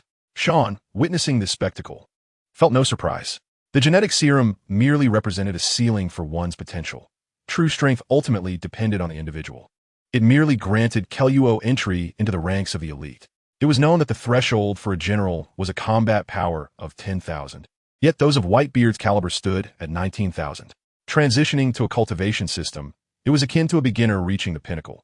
How could one surpass such a barrier? The reality did not permit such leaps. The two astonished officers beside Sean began to stir again, their eyes wide as they observed what seemed to be an extended confrontation, although it had merely lasted but a fleeting moment. The man who had just withstood Admiral Akainu was none other than the 3rd Division commander of the Whitebeard Pirates. Diamond Jozu. Remarkable, they mused. Could they all be monsters? How could they engage in multiple exchanges in such a brief period? The one with the sausage-like mouth, trembling in awe, pointed at Jozu, whose diamond transformation left only half his face exposed. Without the use of haki, he possesses absolute defense and strength. Truly terrifying. The square-faced officer snorted. But did you not see? Ultimately, our Navy holds the upper hand. Major Kelluo has already launched his attack right before Whitebeard. Listening to the two astonished officers chattering in his ear, Sean contemplated tossing them aside for some practical training. He had not brought them along to hear their boasts, especially when even Keluo had astonished onlookers. However, a glance revealed the gleaming eyes of the transponder snail they held, and he understood. These two served as commentators, embellishing the Navy's might. Yet, without any real strength, they wouldn't even qualify to hold a transponder snail here. In the next moment, a Kainu pointed towards the Moby Dick, turning to the hundreds of elite Navy personnel and bellowing, "For justice. Eliminate these pirate scum who dare challenge justice. They must be left here today. This Akadalis sea shall be the grave of the white-beard pirates. Justice. Never retreat." In the following instant, aside from Sengoku and Sean, every Navy soldier on the deck surged forward, including Ace. They leaped from the warship towards the Moby Dick. Whitebeard stood resolutely at the bow like a stabilizing force, his feet firmly planted, raising his weapon, the Murakimajiri, and pointing it menacingly towards the Navy. Listen well, everyone. Let the world understand one crucial truth. Understand what fate awaits those who dare to touch our pirate crew. In the next moment, all the commanders led their crews in a charge towards the Navy S ranks. The 5th Division commander, Vista, wielding 2 Western swords, flashed a confident smile.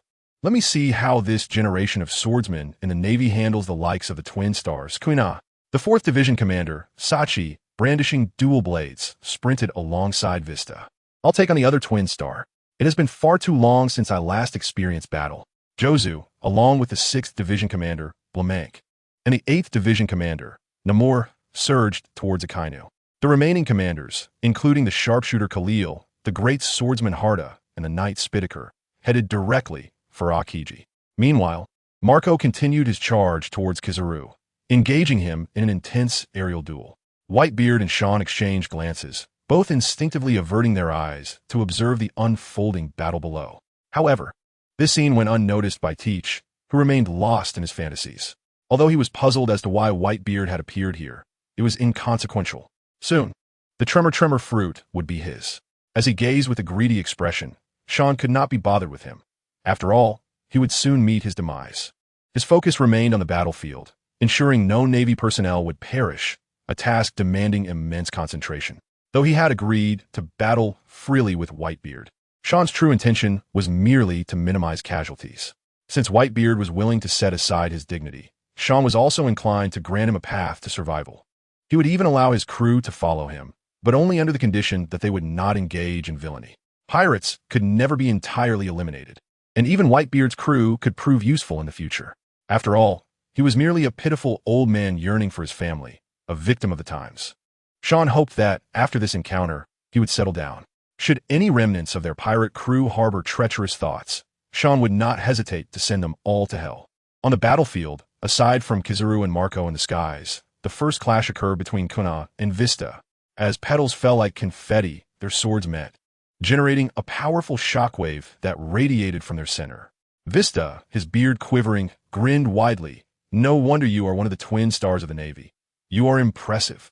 Kuina, with a sudden surge of strength, transitioned from a downward slash to a thrust, sending Vista flying.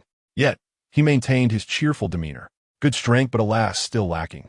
With a swoosh, Vista's form slowly descended, gradually fading amidst the swirling flower petals. In the next moment, Kuina's senses heightened as she shouted, gripping her sword tightly. Channeling dark energy, her blade transformed into a black sword. She swept horizontally in a specific direction, the blue energy of her strike contained and ready to unleash. In that instant, Vista crossed his twin swords, each blade resonating with red energy, and they collided with Kuina's strike. The ensuing explosion prompted those nearby to instinctively retreat, for the clash unleashed a tempest of sword energy, creating a storm of shards that shattered the ice within hundreds of meters around them. The two combatants charged toward each other, their masterful swords clashing, unleashing an uncountable storm of slashing winds that enveloped them both. Vista, swinging his sword, inquired, "You are a pure swordsman as well. When will you challenge that position?" "Umph. Have you ever attempted such a challenge?" Guena retorted defiantly, compressing her strike and forcing Vista back. "Not yet, as I believe such a challenge can only be attempted once. Should I fail, there may be no second chance. So I will prepare thoroughly before I do," Vista replied with a slight smile. "Dan hai liu yi xian tian." Suddenly, Guena's aura transformed dramatically as she positioned her sword before her, executing a strike that skimmed the horizon, nearly imperceptible to the naked eye. One of the techniques taught to her by Sean.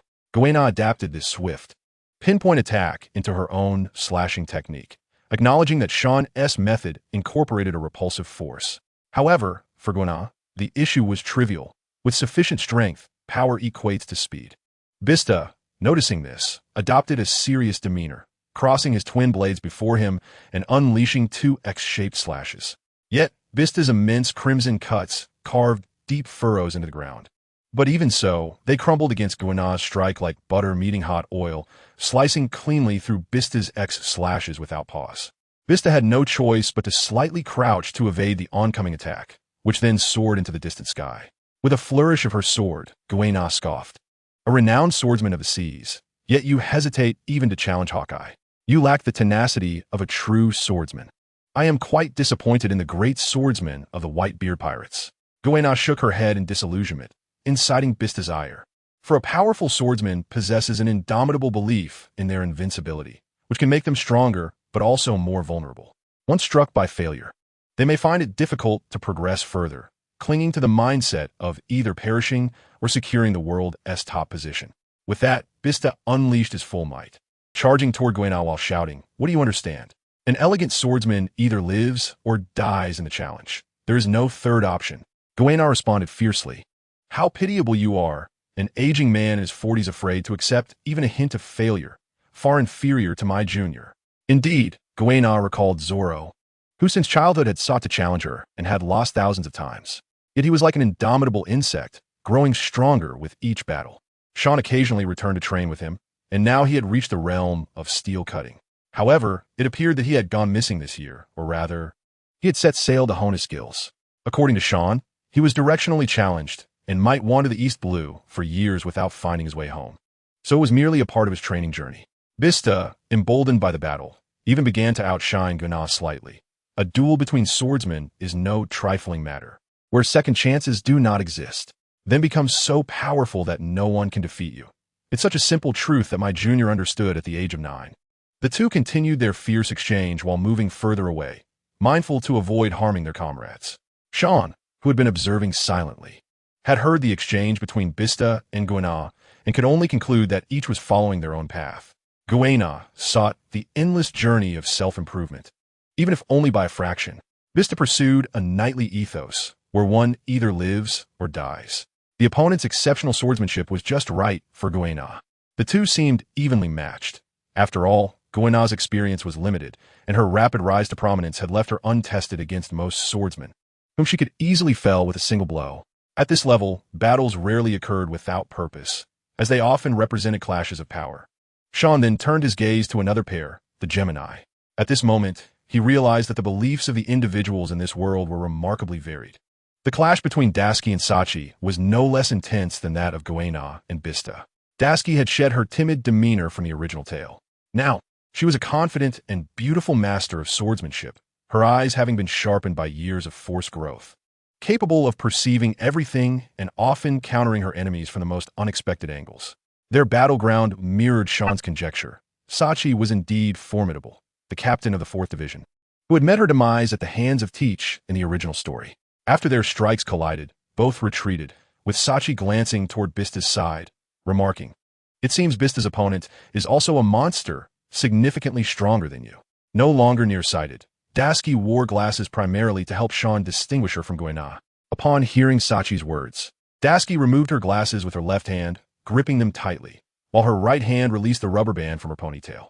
In an instant, her hair flowed freely, and she crushed the glasses in her hand, her gaze cold as she regarded Sachi, devoid of any sign of anger. This was Dasky's serious demeanor. The glasses seemed to seal away her second persona. Once removed, it signified her commitment to the battle. No longer the calculating strategist, she transformed into a decisive female swordsman. Dasky's original aspiration had never been to claim the title of the world's strongest. Her dream was to collect the renowned blades held by all the villains. This had led her to grant most opportunities for combat to Guena over the past 2 years, yet she too was known as one of the Gemini. Not because her strength was comparable, but because she was not inferior to Guena and required no comparison. What did this signify? It indicated that Dasky and Guéna were evenly matched, even with Guéna wielding the Conqueror's haki.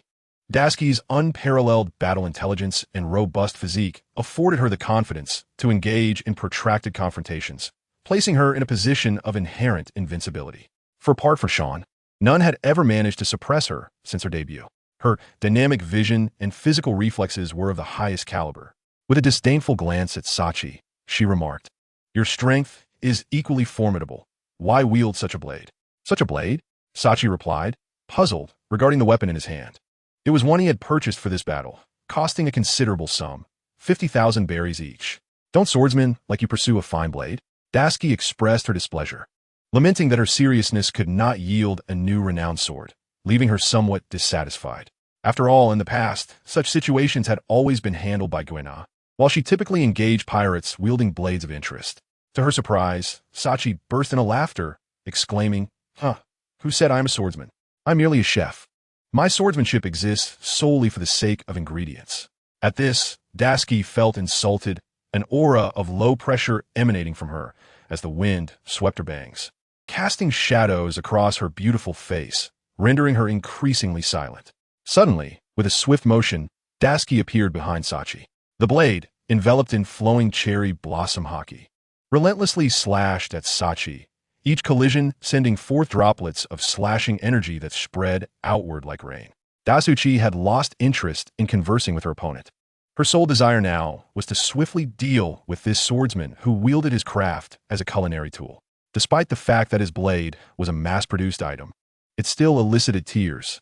Soon, a disquieting sensation enveloped her as the energy surrounding them cascaded like countless raindrops, each one increasingly viscous as it fell upon him. At that moment, Dasuchi leapt backward and gently waved her sword in the air, producing no energy fluctuations but merely stirring the atmosphere.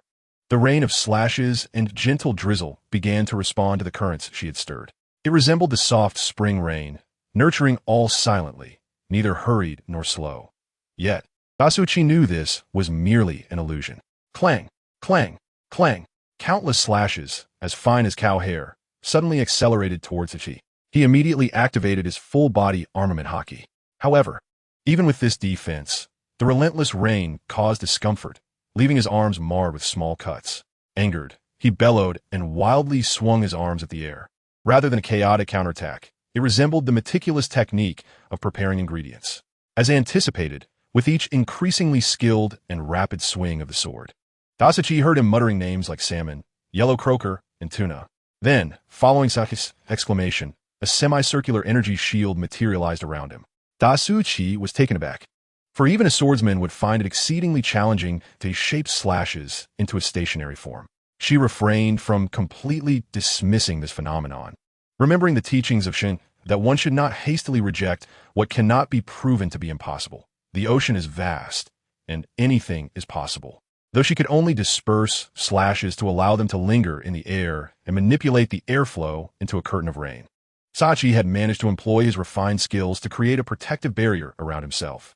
This shield was extraordinarily sharp, and in the next moment, Sachi plunged both blades into the ground, causing the white energy shield to erupt with blinding brilliance. With a thunderous explosion, a massive crater, 100 meters wide, suddenly formed where they had stood, with seawater rushing in from beneath the ice layer. Yet, despite the commotion, few noticed, as everyone was preoccupied with battling their respective foes.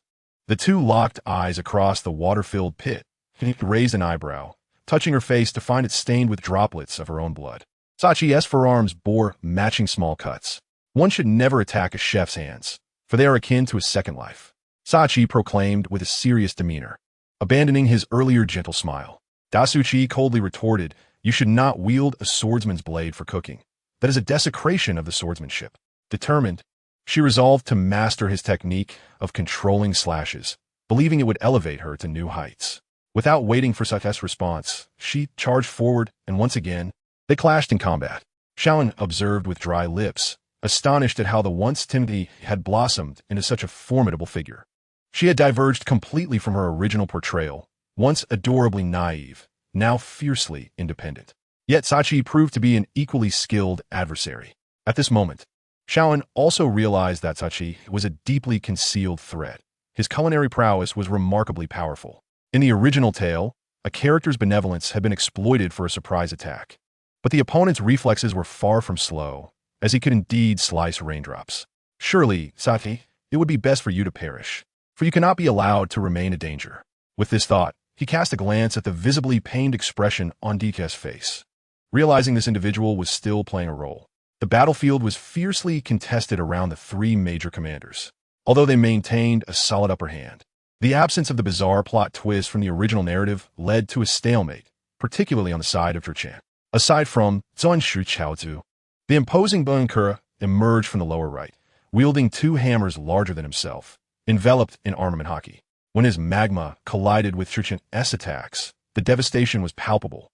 The other crew members engaged with him bore various burn injuries, even with their armament hockey shielding them. This New World pirate, known for hiding his ambitions behind his weapons, observed his comrades suffering from their encounters with Zhichan. Except for Chago, who appeared relatively unscathed, this provoked Blanca's ire. In a fit of determination, he retrieved a colossal hammer, several meters in diameter, from his left pocket. With a fierce roar, he called out to Chago, "Use that move." Understanding the command, Chaozu leapt backward and created some distance. Meanwhile, Bunker began spinning the hammer with both hands, the veins on his thick arms bulging as it gained momentum. The other captains recognized that Bunker was preparing to unleash a devastating attack. The hammer whipped up a fierce wind, prompting Zhichang to move forward to thwart the assault. He was not one to wait idly for others to charge their attacks. Although he understood from Shen's explanations that they were merely acting, he adhered to the principle of eliminating threats whenever possible. If they did not survive, he would not bear the blame. The remaining captains hurriedly engaged Zhichan to impede him. The tempestuous winds drew the attention of others on the battlefield. The commotion was impossible to ignore, as the gales whipped up by the hammer caused sharp stings against their skin. They instinctively distanced themselves from the eye of the storm, recognizing this was not a battle they could engage in. At that moment, the ice trembled as who had just ventured out stomped down on the surface, his body transforming into diamond. With a fierce roar, he charged toward Vonka, who was still spinning, radiant charge. Under the unparalleled force of Chaozu's impact, combined with the rotational momentum of his hammer and its sheer weight, a deafening explosion ensued. The hammer, enveloped in a dark hue of armament hockey, flew from Bulamankur's grasp in an instant. The captains, witnessing this, braced themselves against its onslaught and retreated from the hammer's path. Zhichang growled in frustration. Truly irked by their persistent interference, he would rather face Bavuju than be encircled like this. His right hand swiftly transformed into molten lava, reshaping his arm into a dog's head, with jagged fangs dripping with molten liquid, melting deep pits into the ice. Canine bite, Crimson Lotus, he declared as his arm extended toward the hammer, which was the size of half a military ship, colliding with it. A wave of heat erupted, fracturing the ice beneath them, seemingly thwarting the overwhelming force of the strike. Yet, Blaumankirk smiled, for at that moment of explosion, his abilities had taken effect on the hammer. The hammer suddenly cracked open, releasing an innumerable array of weapons that surged forth like a torrent of cold steel. Even more terrifying was their inky hue, entwined with the power of hockey. As anticipated, in the next moment, the center of the explosion, under the intense heat of a Kainu, was enveloped in a shroud of steam. A furious roar reverberated through the chaos. So arrogant. Pirates. Instantly, magma began to spread beneath Akainu's feet, rapidly melting the ice, its reach expanding until the pervasive steam affected the entire battlefield. In the distance, Akiji merely cast a fleeting glance, saying nothing. Such was the prowess of their Logia abilities. The terrain and weather could be utterly transformed, and within a kilometer radius of Akainu, all ice was obliterated, the magma below cooling rapidly upon contact. This formed an eerie island, a small landmass of flowing crimson magma. Had Akainu unleashed his full might, the soldiers of the Navy would have surely been scalded by the evaporating steam. The captains, sensing the gravity of the situation, braced themselves, for they understood that Akainu was now serious. This was akin to an awakened Paramecia devil fruit ability. The awakening of a devil fruit's power requires a rare gift. Much like the Conqueror's hockey, to awaken, it is a matter of fate. If one cannot awaken, it is futile to hope. The rarity of Logia fruits lies primarily in their innate ability to alter the environment. With the next gust of sea breeze, the dense steam dispersed, revealing Akainu's true form. It was evident that he had been somewhat caught off guard by that previous strike, for even now, despite being composed of elemental energy, one could discern a bruise upon his forehead. If Kinemon could injure Kaido, it would not be excessive for several captains to wound Akainu. Akainu, with a grim expression, surveyed the pirates. His heaving chest and the steam escaping his lips were ample indications of his fury. "Pirates, you have thoroughly enraged me. Prepare to face judgment." As the words left his lips, the molten ground began to churn, and from the roiling magma emerged a growing number of three-headed hellhounds, charging towards the pirates like an advancing army. Were it not for Sean's concern for his comrades, he would have sunk the entire icy surface. Wherever these magma hellhounds tread, they left behind deep pits, sending forth waves of searing steam as they melted the ice beneath them. In an instant, the magma beasts collided with the captains, accompanied by a series of explosive sounds. Akainu too surged towards them, magma dripping from his hands, mercilessly sweeping forth to incinerate the pirates. Except for Jozu, everyone bore extensive burns. Even with hockey defenses, injuries were unavoidable. Sean, observing the fierce battle, was not surprised. After all, Akainu's devil fruit was among the most formidable in the pirate world. Earthquakes, tsunamis, volcanic eruptions, and hurricanes, these three terrifying natural disasters were embodied in the trio of devil fruits. It was no wonder that Whitebeard, witnessing his sons being overwhelmed by the rabid Akainu, could no longer remain passive. As he gazed at the distant Whitebeard, the very space around him seemed to ripple with energy. Sean knew that Whitebeard was preparing to join the fray, but said nothing. With him present, no one would perish here. Of course, at least half of the pirates must fall. Otherwise, all his efforts would be in vain. He was willing to grant these individuals an opportunity, hoping they would cherish it. Then, glancing at the tormenting Kuro, who had been overlooked due to the captains already facing opponents in the admirals, Sean called out, "Kuro, take charge of the battlefield against Admiral Akainu." As Sean's command echoed, Whitebeard vanished from the bow of his ship, wielding his blade, Kong gun, and appeared behind Akainu. Even standing atop the magma, Whitebeard moved as if on solid ground, thrusting his blade into the molten rock. Instantly, a shockwave erupted from Whitebeard's position, cooling the small island, leaving only a few smoldering spots. "Magma creature, what do you intend to do to my son?" Upon receiving Sean's orders, Kuro hastened to join Jozu and the other captains. Apart from Jozu, the others were not faring well, which was to be expected, given the damage inflicted by a furious Akainu. That they had not perished outright was already remarkable. Kuro understood his duty in this conflict, to balance their combat strength. Sean needed the Navy to cultivate an image that could triumph over any adversary, embodying resilience and tenacity, qualities that would resonate through the transponder snail, instilling a sense of security in the populace at sea. They could not simply crush their opponents. Otherwise, people would only grow more disillusioned.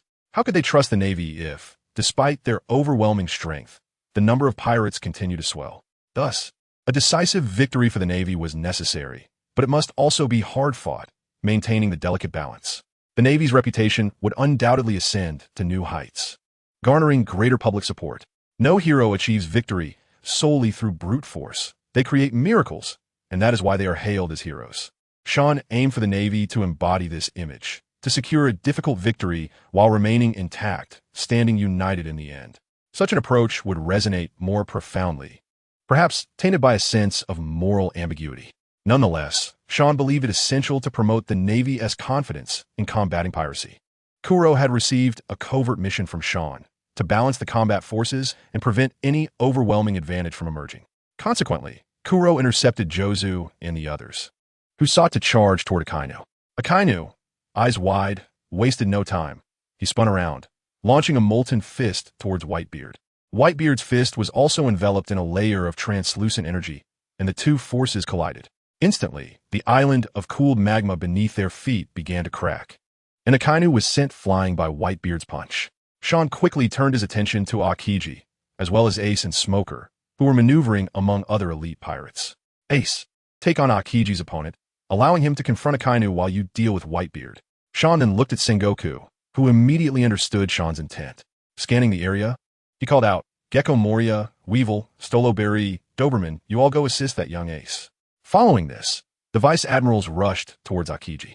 Akiji cast a glance at the beleaguered Akainu in the distance before allowing the captains to engage with Ace and his crew.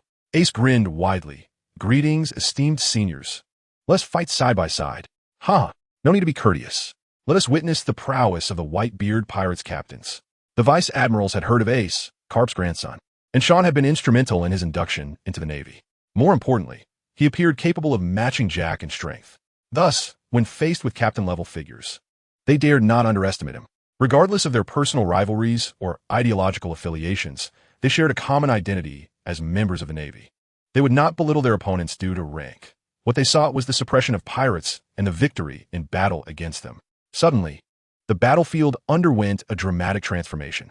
Huang Yuan continued to engage in combat with Marco and Meteor, occasionally erupting with a dazzling display of blue and yellow effects. Indeed, to Sean, Huang Yuan appeared to be orchestrating a visual spectacle. The aerial skirmish was no less impressive than the one on the ground. However, Sean understood that Huang Yuan was showcasing his extraordinary performance skills, as he was the only one in the Navy capable of posing a threat to Sean's status as the top actor. Despite his formidable strength, Huang Yuan refrained from competing with the other two admirals, which was precisely why Sean contemplated advocating for his promotion to marshal. Neither the world government nor the various factions within the Navy would experience significant upheaval, even amidst unexpected events. On the ground, Aokiji summoned the Ice Age once more. Aside from a select few exceptional rear admirals and some seasoned pirates, only those at the rank of captain or above could withstand its effects. The rest, whether Navy or pirate, were inevitably affected to varying degrees. Observing this from above, Marco urgently shouted, "Young ones, steer clear of the battlefield's center." Responding to his words, the pirates began to retreat while simultaneously engaging their opponents, distancing themselves from the epicenter of the battle involving the veterans. Meanwhile, Kuro was locked in combat with several captains, including Jozu, and felt somewhat suppressed as these leaders unleashed their full strength. Particularly, Jozu was not being overconfident. He had enveloped himself in haki while in his diamond form, significantly enhancing both his defense and offensive capabilities. Kuro, in his hybrid form, had transcended the need for his former weapon, the 10 blades. Now, his gleaming claws were his finest weapons. Soon, black energy coiled around Kuro, and the ice beneath him cracked like paper, fracturing in varying depths wherever he tread. Frustrated by the combined efforts of his adversaries, Kuro realized the source of Akainu's vexation. These opponents were far from weak. Even when injured, with Jozu holding the front line, they continued to launch powerful attacks, making Kuro's position quite precarious. The leaders of the 3rd, 6th, 8th, and 11th divisions were renowned for their strength in the New World. Kuro's devil fruit powers enhanced his physical attributes and mastery over wind elements. While the others struggled, Kuro's speed left them in the dust, allowing him to strike at will. However, Jozu was alarmingly formidable. Although Kuro could not bring him down, Jozu could not land a hit on Kuro either, allowing him to protect the other captains. The standoff persisted, a clash of might, speed, and defense. Shifting the focus to Ace, he too faced considerable pressure. He confronted division leaders wielding an array of weapons, swords, guns, and cannons. Ace concentrated intently on dodging attacks from the 16th Division Captain, Izo, while simultaneously clashing with the 7th Division Captain, Lakyu. Ace adeptly sidestepped a bullet infused with flowing cherry blossoms, then pivoted sharply, delivering a powerful punch to the icy surface. The ice erupted with a deafening roar, fracturing chaotically as walls of ice rose erratically from the impact of Ace's blow.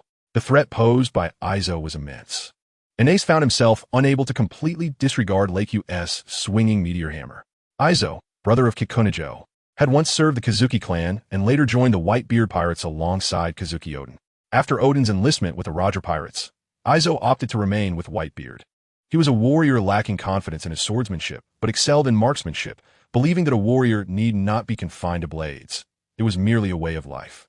Observing the obstacles Ace had created, Lakyu swung his meteor hammer, generating fierce winds as he aimed to shatter them. Following their encounter, he recognized the disparity between their strengths. While he possessed significant power, it paled in comparison to Ace's, and he required Izo's assistance. Ace, however, was not inclined to grant such favor.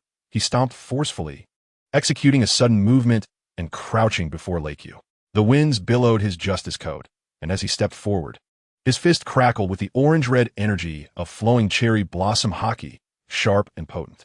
With a thunderous roar, Ace propelled his fist from shoulder to elbow, crashing upward with unparalleled speed. Even as Leikyu hastily activated his haki for defense, he was too slow. He was sent hurtling backward toward Aizo. At the moment of impact, a faint sound echoed, confirming to Ace that his strike had landed effectively. Seizing the opportunity presented by Leikyu's flight, Ace charged toward Aizo, fueled by irritation. He believed that a man should engage in direct combat, despite Aizo's effeminate demeanor. Pirate, you cannot maintain your arrogance any longer. Aizo, witnessing Leikyu's approach alongside the ensuing footsteps, furrowed his brow. With a dismissive snort, he leapt into the air, asserting, a skilled marksman cannot be obstructed by mere obstacles, Leikyu. You underestimate my capabilities. Leikyu understood well that even with Kin Bunchiko haki to detect movements, obstacles would complicate targeting. Observing Ace's reflexes, he noted the latter's exceptional reaction time, capable of evading even the slightest disturbances. With both guns aimed at Ace, the pink flowing cherry blossom haki emanated from the barrels. Bullet slash. A powerful recoil propelled Aizo backward. Simultaneously, two dark bullets, entwined with the flowing haki, spiraled forth, encircled by slicing arcs and trailing white tails. Ace's instincts screamed at him. If struck, even his robust physique would suffer significantly.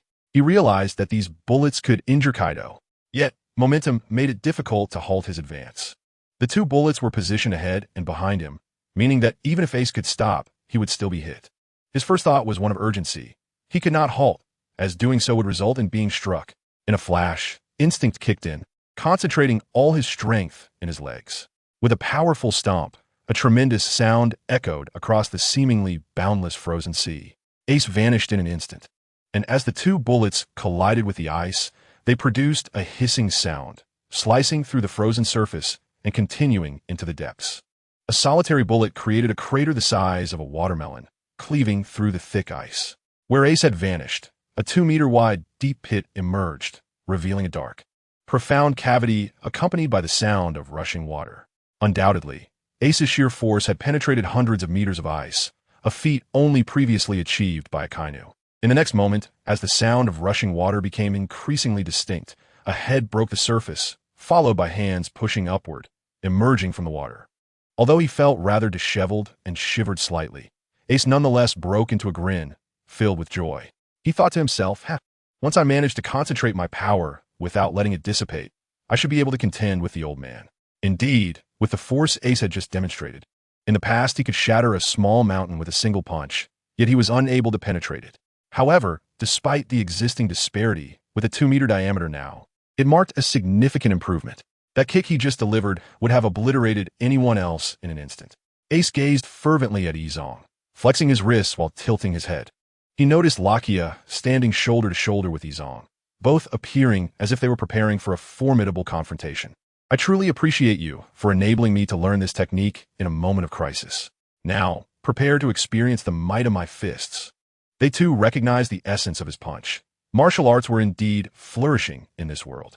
From the Fishman Karate to the 8 Treasures Navy's 8 Rush, and Sabo's Dragon Claw, all utilized their mastery over power to achieve wondrous effects. In an instant, Ace charged towards the two of them, yet unexpectedly, a figure emerged from the Mediterranean, wielding a long knife engulfed in roaring flames. The blade swung towards Ace's midsection.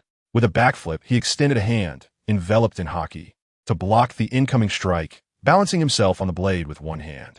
Ace squinted and glanced into the distance, realizing that the Vice Admiral's side was at a disadvantage, prompting his captain to come to their aid.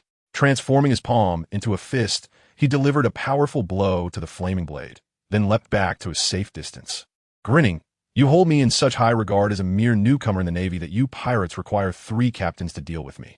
At that moment, Mongoose Vice Admiral, with a look of shame, called out to Ace. We couldn't stop him. He broke through. Ace, with his back turned to them, waved his hand dismissively. No worries, I won't be defeated. Just be careful not to get yourselves killed. He then charged towards the 15th Division Captain, Fasa, engaging in combat, while seeking an opportunity to ambush Izong.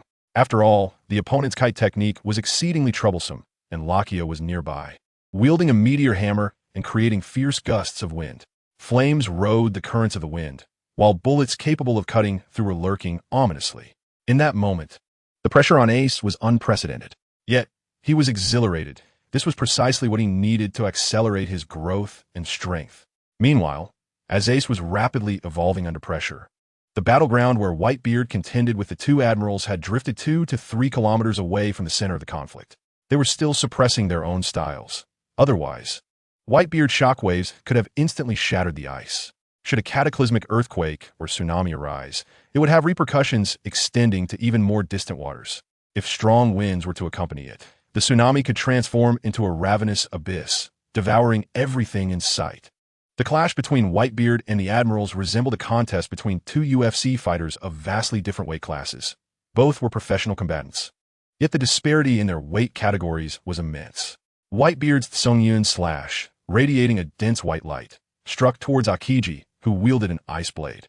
Before contact was made, the air around Whitebeard's blade had already fractured. With a thunderous roar from Whitebeard's mighty strike, Akiji was sent flying, a spurt of blood glistening in the sunlight.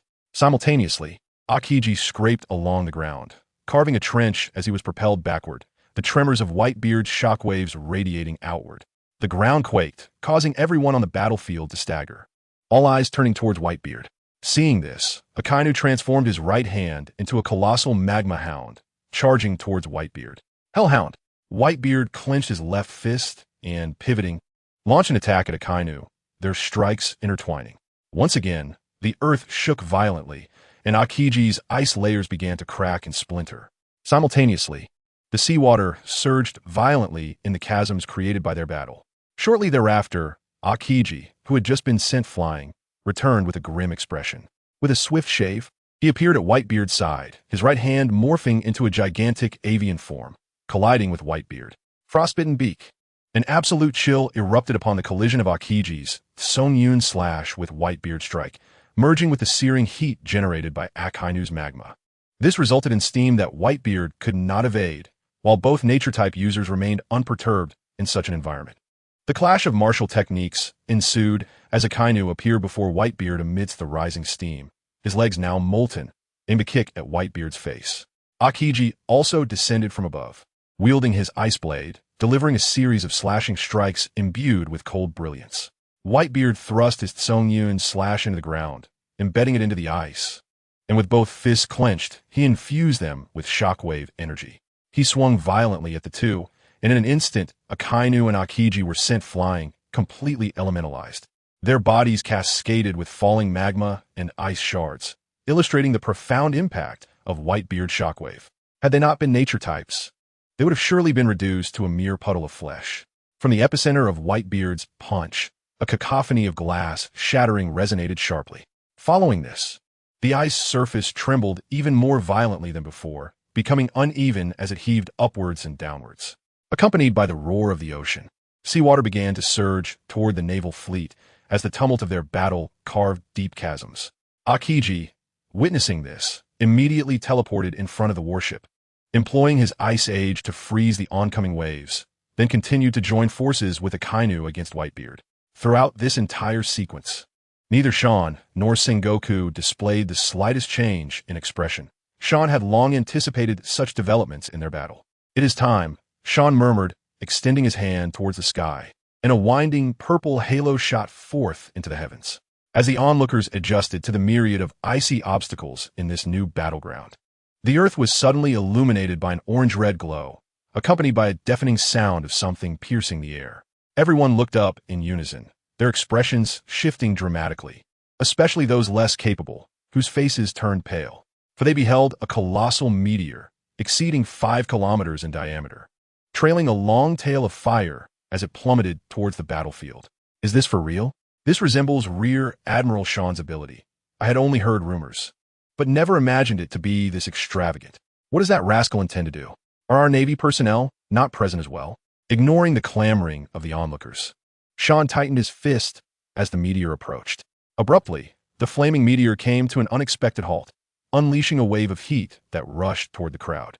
Yet, they remained oblivious, overwhelmed by sheer astonishment. In their eyes, the meteorite loomed like an all-encompassing shadow, suddenly halting their gaze. Zhanghua turned to Xiaoan, inquiring, "What do you wish to see?" With a subtle smile, Xiaoan replied, "Do you not perceive that the battles of those 3 individuals are constrained?" Ignoring Zhanghua thereafter, he extended his forefinger, gesturing towards the meteorite, which at that moment underwent a profound transformation. The meteorite, akin to a lump of clay, was molded and gradually flattened into an irregular disk. What had previously obscured the sky above them now expanded greatly, transforming into an island that entirely cloaked their vision. Suspended above their heads, Xiaoan deftly directed this island, crafted from the meteorite, towards the distance. Subsequently, the shadow enveloping the crowd began to dissipate. The sunlight reemerged, bathing the pirates in warmth, rekindling a flicker of comfort within them. With a resounding boom, the artificial island settled at the periphery of the battlefield. Xiaoan addressed the two admirals, confronting Whitebeard with a commanding shout. "Go forth! This battlefield is specially tailored for you. Unleash your powers to the fullest." Upon hearing this, Whitebeard erupted into laughter. "Kuaha! Little frozen brat, little magma brat, how considerate of you Marines to prepare a grave for yourselves." "Humph, Whitebeard, this grave is prepared for you," Akainu retorted coldly. Akiji, casting a provocative glance at Whitebeard, then sprinted towards the island, intent on avenging the injuries inflicted by Whitebeard. Following suit, Whitebeard pursued Akiji, reluctant to unleash his might in this place for fear of impacting his sons. The alternative battlefield suited him far better, as he discerned Akainu's tendency to indiscriminately unleash devastating attacks that could inadvertently harm his children. This debt would require settling with Akainu. As the three formidable figures departed, a collective sigh of relief escaped the crowd below, for the residual force of their battles was utterly terrifying. Often, when they gained the upper hand, the backlash from the opposing leaders' attacks rendered their efforts futile. Meanwhile, the ever-flashing yellow monkey in the air glanced at Marco and remarked, "Our marine admirals are indeed reliable." Although his words held truth, Xiaoan's seemingly effortless maneuver astonished him. "Humph, you still have the leisure to chatter. It seems the pressure on you is insufficient." Marco ritortif. Unbeknownst to him, while the yellow monkey acknowledged Marco's strength, he still deemed him inferior. After all, Xiaoan had stated that the Whitebeard pirates needed a high-ranking survivor to continue leading the remnants. Thus, Marco was the ideal candidate. He was privy to all the plans, demonstrated unwavering loyalty to Whitebeard, and held considerable prestige within the crew. Meanwhile, individuals across the globe watched in trepidation. On an unknown island, Kaido grumbled, "Curse Shanks. If it weren't for him, we would have already joined this grand battle." As he sipped his drink, he expressed his displeasure. Earlier, he had contemplated orchestrating a scheme against the Marine headquarters, planning to swoop in with the Beast Pirates after Whitebeard engaged the Marines, regardless of the victor. It seemed a missed opportunity, but Jin interjected, "Oh, missing the chance to deliver a fatal blow to the Marines can also be beneficial?" Jin nodded, continuing, "Though I cannot fathom why Xiaoan appears so fatigued, it feels more like a reluctance to engage rather than an inability to do so. However, do not forget, even in his exhaustion, he can summon the Marine headquarters at any moment. The renowned Vice Admirals, Fleet Admiral Zhanghua, and Xiaoan have yet to make their moves. Thus, Whitebeard is destined for defeat." Kaido furrowed his brow, pondering, "One thing perplexes me. Why does Whitebeard not unleash his full force, only bringing his officers aboard? From what I know of that old man, he would never resort to ambush tactics. It is entirely against his character." After a moment of contemplation, Jin shook his head, asserting, "Regardless of Whitebeard's intentions, one thing is certain. The Marines, making such a grand display, will not let him escape. Consequently, all that belonged to Whitebeard would be ours, providing significant advantages." Kaido's expression darkened. "If it weren't for that rat-like fellow, we wouldn't be in this predicament, allowing him to take my son to the Revolutionary Army. We were so close to seizing the Marines' lifeline." Jin sighed, choosing not to comment further. While it was regrettable, it was unavoidable. Meanwhile, Bigman was hosting a feast with her children while observing the conflict between the Marines and the Whitebeard pirates. "Well, that old fool Whitebeard is doing quite well. Yet he has acted foolishly, for he could have dealt a severe blow to the Marines," Bigman remarked, savoring a large cake in each hand. Beside her, her eldest son, the candy minister Perispero, chimed in, "Surely, he cannot compare to Mother. However, we should prepare. At this rate, Whitebeard will not fare well, and we can ready ourselves for his territory." Bigman instructed Katakuri, "Prepare to stir up chaos in the new world as the seas begin to churn." Katakuri nodded in agreement. At Marine headquarters, Garp observed Xiaoan's actions with amusement, murmuring, "That young lad is quite impressive. In this regard, he surpasses that Sakazuki fellow." Suru, standing nearby, nodded in agreement. Though we are unaware of their next objectives, he surely cannot be an evil person. Meanwhile, Only the seat of the Shichibukai, held by Doflamingo, remained unoccupied. Doflamingo turned to Rosinante. Fufufu. Dear brother, why do you not join in? Are you aware of your own insignificance, hence your hesitance? Rosinante twitched at the corners of his mouth, recognizing that Doflamingo, despite hearing Zhang's call to action, was still speaking only of his own might. He felt that his devilishly ambitious brother had become increasingly unrestrained since his strength had grown. Below, the soldiers felt a sense of pride. It was truly remarkable how Admiral Xiaoan, despite being utterly exhausted from relocating so many, still accomplished such a feat. It cannot be that simple. He likely forced himself to perform. The after effects will surely be overwhelming post-battle, as some ability users are known to experience. No way. That is incredibly moving, disregarding his own condition to create a new battlefield for those less capable, such as the commanders and vice-admirals. Rosinante was at a loss for words. Could that individual truly be fatigued? At impelled down, 3 figures appeared at the entrance. One donned a top hat and leaned on a cane, exuding an air of sophistication. Another wore only shorts, his muscular frame bulging. A golden belt slung at his waist. The last rode a sickly horse, appearing half alive. They are indeed Tich's accomplices, the ominous death god Du Q, the ghostly warden Lafitte, and the formidable champion Bejas. At this moment, Bejas, with an expression of dissatisfaction, complained, Lafitte, your speed is simply too slow. At this rate, the battle inside will be over before we even arrive. The gravely ill Du Q slightly tilted his head, gasping, everything is predestined. He then produced an apple, asking Bejas, would you care to taste my apple? Bejas cast a disdainful glance at him and retorted, do not attempt to deceive me with your tricks. Be careful lest I ensure your demise right here. Cough, cough, Du Q cough, regardless, everything is fated. What if I am indeed destined to perish at your hands? Bejas scoffed, at your age, looking like this, your thoughts are as venomous as your name suggests. Indeed, Du Q is but 24 years of age, yet he bears the appearance of someone in the twilight of life. Observing that Du Q was about to speak again, Lafitte interjected, enough with the bickering. Let us proceed inside and meet our new allies. We cannot keep the captain waiting. As they entered, a cacophony of screams mingled with the thunderous sounds of conflict echoed throughout the Impel Down.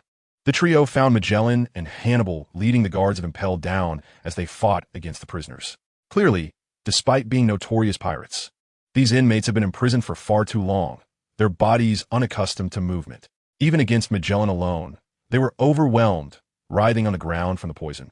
Though Magellan and his men were not faring much better, Lafitte glanced at the only individual still standing, who tossed some antidotes to the others. Du Q observed, indeed, fate has granted you a chance to escape from this Impel Down. Magellan, upon noticing this, felt a surge of rage. After much effort to contain these prisoners, he was now being thwarted by the unexpected arrival of these individuals. In the next moment, from a corner of the prison, a figure wielding a sniper rifle aimed at Magellan. Who are you? Magellan barely finished his question before a bullet, imbued with the essence of hockey, pierced through his abdomen. Igniting his fury, taken aback, he turned to see a criminal who had not been incarcerated. How could this individual be present here? Clutching his abdomen, Magellan's ally Hannibal stepped forward to shield him. You shall not leave here today. With that, Hannibal brandished his long knife and charged at the adversary, only to be met with a crimson slash that forced him to block with his weapon. Yet he was still flung away by the force of the blow. Hannibal, now on the ground, looked up in shock at the assailant, who had been merely spectating and distributing antidotes. Shiryu, this former warden of Impel Down, was a powerful figure, condemned to death for his bloodthirsty nature, but granted a stay of execution. How could he have been merely observing? Suddenly, as if recalling something, he turned to the others. Indeed, the other pirates began to rise as well. Bejas, beating his chest like a gorilla, exclaimed, who are our crew members? At that moment, Shiryu, cigar in mouth, revealed a colossal figure, the giant warship, the Saint Juan Wolf.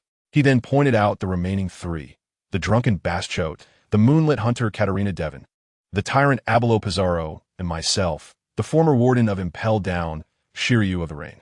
Lafitte narrowed his eyes, directing his gaze at the concealed figures of Inu and Fan Oka, who nodded in agreement. The captain said that everything else is a gift to the world government and the Navy. Let them deal with the headache. As Magellan listened to their conversation, realization dawned upon him. Tich's entrance into the prison was no mere accident, but a meticulously crafted scheme.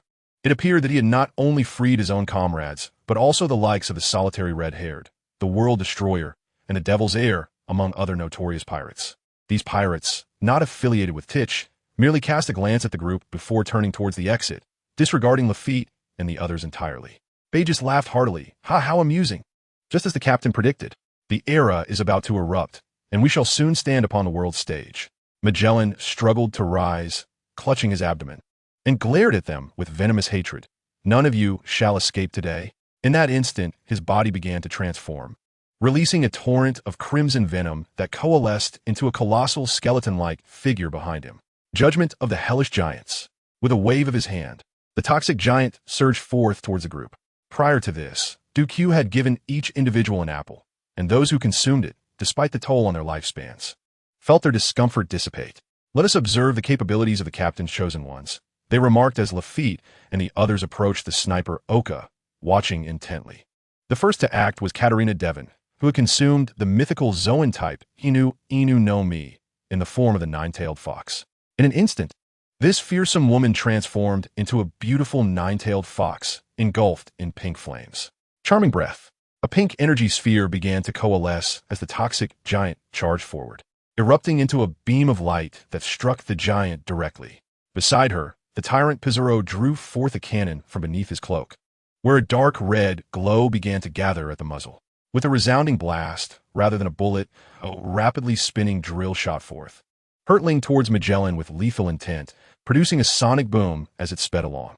The giant warship, the Wolf, with its colossal fist, surged forward, its power eclipsing that of the toxic giant. Baschote, belching, extended his palm, gathering a mass of liquid that, upon appearing, filled the air with a potent scent of alcohol, causing those nearby to feel somewhat hazy. With a swift motion, Choate released the liquid, transforming it into countless droplets resembling bullets, which surged towards Magellan. The first droplet struck the toxic giant, instantly creating a gaping hole that ignited in flames. Following this barrage, Pizarro's drill followed suit, piercing through half of the toxic giant's body, relentlessly advancing towards Magellan. Katarina's breath soon struck Magellan's toxic form, igniting him in flames, leaving him dazed and unaware of his burning state. Finally, the giant warship's fist thundered down upon Magellan. Witnessing Magellan's lack of response, Hannibal rushed forward, brandishing his long knife defensively. Alas, against overwhelming strength, he stood no chance, and both he and Magellan were sent crashing to the ground, their descent unrelenting. Shiryu, with his half-drawn sword, gradually sheathed it, having no intention of drawing it further. Bagus, displeased, glared at Shiryu and questioned, "Why do you not make a move? Did you not say we were to witness your prowess?" Shu, with a cigar clenched between his teeth, cast a fleeting glance at the other party. "It is I who am assessing you, not the other way around. Do you comprehend? You muscle-headed fools." Indeed, Shiloh sought to gauge the strength of these individuals. Hence he refrained from revealing the antidote at the outset. If they could not even breach the gates of the city, he certainly would not consider joining the Blackbeard pirates. As for those who had turned and walked away without a backward glance, their affairs were of no concern to him. After all, if someone like Magellan could imprison him, he had no illusions about continuing in his position. "What did you say? Do you dare to challenge me to send you down the same path as Magellan?" At this moment, the lurking Oka, aware of the circumstances, promptly interjected, "All right, Bayas, let us make haste to the captain. By the time we arrive, the world government and that band led by Whitebeard should have determined their victors, should they not?" This notion excited the group, for after today, they would become the new Yonko crew. Most importantly, they would take the first step towards realizing their own ambitions. Their allegiance to Tiki stemmed chiefly from his towering aspirations. Let us hasten to partake in this grand spectacle. I can hardly wait to witness the expressions of dismay on their faces. The anticipation of their anguish was palpable. It appeared that fate intended for the Whitebeard pirates to become a thing of the past today. Subsequently, these individuals sauntered towards the door, intent on executing an earth-shattering endeavor. Returning to the battlefield, after several hours of combat, both the artificial islands of Akiji and Akainu's forces and the ice-encrusted terrain bore the scars of conflict. The once smooth, icy surface was now riddled with gaping holes and uneven patches. The dynamics of the battlefield had shifted dramatically, with the first one to declare defeat being Daz Bones, whose battle with Sachi concluded swiftly. Sachi bore a grievous wound, a massive gash running from his shoulder to his waist, blood seeping profusely and saturating his garments. The depth of the wound was such that one could even glimpse the faint pulsation of his innards. Sachi lay supine on the ground, knowing full well the plan. Whitebeard had instructed them not to perish. If severely injured, they were to refrain from rising again. Should anyone actually die, Whitebeard had stated ominously, if any of you fall, I shall not live either. I will ensure the Navy pays a heavy price, even at the cost of my own life. Indeed, family came first for Whitebeard. He could endure his own darkness for the sake of a deal with Sean, but only if Sean would fulfill his promises. Otherwise, even as a wandering spirit, he would claw his way from the depths of hell to deliver a fierce bite. It was precisely because of Whitebeard's words that Sachi, though struggling, could still exact a prize for the adversary. Yet he remained motionless, thinking only of wanting to see his comrades and his father once more. Daz Bones, gasping for breath, acknowledged the prowess of her opponent, a captain-level figure. A swift, dual-wielding assault had inflicted a minor wound upon her arm. Meanwhile, the captains alongside Ace were taken aback by Sachi's dire state. Although aware it was all a ruse, they could not help but feel a surge of anger. The fire-wielding Fossa broke away from Ace's side, charging towards Daz Bones. This relief allowed Ace to initiate a counterattack, having gained significant insights from this battle. He had now fully mastered the technique of striking with precision. With a leap into the air, Ace summoned a fist enveloped in orange-red energy, channeling it towards Izo, who had been persistently attacking him. Suddenly, Izo felt a jolt of alarm. A wave of danger washed over him.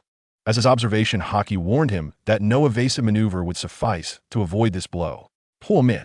Indeed, the very next moment, Ace unleashed his punch, the aura surrounding it glowing with a dazzling orange radiance.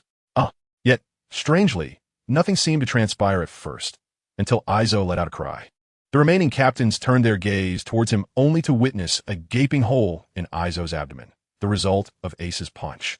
It became evident that nothing had been amiss. Ace had executed an absolute display of force, delivering a long-range strike that compressed immense power into a singular point, achieving a supersonic attack. Unless one's defenses were exceptionally robust, few could evade such velocity. Izo. The captains erupted in a frenzy, retaliating against Ace with relentless assaults, exchanging injury for injury. Ace, too, suffered numerous wounds, his shirt tattered by their onslaught. In the distance, Kuro, witnessing the scene, unleashed his full might, engulfed in a swirling black tornado. Kuro, in his beastly form, found himself at the center of this tempest, which began to draw in the injured captains who had been struck by a Kainu. Even Jaws, with his formidable resilience, was rendered helpless as the black winds sliced through the air with a deafening sound, helplessly watching his comrades being swept into the vortex. As they were pulled into the dark whirlwind, Kuro ascended, utilizing the force of the tornado to spiral at high speed. The cacophony of cries filled the air, fueling Jaws' fury as he charged towards the storm, his body radiant under the sunlight. He shattered the ice beneath him, leaping into the air, enveloped in a fierce aura, and roared, shining absolute impact. The winds, which had previously sliced through him like sharp blades, now failed to breach even his armed defenses. Jaws collided with Kuro, sending him hurtling away, blood spilling from his mouth mid-flight. Gradually, the tempest subsided, and Jaws caught several of his comrades, who were bloodied and battered. Their numerous wounds stark against their skin, igniting a fiery rage within Jaws. Fortunately, they still breathed, albeit unconscious. With fury flooding his eyes, Jaws glared at Kuro, panting, and hissed, "Kuro, you bastard! Do you truly wish to kill them?" With those words, he charged at Kuro, who, having landed, took a moment to catch his breath. This maneuver had taken a significant toll on him. Nevertheless, to clear the field, it had to be done, particularly since the outcome of Daz Bones' battle had been decided. And it was time for the plan to commence. As Jaws furiously clashed with Kuro, two admirals engaged Whitebeard on the island. After transforming the terrain into an inferno of ice and fire, they could contend with Whitebeard, yet they could not inflict any fatal damage upon him. Whitebeard sensed a shift in the atmosphere, turning to observe the center of the battlefield, where his sons lay grievously wounded, several unable to continue fighting. However, they still drew breath, while Akainu and Akiji followed his gaze. Akainu erupted into laughter. "It appears your sons are about to perish one by one before your very eyes. Old man, today, I shall send you to meet them." With that, Akainu surged forward to engage Whitebeard in combat, whose heart, filled with a mix of shock and rage, initially feared that Sean had reneged on their agreement. However, upon hearing Akainu's words, he found solace, placing his heart back where it belonged. Indeed, as he stated, The number of individuals present who were aware of their survival did not exceed 5. It was evident that Akainu and Akiji were not among them. Whitebeard understood that the moment of reckoning was near. After repelling Akainu, he cast a glance towards Sean, who exchanged a meaningful look with Whitebeard but remained silent. However, Whitebeard comprehended the unspoken message. He was to unleash his fury, for his demise was imminent. With his weapon, Kanjiunki, he thrust towards Akiji. Under the influence of Kin Bunchika Haki, preemptively activated his elemental state. In the instant of the impending strike, a portal was opened. Simultaneously, as Akiji gripped Kanjiunki, a chilling force coursed through the weapon towards Whitebeard.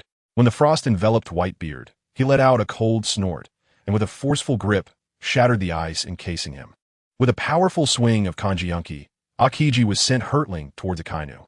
Subsequently, leaping into the air, Kanjiunki radiated a white aura as it descended upon Kizuru, who was engaged with Marco. Instantly, the mocking expression on Kizuru's face vanished, replaced by alarm as he swiftly formed a sword from his light. He pivoted to counter Whitebeard's onslaught. Unfortunately, despite Kizuru's speed and strength, he could not withstand the meticulously prepared strike from Whitebeard. He transformed into a streak of yellow, soaring into the distance, while the ground trembled, causing the ice encasing the Moby Dick to crack and splinter, forming an escape route. As Akiji and Akainu approached, Whitebeard seized Marco and hurled him towards Kana, enabling him to assist Vista. Meanwhile, Whitebeard plummeted to the icy surface, creating a massive crater upon impact. He positioned Kanjiunki by his feet, gripped it tightly, and unleashed a flurry of punches, producing a cacophony akin to shattering glass.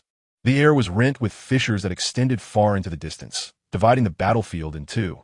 Under Whitebeard's intervention, the combatants retreated to their respective sides, with the battlefield now split into two factions, one led by Marco and the Whitebeard pirates, and the other comprising the returning 3 admirals.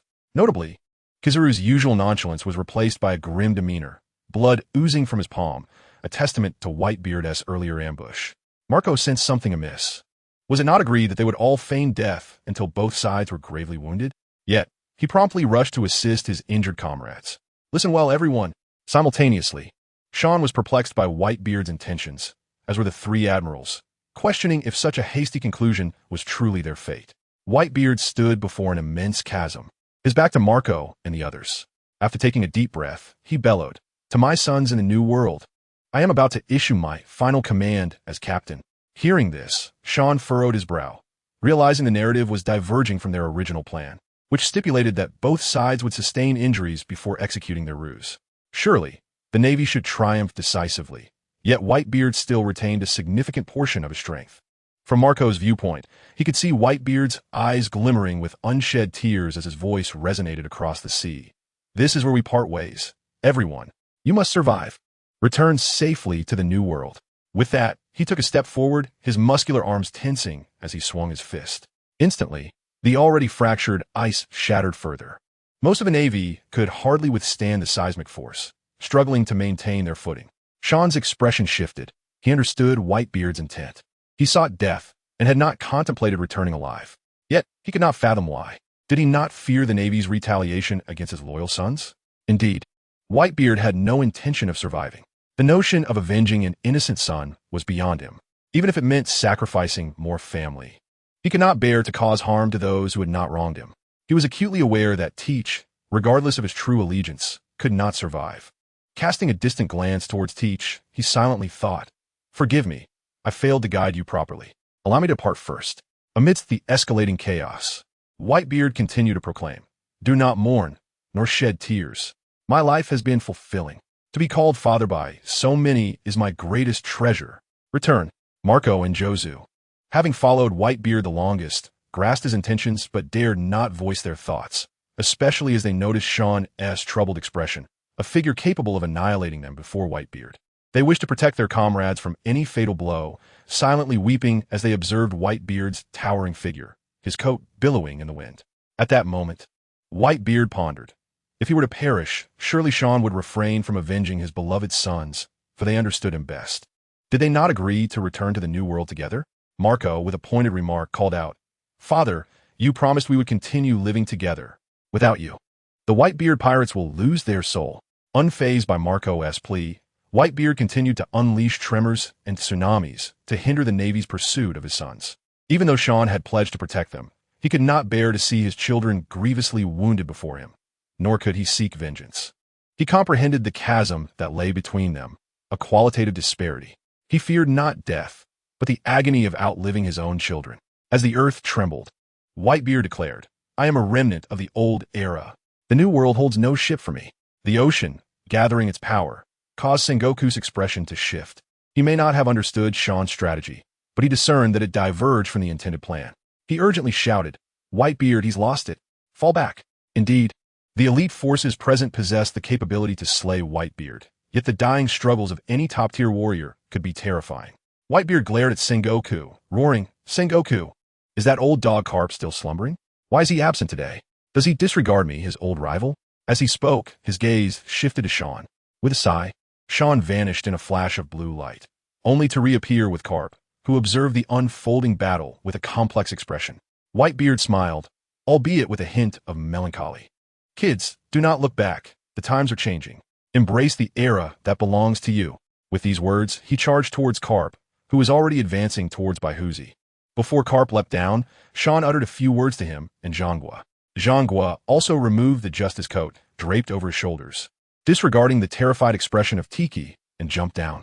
He left only one statement for the three admirals: "We will handle him." Subsequently, he joined Carp in rushing towards Baihuzi. It was not that Zhonghua was shirking his responsibilities as admiral.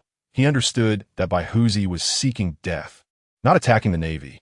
The earlier commotion, which seemed to cause a great earthquake and tsunami, had not inflicted irreversible harm on any Navy personnel. Simultaneously, he sensed that the last words from the opposing side were laden with meaning. Was the era changing?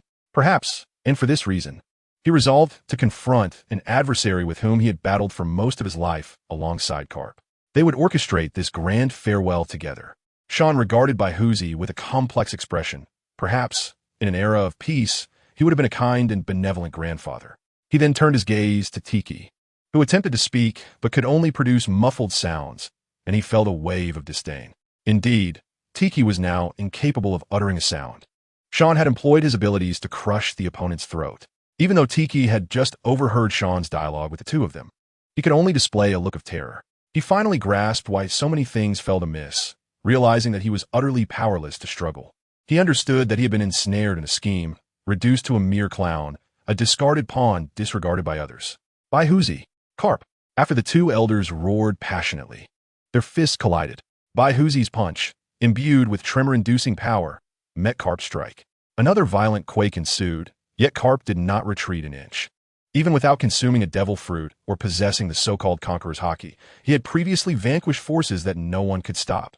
The Rock's pirates. At the moment their fists clashed. Aside from the perfectly intact ice layer beneath them, their restrained power suddenly unleashed a shockwave, causing the ice surface several meters away to seemingly vanish into thin air. There was neither moisture nor vapor. It was as if an eraser had wiped it away, leaving no trace behind. This was a feat unattainable by any of the three admirals, akin to something disappearing without a trace. Kalalalala, Garp, your fists remain as formidable as ever. Humph. It is clear you are the one growing old. As they exchanged words, the erased circular trench emitted a deafening roar. A surge of seawater erupted, forming a colossal water curtain that enveloped the two within that confined space. Immediately following, Zhonghua transformed into a gigantic golden figure, using his human fruit, the mythical Buddha form. This bestowed upon him the strength, wisdom, and spirit akin to that of the Buddha, merging a colossal physique with a clever mind and perfect technique, rendering him the ultimate being of both heart and skill. He raised his massive palm, clenched into a fist, and struck towards the opposite side of the sea curtain. As his fist approached, Baihuzi emerged from a sudden void within the water curtain. Simultaneously, Baihuzi retaliated with a punch, but he was evidently unprepared, causing him to stagger back a few steps from Zhonggua's blow. This was the Buddha form, under the equal level of Kinbunchaku. Both sides found it challenging to predict each other's movements through their abilities. However, Zhonghua could swiftly devise several countermeasures based on his opponent's habits, delivering powerful strikes. Meanwhile, Carp followed closely, leaping from the lingering pit created by Baihuzi's earlier shock. At the same time, Zhongua's other hand unleashed a shockwave, and Carp used the force from it to charge towards Baihuzi. his fist cloaked in a layer of black substance and suffused with crimson flowing haki, exuded an aura of anticipation.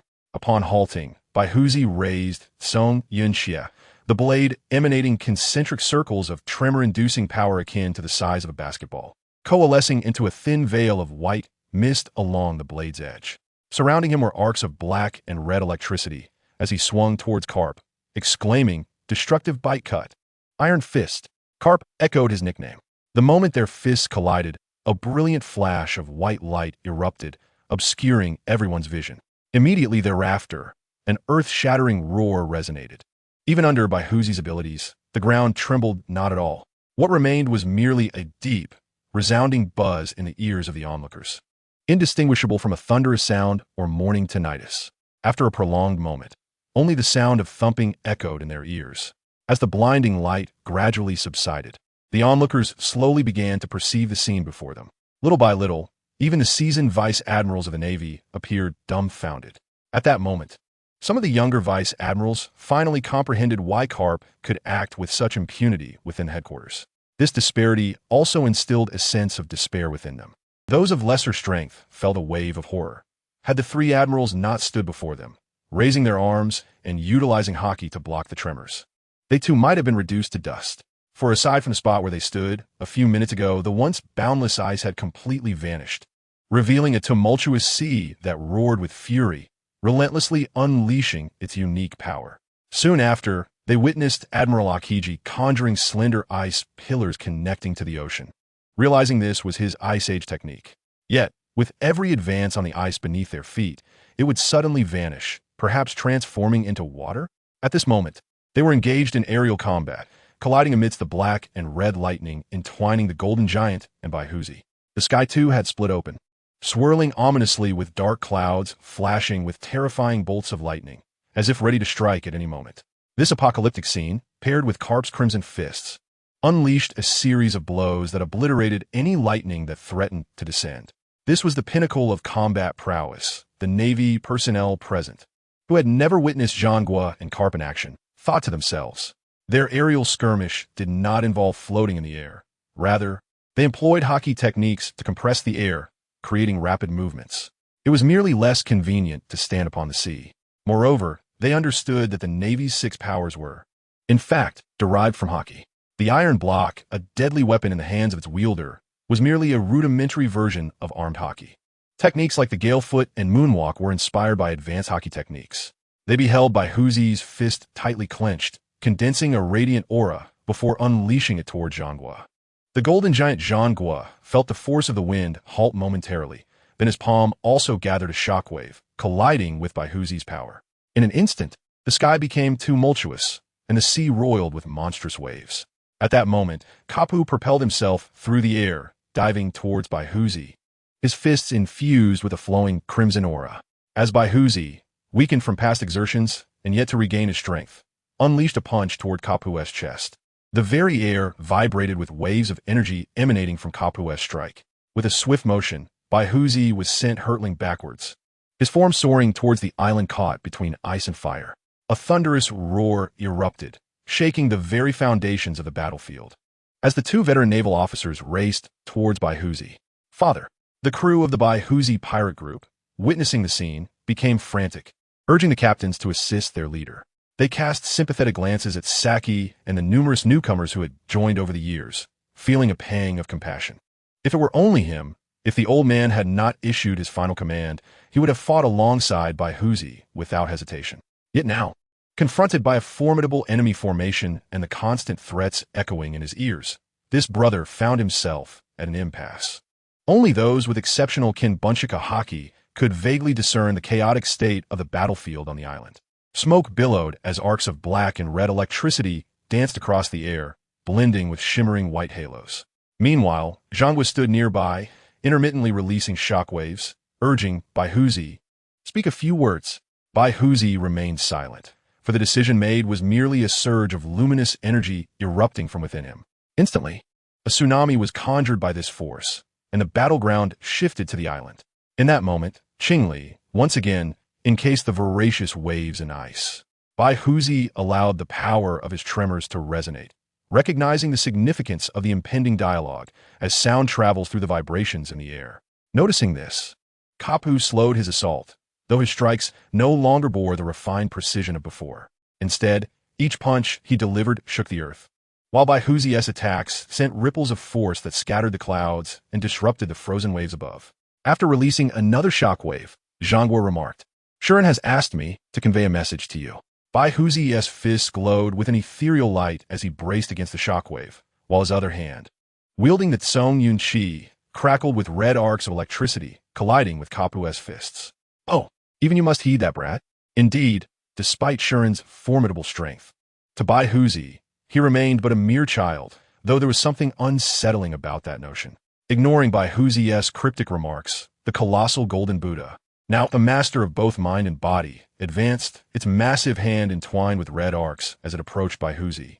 With a fierce swipe, Baihuzi sent Kapu hurtling away before turning to face Zhanghua. In that instant, the atmosphere, recently disturbed, thickened anew, the clouds swirling as if the heavens themselves were being cleaved apart. He warned, "Do not hasten your demise.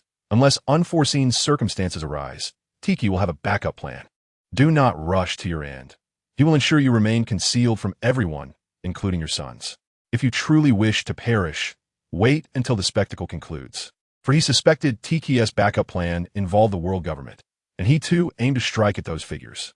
As Zhanghua engaged Baihuzi, he acknowledged, though unsure of Shuren's reasoning, he was nevertheless swayed. After all, the Navy must embrace a new generation of leadership. They were the future. He too wished to witness what he could gain from this battle, where he had been ensnared, and the direction in which the Navy would head, which explained their tacit acceptance of each other's actions. As for Shuren's threat, they regarded it merely as a remnant of the past, perhaps even more daunting. Yet for these seasoned warriors, fear was an unfamiliar concept. They simply wished to glimpse the Navy's future. Moreover, while these naval elders sensed Shuren's dissatisfaction with the current state of affairs, they equally recognized his fervor for the Navy, an individual with a righteous heart, albeit one willing to gamble on its future. This was the crux of their internal conflict. They understood well that despite the harsh words from that young man, how many within the Navy had not benefited from his kindness? He had tirelessly healed the wounds of his comrades over the years. Such a person, even if he were to betray the Navy, what impact could he truly have? They had witnessed it all and now pondered how to stake their own bets. Having reached an age where they had little left to lose, they were willing to gamble, eager to gauge the stakes and skills of this audacious gambler. "Kulala, has that detestable brat threatened you as well?" Baihuzi laughed heartily while delivering a kick towards Zhanghua, who appeared diminutive before the giant form of the Buddha. Yet, imbued with indomitable strength, he sent the giant flying. Seizing the opportunity, Kapu followed up with a punch that sent Baihuzi deeper into the island. "Baihuzi, you truly have aged. Once, you were so full of vigor. Besides Tiki, are there any other traders aboard your ship?" Kapu pressed on, pursuing Baihuzi, who in turn used the Tsong Yunqi to carve a deep trench into the ground, halting his advance. With a twist of his waist, he engaged Kapu in combat. As they fought, Kapu remarked, "You should know Tiki's character better than anyone. Yet you foolishly believe love can change him, correct? Your Kinbunchiko Haki cannot fail to perceive Shuren's stance. I trust you understand what that brat represents. Otherwise, why would you seek death here, knowing he might renege on your agreement?" At this, Baihuzi fell silent. His Kinbunchiko Haki, a gift only those of his era could truly grasp, allowed him to perceive different colors in the thoughts of others. Although it lacked the depth of EG's ability to hear hearts, he could sense anyone's intentions, regardless of their strength. This was why both his crew and those who followed him remained steadfastly loyal. Beyond Baihuzi's charismatic presence, he recognized these individuals were products of their time, not inherently wicked. It was precisely because he could see beyond their strengths that he chose to conclude matters here, knowing Shuren would not renege on his word. Thus, through the exchange of a few words among the elders, Shuren's temperament was laid bare, though he remained oblivious. "Let us engage in a decisive battle, in the end. I hope you do not struggle," Kapu declared. Zhanghua, having returned, added, "We have resolved to bet the future of the new era on him. Let us await the outcome." The age known as the Twilight of the Gods. Baihuzi's expression momentarily faltered, lost in thought, yet he was sent flying by Kapu's blow, unperturbed, for the remnants of past wounds still ached within him. Yet, he soon erupted into a hearty laughter, proclaiming, "Kulalala, let us remnants of the old era come to a conclusion here." Kapu and Zhanghua exchanged knowing glances, both displaying expressions of relief. At this moment, the three prominent figures, having reached the zenith of their renown, revealed their contentment after making a decision. They understood that their adversaries were no longer one another, but rather those who had orchestrated this chaotic era. Regardless of whether the new age required their presence, they wished to witness firsthand the world envisioned by that young man. The tumultuous battlefield transformed from flamboyant clashes back to a restrained, yet potent confrontation. Zion had always been able to perceive their movements, though the words they exchanged eluded his ears, and it reverted to this state once more. Could it be that the negotiations had collapsed? What a pity that would be. He then turned to Dicky and whispered, "When will your backup arrive? I feel as though I am rusting, having not moved in ages." Dicky glared at Zion in silence, waiting with faith that once his new crew arrived, he would surely escape. The grudge of being rendered mute would be repaid in due time. Regardless of how the other party had discerned his intentions, he had no plans to allow Zion to live. Zion shrugged, choosing silence, yet Akainu approached him, standing beside Zion. He scrutinized him intently and quietly inquired, "Kid, did your negotiations with Whitebeard fall through?" "I don't know. What do you intend to do?" Zion replied, somewhat perplexed. Now was an opportune time to strike Whitebeard's crew, yet Kazan and Bolisolino insisted on knowing his thoughts. Akainu rarely displayed a look of helplessness on his face. If no one accompanied him, he could not take down those foes. He was reckless and harbored animosity toward pirates, but he was not foolish. He could contribute to the Navy, but would not act against the impossibilities. "All right, just wait, you. There is still a great battle ahead, and the truly wicked ones are on their way." Zion squinted at Dicky and added, "In truth, our disagreement is merely ideological. However, if you truly wish to realize your absolute justice, heed my words. Let us join forces. I also forgive you for your past grievances against me." After a moment of contemplation, Zion continued, "I have cleared up some of the issues that made you a target in the past. Our enemies deserve your consideration." Akainu was bewildered, unaware of who had harbored animosity toward him, as the pirates who despised him had usually been dealt with. Who could possibly still hold resentment against him? At this juncture, in order to avert unnecessary complications, the three legendary figures still alive were engaged in a fierce battle, necessitating a swift resolution. The Navy, with Kapu and Zhanghua aware of Zion's intentions to strike Whitebeard's crew, had to release them. They could not allow those outside to remain idle. A decisive outcome against Whitebeard had to be reached before the true pirates entered the fray. Similarly, Whitebeard faced instability from the outside, particularly from the unpredictable Akainu, who could strike at any moment. Thus, both sides needed to conclude their confrontation quickly. Yet neither could lower their dignity in front of adversaries with whom they had battled for much of their lives. Under Kapu and Zhanghua's strategic strikes, Whitebeard was sent flying, landing in the central battlefield between the Navy and the pirates. Spitting blood, he stood up, flexing his arms and pointing his sword, Song Yunkut, at the two approaching figures.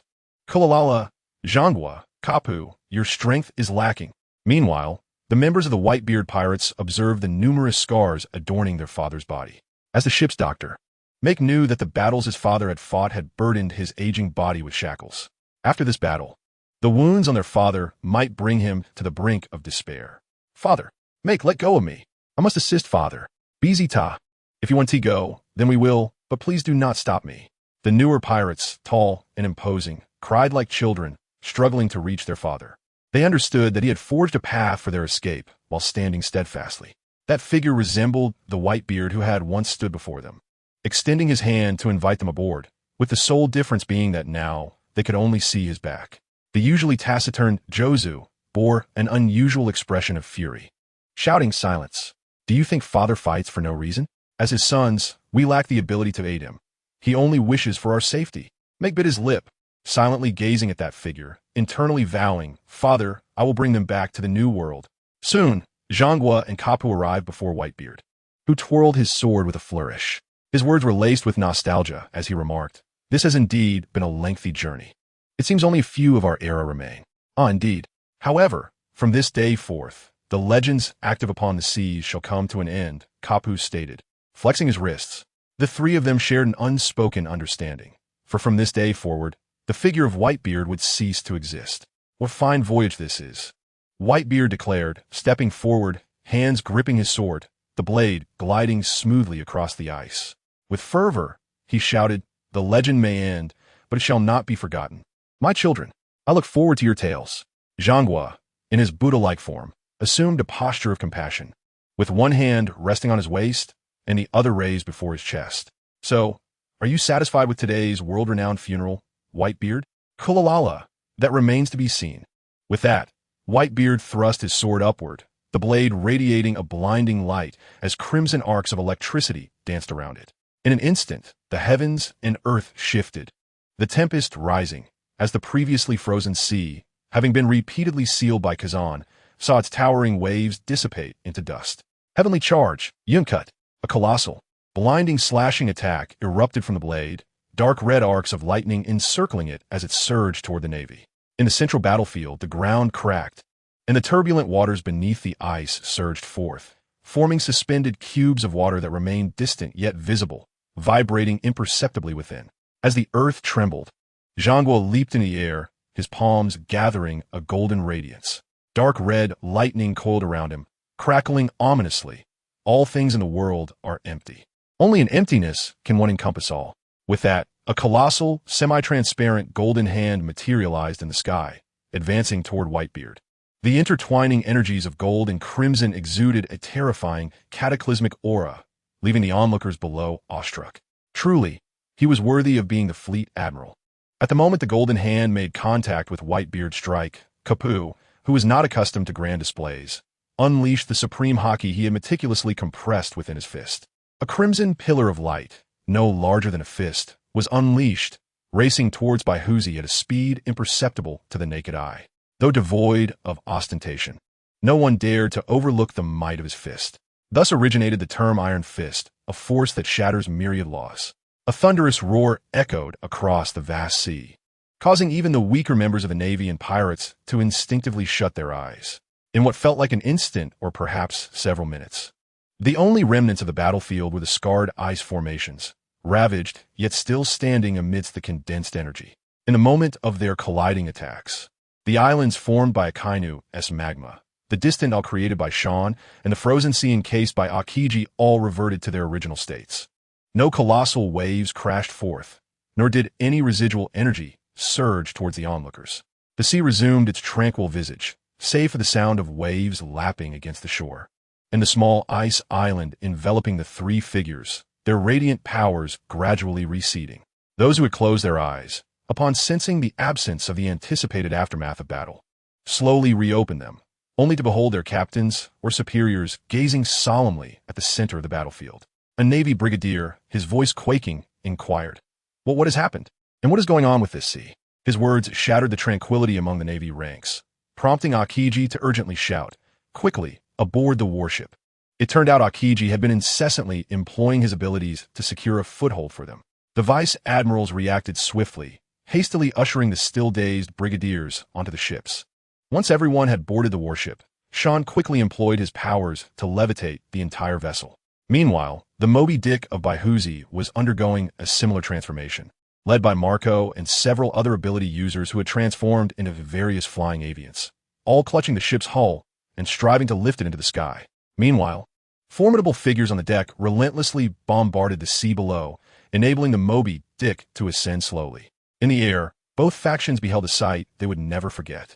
What had appeared a moment ago as a placid sea now revealed its tumultuous undercurrents. A water vortex, nearly a kilometer in diameter, writhed beneath the surface, as if poised to erupt. In that moment, both pirates and Navy finally comprehended the urgency reflected in their leaders' expressions. For this was the might of nature.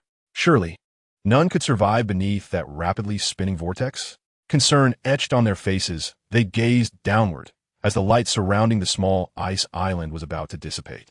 Shan was not surprised by their abilities, nor did he worry for their survival. It must be acknowledged that this world is predominantly composed of oceans. Seasoned Navy and pirate veterans would not fall so easily to the sea's wrath. If such were the case, the Navy would not need to train new recruits to combat pirates. Merely conjuring waves would suffice. The same applied to pirates.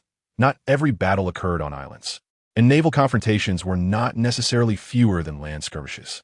Just as anxiety gripped the hearts of those present, the immense vortex suddenly convulsed and vanished without a trace. Except for the small ice island they occupied, all was obliterated, and the radiant light continued to retract. In truth, Those with keen observation had likely already discerned the situation. The Navy rejoiced, while the pirates cried out, "Old man!" Indeed, when the light faded, they beheld Sengoku, his upper body bare, displaying powerful muscles marred by a grievous wound, a deep gash visible in his chest. Vivid blood flowed profusely from the wound, as Sengoku knelt, trembling slightly as he braced himself upon his knee. The tremor in his arm spoke volumes. It was evident that his injuries extended beyond the surface. Meanwhile, Baihuzi stood nearby, proudly leaning upon his weapon. Songyun Xie, his eyes squinting in satisfaction, a smile of contentment gracing his lips. However, the pirates were far from jubilant, their anguished cries echoing around them. For Baihuzi's coat, once draped over his shoulders, had been swept away by the wind, revealing the tattoos adorning his muscular back. Yet beneath the tattoos, an ominous fist appeared before their eyes, dripping with blood. It was Carp. His iron-like fist had pierced Baihuzi's abdomen, and he gasped for breath as he slowly withdrew his hand from the old man's body. The crew of the Whitebeard pirates desperately sought to leap down and protect Baihuzi, but their captains restrained them. The newcomers, their eyes ablaze with fury, glared at their once revered captains. "What are you trying to achieve? You forbade us from joining the fight when the old man was battling, and now that he is on the verge of death, you still hold us back. Have you forgotten how he treated you? He regarded us as his own sons. Are we not allowed to reclaim his body when he is gone? His body is sacred." Despite their fervor, they were gently lowered back onto the sea, their path obstructed.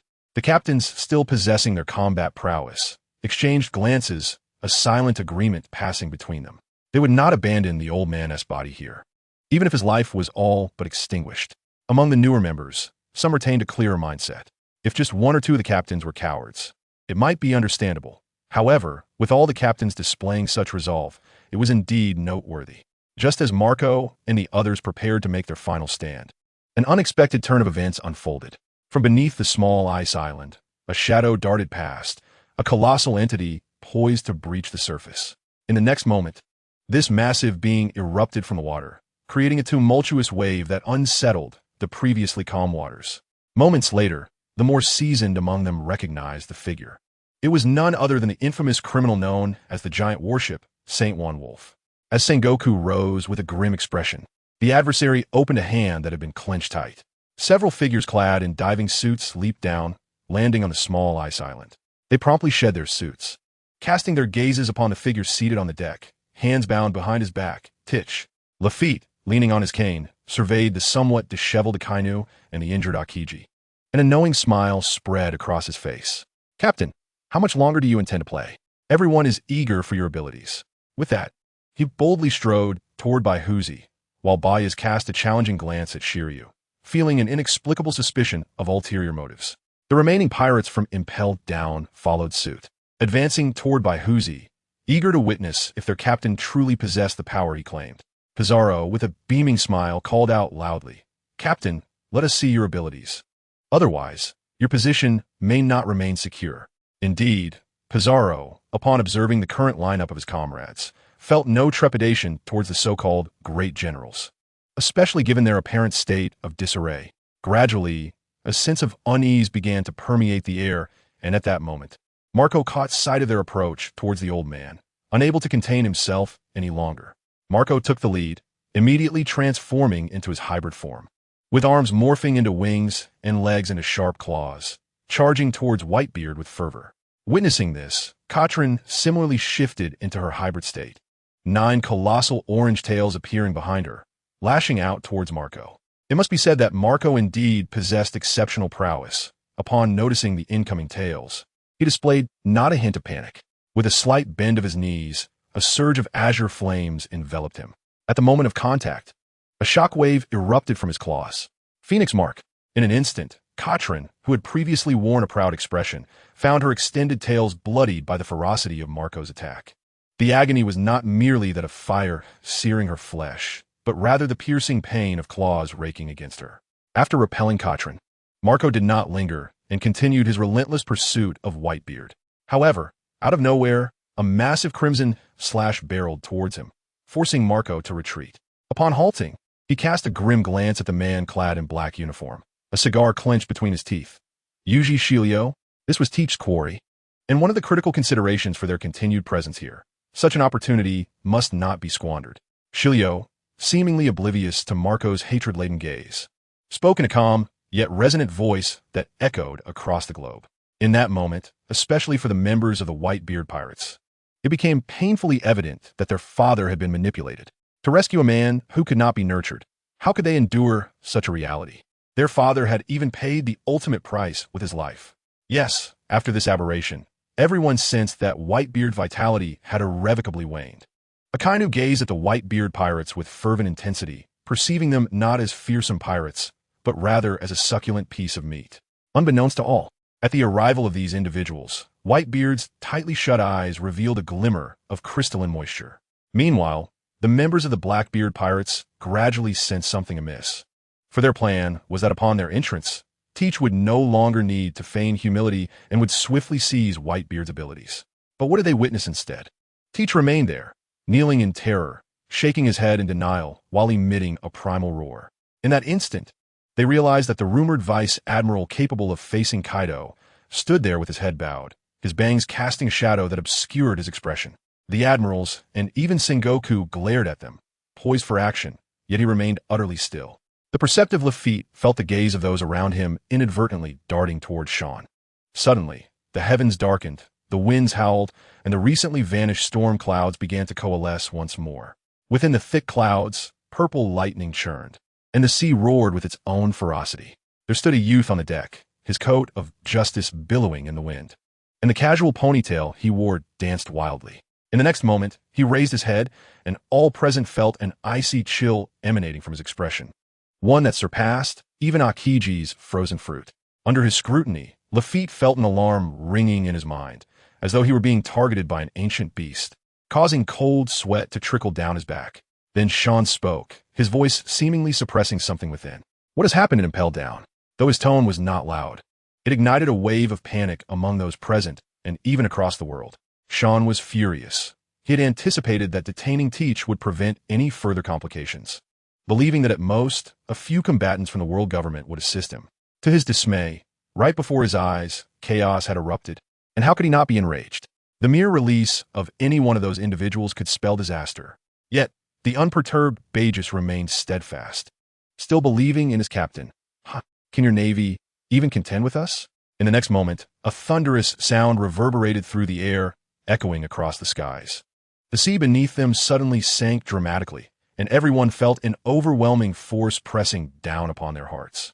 Bagus coughed up a mouthful of blood, collapsing partially to the ground, striving with all his might to hold himself upright, trembling uncontrollably. I will ask you once more, what has transpired and impelled down? Sean's gaze remained indifferent as he fixed his eyes on Lafitte, lifting Teach by the scruff of his neck and suspending him over the railing. Teach flailed helplessly, his legs kicking in vain. Sean's voice, like that of a being from the depths of hell, resonated in Lafitte's ears, sending a shiver down his spine, rendering him speechless. With two resounding cracks, Lafitte's thoughts snapped back, only to witness in horror as Sean crushed Teach's skull with his bare hands, akin to a watermelon exploding in a shower of gore. Teach's body subsequently plummeted into the depths of the sea, a scene vividly captured by the two brigadiers tasked with relaying the events. This news would spread across the world, and Sean felt no remorse for his actions. For those pirates were far more ruthless, and such a display would serve to instill fear in those with ill intentions. Instantly, the crimson and white remnants of what was once Teach seemed to possess a will of their own, swimming away towards the ocean. Had there not been the lingering warmth of blood at the railing, one might have dismissed it as a mere illusion. Sean did not cast another glance at them. Instead, he waved his hand, enveloping not only the three admirals, Sengoku and Carp, but also the less significant brigadiers in a halo of pale yellow light, followed by twinkling stars as their injuries visibly healed. Yet they failed to notice, or perhaps Sean executed his subtle art of illusion, including those capturing the scene with a den mushy, that Whitebeard too was enveloped in a similar glow. Indeed, Whitebeard had appeared on the brink of death moments ago, yet some vestiges of life remained. Now, before the eyes of Kizaru, Sengoku, and Carp, Sean had healed him and even purified Whitebeard while silencing the two with the den mushy for several seconds. Sean declared, "Just stay put. I'm quite angry now. Do not involve your pirate crew any further." Subsequently, Sean ensured that those who had failed to notice Whitebeard while Marco seized the opportunity to bring him aboard the Moby Dick. Once aboard, Marco, as the sole individual privy to Whitebeard's condition, felt an overwhelming surge of excitement. However, upon seeing the sorrowful expressions of everyone, he recognized that Whitebeard still kept his eyes shut tightly. Yet the glimmer at the corners indicated that this elder had not yet departed from this world. In that moment, Marco understood that Sean had saved their father. Thus, he dared not exert himself further, unwilling to endure the heart-wrenching pain of losing their father once more. Once all arrangements were in place, Sean, amidst the astonished gazes of the Blackbeard pirates, proclaimed, "Admiral Sengoku, please ensure that these perilous individuals remain here. I intend to inspect Impel Down. If all goes as anticipated, these wicked rascals may have liberated numerous inmates. Here, I swear in the name of justice, that anyone daring to challenge the Navy's order shall be brought to justice." Upon hearing these words, a wave of astonishment swept through the crowd, although some speculated upon glimpsing the prison garb worn by a few individuals. They dared not voice their thoughts, for it concerned the dignity of the world government. Yet, Sean boldly articulated what many had kept hidden from the world. Impel Down, a subordinate institution of the world government, would undoubtedly go to great lengths to conceal such a scandal. Yet, Sean merely represented the Navy in making such a statement. Undoubtedly, this was a blatant affront to the world government. At that moment, many civilians observed Sean's assertive demeanor, taking comfort in his decisive actions against the audacious pirate. They did not perceive his actions as cruel, for in this world, those devoid of strength yet overflowing with benevolence seldom survive long. "Oh my, I had initially believed that Rear Admiral Sean was merely here to pass the time," one remarked. "I too thought he was too fearful to confront the Whitebeard pirates and was simply guarding the prisoners. What do you know? He is the Navy's strongest bulwark. Regardless of the outcome of this war, his presence ensures minimal casualties for the Navy. Indeed, in such circumstances, what could be more reliable than Rear Admiral Tazulong?" Unbeknownst to Sean, he was on the verge of being labeled a coward, although fear certainly resided within him. At that moment, facing the fierce gazes of numerous Navy personnel, he felt a shiver run down his spine. They inwardly cursed that rascal Teach. Was this not a trap? With all the sweet promises made, this was a result? He had barely made an entrance before meeting his end. What a waste. Yet, with no retreat available, they had no choice but to press onward. Sean turned to Sengoku and said, "Mr. Sengoku, the remnants of Whitebeard pose little threat. Please prioritize eliminating these infamous scoundrels. I shall ensure they do not escape. Meanwhile, do check on Magellan and see if he is unharmed." Sean nodded. A flash of blue light enveloped him, and in the next instant, he vanished without a trace. Here, a great battle was on the verge of erupting once more, though this time, the opponents were the Blackbeard pirates. In that moment, Marco and his companions were somewhat bewildered. They had initially sought vengeance, yet Teach had met his demise so swiftly. Collaborating with Teach crewmates to confront the Navy was out of the question, and retreating in disgrace was far from the Whitebeard pirate style. Simultaneously, a pirate ship approached from a distance, leaving the still unchallenged Navy momentarily stunned. Who would have thought today's events would twist and turn so dramatically?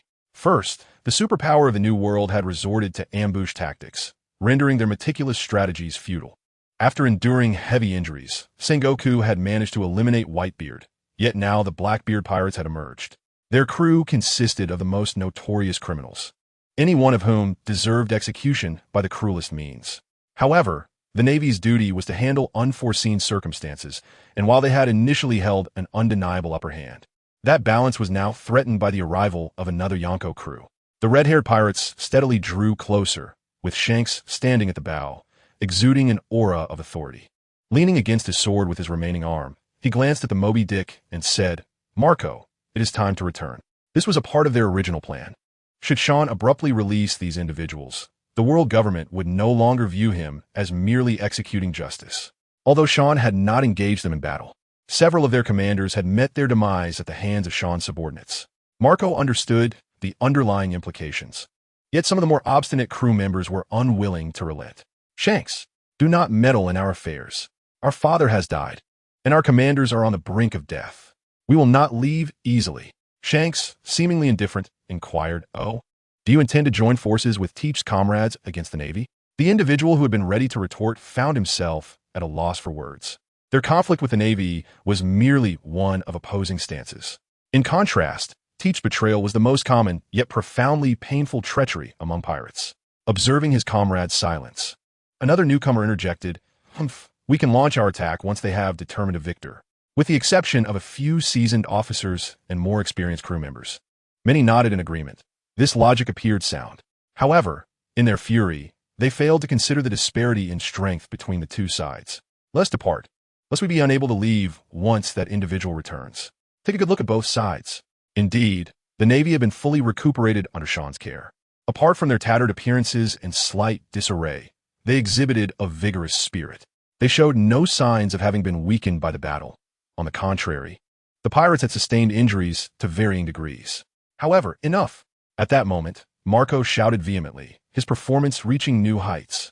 Yes, upon learning that their father was unharmed. His intellect returned. Was their father's sacrifice not sufficient? Had they forgotten his words? "I do not wish to lose any more of you, my family. Please, let us cease this madness." These once unruly youths, witnessing their captain's tearful expression, were jolted back to reality. Their father had simply wished for them to live well. Would he rest in peace, knowing they continued to fight to the bitter end? Gradually, the crew fell silent, only low sobs escaping their lips. They murmured, "Forgive us, Father. Your death was so tragic. I do not wish for this to be your farewell. I was the one who arranged for Big Mom to climb into your bed, and it was I who mixed that drink you found so repugnant." Listening to these confessions, Whitebeard nearly stood to reprimand these dutiful rascals. Marco's lips twitched. He had not anticipated such vigor among these individuals. However, this was not the time for such matters. All must return to the New World. The Navy's Akainu was incensed, exclaiming, "Shanks, who do you think you are? Have we, the Navy, consented to this?" He was unwilling to squander the opportunity to annihilate the Whitebeard pirates. Shanks turned to Sengoku, addressing him while facing away from the Moby Dick, calling out, "Marco, we shall meet again in the New World. I will attend Whitebeard's funeral." "Admiral Sengoku, I hope you recognize the gravity of the situation. The foes you face are a group of heinous criminals who have committed atrocious acts. If you intend to continue your assault on the Whitebeard pirates, then count us in as your adversaries." As his words fell, the members of the red-haired pirates stepped forward, standing resolutely behind Shanks. "This time, I implore everyone to grant me a favor and bring an end to your conflict with the Whitebeard pirates." With that, he drew his sword, declaring, "If the criminals before you are not sufficient, and there are still those who wish to continue the fray, then come forth. We shall engage you to the very end." "Are you threatening the Navy, Shanks?" Akainu squinted at Shanks. However, Shanks did not dare to respond directly to this provocation, putting on a facade. Yet, should the matter touch upon that individual's bottom line, it would become quite troublesome. Thus, he chose to disregard Akainu, who appeared rather foolish. Those in the know, like Akiji and Kizuru, likely already deduced the situation at hand. Despite some changes in the process, the outcomes seemed to follow the script nonetheless. "Fleet Admiral Sengoku, what is your decision?" Sengoku glanced at the vigilant members of the Blackbeard pirates and stated, "Our Navy will not yield. No criminal shall be spared. However, there are matters of urgency and priority.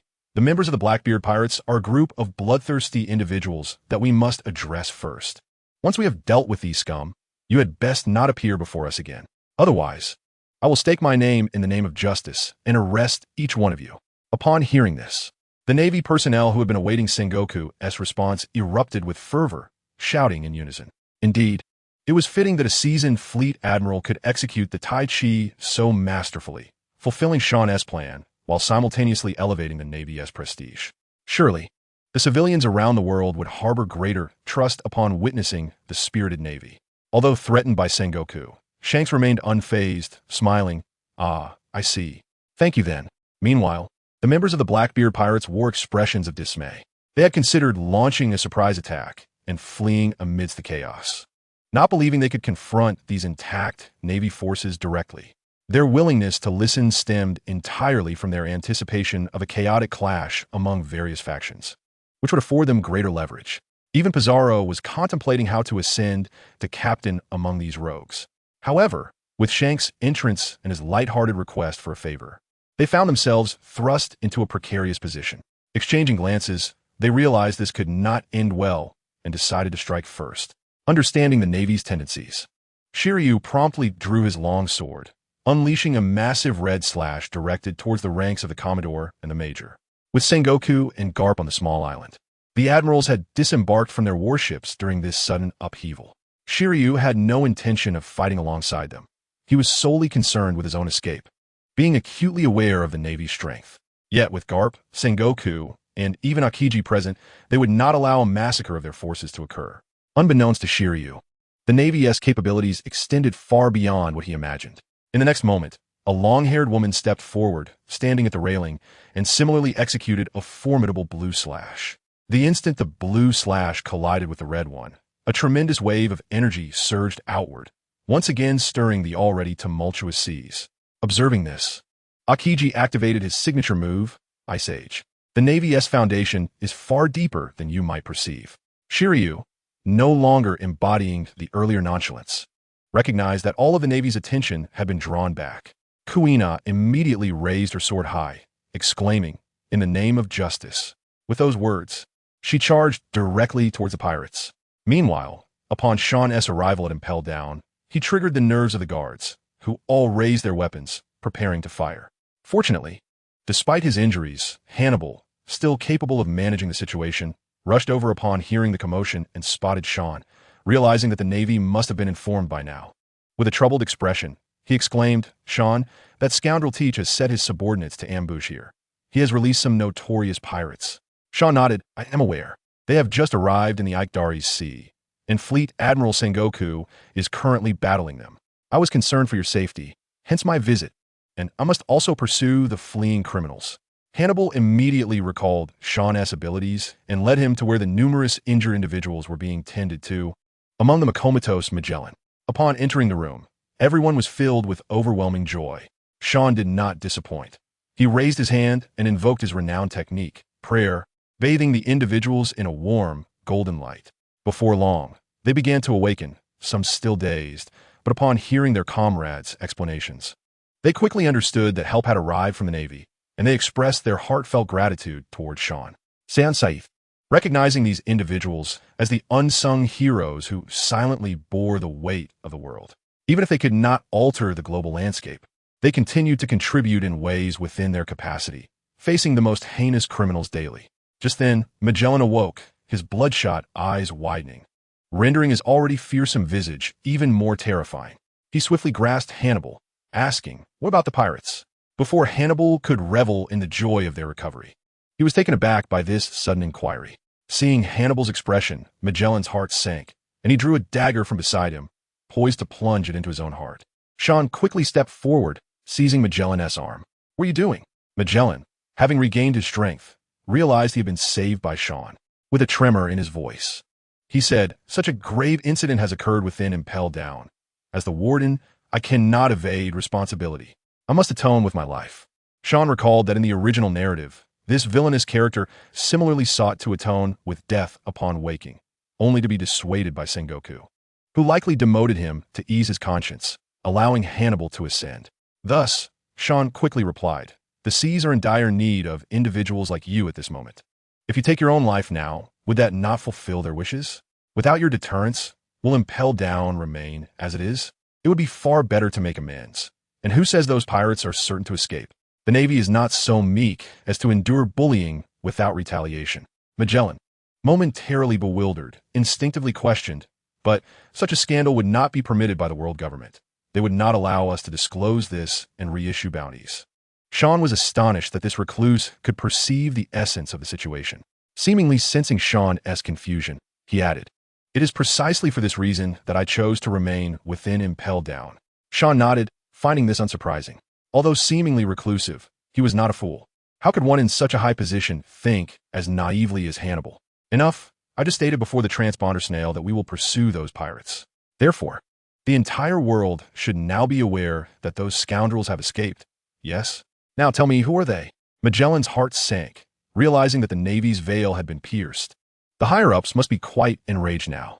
However, concerning those brutal individuals, he proceeded to recount their names to Sean one by one.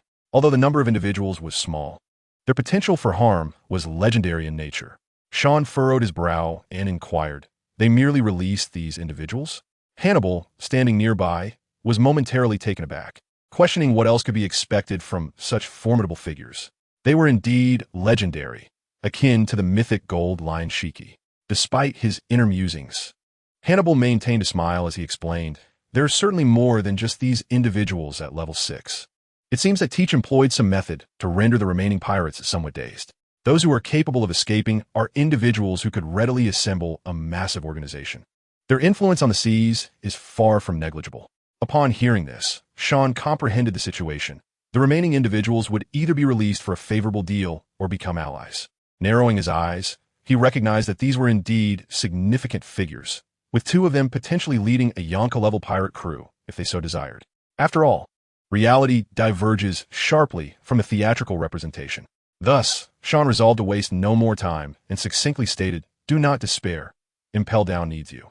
If your heart is truly unsettled, then perhaps a temporary demotion is in order. I shall seek justice for you."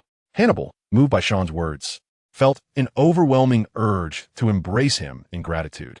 His eyes glimmered with hope as he glanced at Magellan, his heart racing with anticipation. Magellan, aware of Hannibal's sentiments, paid them little mind, recognizing the loyal service his subordinate provided. He nodded in acknowledgement, watching Sean depart, for they had myriad tasks ahead. The first objective was to intimidate the pirates. Upon exiting, Sean activated the system's map, utilizing the search function for individuals, which required merely 50,000 plot points. It likely also related to the life cards in this world. He directly searched for Douglas Barrett. Subsequently, he soared into the air, propelled by a sound that sliced through the atmosphere, heading towards the direction indicated on the map. His assumptions proved accurate. They had not traveled far, especially considering the formidable warships of the Blackbeard pirates. The giant known as the Evil Wolf had earned that title for his exceptional performance in naval battles. As Sean flew forward, he soon spotted Barrett aboard a military vessel. Confirming his target, Sean did not even draw his blade, but instead extended his hand towards the sea. Suddenly, the ocean surged violently, centered around the warship as the water within a kilometer radius began to coalesce into an enormous sphere, enveloping the vessel. Upon Sean's arrival, Barrett noticed him immediately, recognizing the Justice Code behind him, signifying the approach of the Navy. Yet, he remained undaunted, undeterred even by the limitations imposed by the sea on his devil fruit abilities. Without hesitation, he transformed into his demonic form, merging his ominous aura with Haki, his entire being enveloped in a blue-purple substance, his eyes glowing crimson. This transformation was one of the reasons he was dubbed the Devil's Progeny. However, in the next moment, he was rendered speechless. He had never fathomed that the sea could be wielded with Haki. What unfolded before him was an ocean that had turned pitch black, gleaming with a metallic sheen, yet flowing as if in motion. This sight instilled profound terror within him. Who had ever witnessed an armament Haki covering a kilometer of water? Moreover, it was seawater. Nonetheless, surrender was not an option. He bellowed the strongest fist and unleashed a flurry of rapid punches against the tumultuous sea. Yet, the water transformed into a darker hue, rendering its depth inscrutable. The collision of his fists against the sea produced a cacophony of clashing metal and sparks. But he found himself powerless to break free from this prison, only growing increasingly frantic in his assaults. It was impossible. How could anyone manipulate the sea in such a manner? Indeed, devil fruit users were naturally constrained by seawater, and even some strong individuals, when restrained by sea stone, only experienced diminished abilities, not total helplessness. Yet, Sean's case was unprecedented. Typically, those who could not wield the sea were either despised by it or lacked the capacity to do so.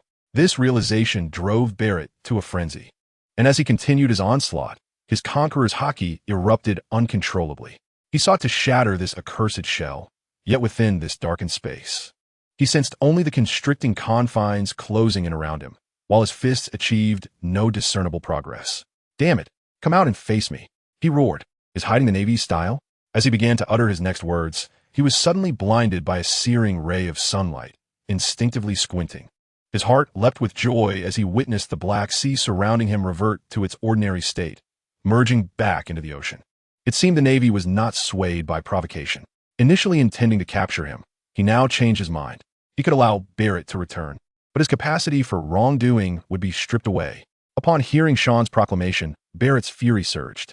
As he plummeted, he forcefully propelled himself through the air using a technique akin to moonwalk, charging toward Sean, intent on making this arrogant individual pay dearly. However, a sudden sharp sound of slicing air caught him off guard, and he realized Sean had vanished without a trace, eluding even his observation hockey. In the next instant, Barrett felt as though his spine had fractured as he collided violently with an incredibly hard surface. Before he could react, a face appeared before him. Devil's progeny, Douglas Barrett. Arrested.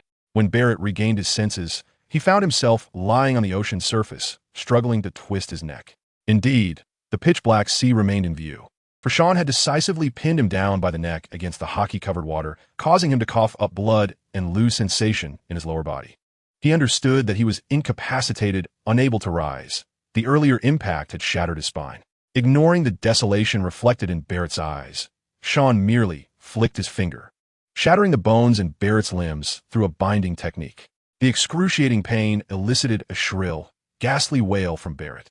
Contemplating the noise, Sean deemed it excessive and delivered a precise strike to Barrett's throat, damaging his vocal cords.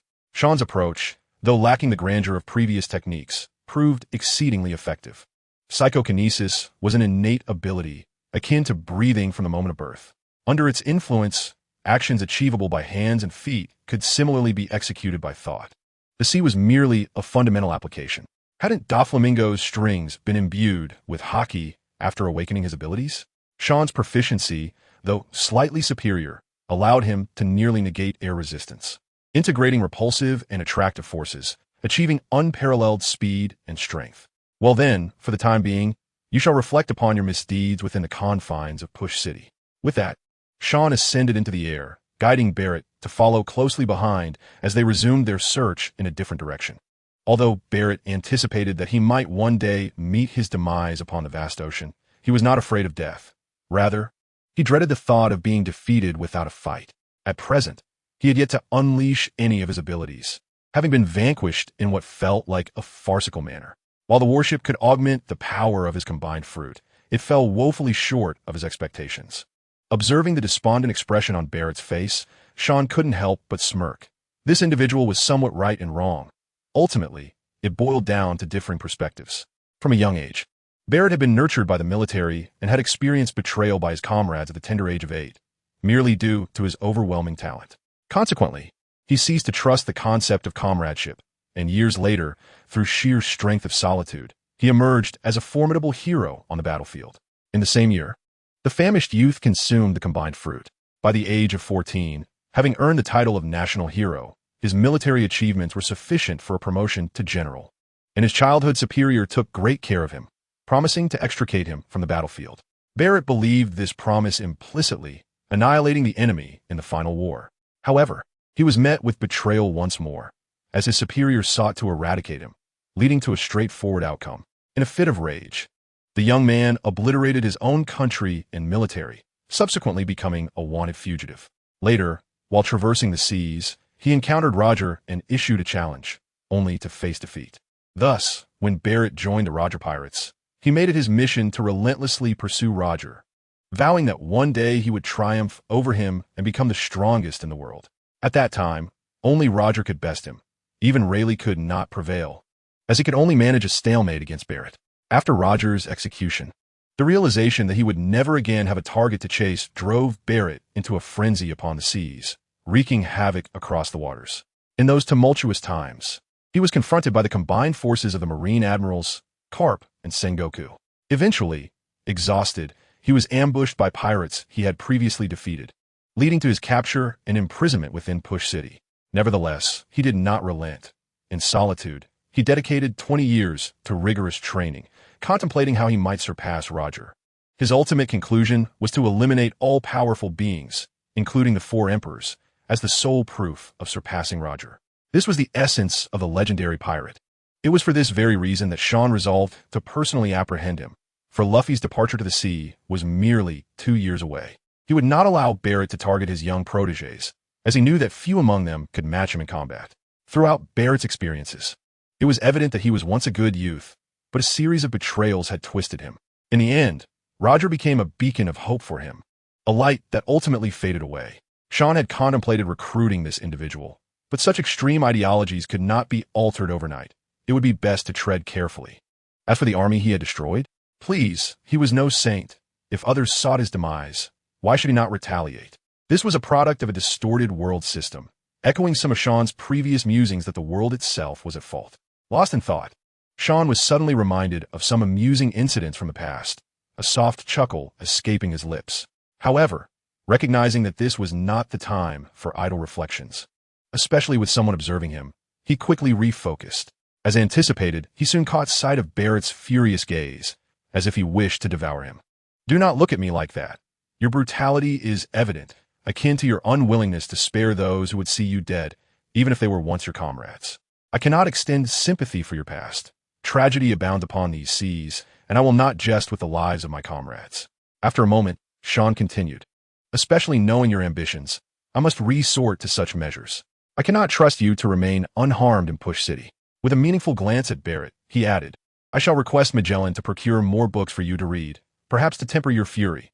Who knows, you might yet unleash the dormant warrior within you." With that, Sean prepared to continue his pursuit of others.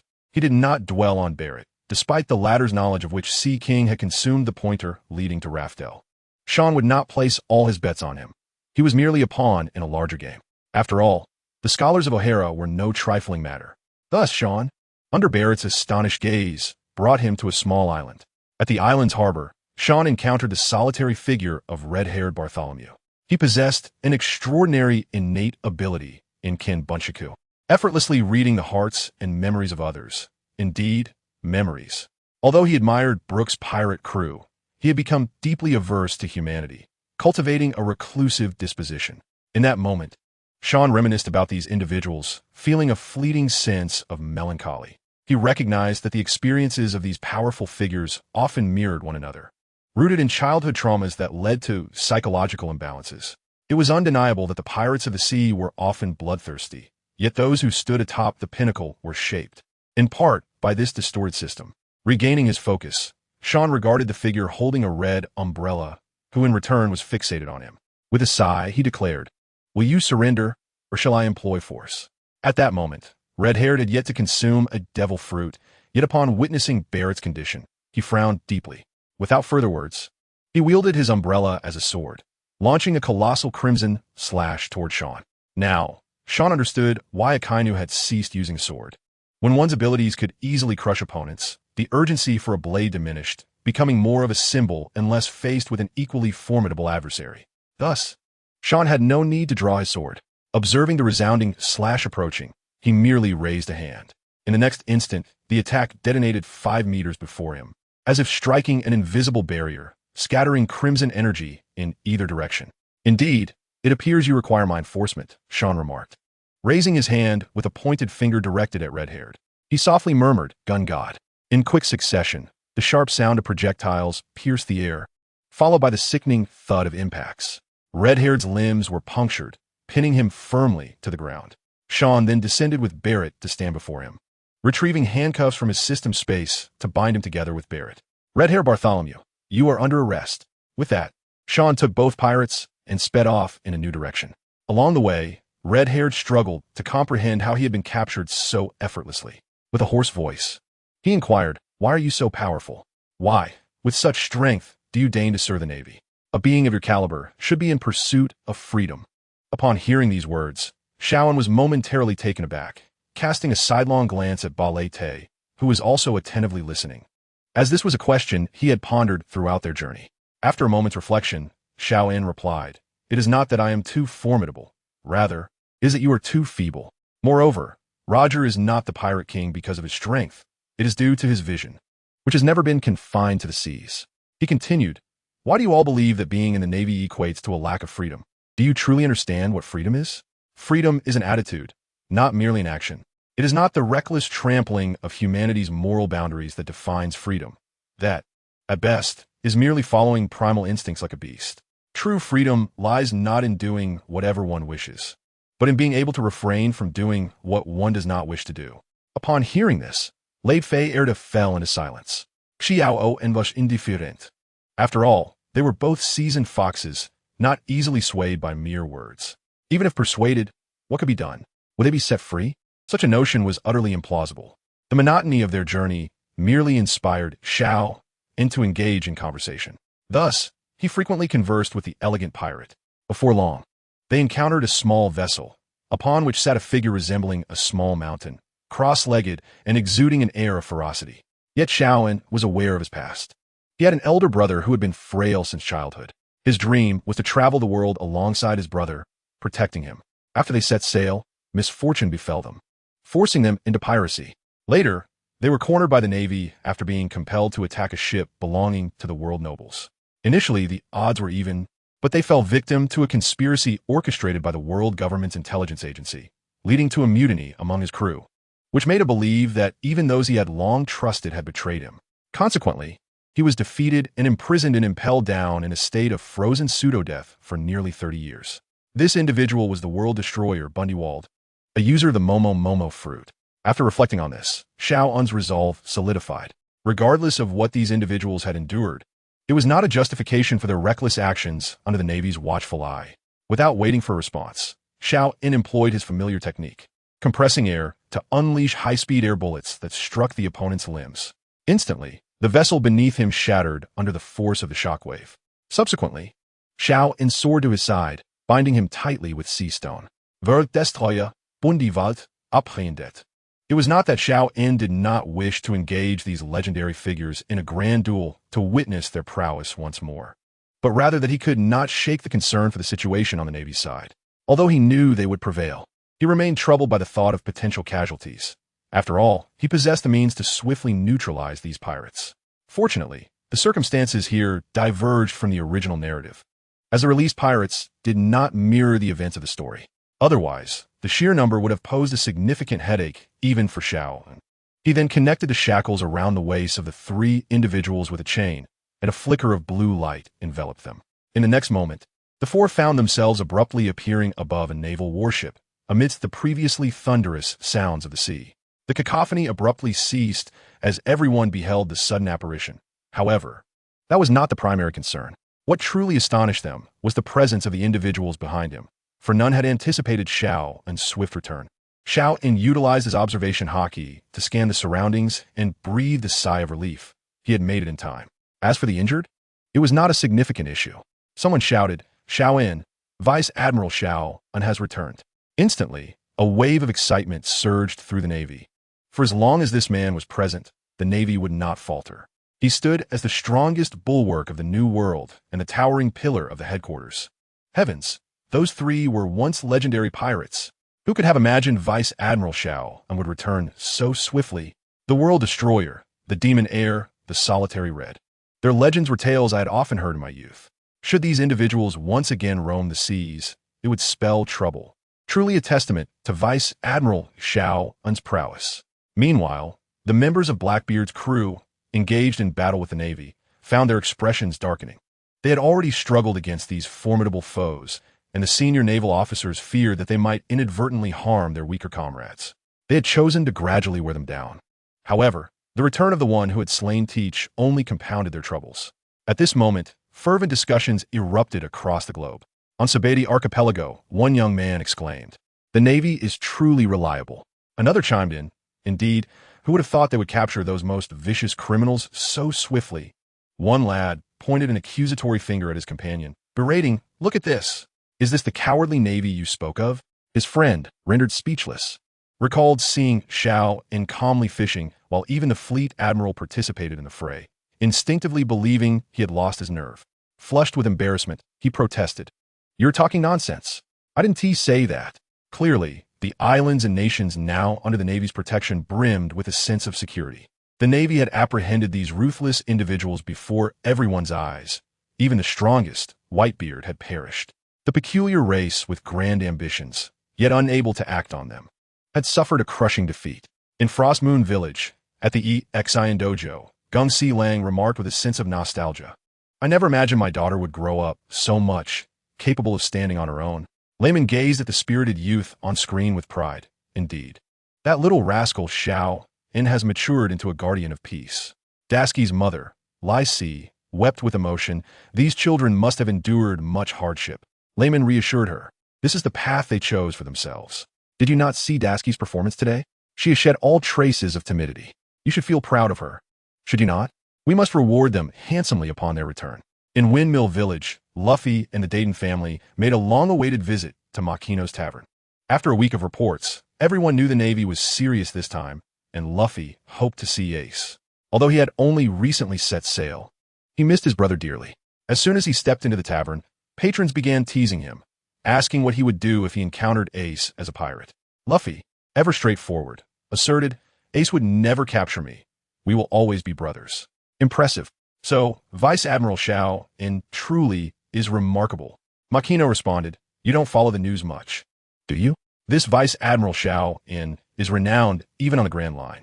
Bah, at 15, you still don't understand anything. Look at those captured." The Navy explained they are all the most notorious pirates, including members of the Pirate King's crew. If you want to be a pirate, you might as well obediently join your grandfather in the Navy. The old village chief began his usual ramblings, attempting to dissuade Luffy from pursuing a pirate's life. However, Luffy remained undeterred, turning to Dayton with excitement. "Dayton, Ace is strong, right? It seems he's doing well, getting even stronger." Dayton, caught off guard, spat out his drink, stammering, Who has seen Ace? What he has up to has nothing to do with me.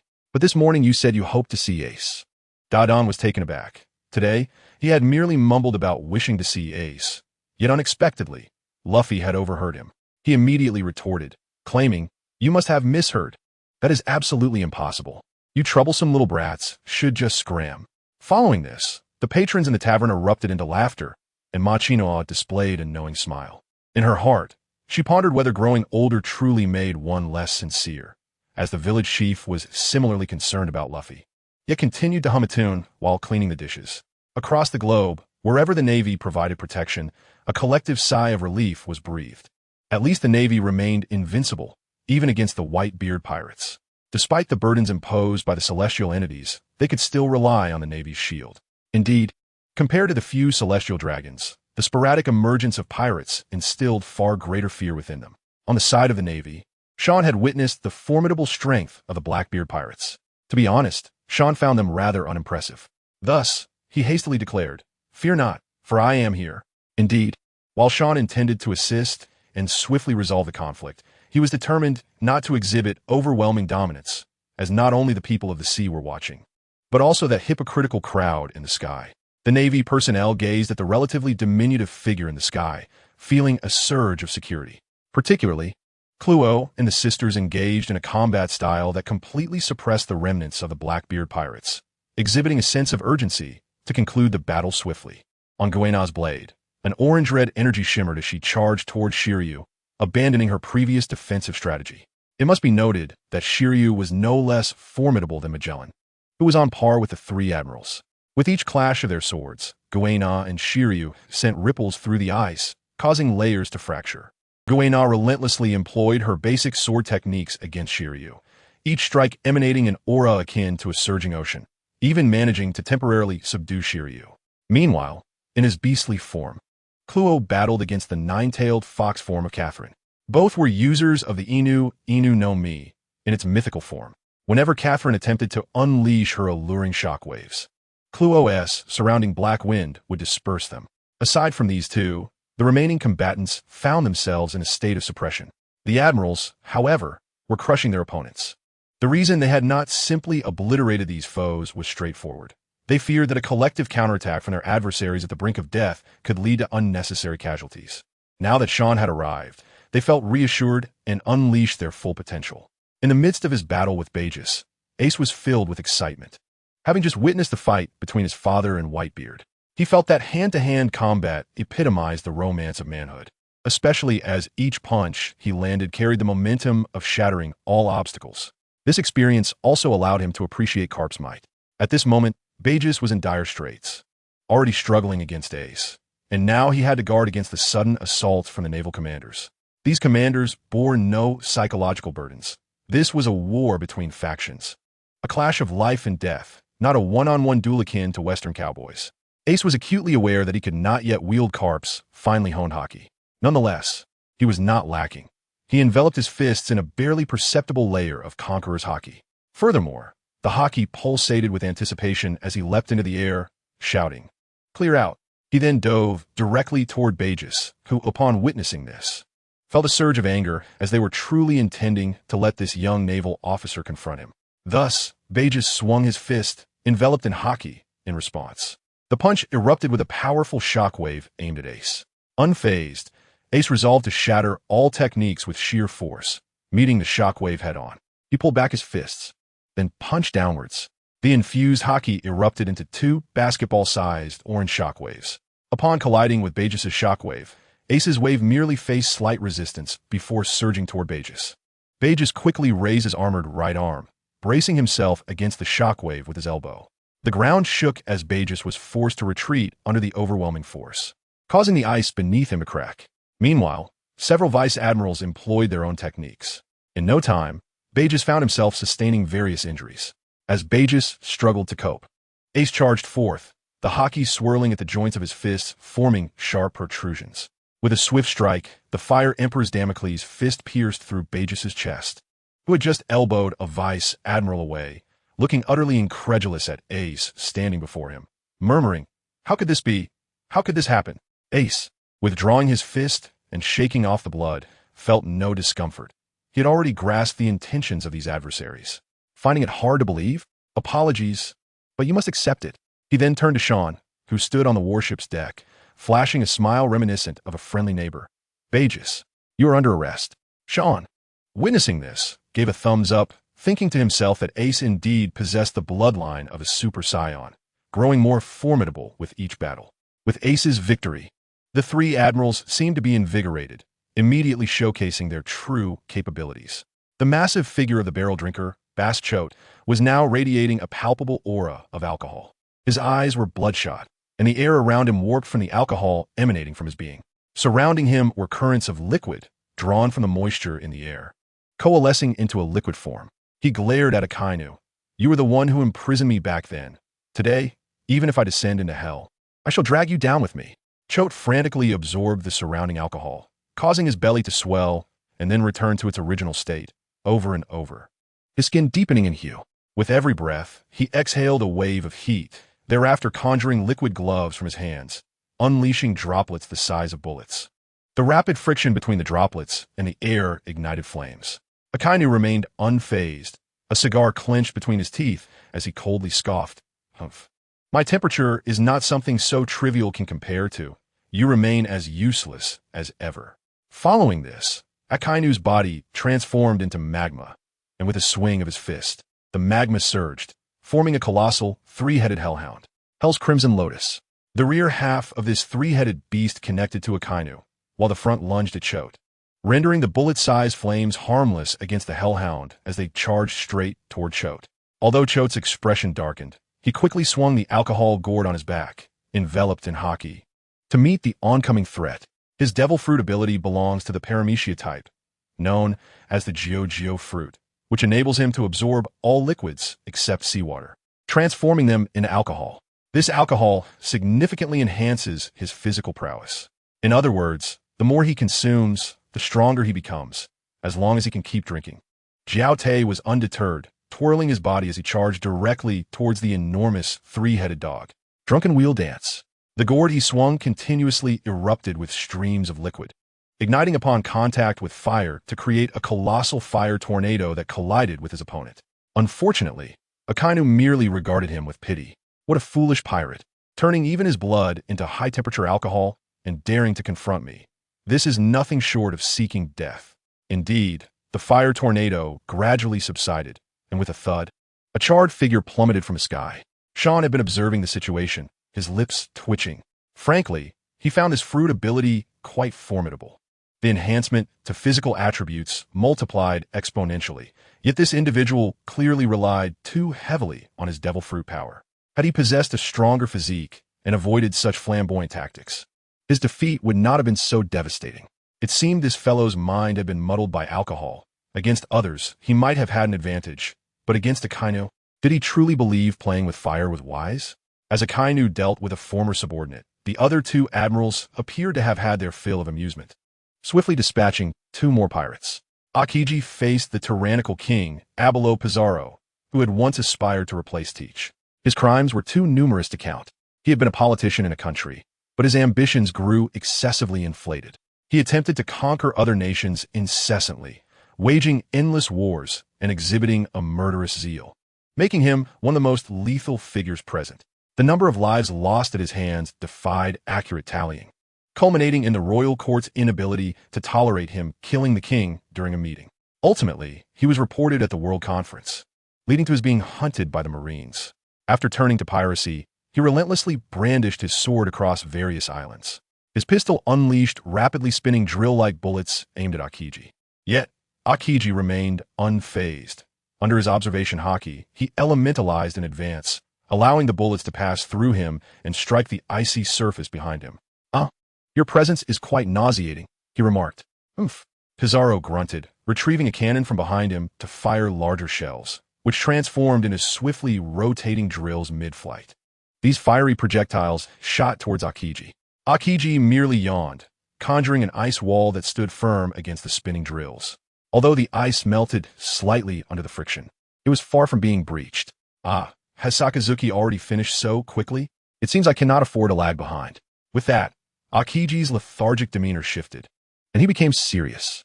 Noticing that Akiji only focused after Akainu's battle concluded, Pizarro felt insulted. You bastard! Do not underestimate me. Regret your self-imposed limitations. In the next moment, an inexplicable force surged from within him, causing the ice beneath him to transform. Sharp drill-like protrusions, as thick as water barrels, erupted from the ice, their tips enveloped in haki, spinning rapidly as they advanced towards Akiji. Akiji was slightly taken aback. Oh, an awakening? Quite impressive ability. Pizarro, a Paramecia-type drill fruit user, possessed the power to convert all inorganic matter into drill shapes. This ability, once awakened, became dreadfully formidable, producing countless thick drills that, when infused with haki, generated flames through high-speed rotation, creating steam that enveloped the area. However, for Pizarro, it was not an issue. He simply needed to attack indiscriminately. As the drills continuously pierced forth, flames flickered within the steam. Suddenly, Pizarro's body stiffened, his head mechanically turning to see Akiji emanating an ominous chill. Do you harbor some misunderstanding about me? Who told you my ability is merely for shaping? As Akiji spoke, a chilling breath escaped his lips, freezing the moisture in the air, causing icicles to cascade down. Pizarro felt as if his blood had congealed. Now he understood the meaning behind Akiji's words. His strength lay not in creating various forms of ice, but in transforming everything into ice. In other words, he excelled in temperature. Absolute low temperature. Alas, in an instant, he was encased in ice. Akiji then reverted to his previous languid demeanor, yawning. Observing Akiji dispatching his opponent, Kizaru addressed the distant Van Oka, who was charging with a spear. I apologize. It seems I can no longer continue our play. Your marksmanship is indeed intriguing. Kizaru had been engaged in a contest of gunplay, utilizing his own abilities to shoot beams of light from his fingers, which had even led Oka to entertain thoughts of sniping an admiral. Upon hearing this, Oka's expression soured. He had intended to deliver a fatal blow while Kizaru was distracted, hoping to retreat unscathed, as it was his only escape route. However, with Kizaru now preparing to act against him, he had no choice but to take the matter seriously. Just as he raised his gun for a last-ditch effort, he heard the sound of lasers coalescing near his ear. Alarmed, he attempted to flee, only to hear Kizaru's voice, tinged with a hint of seriousness. Let us see how it goes, the true light-speed kick. With that, Kizaru's leg, glowing with blinding light, shot towards Oka's head. Regrettably, Oka barely reacted in time and failed to utilize haki for defense before his skull was shattered. His body, still holding the gun aloft, remained motionless, the neck emitting wisps of smoke. Kizaru resumed his previous lecherous posture, scratching his head. I'm truly sorry. I didn't expect your head to be so fragile.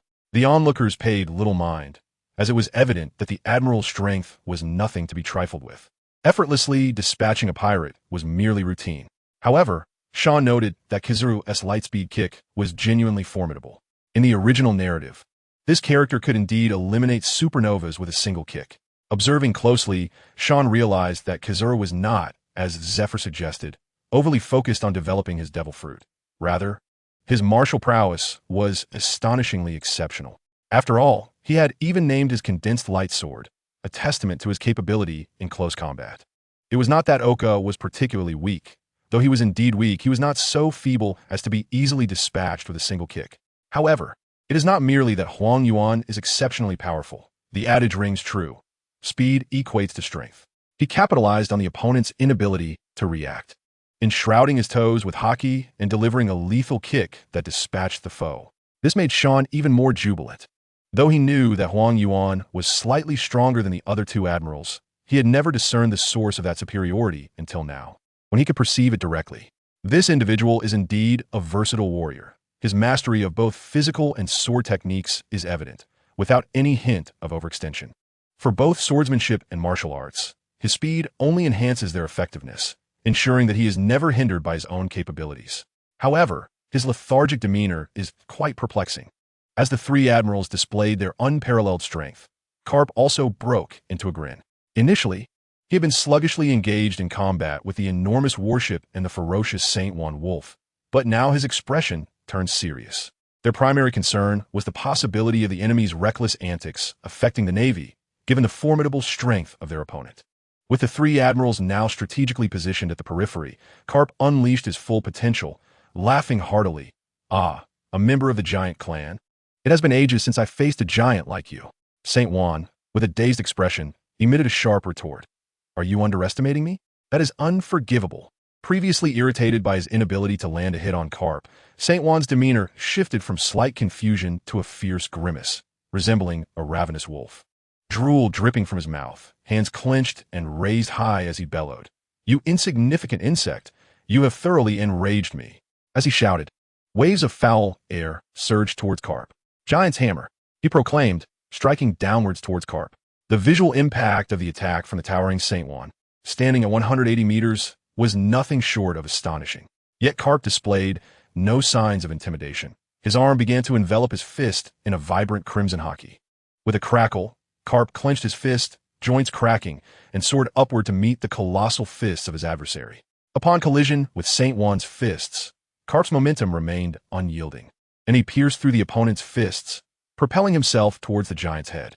At this moment, Saint Juan's face was wide open, his previous strength depleted and new strength yet to manifest, leaving him with dilating pupils, helplessly witnessing Karp's approach. With a swift motion, Karp pierced through Saint Juan's skull, emerging from the rear, drenched in blood as he slowly descended towards the ground. The tremendous shockwave generated by their clash rippled outward, affecting the Navy personnel. Ice fractured underfoot as Akiji took decisive action, transforming into an ice architect to stabilize the trembling ground. Akainu and Huang Yuan extended their hands, utilizing their haki to intercept the oncoming force, thereby protecting the Navy from harm. As the light in Saint Juan's eyes gradually faded, it signified the waning vitality of this over 90-year-old giant. However, Sengoku remained silent, aware that the majority of those imprisoned in Impel Down were devil fruit users, with Saint Juan being an exception.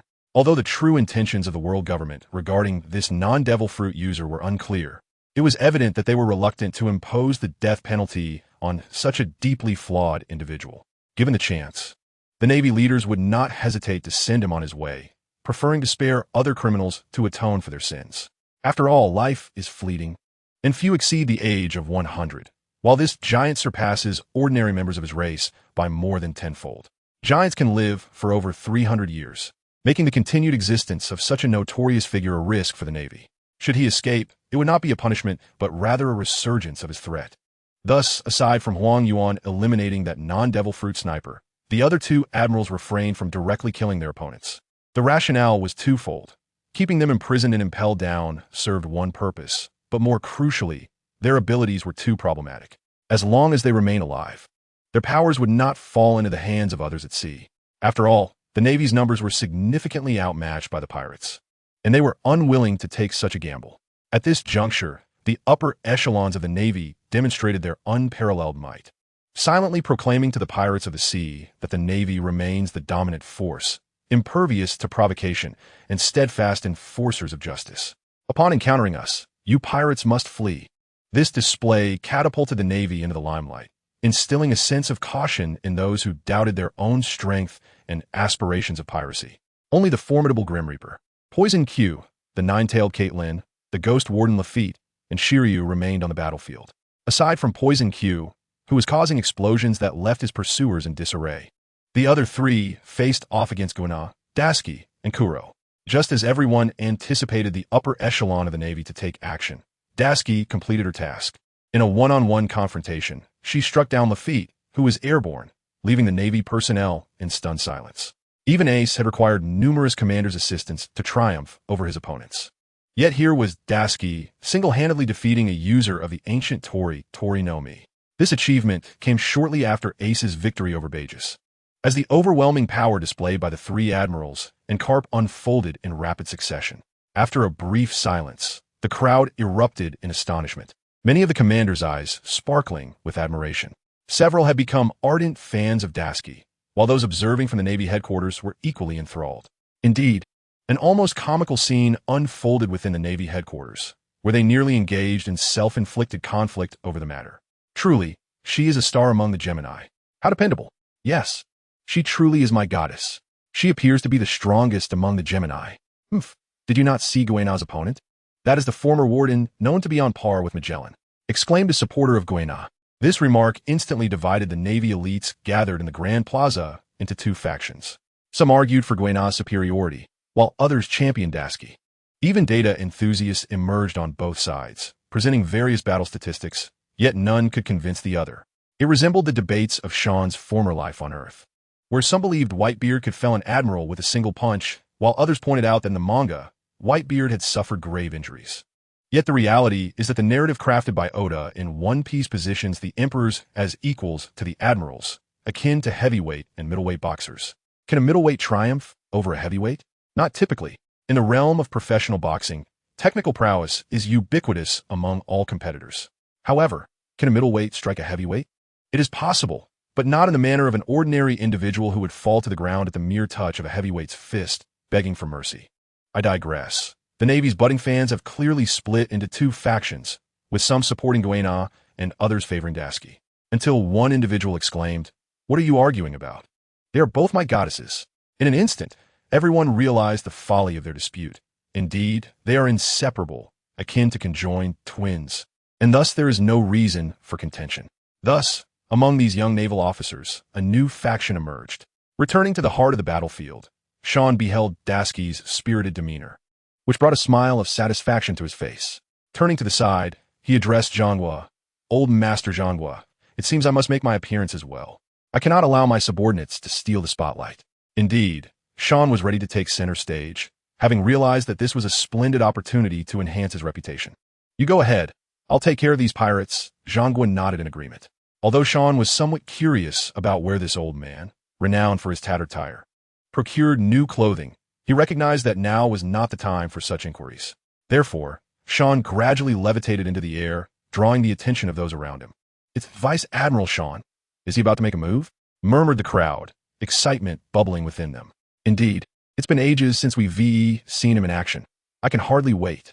Under the eager gazes of the onlookers, a faint smile curved upon Sean's lips as he slipped his hands into the pockets of his suit trousers.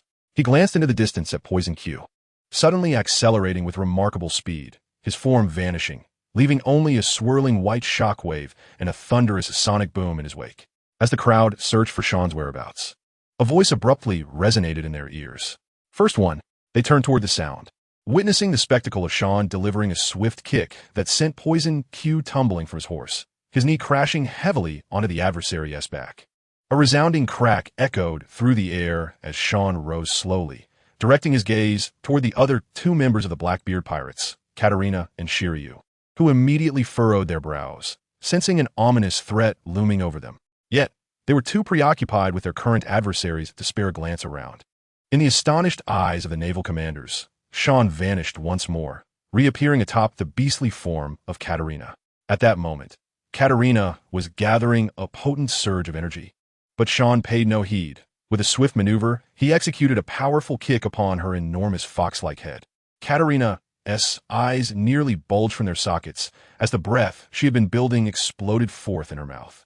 A thunderous quake reverberated through the ground as Katarina was propelled from her beastly form, crashing into the earth and creating a vast crater.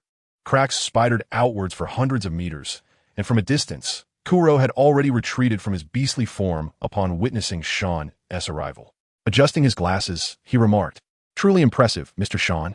At that moment, Katarina lay on the ground, convulsing, blood oozing from her eyes and mouth. The shockwaves from the explosion rushed towards the surrounding Navy officers, causing their justice cloaks to ripple. Stunned, they gazed in disbelief, astonished by the sheer power Sean exhibited. A capable fighter despite being an ability user. Yet, the spectacle was far from over. As Katarina succumbed to incapacitation, Sean simply uttered 3 words before vanishing again. Second one. This time, everyone was mentally prepared and turned their attention to the battlefield between Guena and Shiryu. As expected, Shiryu reacted with the utmost urgency, barely managing to respond as Sean appeared before him. With a swift motion, he swung his sword, aiming to cleave Sean in half. However, Sean merely lifted his left foot, effortlessly blocking the forceful strike. Guena, noticing Sean's involvement, merely pouted but refrained from causing a scene.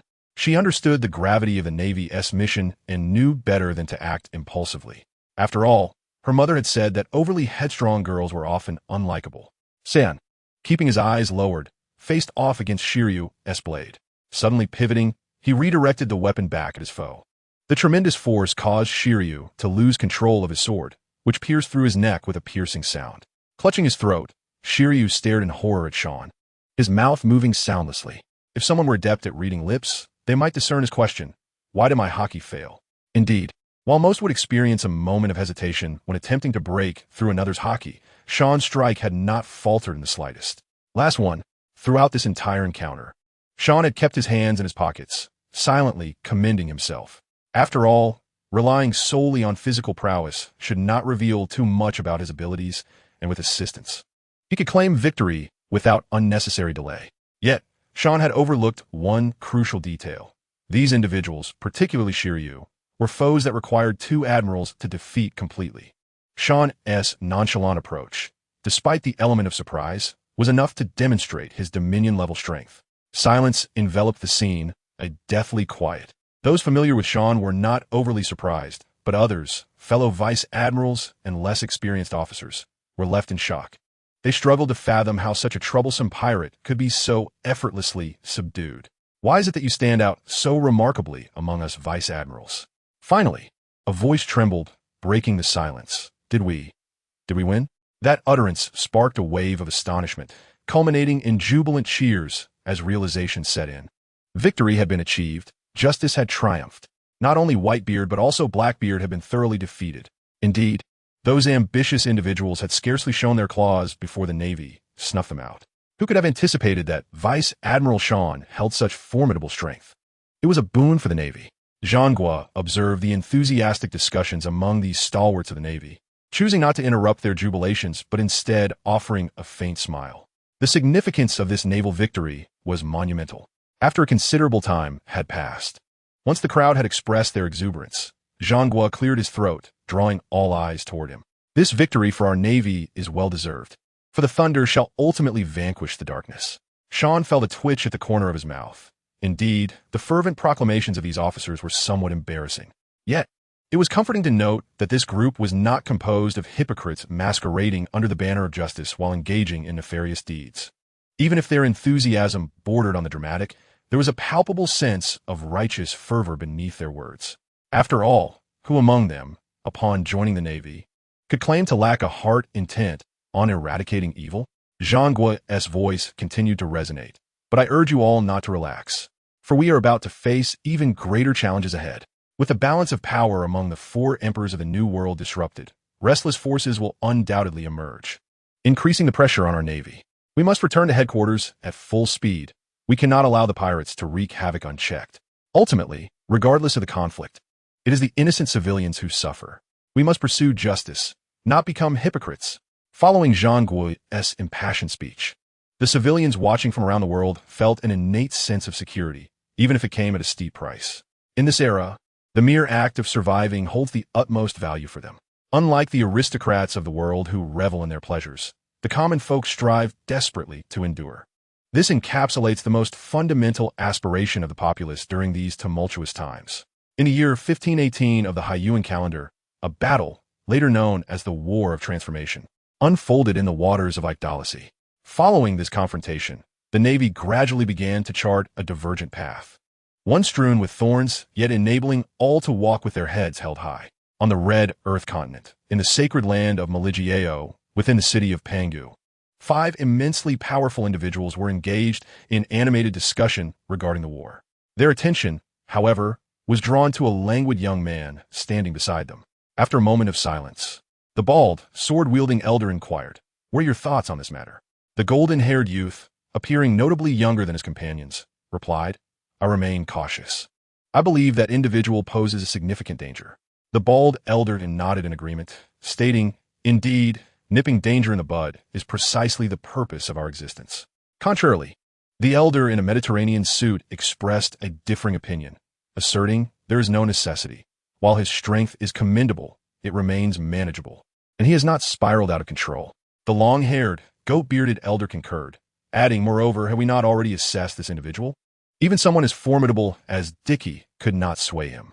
He is likely akin to the former Kapu, merely a passionate fool, unworthy of excessive concern." Upon hearing this, the two elders who had once advocated for Sean's demise fell into silence. Indeed, they could assure that Dicky's abilities would entice anyone. He possessed the innate talent to strip others of their devil fruit powers. Given Sean's displayed prowess, should he desire to assemble a crew akin to Loxy, it would not be beyond his reach. After all, the powers he coveted would be easily within his grasp under his formidable strength. Yet, they found themselves inexplicably averse to Sean.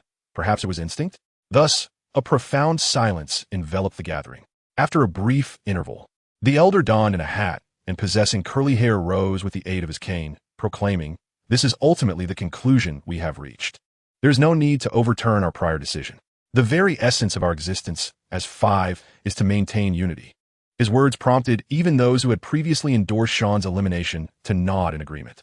Indeed, if they were to negate the outcome of their deliberations, it would set a precarious precedent, leading to the disintegration of their once harmonious assembly, particularly if that esteemed individual were to become aware of their discord. The mere thought of their fate sent shivers down their spines. Thus concluded the evaluation of Sean's capabilities. Meanwhile, as the Navy was returning to base, a momentous event was unfolding in the New World. The Bigman pirates initially aimed to quickly seize the territories governed by Whitebeard following his demise. However, upon reaching the periphery of Whitebeard's domain, they were met with the sinking of one of their ships by a pirate vessel belonging to the Shichibukai, the pirate empress. Boya Hancock, as the Navy clashed with the Whitebeard pirates, she swiftly traversed the calm belt, her ship, the Sea Serpent, surging forward with utmost speed. Unlike certain sluggish vessels that languidly drifted, still unseen, they soon arrived in the New World, promptly raising their flag over the territories previously held by Whitebeard. This delay caused the Bigman pirates to lag behind, prompting their swift communication back to Wangua. Bigman immediately led his cadre to the scene, resulting in a fierce confrontation with the Kuja pirates. This battle represented a clash between the Queen of Totland and the Empress of the Amazon Lily. The Beast pirates, initially eager to intervene in Whitebeard's affairs, opted to remain spectators, hoping for a mutually destructive outcome. Under Hancock's leadership for over a decade, the Kuja pirates, while perhaps lacking mid-tier strength compared to Bigman, possessed formidable high-tier capabilities. Notably, Baby 5, through diligent effort over the years, had achieved strength rivaling that of the formidable Yixiao. Additionally, the 16-year-old Name showcased her exceptional talent as a pirate supernova, engaging fiercely with the latter two of the 4 commanders. During this time, the disguised demon child, Luabin, alongside Baby 5, stood vigilant, ensuring that the remaining cadre members did not breach their lines. This was a revenge battle for Boya Hancock, stemming from confrontation nearly a decade prior. The outcome was uncertain. Both sides appeared evenly matched. Yet the Kuja pirates launched an offensive against the remaining pirates under Luabin's command. Both contenders were of undeniable top-tier strength, capable of holding their ground against anyone. The cadre members found themselves overwhelmed. Even Katakuri, as the second-in-command, struggled against one adversary. The combination of Baby 5, Name, and the cadre nurtured by Hancock proved devastating, leaving their opponents in dire straits, resulting in fluctuating battle dynamics. The conflict between the Queen and the Empress showcased the seasoned experience of Bigman, while the cadre skirmishes favored the Kuja pirates. Aware that victory would be elusive, they also had to contend with the watchful eye of the Beast pirates. As Bigman contemplated an alliance with Kaido, the red-haired pirates, returning from the New World, entered the fray. Their opening plea was for all to respect the fragile balance of the New World.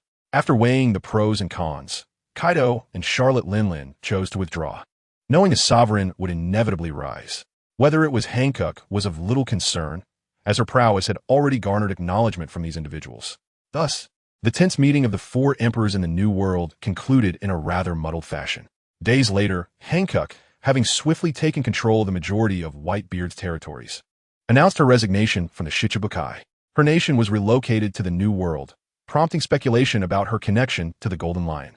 How could she transport such a vast island to the New World? The Kuja pirates descended upon the New World with an air of supremacy, leading to friction with the Bigman pirates, and even drawing the attention of Red-Haired and Kaido. Yet, the Kuja pirates not only emerged unscathed amid such tumult, but also managed to hold their ground. While battles between pirates often concluded without a clear victor, the identity of the opponents was crucial.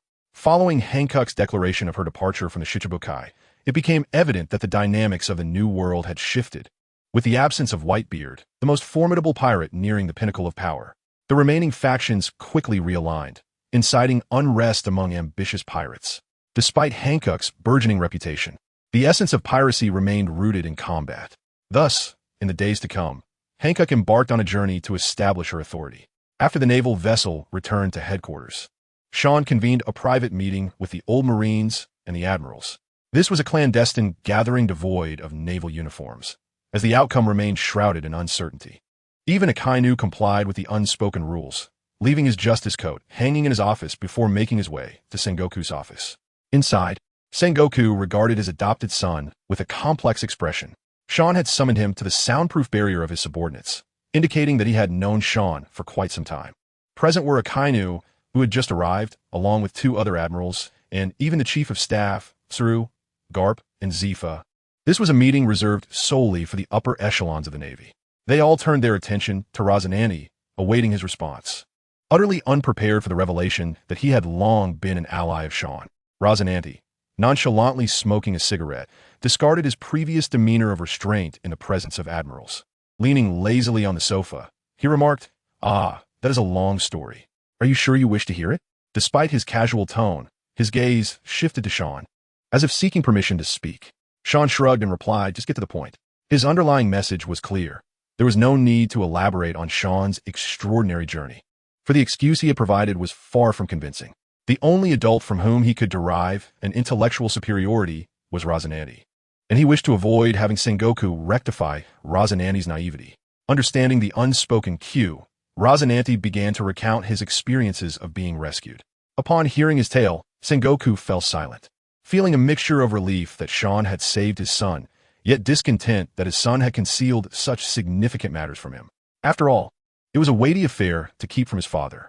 Furthermore, the astute individuals present had already detected certain inconsistencies in Razanani's narrative, such as the fact that he had narrowly escaped death at the hands of Don Quixote da Flamingo only once, and at that time, Sean had been merely a child. However, they chose to remain silent, opting to listen intently, still in search of their own answers. This left Sengoku, the elder father, with a complex expression, as he found himself unable to take a stand against Sean. Razanani then said, "You may consider placing your trust in him. Perhaps my words lack persuasive power. However, the influence of our leader is such that his call can directly confront the world government. Do you comprehend the significance of this?"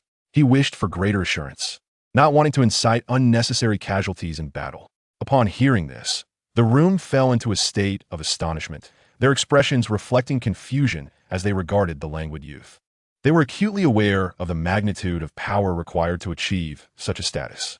For the Navy, merely to sever ties with the world government necessitated careful consideration of financial implications, not to mention the potential for retaliation from the world government. Razanani's assertion indicated that Sean's forces were now on par with the three major institutions of the world government. Did Sean possess the capacity to stand against the enigmatic Gorosei? This question loomed large in their minds. Suddenly, Tsuru inquired, "Is the Revolutionary Army also aligned with you?" At this juncture, Sean had little left to conceal. If he could not persuade these individuals, he could always forge a new path. He believed many would be willing to follow him, particularly those aligned with Kizuru, which could potentially strip the Navy of a fifth or even a quarter of its active strength. "Yes, the individual accompanying Don Quixote is also one of my subordinates," Sean replied, directing his gaze toward Garp. Razanani added, "Although Sean is the leader Only the cadre members within our organization are privy to his true identity. Thus, Doflamingo has never even met him. At this point, Razanandi cast a smile at his old man. However, Sengoku's next remark chilled him. So if you are so weak, how did you become a cadre? This comment left Razanandi speechless, prompting him to retreat into silence. Nevertheless, he managed to explain, the newly appointed cadre is Doflamingo, and the two young recruits trained by Sean were once under my guidance. I merely possess more knowledge than others, and I used to represent him in dealings with those individuals. After all, my position within the Navy was relatively unremarkable, making such tasks easier. Moreover, I previously engaged in similar activities. Upon hearing this, Tsu, who concurrently managed intelligence, turned pale and asked Sean, so, was Doflamingo's sudden change in temperament over a decade ago orchestrated by you? For over 10 years, this figure from the dark underworld had undergone a drastic transformation, abandoning his cold-blooded nature. He had decimated numerous criminal enterprises, leading to countless deaths among traffickers. Although most were unaware, occasional rumors circulated about his unrestrained slaughter of villains, enhancing his burgeoning reputation among the populace. It was difficult to ascertain who the common people favored most among pirates, as some admirable rogues provided them protection.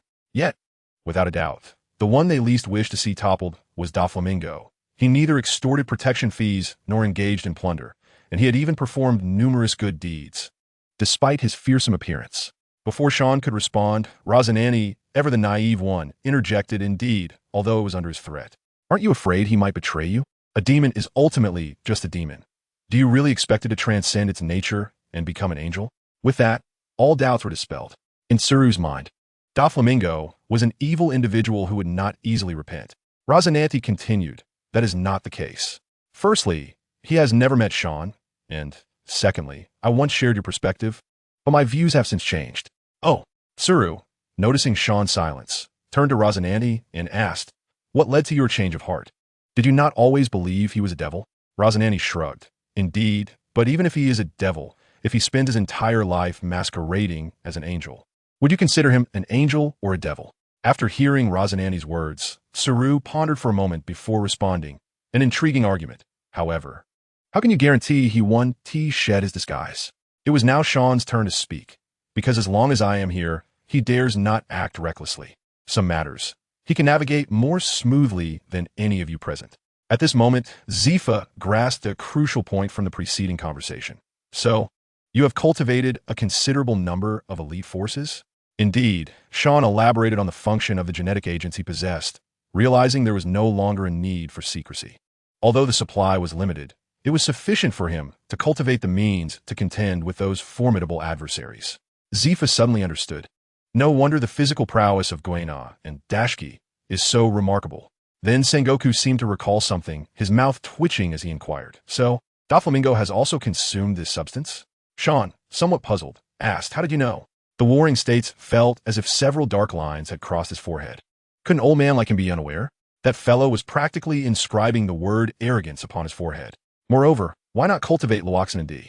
As a father, one must strive for their offspring.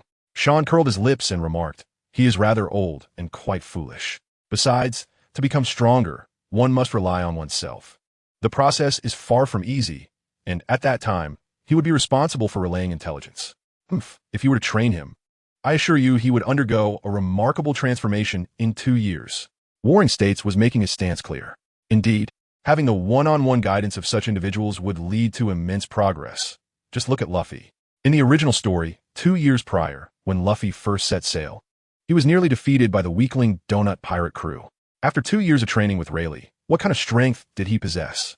Though he seems to have Scion blood, growing stronger with each battle, talent is undoubtedly an essential factor.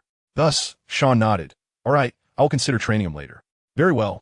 We old fellows shall refrain from further discussion. After all, we have already grasped what we needed to know. Warring States' words reflected the sentiments of the other 3 veterans, who had been comrades for decades. This was evident from the silence of the others. They had always contemplated how to better the Navy. Now that new options had emerged, they did not mind being a little reckless in their old age, despite Sean's previous remarks. Furthermore, Sean indeed possessed profound strength. Yet this was not the reason for their decisive stance. The true impetus for their current choice was Doflamingo, that nefarious individual, transformed into a philanthropist by Sean. Such a person could very well steer the Navy in an entirely new direction. Thus, including Kizu, the remaining members turned their attention to Akainu and Akiji. After a moment of silence, Akiji shed his previous look of despair, his eyes glinting with hope as he asked, "Sakazuki, is Saul really still alive?" Upon hearing this, Akainu's expression changed drastically as he exclaimed, "What did you say? How can that be? We witnessed their demise at O'Hara together." Sean cast a sidelong glance at Akainu and calmly replied, "Not just Saul. Everyone is alive. O'Hara has not vanished." This statement sent shockwaves through the room. Even the usually composed veterans widened their eyes in disbelief. At that moment, Karp and Warring States exchanged glances and simultaneously spoke. "Is it that ability?" Under the watchful eyes of his peers, Sean slowly nodded. "Yes, what they saw was merely an illusion, a vision I wished for them to perceive." This revelation left Zephyr bewildered, prompting him to inquire further. It was only after Kizuru's explanation that he grasped the situation. Zephyr then asked with a peculiar expression, "So, Borisolino, you've been hiding this deeply? Did you fool Kazan and Sakazuki as well?" Meeting the gazes of his colleagues, Kizuru absent-mindedly scratched his nose and replied, "I simply enjoy being ostentatious. I never intended to conceal my strength. I just have yet to encounter a worthy opponent." After a brief moment of silence, both Akiji and Akainu wore displeased expressions, for who would have thought they had crossed paths nearly 20 years ago? Although curious about how Sean accomplished this, they refrained from immediate investigation. They were well aware of the wonders this sea could present. Thus, exchanging glances, Akainu inquired, "So what will you do next?" This question was likewise what the elderly group, having already expressed their positions, wished to know. Sean, as usual, retrieved a cigar from Akainu's pocket and said, "Could you light this for me?" "Thank you." Reluctantly, Akainu ignited the cigar for Sean, who took a few deep puffs before stating, "Of course, we must execute the justice that resides in our hearts. Did you think I had other intentions?" Akiji, somewhat exasperated, replied, "You know what we are asking. All right, I admit I am intrigued." He shrugged after speaking. Subsequently, Sean rose, squinted slightly, and gazed skyward, as if striving to pierce through the layers of obstruction to behold the celestial dragons. He murmured, "Soon, we are merely a step away from that crucial move, which will herald the call to revolution." The office fell into silence, with Akainu no longer speaking, having made up his mind. What constitutes absolute justice? Should an opportunity arise to free himself from their constraints, he would respond with unparalleled enthusiasm. Yet, he bore some unresolved grievances with Sean, which made matters complicated. Now, he found himself harboring a glimmer of anticipation. Presently, everyone had temporarily stated their positions, but the Navy still had numerous loose ends to attend to, and thus everyone returned to their respective tasks. Meanwhile, Sean arrived at a small island in the New World. At this point, he no longer cared about potential exposure, boldly stepping onto this island belonging to Whitebeard. Upon his arrival, he was spotted by the pirates, who shouted, "Sean is here. Everyone, prepare for battle." One after another, individuals emerged from the depths of the island, surrounding Sean. Though they were unsure how he had found this place, they would not permit him entry, for their esteemed father had not perished. Just as these individuals were eager to take action, a commanding voice rang out from afar, "Stop." The crowd turned toward the source of the voice, and there stood Whitebeard, accompanied by all his captains, some even wrapped in bandages. Those present on this island were undoubtedly the most loyal followers of Whitebeard. "He is not our enemy. Let him through." At this, the younger pirates were taken aback. But out of respect for their father, they allowed Sean to pass, albeit with vigilant eyes, wary of any ill intentions towards their father. Following this, Sean accompanied them to a small valley filled with various structures, primarily entertainment facilities. What stood out most among them was an incongruous manner that loomed amidst the other amenities, appearing somewhat out of place. Yet, Sean understood, that might very well be Whitebeard's wish a home, for he observed Whitebeard, now radiating vitality, despite being considered deceased in the eyes of the world. Even though he could no longer traverse the seas, he had finally acquired a solid home. Subsequently, Sean entered the manor with Whitebeard, while Marco instructed the others, "You all wait outside. We won't allow him to harm our father." Marco then led all the captains to follow closely behind the two.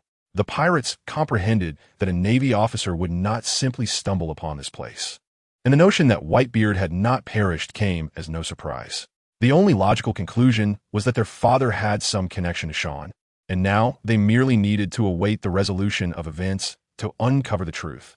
After all, fathers rarely deceive their sons. Beside the open-air swimming pool of the manor, a plethora of dazzling ingredients and an array of cooking utensils lay before them. Even Sean was at a loss regarding how to utilize some of the kitchenware.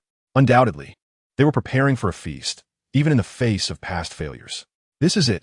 The pirates who have inherited the qualities of adventurers believe that there is nothing that cannot be resolved with a single feast.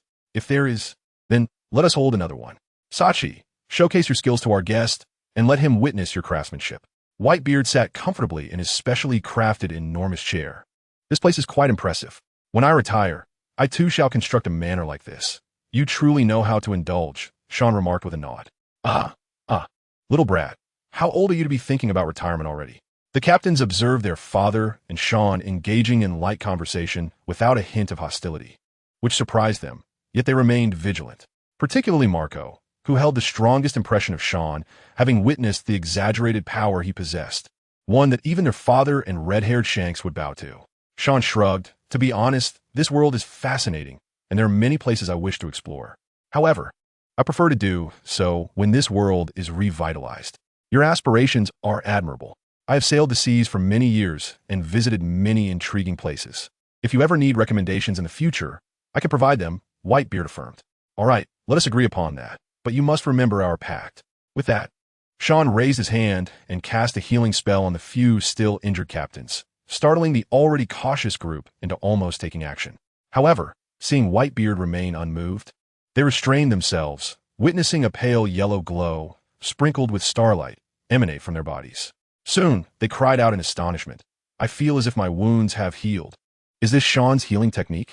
I thought it was merely an exaggerated rumor. No wonder so many in the Navy admire him. He must have saved countless lives. Then we can indulge without worry. Sachi, prepare more. We shall feast heartily. Marco's eyes gleamed with excitement as he looked at Sean, hesitating to voice his thoughts. Sean noticed the pineapple-headed man's expression and directly asked, "What are you trying to say?" Marco glanced at Whitebeard, then back at Sean, finally gritting his teeth. "Could you assist in treating our father? He has suffered from illness for many years." Sean waved his hand dismissively. There is no need. Aging and illness are inevitable stages of life. I cannot grant him additional years, and besides, I have already treated him. Vista interjected, "That is not it. Father's ailment is not natural, but rather the result of injuries inflicted by a powerful foe." This revelation surprised Sean as he turned to Whitebeard with a questioning gaze. "Ha ha ha. Father feels a bit ashamed, always making his sons worry. But fear not. I can still accompany you for quite a while longer." Whitebeard chuckled heartily, clearly acknowledging that he had indeed suffered injuries from a powerful adversary that were beyond healing. Sean furrowed his brow. Who could inflict such wounds upon you? Indeed, from Sean's understanding, no pirate could have tormented Whitebeard for so many years, and he was unclear about the specifics of Rock's strength. However, Whitebeard was his crew member, and during the era of Roger, it was even less plausible as Whitebeard was a rival who could match Roger evenly. Moreover, it would be more appropriate to describe their relationship as that of close friends rather than competitors, as they frequently celebrated together. Yet, it remained true that Whitebeard's pursuits diverged from those of Roger. Upon hearing the question, Whitebeard's smile gradually faded as he replied, "That was approximately 26 years ago, when I encountered an adversary even more terrifying than Roger." Pausing for a moment, Whitebeard continued, "At that time, the Rocks Pirates had disbanded just a few years prior, and I was traveling alone, occasionally taking in these sons of mine. Rather than calling him an adversary, it would be more fitting to describe him as a machine, a loyal machine existing solely for slaughter, yet paradoxically endowed with emotions. People often say that Logia-type devil fruit users and I possess the power to unleash natural disasters, but in truth, he is the true calamity. Wherever he goes, it is a hellish landscape. His path is devoid of life." Sean winced slightly. It seemed that these individuals had a penchant for boasting. Noticing Sean's indifferent expression, Whitebeard adopted a serious tone. "I am not rambling for the sake of it. I wish to convey that this man, as you might surmise, is now one of 5. At this revelation, Sean sharply lifted his gaze, fixating intently on Whitebeard. Perhaps this man would provide him with some extraordinary intelligence. Whitebeard recognized that Sean had likely deduced the identities of those 5 individuals, which was to be expected, as Sean had set his sights on them. Taking a deep breath, Whitebeard spoke with visible apprehension. "He is precisely as you imagine. He was once a candidate for the highest authority in the world, one of the Gorosei. Sean was taken aback. Could there truly be candidates for such a position? Whitebeard continued to elaborate. However, he committed a grave error, one that those in power deemed unforgivable. He fell in love with a commoner, or at least that is how it was explained at the time. How intriguing. What happened next? Seaning Guayuth. I'm not entirely sure, but it seems that those self-important individuals forbade any connection with ordinary women. It is said that Roger's quest for the One Piece was also influenced by this man, Whitebeard recounted. Wait, what? Could you elaborate? You're leaving me more confused. Sean interactive. Whitebeard chuckled softly, tinged with nostalgia. That story is quite lengthy. After the disbandment of the Rocks Pirates, he, representing the highest authority, saw me out and monitored my activities. At the time, I had no idea what he was investigating. Fueled by pride, I did not allow myself to be easily controlled, resulting in a fierce battle between us. Yet, I was no match for him until Roger arrived to join forces against him. Perhaps Roger's terminal illness originated from that encounter. Sean's eyes widened in disbelief. Roger contracted his illness while battling alongside you? How did you survive? The captains nearby felt their tempers flare, their frustration directed at Sean for his insensitivity. Whitebeard waved dismissively. Perhaps I am stronger than Roger. After all, I am Whitebeard. Sean's expression darkened, and he spoke slowly. Get to the point. The youth of today truly lack patience. Whitebeard remarked with a hint of amusement at Sean's displeasure. Well, that man was incredibly powerful. Neither Roger nor I could stand against him. Yet, he chose to be defeated in a manner akin to self-destruction. In doing so, he entrusted his child to Roger. Sean pondered this, struggling to think of anyone in their 20s who fit the mold of a protagonist. Whitebeard continued. He had hidden the child well, but eventually, it was discovered. The child's mother, a common girl he knew, perished as a result. Nevertheless, that mother entrusted her child to the place they had agreed upon. Ultimately, she found her child, but he could not keep the child by his side. As he was responsible for the remnants of rocks, he decided to entrust Roger, who could befriend the Navy, as the guardian. Of course, this was all revealed to us moments before his death. You cannot imagine the aura of death he exuded. It was not that he wished to die, but rather that anyone who touched him would meet their demise. After a moment of contemplation, Sean asked, so, who exactly is that child? Shanks. A single stone creates 1,000 ripples. This news acts like a colossal boulder cast into a tranquil lake, stirring waves of intrigue. Even Marco was hearing it for the first time. In that moment, Sean experienced an epiphany, yet a question lingered. If that were the case, why would he allow Roger to suffer from a terminal illness? This was a father's love for his child, profoundly deep and abiding. Even in death, he continued to protect his offspring in his own unique way. Noticing Sean's furrowed brow, Whitebeard elucidated. At that time, he had no one he could trust, perhaps fearing that Roger might adversely affect Shanks' life. Thus, when Shanks matured, he passed away. This was indeed a manifestation of his abilities, a conjecture shared between Roger and me. Sean inquired. If that were true, why didn't Roger eliminate Shanks upon discovering the truth?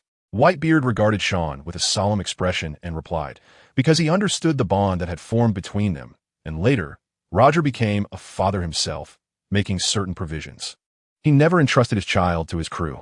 Yet, during our last drink together, he implored me to look after his son if circumstances allowed.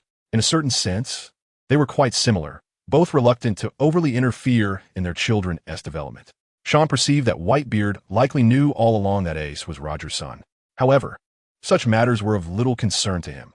As he had stated, Ace was entitled to forge his own destiny, whether it be good or ill. Yet, Sean's brow furrowed again. Then why didn't he seek out Roger directly, but instead come to you? Upon hearing Sean's question, Whitebeard's previously relaxed demeanor shifted into a complex expression, because their tradition involves patrolling the seas to prevent unforeseen circumstances. My actions then seemed undoubtedly strange to them. Hence, he approached me first and informed Roger. He intended to use his death as a shield for his young son. This clarified everything. Shanks' father had nearly been a member of the Gorosei, and it seemed someone had taken his place. Coupling this with the original narrative, after Roger returned from Laughtail, he had an intimate conversation with Shanks, who wept at that time. It is no wonder Shanks fervently guaranteed that even if he parted ways with the world government, he could still have a say. This revelation only deepened Sean's curiosity about Shanks' intentions, simultaneously elevating his understanding of the world government. If a figure like Whitebeard could be toppled, what justified their prolonged dominion over these seas? He was now eager to uncover the true nature of this calamity. Thus, he directly asked, "What exactly is his ability?" Whitebeard responded gravely, "I am not entirely sure, but the aura he can emit is far more terrifying than Magellan's or Queen's poison. Unlike the Paramecia or Zoan types, he can elementalize, making it difficult to define his abilities. He can render opponents powerless, leaving their bodies riddled with wounds. No matter your speed, you cannot surpass the rapidity of air's propagation. Similar to the Logia types, he can completely alter the environment, transforming it into a wasteland devoid of life. A hell on earth, and even Roger and I could not withstand the erosion. Should he desire, he could obliterate anyone I know faster than them." Sean nodded, comprehending to some extent that it was akin to a plague-like ability, yet impossible to defend against, even with hockey. This newfound understanding of the maritime powers rendered him less reliant on the whims of Oda, who likely had yet to devise a resolution for his narrative gaps. Whitebeard, embodying a multitude of unresolved plots, had once mentioned a lingering pain during his meeting with Shanks, probably stemming from Shanks' father. The timeline of 38 years ago coincided perfectly with the downfall of the Rocks pirates. Shanks was either 37 or 39 at that time. Regardless, one can conclude that his father was born in the Blue Sea. So, according to your assertion, even now, there might be a reserve power center surveilling the seas? Seaning Wayir, somewhat perplexed. Given his prowess, he would surely notice if someone were watching him. Whitebeard shook his head. "You are mistaken. They operate like a vast black hand, manipulating the pieces on this chessboard. However, they require a vantage point for oversight. Thus, unless their intentions are utterly inscrutable, they would not recklessly intervene. They are not fools. You are a prime example, are you not? Teach was merely a pawn they employed to gauge your capabilities before descending to the board themselves." Sean grasped the implication. Those individuals had no concern for the ambitions of pirates. Their only interest lay in preserving their divine authority. And even the mightiest of the four emperors could not compel them to act directly. This clearly illustrated their arrogance and disdain. Even the title of Pirate King evoked no sense of urgency in them. Sean found it hard to believe they were unaware of the intricacies of the red-haired pirate's history. Yet they remained indifferent. Contemplating this, Sean narrowed his eyes, realizing he had developed a fear of being outgunned. "Do you possess any further intelligence to share with me?" Now that we have reached this point, Sean sought clarity regarding the capabilities of those individuals. "Yes, that fellow informed me that their abilities differ from ours. Theirs resemble a more complete version. To rephrase, it is akin to the awakening of devil fruits, attainable only by specific individuals. Otherwise, no amount of training would suffice. This is a crucial leverage for those individuals. Does that not instill confidence in you? This pertains to the very origins of devil fruits, secrets that even Roger and even Rocks cannot fathom." Sean was taken aback.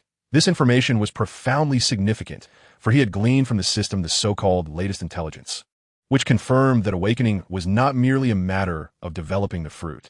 Alternatively, one might say that the awakening of the fruit felt more akin to a self-realization. Akin to Conqueror's hockey. Sean, with a grave expression, asked, "Are there many such individuals?" "Uncertain, but I sense there may be quite a few." Sean understood. Rather than a metaphysical concept, it seemed to be accessible only to a particular demographic. The more he delved into this world, the more complex it appeared. For instance, Katakuri, what justified his possession of Conqueror's hockey? He was not the eldest son, nor did he exhibit any aspirations of kingship, yet he was frighteningly powerful. According to Rayleigh, his foresight was exceedingly rare and exceptional. It seemed imperative to seek out Rayleigh. Relying solely on Robin, devoid of protagonist aura, would render unraveling these mysteries exceedingly slow. Thus, Sean ceased his contemplations, first needing to ascertain whether his abilities could interface with those unique powers. He gently waved his hand, and a brilliant azure light erupted from Whitebeard's form. However, this process was fleeting, scarcely lasting a moment. Sean inquired, "How do you feel now?" Whitebeard closed his eyes, taking a deep breath to sense his changes, murmuring, "It has been a long time since I felt a healthy body." Upon hearing Whitebeard's definitive response, Sean understood he had indeed been healed, and a smile spread across his face. "Very well. I shall elevate your island to the heavens. For these coming years, let us maintain decorum and refrain from any mischievous antics."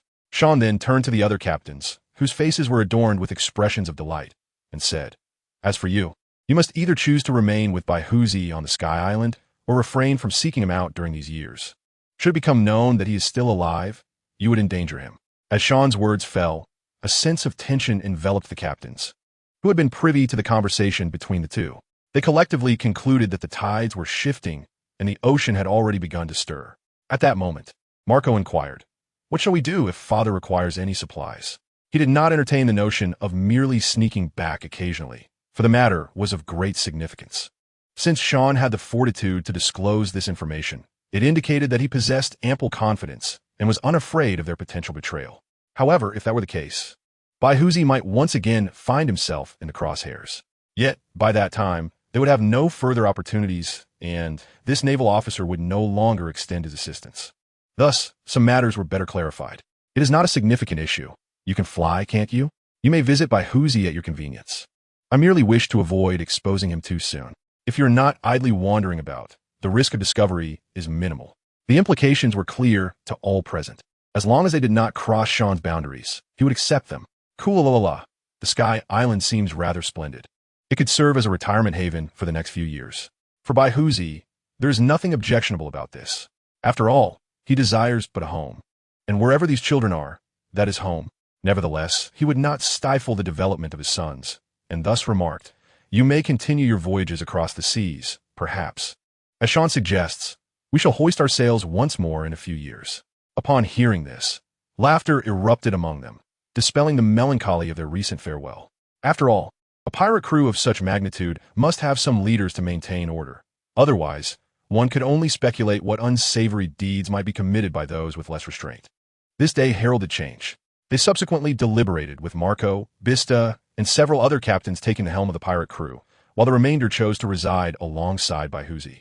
For them, a few years of rest seemed quite agreeable. Regardless of what the future held, they were certain that this period would yield a conclusion, and they harbored no concerns.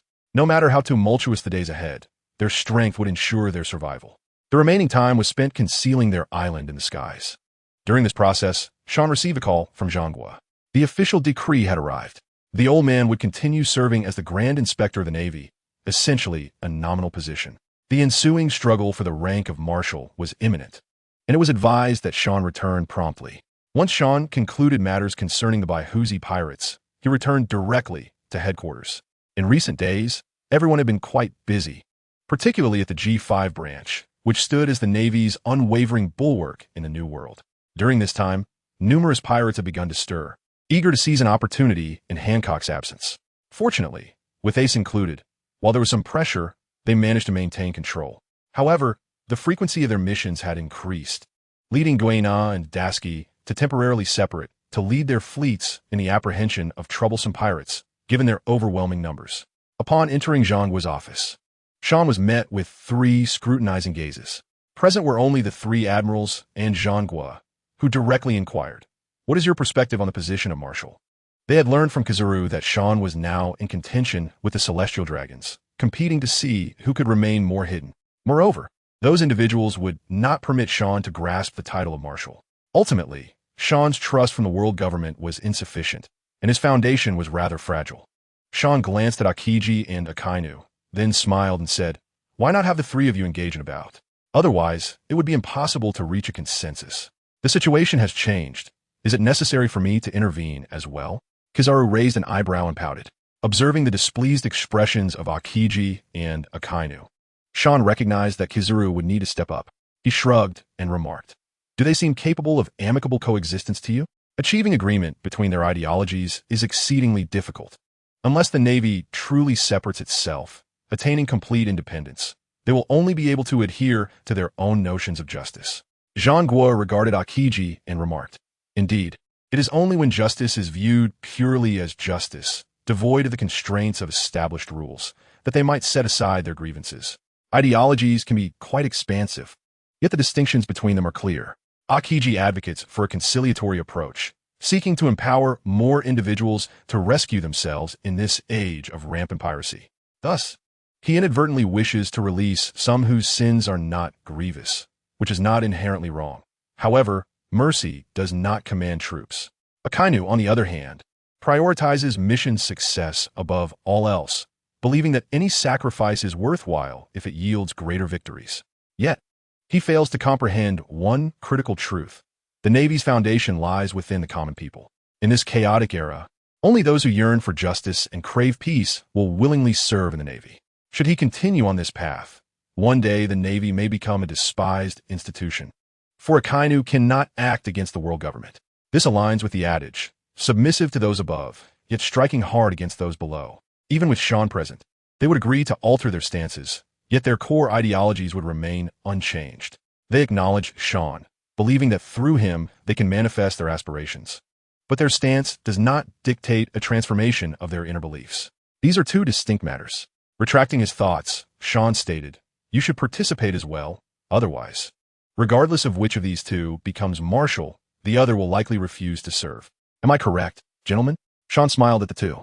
Indeed. Should either ascend to the position of marshal, their deeply rooted convictions would not be easily reconciled. Furthermore, what they desire is the vision Sean has painted, not the present reality. Thus, it is most probable that one of them will exit the Navy. A soldier must regard orders as paramount, embodying a spirit of sacrifice. Kazan, you are too weak. Akainu shot a glance at Akiji. Akiji retorted coolly, "Those Marines come forth to realize their own sense of justice, not to serve as instruments for your vengeful satisfaction against pirates. They too have families awaiting their return." Sean, with a cigar between his teeth, shrugged at Kizuru as if to say, "See, they remain unchanged. How resolute they are." Given this, I too have decided to intervene. After all, with Sean overseeing the headquarters, there is no need for concern regarding subsequent developments, right? Kizuru also rose, standing alongside the other two admirals in a triad. They were unaware of the ephemeral nature of Sean's illusions and did not believe Kizuru could triumph over them. Akiji's freezing capabilities could suppress Kizuru's speed advantage, while Akainu's magma abilities boasted unparalleled offensive power, making them formidable opponents indeed. At this moment, Jean Gua inquired, "Borsellino, has anyone recommended you?" Presently, the veterans at headquarters favor Akiji, yet the celestial dragons seem to favor Akainu. Kizuru nodded. "I shall handle this. After all, my rapport with those above is rather amicable." Certainly, the matter should not pose much of an issue. Their proposal was merely to have Qingji and Qian engage in a contest to determine the position of the marshal. With that in mind, I shall submit your decision for approval. After nodding, Jean Gua expressed his eagerness for retirement. He yearned to cultivate his elder child, allowing Luo Sinandi to become an outstanding Marine, much like Karp's grandson. He further elaborated that recently, the gas leak and explosion at Punk Hazard had transformed the island into a desolate wasteland, suggesting that they could hold the duel there. Sean furrowed his brow, questioning whether it was the incident caused by Caesar in conjunction with Dr. Vegapunk. "Oh," Jean Gua replied, somewhat astonished, revealing that he had not anticipated Sean to be privy to such information. Indeed, that was the case, but Caesar had already been apprehended. Reflecting on Caesar's previous alliance with Doflamingo, as well as Kaido's involvement, Sean narrowed his eyes and inquired about Caesar's current whereabouts. Although he was uncertain of Sean's intentions, it was not a matter of great significance, especially since Jean Gua was also nearing retirement, and they shared the same standpoint. Thus, there was no reason for concealment. Caesar was presently at the new base of the scientific unit, where he was tasked with replicating certain data before being transferred to Impel Down. Noticing Sean's contemplative expression, Jean Gua sensed a problem and promptly asked if there was an issue. Given that Caesar was currently working alongside Vegapunk, any mishap involving him would be catastrophic for the Navy. It should be manageable, right? The likes of Kizuru were accompanying them. After a moment's thought, Sean suggested, "Let me oversee his transport next time. Otherwise, I fear unforeseen complications may arise." Jean Gua was taken aback.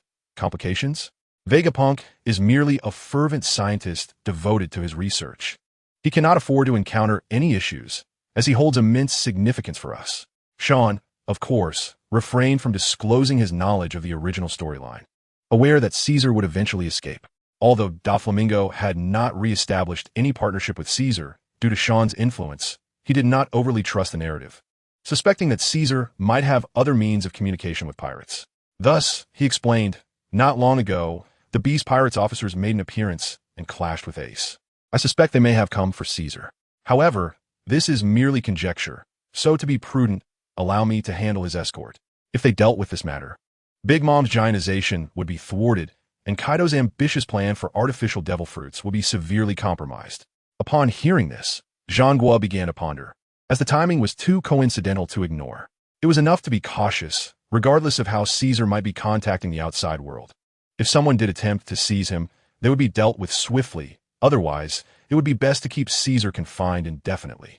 I understand, but it will take some time before he is transferred to Impel Down. In any case, the position of marshal will be decided among them. So you can negotiate the details then, Zhangwa concluded. Sean turned to the three and said, "Very well, allow me to meet with Vegapunk, as I have some inquiries I wish to discuss with him." Subsequently, Zhangwa stood and declared, "Then 5 days hence, the three of them will engage in a contest for the marshal's position at Punk Hazard. You will need to mark the location, correct?" He was mindful that Sean needed to physically visit the site to leave a mark. Thus, this clandestine contest for the title of marshal was set for 5 days later. On that day, Sean located Punk Hazard using a map and marked the site accordingly. 5 days swiftly passed, and Sean found himself in the office at Marineford, observing the distant scene through a Den Mushy. However, the Den Mushy zoom function was exceptionally advantageous. From such a far distance, Sean was able to clearly see the three contenders standing in a triangular formation. Simultaneously, he noticed Crane, Zhangwa, and Carp, who appear to be a trio of their own. It was evident that the world government placed significant importance on this confrontation, though they were somewhat perplexed as to why the usually unambitious Kizaru would suddenly choose to vie for the position of marshal. At that moment, the three figures at the center of the island had shed their usual demeanors. Qian no longer bore a countenance of fury. Qingji had abandoned his customary laziness, and Kizaru had forsaken his playful antics. Each assessed their opponents with utmost seriousness, standing proudly, their justice coats billowing dramatically in the wind. Though they lacked conqueror's haki, the oppressive aura they exuded was not something the average person could withstand. Kizaru inhaled deeply, stating, "Today, I shall show no mercy. For Sean has persuaded me several years prior." Borsalino, do not speak so arrogantly. I too shall not yield," Qian retorted, though his gaze remained fixed on Qingji. Qingji narrowed his eyes. "Then let us begin. I will show no mercy either. If it comes to it, I can always return for treatment." With that, all three sprang into action. Amatsuki Yumi, Kizaru formed a fist with one hand and a palm with the other, compressing light into a sword. Weapon. Qingji released a breath of cold air, forming an irregular blade that emanated chilling energy. Such flamboyance. Qian, once a swordsman, transformed his fist into a magma-like form and launched it towards Qingji. Qingji, clad in armament haki, countered with his ice blade, blocking Qian's fist as the ice crackled against the searing magma. Simultaneously, Qingji's other hand morphed into an ice blade, surging forward towards Kizaru. Yet Kizaru transformed into a beam of light, appearing behind Qian, wielding a blindingly bright blade aimed at him. Just as the blade approached his waist, Qian swiftly crouched and struck the ground with his palm.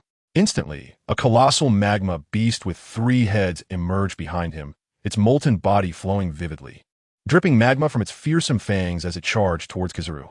At that moment, the ground beneath Qian began to melt, slowly transforming into scalding magma. However, upon reaching Qingji's feet, it could advance no further, as Qingji simultaneously froze the ground beneath him, emanating a wave of cold air that spread outward. With determination, Qingji conjured a massive ice bird from his hand, sending it soaring towards Qian. Unperturbed, Qian formed a gigantic dog head with his fist to collide with the ice bird. Both sides continued to escalate their temperatures, resulting in a violent explosion. A thunderous roar emanated from the trio's center, enveloping the area in a misty haze. In an instant, a flash of light flickered through the fog, revealing Kizaru compressing light and unleashing an attack akin to a slash as the magma beast charged. However, it was not a traditional slash. Much like his elemental form, it was light, rapidly hurtling toward the other two. Both felt their hair stand on end. Qingji solidified a thick ice wall before him, while Qian swiftly turned, elementalized, and formed a blazing magma sphere with a diameter of over 10 meters to counter the incoming attack. With a sizzling sound, the slash sliced through the magma. It was simultaneously halted by the thick, continually regenerating ice wall. Suddenly, that slash erupted into a deafening explosion, resonating throughout the entire island. The 3 individuals merely engaged in a preliminary test, yet they generated a terrifying momentum. Trees and debris flew as the ground cracked, producing immense tremors. Amidst the swirling smoke and steam, 3 indistinct figures intertwined, each releasing formidable sounds. After a considerable time, these 3 figures simultaneously ceased their movements, resuming a triangular standoff, gazing at one another from a distance. As the thick dust gradually settled, the silhouettes of the three emerged. The ground was a chaotic blend of lava and ice, emitting a sizzling sound, while various orbs of light floated gently around them. Occasionally, explosions erupted from the collisions of magma, the shock waves swiftly cooled by the icy surfaces radiating a chilling aura. Once the situation became clear, the most striking presence was that of Huang Yuan. Although he could not manipulate the terrain to alter the geographical environment, he instilled a sense of trepidation in the others. Behind him, a colossal sphere of blinding light ascended, its energy causing both Akainu and Akiji to regard it with caution. They understood that Huang Yuan was now serious, for the scattered orbs on the ground represented the capital for his ultra-high-speed maneuvers. Capturing such speed would be nearly impossible, for all the levitating light orbs served as his support, refracting light among themselves to create paths of illumination. Even if they attempted to eliminate them, it would prove futile, as the orbs continuously materialized, as if conjured from thin air. Huang Yuan turned to the two, smiling, and said, "Come, let me show you my prowess. You shan't be disappointed." Borisolino, do you truly believe you can handle us both?" Akainu retorted, a hint of irritation in his voice. Huang Yuan, wearing a sly expression, replied, "Not at all. It's simply because I know you will never collaborate, which is why I made that remark." With that, Huang Yuan reached into the immense orb of light behind him, continuously drawing forth an array of Amatsukami swords. Gradually, an uncountable number of these swords hovered behind him, radiating an aura of dread. However, the other two admirals were not easily subdued. Although Huang Yuan's technique was formidable, it was insufficient against them, for they were all three admirals. Akainu, harnessing the flowing magma beneath him, gradually formed a colossal wave that obscured the sky, the temperature distorting the very air around them. Meanwhile, Akiji utilized the chilling aura emanating from the ground to create a vast array of ice spikes behind him, the coldness unlike any previously encountered, freezing the moisture in the air and causing icicles to fall like snow. In the next moment, the three roared in unison, unleashing their ultimate attacks towards their former comrade. 8 Heat, Red Lotus Hell, True Amatsukami Sword, Shao Cheek Bleiji Froshinova. The dazzling light swords illuminated the tumultuous magma below, as waves of heat distorted the air, surging towards the icy spikes. The magma wave engulfed Akainu, while the ice spikes ensnared Akiji, and Huang Yuan sped through the light pathways. Subsequently, their attacks collided, resulting in a cataclysmic explosion that shook the very island, rendering it on the brink of collapse. At that moment, the entire island was enveloped in a palpable wave of energy, obscuring the view of distant warships. Flashes of yellow, red, and blue light intermingled within the chaos. Simultaneously, the climate of the island underwent a dramatic transformation due to this clash. 1/3 of the ground morphed into searing lava, with ordinary peaks becoming active volcanoes, continuously spewing forth torrents of molten rock. Another third transformed into a snowy plain, the biting cold howling through the air, while the mountains were blanketed in thick, white snow. The remaining third, however, bore a different yet equally significant change, as an artificial sun seemed to rise from its surface. Under the power of photosynthesis, trees rapidly flourished, while those less adaptable withered away, creating a jungle reminiscent of a giant's realm. The clouds above also reacted to the contrasting temperatures below, forming distinctly defined storm clouds. Some unleashed heavy snowfall, while others, influenced by volcanic ash carried aloft by the winds, crackled with thunder and lightning. This was the capability of the nature-type devil fruit, a power that could indeed alter climate and terrain, showcased by the extraordinary might of the three admirals. As the billowing dust was gradually dispersed by the gentle winds from the sea, the three figures were revealed once more. Huang Yuan, utilizing the light pathways formed by the orbs on the ground in conjunction with his martial arts, exhibited remarkable agility. Akiji and Akainu alternated between manipulating the magma and ice, achieving devastating strikes. Notably, while the materials they summoned were imbued with haki, their abilities transcended mere projectiles of heated rocks or ice blocks. The terrifying extremes of temperature were such that an ordinary person would likely be scorched or frozen instantly in their presence. Sean observed the fierce exchanges through the Den Mushi. Even with their numbers reduced to 3, it would take a considerable amount of time to determine a victor. After all, they would not cooperate in this chaotic battle. Though Huang Yuan held a slight advantage, one misstep could lead to catastrophe. He dare not hold back, which also garnered the respect of Akiji and Akainu. Shan spoke into the Din Din Mushi, Sengoku. Let me know when it's time to determine the victor. I have matters to attend to. All right, but do not stray too far from headquarters. We need your presence here, Sengoku acknowledged. Understanding Shan's capabilities, he knew that wherever Shan wished to go, he could do so at will. After concluding the call, Shan contemplated and dialed the Din Din Mushi to Lucci, arranging a meeting in a private room in Mariehua, a place favored for its excellent cuisine, often frequented by high-ranking officials of the world government. Following that, Shan sought out Razanani, who was still at headquarters. Upon his bewildered expression, Shan brought him to the restaurant's private room. It was time to initiate certain matters, such as arranging a contingent of unconventional troops, as Shan was keenly interested in the true strength of the Gorosei. When Shan arrived, Enel was instantly thrilled, ready to shout, only to have Lucci swiftly cover his mouth, whispering, "Calm down, the situation is too delicate. Do not let anything slip. If those individuals catch wind of anything, it will be dire." Shan glanced at the bewildered Razanani, signaling him to act. Razanani, having performed this task many times before, understood Shan's intent for the first time. All right, I have blocked all sound in this room. Any vibrations within will be clear to me, he declared proudly to the others, having already acquired that extraordinary serum. Now, he awaited the return of the elder for personal training, feeling a tinge of shame under Lucci's overwhelming strength. Once, it was he who protected Lucci. Now, it was little Lucci who safeguarded him. Yet he understood the principle that one must be strong oneself to wield strength effectively. There is great anticipation for the return of the esteemed elder and his specialized training. After a moment of contemplation, Xiao En inquired, "Is there any way to isolate one of the Gorosei?" The moment these words escaped his lips, the others were left in utter astonishment.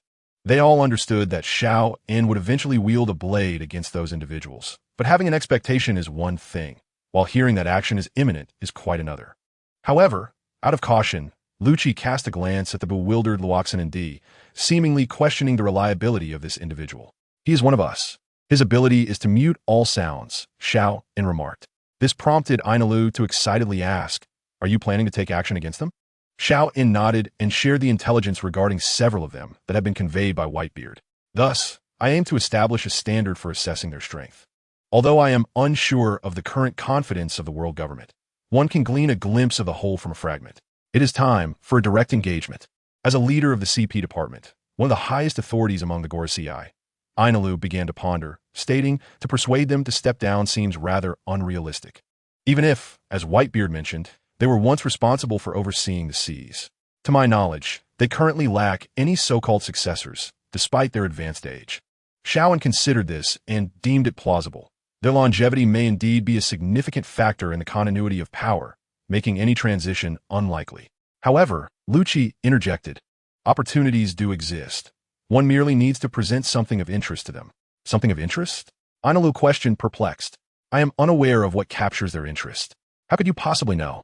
Lucci smirked slightly. While the others may be uncertain, Guizong's fiery temper can certainly be lured.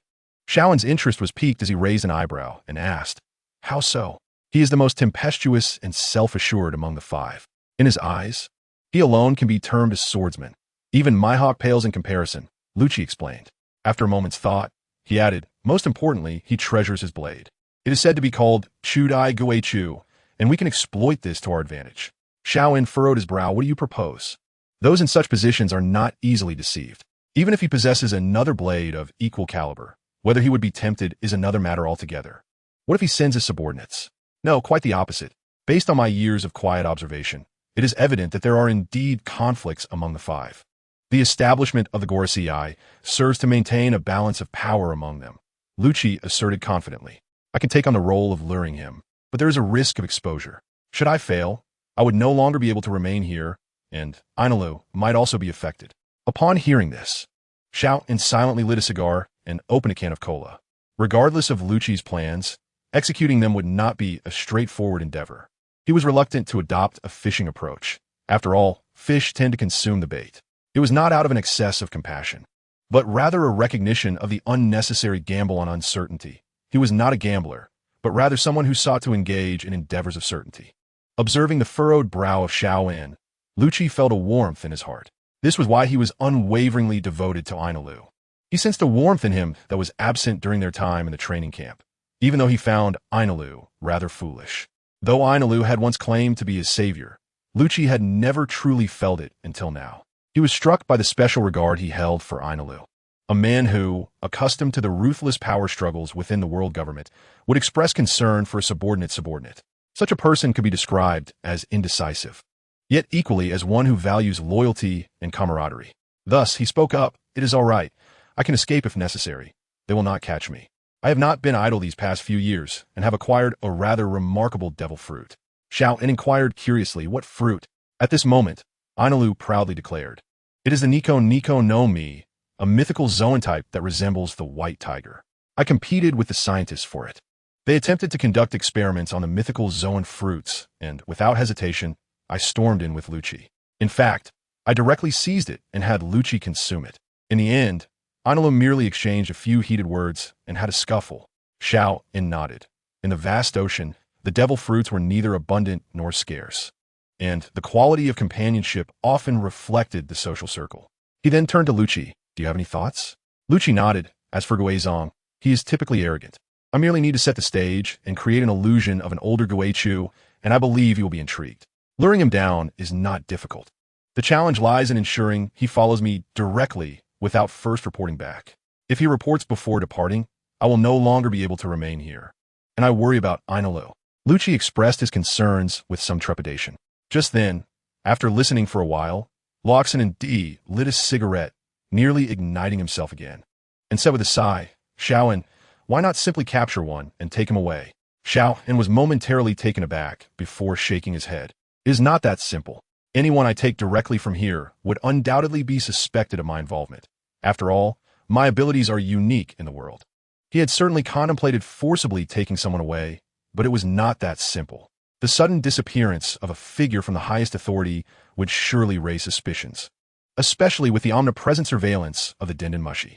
"I am aware of your concerns, so we can reduce Lucci's burden. We merely need to lure the target to a suitable location. We can wait there in advance. This task is quite manageable, and I am confident that as long as we are not in their line of sight, even if they possess formidable observation haki, they would not perceive us." Ruoxinan destated. Xiao was once again taken aback. "Your Shiji fruit can be utilized in such a manner?" "Of course, even if my talents are modest. I have been working diligently," Luoxin D replied. Xiao En then carefully contemplated the feasibility of this plan. The reason he did not opt to forcibly take the target was not solely due to the risk of being discovered. The more significant factor was that the target had recently plotted against him. Should they recognize Xiao En's presence, they would undoubtedly launch an attack without hesitation. Xiao En was uncertain whether he could neutralize them before they acted. Once they became alert, the situation would become precarious, for he was no longer alone. With so many following him, a single misstep could have far-reaching consequences. With great power comes great responsibility. This was a sentiment that resonated deeply with Xiao En since his arrival in this world, and he was actively embodying it. He then turned to Lucci. "In that case, do you feel confident about this?" Lucci grinned. "If that is all it takes, my confidence would be even greater, but we need to find the right opportunity." "Oh, is there really such a suitable place?" Xiao En felt Yinyun the astonished. In the world's most fortified location, could there truly be such a venue? If it were just Xiao En lurking here alone, or even a strong individual, they could easily conceal themselves. In the original work, the Revolutionary Army had indeed undertaken similar actions. Yet to ensure the other party harbors no suspicions and to evade surveillance, the conditions are exceedingly stringent. It seemed as if Annie Lu recalled something, suddenly inquiring, "Are you referring to the path those little brats sneaked out through?" "Precisely." Lucci nodded, stating, "That passage was specifically designed for the Tenryubido's young ones. Their elders instruct them to wait until they mature before venturing out to sea, urging them to heed their elders' counsel. Simultaneously, they indulge them, permitting the guards to sneak them out. After all, the Tenryubido consider themselves divine and fear no danger, do they not? This pathway is a product of that very premise." Upon hearing this, Sean let out a complex sigh. Indeed, the morality of a person is shaped by their environment.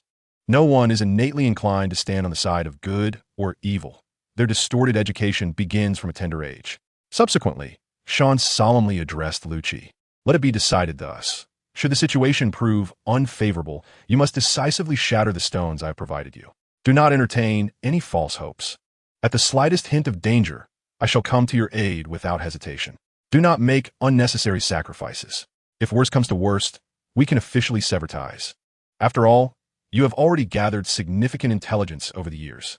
Sean also reflected on the content of dramas, where undercover agents often met their demise due to their misplaced optimism. They would sense something amiss, yet recklessly plunge forward, refusing to turn back until they hit a wall. He did not wish for Annie Lu and Lucci to engage in such folly, even though he indeed aspired to ascend swiftly and acquire all historical intelligence from 8 centuries past. However, this was not a matter that could be achieved in a single leap, and he still had a backup plan, which was Barrett. That fellow possessed crucial information leading directly to Raftel. If all else fails, he could wait for O'Hara, and if that too fails, there was still Luffy. Hence, the situation was not dire. After hearing Sean's well wishes, Annie Lu and Lucci exchanged glances, both detecting mirth in each other's eyes. We will be cautious, after all. We still wish to witness the moment when the flames of war engulf the altar, Lucci remarked. Sean thought to himself, has this guy also been infected by Annie Lu? How can he utter such juvenile words with such an air of indifference? Although he inwardly grumbled, he still responded to both of them with a perfunctory, yes, we shall succeed. Let us all grow stronger and create a new brilliance.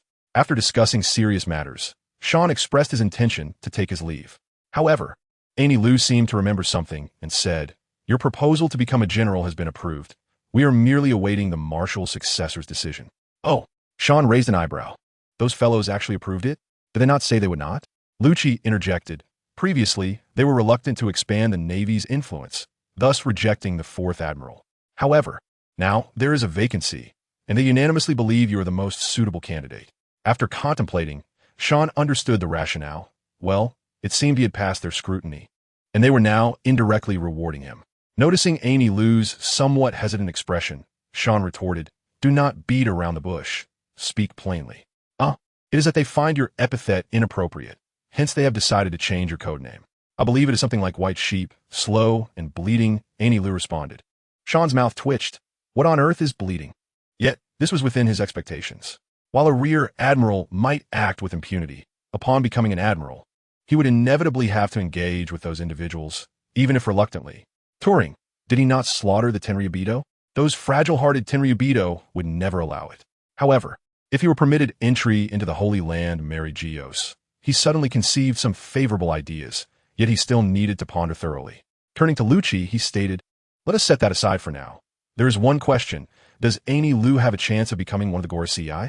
Upon uttering this, the atmosphere fell silent once more, and the group felt their throats tighten, experiencing a parched sensation. Could that even be possible? Fortunately, they were not ordinary individuals, and even though Sean's thoughts were erratic, they quickly regained their composure. After a moment of contemplation, Lucci remarked, under normal circumstances, it would be impossible, as he is not a Tenryubito. But, sean interjectif. Lucci paused, but still nodded. However, the situation is different now. They currently have no plans to cultivate a successor. Moreover, regardless of how gloriously the Tenryubito are packaged, it does not alter the fact that they are merely ordinary individuals on the sea. Over the years, while they may have fooled many fools in our eyes, those fools regard our CP organization as their best friends.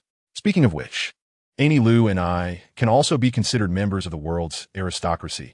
Our offspring similarly enjoy privileges. Thus, Annie Lu should have quite a number of supporters. Most importantly, Annie Lu does not align himself with any faction among the 5 of them, creating a balance of power. For all these reasons, Annie Lu may indeed possess the greatest opportunity. After listening to Lucci's analysis, Sean nodded in satisfaction. Splendid. If Annie Lu truly succeeded, it would be a remarkable ascent. All right, after this matter, you all find an opportunity to visit Shanghai and discuss it further. Subsequently, Sean brought Ross and Andy back to the headquarters, and from then on, he merely had to await their news. The following day saw Sean leisurely indulging in food and drink at the headquarters, jotting down accounts atop Kizaru's head. After all, he was about to become an admiral, and Kizaru would still be his superior. Was it not customary for a superior to treat their subordinates to a meal upon promotion? 7 days passed in this manner. At last, Sean received a call from Sengoku via Den Den Mushi. They are about to determine the victor. Come here directly. Following Sengoku's indication, Sean vanished in a flash of blue light, leaving the office. He soon arrived on the warship, gazing at the island, now a scene of utter devastation. Sean, they have determined the victor, Karp said with a serious expression. Saru also expressed her astonishment. I did not expect this outcome. It is beyond our predictions. It turns out that on the island, the clothing of the 3 admirals had been utterly torn apart during the battle. Perhaps due to the divergence from the original narrative. Akiji's legs were not broken, yet he bore severe burns and penetrating wounds, crouching there, swaying precariously. Akainu did not fare much better, as he too exhibited frozen, purplish skin akin to decaying flesh, alongside penetrating wounds. He leaned heavily on his knee, as if he might collapse at any moment. Yellow Monkey appeared the worst off, his body riddled with burns and frostbite, with almost no unscathed area on his upper half. Blood flowed from his head, trickling down his eyes. Despite his dire condition, he was the most stable among them. At that moment, the 3 were panting heavily. Undoubtedly, while Akiji could still manage to stand, was it truly necessary? He merely disagreed with Akainu's ideology. There was no need to risk their lives now. Even if it came to that, he doubted he could defeat Kizaru. The same applied to Akainu. Although filled with pride, he could not resort to a life-or-death struggle against a former comrade, believing they shared the same thoughts.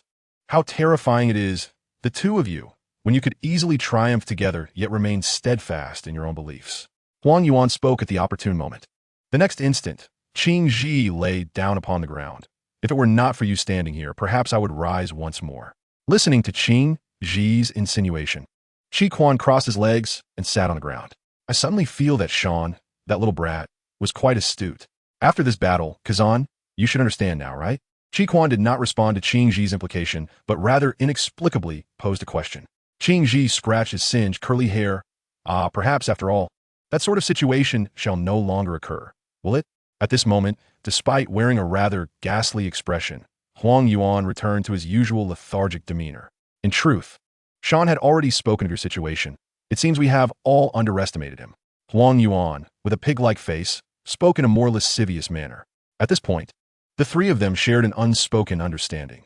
Without the eruption of confrontation, the depth of the conflict would remain unknown.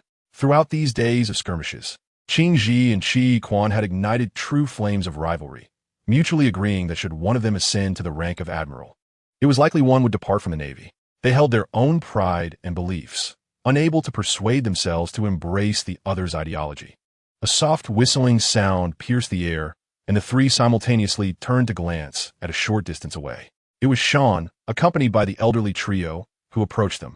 Pohaha, you little brats are indeed in quite the predicament. Upon seeing the 3 in such a sorry state, Karp erupted into laughter.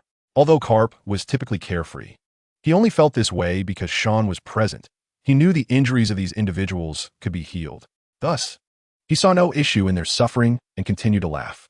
Sengoku interjected, "It is indeed quite tragic." Saru delivered a more cutting remark. "It is a pity for this island, alas." The 3 admirals twitched at the corners of their mouths. "It seems the 3 admirals are deemed less than an island?" Sean inquired directly. "Are you certain the battle is over?"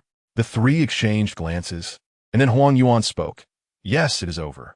As you wished, I have emerged victorious." Sean raised an eyebrow. "Congratulations indeed. But do the other 2 have anything to say?" Chi Quan stood up, snorted. "Humph, what more is there to say? I'm not one to lose so easily. As long as it is not this fellow who becomes admiral, I can accept it." Meanwhile, Qing Ji no longer lay on the ground. Sean grinned and waved his hand, causing a soft yellow glow to envelop the 3. Immediately, their penetrating wounds, burns, and frostbite began to heal at a visibly rapid pace. In light of this, let us return, for I have been dreadfully bored at headquarters these past few days, Sean yawned and said.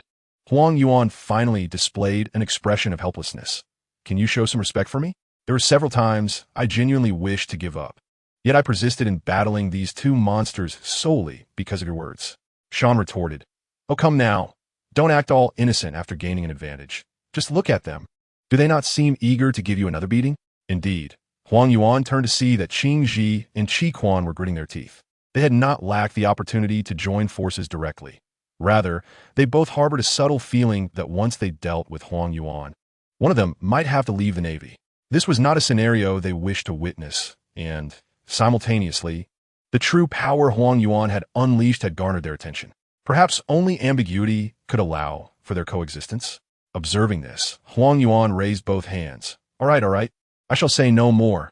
Do not look at me with such terrifying eyes. It is truly daunting. Shan turned to them and asked, who will remain to pilot the warship back? As Shan's words fell, the group exchanged glances, and eventually, apart from Karp, they all instinctively moved behind him. This sudden shift left the previously jovial Karp dumbfounded. Hey, I need to return first. After all, I am quite busy. You busy? You lazy rascal, Karp. I have never seen a more idle vice admiral. Sengoku remarked, though he silently added, except for Shan. Then, old man, we shall meet again at headquarters. Farewell. With that, the group suddenly glimmered with a blue light. Karp, upon witnessing this, attempted to leap forward but was too late, leaving him to grumble as he made his way to the shore. At this moment, the environment of the entire island had transformed into a peculiar fan-like shape. 1/3 was an icy plain, with a biting wind stirring the feather-like snowflakes, resembling sharp blades. Another third resembled hell, with rivers of flowing magma visible everywhere, and sporadic volcanic eruptions. The remaining part was a vibrant expanse of towering flora. Yet when a small bird ventured within, it was devoured by one of the enormous flowers. The remaining plants seemed to sway without wind, as if expressing their dissatisfaction. These were the mutated beings born from various harsh environments and the interplay of light, appearing harmonious, yet concealing peril. This was indeed a treacherous land birthed from the battle of the three admirals. 5 days after the outcome of the admirals' contest for supremacy, Karp finally made his delayed return to headquarters. During these days, Sengoku announced his retirement from the position of admiral and receded into the background. A piece of news that swept across the world like a tempest. Pirates rejoiced, for the previous battle with Whitebeard had left them under unprecedented pressure. Now that this living legend of the Navy was stepping down, how could they not be happy? Meanwhile, the civilians were filled with anxiety, deeply concerned about who the next admiral might be. What if the successor did not perform as well as Sengoku? Concurrently, such a monumental event as the duel among the three admirals had not escaped the notice of the outside world. This confrontation garnered even more attention than Sengoku's retirement, as it pertained to the future direction of the Navy. Both pirates and civilians, as well as other nations, were keenly observant.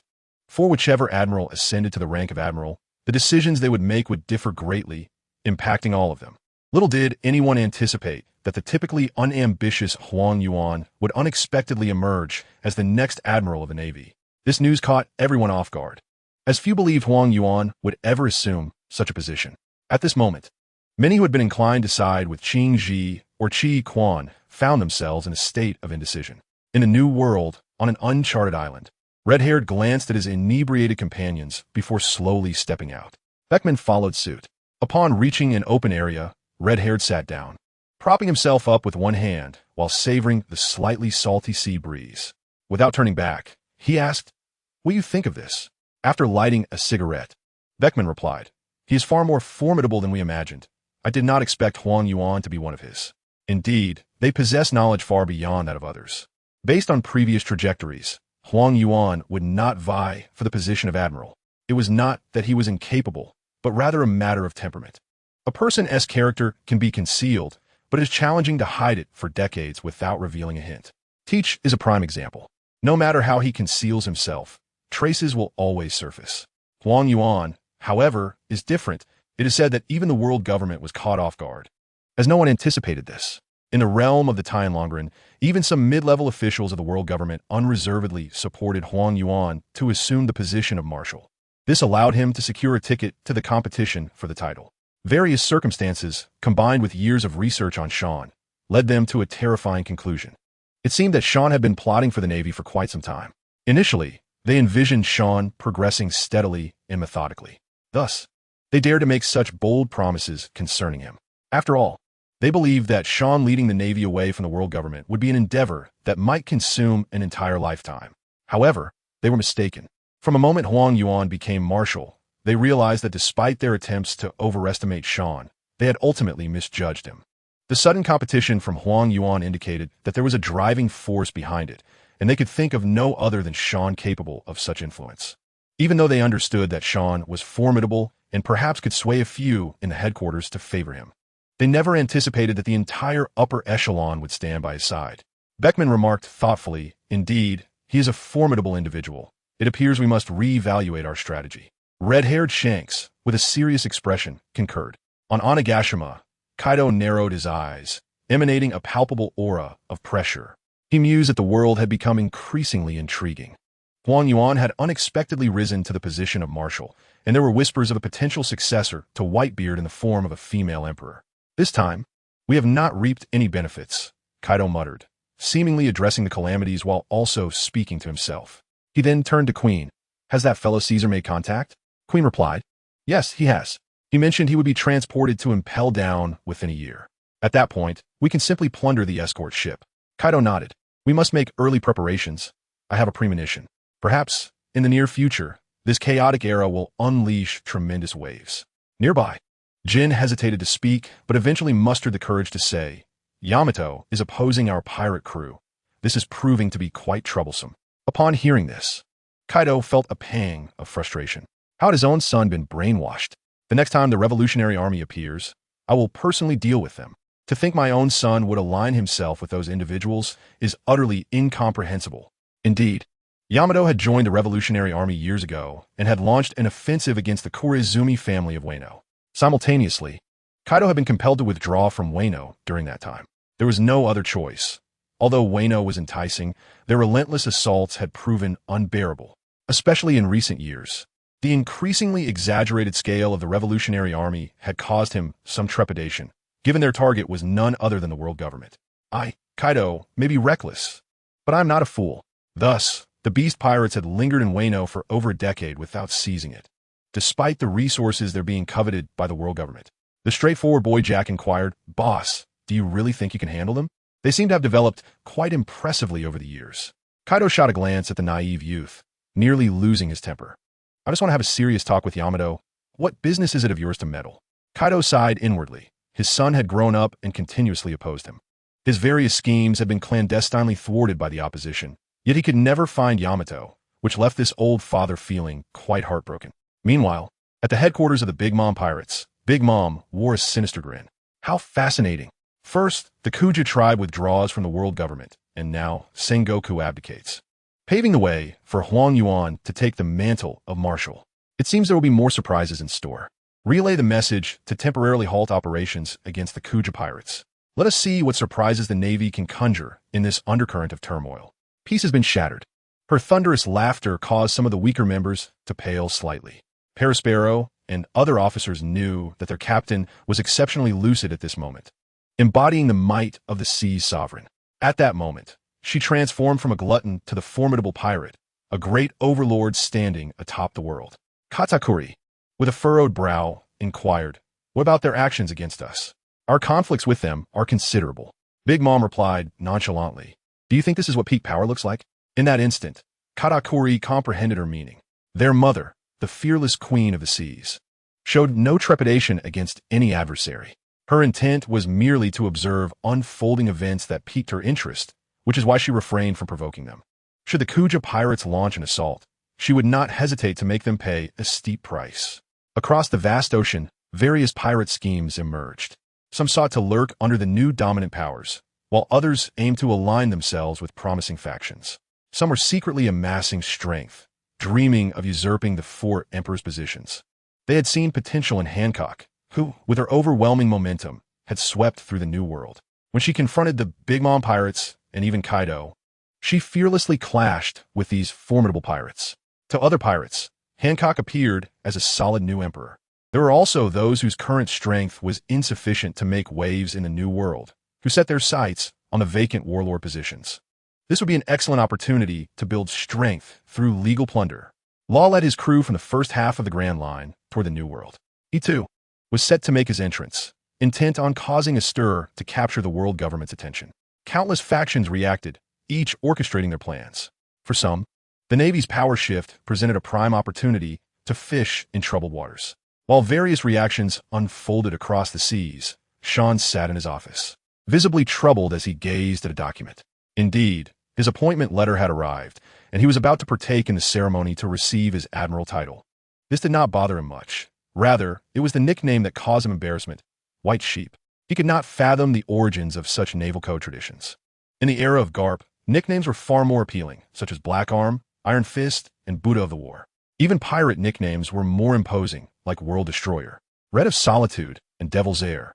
Why had it come to this, with a name like White Sheep, which sounded so soft and feeble?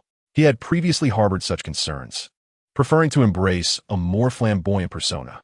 During his confrontation with Kaido in the New World, he had even declared his own moniker. Dragon of Turmoil, in Sean's eyes, sounded significantly better than White Sheep. Regrettably, the name he had proclaimed had ultimately fallen on deaf ears, as few had called him Dragon of Turmoil over the years. Just then, Garp entered and, upon seeing Sean sigh, erupted into laughter. Ha ha. Sean, does that nickname truly vex you so? Sean shot a glance at the old man. Indeed, it is far too soft. Not at all what I anticipated. Well, there is nothing to be done about it. One cannot truly slay a dragon, can they? Besides, I think it suits you just fine, Garp chuckled. What is so good about it? They simply want to make me a laughingstock. Sean retorted with irritation. Upon hearing this, Garp's expression turned serious. You are mistaken. There is nothing wrong with being a sheep, though gentle in demeanor. Your image within the Navy is indeed just that. Stunned by Garp's explanation, Sean exclaimed, Are you joking? During my time as a major, I fought against admirals, and as a brigadier, I took on the 4 emperors. You call me gentle? Garp rolled his eyes, poured himself a cup of tea, and continued, Of course. I'm not saying you are gentle. Rather, it is your contributions to the Navy. Many in the Navy truly admire you. You have saved countless lives. In their eyes, you are akin to a great luminary. Hearing this, Sean felt a sense of comfort wash over him. Fine, even the old man is here to comfort me, so I shall not dwell on it too much. Even if I am a sheep, I shall be a Baizé, or at least a sheep clad in wolf's clothing. With this thought in mind, Sean inquired, Isn't Baizé better? It sounds more appealing, doesn't it? And why do we have such peculiar nicknames in the Navy now? No need for that. The Baizé you mentioned once possessed that devil fruit, so it won't suffice, Garp replied. He continued, In the past, there weren't so many nicknames, and they were all coined by pirates, not by us. You are aware of Zephyr's situation, right? It was likely to protect his family from pirate repercussions. Thus, at a certain level, having a nickname becomes essential.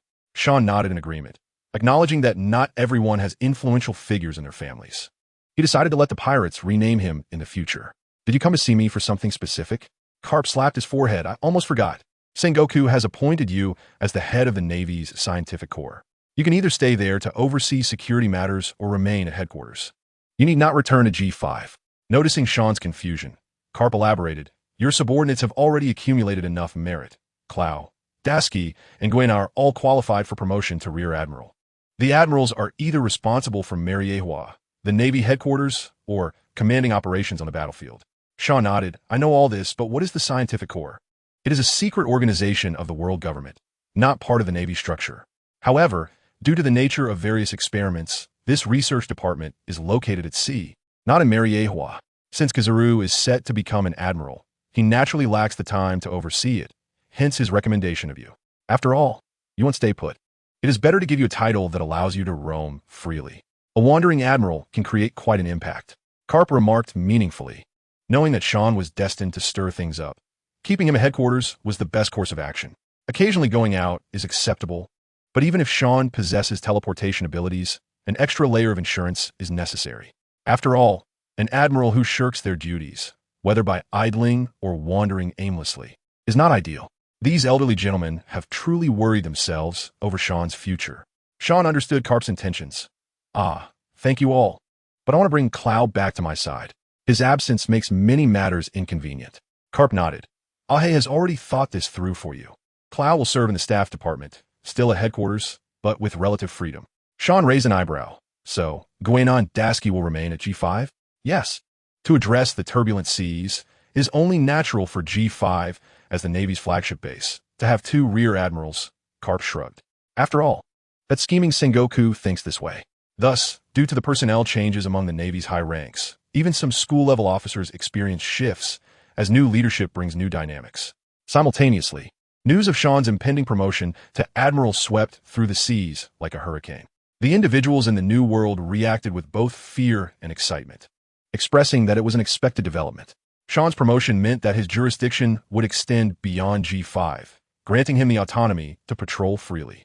This was undoubtedly good news for pirates who frequently engaged in trade along the first half of the Grand Line. After all, with such a towering figure absent from G5, their movements would become considerably easier. However, they were mistaken.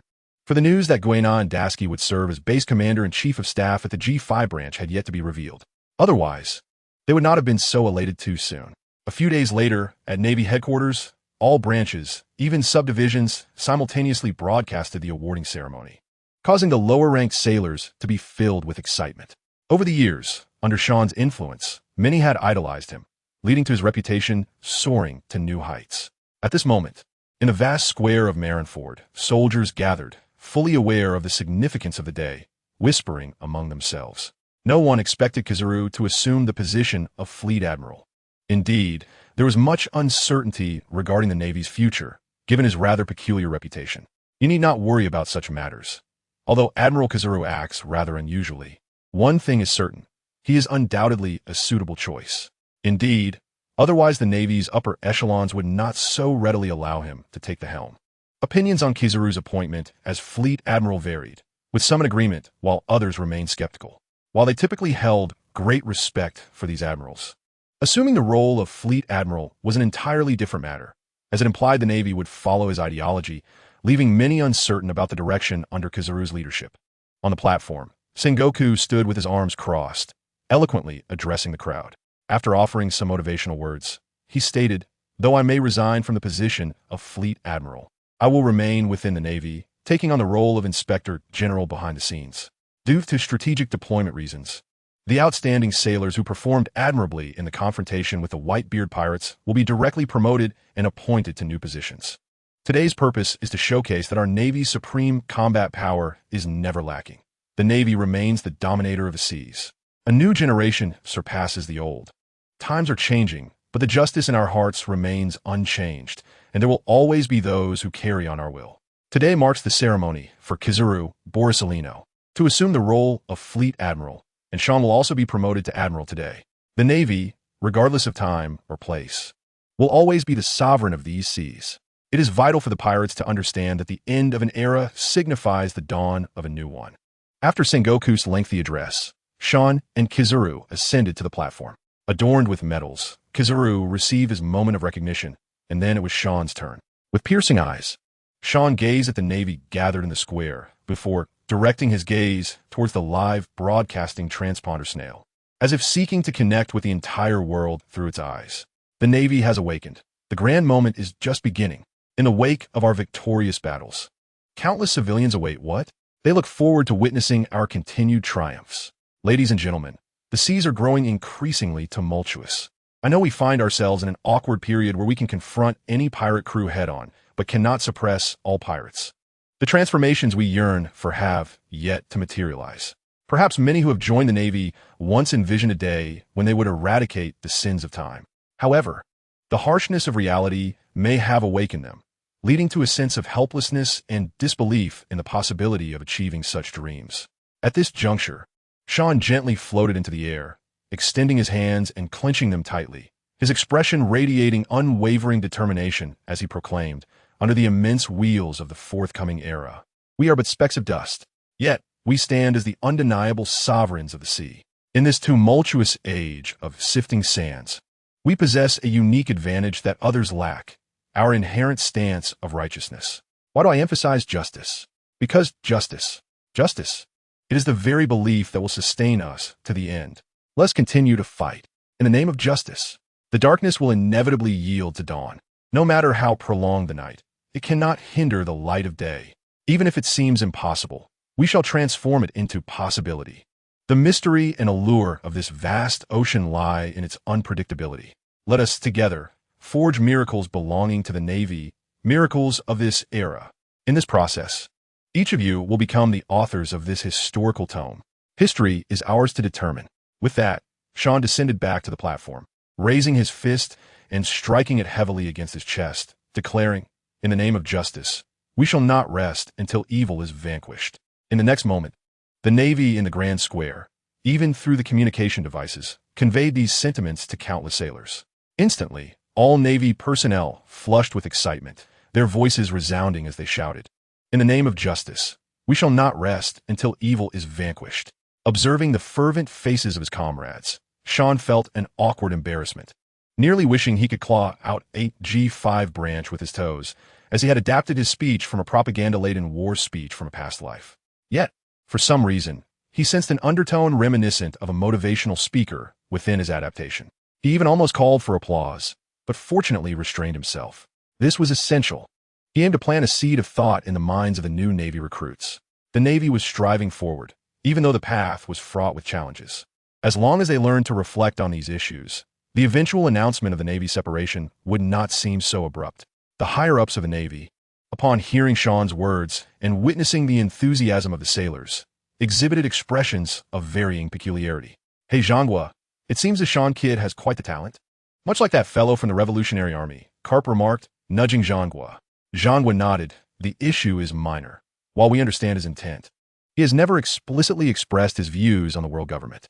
I suspect that day is approaching." "Ha!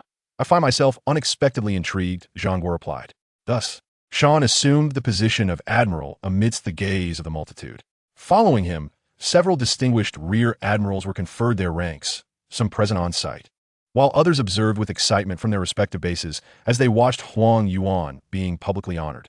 Once the awarding ceremony concluded, newsbirds swiftly carried this momentous information that would alter the global landscape across the world. Sean's ascension to admiral and Huang Yuan's promotion to marshal swept through the world like a tempest. In a remarkably short time, the majority had become aware of this news. Of course, there was an element of the Navy stirring the pot. Various sensational headlines and astonishing accounts of achievements left many in awe. The pirates perceived the emergence of a formidable new leader, foreseeing their impending struggles. Meanwhile, the civilians felt enveloped by a profound sense of security. The youngest admiral in Navy history, Bai Yang, now solidified the Navy's absolute defense in the New World. What direction will the New World take? A retrospective of the new admiral's significant events over the years. What makes Bai Yang the most popular admiral in the Navy? You are likely unaware of the reasons behind this. The experiences of the new admiral evoke a sense of nostalgia. In Shuangyue village, the couple Geng Sihu and Ms. Lai Si learned of Sean's promotion for the newspapers.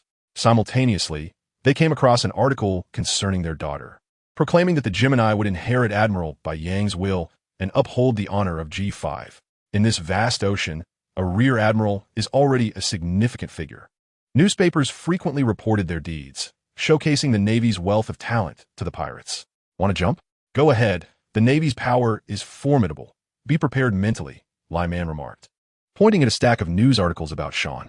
The earlier ones were fine, but the later headlines are increasingly overwhelming. Geng Sihu squinted. That's not the main point.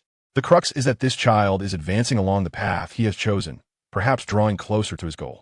Lai Man raised an eyebrow. You know his goal? Don't forget, I watched this child grow up. He would often discuss his attitude towards pirates and the changes in the world order with me when he was young. Geng Sihu replied with a smile. Are you suggesting that he is closer to you than me? When he returns, I will ask him. He will surely confide in me, Lai Man retorted.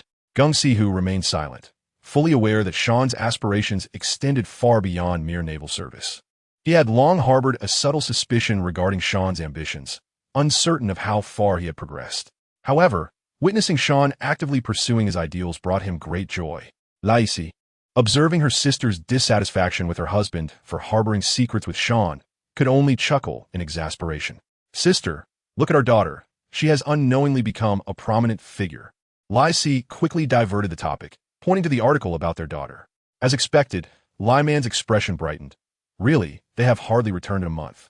They used to come for dinner every week.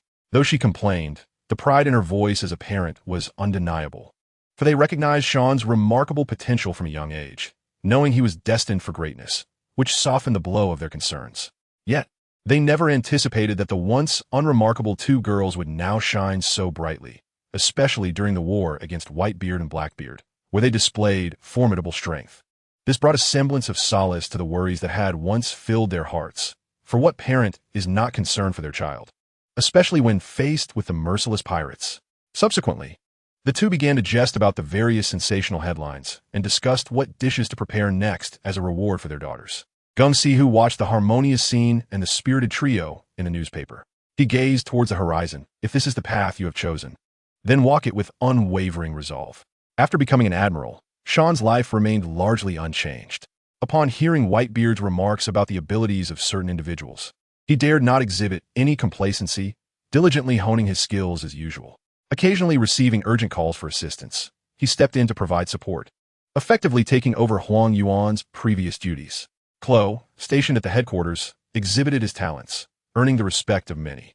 Huang Yuan, shedding his previously lethargic demeanor, became diligent, leaving a lasting impression on the Navy. One day, Huang Yuan entered Sean's office and immediately began to voice his grievances. It remains a mystery as to why I was initially captivated by you, leading me to become a general.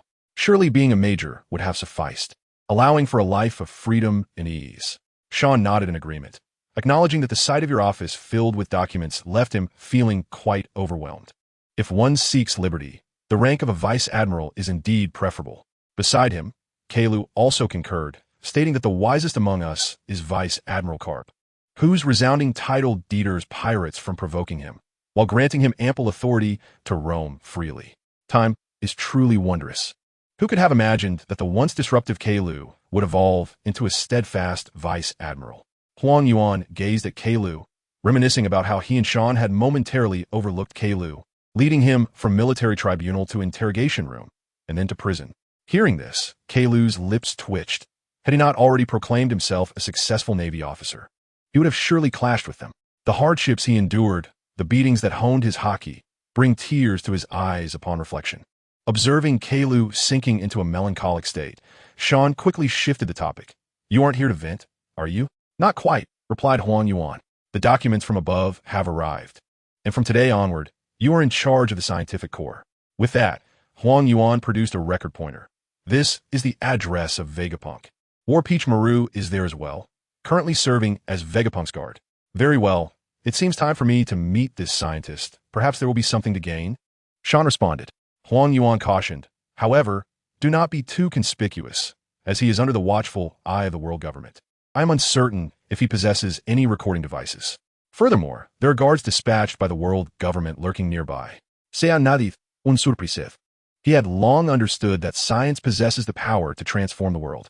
This individual is pivotal to the trajectory of global development, and the world government would not allow the Navy excessive contact. He held high expectations for the enigmatic Vegapunk, despite living in a world dominated by force. The significance of science cannot be underestimated. If Sean's ambition were to become a carefree navigator, that would suffice. Yet his true goal lies with the world government, and from his elevated perspective, Vegapunk represents a rare talent. He even mused that if Shanks were an SR, then Vegapunk would be an SSR, an extraordinarily rare find. Only science serves as the benchmark for measuring a civilization. No matter how formidable one's military might, its influence is ultimately limited. The ramifications of science are all-encompassing, even extending to agricultural practices, which are rooted in scientific principles, not to mention the myriad other impacts. Sean held deep respect for those individuals, as their lives seemed devoted to the pursuit of various truths. The consequences of their quests directly influence the evolution of the world. I shall pay a visit tomorrow, Sean declared to Huang Yuan. After explaining his purpose for coming, Huang Yuan poured himself a cup of tea and remarked, by the way, they all asked me to inquire when you plan to make your announcement. Upon hearing this, Sean understood that they were referring to his intention to declare his departure from the world government. After some contemplation, he realized Huang Yuan had met Enel. So he turned to Kalu. Kalu, comprehending the unspoken communication, adeptly retrieved a dozen black anti-eavesdropping din-din mushi from a black case. Soon, I intend to bring down one of the Gorasii and have Enel compete for the position. Thereafter, it will be time for our Navy to spread its wings, Sean stated. Huang Yuan raised an eyebrow, surprised by Sean's boldness, and inquired, is this absolutely necessary? To be frank, Huang Yuan was uncertain about how Sean planned to confront them, but he felt it was too hasty. The world government's greatest fear lies in the deep-rooted seed of rebellion, which is gradually taking root in people's hearts. He believed it would be prudent to proceed cautiously, allowing that seed to flourish before the Navy took action. Sean shook his head, replying, I understand your concerns. In truth, if we were to extend the combat timeline to over a century, your idea might hold merit. However, we do not have such luxury, and this serves as a safeguard. Curious, Huang Yuan asked, what kind of safeguard? The red-haired fellow promised me he would ensure the Navy remains largely unaffected after our departure. But I cannot place all my bets on him, Sean clarified. Huang Yuan grasped that this so-called influence referred to preventing the world government from targeting the Navy, as their combat capabilities were still considerable. Should unrest arise, the lower-ranking soldiers would suffer greatly. Thus, you wish for Enel to ascend and align himself with our interests? Huang Yuan surmised. Sean nodded in agreement. It is a necessity, and I am eager to ascertain the true caliber of the 5 individuals wielding the highest authority in the world. At this, Sean lowered his gaze, his expression somewhat languid. Yet both Keilu and Huang Yuan recognized the simmering frustration within him. Huang Yuan furrowed his brow and asked, could they possess other forms of power? Not quite. It was Whitebeard who informed me. He mentioned that his fruit ability feels distinctly different for some reason. Sean explained, subsequently detailing his conversation with Whitebeard, including the capabilities of Shank's father, which could not be easily thwarted by mere hockey. Upon hearing this, Huang Yuan's perception of the world government's profound foundation deepened. Realizing the existence of such formidable entities, he murmured, it appears the world government's depth is even greater than we imagined. Sean nodded in agreement. To be honest, I am confident in my ability to defeat them, but I need to discern their strengths and weaknesses. After a brief pause, he continued, after all, I now bear the responsibility for many people. Upon hearing this, Huang Yuan's earlier unease dissipated, feeling reassured. Throughout their years of acquaintance, Sean had always conveyed a sense of reckless determination, charging forward without hesitation. Yet in reality, he refrained from taking action unless he was certain. As long as Sean believed it was feasible, it must indeed be so. Huang Yuan was filled with boundless anticipation, convinced that once Sean proclaimed their readiness for confrontation, it would signify their capability to do so, perhaps even the minimum standard. Very well, as long as you are confident, that suffices. After all, we are already aboard your ship, Huang Yuan remarked, rising to his feet. Rest assured, I simply wish to avoid sacrificing our comrades in feudal conflicts. I shall return now. You should meet Vegapunk soon. By the way, Vegapunk has been keeping an eye on you, Huang Yuan concluded before departing without a backward glance. Meanwhile, Keilu, who had been quietly observing with his observation hockey, finally spoke up. Do you require my company? Sean pondered for a moment before replying. Let's save that for another time. After all, I'm uncertain of this scientist's temperament. If he is merely focused on research for the sake of science, that is fine.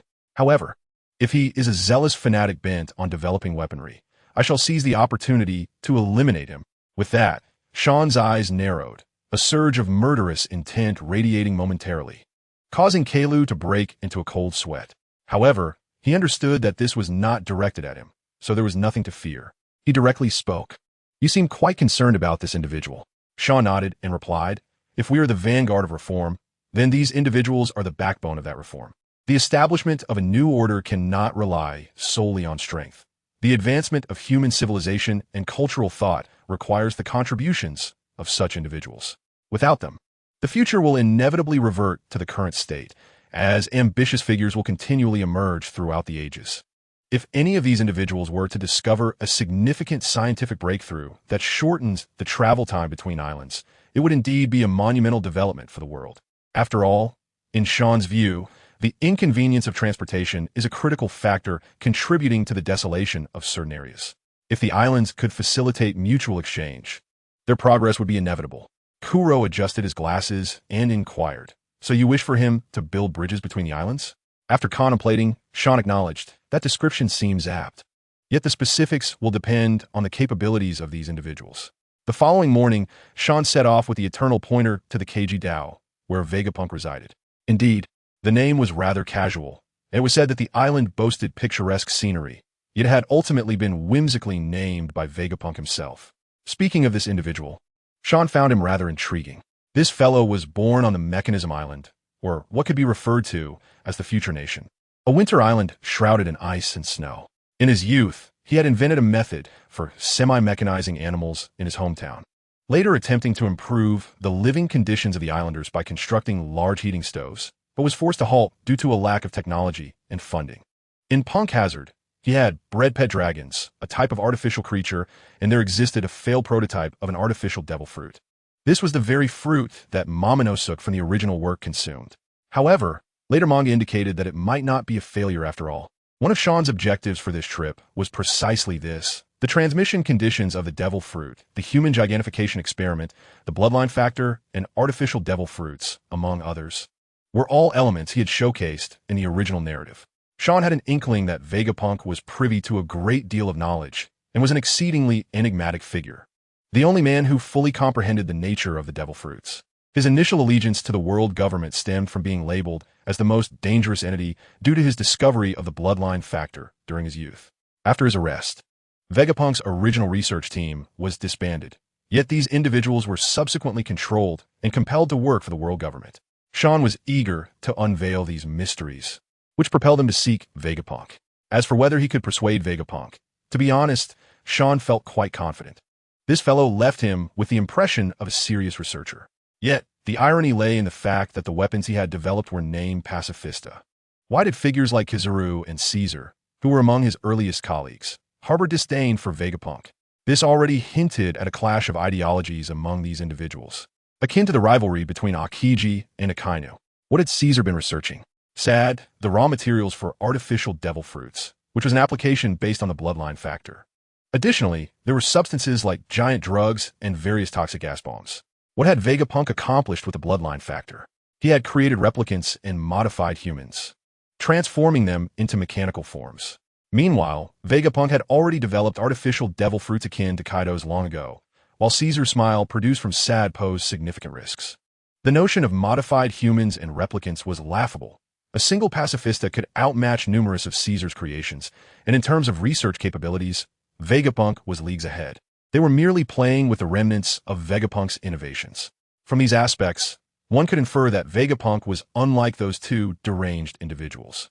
Consequently, Sean was filled with anticipation for this journey.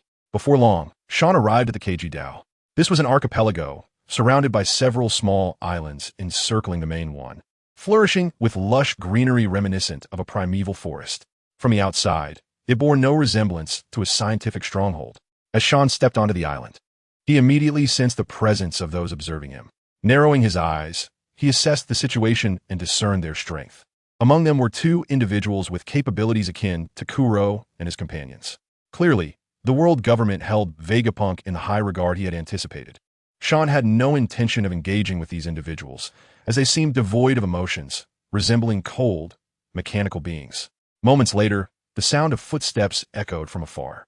Looking up, he saw a stout figure clad in a belly band, barefoot and shouldering a large axe, Jean Taowan.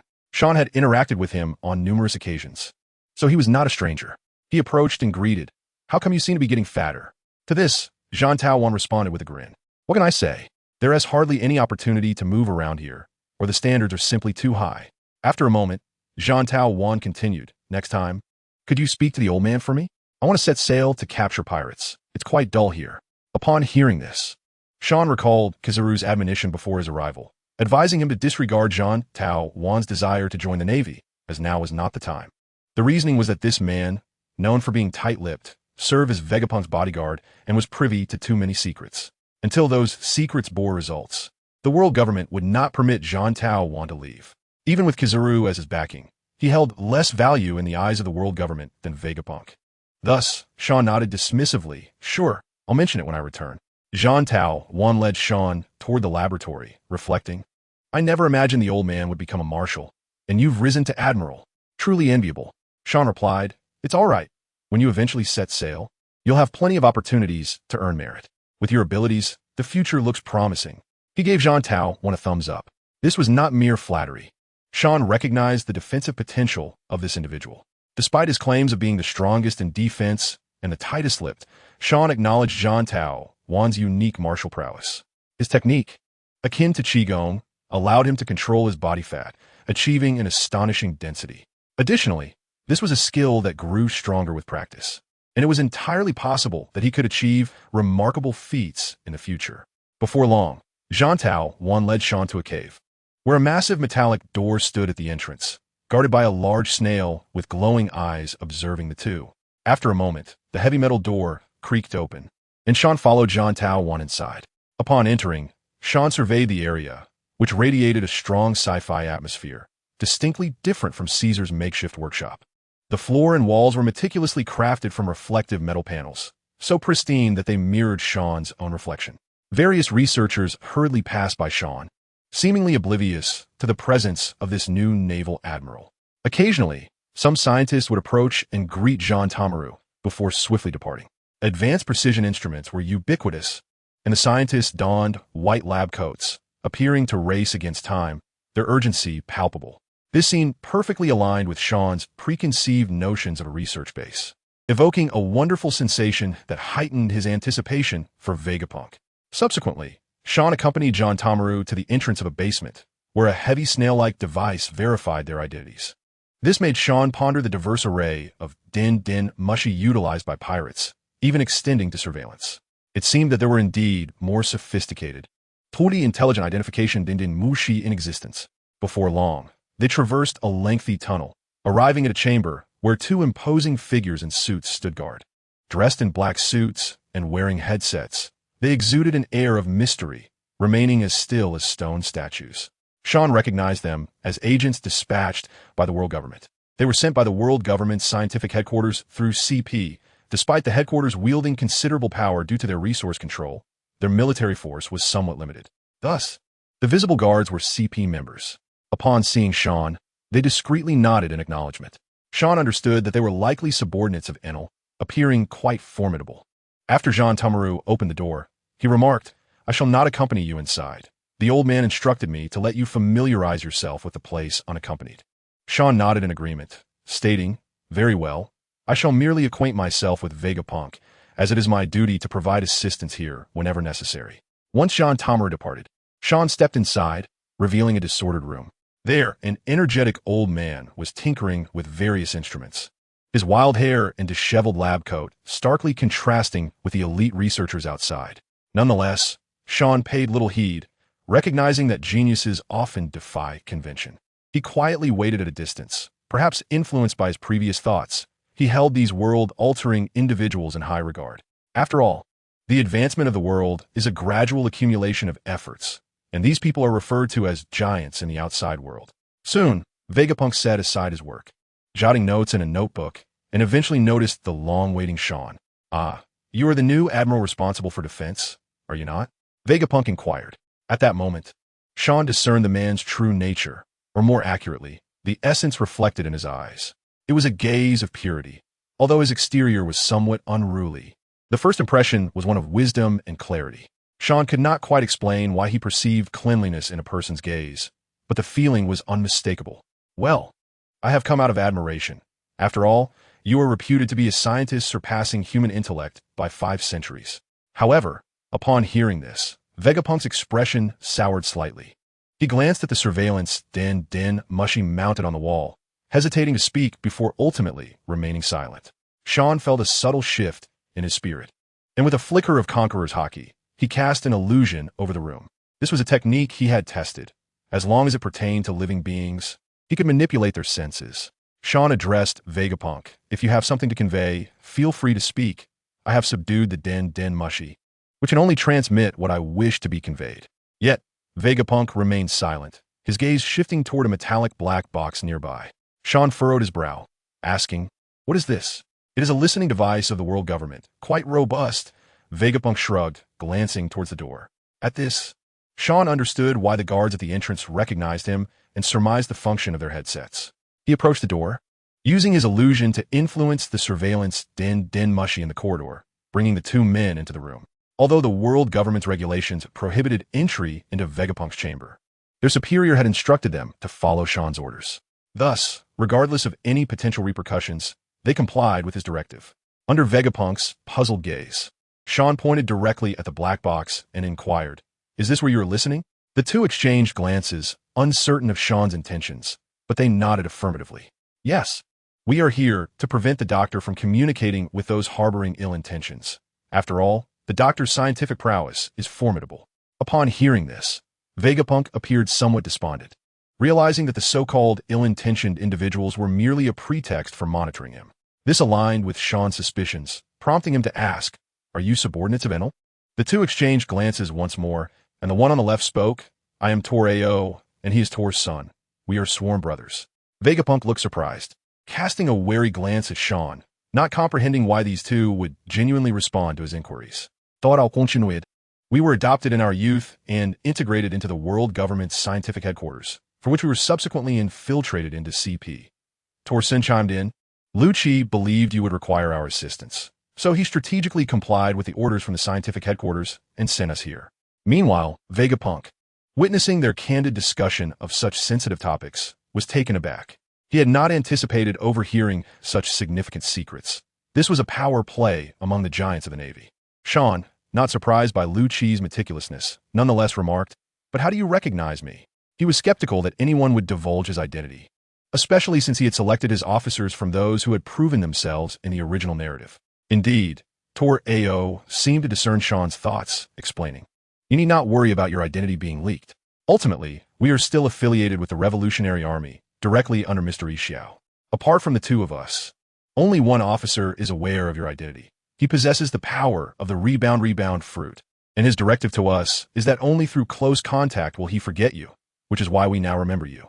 Sean suddenly realized that this ability was akin to Sugar's Toy fruit. Both were exceptionally formidable powers. If such a capability existed, he should not be obscure. Why had he never heard of this individual? Sean asked, somewhat puzzled. Tor Ao elaborated. In truth, Mr. Stanley's ability is not as extraordinary as you might think. If we resist, he would find it challenging to succeed.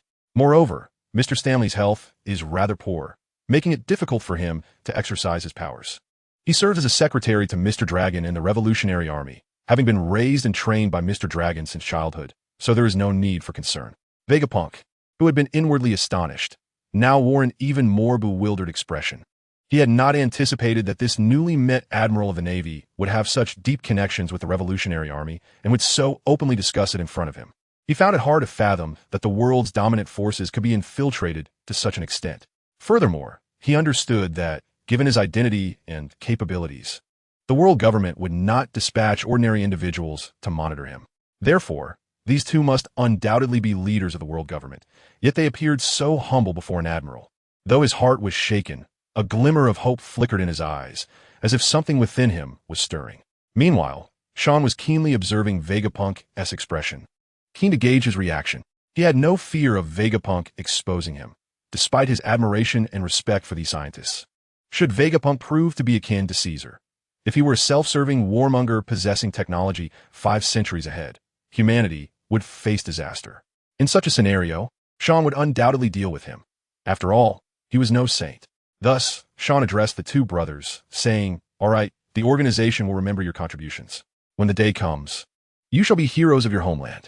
Following this, Sean offered them a rousing speech, which brought childlike joy to the two burly men. Sans Maïd Satli. Realizing they were indeed fine individuals, it seemed the Revolutionary Army was developing faster and with greater depth than he had anticipated. He thought it was time to pay a visit to him and get to know him better. It was also time to meet with Dolag. After the two departed, Sean placed his hand on Vegapunk's shoulder, a flash of blue light enveloping them, and they vanished from their location, arriving on a deserted island. Although Vegapunk was already aware of Sean's abilities, experiencing them for the first time left him somewhat astonished. With his intellect, he surmised that Sean wished to discuss something important with him. Otherwise, he would not have divulged so many secrets in a casual manner. However, before this, he felt the need to respond to Sean's earlier compliment. To him, it felt more like an affront. Vegapunk bluntly stated, "You just called me a genius scientist who surpasses human wisdom by 5 centuries. I agree that I am a genius. However, to claim I'm ahead of my time is utter nonsense. No one could transcend their current era. No one, regardless of their excellence. As long as someone belongs to this present age, they cannot be deemed transcendent. If such a thing were to occur, it would only signify one possibility, a regression of the era, a total decline in all standards. Do you understand what I mean?" Upon reflection, Sean grasped Vegapunk's point. No one could surpass the era in which they existed. This was a materialistic perspective, believing the world to be knowable, asserting that excellence could only be realized within the confines of the current age. To illustrate, in a game, the highest rank in the current version is the king. Regardless of how many stars one accumulates, they remain a king, incapable of attaining ranks that may exist in the future. The notion that someone transcends their time is an idealistic belief. For instance, Wang Shoren, while studying the principles of his era, was ecstatic. Yet after 7 days and nights of laboring over bamboo, he discovered nothing. Later, upon achieving enlightenment, He opposed viewing Confucian teachings as immutable doctrines and resisted blind adherence to feudal ethics. He emphasized individual agency, which was undoubtedly heretical for his time.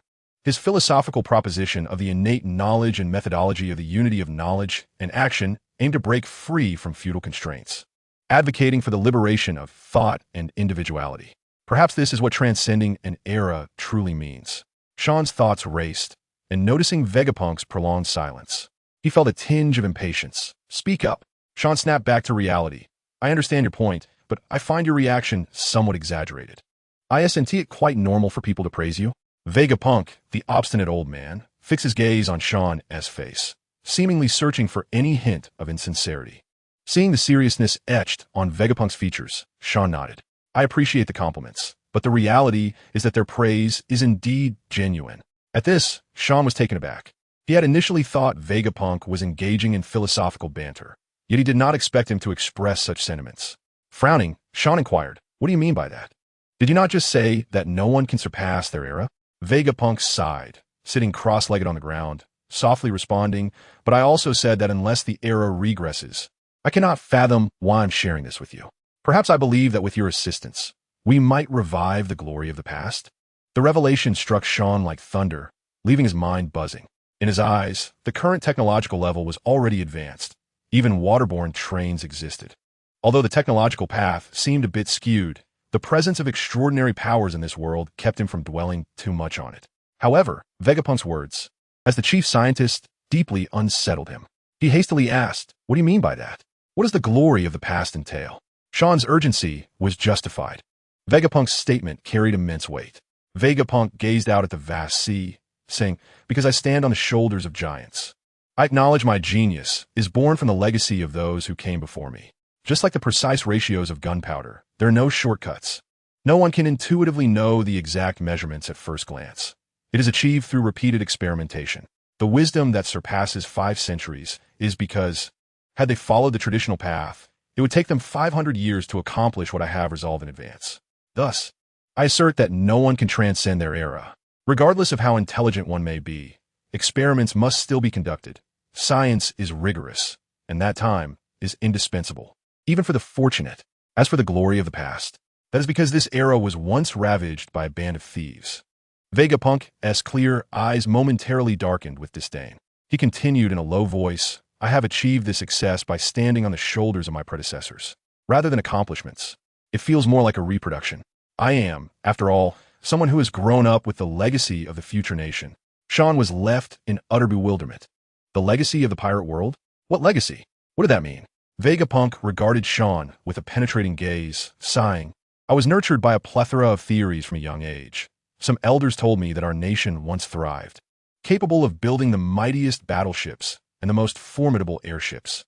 He paused, looking up at the cloudless sky. "We even colonized the infinite land." Seangas, pointing at the sky, "The infinite land? Does that refer to the moon?" This interpretation felt overly simplistic.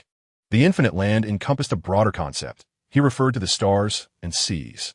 However, it seemed Vegapunk was well informed.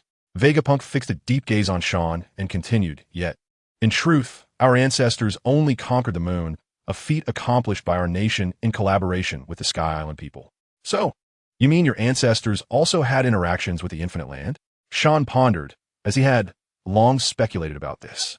From the manga, he had seen in Enel's cover pages that he once entered ancient ruins with some small robots. The style of the ruins mirrored that of the Sky Islands.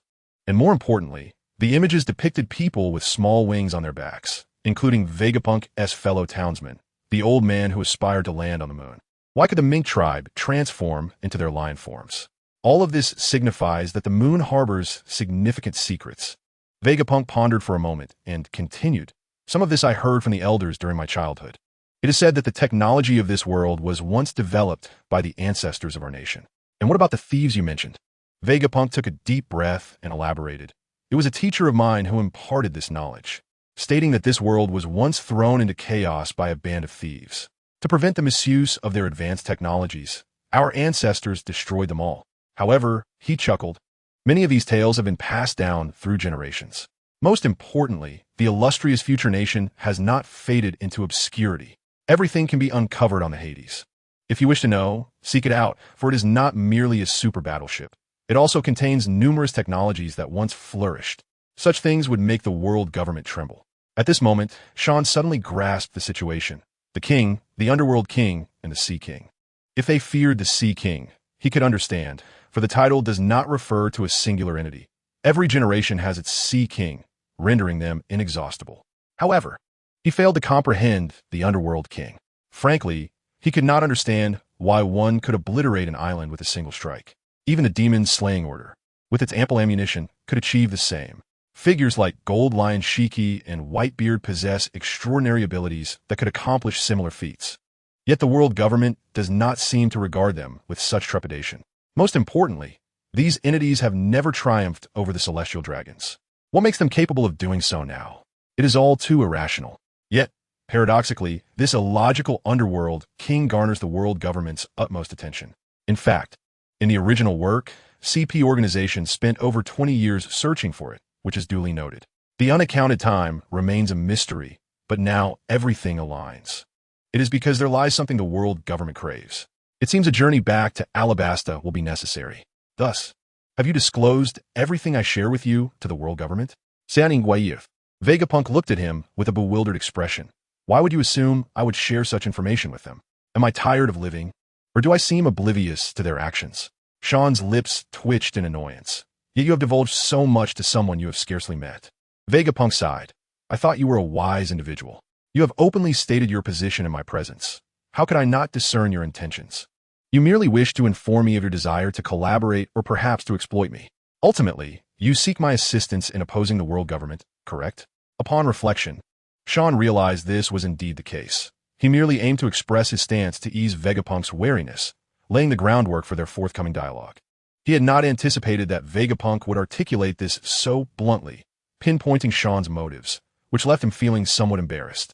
The old man cast a sidelong glance at Sean. To be frank, had they not held dominion over the fate of my homeland, I would not serve them. After all, the technological prowess of my homeland, despite its current decline, cannot be easily matched by the outside world. Sean recognized that he had been seen through, outsmarted by an ordinary person. One need not possess extraordinary observation skills to grasp his thoughts. Dismissing this, he meticulously organized his words and asked, So, what are your thoughts on collaborating with me? Vegapunk nodded. I'm amenable, but I must remain here until you are fully prepared to return. Sean furrowed his brow. I can assist you in discreetly relocating the island of mechanisms. Then you can resume your research. Vegapunk retorted. And you think that is your plan? With such limited prowess, you aim to contend with the world government? Do you not wonder why they allowed you into my domain? It is a trap set by certain individuals within the world government. Should anything untoward occur here, the blame would undoubtedly fall upon you. If I am not mistaken, you are not adequately prepared, are you? The fact that you have remained undiscovered for so long, merely suspected, perhaps relates to your rather timid disposition. Sam Post, having contemplated this issue himself, but unable to find clarity. Now, it felt as if he had received a sudden revelation. Perhaps Vegapunk's standing in their eyes is not as threatening as what Sean has brought to them. However, despite this realization, he retorted in frustration, I have never been timid. I am merely cautious, unwilling to undertake uncertain ventures. Vegapunk nodded. Yes, you possess the utmost vision for the bigger picture. Thus, I shall remain here and await your return. What does that mean? At 26, am I to be treated like a child? The old man's seemingly innocent gaze was clearly a facade to conceal his cunning nature. Suddenly recalling something, Sean inquired, By the way, I wish to ask you about the devil fruits. For instance, those individuals from the world government, their fruits, according to Whitebeard, differ in some respects. Upon hearing Sean mention Whitebeard, Vegapunk did not respond immediately. After a brief contemplation, he remarked, Their abilities are genuine powers, or rather, they are complete abilities. Complete abilities? Vegapunk nodded. Although I have not witnessed those individuals utilizing their powers, I have my conjectures, based on the conditions I once studied regarding the transmission of devil fruit abilities. I discovered an intriguing phenomenon. When objects were imbued with devil fruit powers, they did not exhibit the corresponding abilities. However, this is only in comparison to us. Viewed from another perspective, when compared to those you mentioned, it seems their abilities are more complete. Upon hearing this, Sean furrowed his brow. If what you say is true, do I not perceive the people of Qinghai as counterfeit? Or rather, Do the individuals of the world government appear more like the true masters of this world? Vegapunk shook his head. Quite the opposite. In my research, it is precisely the genes of the Qinghai people that align with the abilities of the devil fruits. As for why those individuals exhibit greater completeness, perhaps it traces back to the Void Century. Perhaps those ancient devil fruits were not even called devil fruits. Furthermore, based on what I currently understand, although I am unaware of how they managed to inherit that power, I can assert with certainty, the devil fruits do not despise the sea. Rather, it is the devil fruits that harbor a disdain for the sea. This is the conclusion I have reached through my research, though I am not clear on the specifics. Sean felt a jolt, for it was the first time he had heard that the devil fruits disdain the sea, rather than the sea disdaining the devil fruits. Moreover, Vegapunk pointed out that the ancient devil fruits might have been different. Coupled with the research conducted by Dr. Clover and others from O'Hara, it suggested that the ancient kingdom was a far more formidable nation. Sean narrowed his eyes, as if struck by a thought. Have you heard of the gum-gum fruit?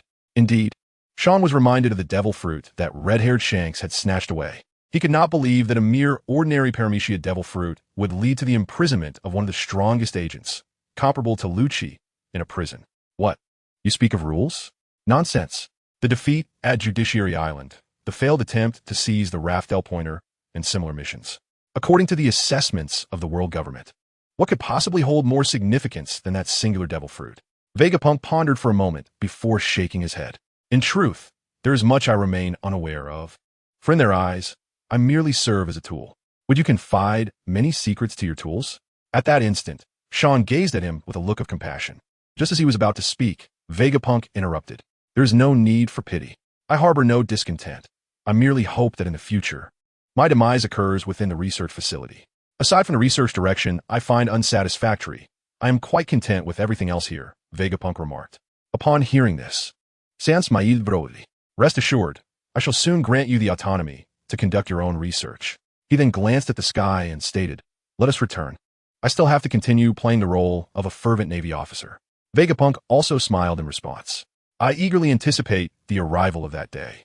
Following this, Sean placed his hand on Vegapunk's shoulder, and with a flash of blue light, the two returned to the bright, yet chaotic laboratory. In the days that followed, Sean did not seek out Vegapunk again. Instead, he strolled leisurely around the island as if on vacation, leaving those who had been observing him in secret utterly perplexed regarding his intentions. This bewilderment extended beyond the few covert watchers to an extensive array of psychologists and behavioral analysts who were scrutinizing Sean's every move, yet they remained oblivious to his thoughts.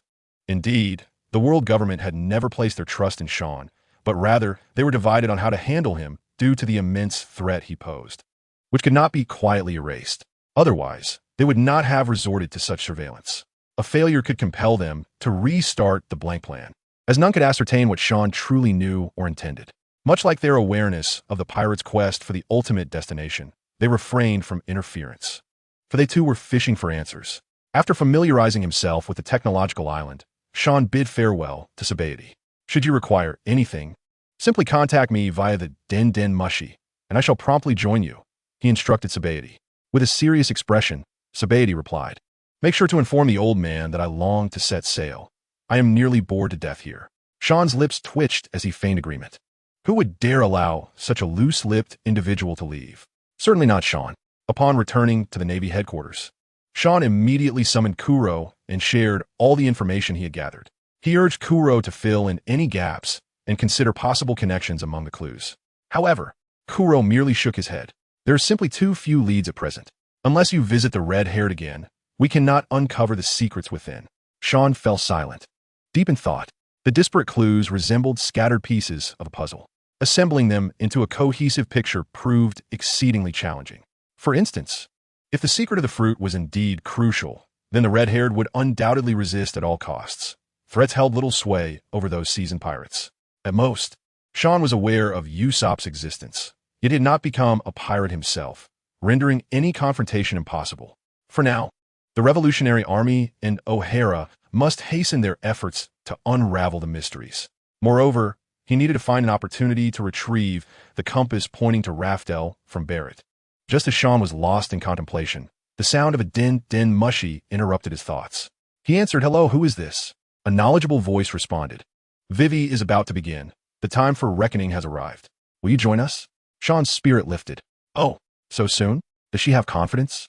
Well, it's about a 50-50 chance.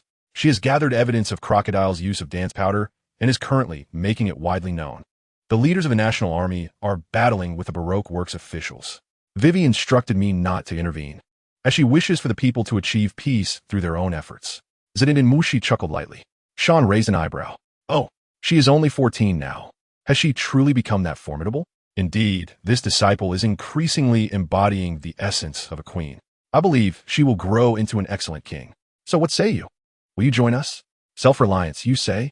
Sean murmured softly. He continued. Very well.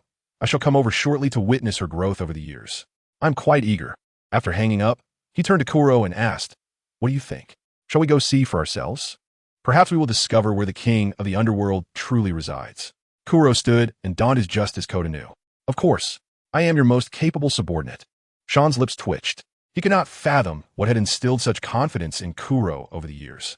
He opened his mouth, but ultimately said nothing. Confidence was, after all, a good thing. Meanwhile, within the palace, a girl with blue ponytails gazed at Robin with hopeful eyes. Robin nodded at the girl's head and chuckled softly. He will come to see the fruits of your training. Vivi's eyes sparkled as she leaped with joy. That's wonderful. I will surely prove myself and surpass Hancock to become an even greater king. Over the past few years, Vivi had trained alongside Robin and even ventured to the New World. Due to her unique status, she was unable to engage in battles among the Yonko. Yet, she had witnessed her teacher's lifelong rival, Hancock, a beautiful, powerful, and domineering empress. This inspired her aspirations to become an equally stunning and proud individual in the future. Furthermore, she learned many of Sean's exploits from her teacher, idolizing him immensely. She hoped that in the battle between her teacher and Hancock, her teacher would emerge victorious, allowing her to draw closer to her idol. With these thoughts swirling in her mind, Vivi marched boldly towards the rain-soaked battlefield, determined to capture the king before Sean's arrival. Not long after, Robin stealthily followed Vivi to Crocodile's stronghold. At the rain banquet, Crocodile glared unpleasantly at the distant girl with the blue ponytail. Just moments ago, the entire nation had come to realize that Crocodile was the mastermind behind the drought. They felt relieved. Although life was harsh, they had not harbored excessive resentment, allowing Crocodile's piracy to thrive. Now, numerous citizens were converging from all directions. What did you find out? Crocodile asked in a deep voice. Vivi replied proudly, I have long been aware of your tricks. I simply lack the means to confront you before. Soon, I will expose your crimes to the world government. You little brat, do you know who I am? Do you think I became a warlord of the sea by mere chance? Crocodile chuckled darkly, taken aback by her audacity. Vivi replied earnestly, I know. In your youth, you even battled Barrett to a standstill, gaining fame, and later, after challenging Whitebeard and failing, you set your sights on our nation. The surrounding members of the National Army and citizens gasped in astonishment. Barrett, a name perhaps unknown to many of the younger generation, has recently resurfaced amidst the tumult surrounding the prison break in Chuanji City. This has rekindled memories of a title long forgotten for nearly 2 decades. They are aware of Crocodile's formidable strength, yet they are astonished to learn that he has clashed with such legendary pirates. The crowd began to murmur anxiously, fearing for Princess Vivi's safety. What a king! How could they allow Princess Vivi to venture into such perilous circumstances? A few individuals attempted to rush forward to protect her, but before they could take more than a few steps, they were halted by the king's guards. Princess Vivi has declared she can defeat them. The citizens grew frantic. How can this be? She is still but a child.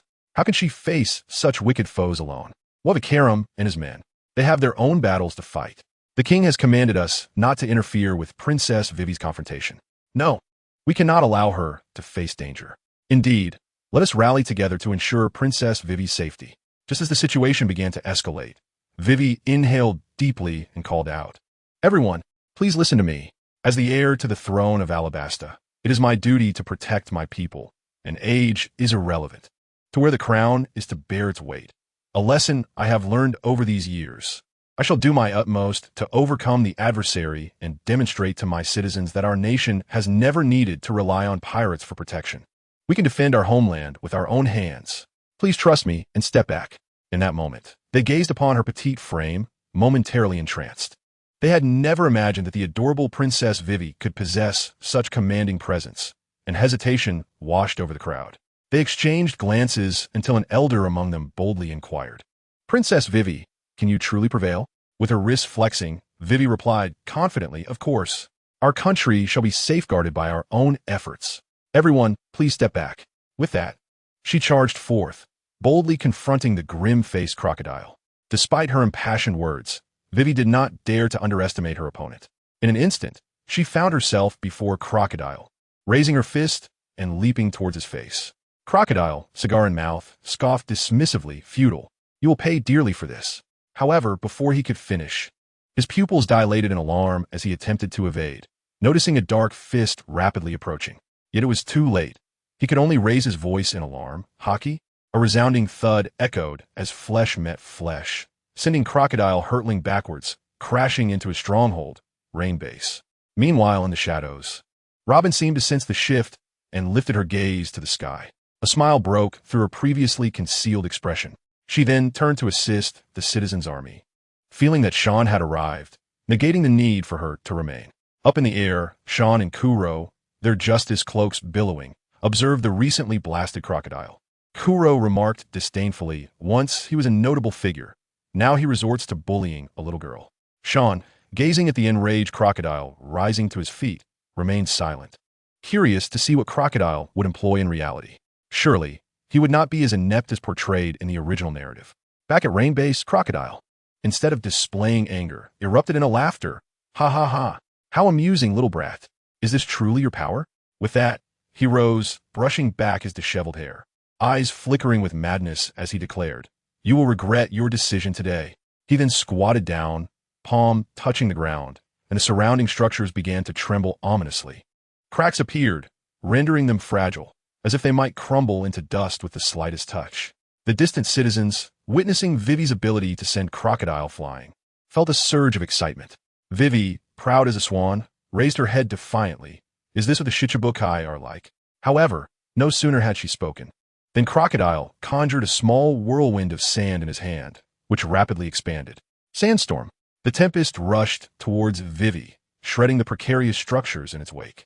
As the colossal sand vortex loomed before her, nearly blinding her, Vivi remained undaunted. Swiftly, she reassembled a trio of iron rods from her back, one end glinting ominously, forming a spear. With the spear unleashed like a dragon, its tip, imbued with hockey, pierced through the swirling sandstorm, relentlessly advancing towards Crocodile. The peacock's sequential spear, Vivi thrust her spear with remarkable speed, leaving behind a flurry of black afterimages, shimmering with azure light. Crocodile, reacting swiftly, enveloped his golden hook in hockey and met her assault head-on, the impact causing the ground beneath them to disintegrate. The earth beneath them, already fragile, shattered under the force, creating deep fissures. Desert sunflower. In an instant, at Crocodile's command, a man-made sand dune transformed into a treacherous quicksand, threatening to entomb Vivi alive. She felt the pull beneath her feet, her expression shifting as she struggled against it. Yet, the more she fought, the deeper she sank. Crocodile smirked. I may not know why you wield hockey, but in the desert, I reign supreme. With that, he intensified his powers, hastening Vivi's descent. Suddenly, Vivi smiled brightly. I was just kidding. As Crocodile faltered in surprise, Vivi thrust her spear downwards with great force. The spear tip glinted menacingly, erupting into blinding light upon colliding with the quicksand. The quicksand could not withstand the overwhelming impact and dispersed in all directions. Amidst the swirling dust, Crocodile still caught sight of her elusive silhouette. True to his pirate nature, he enlarged his arm into a crescent-shaped sand blade and slashed at her. Vivi, quick to react, wielded her spear, infused with hockey, and easily cleaved through Crocodile's crescent-shaped sand dune. Once the swirling dust settled, Vivi, her expression tinged with disappointment, remarked, Is this what it means to be one of the Shichibukai? Your abilities are ineffective against me. At her words, veins bulged on Crocodile's forehead, evidently enraged. When had he ever been mocked by a mere child? In that moment, it was as if he had shattered some form of restraint. He bellowed, Let us see you try again. Do not underestimate me. Instantly, another crescent-shaped sand blade, infused with dark hockey, surged towards Vivi with great speed. However, unlike before, this time the blade was enveloped in ominous power. Vivi's expression shifted as she cried out, thrusting her spear to meet the oncoming assault. In contrast to the earlier encounter, she refrained from dispersing the sand blade this time. Instead, the force generated by the sand blade compelled her to retreat several steps. Was this not acceptable? As Clockdale's words fell, he transformed his hands into four formidable sand blades and struck towards Wei Wei. Acknowledging her previous overconfidence, Wei Wei approached the situation with newfound seriousness. The golden sand desert blade, for strikes shaped like sand, imbued with overwhelming power, cleaved through the ground, colliding violently with her spear. The tremendous impact forced Wei Wei to step back repeatedly. In her mind, this confrontation seemed like a fair duel. She perhaps failed to realize that true pirates would never engage in a straightforward battle. The 14-year-old girl yearned to triumph over Clockdale face to face, instilling confidence in her people. In the next moment, as she braced herself with all her might, her expression suddenly changed drastically. A surge of sand erupted at her feet, swiftly forming into a great sword, seemingly poised to cleave her in two. In a frantic attempt, she enveloped her body in hockey to withstand the blow. The sound of flesh being pierced echoed.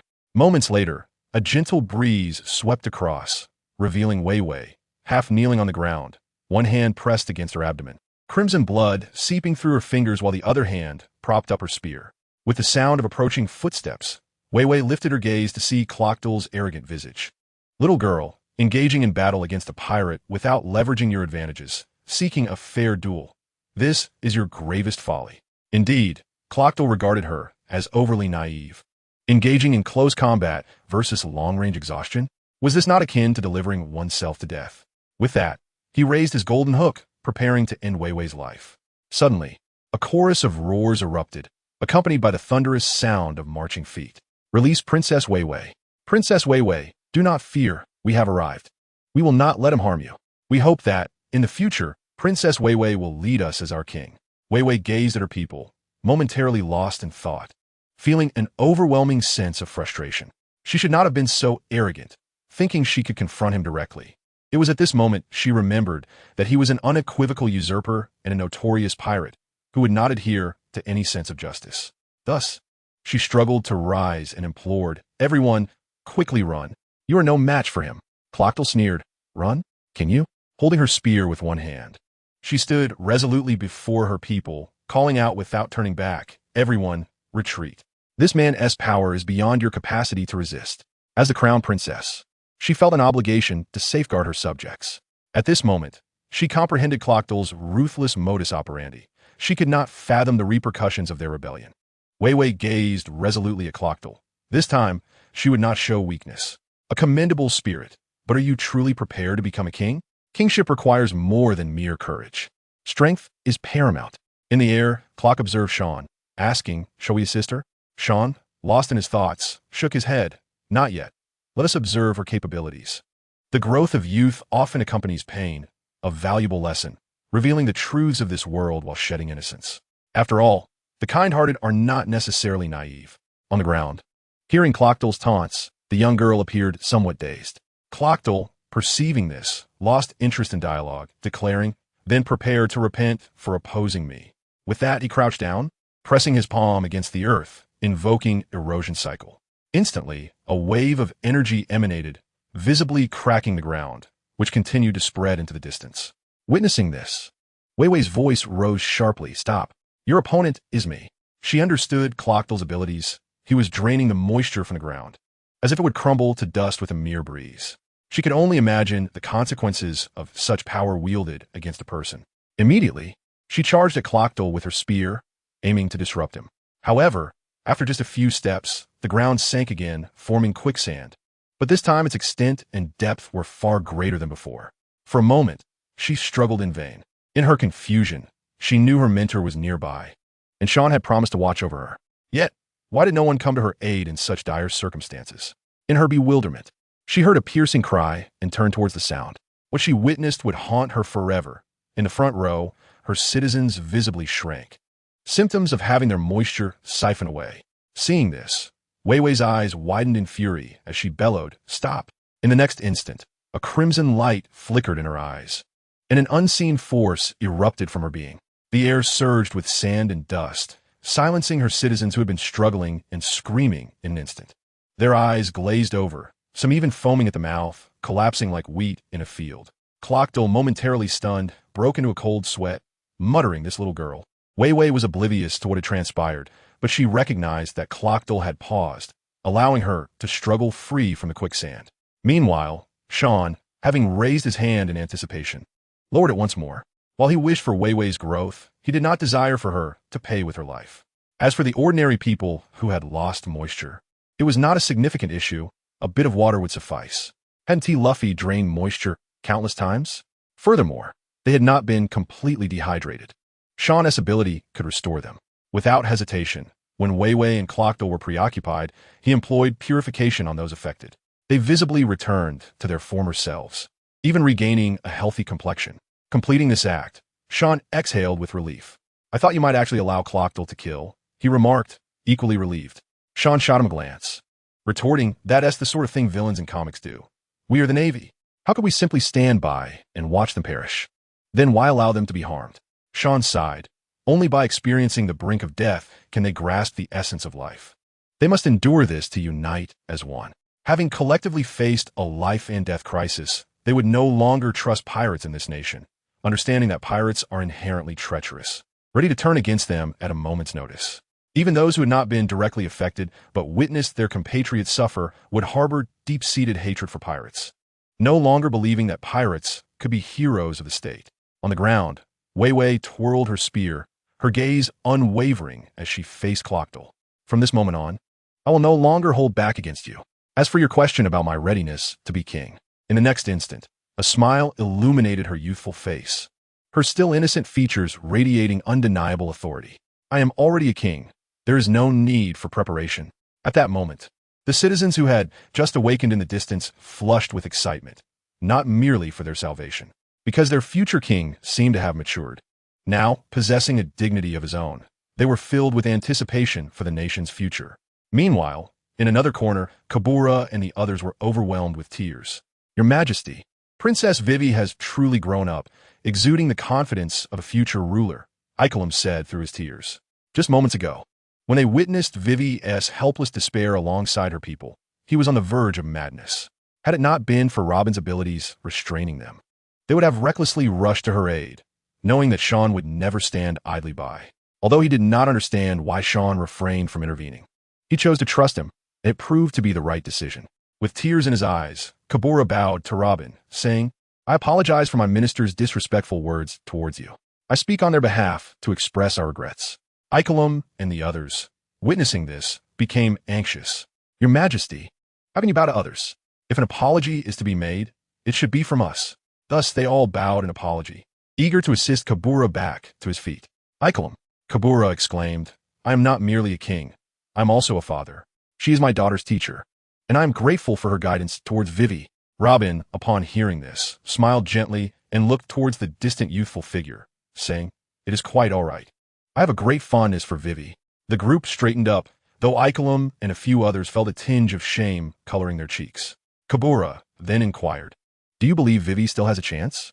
She is injured, and previously you mentioned she had only a 50% chance of victory. Hearing Kabura's question, the ministers gazed anxiously at Robin. Robin softly replied, That was based on Vivi's previous mercy towards her adversaries. Now, she has witnessed Crocodile's methods. I believe she will no longer show mercy. As long as she fully utilizes her strengths, she can win. Meanwhile, in the center of the battlefield, Crocodile appeared somewhat dazed. He recalled the loss of confidence after his defeat against Whitebeard and felt a surge of irritation. Why is this brat so confident? What gave her the right? Just because of her half-baked conqueror's hockey? Before Crocodile could continue his verbal onslaught, Vivi decisively charged towards him. The tip of her spear, already sharp, gleamed even more fiercely with the enhancement of hockey. In an instant, she appeared before Crocodile, thrusting her spear at him. Crocodile was taken aback that this girl, despite her injuries, dared to initiate the attack. Instantly, his pirate blood surged, transforming his arm into a massive blade of sand aimed at Vivi, attempting to force her back. However, Vivi was no longer naive. She swiftly crouched down, sweeping her spear with tremendous force, knocking Crocodile to the ground. Without hesitation, she lunged towards him again. Crocodile, realizing Vivi's changed fighting style, tried to create distance using his abilities, aiming for a ranged battle. Yet, Vivi would no longer hold back. She understood that this battle was not a fair duel like those in the West Blue. She was injured and needed to end this swiftly. Crocodile's expression darkened as he discovered that his abilities were utterly ineffective against Vivi. His sand could no longer touch her. No matter how he approached, Vivi's spear would always block his attempts. Moreover, her current fighting style was increasingly aggressive, signaling her desire to conclude the battle quickly. He felt the pressure. Yes, pressure from 14-year-old girl. However, when his peripheral vision caught sight of the citizens, a sinister idea crossed his mind. Just as he was about to crouch down, Vivi struck him with a more powerful blow, forcing him to abandon his plan. Put away your despicable thoughts. Today, you must face justice here. With that, Vivi thrust her spear, releasing a brilliant blue slash that cut through the air towards Crocodile. He could only dodge with difficulty. Unlike a swordsman's strike, which is renowned for its sharpness and power, Vivi's spear bore the force of breaking through all defenses, making Crocodile's sand shield ineffective. Yet Crocodile smirked. Even if you can see through my intentions, can you stop me? As he spoke, a sandstorm erupted from his hands, hurtling towards the citizens. This was no mere child's play. This was the power capable of destroying your kingdom. Vivi's face turned pale with shock. You vile scoundrel. She saw the massive sandstorm forming, unable to fathom the destruction it could unleash. If this powerful storm swept through, the city would be obliterated. The only solution was to swiftly deal with Crocodile. Fueled by rage, Vivi leaped into the air, raising the end of her spear high above her head, and dove towards Crocodile. The spear glimmered with brilliance, channeling all of Vivi's strength as it hurtled towards him with a thunderous sonic boom. Falling peacock. Crocodile's expression shifted dramatically as he sensed the immense threat from the incoming spear. Seeing the flame-imbued spear, he knew he could not evade it. His veins bulged as he roared, "You little brat, do not underestimate me." A swordsman losing their weapon is akin to having their fighting prowess diminished. Similarly, Vivi's reliance on her spear indicated this was her final gambit. She had wagered everything on this last strike. Should Crocodile withstand it, Vivi would be left defenseless. Her actions unmistakably conveyed that this spear could end him, inciting his fury. Crocodile clasped his hands together and forcefully pulled them apart, forming a wall of sand that absorbed the surrounding grains, making his shield more robust and enveloped in hockey. Let us see, is your spear sharper, or is my sand shield harder? The moment the spear collided with the sand shield, a thunderous explosion reverberated, cracking the ground and unleashing dazzling blue light. The resulting shockwave swept through the area, dispersing the swirling sandstorm, and even the distant storm was affected by the clash. The clouds of yellow sand obscured everyone's vision, while Kabura and the others wore anxious expressions. However, Sean, Kuro, and even Robin remained unaffected in the air, their observation hockey allowing them to discern the outcome. A smile crept across Sean's face as he remarked, "It is our turn to make an entrance." Kuro nodded, expressing, "What remarkable talent. Who would have thought she awakened Conqueror's hockey?" Sean and Kuro then descended directly before Kabura and the others. Upon seeing them, Kabura immediately inquired, "Mr. Sean, what is the current situation with Vivi?" Shaolin had yet to speak when the being interjected directly. "They have all come to apprehend Kakar. What do you think?" Ito gazed anxiously at the distant sandstorm and asked, "But the sandstorm has not dissipated yet." Shaolin cast a speechless glance at him. "That is a force of nature harnessed by someone. His power is merely the catalyst. The sandstorm will not simply vanish." Upon hearing this, Kobula and the others were immediately engulfed in despair. The magnitude of such a sandstorm, if allowed to spread, would result in catastrophic losses. Before anyone could respond, Shun extended his hand towards the sandstorm, making a grasping motion. Suddenly, the swirling yellow sands, which had been howling fiercely, seemed to freeze in midair as if time itself had paused. The sands then swiftly coalesced, gradually forming a massive stone, a rock created from the very sand. Kobula and the others watched in astonishment. Yet it did not end there. Beside him, Kurluo revealed a black pattern on his hand, reminiscent of tattoo. Upon closer inspection, it was the wind, a wind under his command. With a wave of his hand, Kurluo cast the black wind away, which then dissipated like melting ice and snow. In the next moment, a gentle breeze spread forth, causing the overwhelming clouds of yellow dust before Wei to vanish, revealing the two figures. Wei was kneeling in the distance, clutching her abdomen as crimson blood flowed from her wounds. Kulokar lay on the ground, a long spear impaled in his abdomen. Facing the sky, in the following moment, Kulok's elemental body began to shift, the sand flowing like water around the spear, struggling to free itself. However, His punctured form continued to bleed profusely, staining the yellow earth with red. Upon witnessing this, Kobala and the others gasped in shock. They rushed towards Wei Wei, having noticed her pale complexion, indicating she had sustained serious injuries. Meanwhile, Kurlul lay on the ground, gasping for breath. Upon seeing the arrival of Ubala and the others, he understood that his subordinates were likely doomed. Yet, he remained unperturbed, for throughout his long pirate career, he had faced numerous life-and-death crises, each time managing to turn danger into opportunity. Although gravely injured, he believed that with a bit more rest, his remaining stamina would suffice for him to escape. Kobala hurriedly supported his daughter. "Why do you have to be so stubborn? It pains me to see you like this." The Wei's face was pale. A triumphant smile graced her features. "Father, I have defeated Glokudgur. Our nation does not need pirates to be heroes." As if in agreement with Wei's proclamation, the citizens who had gradually awakened began to cheer fervently after hearing accounts from witnesses. "Long live Princess Wei Wei. She is truly remarkable. Indeed, with such a crown princess, we feel so reassured. My son is of the same age, yet he only causes trouble. He pales in comparison." Feeling the heartfelt cheers of the citizens, Wei Wei turned to Kubala. "Look, we have succeeded in instilling national confidence." Kubala gazed thoughtfully towards Wabin. "You must express your gratitude to your teacher, for her guidance has been invaluable." He could scarcely imagine how long they would have remained oblivious had Wabin not appeared. Perhaps one day, Kubala would have truly succeeded, given the years he had schemed, and with his strength and ruthless nature, there was no one in their nation capable of countering him. Thus, Kobula felt immense gratitude towards Shaolin and Luobin. At that moment, Kubala, clutching his abdomen, struggled to rise.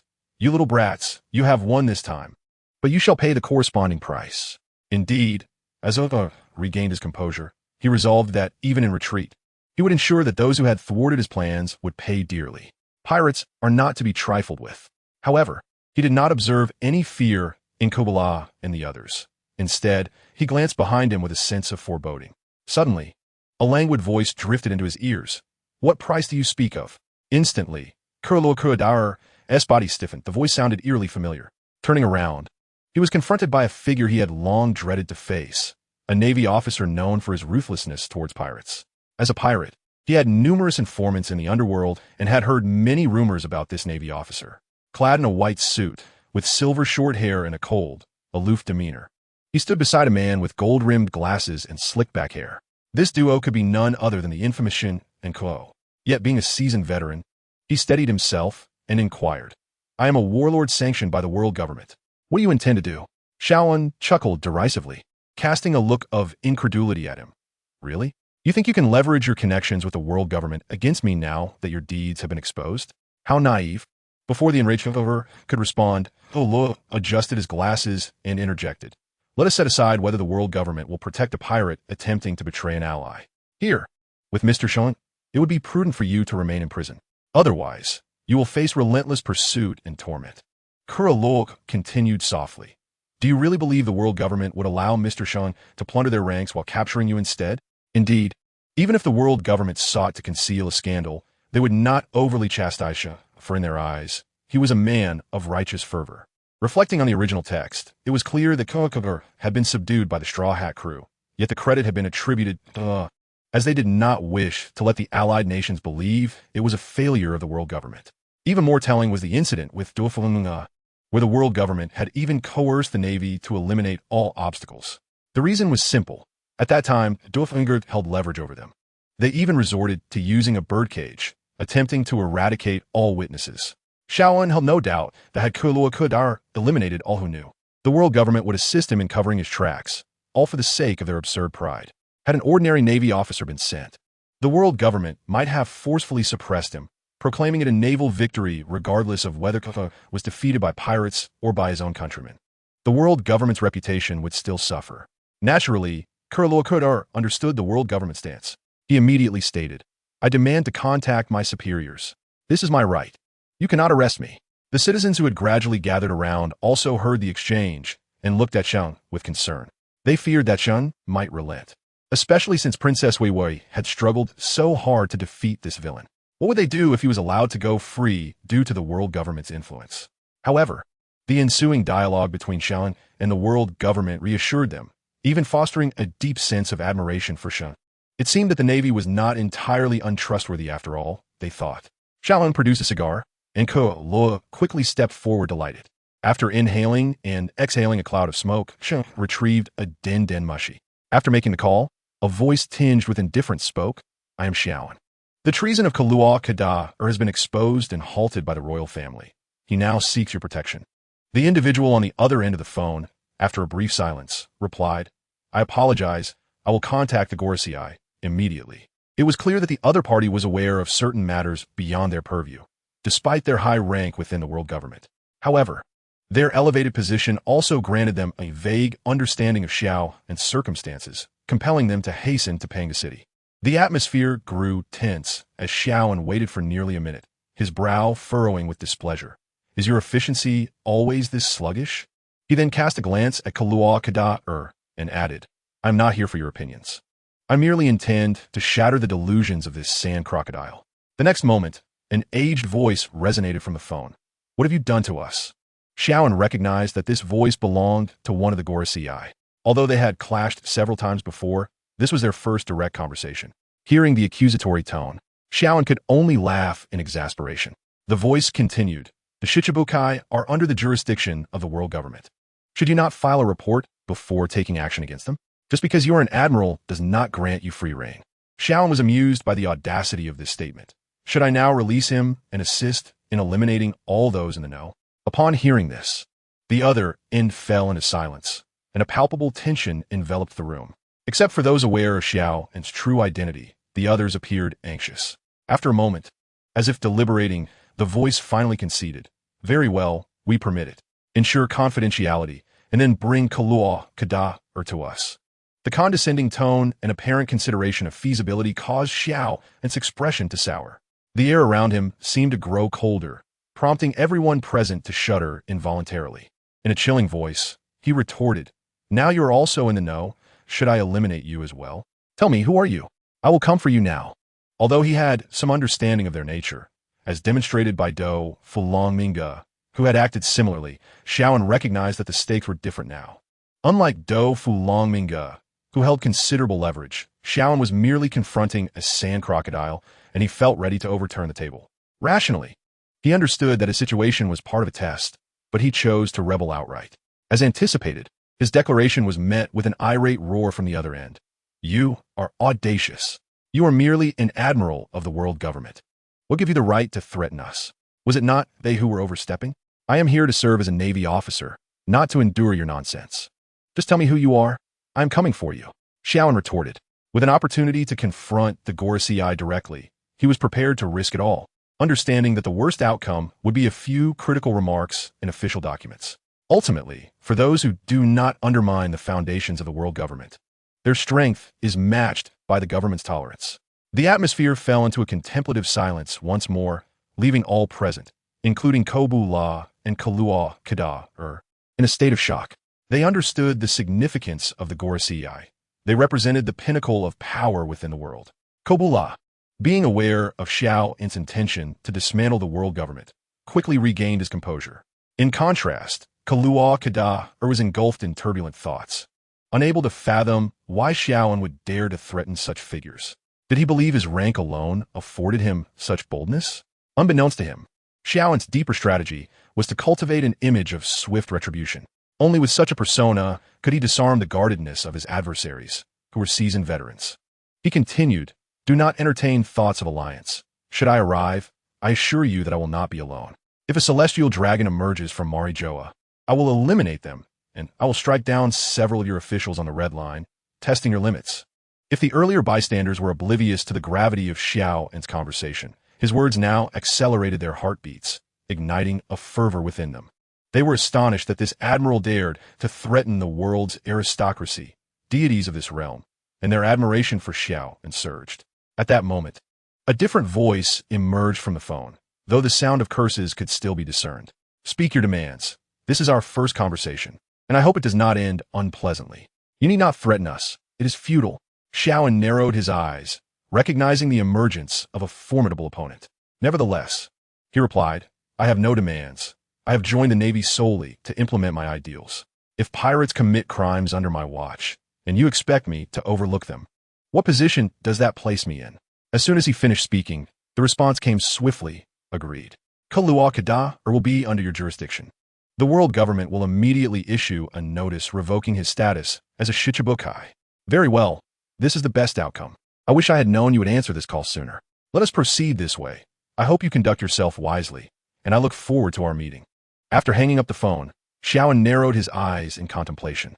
Meanwhile, in the meeting room of the Gorsi, the official who had relayed the call trembled uncontrollably, astonished that anyone would dare to threaten these 5 individuals directly. The bald elder wielding a long knife erupted in fury. Who does he think he is to threaten me? Why do you not allow me to eliminate him? This is a prime opportunity. The curly-haired elder, still holding the phone, replied calmly, there is no need. He is merely establishing his stance. He is just a pirate and not of that significance. The goat-bearded elder, known for advocating decisive action, added, indeed, we only need to understand his position. If he wishes to pursue that laughable brand of justice, let him. The bald elder, incredulous, turned to the goat-bearded elder.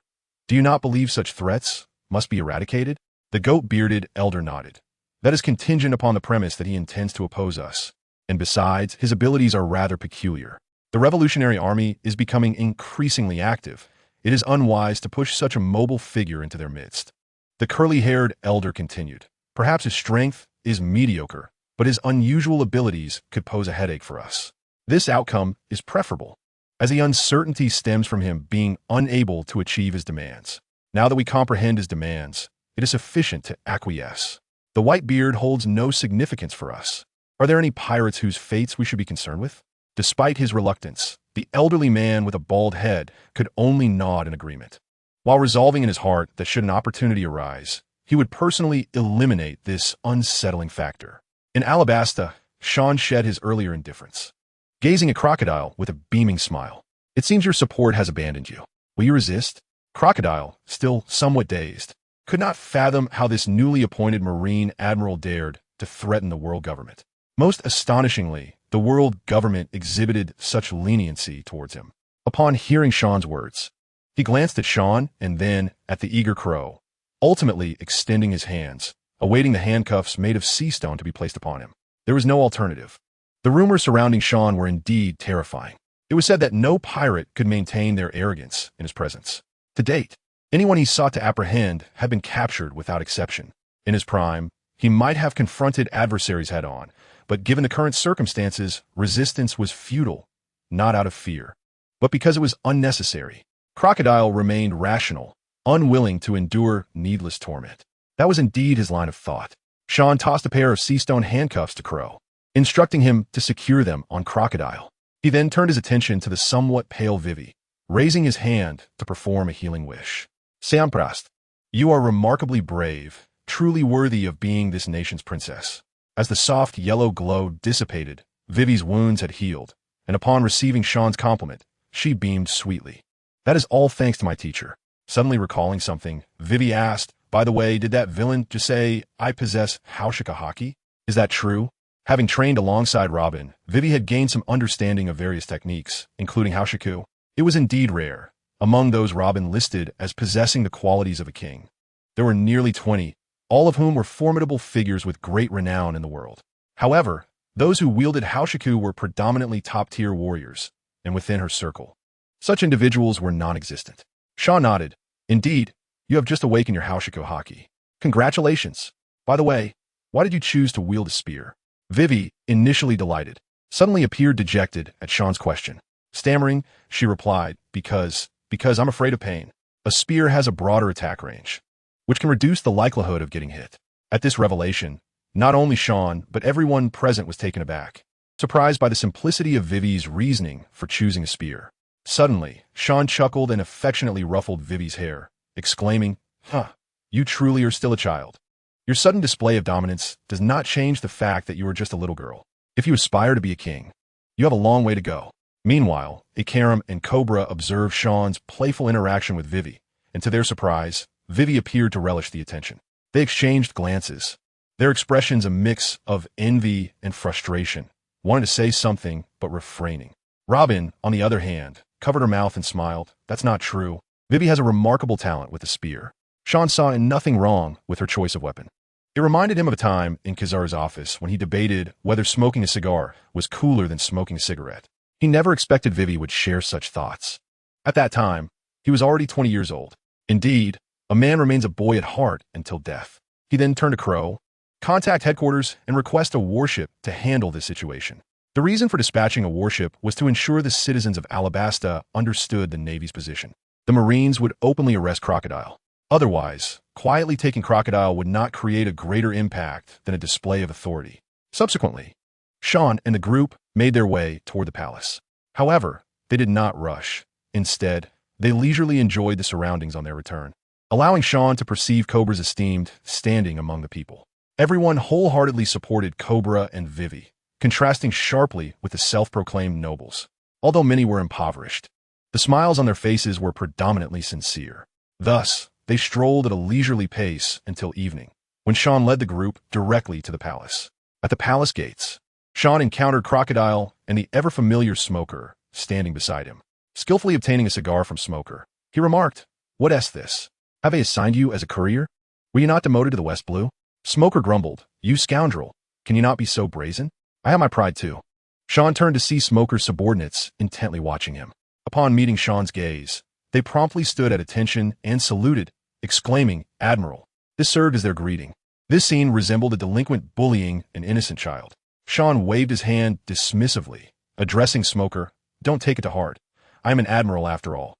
What harm is there in borrowing a cigar from you? Even a Kainu often finds himself at my mercy." After contemplating, Smoker decided not to dwell on it, for he had known Sean's character long enough. He sighed and said, "I was supposed to be in the West Blue. It shouldn't be long before I return to headquarters." But alas, at that moment, a fellow Marine, also wearing glasses, interjected Colonel Smoker. It was due to a conflict over slave issues with the nobles there that he was demoted to serve in the East Blue. Upon hearing this, Sean felt a wave of confusion wash over him, sensing that the world line might be slightly askew. Over the years, influenced by Sean, Smoker had worked diligently and had even attained the rank of Rear Admiral. Yet, unexpectedly, he was demoted back to Colonel due to a mistake. Cold sweat trickled down Smoker's brow as he muttered, "Those corrupt individuals. If I can gather evidence against them, I'll send them straight to prison." Indeed, the world government strictly prohibited human trafficking and similar acts, but this was merely a facade. Should Smoker expose their deeds, they would undoubtedly retaliate against him with fervor. However, since Smoker had not committed any wrongdoing, he was reassigned under the pretext of endangering public order. Sean patted Smoker on the shoulder. "Do you need me to arrange for your transfer? Head to the New World. The pirates there require aggressive Marines like you." Smoker shook his head. "No need. If they wish to demote me, I shall take it as a vacation. Previously, Akiji offered to help me, but I declined." "Very well. It is not a major issue. When you plan to leave?" "Seaning Guayif. Right now. My subordinates wanted to meet the newly appointed admiral, which is why I stayed until now," Smoker replied somewhat sourly. "Ha. Then you should strive hard to replace me as the next admiral. You'll have many fans then," Sean said, turning to the other Marines and asking, "What do you all think?" "Admiral is absolutely right," they replied, excited by Sean's approachable demeanor. "Who says Admiral is aloof? We must get along with him." In the capital of Alabasta, Albana, Cobra was hosting a banquet for Sean and Crocodile in the palace. With a familial atmosphere, Ikaram attended to them. The matters they were plotting were of great significance. Cobra's intention was not due to distrust in others, but rather to assure Sean's comfort. Thus, only the Ko-Beulah women, Kalu, and Sean, along with Robin as the teacher, were present. Amidst the clinking of glasses, everyone indulged in the feast. Soon, the family banquet was nearing its conclusion. Upholding his principle of enjoying a cigar after a meal, Sean lit a cigar and then turned to Robin, inquiring, "By the way, you have studied the historical texts here, haven't you?" Robin nodded and candidly replied, "The Ming Wang is right here." The historical texts of Alabasta record the methods of using the Ming Wang and some of its effects. Beside them, Eichelm was not surprised by the topic of their conversation. As a confidant of Ko-Beulah, he had discussed these matters with Sean after receiving his permission. When Eichelm first learned of this, he was astonished, as Sean was still a rear admiral at that time. He could hardly believe that this naval officer had the audacity to challenge the authority of the world government. What astonished him even more was that the king, who had always advocated for peaceful development, would actually join forces, even covertly aiding the infamous Revolutionary Army. This matter had a significant impact on him at the time, as he feared that the secrets he knew might be discovered by others. It took him some time to gradually accept it. So where's the Ming Wang? I have spoken with Vegapunk, and he mentioned that the Ming Wang might record the glory of a past civilization. Robin's expression was somewhat surprised, yet she found nothing amiss. She continued, the Ming Wang is indeed in Alabasta. It also records the devices above, which contain the remnants of once great technology. As she spoke, the others focused intently on Sean's expression, seemingly trying to discern something from his face. Unfortunately, they were left disappointed, as Sean maintained his usual impassive demeanor.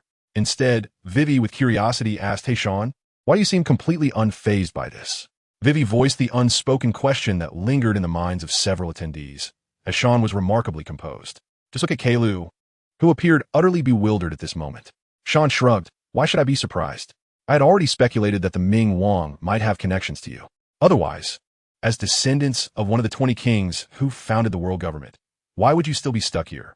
Indeed, Sean had always found certain aspects illogical. The reform of the era could never escape the theme of interests. If their ancestors aimed to improve the lives of their people, that would be understandable. However, their true motive appeared to be the dominion over the seas, yet they inexplicably did not enter the Holy Land.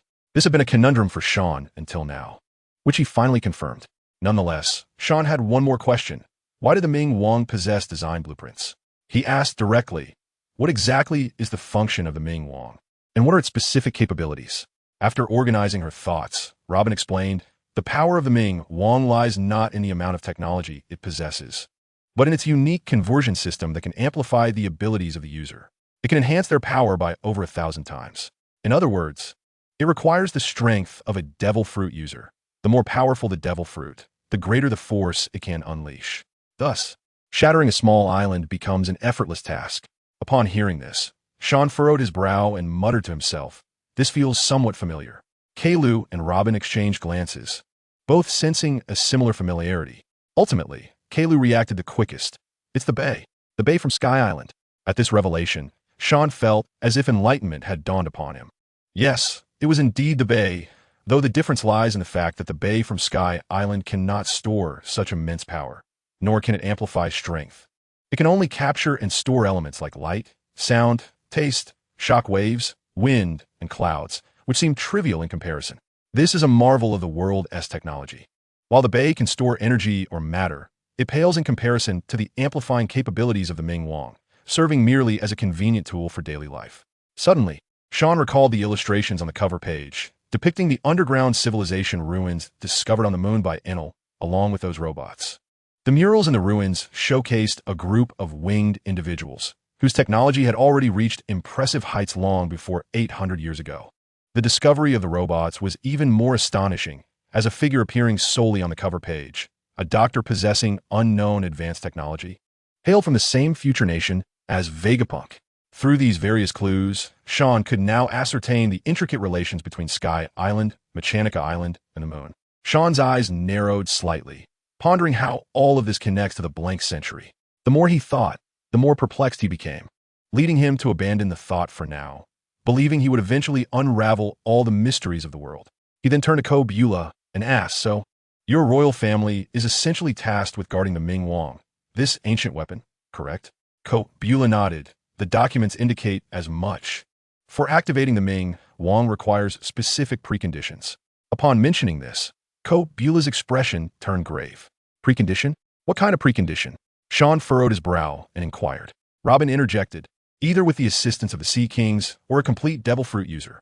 Furthermore, it must involve someone from the D family to activate that system. Others, or different circumstances, cannot drive it.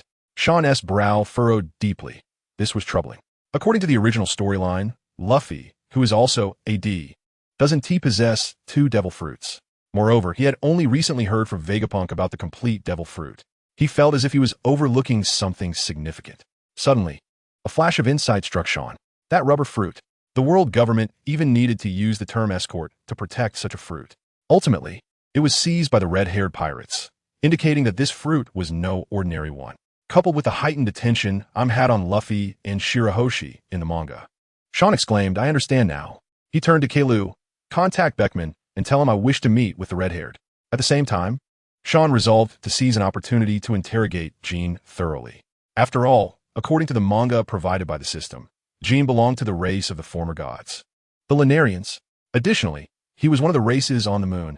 This was evident from the small angels depicted on the cover page, showcasing three-winged races: the small-winged snail-horn tribe, the small-winged bee-skin hat tribe, and the white big-winged tribe, all of which could be identified. However, in the lower left corner, there was also a half-visible face, representing another race that many easily overlook, the Lunarians. The illustrations on the cover page indicated that their race worked underground, wielding tools resembling fire, suggesting that their flame abilities were inherited from their ancestors. Their flames could even parallel Marco's blue flames, serving to sustain life. This aligned with what Queen mentioned about Jin's race being capable of surviving anywhere. Most importantly, the Lunarians existed before the celestial dragons. According to Sean S. Intelligence, the Lunarians had settled on the Red Soil continent at least over 1,100 years ago, during which they were referred to as gods. Interestingly, the writings of the historical texts also appeared on the murals of the moon. From this, one can infer that this oceanic planet shares an inseparable and profound connection with the moon. However, there are too many enigmas that Sean wishes to unravel, which cannot be resolved in a fleeting moment.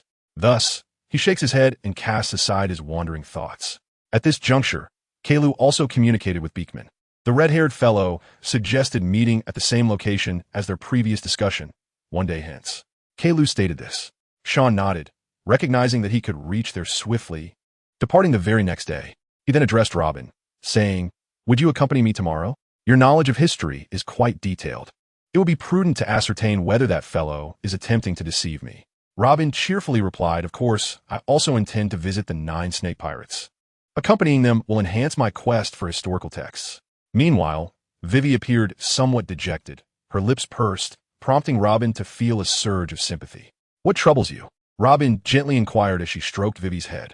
Sean observed this scene, finding it peculiar since, in the original narrative, they were adversaries. Yet now, they stood as companions within the Straw Hat crew.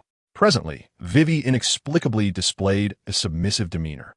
"Alas, what a pity," she murmured, casting a forlorn glance at Robin and asking, "When might the teacher come to find me? Otherwise, my progress and strength may stagnate." As a princess, she could not easily leave her kingdom, making her reluctant to part with Robin. "It is all right. You're already quite strong. If you continue to train diligently, you will improve," Robin reassured her. Sean hesitated before suggesting, "You could bring her along. Can't you assist her in disguising herself?" Upon hearing this, Vivi was momentarily taken aback, then turned to Robin and Cobra with hopeful eyes. Being still young, she might have the opportunity to sail and explore for some time, aware that she would soon need to prepare for her succession.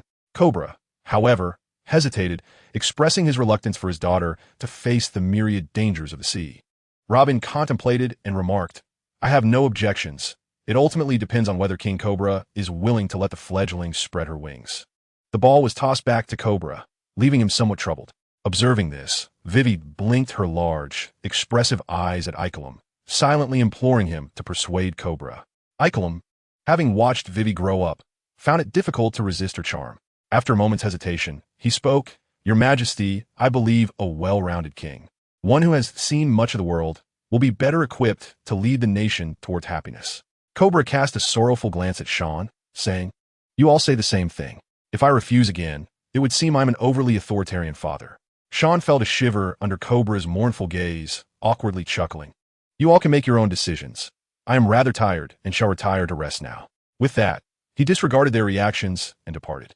Vivi, filled with excitement, leaped up and exclaimed, "Teacher, who do you think is stronger, me or Nami?"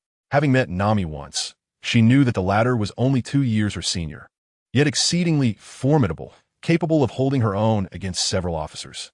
Robin pondered for a moment before replying, "There is no need for comparison. She is a devil fruit user, and her training commenced slightly earlier than yours. At this stage, you are indeed weaker than her, but if you focus on developing your physical abilities, you will have no weaknesses in the future and can certainly surpass her." Robin's words held truth.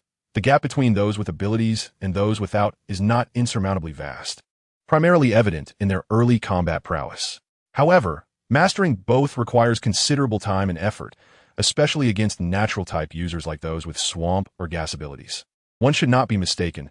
A Marine Admiral's strength is not solely due to their powers. Their personal prowess is paramount. Otherwise, They would not have been hailed as monsters upon joining the Navy. This was a lesson Sean imparted to her. No matter how potent one's abilities, they pale in comparison to the strength of the individual. Why do figures like the four emperors and admirals always seem to lag behind despite having consumed enhancements? It is simply due to insufficient accumulation of experience. These individuals excel in both physical combat and abilities, with the exception of Hancock and Robin, who have honed their skills for over a decade to contend with them. Nami ultimately lacks that foundational strength. Inspired by Robin's words, Vivi declared with determination, "I will stand at the pinnacle of this world, ensuring that all acknowledge the significance of our Alabasta." Cobra, upon hearing this, felt unsettled.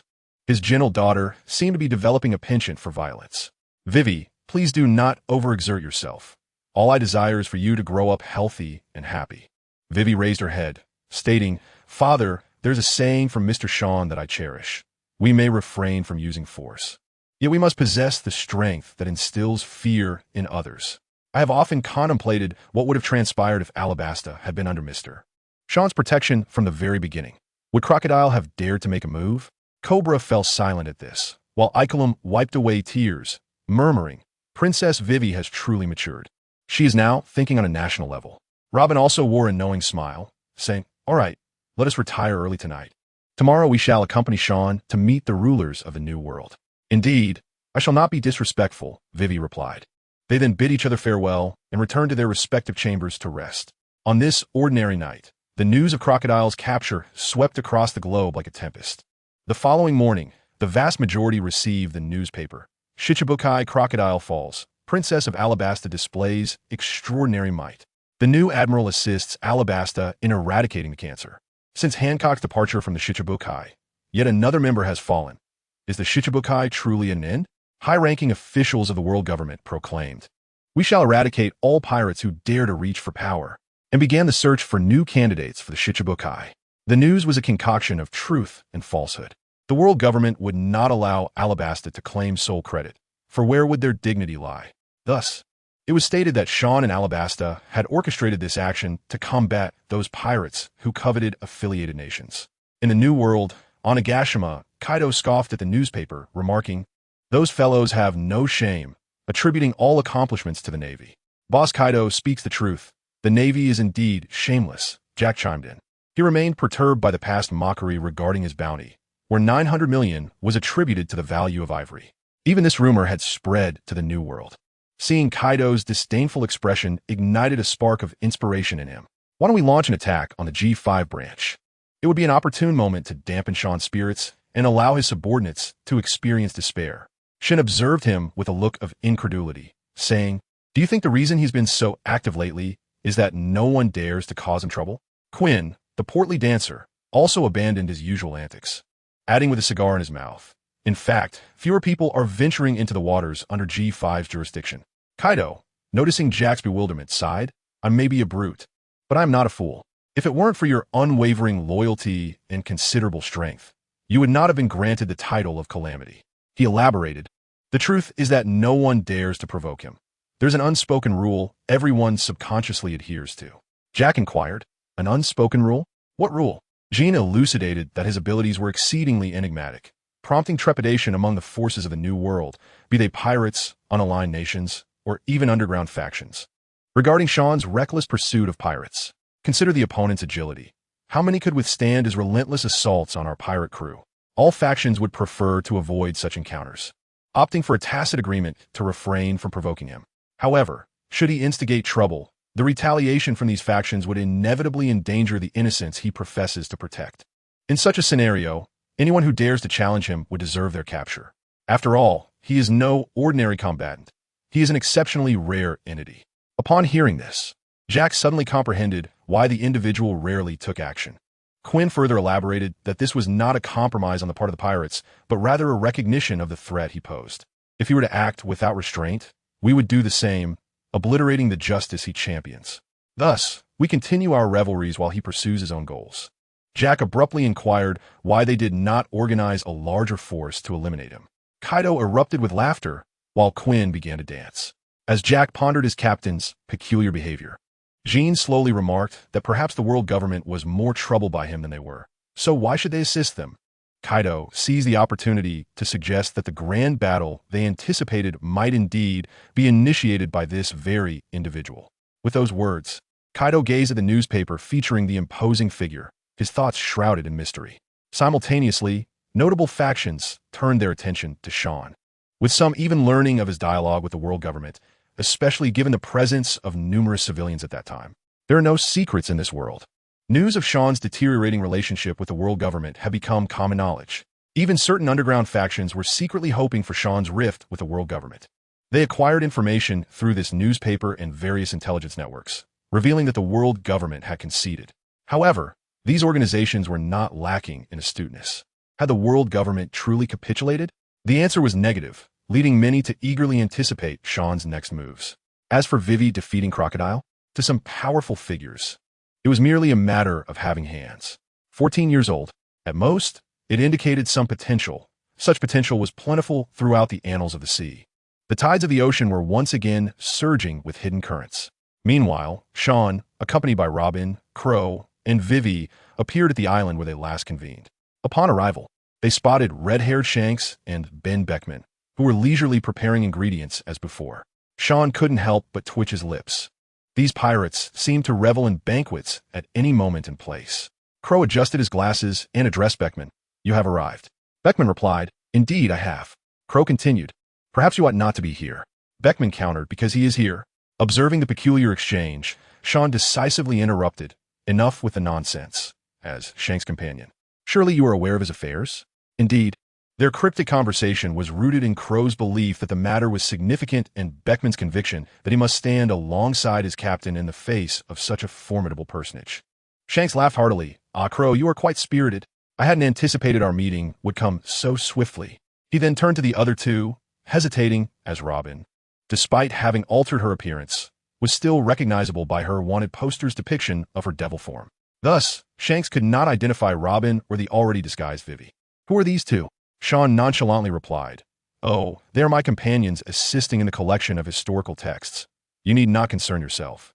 Shanks nodded. "Then what brings you to seek me out?" Sean pondered for a moment, deciding that straightforwardness was best, and directly inquired, "Your father was once a high-ranking official in the world government, correct?" Shanks paused, exchanging a glance with Beckman before maintaining his composure. For them, it was not particularly surprising that Sean possessed such information. Nevertheless, Shanks inquired earnestly, "So what? What do you wish to convey?" Upon saying this, Shanks narrowed his eyes, gripping the hilt of his sword without disguise. This piece of information was likely known to no one on the seas aside from Whitebeard.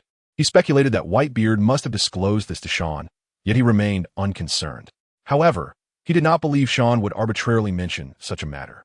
Should the other party present any unfavorable conditions, he would not be easily intimidated. Beckman likewise discarded his cigarette, readying his firearm but refraining from aiming it at anyone.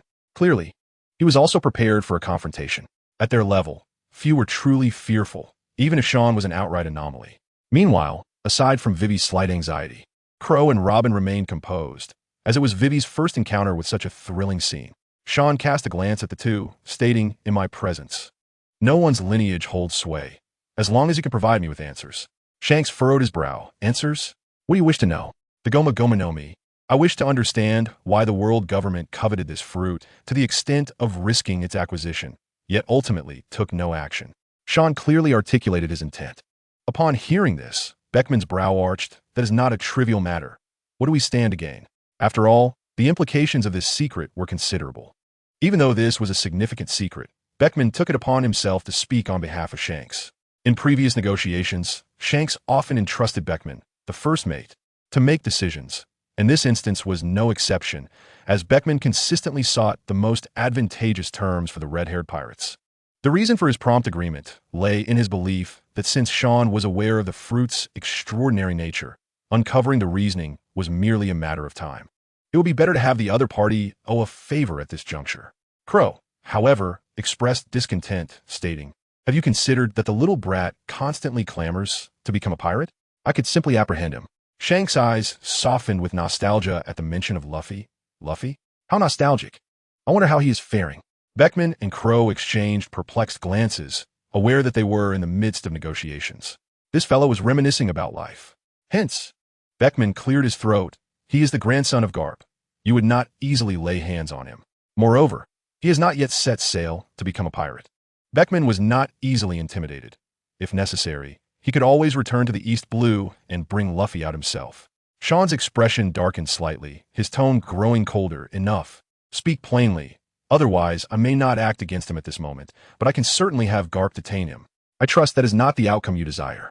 Sean was wagering that they would not allow Luffy to be captured by his grandfather, given that Shanks had wagered an arm in the new era. In the matter of the wolf's demise, threatening him was futile, and Sean had no intention of harming Luffy, considering him still a mere child. Upon hearing this, both Red-Haired and Beckman were momentarily taken aback. After exchanging glances, Red-Haired sighed and remarked, "You remain as formidable as ever. How about we hold a banquet first? Don't try to divert the topic, you scoundrel. Tell me what I wish to know." Sean was left speechless by the attempt to mislead him. Red-Haired then asked earnestly, "What do you know?" After a moment of contemplation, Sean responded, "Explain to me the difference between that rubber fruit and a complete fruit. Furthermore, what does this rubber fruit signify, and what are you conspiring?" In response, Red-Haired's demeanor shifted from joviality to seriousness as he regarded Sean intently. "It seems you are more formidable than I had anticipated. Indeed, as Beckman suggested, you have even infiltrated the world government." "Oh," Sean said, intrigued as he turned his gaze to Beckman. "What led you to this conclusion?" Beckman, rekindling his cigarette, fixed his penetrating gaze on Sean. "Your actions since setting sail may appear casual, yet they have disrupted the balance of the sea on more than one occasion. You cannot achieve such influence over the forces of the ocean without a significant degree of control. Initially, this was merely conjecture, but the questions you pose reveal information that is not common knowledge among mere pirates. Yet you, an unremarkable Navy officer, seem to possess clarity." Beckman shrugged thus. "My suspicions are reinforced." Sean shot a sidelong glance at Red-Haired. "So, can you divulge the information now?" Red-Haired ruffled his hair, expressing his frustration. "Honestly, how uncouth can you be? Who is truly the Navy, and who is the pirate here?" Uffed. The group turned to the sound, spotting Vivi, disguised, hurriedly covering her mouth. Flustered, she hadn't anticipated that Sean would exhibit such a rogue side, effortlessly playing his cards. Any piece of information he shared could cause a stir across the seas. Witnessing the formidable emperor of the New World in such a predicament elicited a laugh from her. Red-Haired perked up immediately, pointing at Vivi. "See? Even the girl you brought finds you excessive. Otherwise, she wouldn't be laughing." Vivi hastily waved her hands. "No, I didn't. You're talking nonsense. I'm laughing at you. Not thinking Sean is excessive." Red-Haired glanced at Sean, observing his growing impatience, and sighed. "Has anyone ever told you how dull you are? With such crucial information at stake, you could at least prepare me mentally. I am one of the 4 emperors, yet you treat me with such disregard." Sean, exasperated, sat cross-legged, recalling the jests about a fruit of vanity, unexpectedly realizing that the other party was utilizing it against him. However, the current attitude of the other party clarified a significant point. Their positions were not in direct conflict. If there was one entity he truly feared at sea, it was never the world government or other emperor factions. He could even outmaneuver Blackbeard. It was the red-haired pirates that he found utterly inscrutable. Now, he finally had some inkling, suggesting that it would not interfere with Sean's plans. Otherwise, Red-Haired would not be so lighthearted. "Enough of the theatrics. Let us speak candidly," Sean declared, signaling his intent. Upon hearing this, Beckman's serious countenance softened into a hint of a smile. Both Kuro and Robin exhaled in relief, aware that this information could pertain to Red-Haired's significant schemes. Should their objectives diverge, only one outcome was possible. The red-haired pirates would be left without their captain, and they would remain ignorant of any information regarding the devil fruits for the foreseeable future. What seemed like jesting was, in truth, a mutual probing between the core figures of both parties. Certain topics, if broached before confirming the other's stance, could lead to peril for one side. Only Vivi remained bewildered, blinking her large eyes, unaware of why the previously serious atmosphere had dissipated following her laughter. The situation between Sean and Red-Haired bore resemblance to a courtship. Both were acutely aware of each other's pretenses and ulterior motives. Red-Haired pondered for a moment before stating, "You are likely familiar with my background. Ultimately, I too was influenced by my mother, which led me to leave that wretched place. The rubber fruit is indeed complete, and it pertains to the secrets of Raftel. Captain Roger was not the fated one because he lacked this element." Sean interrupted, "Don't try to fool me. Complete? Then why is Luffy a novice? If it is so vital, why does the world government not eliminate Luffy?" I cannot believe their formidable intelligence network is unaware. Red-haired shrugged. Do not rush me. Allow me to finish. The devil fruits are not shunned by the sea. Rather, it harbors disdain for them. Upon hearing this, Sean recalled Vegapunk's conclusions regarding the devil fruits, realizing that Vegapunk had indeed arrived at the truth through his research. Red-haired continued, Now this may sound ludicrous, but I implore you not to doubt, for what follows is entirely truthful. Why is the D clan the natural enemy of the gods? It is because they possess bloodline factors that perfectly align with the abilities of the fruits, or rather, they could develop those abilities to a greater extent. Some are even born with peculiar powers. Sean inquired. So the D clan's compatibility with the devil fruits holds the key to unlocking Raftel's secrets? Why then does the world government not cultivate individuals from the D clan from a young age? Red-haired gazed distantly, seemingly lost in thought, because it pertains to a prophecy. As early as 800 years ago, it was foretold that someone would inevitably overthrow the celestial dragons. Sean nodded, believing this claim. After all, Kazuki Odin's wife had traversed from 800 years in the past and had prophesied the Red Scabbard's quest for vengeance against the shogun on Odin's behalf. Such abilities seemed overwhelmingly extraordinary to him. Red-haired continued. They are unable to discern who the fated one truly is. However, they recognize that the fated individual is the one with the rubber fruit's powers. Their allowance of my plundering was, in fact, an attempt to identify this fated individual and neutralize the potential threat. Both they and I are engaged in a gamble. They bet that I will fail to find the fated one, while I bet that Luffy is that fated individual. Thus, when Luffy sets sail, he will attract considerable attention. Should he exhibit any signs of that potential, the world government will intervene, and I will exert all my strength to protect him.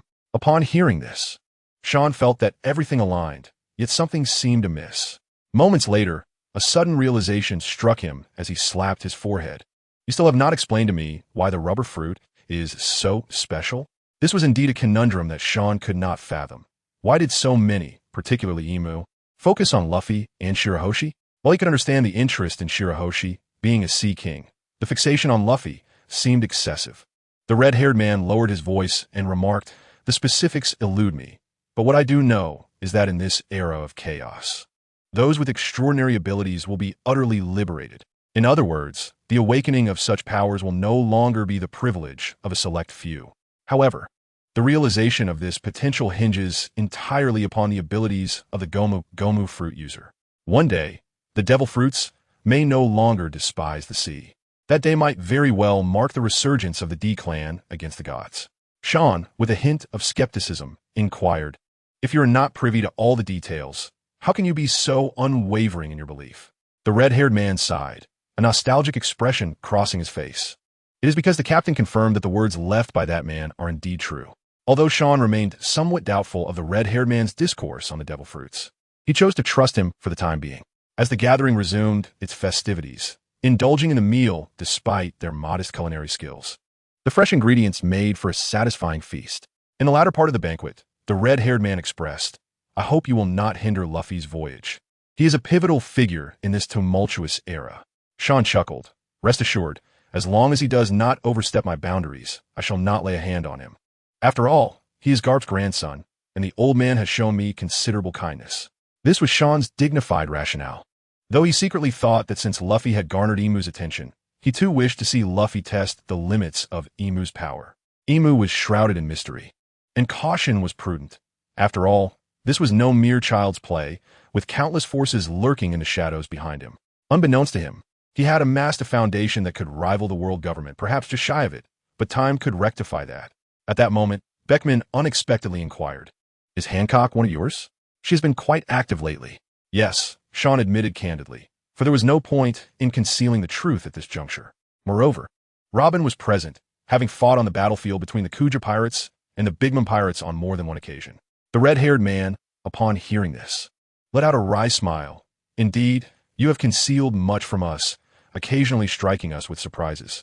He had not anticipated that someone else was orchestrating all of this. With a depth that surpassed his nearly 2 decades of toil, Sean then rose, brushing off his trousers, and stated, Well, I must take my leave with Chloe. Robin, upon hearing this, also stood up, her back sprouting bony wings that were soon enveloped in a hair-like hue, forming a pair of black wings. She took Vivi in her arms and soared into the air, declaring, "I shall take her away first." "Until next time, Sean." Robin, decisive as ever, flew away with Vivi at a swift pace.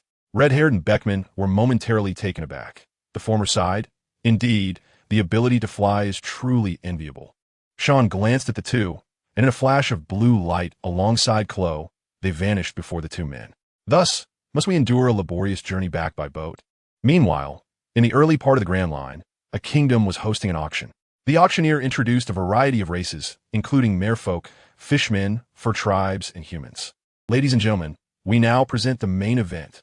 On stage are the races up for auction." First, he pointed to a fishman in a tank. This inferior fishman, I'm sure, is familiar to you all. He is quite popular among consumers, ideal for home aquariums.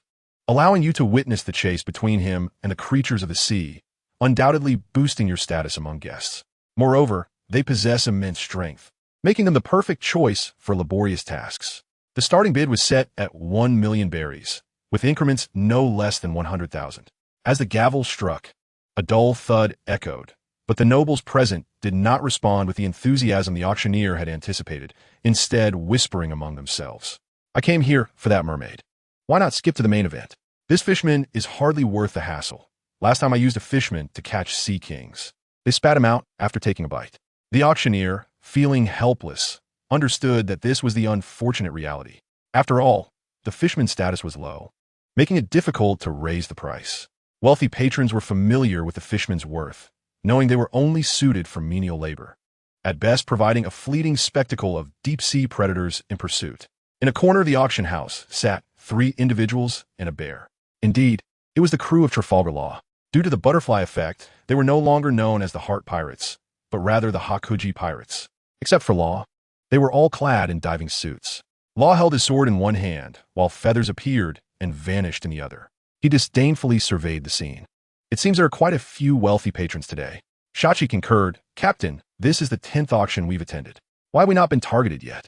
Pakin boisterously remarked, "What's wrong with that? The longer we remain undetected, the greater the commotion we can create." Beppo, the adorable second-in-command, was mindlessly playing with his little hands, occasionally sniffling. "I agree. Indeed, this was the 10th auction Law planned to plunder since the fierce battle between the Navy and the Whitebeard pirates." He swiftly seized the wealth of these individuals, aiming to showcase his might and insatiable greed, drawing the world government's attention. Nothing was more convenient than directly targeting these nobles. Though he spared their lives, their suppliers had all been eliminated. Even if he could not kill these scoundrels immediately, he would ensure they suffered greatly before meeting an untimely demise. The world government could only entice him to cease his actions. After all, even if an admiral were dispatched, Law, seasoned from over a decade of training, might not guarantee victory, but escaping was certainly within his capabilities. Moreover, he had acquired a devil fruit he cherished dearly. The devil fruit, a paramecia type, the Hain no Mi, was perfectly suited for someone of his formidable prowess, offering a plethora of miraculous effects. Suddenly, Law smiled. "It is time to act. The longer I behold their faces, the more it dampens my spirits." With that, he transformed the feathers in his hand into various weapons, which abruptly vanished. He extended his hand toward the auction stage, whispering, "Angel's Cage." In an instant, feathers began to fall from the ceiling, sprouting from the walls. The sudden appearance of pristine white feathers left the crowd puzzled, yet some instinctively reached out to catch them. However, upon contact, a chorus of anguished screams erupted. Indeed, as they touched the feathers, they transformed into the sharpest blades, slicing through their hands and driving them into the ground. Once the crowd regained their senses, they were met with a blinding white expanse, as the ceiling, floor, and walls were entirely replaced by feathers. Feathers drifted gently through the air, yet they did not transform into sharp blades that could pierce through the crowd, as they had moments before. Nevertheless, this scene plunged the onlookers into an icy dread, for they understood it to be a veiled threat. Someone had covertly taken aim at them. Should they resist, these falling feathers, resembling a flurry of snow, would morph into lethal daggers, piercing their very beings. Indeed, Luo, in his cage, exhibited a mastery that surpassed even that of Doflamingo. His ability to sprout feathers anywhere was unparalleled. He possessed an instinct that one day this power might allow him to manifest these razor-sharp feathers from human skin. Though he harbored a deep disdain for Doflamingo, he could not deny that Doflamingo had inspired him in certain ways. Coupled with his blade, this power could unleash even greater devastation. As the crowd's faces contorted in fear, desperately searching for the malevolent source, the calm and composed figure of Luo entered their line of sight. Noticing the collective gaze upon him, Luo broke into a smile and greeted, "Good afternoon, everyone." Yet to the onlookers, this smile mirrored that of a devil, starkly contrasting with his seemingly sacred abilities.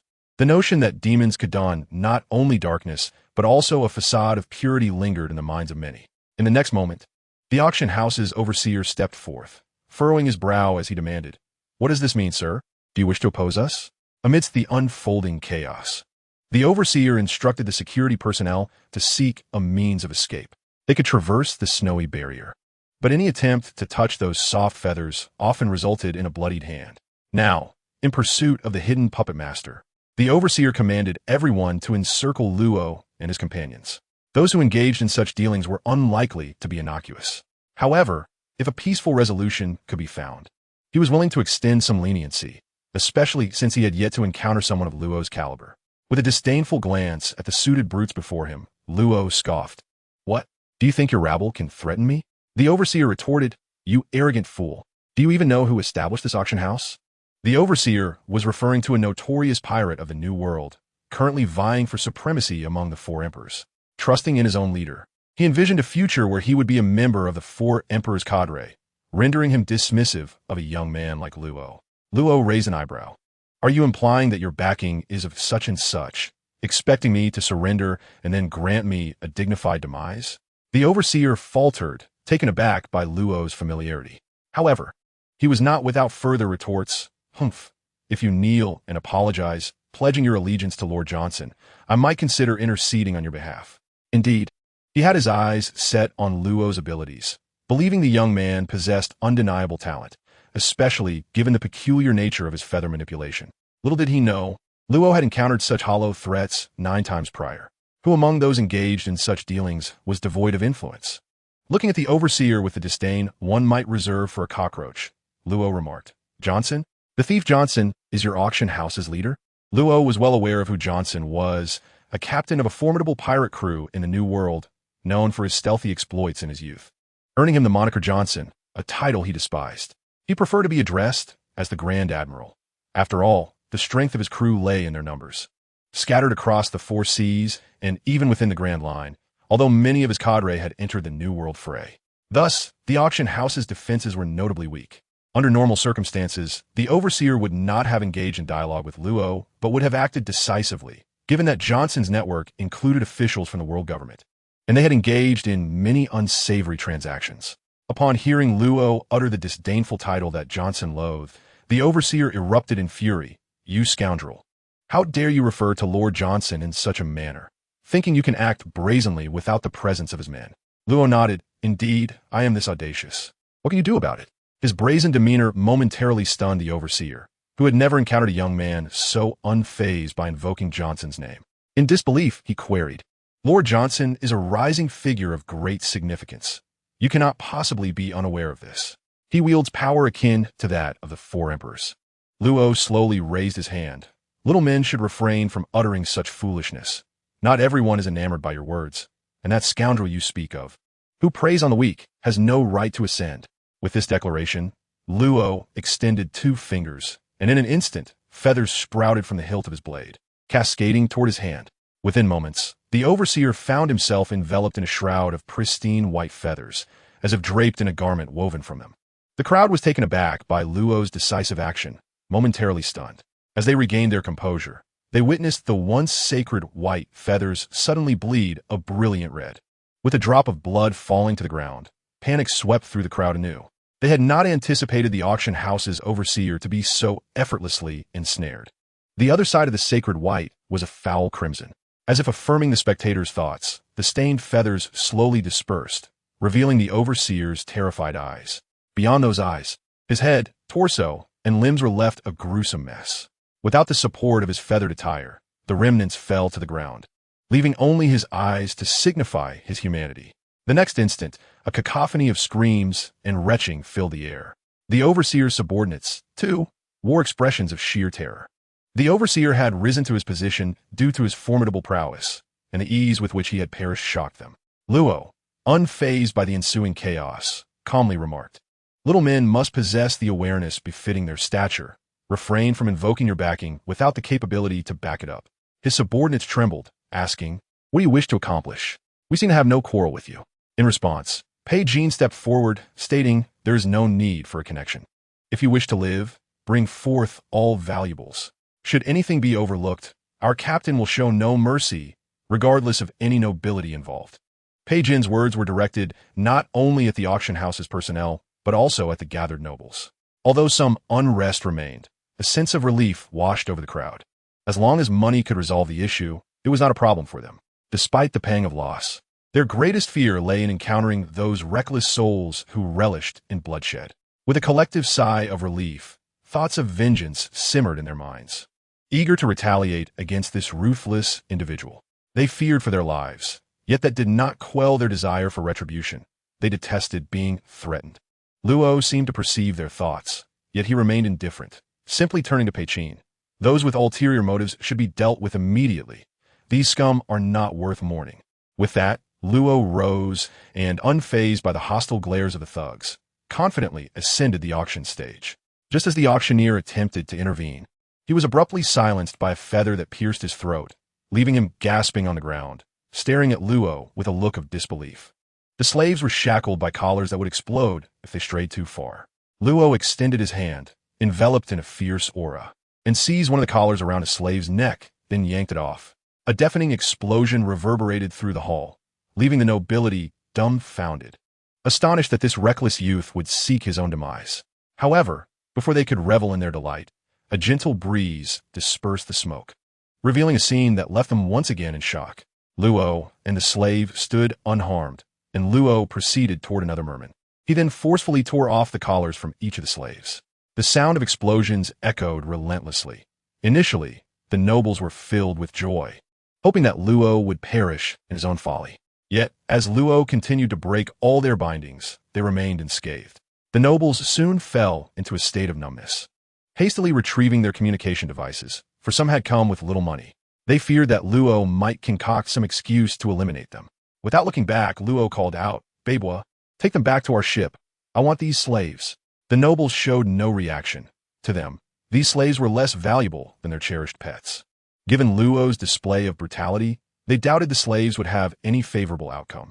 The glimmer of hope that had briefly ignited within the slaves was abruptly extinguished, leaving them in a chilling despair as they allowed Beibua to lead them away. They dared not resist, and Luo observed this keenly. From the moment he first abducted these slaves, he understood Shan's words. To save this world, one must first plant the seed of rebellion within their hearts. Otherwise, no matter how powerful the force, it would merely result in another cycle. Indeed, if these individuals had given up on themselves, then the governance of any ruler would make no difference to them. Luo's current aim was to leave a ruthless impression before these nobles.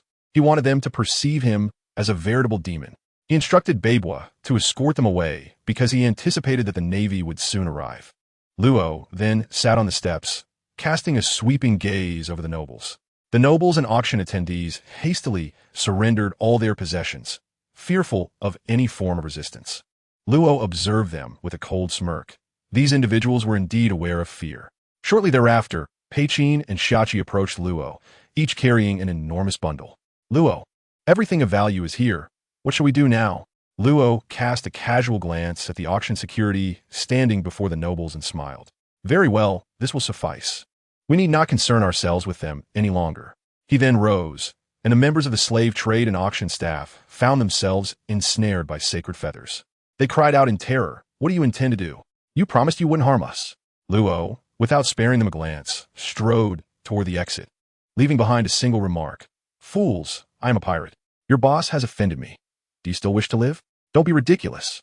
As his words fell, the white feathers beneath them intertwined, rising from below to envelop their entire bodies, leaving only their terrified eyes exposed.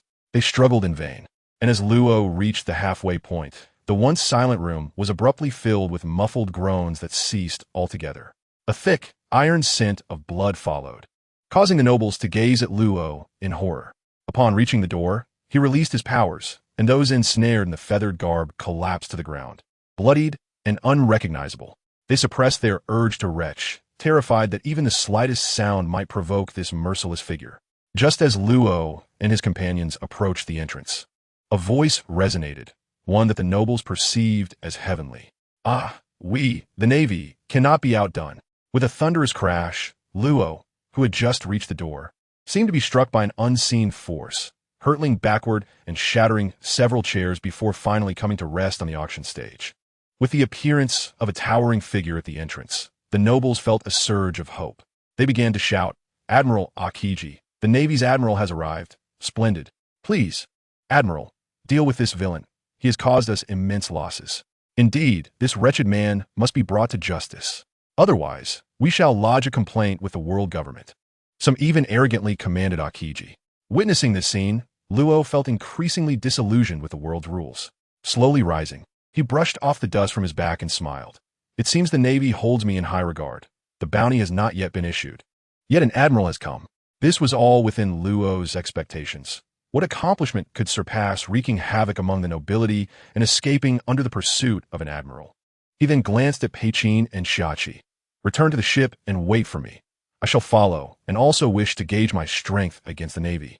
He had heard Sean mention that among their ranks, only a few were not inferior to the current admirals, while the rest were merely a notch below, akin to the disparity between lightweight and heavyweight professional boxers. Peichin and Shachi understood their captain's prowess and disregarded Akiji as they brushed past him. Just as Akiji prepared to strike, a great sword, the size of Akiji himself, rose from the ground, entwined with a powerful aura, aimed at his midsection. Akiji instantly conjured an ice blade to block the sudden assault, while Peichin and Shachi leisurely departed from the crowd's view. Akiji thought it best to deal with Luo first, believing those under him could not escape. However, the nobles were dissatisfied. "Admiral Akiji, please help us recover our losses. Indeed, those rogues have taken our valuables." Some, perhaps emboldened by their connections, shouted defiantly, "If you do not immediately assist us in reclaiming our losses, I shall lodge a complaint with the world government. You Navy are meant to protect our lives and property. Hurry." Luo silently observed, gaining a clear understanding of the Navy's awkward position. The Navy's original intent was to protect civilians and maintain order at sea, yet in the eyes of these nobles, the Navy was merely a security detail.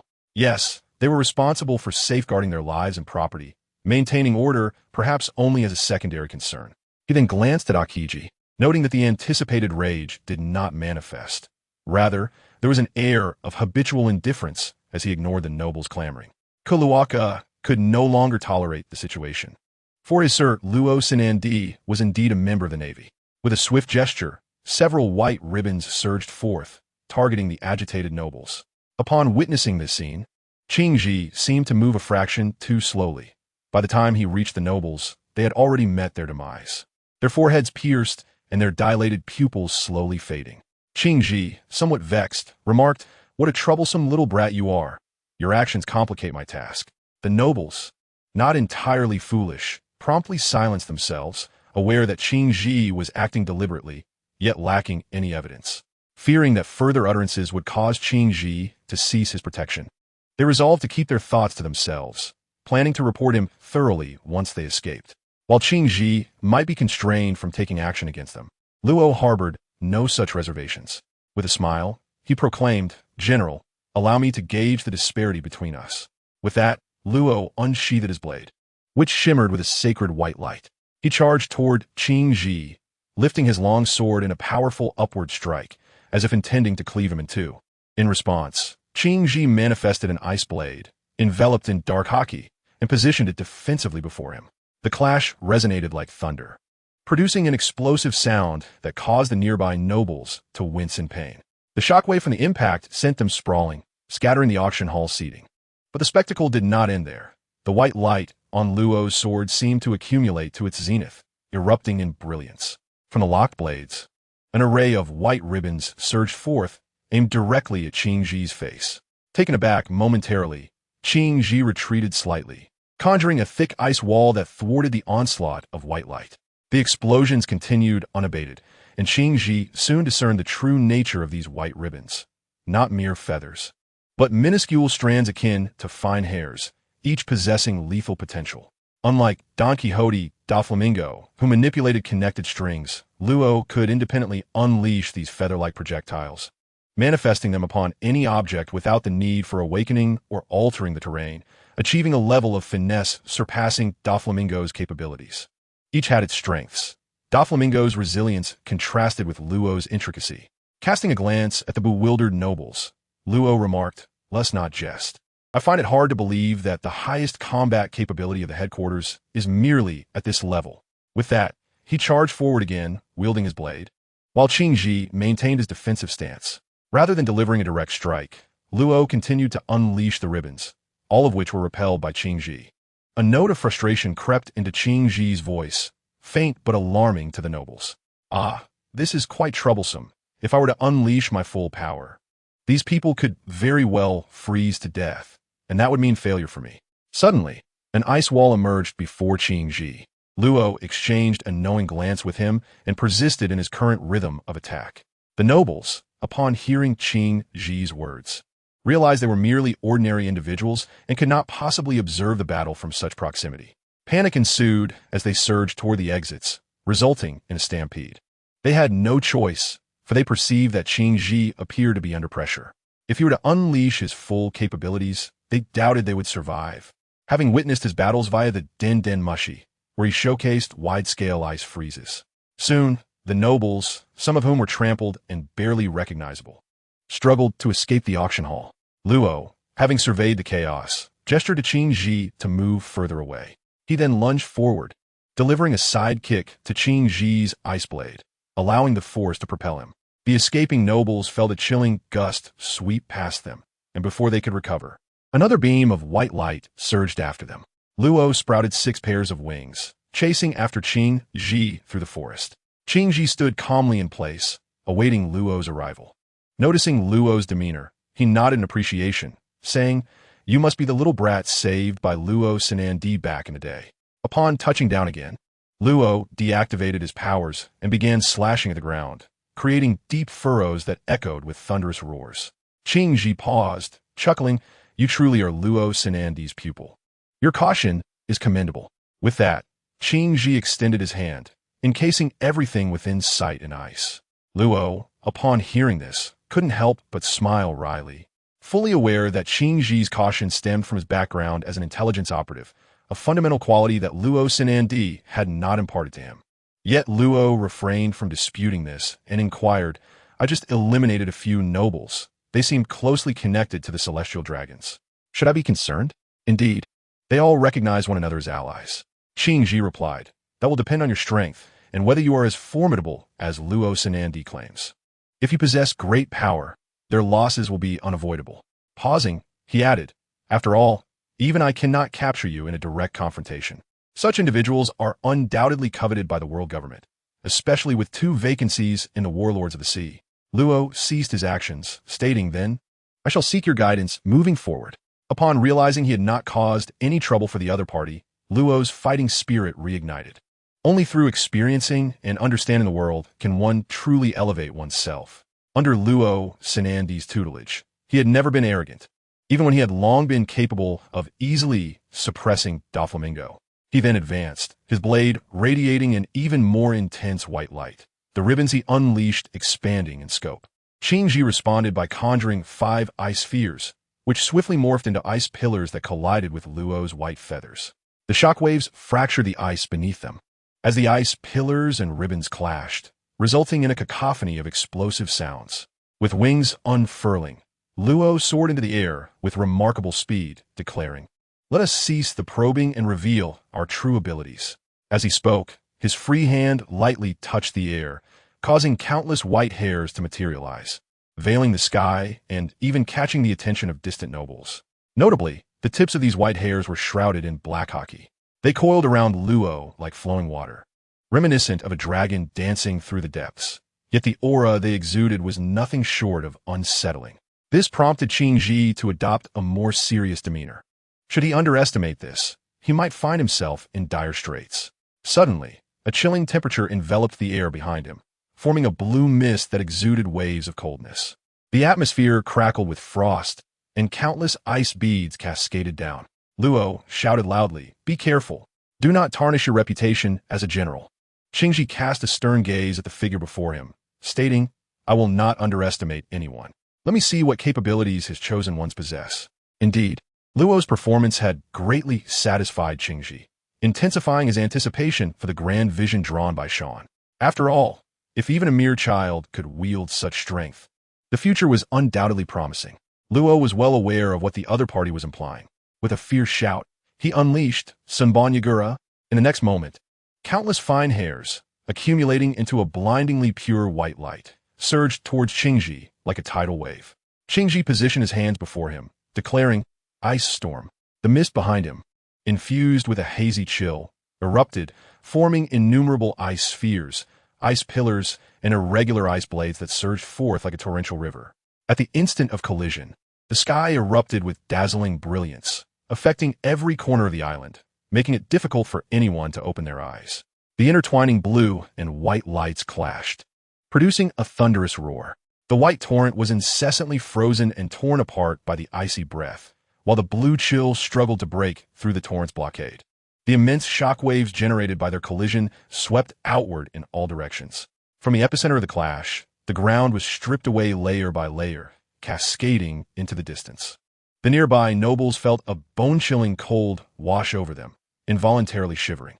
As the visible shockwaves approached, chaos ensued, leaving them in disarray, some even bearing varying degrees of lacerations. The structures around them, too, were left riddled with damage from the residual waves, for buildings do not possess the instinct to take cover like humans. This tempestuous aftermath persisted for approximately 10 seconds before gradually dissipating. In the aftermath of their battle, only Qingji remained, standing amidst the lingering chill, while Luo had vanished without a trace. With a sheen of cold sweat on his brow, he murmured, What a formidable little brat. I almost underestimated him. In the next moment, a gentle breeze swept through, dispersing the cold around Qingji, revealing the true nature of the ground. Countless ravines crisscrossed the terrain, leaving it pockmarked, except for the area where Qingji stood. The once lush forest had vanished, leaving a desolate expanse.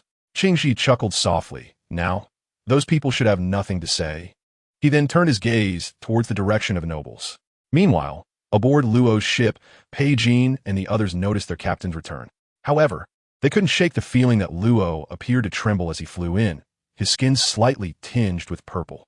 Upon landing on the deck, Luo immediately exclaimed, Bring me some boiling hot water. I'm freezing to death. His teeth chattered as he spoke. At that moment, the crew finally discerned Luo's appearance. They were not mistaken. His face and hands were indeed slightly purple from the cold, trembling all over. Xiaqiduan promptly went to prepare hot water, while Pei Jin placed the bewildered Bipo directly in front of Luo. Luo immediately understood and silently praised Pei Jin. He embraced the warm Bipo and sighed. I feel like I've come back to life. Pei Jin inquired, How was it? Was the general truly powerful? Luo did not respond verbally, merely nodding, until Xia brought a large bucket of boiling water, into which Luo plunged himself headfirst. Moments later, he resurfaced, his face regaining some color as he declared, Incredibly powerful. I still have a long way to go. I need to become even stronger. If others were to learn of Luo's self-assessment, they would undoubtedly criticize him for his modesty. While others might be rendered helpless by the cold, he seemed to wander through the snowy landscape like an ordinary person in winter. Aside from his purple-tinged skin, he appeared largely unaffected. A hot bath quickly revived him. Reflecting on his earlier clash with Qingji, he felt as though Qingji aimed to freeze space itself. He then remarked, First, let's find a place to drop those people off. We will soon face the Navy's pursuit. Bipo obediently made his way to the helm. Pei Jin asked Luo, Do you think the pirate crew, gathered in such numbers, can challenge the Yonko? Hearing this, Luo chuckled softly. Perhaps, before long, this pirate force will cease to exist. He was well aware of Hancock's captain and the formidable crew she commanded, not to mention the powerful women who followed Sean. The development of the Kuja pirates over the years could not be attributed merely to their numbers. They had always aimed to rival the Yonko from the very beginning, though they'd spent years in obscurity. Now, the Kuja pirates were finally revealing their fangs, rising to prominence in the New World. Luo squinted as he gazed into the distance. Soon, they would face a bounty, followed by the world government's recruitment efforts. The sea was once again stirring with hidden currents. Back at the Marine headquarters, Sean was promptly summoned to the office by Kizaru. Upon entering, He found Kizaru scratching his head like a monkey, which made Sean chuckle. Kizaru, irritated, retorted, "Stop laughing. This predicament is all thanks to you." Sean cleared his throat, feigning seriousness. "By the way, did you call me for something?" It's nothing too significant. I just spoke with Qingji over the Den Mushi. He said Luo has escaped, and it's time to issue a bounty." "Luo? What has he done?" Sean asked suspiciously. Although he had instructed Luo to find a way to infiltrate the world government, he had not imposed any restrictions on how he should do so. Kizaru then explained Luo's actions to Sean. Sean chuckled again. "So, he has been plundering those nobles during this time, and he has even abducted those slaves?" Kizaru nodded. "This has caused quite a stir within the world government, and they're demanding we dispatch a general to capture him." Those fellows are quick to criticize. What is next?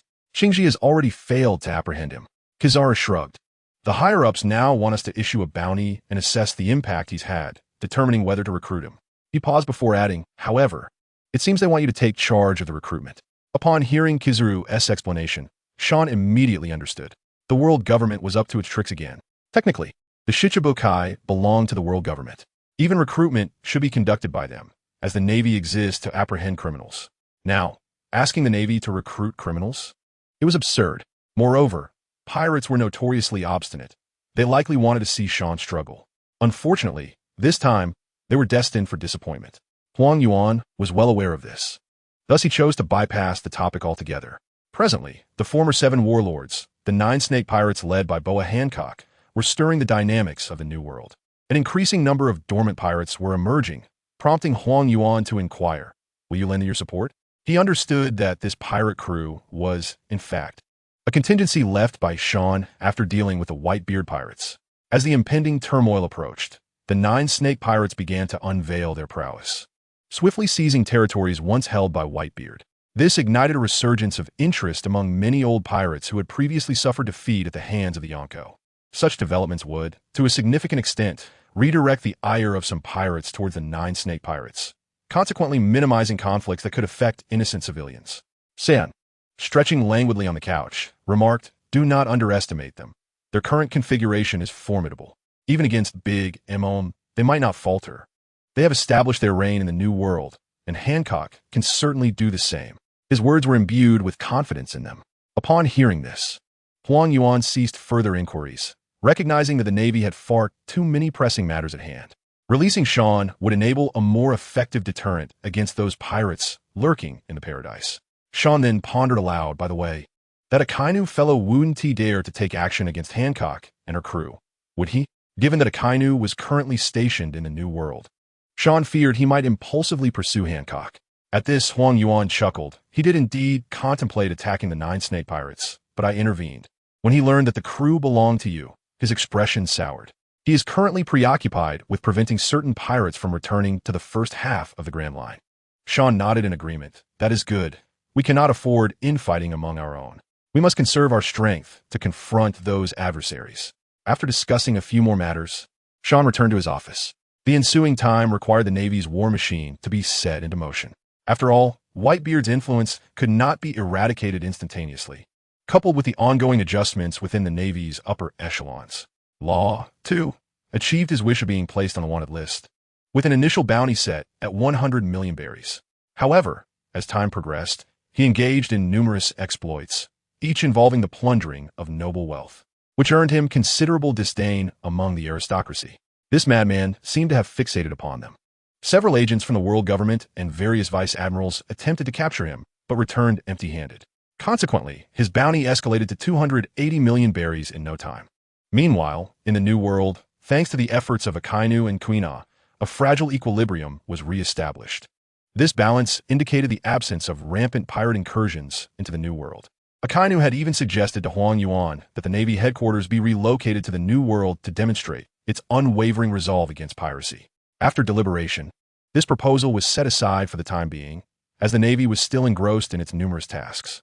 They would revisit the discussion once stability was somewhat restored. At that moment, Sean was en route to Golden City, seeking to recruit Law and to check on Tesoro. Simultaneously, on Nine Snake Island, now relocated within the calm belt of Sea Kings, the geographical environment remained unchanged. At the port, a multitude of women eagerly awaited their empress.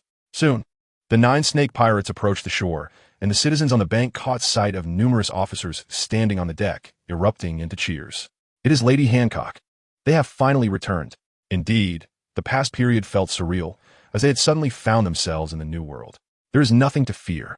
Our Empress is none other than Lady Hancock. The bustling whispers below did not irk Hancock. Rather, she warmly greeted her people. Since stepping onto the national stage, she had garnered countless admirers. Strong, confident, and beautiful, she had become an idol for innumerable women in the nation. Perhaps influenced by Sean during her childhood, she did not harbor the same disdain for the world as portrayed in the original narrative. Instead, she grew increasingly positive, leading her country towards prosperity once more. Hancock disembarked first, followed by Baby 5, Nami, and the disguised Robin and Vivi. Behind them were also the officers of the 9 Snake Pirates, including her 2 younger sisters, Sharpshooter Rodin, combatants Pazaju and Daisy, and the Purple Fangirl, among others. Their names had already resonated throughout the world, each capable of standing alone. Her nation revered martial prowess, and under Hancock's influence, those endowed with extraordinary talent worked even harder, many acquiring formidable devil fruits through her guidance. As the citizens welcomed them, the foremost among them was Granny Garolia, leaning on her purple cane, gazing at Hancock. "Welcome home, Snake Princess." In unison, the citizens echoed, "Welcome home, Lady Snake Princess." Hancock initially felt displeased upon seeing Granny Garolia, but the affectionate reception from her people softened her demeanor.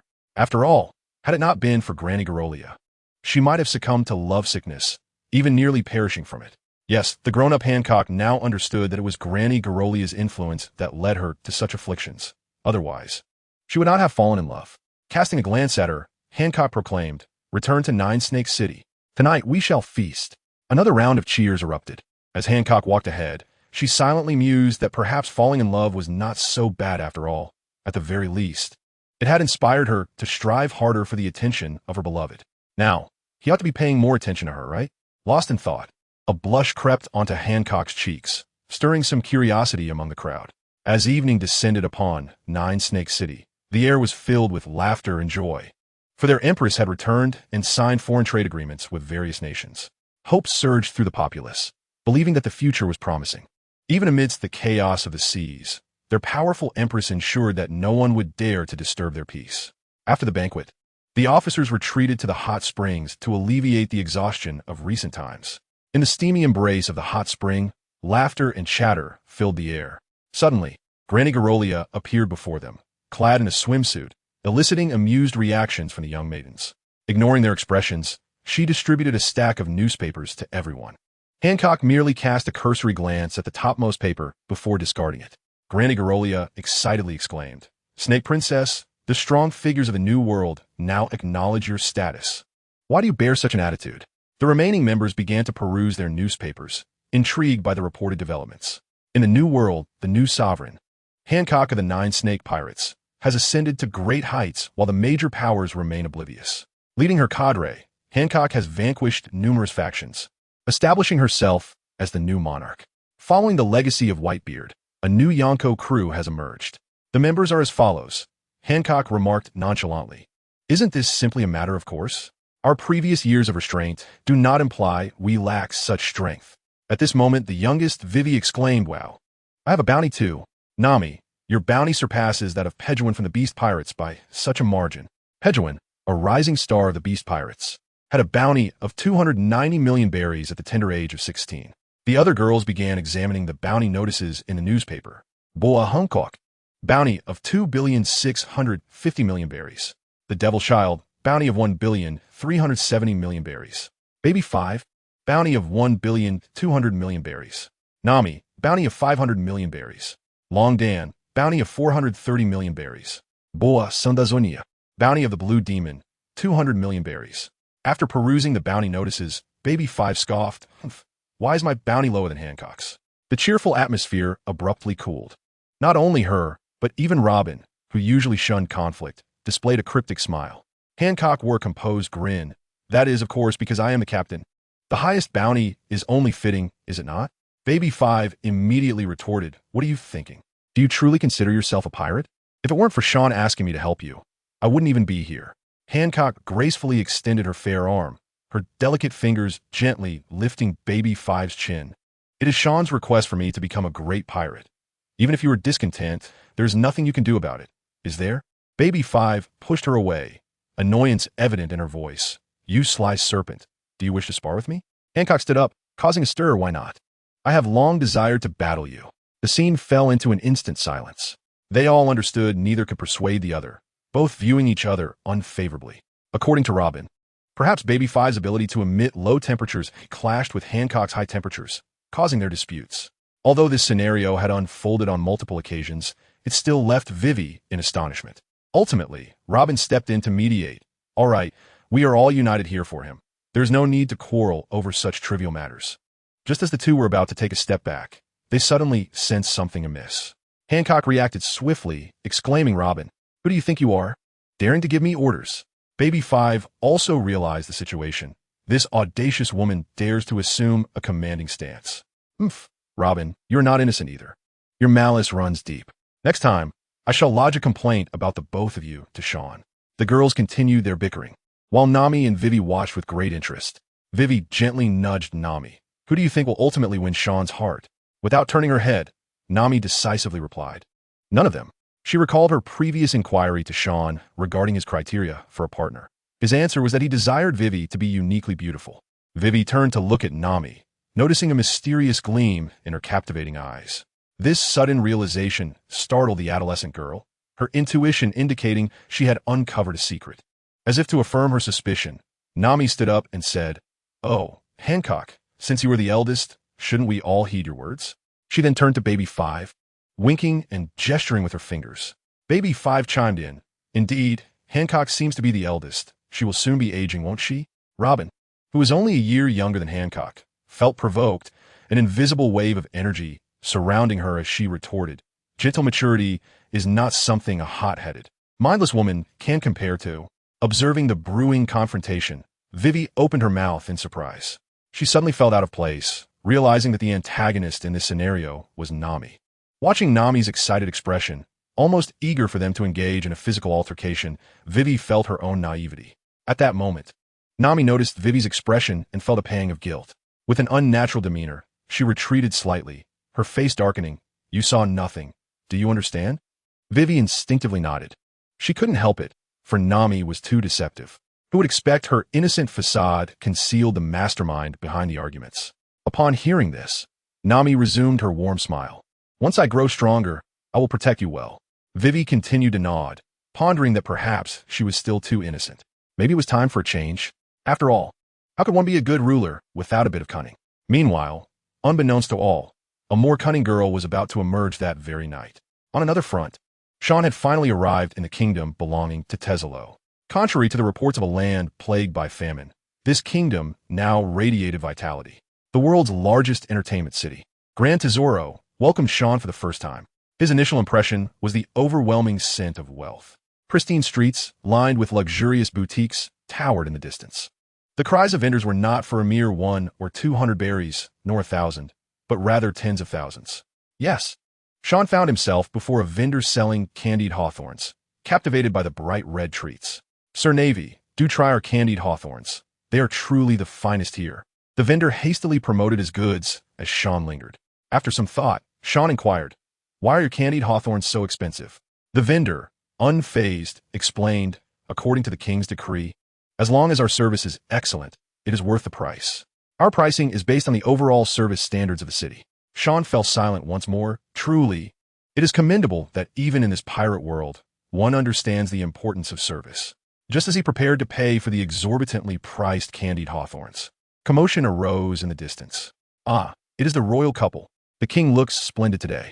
Indeed, the queen remains as gentle as ever. Sean looked up to see a man clad in a purple suit, sporting slicked-back hair, leading a graciously dressed woman in a purple gown approaching him. Upon reaching Sean, the man addressed the vendor. This marine admiral wishes to enjoy candied hawthorns. Please charge it to my account. With that, he directly took a few candied hawthorns, and just as Sean was about to take them, Tesalo promptly handed them to the woman beside him, Stella. Sean's movements froze, astonished to see that the once reserved, big-eyed youth had now become one to flaunt his affection openly in public. With a slight hum, he casually turned toward a nearby stall, picked up a candy hawthorn, and began to munch on it. Observing this, Stella stifled a light laugh and nudged her husband, playfully chiding him. You should pay attention. Didn't you know to introduce Mr. Sean first? Teselo turned to see Sean, his expression dark as he gnawed on the candy. Instantly, his smile faltered, and he awkwardly apologized. My apologies. It's just a habit. How about we head to our home first? Very well, Sean replied, harboring a slight annoyance and signaling for him to lead the way. The group then moved towards the distant vehicles. Indeed, a steady stream of traffic was present, but no longer were there human-drawn carriages as in the original narrative. Instead, they utilized the power of the island's shells. As they walked, a wave of chatter erupted among the onlookers. Goodness, I thought that naval officer looked familiar, but I didn't realize he was the new admiral. Indeed, he seems rather aloof. What is the big deal? I saw Admiral Akina here last year. The crowd buzzed with excitement, and Sean, not too far off, overheard their conversation. His confident presence here and the invitation to Teselo's home stemmed from the fact that many naval officers frequented this location. After all, the pressure on the Navy was considerable, and taking time to relax was essential. Sean even noticed some aristocrats gazing at him with envy, yet they dared not utter a word. Upon entering the vehicle, a woman donned in a cheapao was at the wheel. Sean exchanged glances with Teselo, silently inquiring about her trustworthiness. Teselo assured him, Rest easy, Mr. Sean. Becerra is one of us and has been a great help over the years. Nodding in agreement, Sean dismissed any concerns. Stella remarked, It's been a long time. I must say, Mr. Sean, you still exude an aura of immense strength. Teselo concurred, Indeed, I sensed your power back then, and even now, you still project that formidable presence. Sean's lips twitched in annoyance as he retorted, I've subdued my aura. How could you possibly sense my strength? Spare me the theatrics. Stella chimed in to clarify. Not at all, Mr. Sean. It's simply the direction in which I have developed my observation hockey. I can easily perceive the strength of others, even from a distance. Teselo nodded, unfazed by the conversation. Meanwhile, Becerra, who was driving, experienced a storm of emotions within. She was acutely aware of her superior's formidable prowess, a force that could suppress any nefarious elements with ease. The covetous individuals eyeing this phoenix-like nation were numerous, yet they remained unscathed, not due to the world government, but because of the couple's extraordinary strength and synergy, which was far more than the sum of its parts. Moreover, she seemed to understand the implications of Teselo's earlier words about having connections above. Could it refer to this admiral? Hesitant and uncertain, she struggled to confirm. Understanding the current status of the nation was not something a mere admiral could influence. Perceptive Stella noticed Becerra's reaction and softly said, Mr. Sean, she is our trusted aide. There are matters I believe she should be informed about. Is it all right if she stays? Sean glanced at her and nodded. Of course, she is your subordinate. You may share whatever you wish. Even if it becomes public, it matters not. His words brimmed with confidence, leaving Teselo and Stella momentarily dazed. Teselo chuckled wryly, Mr. Sean.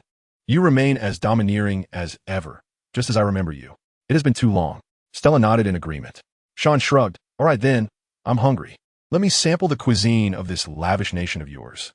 With that, Becerra led the way once more, winding through the corridors until they arrived at the entrance of a grand banquet hall, pushing the door open.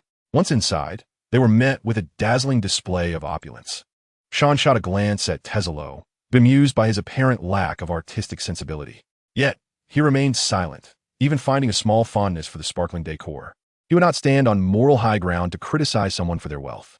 After all, Teselo had the responsibility of supporting the entire Navy, and he couldn't afford to be overly sentimental. Soon, Sean noticed a figure on a sofa not far away, clad in long sleeves and jeans, topped with a spotted hat, with a long blade resting beside him. Who else could it be but Law? Notably, 2 companions and a bear accompanied him. Law, initially lounging casually, sprang to his feet upon seeing Sean, startling his friends, who realized their captain seemed somewhat intimidated. And Mr. Sean, it's been ages, Law stammered, beads of cold sweat forming on his brow. It was understandable. Sean was not only a savior, but also a haunting reminder of their grueling training sessions. Those were hellish days, and without that rigorous training, Law might not have developed the discipline necessary for his self-improvement. By that time, he had already become accustomed to various forms of training. Seeing Law's demeanor amused Sean, and he teased, What is this? Our big shot is nervous? I heard from Akiji that you've been quite the braggart. Law chuckled nervously. Please, don't joke. I'm still the same young man as before. Internally, Law was cursing Akiji for the embarrassment. In his life, there were two individuals he held in the highest regard. Razanani, who had illuminated his darkest moments, and Sean, who had given him a new lease on life when he yearned for hope, yet felt powerless. Thus, his nervousness stemmed from a deep respect for Sean. For someone like Law, who had once walked the precipice of despair, the emotional bond with those who had pulled him back was profound. Sean waved his hand dismissively. Enough of that. You're a man of responsibility now. Don't stutter in front of your crew. It diminishes your captain's authority. At that moment, Luo's companions were utterly flabbergasted. They never anticipated that the individual Luo often spoke of was, in fact, Sean. It is indeed sufficient to claim that he is qualified to be an admiral, considering he has saved so many lives. However, when it comes to Sean's exceptionally remarkable achievements, there seems to be a lack. Although he has faced numerous formidable opponents and even captured several escapees during the previous conflict with the Whitebeard, it hardly struck them as extraordinary. The notion that such an unremarkable admiral could elicit such treatment from their captain made them instinctively tense. Luo, subconsciously glancing at his companions, felt his face flush with embarrassment, realizing that his timid side had been exposed. Sean, noticing Luo's discomfort, turned to Bakera and said, "Quickly, bring out the food. I am on the verge of starvation." Bakera nodded vigorously, not daring to delay in the slightest. Subsequently, everyone settled on the sofa beside the dining hall, with Stella preparing a cup of tea for Sean. Upon tasting it, Sean gave a thumbs up, remarking, "This is splendid. It has diminished Taizolo's nouveau riche demeanor." Taizolo, somewhat embarrassed, scratched his head and replied, "Well, it's decent, I suppose."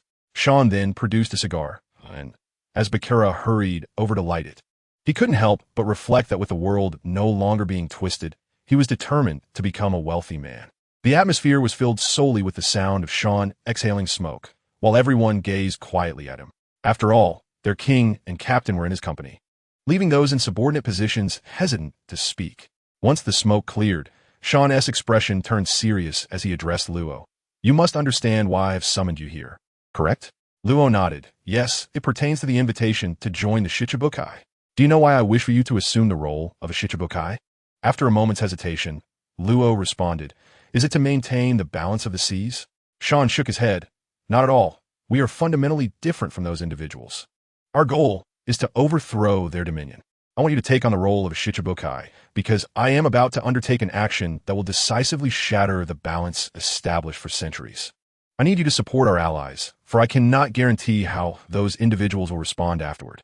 After his words, everyone exchanged glances, while Taizolo and Stella appeared elated. Before Luo could respond, Sean continued, "In due time, I will arrange for you to meet him. Do not be anxious." Sean then turned to Taizolo and his wife. "How have you both fared over the years? Can you sustain this for several years?" They were all aware that Sean was alluding to the Navy's military funding. Taizolo, with pride on his face, declared, "You underestimate us. I can support the entire Navy for as long as I live." Sean grinned. "See, I always knew you had it in you. But we merely need your financial backing during the transitional phase. Once we establish a new order, everything will be fine." Stella softly inquired, "Are you going to announce your secession now?" "No. I will formally declare the Navy's independence after I eliminate that individual." Upon hearing this, aside from a few who were in the know, the rest of their subordinates were bewildered. After listening to Sean, they suddenly grasped the gravity of the situation. Pekin stammered, looking at Luo, "Captain, are we to oppose the world government?" Although they had developed some suspicions over the years, the confirmation of such news left them astounded. The world government was an absolute behemoth. For centuries, no one had been able to challenge it, not even the king of pirates. A single navy could deal with Roger. Now that Sean spoke of seeking naval independence, it was tantamount to positioning themselves against the world government. How could this not astonish them? Taizolo and his wife had been aware of this all along, and thus Taizolo asked, "Are you targeting someone? Is there a place for us in this?" Sean shook his head and pointed to the sky. "This time, the target serves as a test to gauge those individuals' depth. I will personally take action." The astute Stella pondered this, realizing that if Sean was to act personally, it could only pertain to the highest echelons of power. Having dealt with the world government over the years, they were certainly familiar with those figures. Cautiously, she asked, "Is it one of the 5 elders?" Sean nodded, admitting that he indeed wished to support Eneru's ascension. However, reaching that position was not solely a matter of merit. Yet, he knew he had to engage with them to ascertain their capabilities. As for whether Eneru could seize this opportunity to rise, He held no great hopes and decided to leave it to fate. Pekin and Shachi were baffled, wanting to ask but feeling hesitant. Eventually, with Sean's tacit approval, Bakara began to explain to them. They were the 5 individuals who represented the highest authority of the world government, known as the Gorasii. At last, they comprehended the weight of the situation. Good heavens, was he truly going to confront these figures directly? A sense of anticipation began to stir within them. Unaware of their internal musings, Sean raised 2 fingers. In 2 years, I will deal with one of them. Although my plan is foolproof, it is precisely because it has no loopholes that I will be the only one they suspect. When that day arrives, it will mark the official rift between the Navy and them.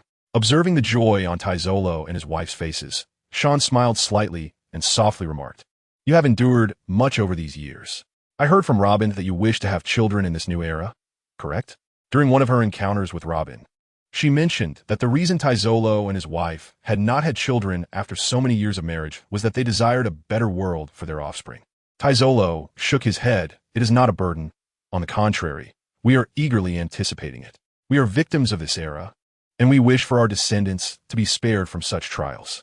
Stella, holding Taizolo's hand, smiled gently and said, "Indeed, we are fortunate to have been saved and granted new life by Mr. Sean. Compared to waiting for a time, we are simply incredibly fortunate." Yes, this couple never believed that the amount of money they earned held any significant value. Even Taizolo did not think his contributions to Sean were particularly remarkable. As Stella put it, they were merely fortunate. Countless individuals possessed business acumen on the seas, yet they were the ones chosen. Taizolo deeply resonated with this sentiment. He could hardly imagine what his fate would have been had he never encountered Sean. Perhaps he would have achieved some measure of success, as Sean had predicted. Yet, by then, his beloved would no longer be at his side, rendering all achievement meaningless. Lost in thought, the couple intertwined their fingers again, gazing affectionately at one another. This scene left Sean somewhat bewildered, and he soon donned a mask of mock pain, exclaiming, "Enough! Do not flaunt your affection in front of this single nobleman." Pekan and Shachi gazed enviously at Taizolo and his wife, longing for such love. Hearing Sean refer to himself as a single nobleman, they could not help but respond with a hint of bitterness. "Indeed, we are single nobles. Quite illustrious, indeed." Luo glanced at his unrestrained companions, who had just resumed their antics. "According to Mr. Shaowen, you are merely single dogs at best." Xiaqi's expression stiffened. "What's the difference?" With utmost seriousness, Luo explained to his companions.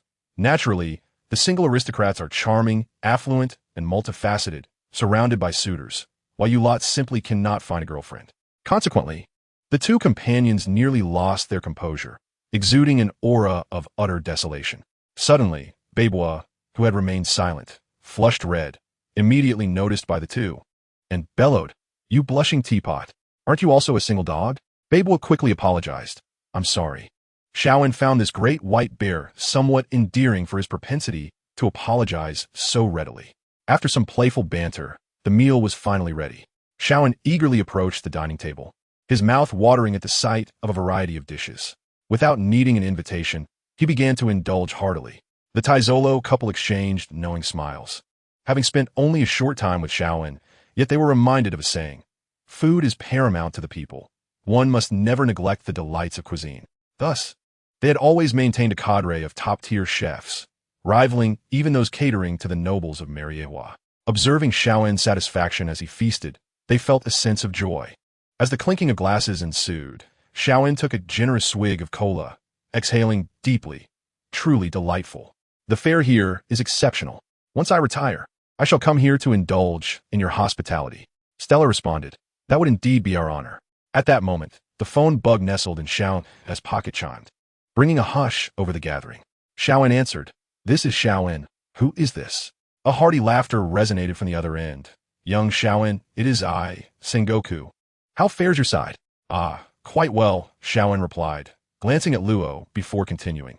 "As for our Navy's military funding, it is all prepared." Sengoku had initially called to check on his grandson's well-being and to engage in conversation.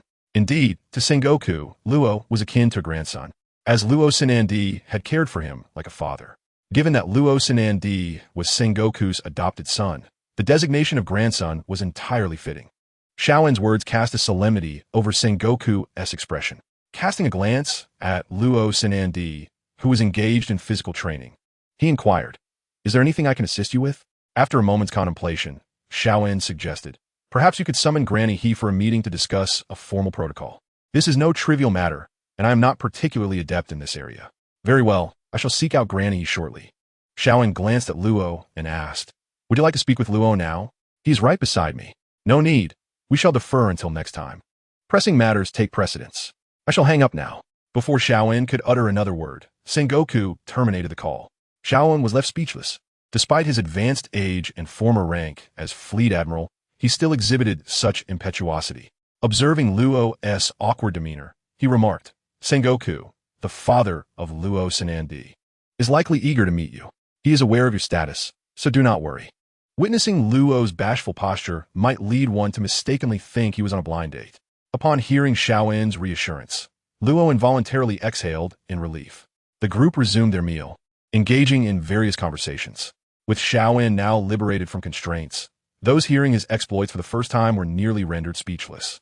Yet, once they recovered, a sense of excitement coursed through them. As evening descended, Xiaoen retreated to the room prepared for him by the Taizolo couple to rest. The following morning, he bid farewell to his hosts, and with a flash of blue light, vanished before their eyes. Taizolo, holding Stella's hand, remarked, it seems we are on the brink of witnessing history. Stella, equally intrigued, responded, indeed, it is quite exhilarating. Luo also took his leave from the group, having just accepted the invitation to join the warlords of the sea. During this time, he must diligently seek a base of operations. Otherwise, he would feel out of place amidst others who have secured their own. However, some nations are not particularly opposed to the warlords, generally located in maritime regions of trade civilization. With the protection of the warlords, they may even find it beneficial. Upon Xiaoen's return to headquarters, he first sought out Kizaru. So, you're preparing for battle during this period? Kizaru scrutinized Xiaoen with suspicion, sensing he was seeking an excuse to slack off. In truth, Kizaru had misunderstood Xiaoen. He genuinely intended to utilize this time to make further advancements. Over the previous period, he had accrued a significant number of plot points and wished to squander them to elevate his combat prowess. At present, everything was in place, save for the favorable wind, which in this instance was his sheer strength, and he could not afford to let that slip. I must seize every moment to enhance my abilities before Enel issues his notification. After all, once I deal with that old fellow, it may be the time for a complete rupture. With that, Xiaoen narrowed his eyes. Leaving the world government might sound simple, akin to issuing a declaration, yet in reality, it was exceedingly complex, not to mention the numerous naval forces stationed near the territories of those allied nations. Even places like Judicial Island are jointly governed by world government officials and the Navy. Thus, Xiaoen added, during this time, I will rely on you to discuss matters with them and prepare those vice admirals psychologically, so they are ready. Kizaru pondered for a moment, then set aside his previous demeanor, responding earnestly, I understand. During this period, I will inform them of the situation. With Xiaoen's advance notice when the time came, they would not be caught off guard. After discussing further details with Kizaru, Xiaoen took his leave, intending to return to his training, striving to achieve the feat of sinking an island. In the year 1520 of the sea calendar, numerous events transpired upon the ocean. For instance, changes in the New World. Currently, the base commander of the G5 branch is Ace, who has already attained the rank of Rear Admiral, although he has not yet reached the level of Vice Admiral. With Xiaoen's presence, no one dared to undermine him. Coupled with Ace's jovial disposition, they quickly formed a strong camaraderie. During one patrol, they nearly took down the drought-stricken Jack, earning the admiration of the base's soldiers. The sea has always revered the strong. A legend has even circulated within the Navy that the commanders of G5 may be trained to the standards of admirals. Otherwise, how could the revolving door of Rear Admirals be filled with such formidable individuals? Xiaoen, for instance, directly withstood the four emperors Kaido. Crocodile orchestrated the downfall of numerous old-world pirates, hastening the emergence of the four emperors, with Crocodile deserving half the credit for the subsequent reshaping of the New World. As for Kuina and Dasky, their tenure was marked by widespread lament. First, Dasky, with her penchant for collecting notorious blades, had become infamous throughout the New World. Even those armed warriors dared not traverse the waters overseen by G5. Meanwhile, Kuina shone the brightest. Over the past 2 years, she made tremendous strides, even daring to challenge Mihawk. The battle raged for a full 7 days, and the title of the world's greatest swordsman was sufficient to capture the attention of nearly everyone on the planet. Regrettably, Gu-ina fell short, declaring that she would inevitably dethrone Hawkeye within a year. Hawkeye, rekindled with an old fervor, confessed that his victories stemmed from his wealth of experience. While Gu-ina possessed formidable strength and haki, her technique lacked the finesse he showcased, and he acknowledged her as a worthy adversary. This revelation sparked anticipation among the masses, pondering whether Gu-ina could indeed triumph over Hawkeye in a year's time. This prospect ignited a longing within Zoro, who had been lost in the East Blue for several years. He resolved that he must escape this realm this year. Gung Silang wore a complex expression, as his family had forged swords for generations, and he never expected such a powerful swordsman to emerge. This realization filled him with pride, yet a tinge of shame, recalling his earlier dismissal of Gu-ina's potential. The situation was even more dramatic with Ace, as many were aware of his long-standing rivalry with Jack. Their clashes dated back to Ace's time as a Marine recruit when he had shattered Jack's ivory during their first encounter. Now, many in the New World mocked Jack's bounty of 1 billion, noting that 900 million of that was merely the value of his ivory. Some nobles even jested about purchasing Jack's ivory, inciting Jack's fury to confront them directly. Recently, the atmosphere among the higher-ups of the Navy had grown increasingly peculiar. Officers below the rank of admiral sensed something amiss, yet could not pinpoint the source of their unease. They simply noted the escalating busyness of the upper echelon, unaware of the nature of their activities. It was reported that several vice admirals had clashed with officials from the world government. This was not surprising, as those who joined the Navy in such an environment were driven by an unwavering sense of justice. Otherwise, who would willingly offer their lives? If one sought wealth, becoming a bounty hunter would suffice, and if one desired status, they could easily align themselves with a powerful nation. This discontent among the soldiers bred unease, with rumors circulating that Admiral Kazuru nearly clashed with Steelbone Kong in Mariehua, leaving them uncertain of its veracity. Nevertheless, it was clear that they were increasingly targeted by the CP organization, deepening their disdain for its rulers. They could not comprehend why CP agents frequently interfered with their missions, and they found it easier to blame their leaders. Meanwhile, the pirates in the New World sensed an impending storm. Recently, many had settled down considerably. Even Kaido refrained from causing chaos in the first half of the Grand Line. He did not attempt to seize Caesar, primarily due to his son Yamato's warning that he should refrain from reckless behavior for the next 2 years. Otherwise, he would not be able to properly send him off in death. This news ignited Kaido's fury, leading him to attempt suicide multiple times in a fit of rage. Yet, this warning lingered in his mind. After consulting with Jin, he reluctantly chose to heed it, fearing manipulation, having witnessed the fate of Whitebeard. Caesar, the scoundrel, awaited the longed-for Kaido, but after entering prison, he cursed Kaido's ancestors thoroughly. Impel Down also felt an unusual aura, though those outside remained oblivious to the circumstances. As for the pirates, they too faced a significant reshuffling of power. 2 years had passed, and the world government had once again recruited 2 warlords of the sea, both of whom were supernovas from the previous year, Trafalgar Law and the noble pirate Cavendish. Indeed, Cavendish had ascended to the status of warlord, likely due to the influence of his fanbase, while Law sought refuge in nation. The landscape of pirate factions in the New World had become increasingly tumultuous. Since the fall of Whitebeard, his remnants seemed to have vanished, leading to a brief period of upheaval. It was the 9 snake pirates, akin to sovereigns, who swiftly quelled the chaos in Whitebeard's territory. Following the confrontation with the Big Mom pirates, Hancock solidified her position as the 4th Empress of the Sea. The rivalry between these 2 pirate crews persisted, with both a queen and an empress vying for supremacy.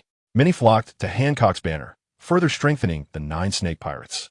Meanwhile, the Revolutionary Army, a faction that had long operated in the shadows, grew increasingly brazen. Their actions over the past 2 years had become overt, with some leaders openly addressing a nation, inciting discord between the populace and the royal aristocracy. This development caused considerable distress for the world government. At this moment, outside the residence of Sean at the Navy headquarters, the area had remained deserted for quite some time. Even food deliveries were personally managed by Admiral Kuro. Now, the sound of a transponder snail echoed, with Kuro awaiting it with a serious demeanor. Nearby, Admirals Akiji, Akainu, and Fleet Admiral Kazuru maintained a solemn watch. Perhaps due to Sean's training of several subordinates who had become capable in their own right, there was no need for the admirals to disperse. They remained on standby at the headquarters, gathered for what could be a significant occasion. A rhythmic thumping resonated from inside the room, akin to a heartbeat, sending a shiver through them as their hearts seemed to synchronize with the resounding pulse. The heartbeat quickened, causing their faces to pale slightly. This was no mere illusion. They sensed their own hearts racing, as if they might leap from their chests at any moment, just as they felt they could not endure any longer and considered departing. The rapid heartbeat abruptly ceased. As they exchanged bewildered glances, the creaking of a door echoed. They turned to see Sean, his formerly short ponytail, now cascading down. Silver hair flowing in the breeze, clad in shorts and a short-sleeved shirt, resembling an ordinary neighbor. Kuro did not sense the formidable presence that Sean had exuded upon his previous emergence from seclusion. Instead, he felt an overwhelming sense of normalcy. Yet, each of them sensed an undeniable strength emanating from Sean, a strength that seemed boundless, as if time alone could amplify it. Leaning against the doorframe, Sean inquired about the transponder snail in Kuro's hand, asking if news from Enel had arrived. The incessantly ringing transponder snail showed no signs of quieting, and Kuro promptly handed it over, declaring that it was indeed a message from Enel. This transponder snail had been entrusted to Kuro by Sean, who instructed him that when this ordinary transponder snail rang, it would signal the commencement of an offensive. Sean promptly answered the call, asking directly, "Are we ready to move?" On the other end of the phone, the voice resonated with a deep tone. "Yes, one of them will pass by the designated route today. Sans mail brody. All right. Stay safe. I am on my way." With that, he abruptly terminated the call. The speaker was none other than Lucci, whose voice Sean had recognized. This was merely an ordinary phone call. There was no need for Sean to engage in extensive conversation. He glanced at the others and shrugged. "Did you all hear that? Prepare yourselves for what lies ahead." Upon hearing this, the group felt a weight in their hearts, realizing that the anticipated day had finally arrived. There was no sense of reluctance, merely a feeling of unpredictability, especially for Akainu, who could have never imagined that this individual he first met, who was still a lieutenant, was manipulating the course of this world, even engaging in a silent struggle against the shadowy figures of the world government. As he learned more over the years, he increasingly felt his own insignificance. The relentless march of time does not pause for individual wills. If he wished to enact justice, change was imperative. Otherwise, even if the Navy succeeded this time, the future could easily see their downfall. The power of the common folk he had witnessed over the years made even him tremble. These were the same people who had toppled one nation after another. In this world, the ordinary was the norm, and should they adopt the arrogance of the world government, they would inevitably face a similar downfall. Was not Sean a prime example of this? Was he not a commoner?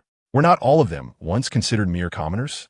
Thus, upon awakening to this truth, Akainu became increasingly benevolent, no longer adhering to the belief that it was better to kill 10 innocents than to let one guilty escape.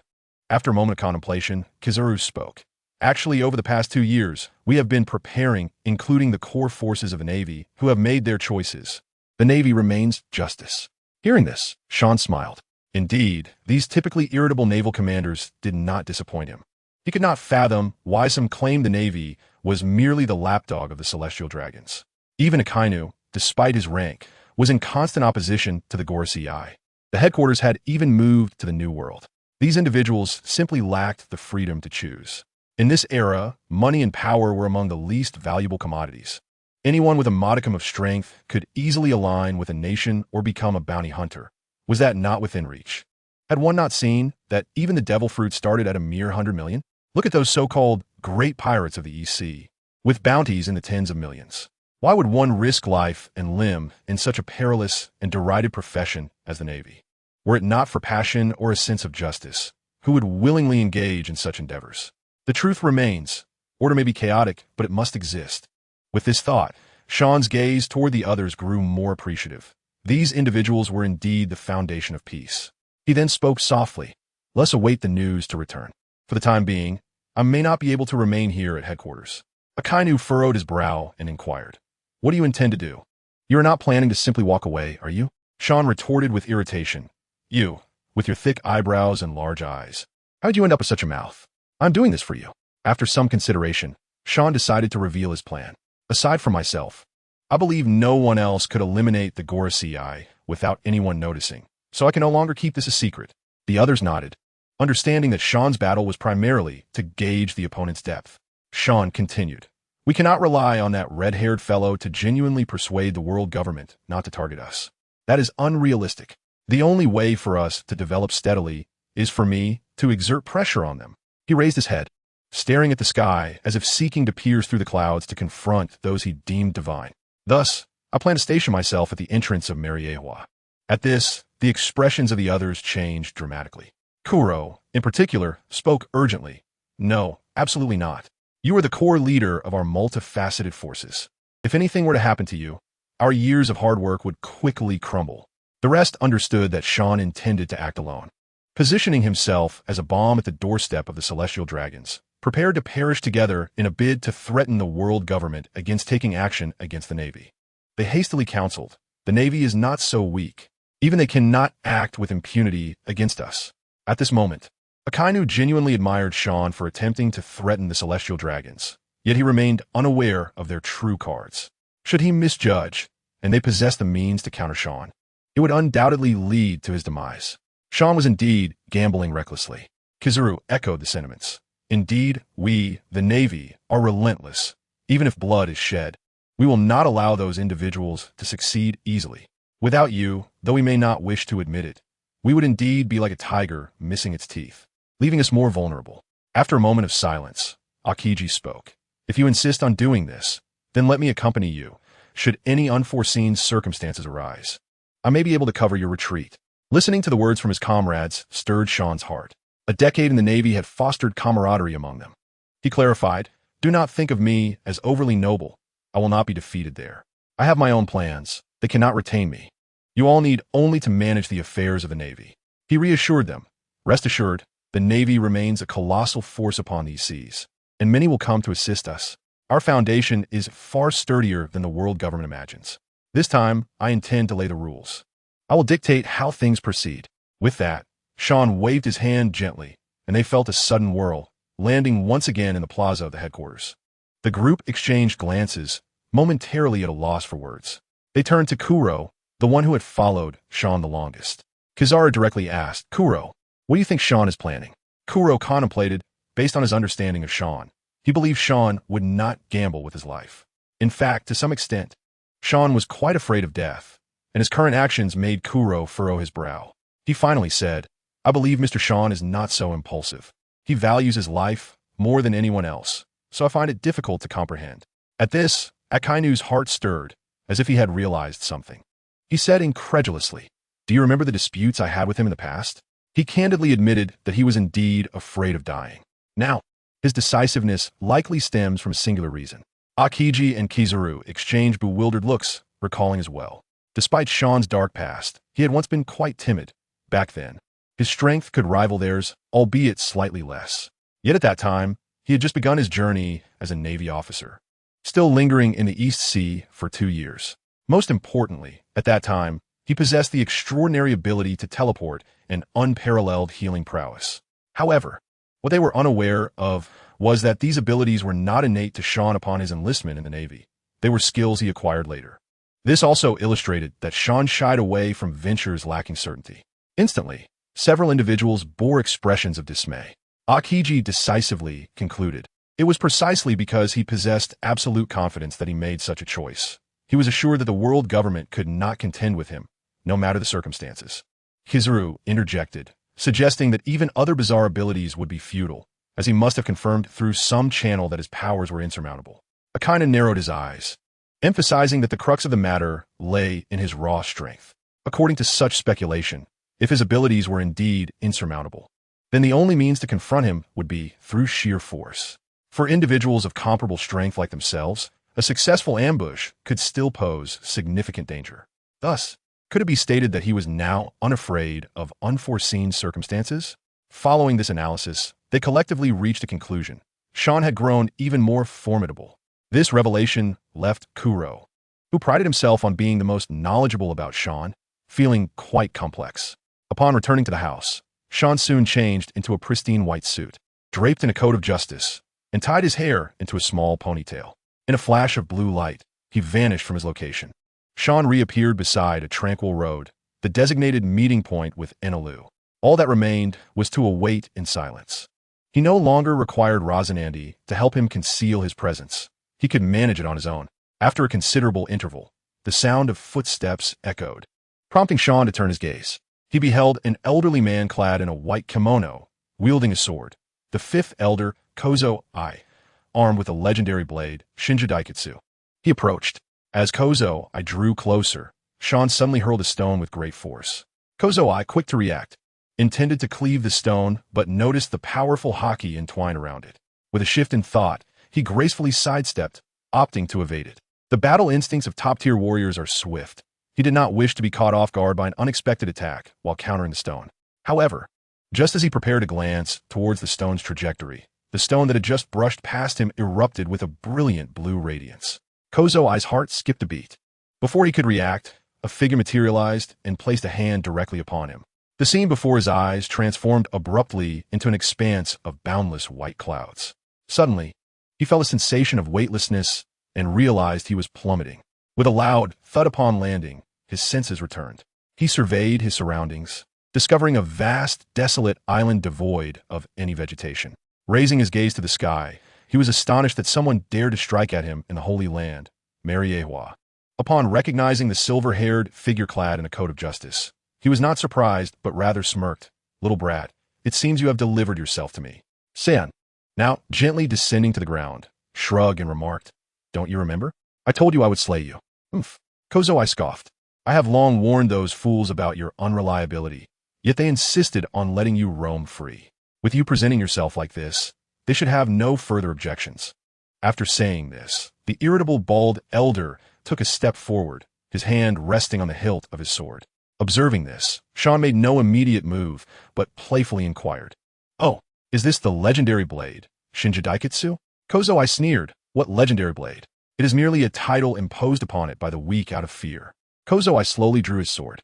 In an instant, the very earth seemed to tremble as the waves in the distance surged violently. As the blade emerged, it radiated a crimson glow, accompanied by an overwhelming aura that threatened to suffocate. When the sword was fully drawn, its might peaked, causing the ground to crack, with loose stones trembling ominously. Yet, once they rose to a height of merely 10 centimeters from the ground, they were crushed into dust by this overwhelming pressure. Scattering in the wind, Sean raised an eyebrow. "Interesting. Is this not the color of Conqueror's haki?" Kozo I narrowed his eyes and coldly laughed. "Only the weak cling to such notions of qualifications. Are you so naive? Come now, let me see your blade. You are a swordsman as well, are you not?" Sean pondered for a moment, realizing that his objective today was to gauge this man's strength, not merely to eliminate him. Hence, he unsheathed the blade that had long remained dormant at his side, devoid of any extravagant display. Kozo I raised an eyebrow. "Indeed, you wield the most exquisite blade. Mikazuki Munikika." Sean gently caressed the blade. "This is a gift from my family for my coming of age. It will not easily be overshadowed by your sword, will it?" As if in response to Sean, Mikazuki Munikika emitted a soft chime. Its blade shimmered with a radiant glow, absorbing Sean's haki, the already exquisite blade. Adorned with the emblem of 3 crescent moons, erupted with a constellation of light. Sean nodded in satisfaction. During his time in Shimizuki village, he had encountered an old man who spoke of swords possessing their own personalities. He advised not to fear a sword merely because it followed its own destiny. That old man was someone whom both Sean and Zoro would seek out for conversation. At that time, the young Zoro struggled to comprehend the elder's wisdom, but Sean, being older, understood it well. However, it was only after the old man passed away that Sean realized he was the legendary swordsmith, Shimatsuki Kozaburo. Reflecting on the late master, Sean felt a pang of melancholy. Had he awakened more abilities earlier, perhaps the old man could have lived a little longer. "You little brat, are you seeking death? Daring to space out?" Kozo I, witnessing Sean's moment of distraction, erupted in fury, akin to a raging demon. The very land quaked in fear. Sean was jolted back to reality by this roar, frowning in displeasure. "What? Is being loud so impressive? You seek death." With that, a dark crimson aura emanated from Kozo I, seemingly merging with the sword in his hand. Instantly, the ground beneath him collapsed within a 10-meter radius, a result of the pressure exerted by the aura from his blade. With a thunderous roar, as if a bloodthirsty vampire, the sword absorbed the crimson essence, transforming Kozo I's eyes to a ferocious shade of red. It sparkled ominously, reminiscent of Conqueror's haki, yet Sean discerned that it was not. Rather, its hue was even darker. An unmistakable aura of murderous intent flooding his mind. In the next moment, Kozo, I swung his sword horizontally, unleashing a devastating strike toward Sean, darkening the skies. The ground beneath, even without directly encountering the strike, dissolved into nothingness like melting snow. Wherever the attack passed, nearly a meter of earth was eradicated, demonstrating the terrifying nature of the blow. Sean raised his eyebrows. While the strike was formidable, to him, it was merely that, formidable but not insurmountable. With a reverse grip on the blade, the tip aimed directly at Gue Zong. It seemed to Sean as though he wielded not a knife, but rather a sniper rifle. The power of the blade and gun converged. A white light shimmered at the blade's tip, which suddenly erupted into a beam no thicker than a thumb, hurtling straight toward Gue Zong. The colossal strike, imbued with a savage aura of destruction, met this swift beam and, akin to a hot knife slicing through butter, cleaved effortlessly through it without a moment's pause.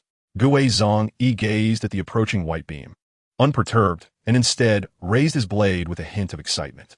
This speed, though remarkable, was not insurmountable. He lifted his ink-colored sword, its edge aimed directly at the thumb-sized beam. Accompanied by a thunderous explosion, the clouds above were scattered by the force of their initial clash. A massive shock wave emanated from the center of the island, sending turbulent waves crashing against the shores, causing the ocean to momentarily flatten into a mirror-like surface beside the island. As dust filled the air, obscuring the figures of the two combatants, a sudden gust of wind whisked the debris away, revealing their stances, blades at the ready. San, disappointment etched on his face, looked at Gue Zong and uttered, "Is that all?" For Sean had observed that despite Gue Zong's successful defense, his legs had carved deep furrows into the ground, dragging him back nearly 100 meters. This made him question the necessity of his earlier caution. His opponent did not appear as formidable as he had anticipated. Though Gue Zong seemed stronger than the likes of the Huang and other powerful beings, he reminded Sean of his initial encounters during his journey. Powerful, yet barely managing to breach the combat ceiling of this vast ocean. This was not a battle determined by sheer numbers. Sean even speculated that perhaps Rox had possessed similar strength back in the day. Unbeknownst to Sean, he had since grown significantly stronger, having transcended that very threshold through his enhanced physique. Initially surprised by Sean's stillness, Gue Zong's astonishment quickly transformed into rage upon hearing Sean's taunt. The minor insult ignited a fierce determination within him. "You little brat, you're courting death." In the next moment, dark red waves of energy enveloped Gue Zong, his veins throbbing with intensity, and his kimono fluttered as if stirred by an unseen wind. With a thunderous stomp, he charged towards Sean, his blade shrouded in dark crimson mist, rising in an upward arc as if to cleave Sean in two. Sean shook his head, retracting his blade, and extended a single finger, infused with an aura of dominance, lightly touching the edge of Gue Zong's sword. The collision produced a resounding explosion. The ground surrounding Sean crumbled as if struck by a cataclysm, fissures forming like gaping chasms. Gue Zong could hardly believe the scene before him. True sword masters engaged not merely in slashes, but in close-quarters combat, with a force unleashed in each clash far surpassed that of mere slashes. Should one party falter, the consequences could be fatal. Though trembling from exertion, Gue Zong found that Sean's finger remained utterly unmoved. Gritting his teeth, he bellowed, "Drive it home." Yet, despite his desperate struggles, he could not advance an inch. With a hint of pity, Sean remarked, "Are the remaining 4 members of the world government's highest authority of your caliber?"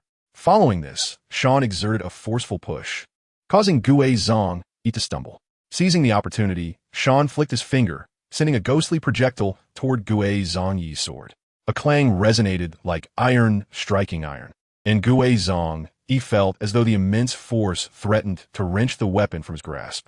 Straining to maintain his grip, he was propelled backward, carving a trench in the earth until he crashed into a small hill, coming to a halt. Struggling to rise, Gue Zong felt the ominous footsteps of death echoing in his ears. He could think of nothing but escape, a desperate need to relay this information to Lord Emu. Otherwise, the consequences would be dire. Just as he prepared to flee toward the ocean, believing that his abilities would enhance his chances of survival, despair washed over him as he collided with an invisible barrier. The sound of a bone-crushing impact echoed, accompanied by a muffled groan. Sean's voice rang in his ears. "Not bad, to be honest. Your strength is commendable, though perhaps I overestimated you." Gui Zong, he retorted with a cold smirk. You little brat, don't get too cocky. You merely have the advantage over me. The others will not be so easily dealt with. He believed his words held truth, for the other members were also ability users, each distinct from the ocean's domain. He felt certain that even if Sean surpassed him in swordsmanship and strength, he would be powerless against those other abilities. Cutius, Saning Wayeth, why don't you share your insights? If you provide me with useful information, I might just let you go. Information? Don't kid yourself. Whatever you intend won't succeed. Sean nodded, aware that extracting information would not be so simple. He fell into contemplation, seemingly lost in thought. Seeing Sean distracted once more, Gui Zong Yi's heart raced. Tightening his grip on the sword, he seized the moment to launch a surprise attack. As his blade neared Sean, he erupted into maniacal laughter. Ha ha! Pay the price for your arrogance. The sound of steel sinking into flesh reached his ears, igniting a thrill within him as he beheld Sean's incredulous expression, driving him into a frenzy. You little brat, you'll regret this. I won't let you die so easily. He struck again and again, the blade finding its mark, each impact resonating with a sickening thud. In his eyes, Sean appeared to be on the brink of collapse, nearly cleaved in half. Yet suddenly a whisper, as chilling as the depths of hell, pierced through the chaos, causing his hair to stand on end. What are you cutting? It was Sean's voice. In an instant, the scene shifted, revealing Gui Zong, once more before the small hill, slumped on the ground. The only difference was the blood-soaked state of his legs. Blood dripped incessantly from the blade in his hand. This sight caused his pupils to constrict, the pain nearly unbearable, yet he stifled scream. Terrified, he stared at Sean, no longer able to fathom the extent of his abilities. You possess other powers. Who are you? How can you wield so many abilities? Gui Zong trembled as he extended his finger toward Sean. Sean did not respond to his inquiry. Instead, he retorted with a question. Can you enlighten me about the intelligence regarding the figure behind you? Upon hearing this, Gui Zong's pupils dilated in shock. He had not anticipated that this Marine Admiral, a loyal dog of the world government, would possess such knowledge. Gui Zong realized he was doomed. His legs were incapacitated, and he had no means of escaping or relaying information from his place. Moreover, recalling Sean's peculiar healing abilities, he understood he might face endless torment. Thus, he erupted into laughter. Do you truly wish to know? Perhaps you seek to measure the gap between yourself and that esteemed individual? Sean calmly admitted, yes. I wish to know, to prepare for the impending confrontation against him. Suddenly, the laughter ceased abruptly, and Gui Zong's eyes turned a fiery red as he gazed at Sean. You cannot prevail. You will ultimately fail. 800 years ago, you faced defeat, and now success is even more unattainable. Sean furrowed his brow, pondering whether this man viewed himself as one of the D family. He replied, I'm not one of the D family. Now will you share the truth of history? You are aware of my abilities, which can restore your legs. Sean, resembling a devil, first seized what was rightfully Gui Zong's and then proposed a trade based on it. Gui Zong appeared to contemplate, struggling with his thoughts, while Sean refrained from interrupting, folding his arms and waiting patiently. He had no intention of genuinely releasing this individual, for he was well aware of the truth and sought to deceive him. If necessary, he would allow Gui Zong to experience the essence of death once more. Yet, for these old foxes, repeatedly flirting with death was not particularly terrifying. For those with extensive life experiences, they had likely encountered numerous brushes with death, rendering them as steadfast as rock, difficult to intimidate. Suddenly, an unexpected turn of events occurred. Gui Zong sprang forth, his hand enveloped in haki. Sanfronith, suspecting he was still attempting a sneak attack. However, in the next moment, Gui Zong's hand pierced through his own skull, blood and tissue scattering, and he slowly collapsed to the ground. This scene left Sean momentarily speechless. He never envisioned that someone could explode their own head with their own hand. The splattered remnants created a barrier of air before Sean, halting their advance. After a lengthy pause, Sean regained his composure, cursing, "Damn it. I've been outsmarted by this old fox." Under normal circumstances, no matter how Gui Zong sought to end his own life, it would have been impossible. Even if he had stabbed his heart, as long as it continued to beat, Sean could revive him. However, with his brain obliterated, there was truly no hope for recovery. Sean had been fixated on Gui Zong's blade, thus neglecting the fact that this man was ruthless and possessed such a method of self-termination. After spitting contemptuously, Sean ceased to regard the now lifeless Gui Zong. In his mind, prying information from him would be ideal, but failing to acquire the desired intelligence was inconsequential. After all, it would merely be a pleasant surprise, yet Sean had never relied on luck for survival. Subsequently, Sean picked up the blade that Gue Tsangi had wielded, examining it closely. The dark red patterns on the blade shimmered with a crimson glow under the sunlight. However, in the next moment, this supreme sword, the original Gue Che, began to greedily absorb the haki within Sean's body, much like a vampire. Sean frowned. Who permitted you to act on your own accord? A surge of energy erupted from within him, causing the blade in his hand to creak ominously. He then utilized his abilities to cleanse the blood from the blade before sheathing it once more. To him, the sword was merely adequate. Those lacking sufficient strength could not wield it, and he preferred the more aesthetically pleasing blade. After all, looking good is a lifelong endeavor, and he subsequently stored it in his system space. Sean then strolled leisurely towards the shore, lighting a cigar as he walked and contemplated. He had roughly gauged the strength of his opponents. If the other four were similarly matched, he could annihilate them in an instant. His effortless dispatch of Gue Tsangi did not stem from Gue Tsangi's weakness, but rather from his own overwhelming power. He now had an approximate understanding of the strength of those 5 individuals, comparable to his own when he had just shattered his shackles. Though formidable, they were not beyond the capabilities of the likes of the Yonko. As long as he had the numerical advantage, victory was assured. Currently, his only worthy adversary remained that enigmatic figure, Im. After pondering, he concluded that it was best to confront him directly, but first, he needed to satisfy his hunger. Meanwhile, as Sean dined, the 4 highest-ranking members of the world government remained silent in a conference room. Before them lay the remnants of ashes, remnants of a life card that had burned away. At that moment, the 4 wore grim expressions, exuding an aura that sent shivers down the spines of those nearby. After a prolonged silence, the elder with the goat beard broke the stillness. What shall we do next? Should we inform Lord Im? The blond-haired, middle-aged man furrowed his brow. I believe we should first capture the perpetrator. Otherwise, if we act recklessly, we may face punishment, and that would be far from pleasant. The bald elder in a black suit nodded, asserting, indeed, regardless of the circumstances, we must identify the one who dared to strike against us and deliver the most brutal retribution. As he uttered these words, the very air seemed to tremble, causing the temperature in the room to plummet several degrees. The final elder with curly hair squinted. We must report to Lord Im, and we should do so immediately after this meeting.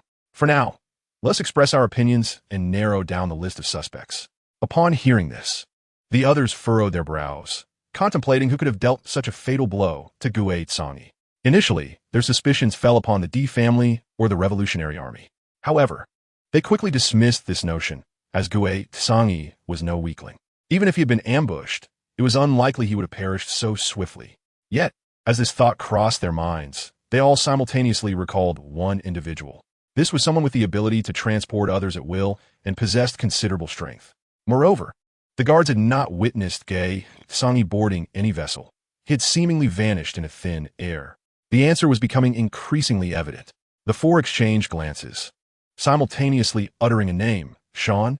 Their expressions turned grim. They had not expected Sean to be so audacious as to challenge the Gorosei. In the next instant, a voice whispered in their ears. They exchanged alarmed glances, recognizing the shock in each other's eyes. Immediately, they rose and raced towards the edge of the Red Continent, colliding with numerous individuals along the way, who, upon recognizing their identities, dared not voice their indignation. Returning to Sean, once he had satisfied his hunger, he soared towards a nearby, uninhabited island, where he constructed a house. He then flew towards Meteor, accompanied by a deluge of seawater that obscured the sky. The magnificent spectacle resembled a celestial river cascading downward. Many onlookers witnessed this scene, prompting a flurry of inquiries about what had transpired. Sean is a name familiar to everyone, as he is a formidable admiral of a navy, a reputation that is far from trivial. He is either an idol to the common folk or a target of disdain for pirates. Under Sean's swift flight, he swiftly arrived at the Red Soil continent, anchoring his small island opposite it, surrounded by an endless expanse of ocean. It resembled the azure sea, teeming with delightful marine creatures. This spectacle drew considerable attention, particularly from a celestial dragon who, upon witnessing Sean's audacity in their sacred realm, promptly dispatched his guards to apprehend him. Sean merely cast a casual glance, causing the man to crumble as if struck by lightning, collapsing to the ground. He dismissed these minor henchmen, his expression grave as he focused intently on the direction of Panga City. He sensed an obstruction to his kinbuncha haki, an unprecedented experience for him. Simultaneously, his sixth sense heightened his vigilance, as he detected an ominous presence, uncertain whether it was human or something else. This awareness stemmed from his own perception, which proved invaluable for sensing danger. Yet, it was the first time he encountered such a circumstance during his extensive maritime ventures. As Sean pondered, a thunderous sound echoed nearby, stirring up a cloud of dust from Meteor. He fixed his gaze and saw 4 figures leading the charge, with a second wave of followers trailing behind, all rushing toward the periphery. These were the remaining few of the 5 elders. They beheld the figure standing on the small island, surrounded by the sea, clad in a justice cloak that billowed without wind, silver hair flowing gracefully. An aura of unspoken majesty and nonchalance captivated the onlookers. The curly-haired elder stepped forward, as if the very red soil continent trembled beneath his presence, his expression grim as he addressed Sean. "San, are you prepared to stand against the world government? Consider your decision carefully. Your homeland may face destruction due to your impulsiveness." The elder with a goat beard added, "Do not think you can hide them away. Your homeland's island has been equipped with countless permanent pointers. Indeed, after witnessing Sean's powers, a group of so-called experts have been devising strategies to contain him. Given Sean's frequent returns home, it posed a significant threat." As expected, Sean's expression darkened. Although he anticipated the world government's targeting of him, he did not foresee such an approach. Nevertheless, he remained unfazed. "Do you think it would be faster for me to lay waste to Meteor in return, or for your subordinates to act first?" One thing Sean withheld was that his master and mistress were not weaklings. His numerous visits home indicated that no significant harm would befall Shuangyue village in the short term. Indeed, the expressions of the elders soured, exchanging glances. The curly-haired elder then proposed, "We can overlook your actions against Guizhong and accept you into our ranks. But you must accompany us to Panga City to meet that esteemed individual." This directive was clear. They were to bring Sean back by any means necessary, even offering him a position among them. Upon hearing this, Sean narrowed his eyes, peering past the elders towards the direction of Panga City. He held no trust for these individuals and felt no inclination towards their offer. Instead, he contemplated their ulterior motives. The bald elder, sensing Sean's silence, spoke with irritation. "You brat, if not for your considerable strength, that esteemed individual would not have extended an invitation to you. Do not be ungrateful." In response, Sean shot him a glance. "Who granted you the audacity to speak to me in such a manner?" As his words fell, an overwhelming force surged forth, akin to a tangible pressure, sending the elder reeling back into the gathering crowd. Suddenly, the bald elder appeared to lose control, his muscles bulging and tearing through the upper half of his suit, resembling tattered rags. Veins protruded from his arms like coiling dragons, extending toward his neck. His eyes turned crimson, exhaling searing steam as he struck out at those supporting him.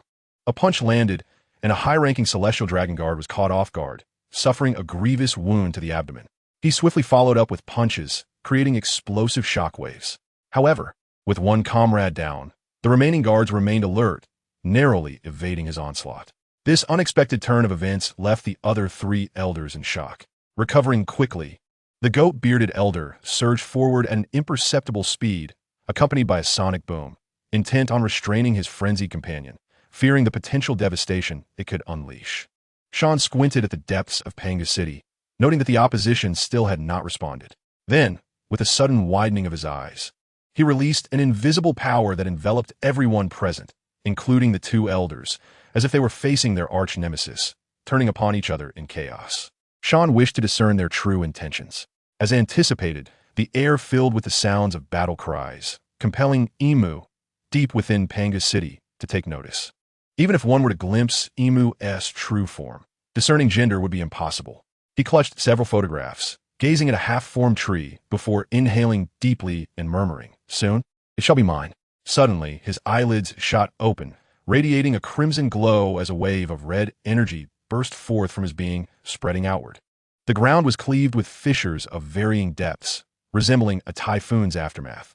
Those caught in the energy's wake collapsed, foaming at the mouth, until it abruptly ceased at the edge of the red soil continent.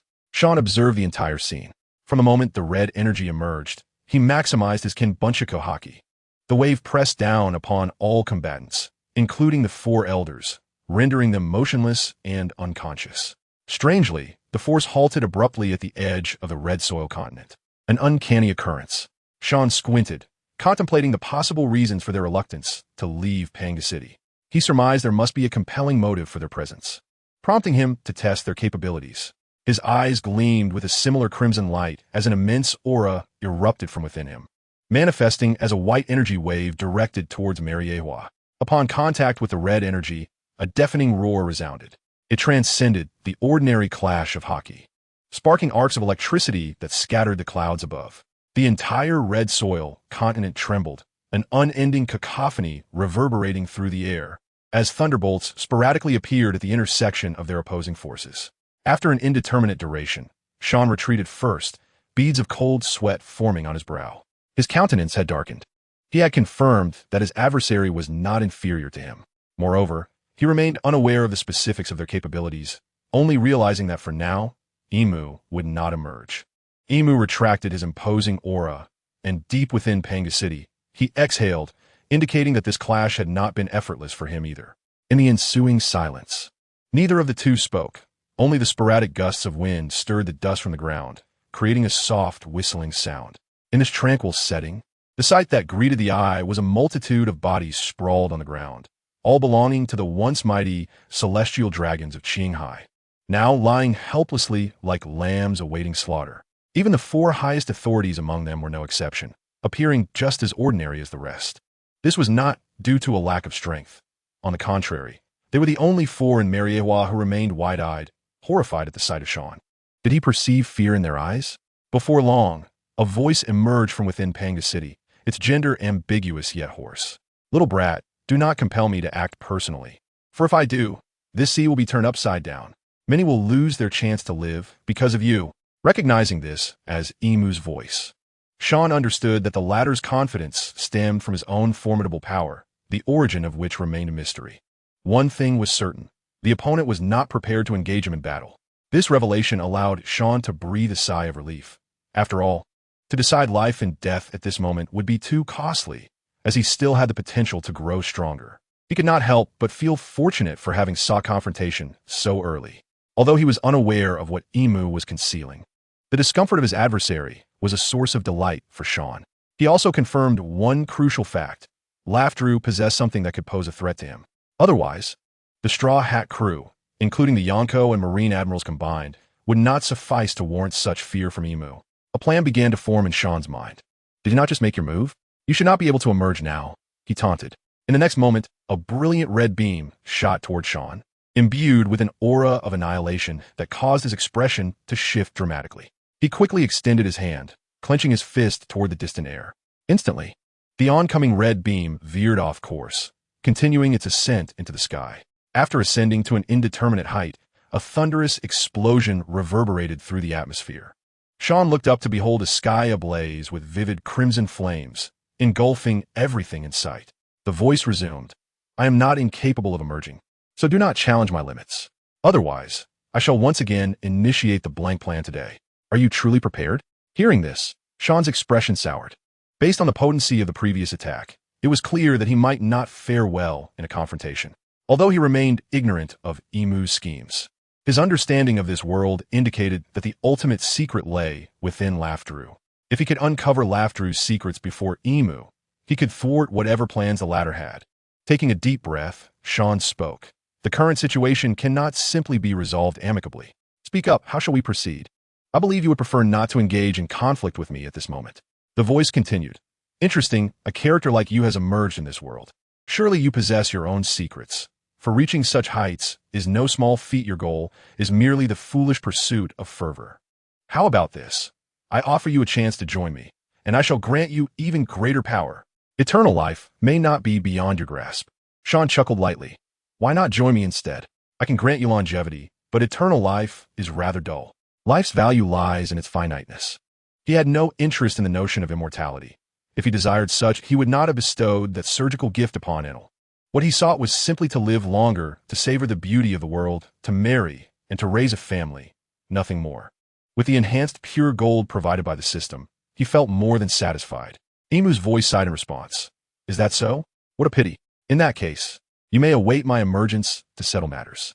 Observing Emu's aloof demeanor, As if unaffected by the situation, Sean felt no anger. Instead, he asked playfully, "Are you certain you can accomplish that? No one can obstruct me in this world. Not even you." He was filled with confidence in the capabilities granted by the system.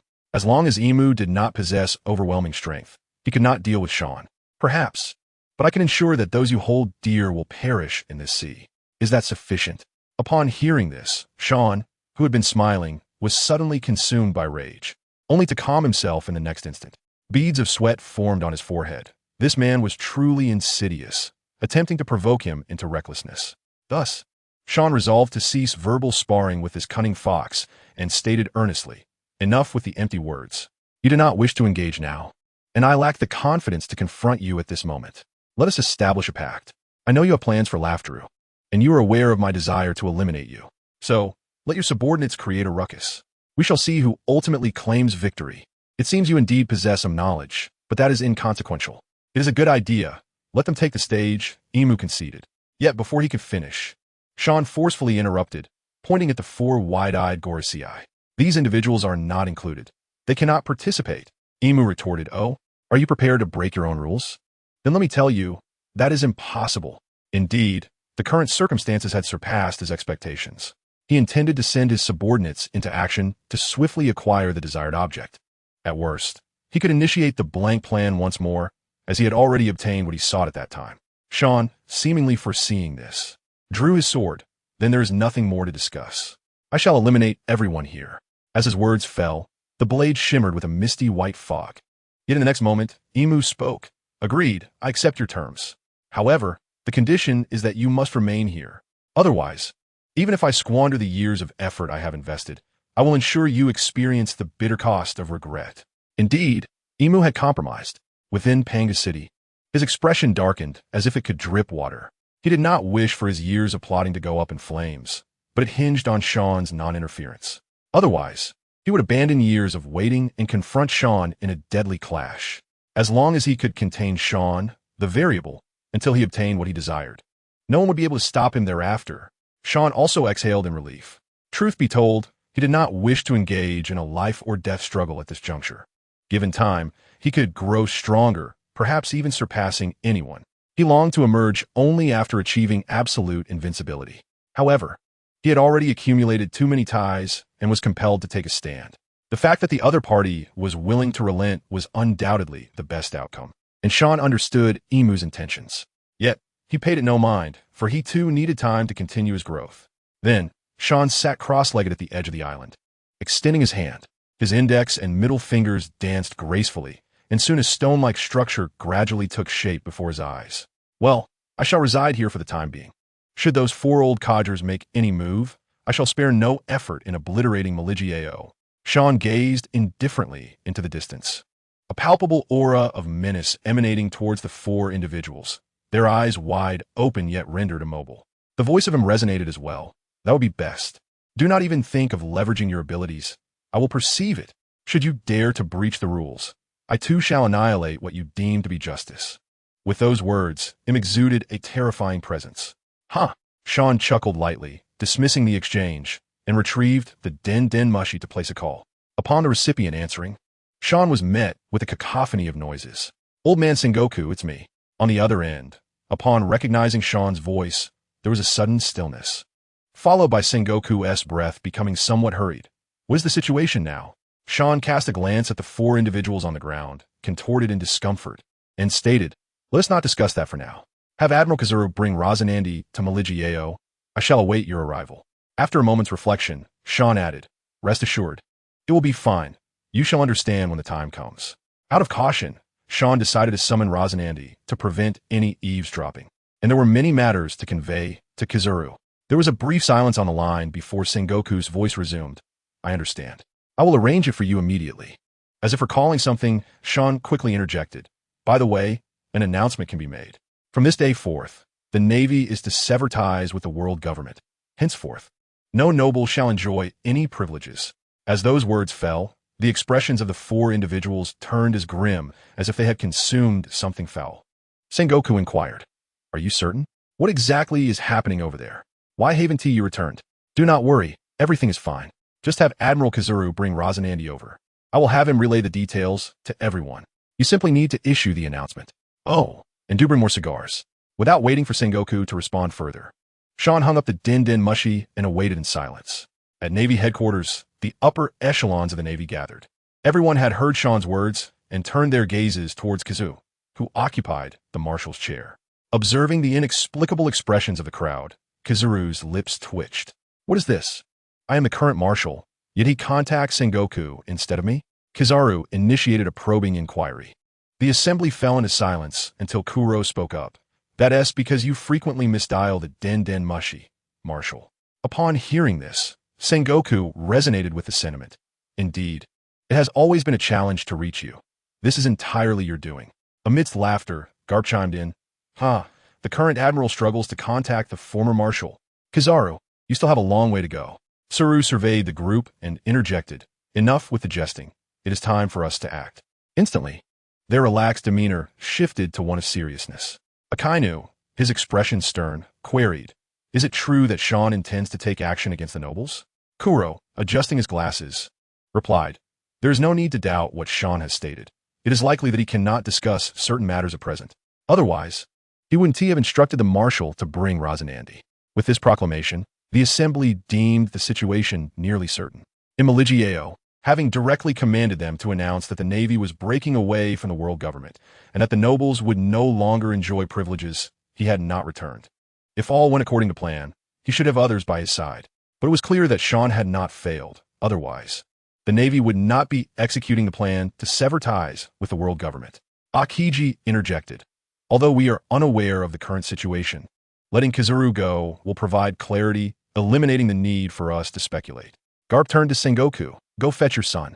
Kizaru, now standing, complained, during my time as admiral, I was tasked with running errands, and now as marshal, I am still relegated to such duties. The group instinctively overlooked Kizaru's complaints. After all, it was his swiftness that kept him in such positions. Thus, Saru stated, prepare accordingly. Let the news birds disseminate the news, and once Kizaru returns, we shall convene a public meeting. Imaligieo, Sean, feeling rather bored, stifled a yawn. Suddenly, a flash of yellow light caught his eye, revealing Kizaru and Razanandi, who had arrived in compliance with Sean's request at the Holy Land Maligieo. They soon spotted Sean, and upon noticing the guard's murderous glares, they disregarded everything else and rushed towards him. Upon setting foot on the island, Kizaru eagerly inquired, what is happening here? Are you safe? Have they taken any action against you? Sean glanced at Razanandi, who nodded in understanding and conjured a protective shield with a diameter of several dozen meters. Kizaru was taken aback. Oh, are you showing off how adept you have become with your powers? In the past, Razanandi's shield barely extended a few meters. It was evident that he had diligently honed his abilities over the years. Razanandi grinned, producing a cigarette. Of course, I didn't want to fall behind. Sean knew well whom he referred to, his brother-in-law. Kizaru interrupted their nostalgic exchange. Enough of the chit-chat. Let us get to the matter at hand. What has transpired? Sean then relayed the negotiations with him to Kizaru and urged him to have Kuro send supplies. This way, he could remain informed, and most importantly, it was time to meet Yi Xiao, who had not been in contact with him for quite a while. Indeed, Sean once wished to meet Yi Xiao, but the latter had cited unavoidable reasons for their refusal, hoping Sean would trust him. He had expressed that in the year 1520, he would bring several individuals to meet Sean and assured him of his understanding. At that time, Sean had contemplated and agreed, not because he was overly trusting, but due to his confidence in his own strength. Kizaru sighed. You have truly endured much. Sean nodded vigorously. Indeed, I have endured greatly. Please do not squander my efforts. With the rubber fruit user Luffy, Barrett, and Impel Down, and Robin, they would surely reach Raftel more swiftly than their adversaries.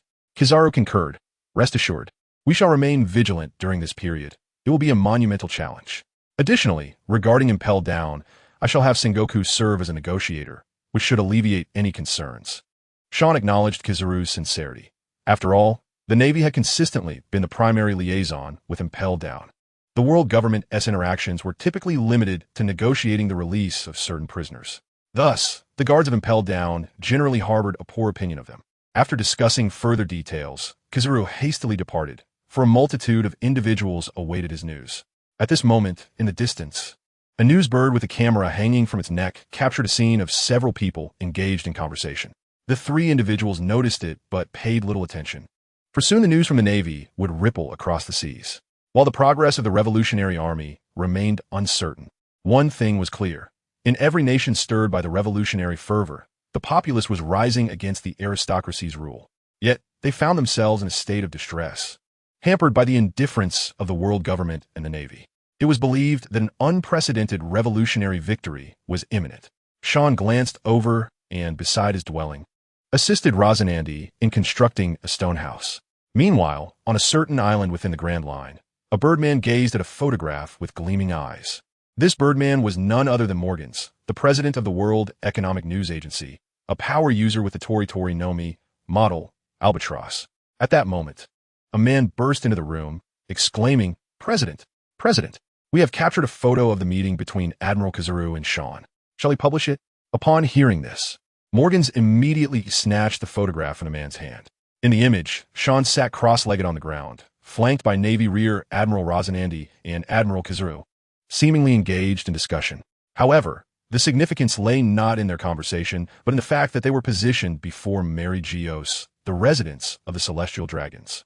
The ominous sea and the vigilant guards along the edge of the red soil continent spoke volumes about the momentous events unfolding that day. After a moment of contemplation, Morgans declared, Let us hold off on publishing for now. I will gather more intelligence first. A single misstep could plunge us into irretrievable peril. With that, Morgans hastily donned his hat and exited. In Pangu City, seated upon the shadowed throne was Emu, their features obscured. Below, the remaining 4 elders of the world government stood. At that moment, the curly-haired elder, with a quivering voice, stated, My lord, we have lost face this time. Just now, a subordinate reported that a newsbird has captured the situation and disseminated it. The other 3 dared not speak, their heads bowed in silence. A tense stillness enveloped the room, broken only by the sound of Emu's fingers rhythmically tapping the armrest. It was clear to all that having suffered such a significant setback, beneath Emu's calm exterior simmered a tempest of rage. Before long, Emu's voice drifted to their ears. Do you believe your reputation is more important than my affairs? Upon hearing this, the 4 felt as if they had plunged into an icy abyss, trembling slightly. The goat-bearded elder stammered, And no, it's just that this will affect our future governance. Emu abruptly rose, sweeping his arm dismissively, laughable. When my plan succeeds, who can hinder it? If necessary, I shall make them endure their suffering once more. Now, return and ensure you keep a close watch on that young man. No one but a user of the Gomu no Mi can reach that place. With that, Emu strode out with purpose, leaving the 4 to exchange glances. At a loss for words, upon their return to the conference room, the curly-haired elder spoke.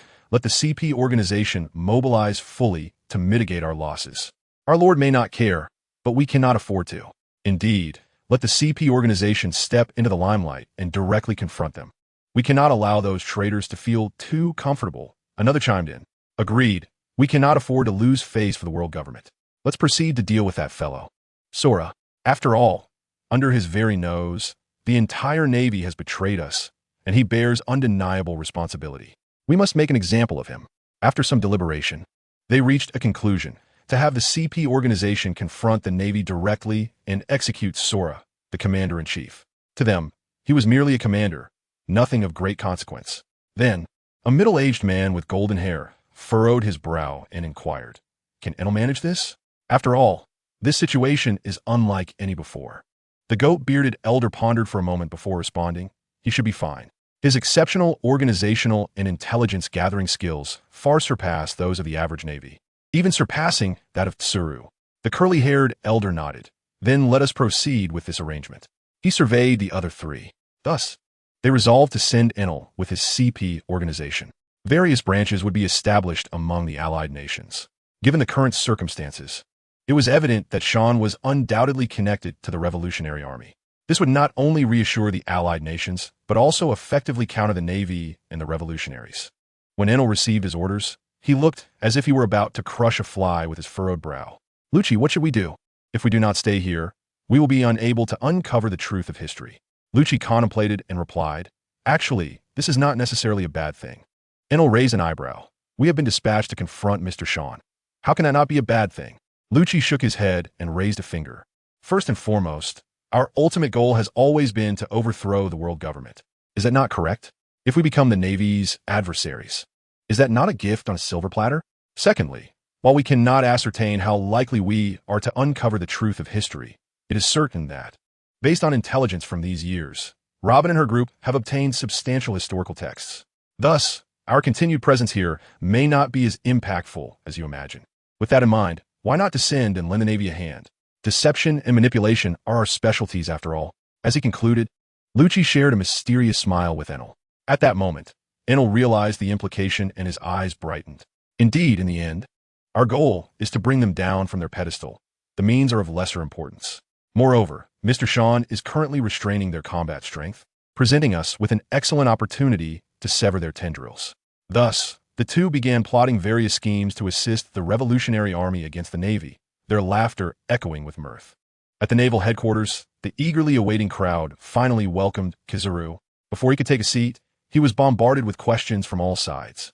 Shortly thereafter, Kizaru recounted his conversation with Sean in detail. The room fell silent as disbelief settled among them. Akiji struggled to swallow, the weight of his words heavy. So, we truly succeeded? Garp slapped Akiji on the back. What are you thinking? We only have Sean restraining them for now. A hard battle lies ahead. Suru stepped forward. Indeed, this is an opportunity, but it is also a crisis. Without a doubt, the enemy's schemes are more exaggerated than we could ever imagine. Should they succeed, the events unfolding now may become a blank page in history for centuries to come.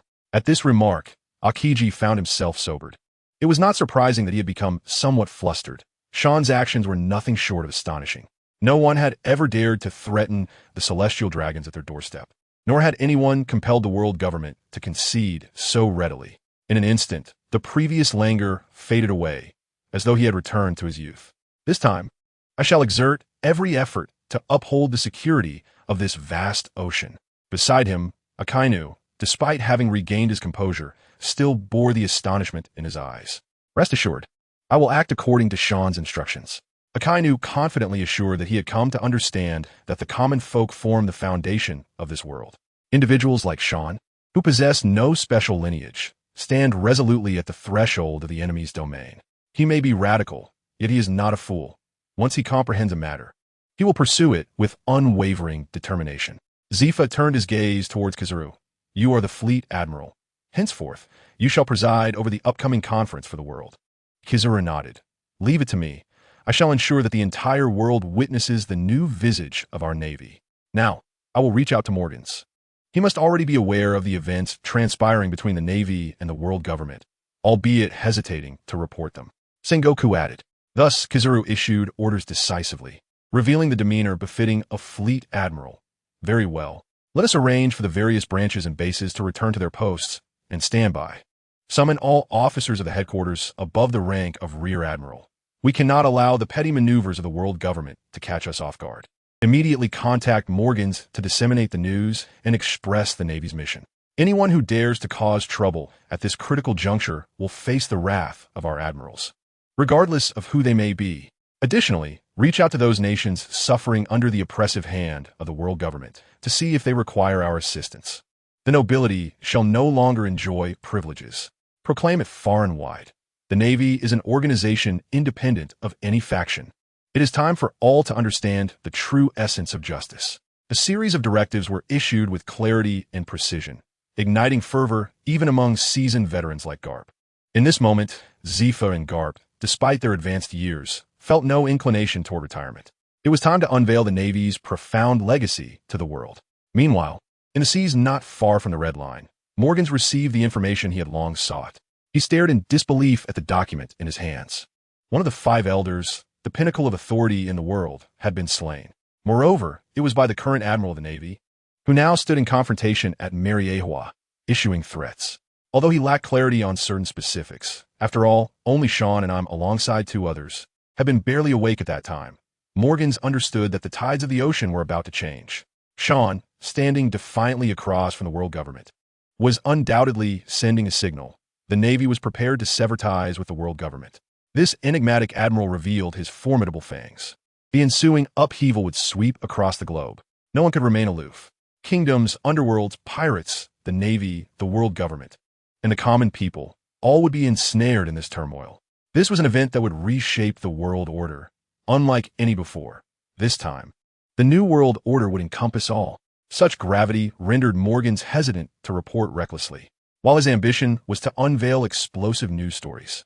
This particular revelation was beyond his expectations. Should he touch upon any party's interests, it might spell his doom upon these seas. Yet, should he manage to publish such news, he felt it would complete his life's work. Just as he pondered in uncertainty, his din mushy rang, listening to the excited voice of his subordinate. Morgans's expression brightened with joy, his feathers inexplicably flushed. "I am returning immediately. Wait for me. I shall pen this news article myself." With that, he exuberantly tossed the din mushy aside, hardly paying it any mind, and with a flourish of his wings, he soared away at great speed. Although the atmosphere within the Navy had been somewhat peculiar over the past 2 years, the orders issued from headquarters left the officers perplexed. Why remain at their respective bases, rather than leading their subordinates in a meeting? This left them in a state of confusion. However, the high-ranking officers sensed an impending storm.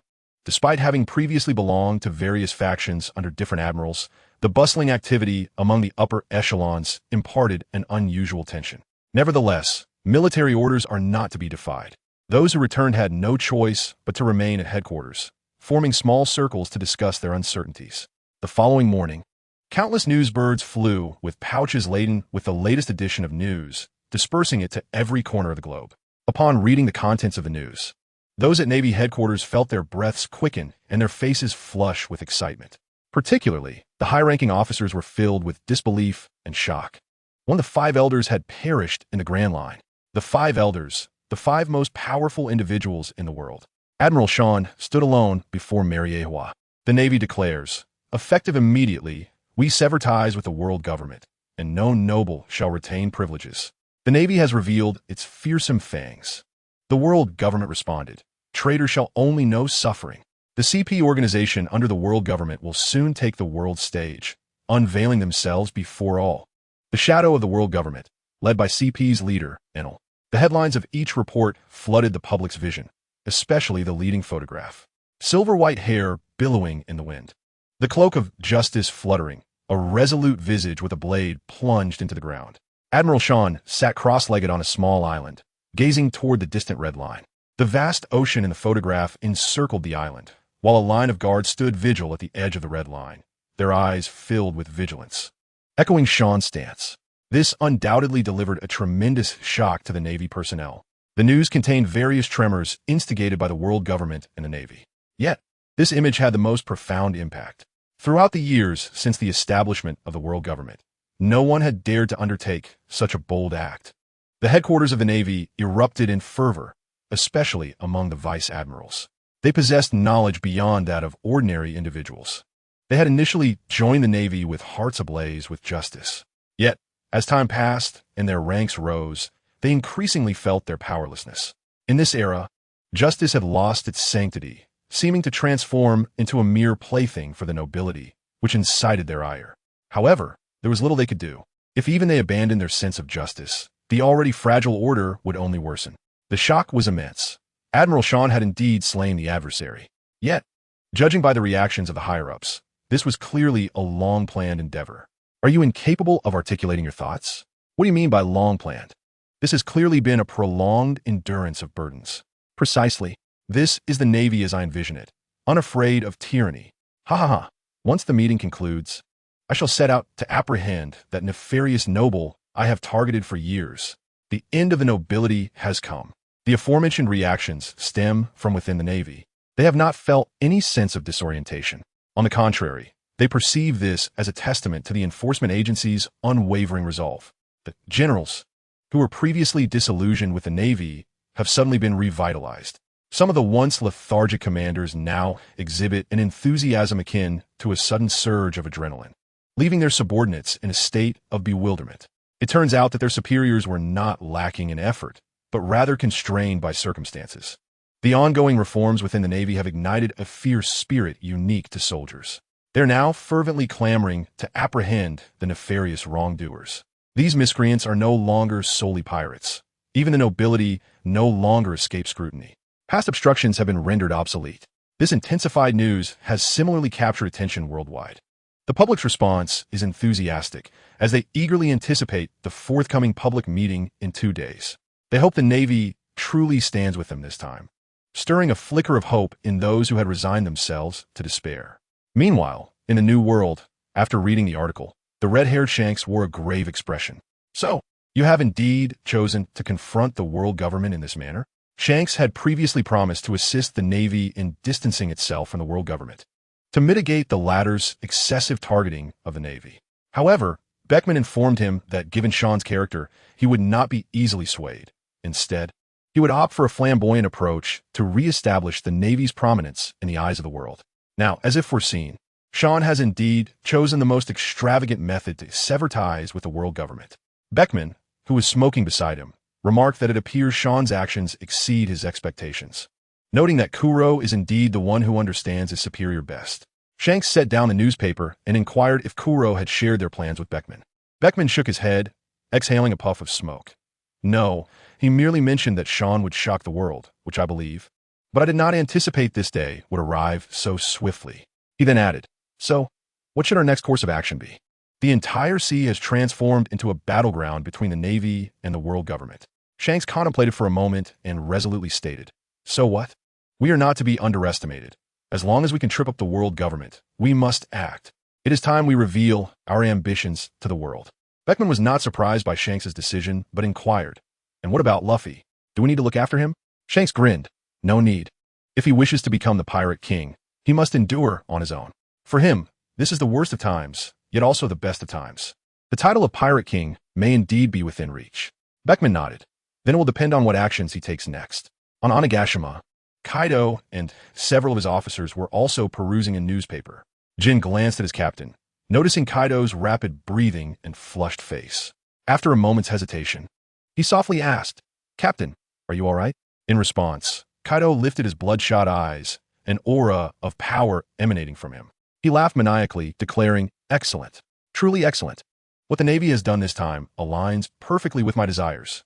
Kaido's laughter grew increasingly wild, the overwhelming aura causing many outside to faint from the pressure. He continued, "Prepare well during this time for the grand banquet of battle. We must partake, lest the Navy steals the spotlight." For him, it was all about orchestrating a war that would engulf the world. Unfortunately, he was currently unable to do so, primarily because his son was constantly undermining his efforts. Regardless of their plans, they seemed to be preemptively thwarted, which was a bitter reality to accept, but it was of little consequence. The Navy had taken care of that for him. Jin, with an enigmatic expression, pondered, "What should we do?" Kaido contemplated briefly before stating, "During this time, we will gather all the funds and purchase as many Zoan fruits as possible. If we cannot buy them, we will gather intelligence and then seize them. We are pirates. After all." Quinn, standing nearby, asked, "And whom shall we give them to?" "Next, we will select some talented individuals from our crew, offering them the opportunity to step onto the world stage with us." Kaido had been holding his breath for far too long, 20 years. Jin nodded, wishing to let those individuals experience the taste of falling from grace, feeling a ripple within his usually calm demeanor. Across the seas, Big Mom was indulging in delectable desserts while listening to Perisparrow's report. After a considerable time, once Perisparrow finished reading the newspaper, a heavy silence enveloped the room filled with her many children. They were taken aback by the Navy's audacious act, realizing its influence far surpassed that of pirates. This matter touched upon the national level. In other words, wherever humanity thrives, these policies would cast their shadow. Big Mom suddenly grinned ominously. The world government and Navy? They truly underestimate the giants, believing they could dominate everything. Katakuri furrowed his brow, advising, "Mother, I hope you do not act impulsively." He had always wished to protect his younger siblings and had harbored a dislike for Big Mom, yet his strength was insufficient to challenge her. Hearing her words, he felt a pang of anxiety, fearing she might make an irrational decision, especially since Big Mom often slipped into states of confusion. Big Mom shot Katakuri a glance, her tone unperturbed. "I am perfectly clear-headed at this moment. You need not conceal your little thoughts from me. This time, the landscape of piracy will be irrevocably altered. To survive, one must learn to take a stand." With that, Big Mom paused, then rose to her feet, her gaze piercing into the distance. "However, I am Big Mom. I will not allow these fools to sway my will." As her words fell, many members erupted into cheers, proclaiming the might of their mother. Katakuri could only sigh internally, resolving to safeguard his family in the aftermath. On Amazon Lily, Hancock was dining with a group of officers, all holding the same newspaper. Although somewhat shocked, Robin and her companions were not surprised, feeling it was merely a matter of course. Hancock gazed at the figure on the newspaper, a slight smile gracing her lips. It seems we must take action as well. Robin understood Hancock's intent, which was to assist the Navy in quelling the emerging threats during this time. However, she held a differing opinion. Let us divide our efforts. The history of this world is paramount, and his greatest desire is to reach Raftel and uncover the so-called Great Treasure. Nami, with gleaming eyes, chimed in, "Indeed, there are many stirring in the seas.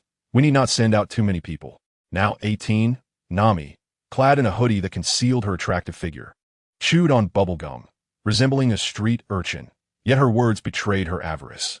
Meanwhile, baby 5, with a cigarette in her mouth, golden-rimmed glasses perched on her nose, and dressed in a tailored suit, though not on good terms with Robin, prepared to take action. However, there was a reluctant nod of agreement. Although that individual was quite irksome, her words rang true. Our initial task was to seek out historical texts, and now it seems the urgency has intensified.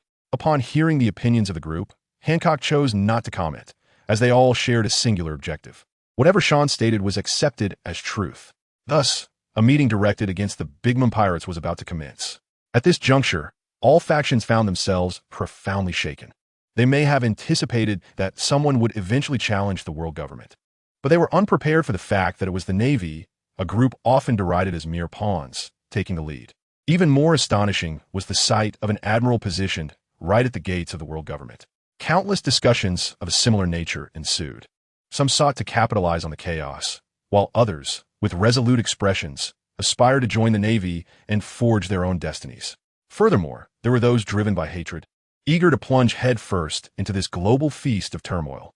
This upheaval rippled through every corner of the world, from the Red Land to the realm of the Fishmen. Countless individuals trembled with anxiety, being ordinary folk devoid of power. Although the Navy's audacity brought them joy, it also instilled fear. Deep-rooted beliefs clouded their judgment. They could not fathom how to perceive the situation. After all, in their hearts, nobility was inherently superior, a matter of bloodline. Not all nobles were as foolish as depicted in the original narrative. Many harbored ambitions, and this time, they had to stake their fortunes against the world government. They unleashed their military might, gearing up to confront the Navy's impending assault on divine authority. At that moment, the Revolutionary Army emerged, boldly stepping onto the world stage, fervently rallying various nations. The CP organization similarly entered the fray, establishing numerous branches within the nations. The Navy, unwilling to be outdone, clashed fiercely with local nobility within its previously held territories. Naturally, apart from these colossal entities, numerous factions were quietly preparing for the dawn of a new era.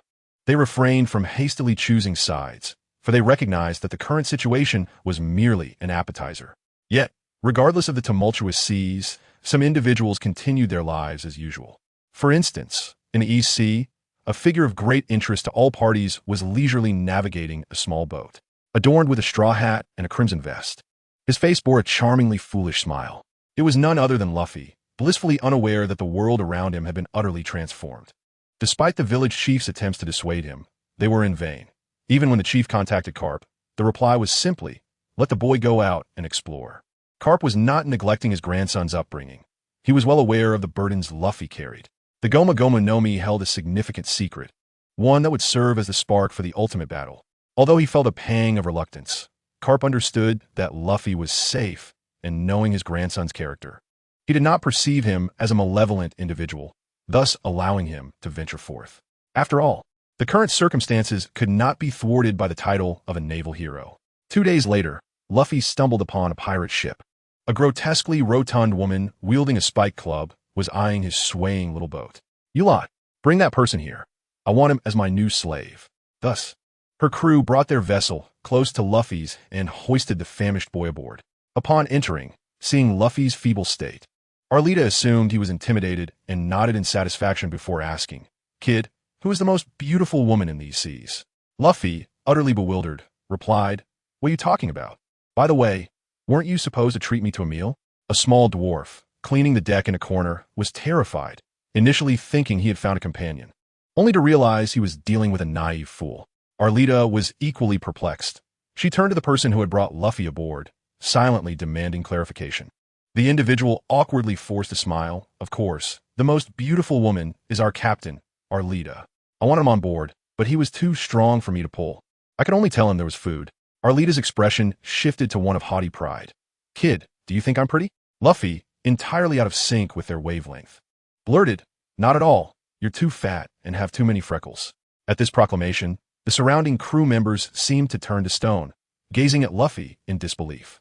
Kobe, holding a broom, was so startled he fell to the ground, the sound of the broom clattering, snapping everyone back to reality. They collectively inhaled sharply, astonished that this boy was such a reckless daredevil. Indeed, the next moment, Arlita's face flushed with rage, her body trembling as she pointed her club at Luffy. You have completely enraged me, kid. She detested being called ugly. It was akin to striking a nerve. Luffy tilted his head, but I was just stating the truth. You are too fat.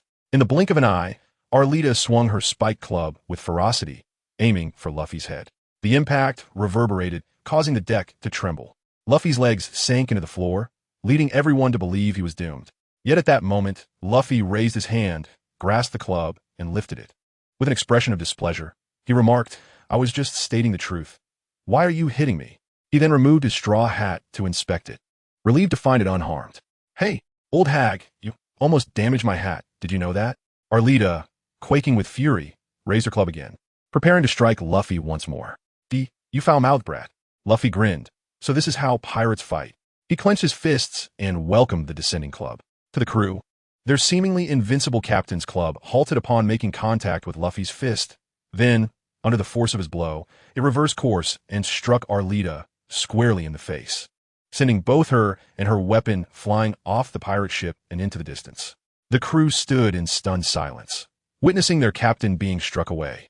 And in the next moment, icy dread washed over them.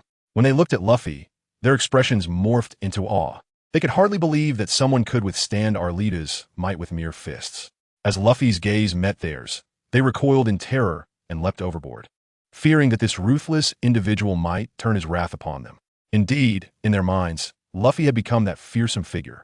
Luffy scratched his head, perplexed by the fleeing crew, unaware of their reasons for escape. He turned to Kobe, still seated on the ground, and grinned. Hey, I'm Luffy, the man who will become the Pirate King. In the East Sea, at Shell's Town, Yuen Monka did not suffer the fate of having his jaw shattered and being hypnotized as in the original tale. Thus, his character remained that of a passionate youth, albeit now a fervent middle-aged man. Over the years, influenced by Sean as Carp had been, he had made a profound impact on the Navy of the East Sea. Monka is one among many who, through years of dedicated effort, has ascended to the esteemed position of base commander of the 153rd Branch in Siertsi Town. Despite his advancing age, the fervor of his youth remains undiminished, growing even more intense over time. This is most evident in his son, Bairu Mabwa, who has not succumbed to the fate of a privileged heir. Instead, he has been instilled with the values of diligence and perseverance, aspiring to become a naval officer akin to Sean. Gradually, Bairu Mabwa has developed a deep-seated admiration for the Navy. He commenced his training at a tender age, and though Monka himself is only a novice, he has taken it upon himself to guide his son through rigorous training. No matter how stringent the regimen, Bairu Mabwa has never perceived it as harsh. Rather, he has grown to idolize his father even more. The naval personnel in the 153rd Branch are equally influenced by the passionate spirit of their commander, creating an atmosphere of fervor within their ranks. Monka's tireless efforts to assist the townsfolk have endeared him to the community. Recently, an intriguing swordsman with green hair, known for wielding 3 swords, has arrived on the island. They are none other than Zoro, a renowned bounty hunter in the East China Sea. Zoro has come to claim his bounty after vanquishing a pirate with a reward exceeding 3 million. At this moment, he is indulging in a hearty feast at a local restaurant, having gone some time without sustenance. Bairu Mabwa is also present in the same establishment, observing the 3-sword wielder while enjoying his lunch, curious about the source of Zoro's formidable strength. Although he has begun training from a young age, he still lacks the capability to confront a pirate directly. Zoro, noticing the boy's gaze, chooses to remain silent as he devours his meal with great enthusiasm. Reflecting on his journey over the years, Zoro feels a pang of melancholy. I, Roronoa Zoro, aspire to become the world's greatest swordsman. Yet I find myself lost for several years. I was once a young boy in Frost Moon Village, wholly devoted to the pursuit of the sword. My dream was to defeat Kuna, having lost her thousands of times. Surely, I should be able to win at least once. Time passes, yet the gap between Kuna and me remains unchanged, leaving me in a state of frustration. However, I have never relinquished hope. It was only when my senior, the current Marine Admiral, Sean, gifted me a sword that my path began to shift. Through his influence, I learned that the sword he bestowed upon me was called the Dinta Koseki, a renowned blade and one of the 21 supreme swords, on par with Kuna's weapon. Excitedly, I set sail, eager to find a deserted island to hone my skills, much like my mentor. However, after days at sea searching for an island, I found myself nearly starving on a supply ship. Upon reaching a populated area, I was beset by pirates who coveted my sword. Thus, I eliminated them, using their bounty to sustain myself, yearning to return to Frost Moon Village and spare my teachers from worry. The dream was beautiful, yet reality proved harsh. I have wandered for years without finding the way home, and a number of those who covet my esteemed sword continues to grow. To secure my livelihood, I have been compelled to engage in battles with these pirates. My reputation in the East China Sea has become quite notable, and surely my teachers must have heard of me. Thus, I embarked on the dual path of a bounty hunter, honing my skills while earning a living. I refrained from admitting my poor sense of direction to others, for I have been ridiculed too many times by that despicable senior in Frost Moon Village. Yet, I cannot help but wonder when I might return home. As these thoughts swirl in Zoro's mind, he feels a sheen of moisture at the corners of his eyes. Determinedly, he bites into a large piece of meat, seemingly attempting to vent the grievances of the years. Just as Zoro is immersed in his meal, a commotion arises in the distance. Upon lifting his gaze, he observes a Marine rushing towards a blonde-haired boy, exclaiming, "Young Master Byramebwa, Colonel Monka has been incapacitated. He was struck down by a pirate." "What?" Byramebwa immediately springs to his feet, his expression fraught with urgency as he inquires, "What in the world happened?" The Marine replies, "Apparently, a pirate ship approached, and the station Navy engaged. However, that individual is extraordinarily powerful. Bullets merely bounce off him, and cannon fire proves ineffective." Colonel Monka intervened personally, yet the Marine's explanation is abruptly cut off as Byramebwa interjects, "Are you saying my father is in critical condition? Is he going to die? How can this be? My father is such a good man. Why would fate conspire against him?" The Marine, his mouth twitching, laments, "No, I meant he is struggling, but not dead yet. He cannot defeat that pirate. Colonel Monka sent me to find you and request assistance from nearby naval comrades."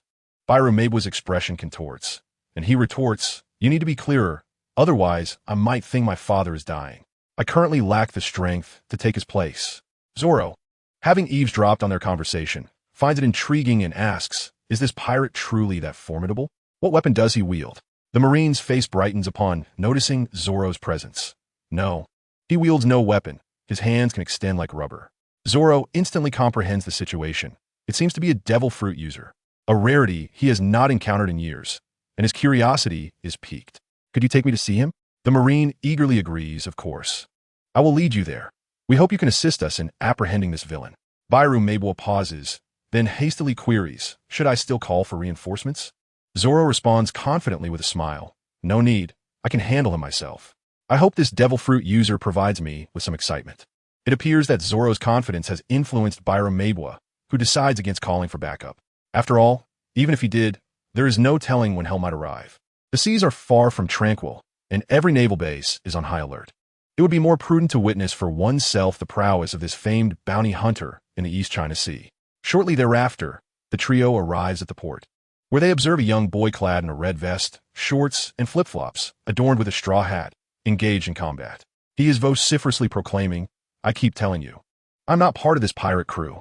I am a pirate, but not affiliated with this crew. Don't make me send you flying." His incessant chatter contrasts with the ferocity of the battle. Monka, wielding an axe, finds himself retreating under the relentless assault of Luffy's fists, shouting, "No matter how much you say, you are still a pirate. Justice. We shall not retreat. We must not allow villains to invade the home we protect." The Navy soldiers echo his rallying cry, "Justice. We shall not retreat." Yet, despite their fervent declarations, they are powerless against Luffy, who effortlessly evades their bullets and engages Monka in combat, all while insisting that the ship does not belong to him. After a prolonged standoff, Luffy, realizing further discourse is futile, prepares to leap back onto his ship. Zoro, observing intently, narrows his eyes. He recognizes the finesse with which Luffy dodges bullets, as if he can sense the trajectory of the shots and evade them in advance. This is familiar territory for him, having honed his own haki under Sean's tutelage. It seems the Straw Hat Boy is no ordinary opponent. With determined strides, he approached, quickening his pace until he was running directly towards Luffy. Luffy, sensing the figure rushing towards him, revealed a hint of seriousness beneath his typically jovial expression. With a swift punch, he shattered Monka's axe, sending him flying back among the Marines. Enough. I do not wish to be your enemy.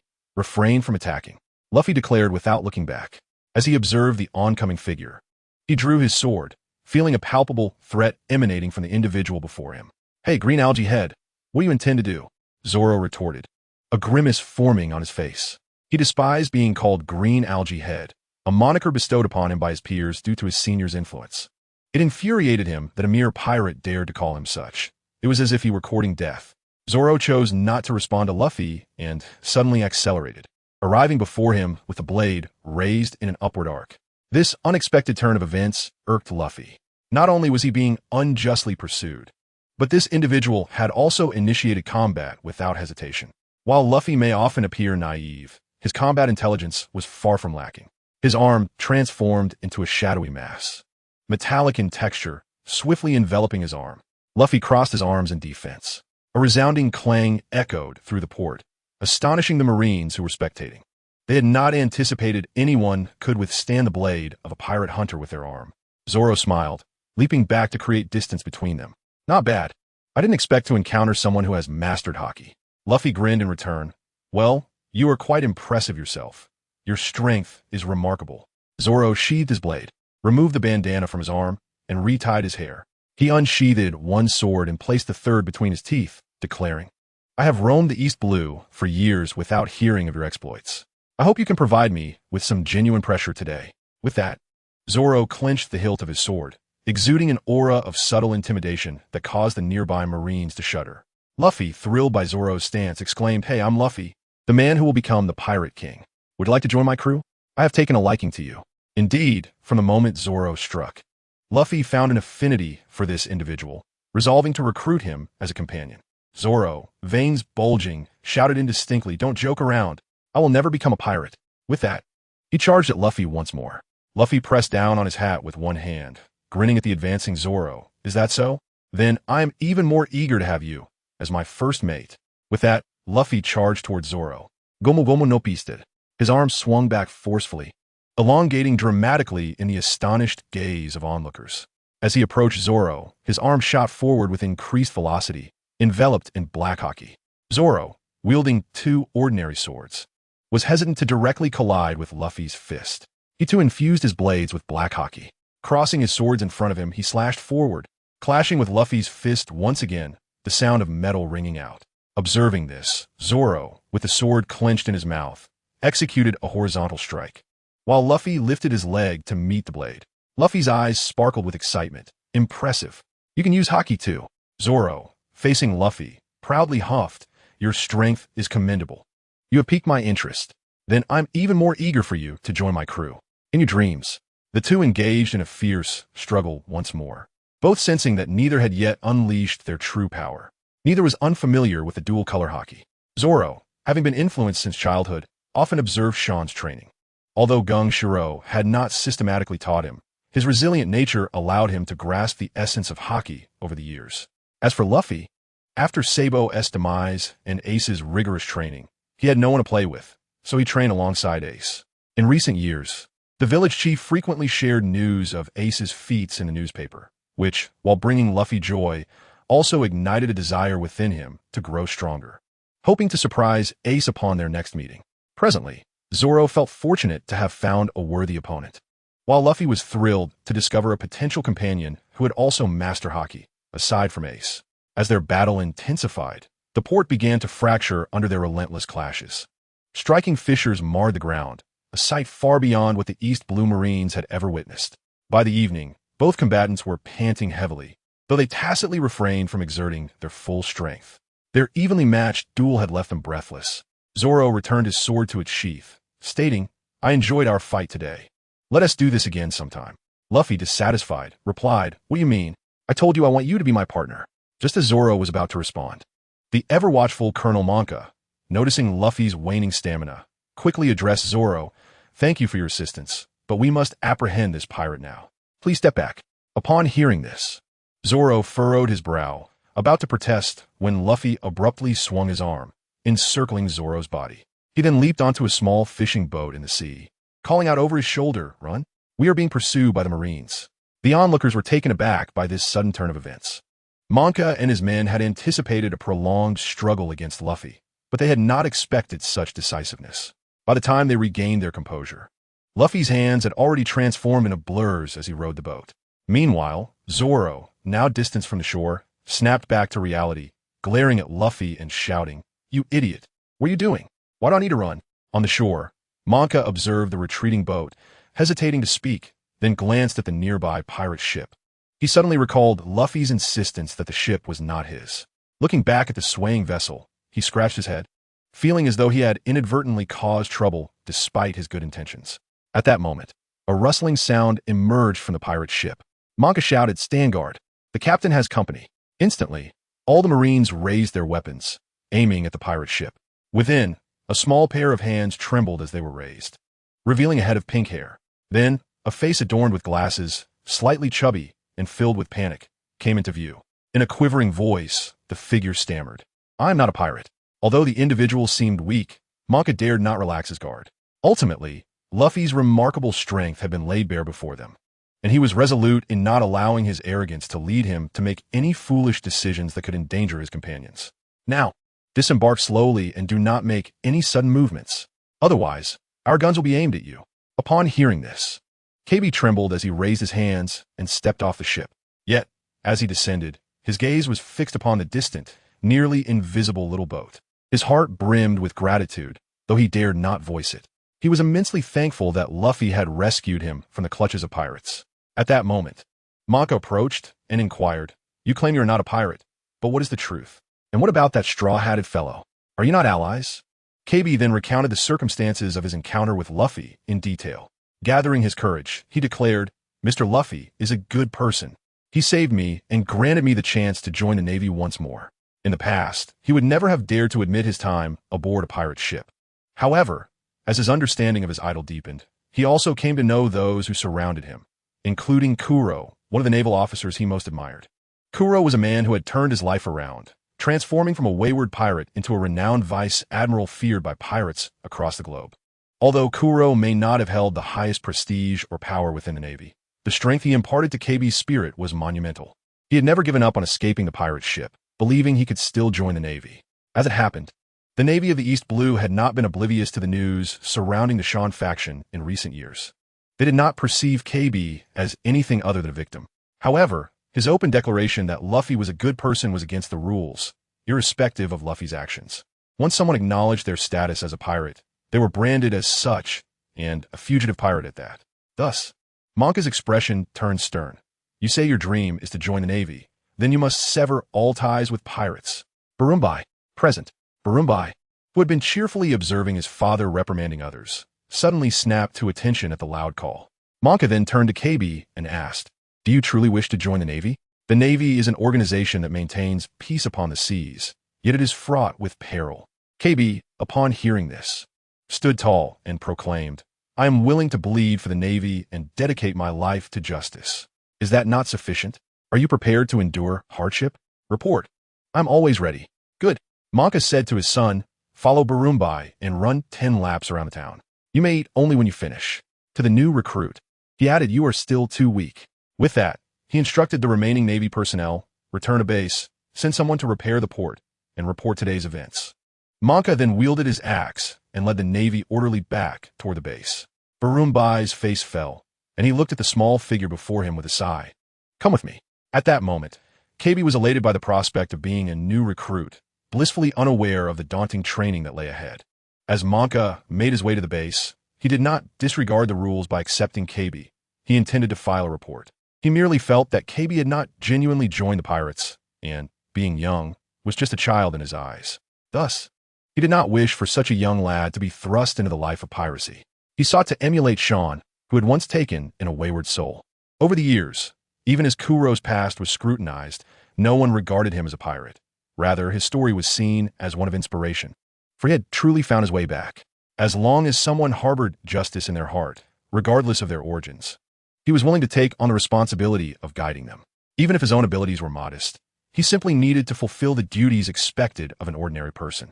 At that moment, the fates of many began to subtly shift, though certain connections appeared unchanged. Meanwhile, on the small fishing boat, Luffy lay weak and helpless, turning to Zoro and asking, "Did you not say we would soon reach the next island? I am so hungry." In response, Zoro erupted in agitation. "Whose fault do you think this is? When did I ever agree to join you? Do not presume upon my intentions." Luffy then looked at Zoro with a pitiful expression. "I apologize. May I ask if you would join my pirate crew? I would very much like you to be my companion." Zoro did not even glance at Luffy, turning his face away as he replied, "No, I am setting sail to become the world's greatest swordsman." At this, Luffy's eyes sparkled. "Oh, that sounds fantastic. I must become the Pirate King, and it seems essential to have the title of the world's greatest swordsman." "What? The Pirate King?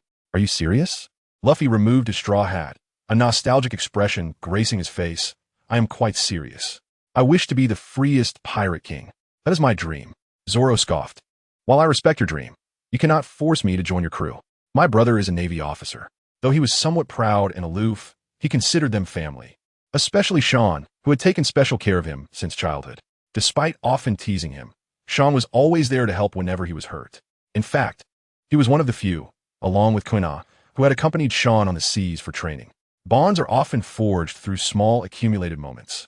While he held a favorable impression of Luffy, he did not wish to do anything that would displease Sean or Quina, as they despise pirates above all else. There are many paths to realizing one's dreams, but there is no need to pursue them as a pirate. "Wait." Luffy's eyes widened in exaggerated surprise. "Is your family in the Navy too?" "Yes, my senior and my lifelong rival is also in the Navy." "Wait, hold on. Are you implying that you have family in the Navy?" Zoro's eyes widened as he regarded Luffy. Luffy cheerfully replied, "Indeed, my brother and grandfather are both in the Navy." "Do they know you are setting sail to become a pirate?" Luffy nodded. "They do. I often got into trouble as a child for this, but my grandfather never denied me as his grandson. Additionally, my brother told me that our bond would not change due to our differing standings. He has never hindered my pursuit of my dreams." Zoro paused, taken aback. Upon reflection, he realized that his senior had never imposed a desire to join the Navy upon him. Kuina wanted to join of her own accord. It was not something forced upon her. Thus, Zoro found himself in a quandary, feeling as though Luffy was subtly influencing him. Then, from the corner of his eye, he caught sight of a newspaper in the small fishing boat. There, he recognized a familiar figure. Was it not the very person they had just been discussing? "Senior, San." In the next moment, both were taken aback, exchanging bewildered glances. Zoro sensed from Luffy's tone that he might know his senior, while Luffy was astonished to discover that Zoro's senior was none other than that Sean. During this period, Sauron had been secluded in training. Thus, he had not paid much attention to the news until he came across a particularly striking report. Upon perusing the article, he was taken aback to discover that Sean had once again made headlines so swiftly. As he continued reading, a grave expression settled upon Sauron's face. He had not anticipated Sean would be so audacious as to confront the world government directly. He also recognized the perilous nature of Sean's current endeavors and wished to lend his support. However, at that moment, he was uncertain how to proceed. Supporting Sean did not equate to relinquishing his own dreams. He yearned to assist him and grow stronger. At that juncture, Luffy had also finished reading the news and exclaimed in awe, "Incredible! But why does he want to break away from the world government?" Sauron, momentarily distracted from his thoughts, quirked an eyebrow at Luffy's excitement, pondering why he was so animated despite knowing so little. Nevertheless, he pointed at the silhouette in the photograph and inquired, "Do you know him?" Luffy nodded vigorously and recounted all he knew about his encounters with Sean, including Sean's mentorship of Ace.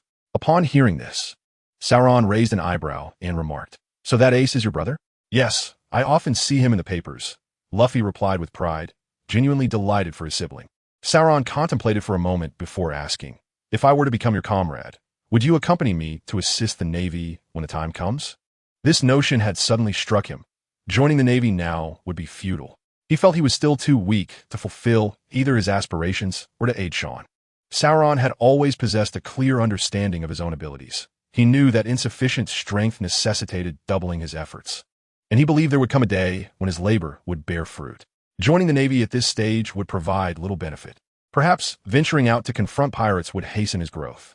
However, this was contingent upon Luffy's pirate crew's core principles aligning with his own beliefs. Luffy nodded earnestly. I will. Are you referring to helping Sean? He is my friend too. As long as you wish for it, I will assist you, for I am a captain. With that, Luffy was about to burst into laughter, reveling in his captain's demeanor. But Sauron interrupted. What is the core principle of your pirate crew? And what is your ultimate goal? I refuse to be a pirate whom everyone seeks to eradicate. Luffy looked at Sauron, puzzled. Why complicate matters? I simply aspire to be the pirate king, the freest person in the world. My crew can do as they please. All I desire is to embark on adventures and celebrate at every opportunity. Why will we be hunted for that? Sauron chuckled at Luffy's earnestness, recognizing the unwavering belief that he would indeed become the pirate king. It resonated with him, as he too believed he would become the world's greatest swordsman. Reflecting on this, he realized that without such resolve and ambition, one could hardly compete for the title of king. Sauron then turned to Luffy with a serious expression. I agree to join your pirate crew, but it is for my own dream. Should you ever become an obstacle on my path, I will not spare you. Luffy grinned widely, of course. A crew member of the Pirate King must have the title of the world's greatest swordsman. It sounds fantastic. Luffy then gazed out at the vast, dark sea, his stomach rumbling audibly. Hey, Sauron, didn't you say we would find food soon? Upon hearing this, Sauron's smile faltered. The grand ambitions he had just felt were swiftly dashed by Luffy's remark. Although Luffy was oblivious to Sauron's poor sense of direction, Sauron felt slightly offended. His face flushed with embarrassment as he retorted, Stop your incessant chatter. Even if we arrive now, there will be no one to cook for you at this hour. Just bear with it. Thus, the two of them found themselves in a comical exchange. A day later, at the Navy headquarters, Kuro observed the intelligence in his hands, narrowing his eyes as he adjusted his glasses. I never expected to have fans in the East Blue, albeit thanks to Mr. Sean. Beside him, Crane, noticing the report featuring a pink-haired rookie, chuckled. What? Are you interested in this little brat? Kuro replied with a smile. He's passable. But it feels odd when someone brags about themselves. My grandson has gone to sea. His first companion seems quite reliable. Garp laughed as he gazed at Luffy's photograph. While Luffy and Sauron had not been issued bounties, Luffy's existence was bound to attract much attention. Consequently, Kuro, who managed the intelligence network, received various updates about Luffy. He set the report aside and remarked, I didn't expect this kid to be mingling with Mr. Sean's associates. He possesses considerable talent and is quite diligent. Crane interjected. I received word that Mihawk seems to have gone to the East Blue. Are you planning to pay him a visit? Kuro turned to Garp. Mr. Garp, would you like to accompany me? After all, it has been years since you last saw your grandson. Garp waved his hand dismissively. Never mind. I'm busy. I only came here because I heard news about my grandson. He then shifted the conversation. I have to go with Sengoku to Impel Down. We cannot allow the world government to take control of it, given the number of dangerous individuals inside. Kuro and Crane nodded in agreement. Recently, the Navy had been intensely focused on military deployments in the kingdom's waters, and preventing the world government from seizing Impel Down was of utmost importance. Sengoku had managed to persuade Magellan, the true warden, to cooperate. Even though Hannibal was somewhat disgruntled, he dared not oppose such significant matters. Garp and Sengoku needed to guard Impel Down for a period, ensuring the world government could not exploit any vulnerabilities. Upon hearing Garp's decision, Kuro volunteered for the assignment. All right, I will make a trip to the East Blue. I hope Mihawk doesn't cause any trouble. A cold glint flashed in Kuro's eyes as he spoke. In the days that followed, Luffy accompanied Sauron as they wandered between various deserted islands. Each day, Sauron assured Luffy that they were nearing their destination. Yet they often found themselves going hungry. Luffy remained unfazed, occasionally complaining about Sauron's apparent inability to navigate. Each time this occurred, Sauron would become infuriated, leaving Luffy with no choice but to follow Sauron's lead to the restaurant he mentioned. A week later, they finally arrived at the floating restaurant Bartai and indulged in a hearty meal, only to discover they lacked the funds to pay. As Luffy sought work to settle their debt, the Clique pirates launched an assault, leaving the patrons in disarray. Ultimately, it was Luffy and Sauron who stepped forward, effortlessly dispatching their attackers. Meanwhile, Mihawk appeared calmly before the crowd, instilling a sense of dread among them. Sauron challenged Mihawk, but he was dramatically defeated, crying out about the shame of a swordsman as he fell. Kuro, enveloped in a shroud of dark wind, silently observed Mihawk. After Mihawk departed, Kuro followed suit, having caught Mihawk's attention. Yet no words were exchanged, as it was entirely ordinary for a pirate of Mihawk's caliber to be present in the East Blue. Moreover, at present, Ingen has ascended to the status of Shichibukai under the world government, compelling the Navy to engage in conflicts with numerous formidable adversaries at this critical juncture, making it prudent to safeguard their fundamental interests. Kailu has also arrived at the 153rd Division, escorting Balumi Bo and KB to the Navy headquarters. Although the trajectory of the Straw Hat Pirates has deviated somewhat, they have inexplicably returned to their original path, as if the external world held no sway over them. At this moment, in the villa opposite Mary Gios, Sean is indulging in a cigar while perusing intelligence reports from various locales. Rocinante remarks, "I wonder if this little brat can manage it." Sean, furrowing his brow, inquires, "So what exactly is Xiao doing?" "The Revolutionary Army is already in motion." "Why hasn't he made an appearance?" Before he can finish his sentence, Sean hears footsteps approaching the door and turns to look. To his surprise, he sees Xiao, accompanied by several figures clad in kimono. Among them is a sight both unexpected and yet entirely anticipated, a figure in an orange kimono seated in a wheelchair. Two women with azure hair accompany him, one of whom carries a blade at her waist. Lastly, entering is a Mediterranean youth dressed in a pink kimono, adorned with a scarf and two swords at his side. Upon seeing this individual, Sean's brow furrows, for these figures are none other than Guanyue Yutian, Guanyue Rai, Guanyue Taoji, and Tianyue Shi, who, after marrying Guanyue Yutian, transformed into Tianyue Shi. Xiao, wearing a smile, greets, "Sir Sean, we have arrived." Sean remains silent, awaiting Xiao's explanation. Although he trusts Xiao's character, the current situation feels undeniably peculiar. Why have these individuals undergone such significant changes? Shouldn't Guanyue Yutian and his wife be dead? A hint of regret appears on Xiao's weathered face as he states, "Sir Sean, these years have not been a matter of my avoiding you. There are reasons for this." "What reasons?" "Seaning Guayers, Fronin." Xiao continues to elucidate. "When you sent me to Wano country, I coincidentally encountered a rebellion in their land, and I, along with Dorag, became embroiled in their conflict. Initially, the locals were quite resistant to us, but only Lady Tianyue accepted our assistance, for she arrived here from 800 years ago. Moreover, she carries the truth and hope from that era." At this juncture, Xiao observes Sean's expression, noting his calm demeanor, seemingly unfazed by his words. He then glances at the slightly older, azure-haired woman beside him, offering a resigned smile. Guanyue Shi also smiles gently, bowing slightly to Sean as she says, "I apologize, Mr. Sean, please allow me to explain." Sean regards her with an impassive expression. Guanyue Shi, undeterred, softly continues, "I am originally from the Tianyue family of Wano country, which has long resided overseas. 800 years ago, due to certain extraordinary circumstances, I was tasked with arriving 30 years ago. During that time, I met Guanyue Yutian and became his wife, while also spending some time aboard the Whitebeard pirates." Sean, hearing this, finds nothing amiss. However, the subsequent revelation finally stirs him. Guanyue Shi continues, "Yet, the so-called extraordinary circumstances stem from our era, which was enduring a hellish nightmare. The colossal kingdom of Troy was also beyond salvation." She gazes out the window at the red continent, a nostalgic expression crossing her face. The red land of that era was not as it appears now. It was merely an ordinary continent. It was only through the baptism of blood and fire, and with the passage of time, that the red land transformed into a dividing line. If I am not mistaken, Mr. Sean, with your current power, given time, you too could achieve such destruction. Am I correct? Sean refrains from voicing his thoughts, acknowledging that indeed, with time, he could obliterate everything. Guanyue Shi continues, in fact, even further back. The inhabitants of Fishman Island, possessing prophetic abilities, foresaw that they would endure unprecedented calamities. However, the then king of Troy, Joy Boy, did not believe it. He was skeptical that anyone could overturn this world. As you are aware, this world was indeed upended. Reflecting on this, Sean recalls the historical text from Fishman Island, Joy Boy's letter of remorse, in conjunction with the prophetic fishmen. Guanyue Shi, unaware of Sean's changing expression, continues, in such a context, Wano country's pinnacle craftsmanship inscribed all that transpired into a unique substance, which is now the historical text. Yet, amidst that backdrop of blood and fire, the soothsayer from Fishman Island proclaimed that 800 years hence, a person destined to overthrow this world would emerge, bearing a straw hat akin to Joy Boy's. ascending to the palace of Im and reshuffling the world. Although cruel, it could end on a positive note. It was supposed to conclude here. But suddenly, the prophecy shifted.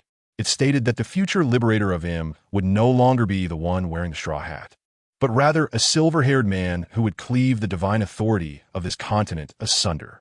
He asserted that only this silver-haired man could restore tranquility to this world. Sean's heart jolts with surprise. He never anticipated that he would be prophesied in this manner, having always been the orchestrator of others' fates. He now realizes that there are greater powers at play. Finally, Sean speaks. So, what is the truth of that era?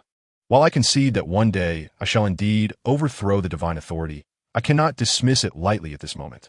On what basis do you believe that I am capable of such a feat now? Guan Yu, sure, hearing Sean's words, smiles gently. No, you can accomplish it. As long as you're on the same level as him, you would easily manage him. At this, Sean feels perplexed. Is he not already at a comparable level? How formidable must the opponent's strength truly be? Sean nearly contemplates retreating and seeking vengeance another day. Guan Yu sure continues. The truth of history is that this sea welcomed a host of pirates who do not belong here. They're cosmic pirates, not the indigenous inhabitants of this world. What? Rocinante, who had been listening quietly, can no longer contain himself and abruptly stands. Sean casts a sidelong glance at him. Do not be overly agitated. Let us hear the entirety of their account before determining its veracity. Guan Yu sure politely smiles. Indeed, these individuals hail from the stars above. They primarily plunder the resources of various planets, and Im is a member of that organization. In that era, many people across the seas possessed varying abilities, somewhat akin to the powers of devil fruit users in this age, yet far more potent than the half-hearted abilities of today. However, in that time, the fruits sought their own compatible bearers, unlike the present day, when anyone can consume them and wield their limited powers. The D-clan, on the other hand, was the royal lineage of that time, perfectly attuned to all fruits. Their compatibility endowed them with the means to confront others, which is why the D-clan is deemed the natural enemy of the gods. Sean furrows his brow and queries, so what exactly are devil fruits? Guan Yu sure replies. In that era, they were not called devil fruits. They were known as fate fruits. Simultaneously, it harbors no fear of the ocean. Rather, it now harbors a disdain for it. For within the depths of the sea lies half a tree, a remnant of the foundation of Troy, once a colossal tree that shaded the heavens and bore countless fruits. Yet, these were not eternal. They were merely passed down through generations. The cosmic pirates sought the mightiest of these fruits, known as the heart fruit, which manifests the power one desires. This fruit possesses the capacity to plunge the tree of fate into an enduring slumber, as if siphoning its very essence. During that time, the warriors of Troy engaged in fierce combat with the cosmic pirates to protect the tree of fate. The pirates not only coveted that fruit, but also aimed to destroy the tree itself, for only in its ruin could they attain eternal power. Upon hearing this, Sean began to grasp the nature of the devil fruit and understood what awaited. He was waiting for the opportunity to obliterate the tree of fate. After all, according to Kazuki Odin, fruit abilities are inheritable, which is trivial to those who cannot achieve immortality. However, in the presence of the immortal, such an act is utterly unacceptable. Thus, the adversary sought to dismantle this tree to achieve their desired outcome. Yet to Sean, it was merely akin to a beneficial buff. Suddenly, as if struck by a revelation, Sean inquired, did him consume that fruit? Kazuki Odin shook his head, stating, no, for he consumed only half of it. The tree of fate instinctively sprouted a small seedling, which was buried deep in the ocean by the warriors of Troy. But wait, how is this fruit connected to the Gomu no Mi? Kazuki Odin pondered before answering. At that time, Joy Boy was the wielder of the Gomu no Mi, capable of enlarging himself and impervious to the ocean's pressure. Thus, this fruit is also the key to acquiring the seedling. After all, this seedling harbors a profound aversion to the ocean. Sean comprehended that it was precisely because those with abilities could not unleash their powers in the ocean, while those without abilities could not venture into its depths due to the overwhelming pressure. Moreover, the reason the D-clan is deemed the natural enemy of the gods lies in their innate talent. They're the ones capable of fully developing the powers of the fruits.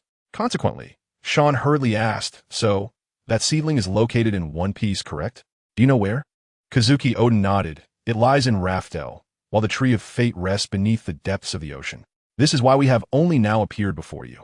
for you shall lead us in overthrowing the divine authority, making these detestable beings pay the price."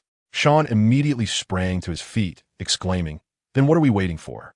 Let us hasten to consume that fruit and swiftly eliminate that foe." The others nearby exchanged bewildered glances, astonished at the rapid shift in demeanor from the previously aloof individual. Seeing their expressions, Sean felt a slight blush creep across his face, yet he feigned indifference as he directed a prayer towards Kazuki Odin, who remained seated in his wheelchair. Their family was nearly brought to tears with joy. At this moment, Sean bore no grudge for their failure to disclose the truth earlier. After all, reform requires more than just the strength of the leaders. It must commence from the grassroots level.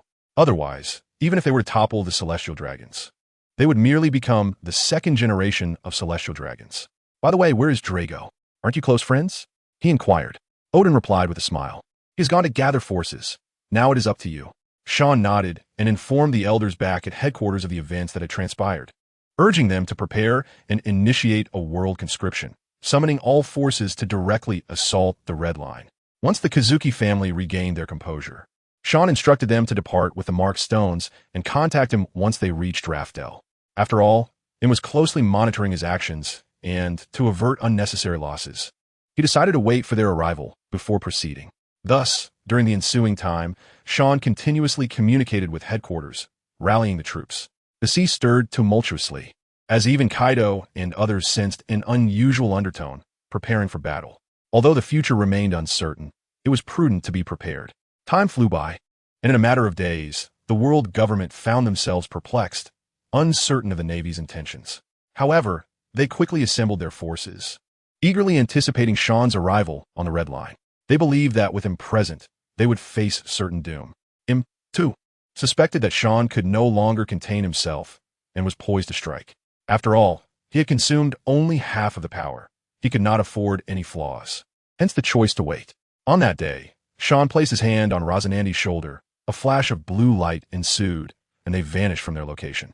In the next moment, the two found themselves on a desolate island, littered with the remnants of a once great nation. Yet, Sean paid little heed to these ruins and turned to Kazuki Odin, asking, "Where is the seedling?" Odin pointed towards a nearby pond, instructing, "Dive down from here, and you shall find the seedling of the Tree of Fate." Without hesitation, Sean leaped into the water, much to the astonishment of those watching. As he descended, he was enveloped by air, forming an air armor around him, with a tube emerging at its end to provide him with ample oxygen. The onlookers were awed by Sean's display of prowess, for who could accomplish such a feat without sufficient strength? Sean plunged deeper, taking a full day and night to reach the abyss, where he beheld a small seedling, shimmering with a soft glow. The seedling stood over a meter tall, its branches adorned with fruits the size of ping-pong balls. Without a moment's thought, Sean plucked a fruit and ascended with the seedling. After another day and night of ascent, Sean finally emerged, disregarding the curious gazes of his companions. He promptly found a suitable spot to replant the seedling and consumed the small fruit. In the next moment, warmth surged through him, enveloping him in a misty haze that lasted only a few minutes. Moments later, feeling the surge of power within him, he eagerly checked his system panel. Host, Sean gender, male age, 28 combat power, 52,595 10 ordinary soldiers, 11,499 below major elites, 500, 4000 elite colonels and above, 4001 700 vice admirals, 700 9999 admiral candidates, 10,000 or above admirals, Yonko, no limit. This is based on a comprehensive assessment of combat power and abilities, resulting in a lower value than pure combat power. Abilities, telekinesis, armament Hauki Mox, observation Haki Max, Conqueror S Haki Max skills, prayer, purification, Schwarzmannship, flying thunder god technique, Mirage. Warehouse, Mikazuki Munikika, dreaming immortal pillow, used, pure gold upgrade version 9, change of clothes, multiple photos plot points. 73500 for observing his doubled combat power, his breath quickened. He no longer needed to confront him head-on. With just the Mirage ability, he could easily outmaneuver his opponent. Filled with newfound confidence, Sean declared to the group, "It's settled. Let's first eliminate him." Upon completion of the dialogue, the crowd found themselves momentarily dazzled before reappearing on the Red Earth continent. Below, the Navy had assembled a formidable force of 100,000 troops, poised for action. Observing this, Sean gestured grandly, causing everyone present to materialize atop the red Earth continent. He addressed Huang Yuan, stating, "Today marks the day of our Navy's rightful recognition. Ensure that arrangements for a live broadcast are in place." Huang Yuan raised an eyebrow and pouted. "That sounds splendid. I've already made the necessary arrangements, and now the entire world will bear witness." He gestured toward the nearby individual holding a live broadcast Den Den Mushi. Sean strode towards the Den Den Mushi, declaring, "Today signifies the day of divine downfall.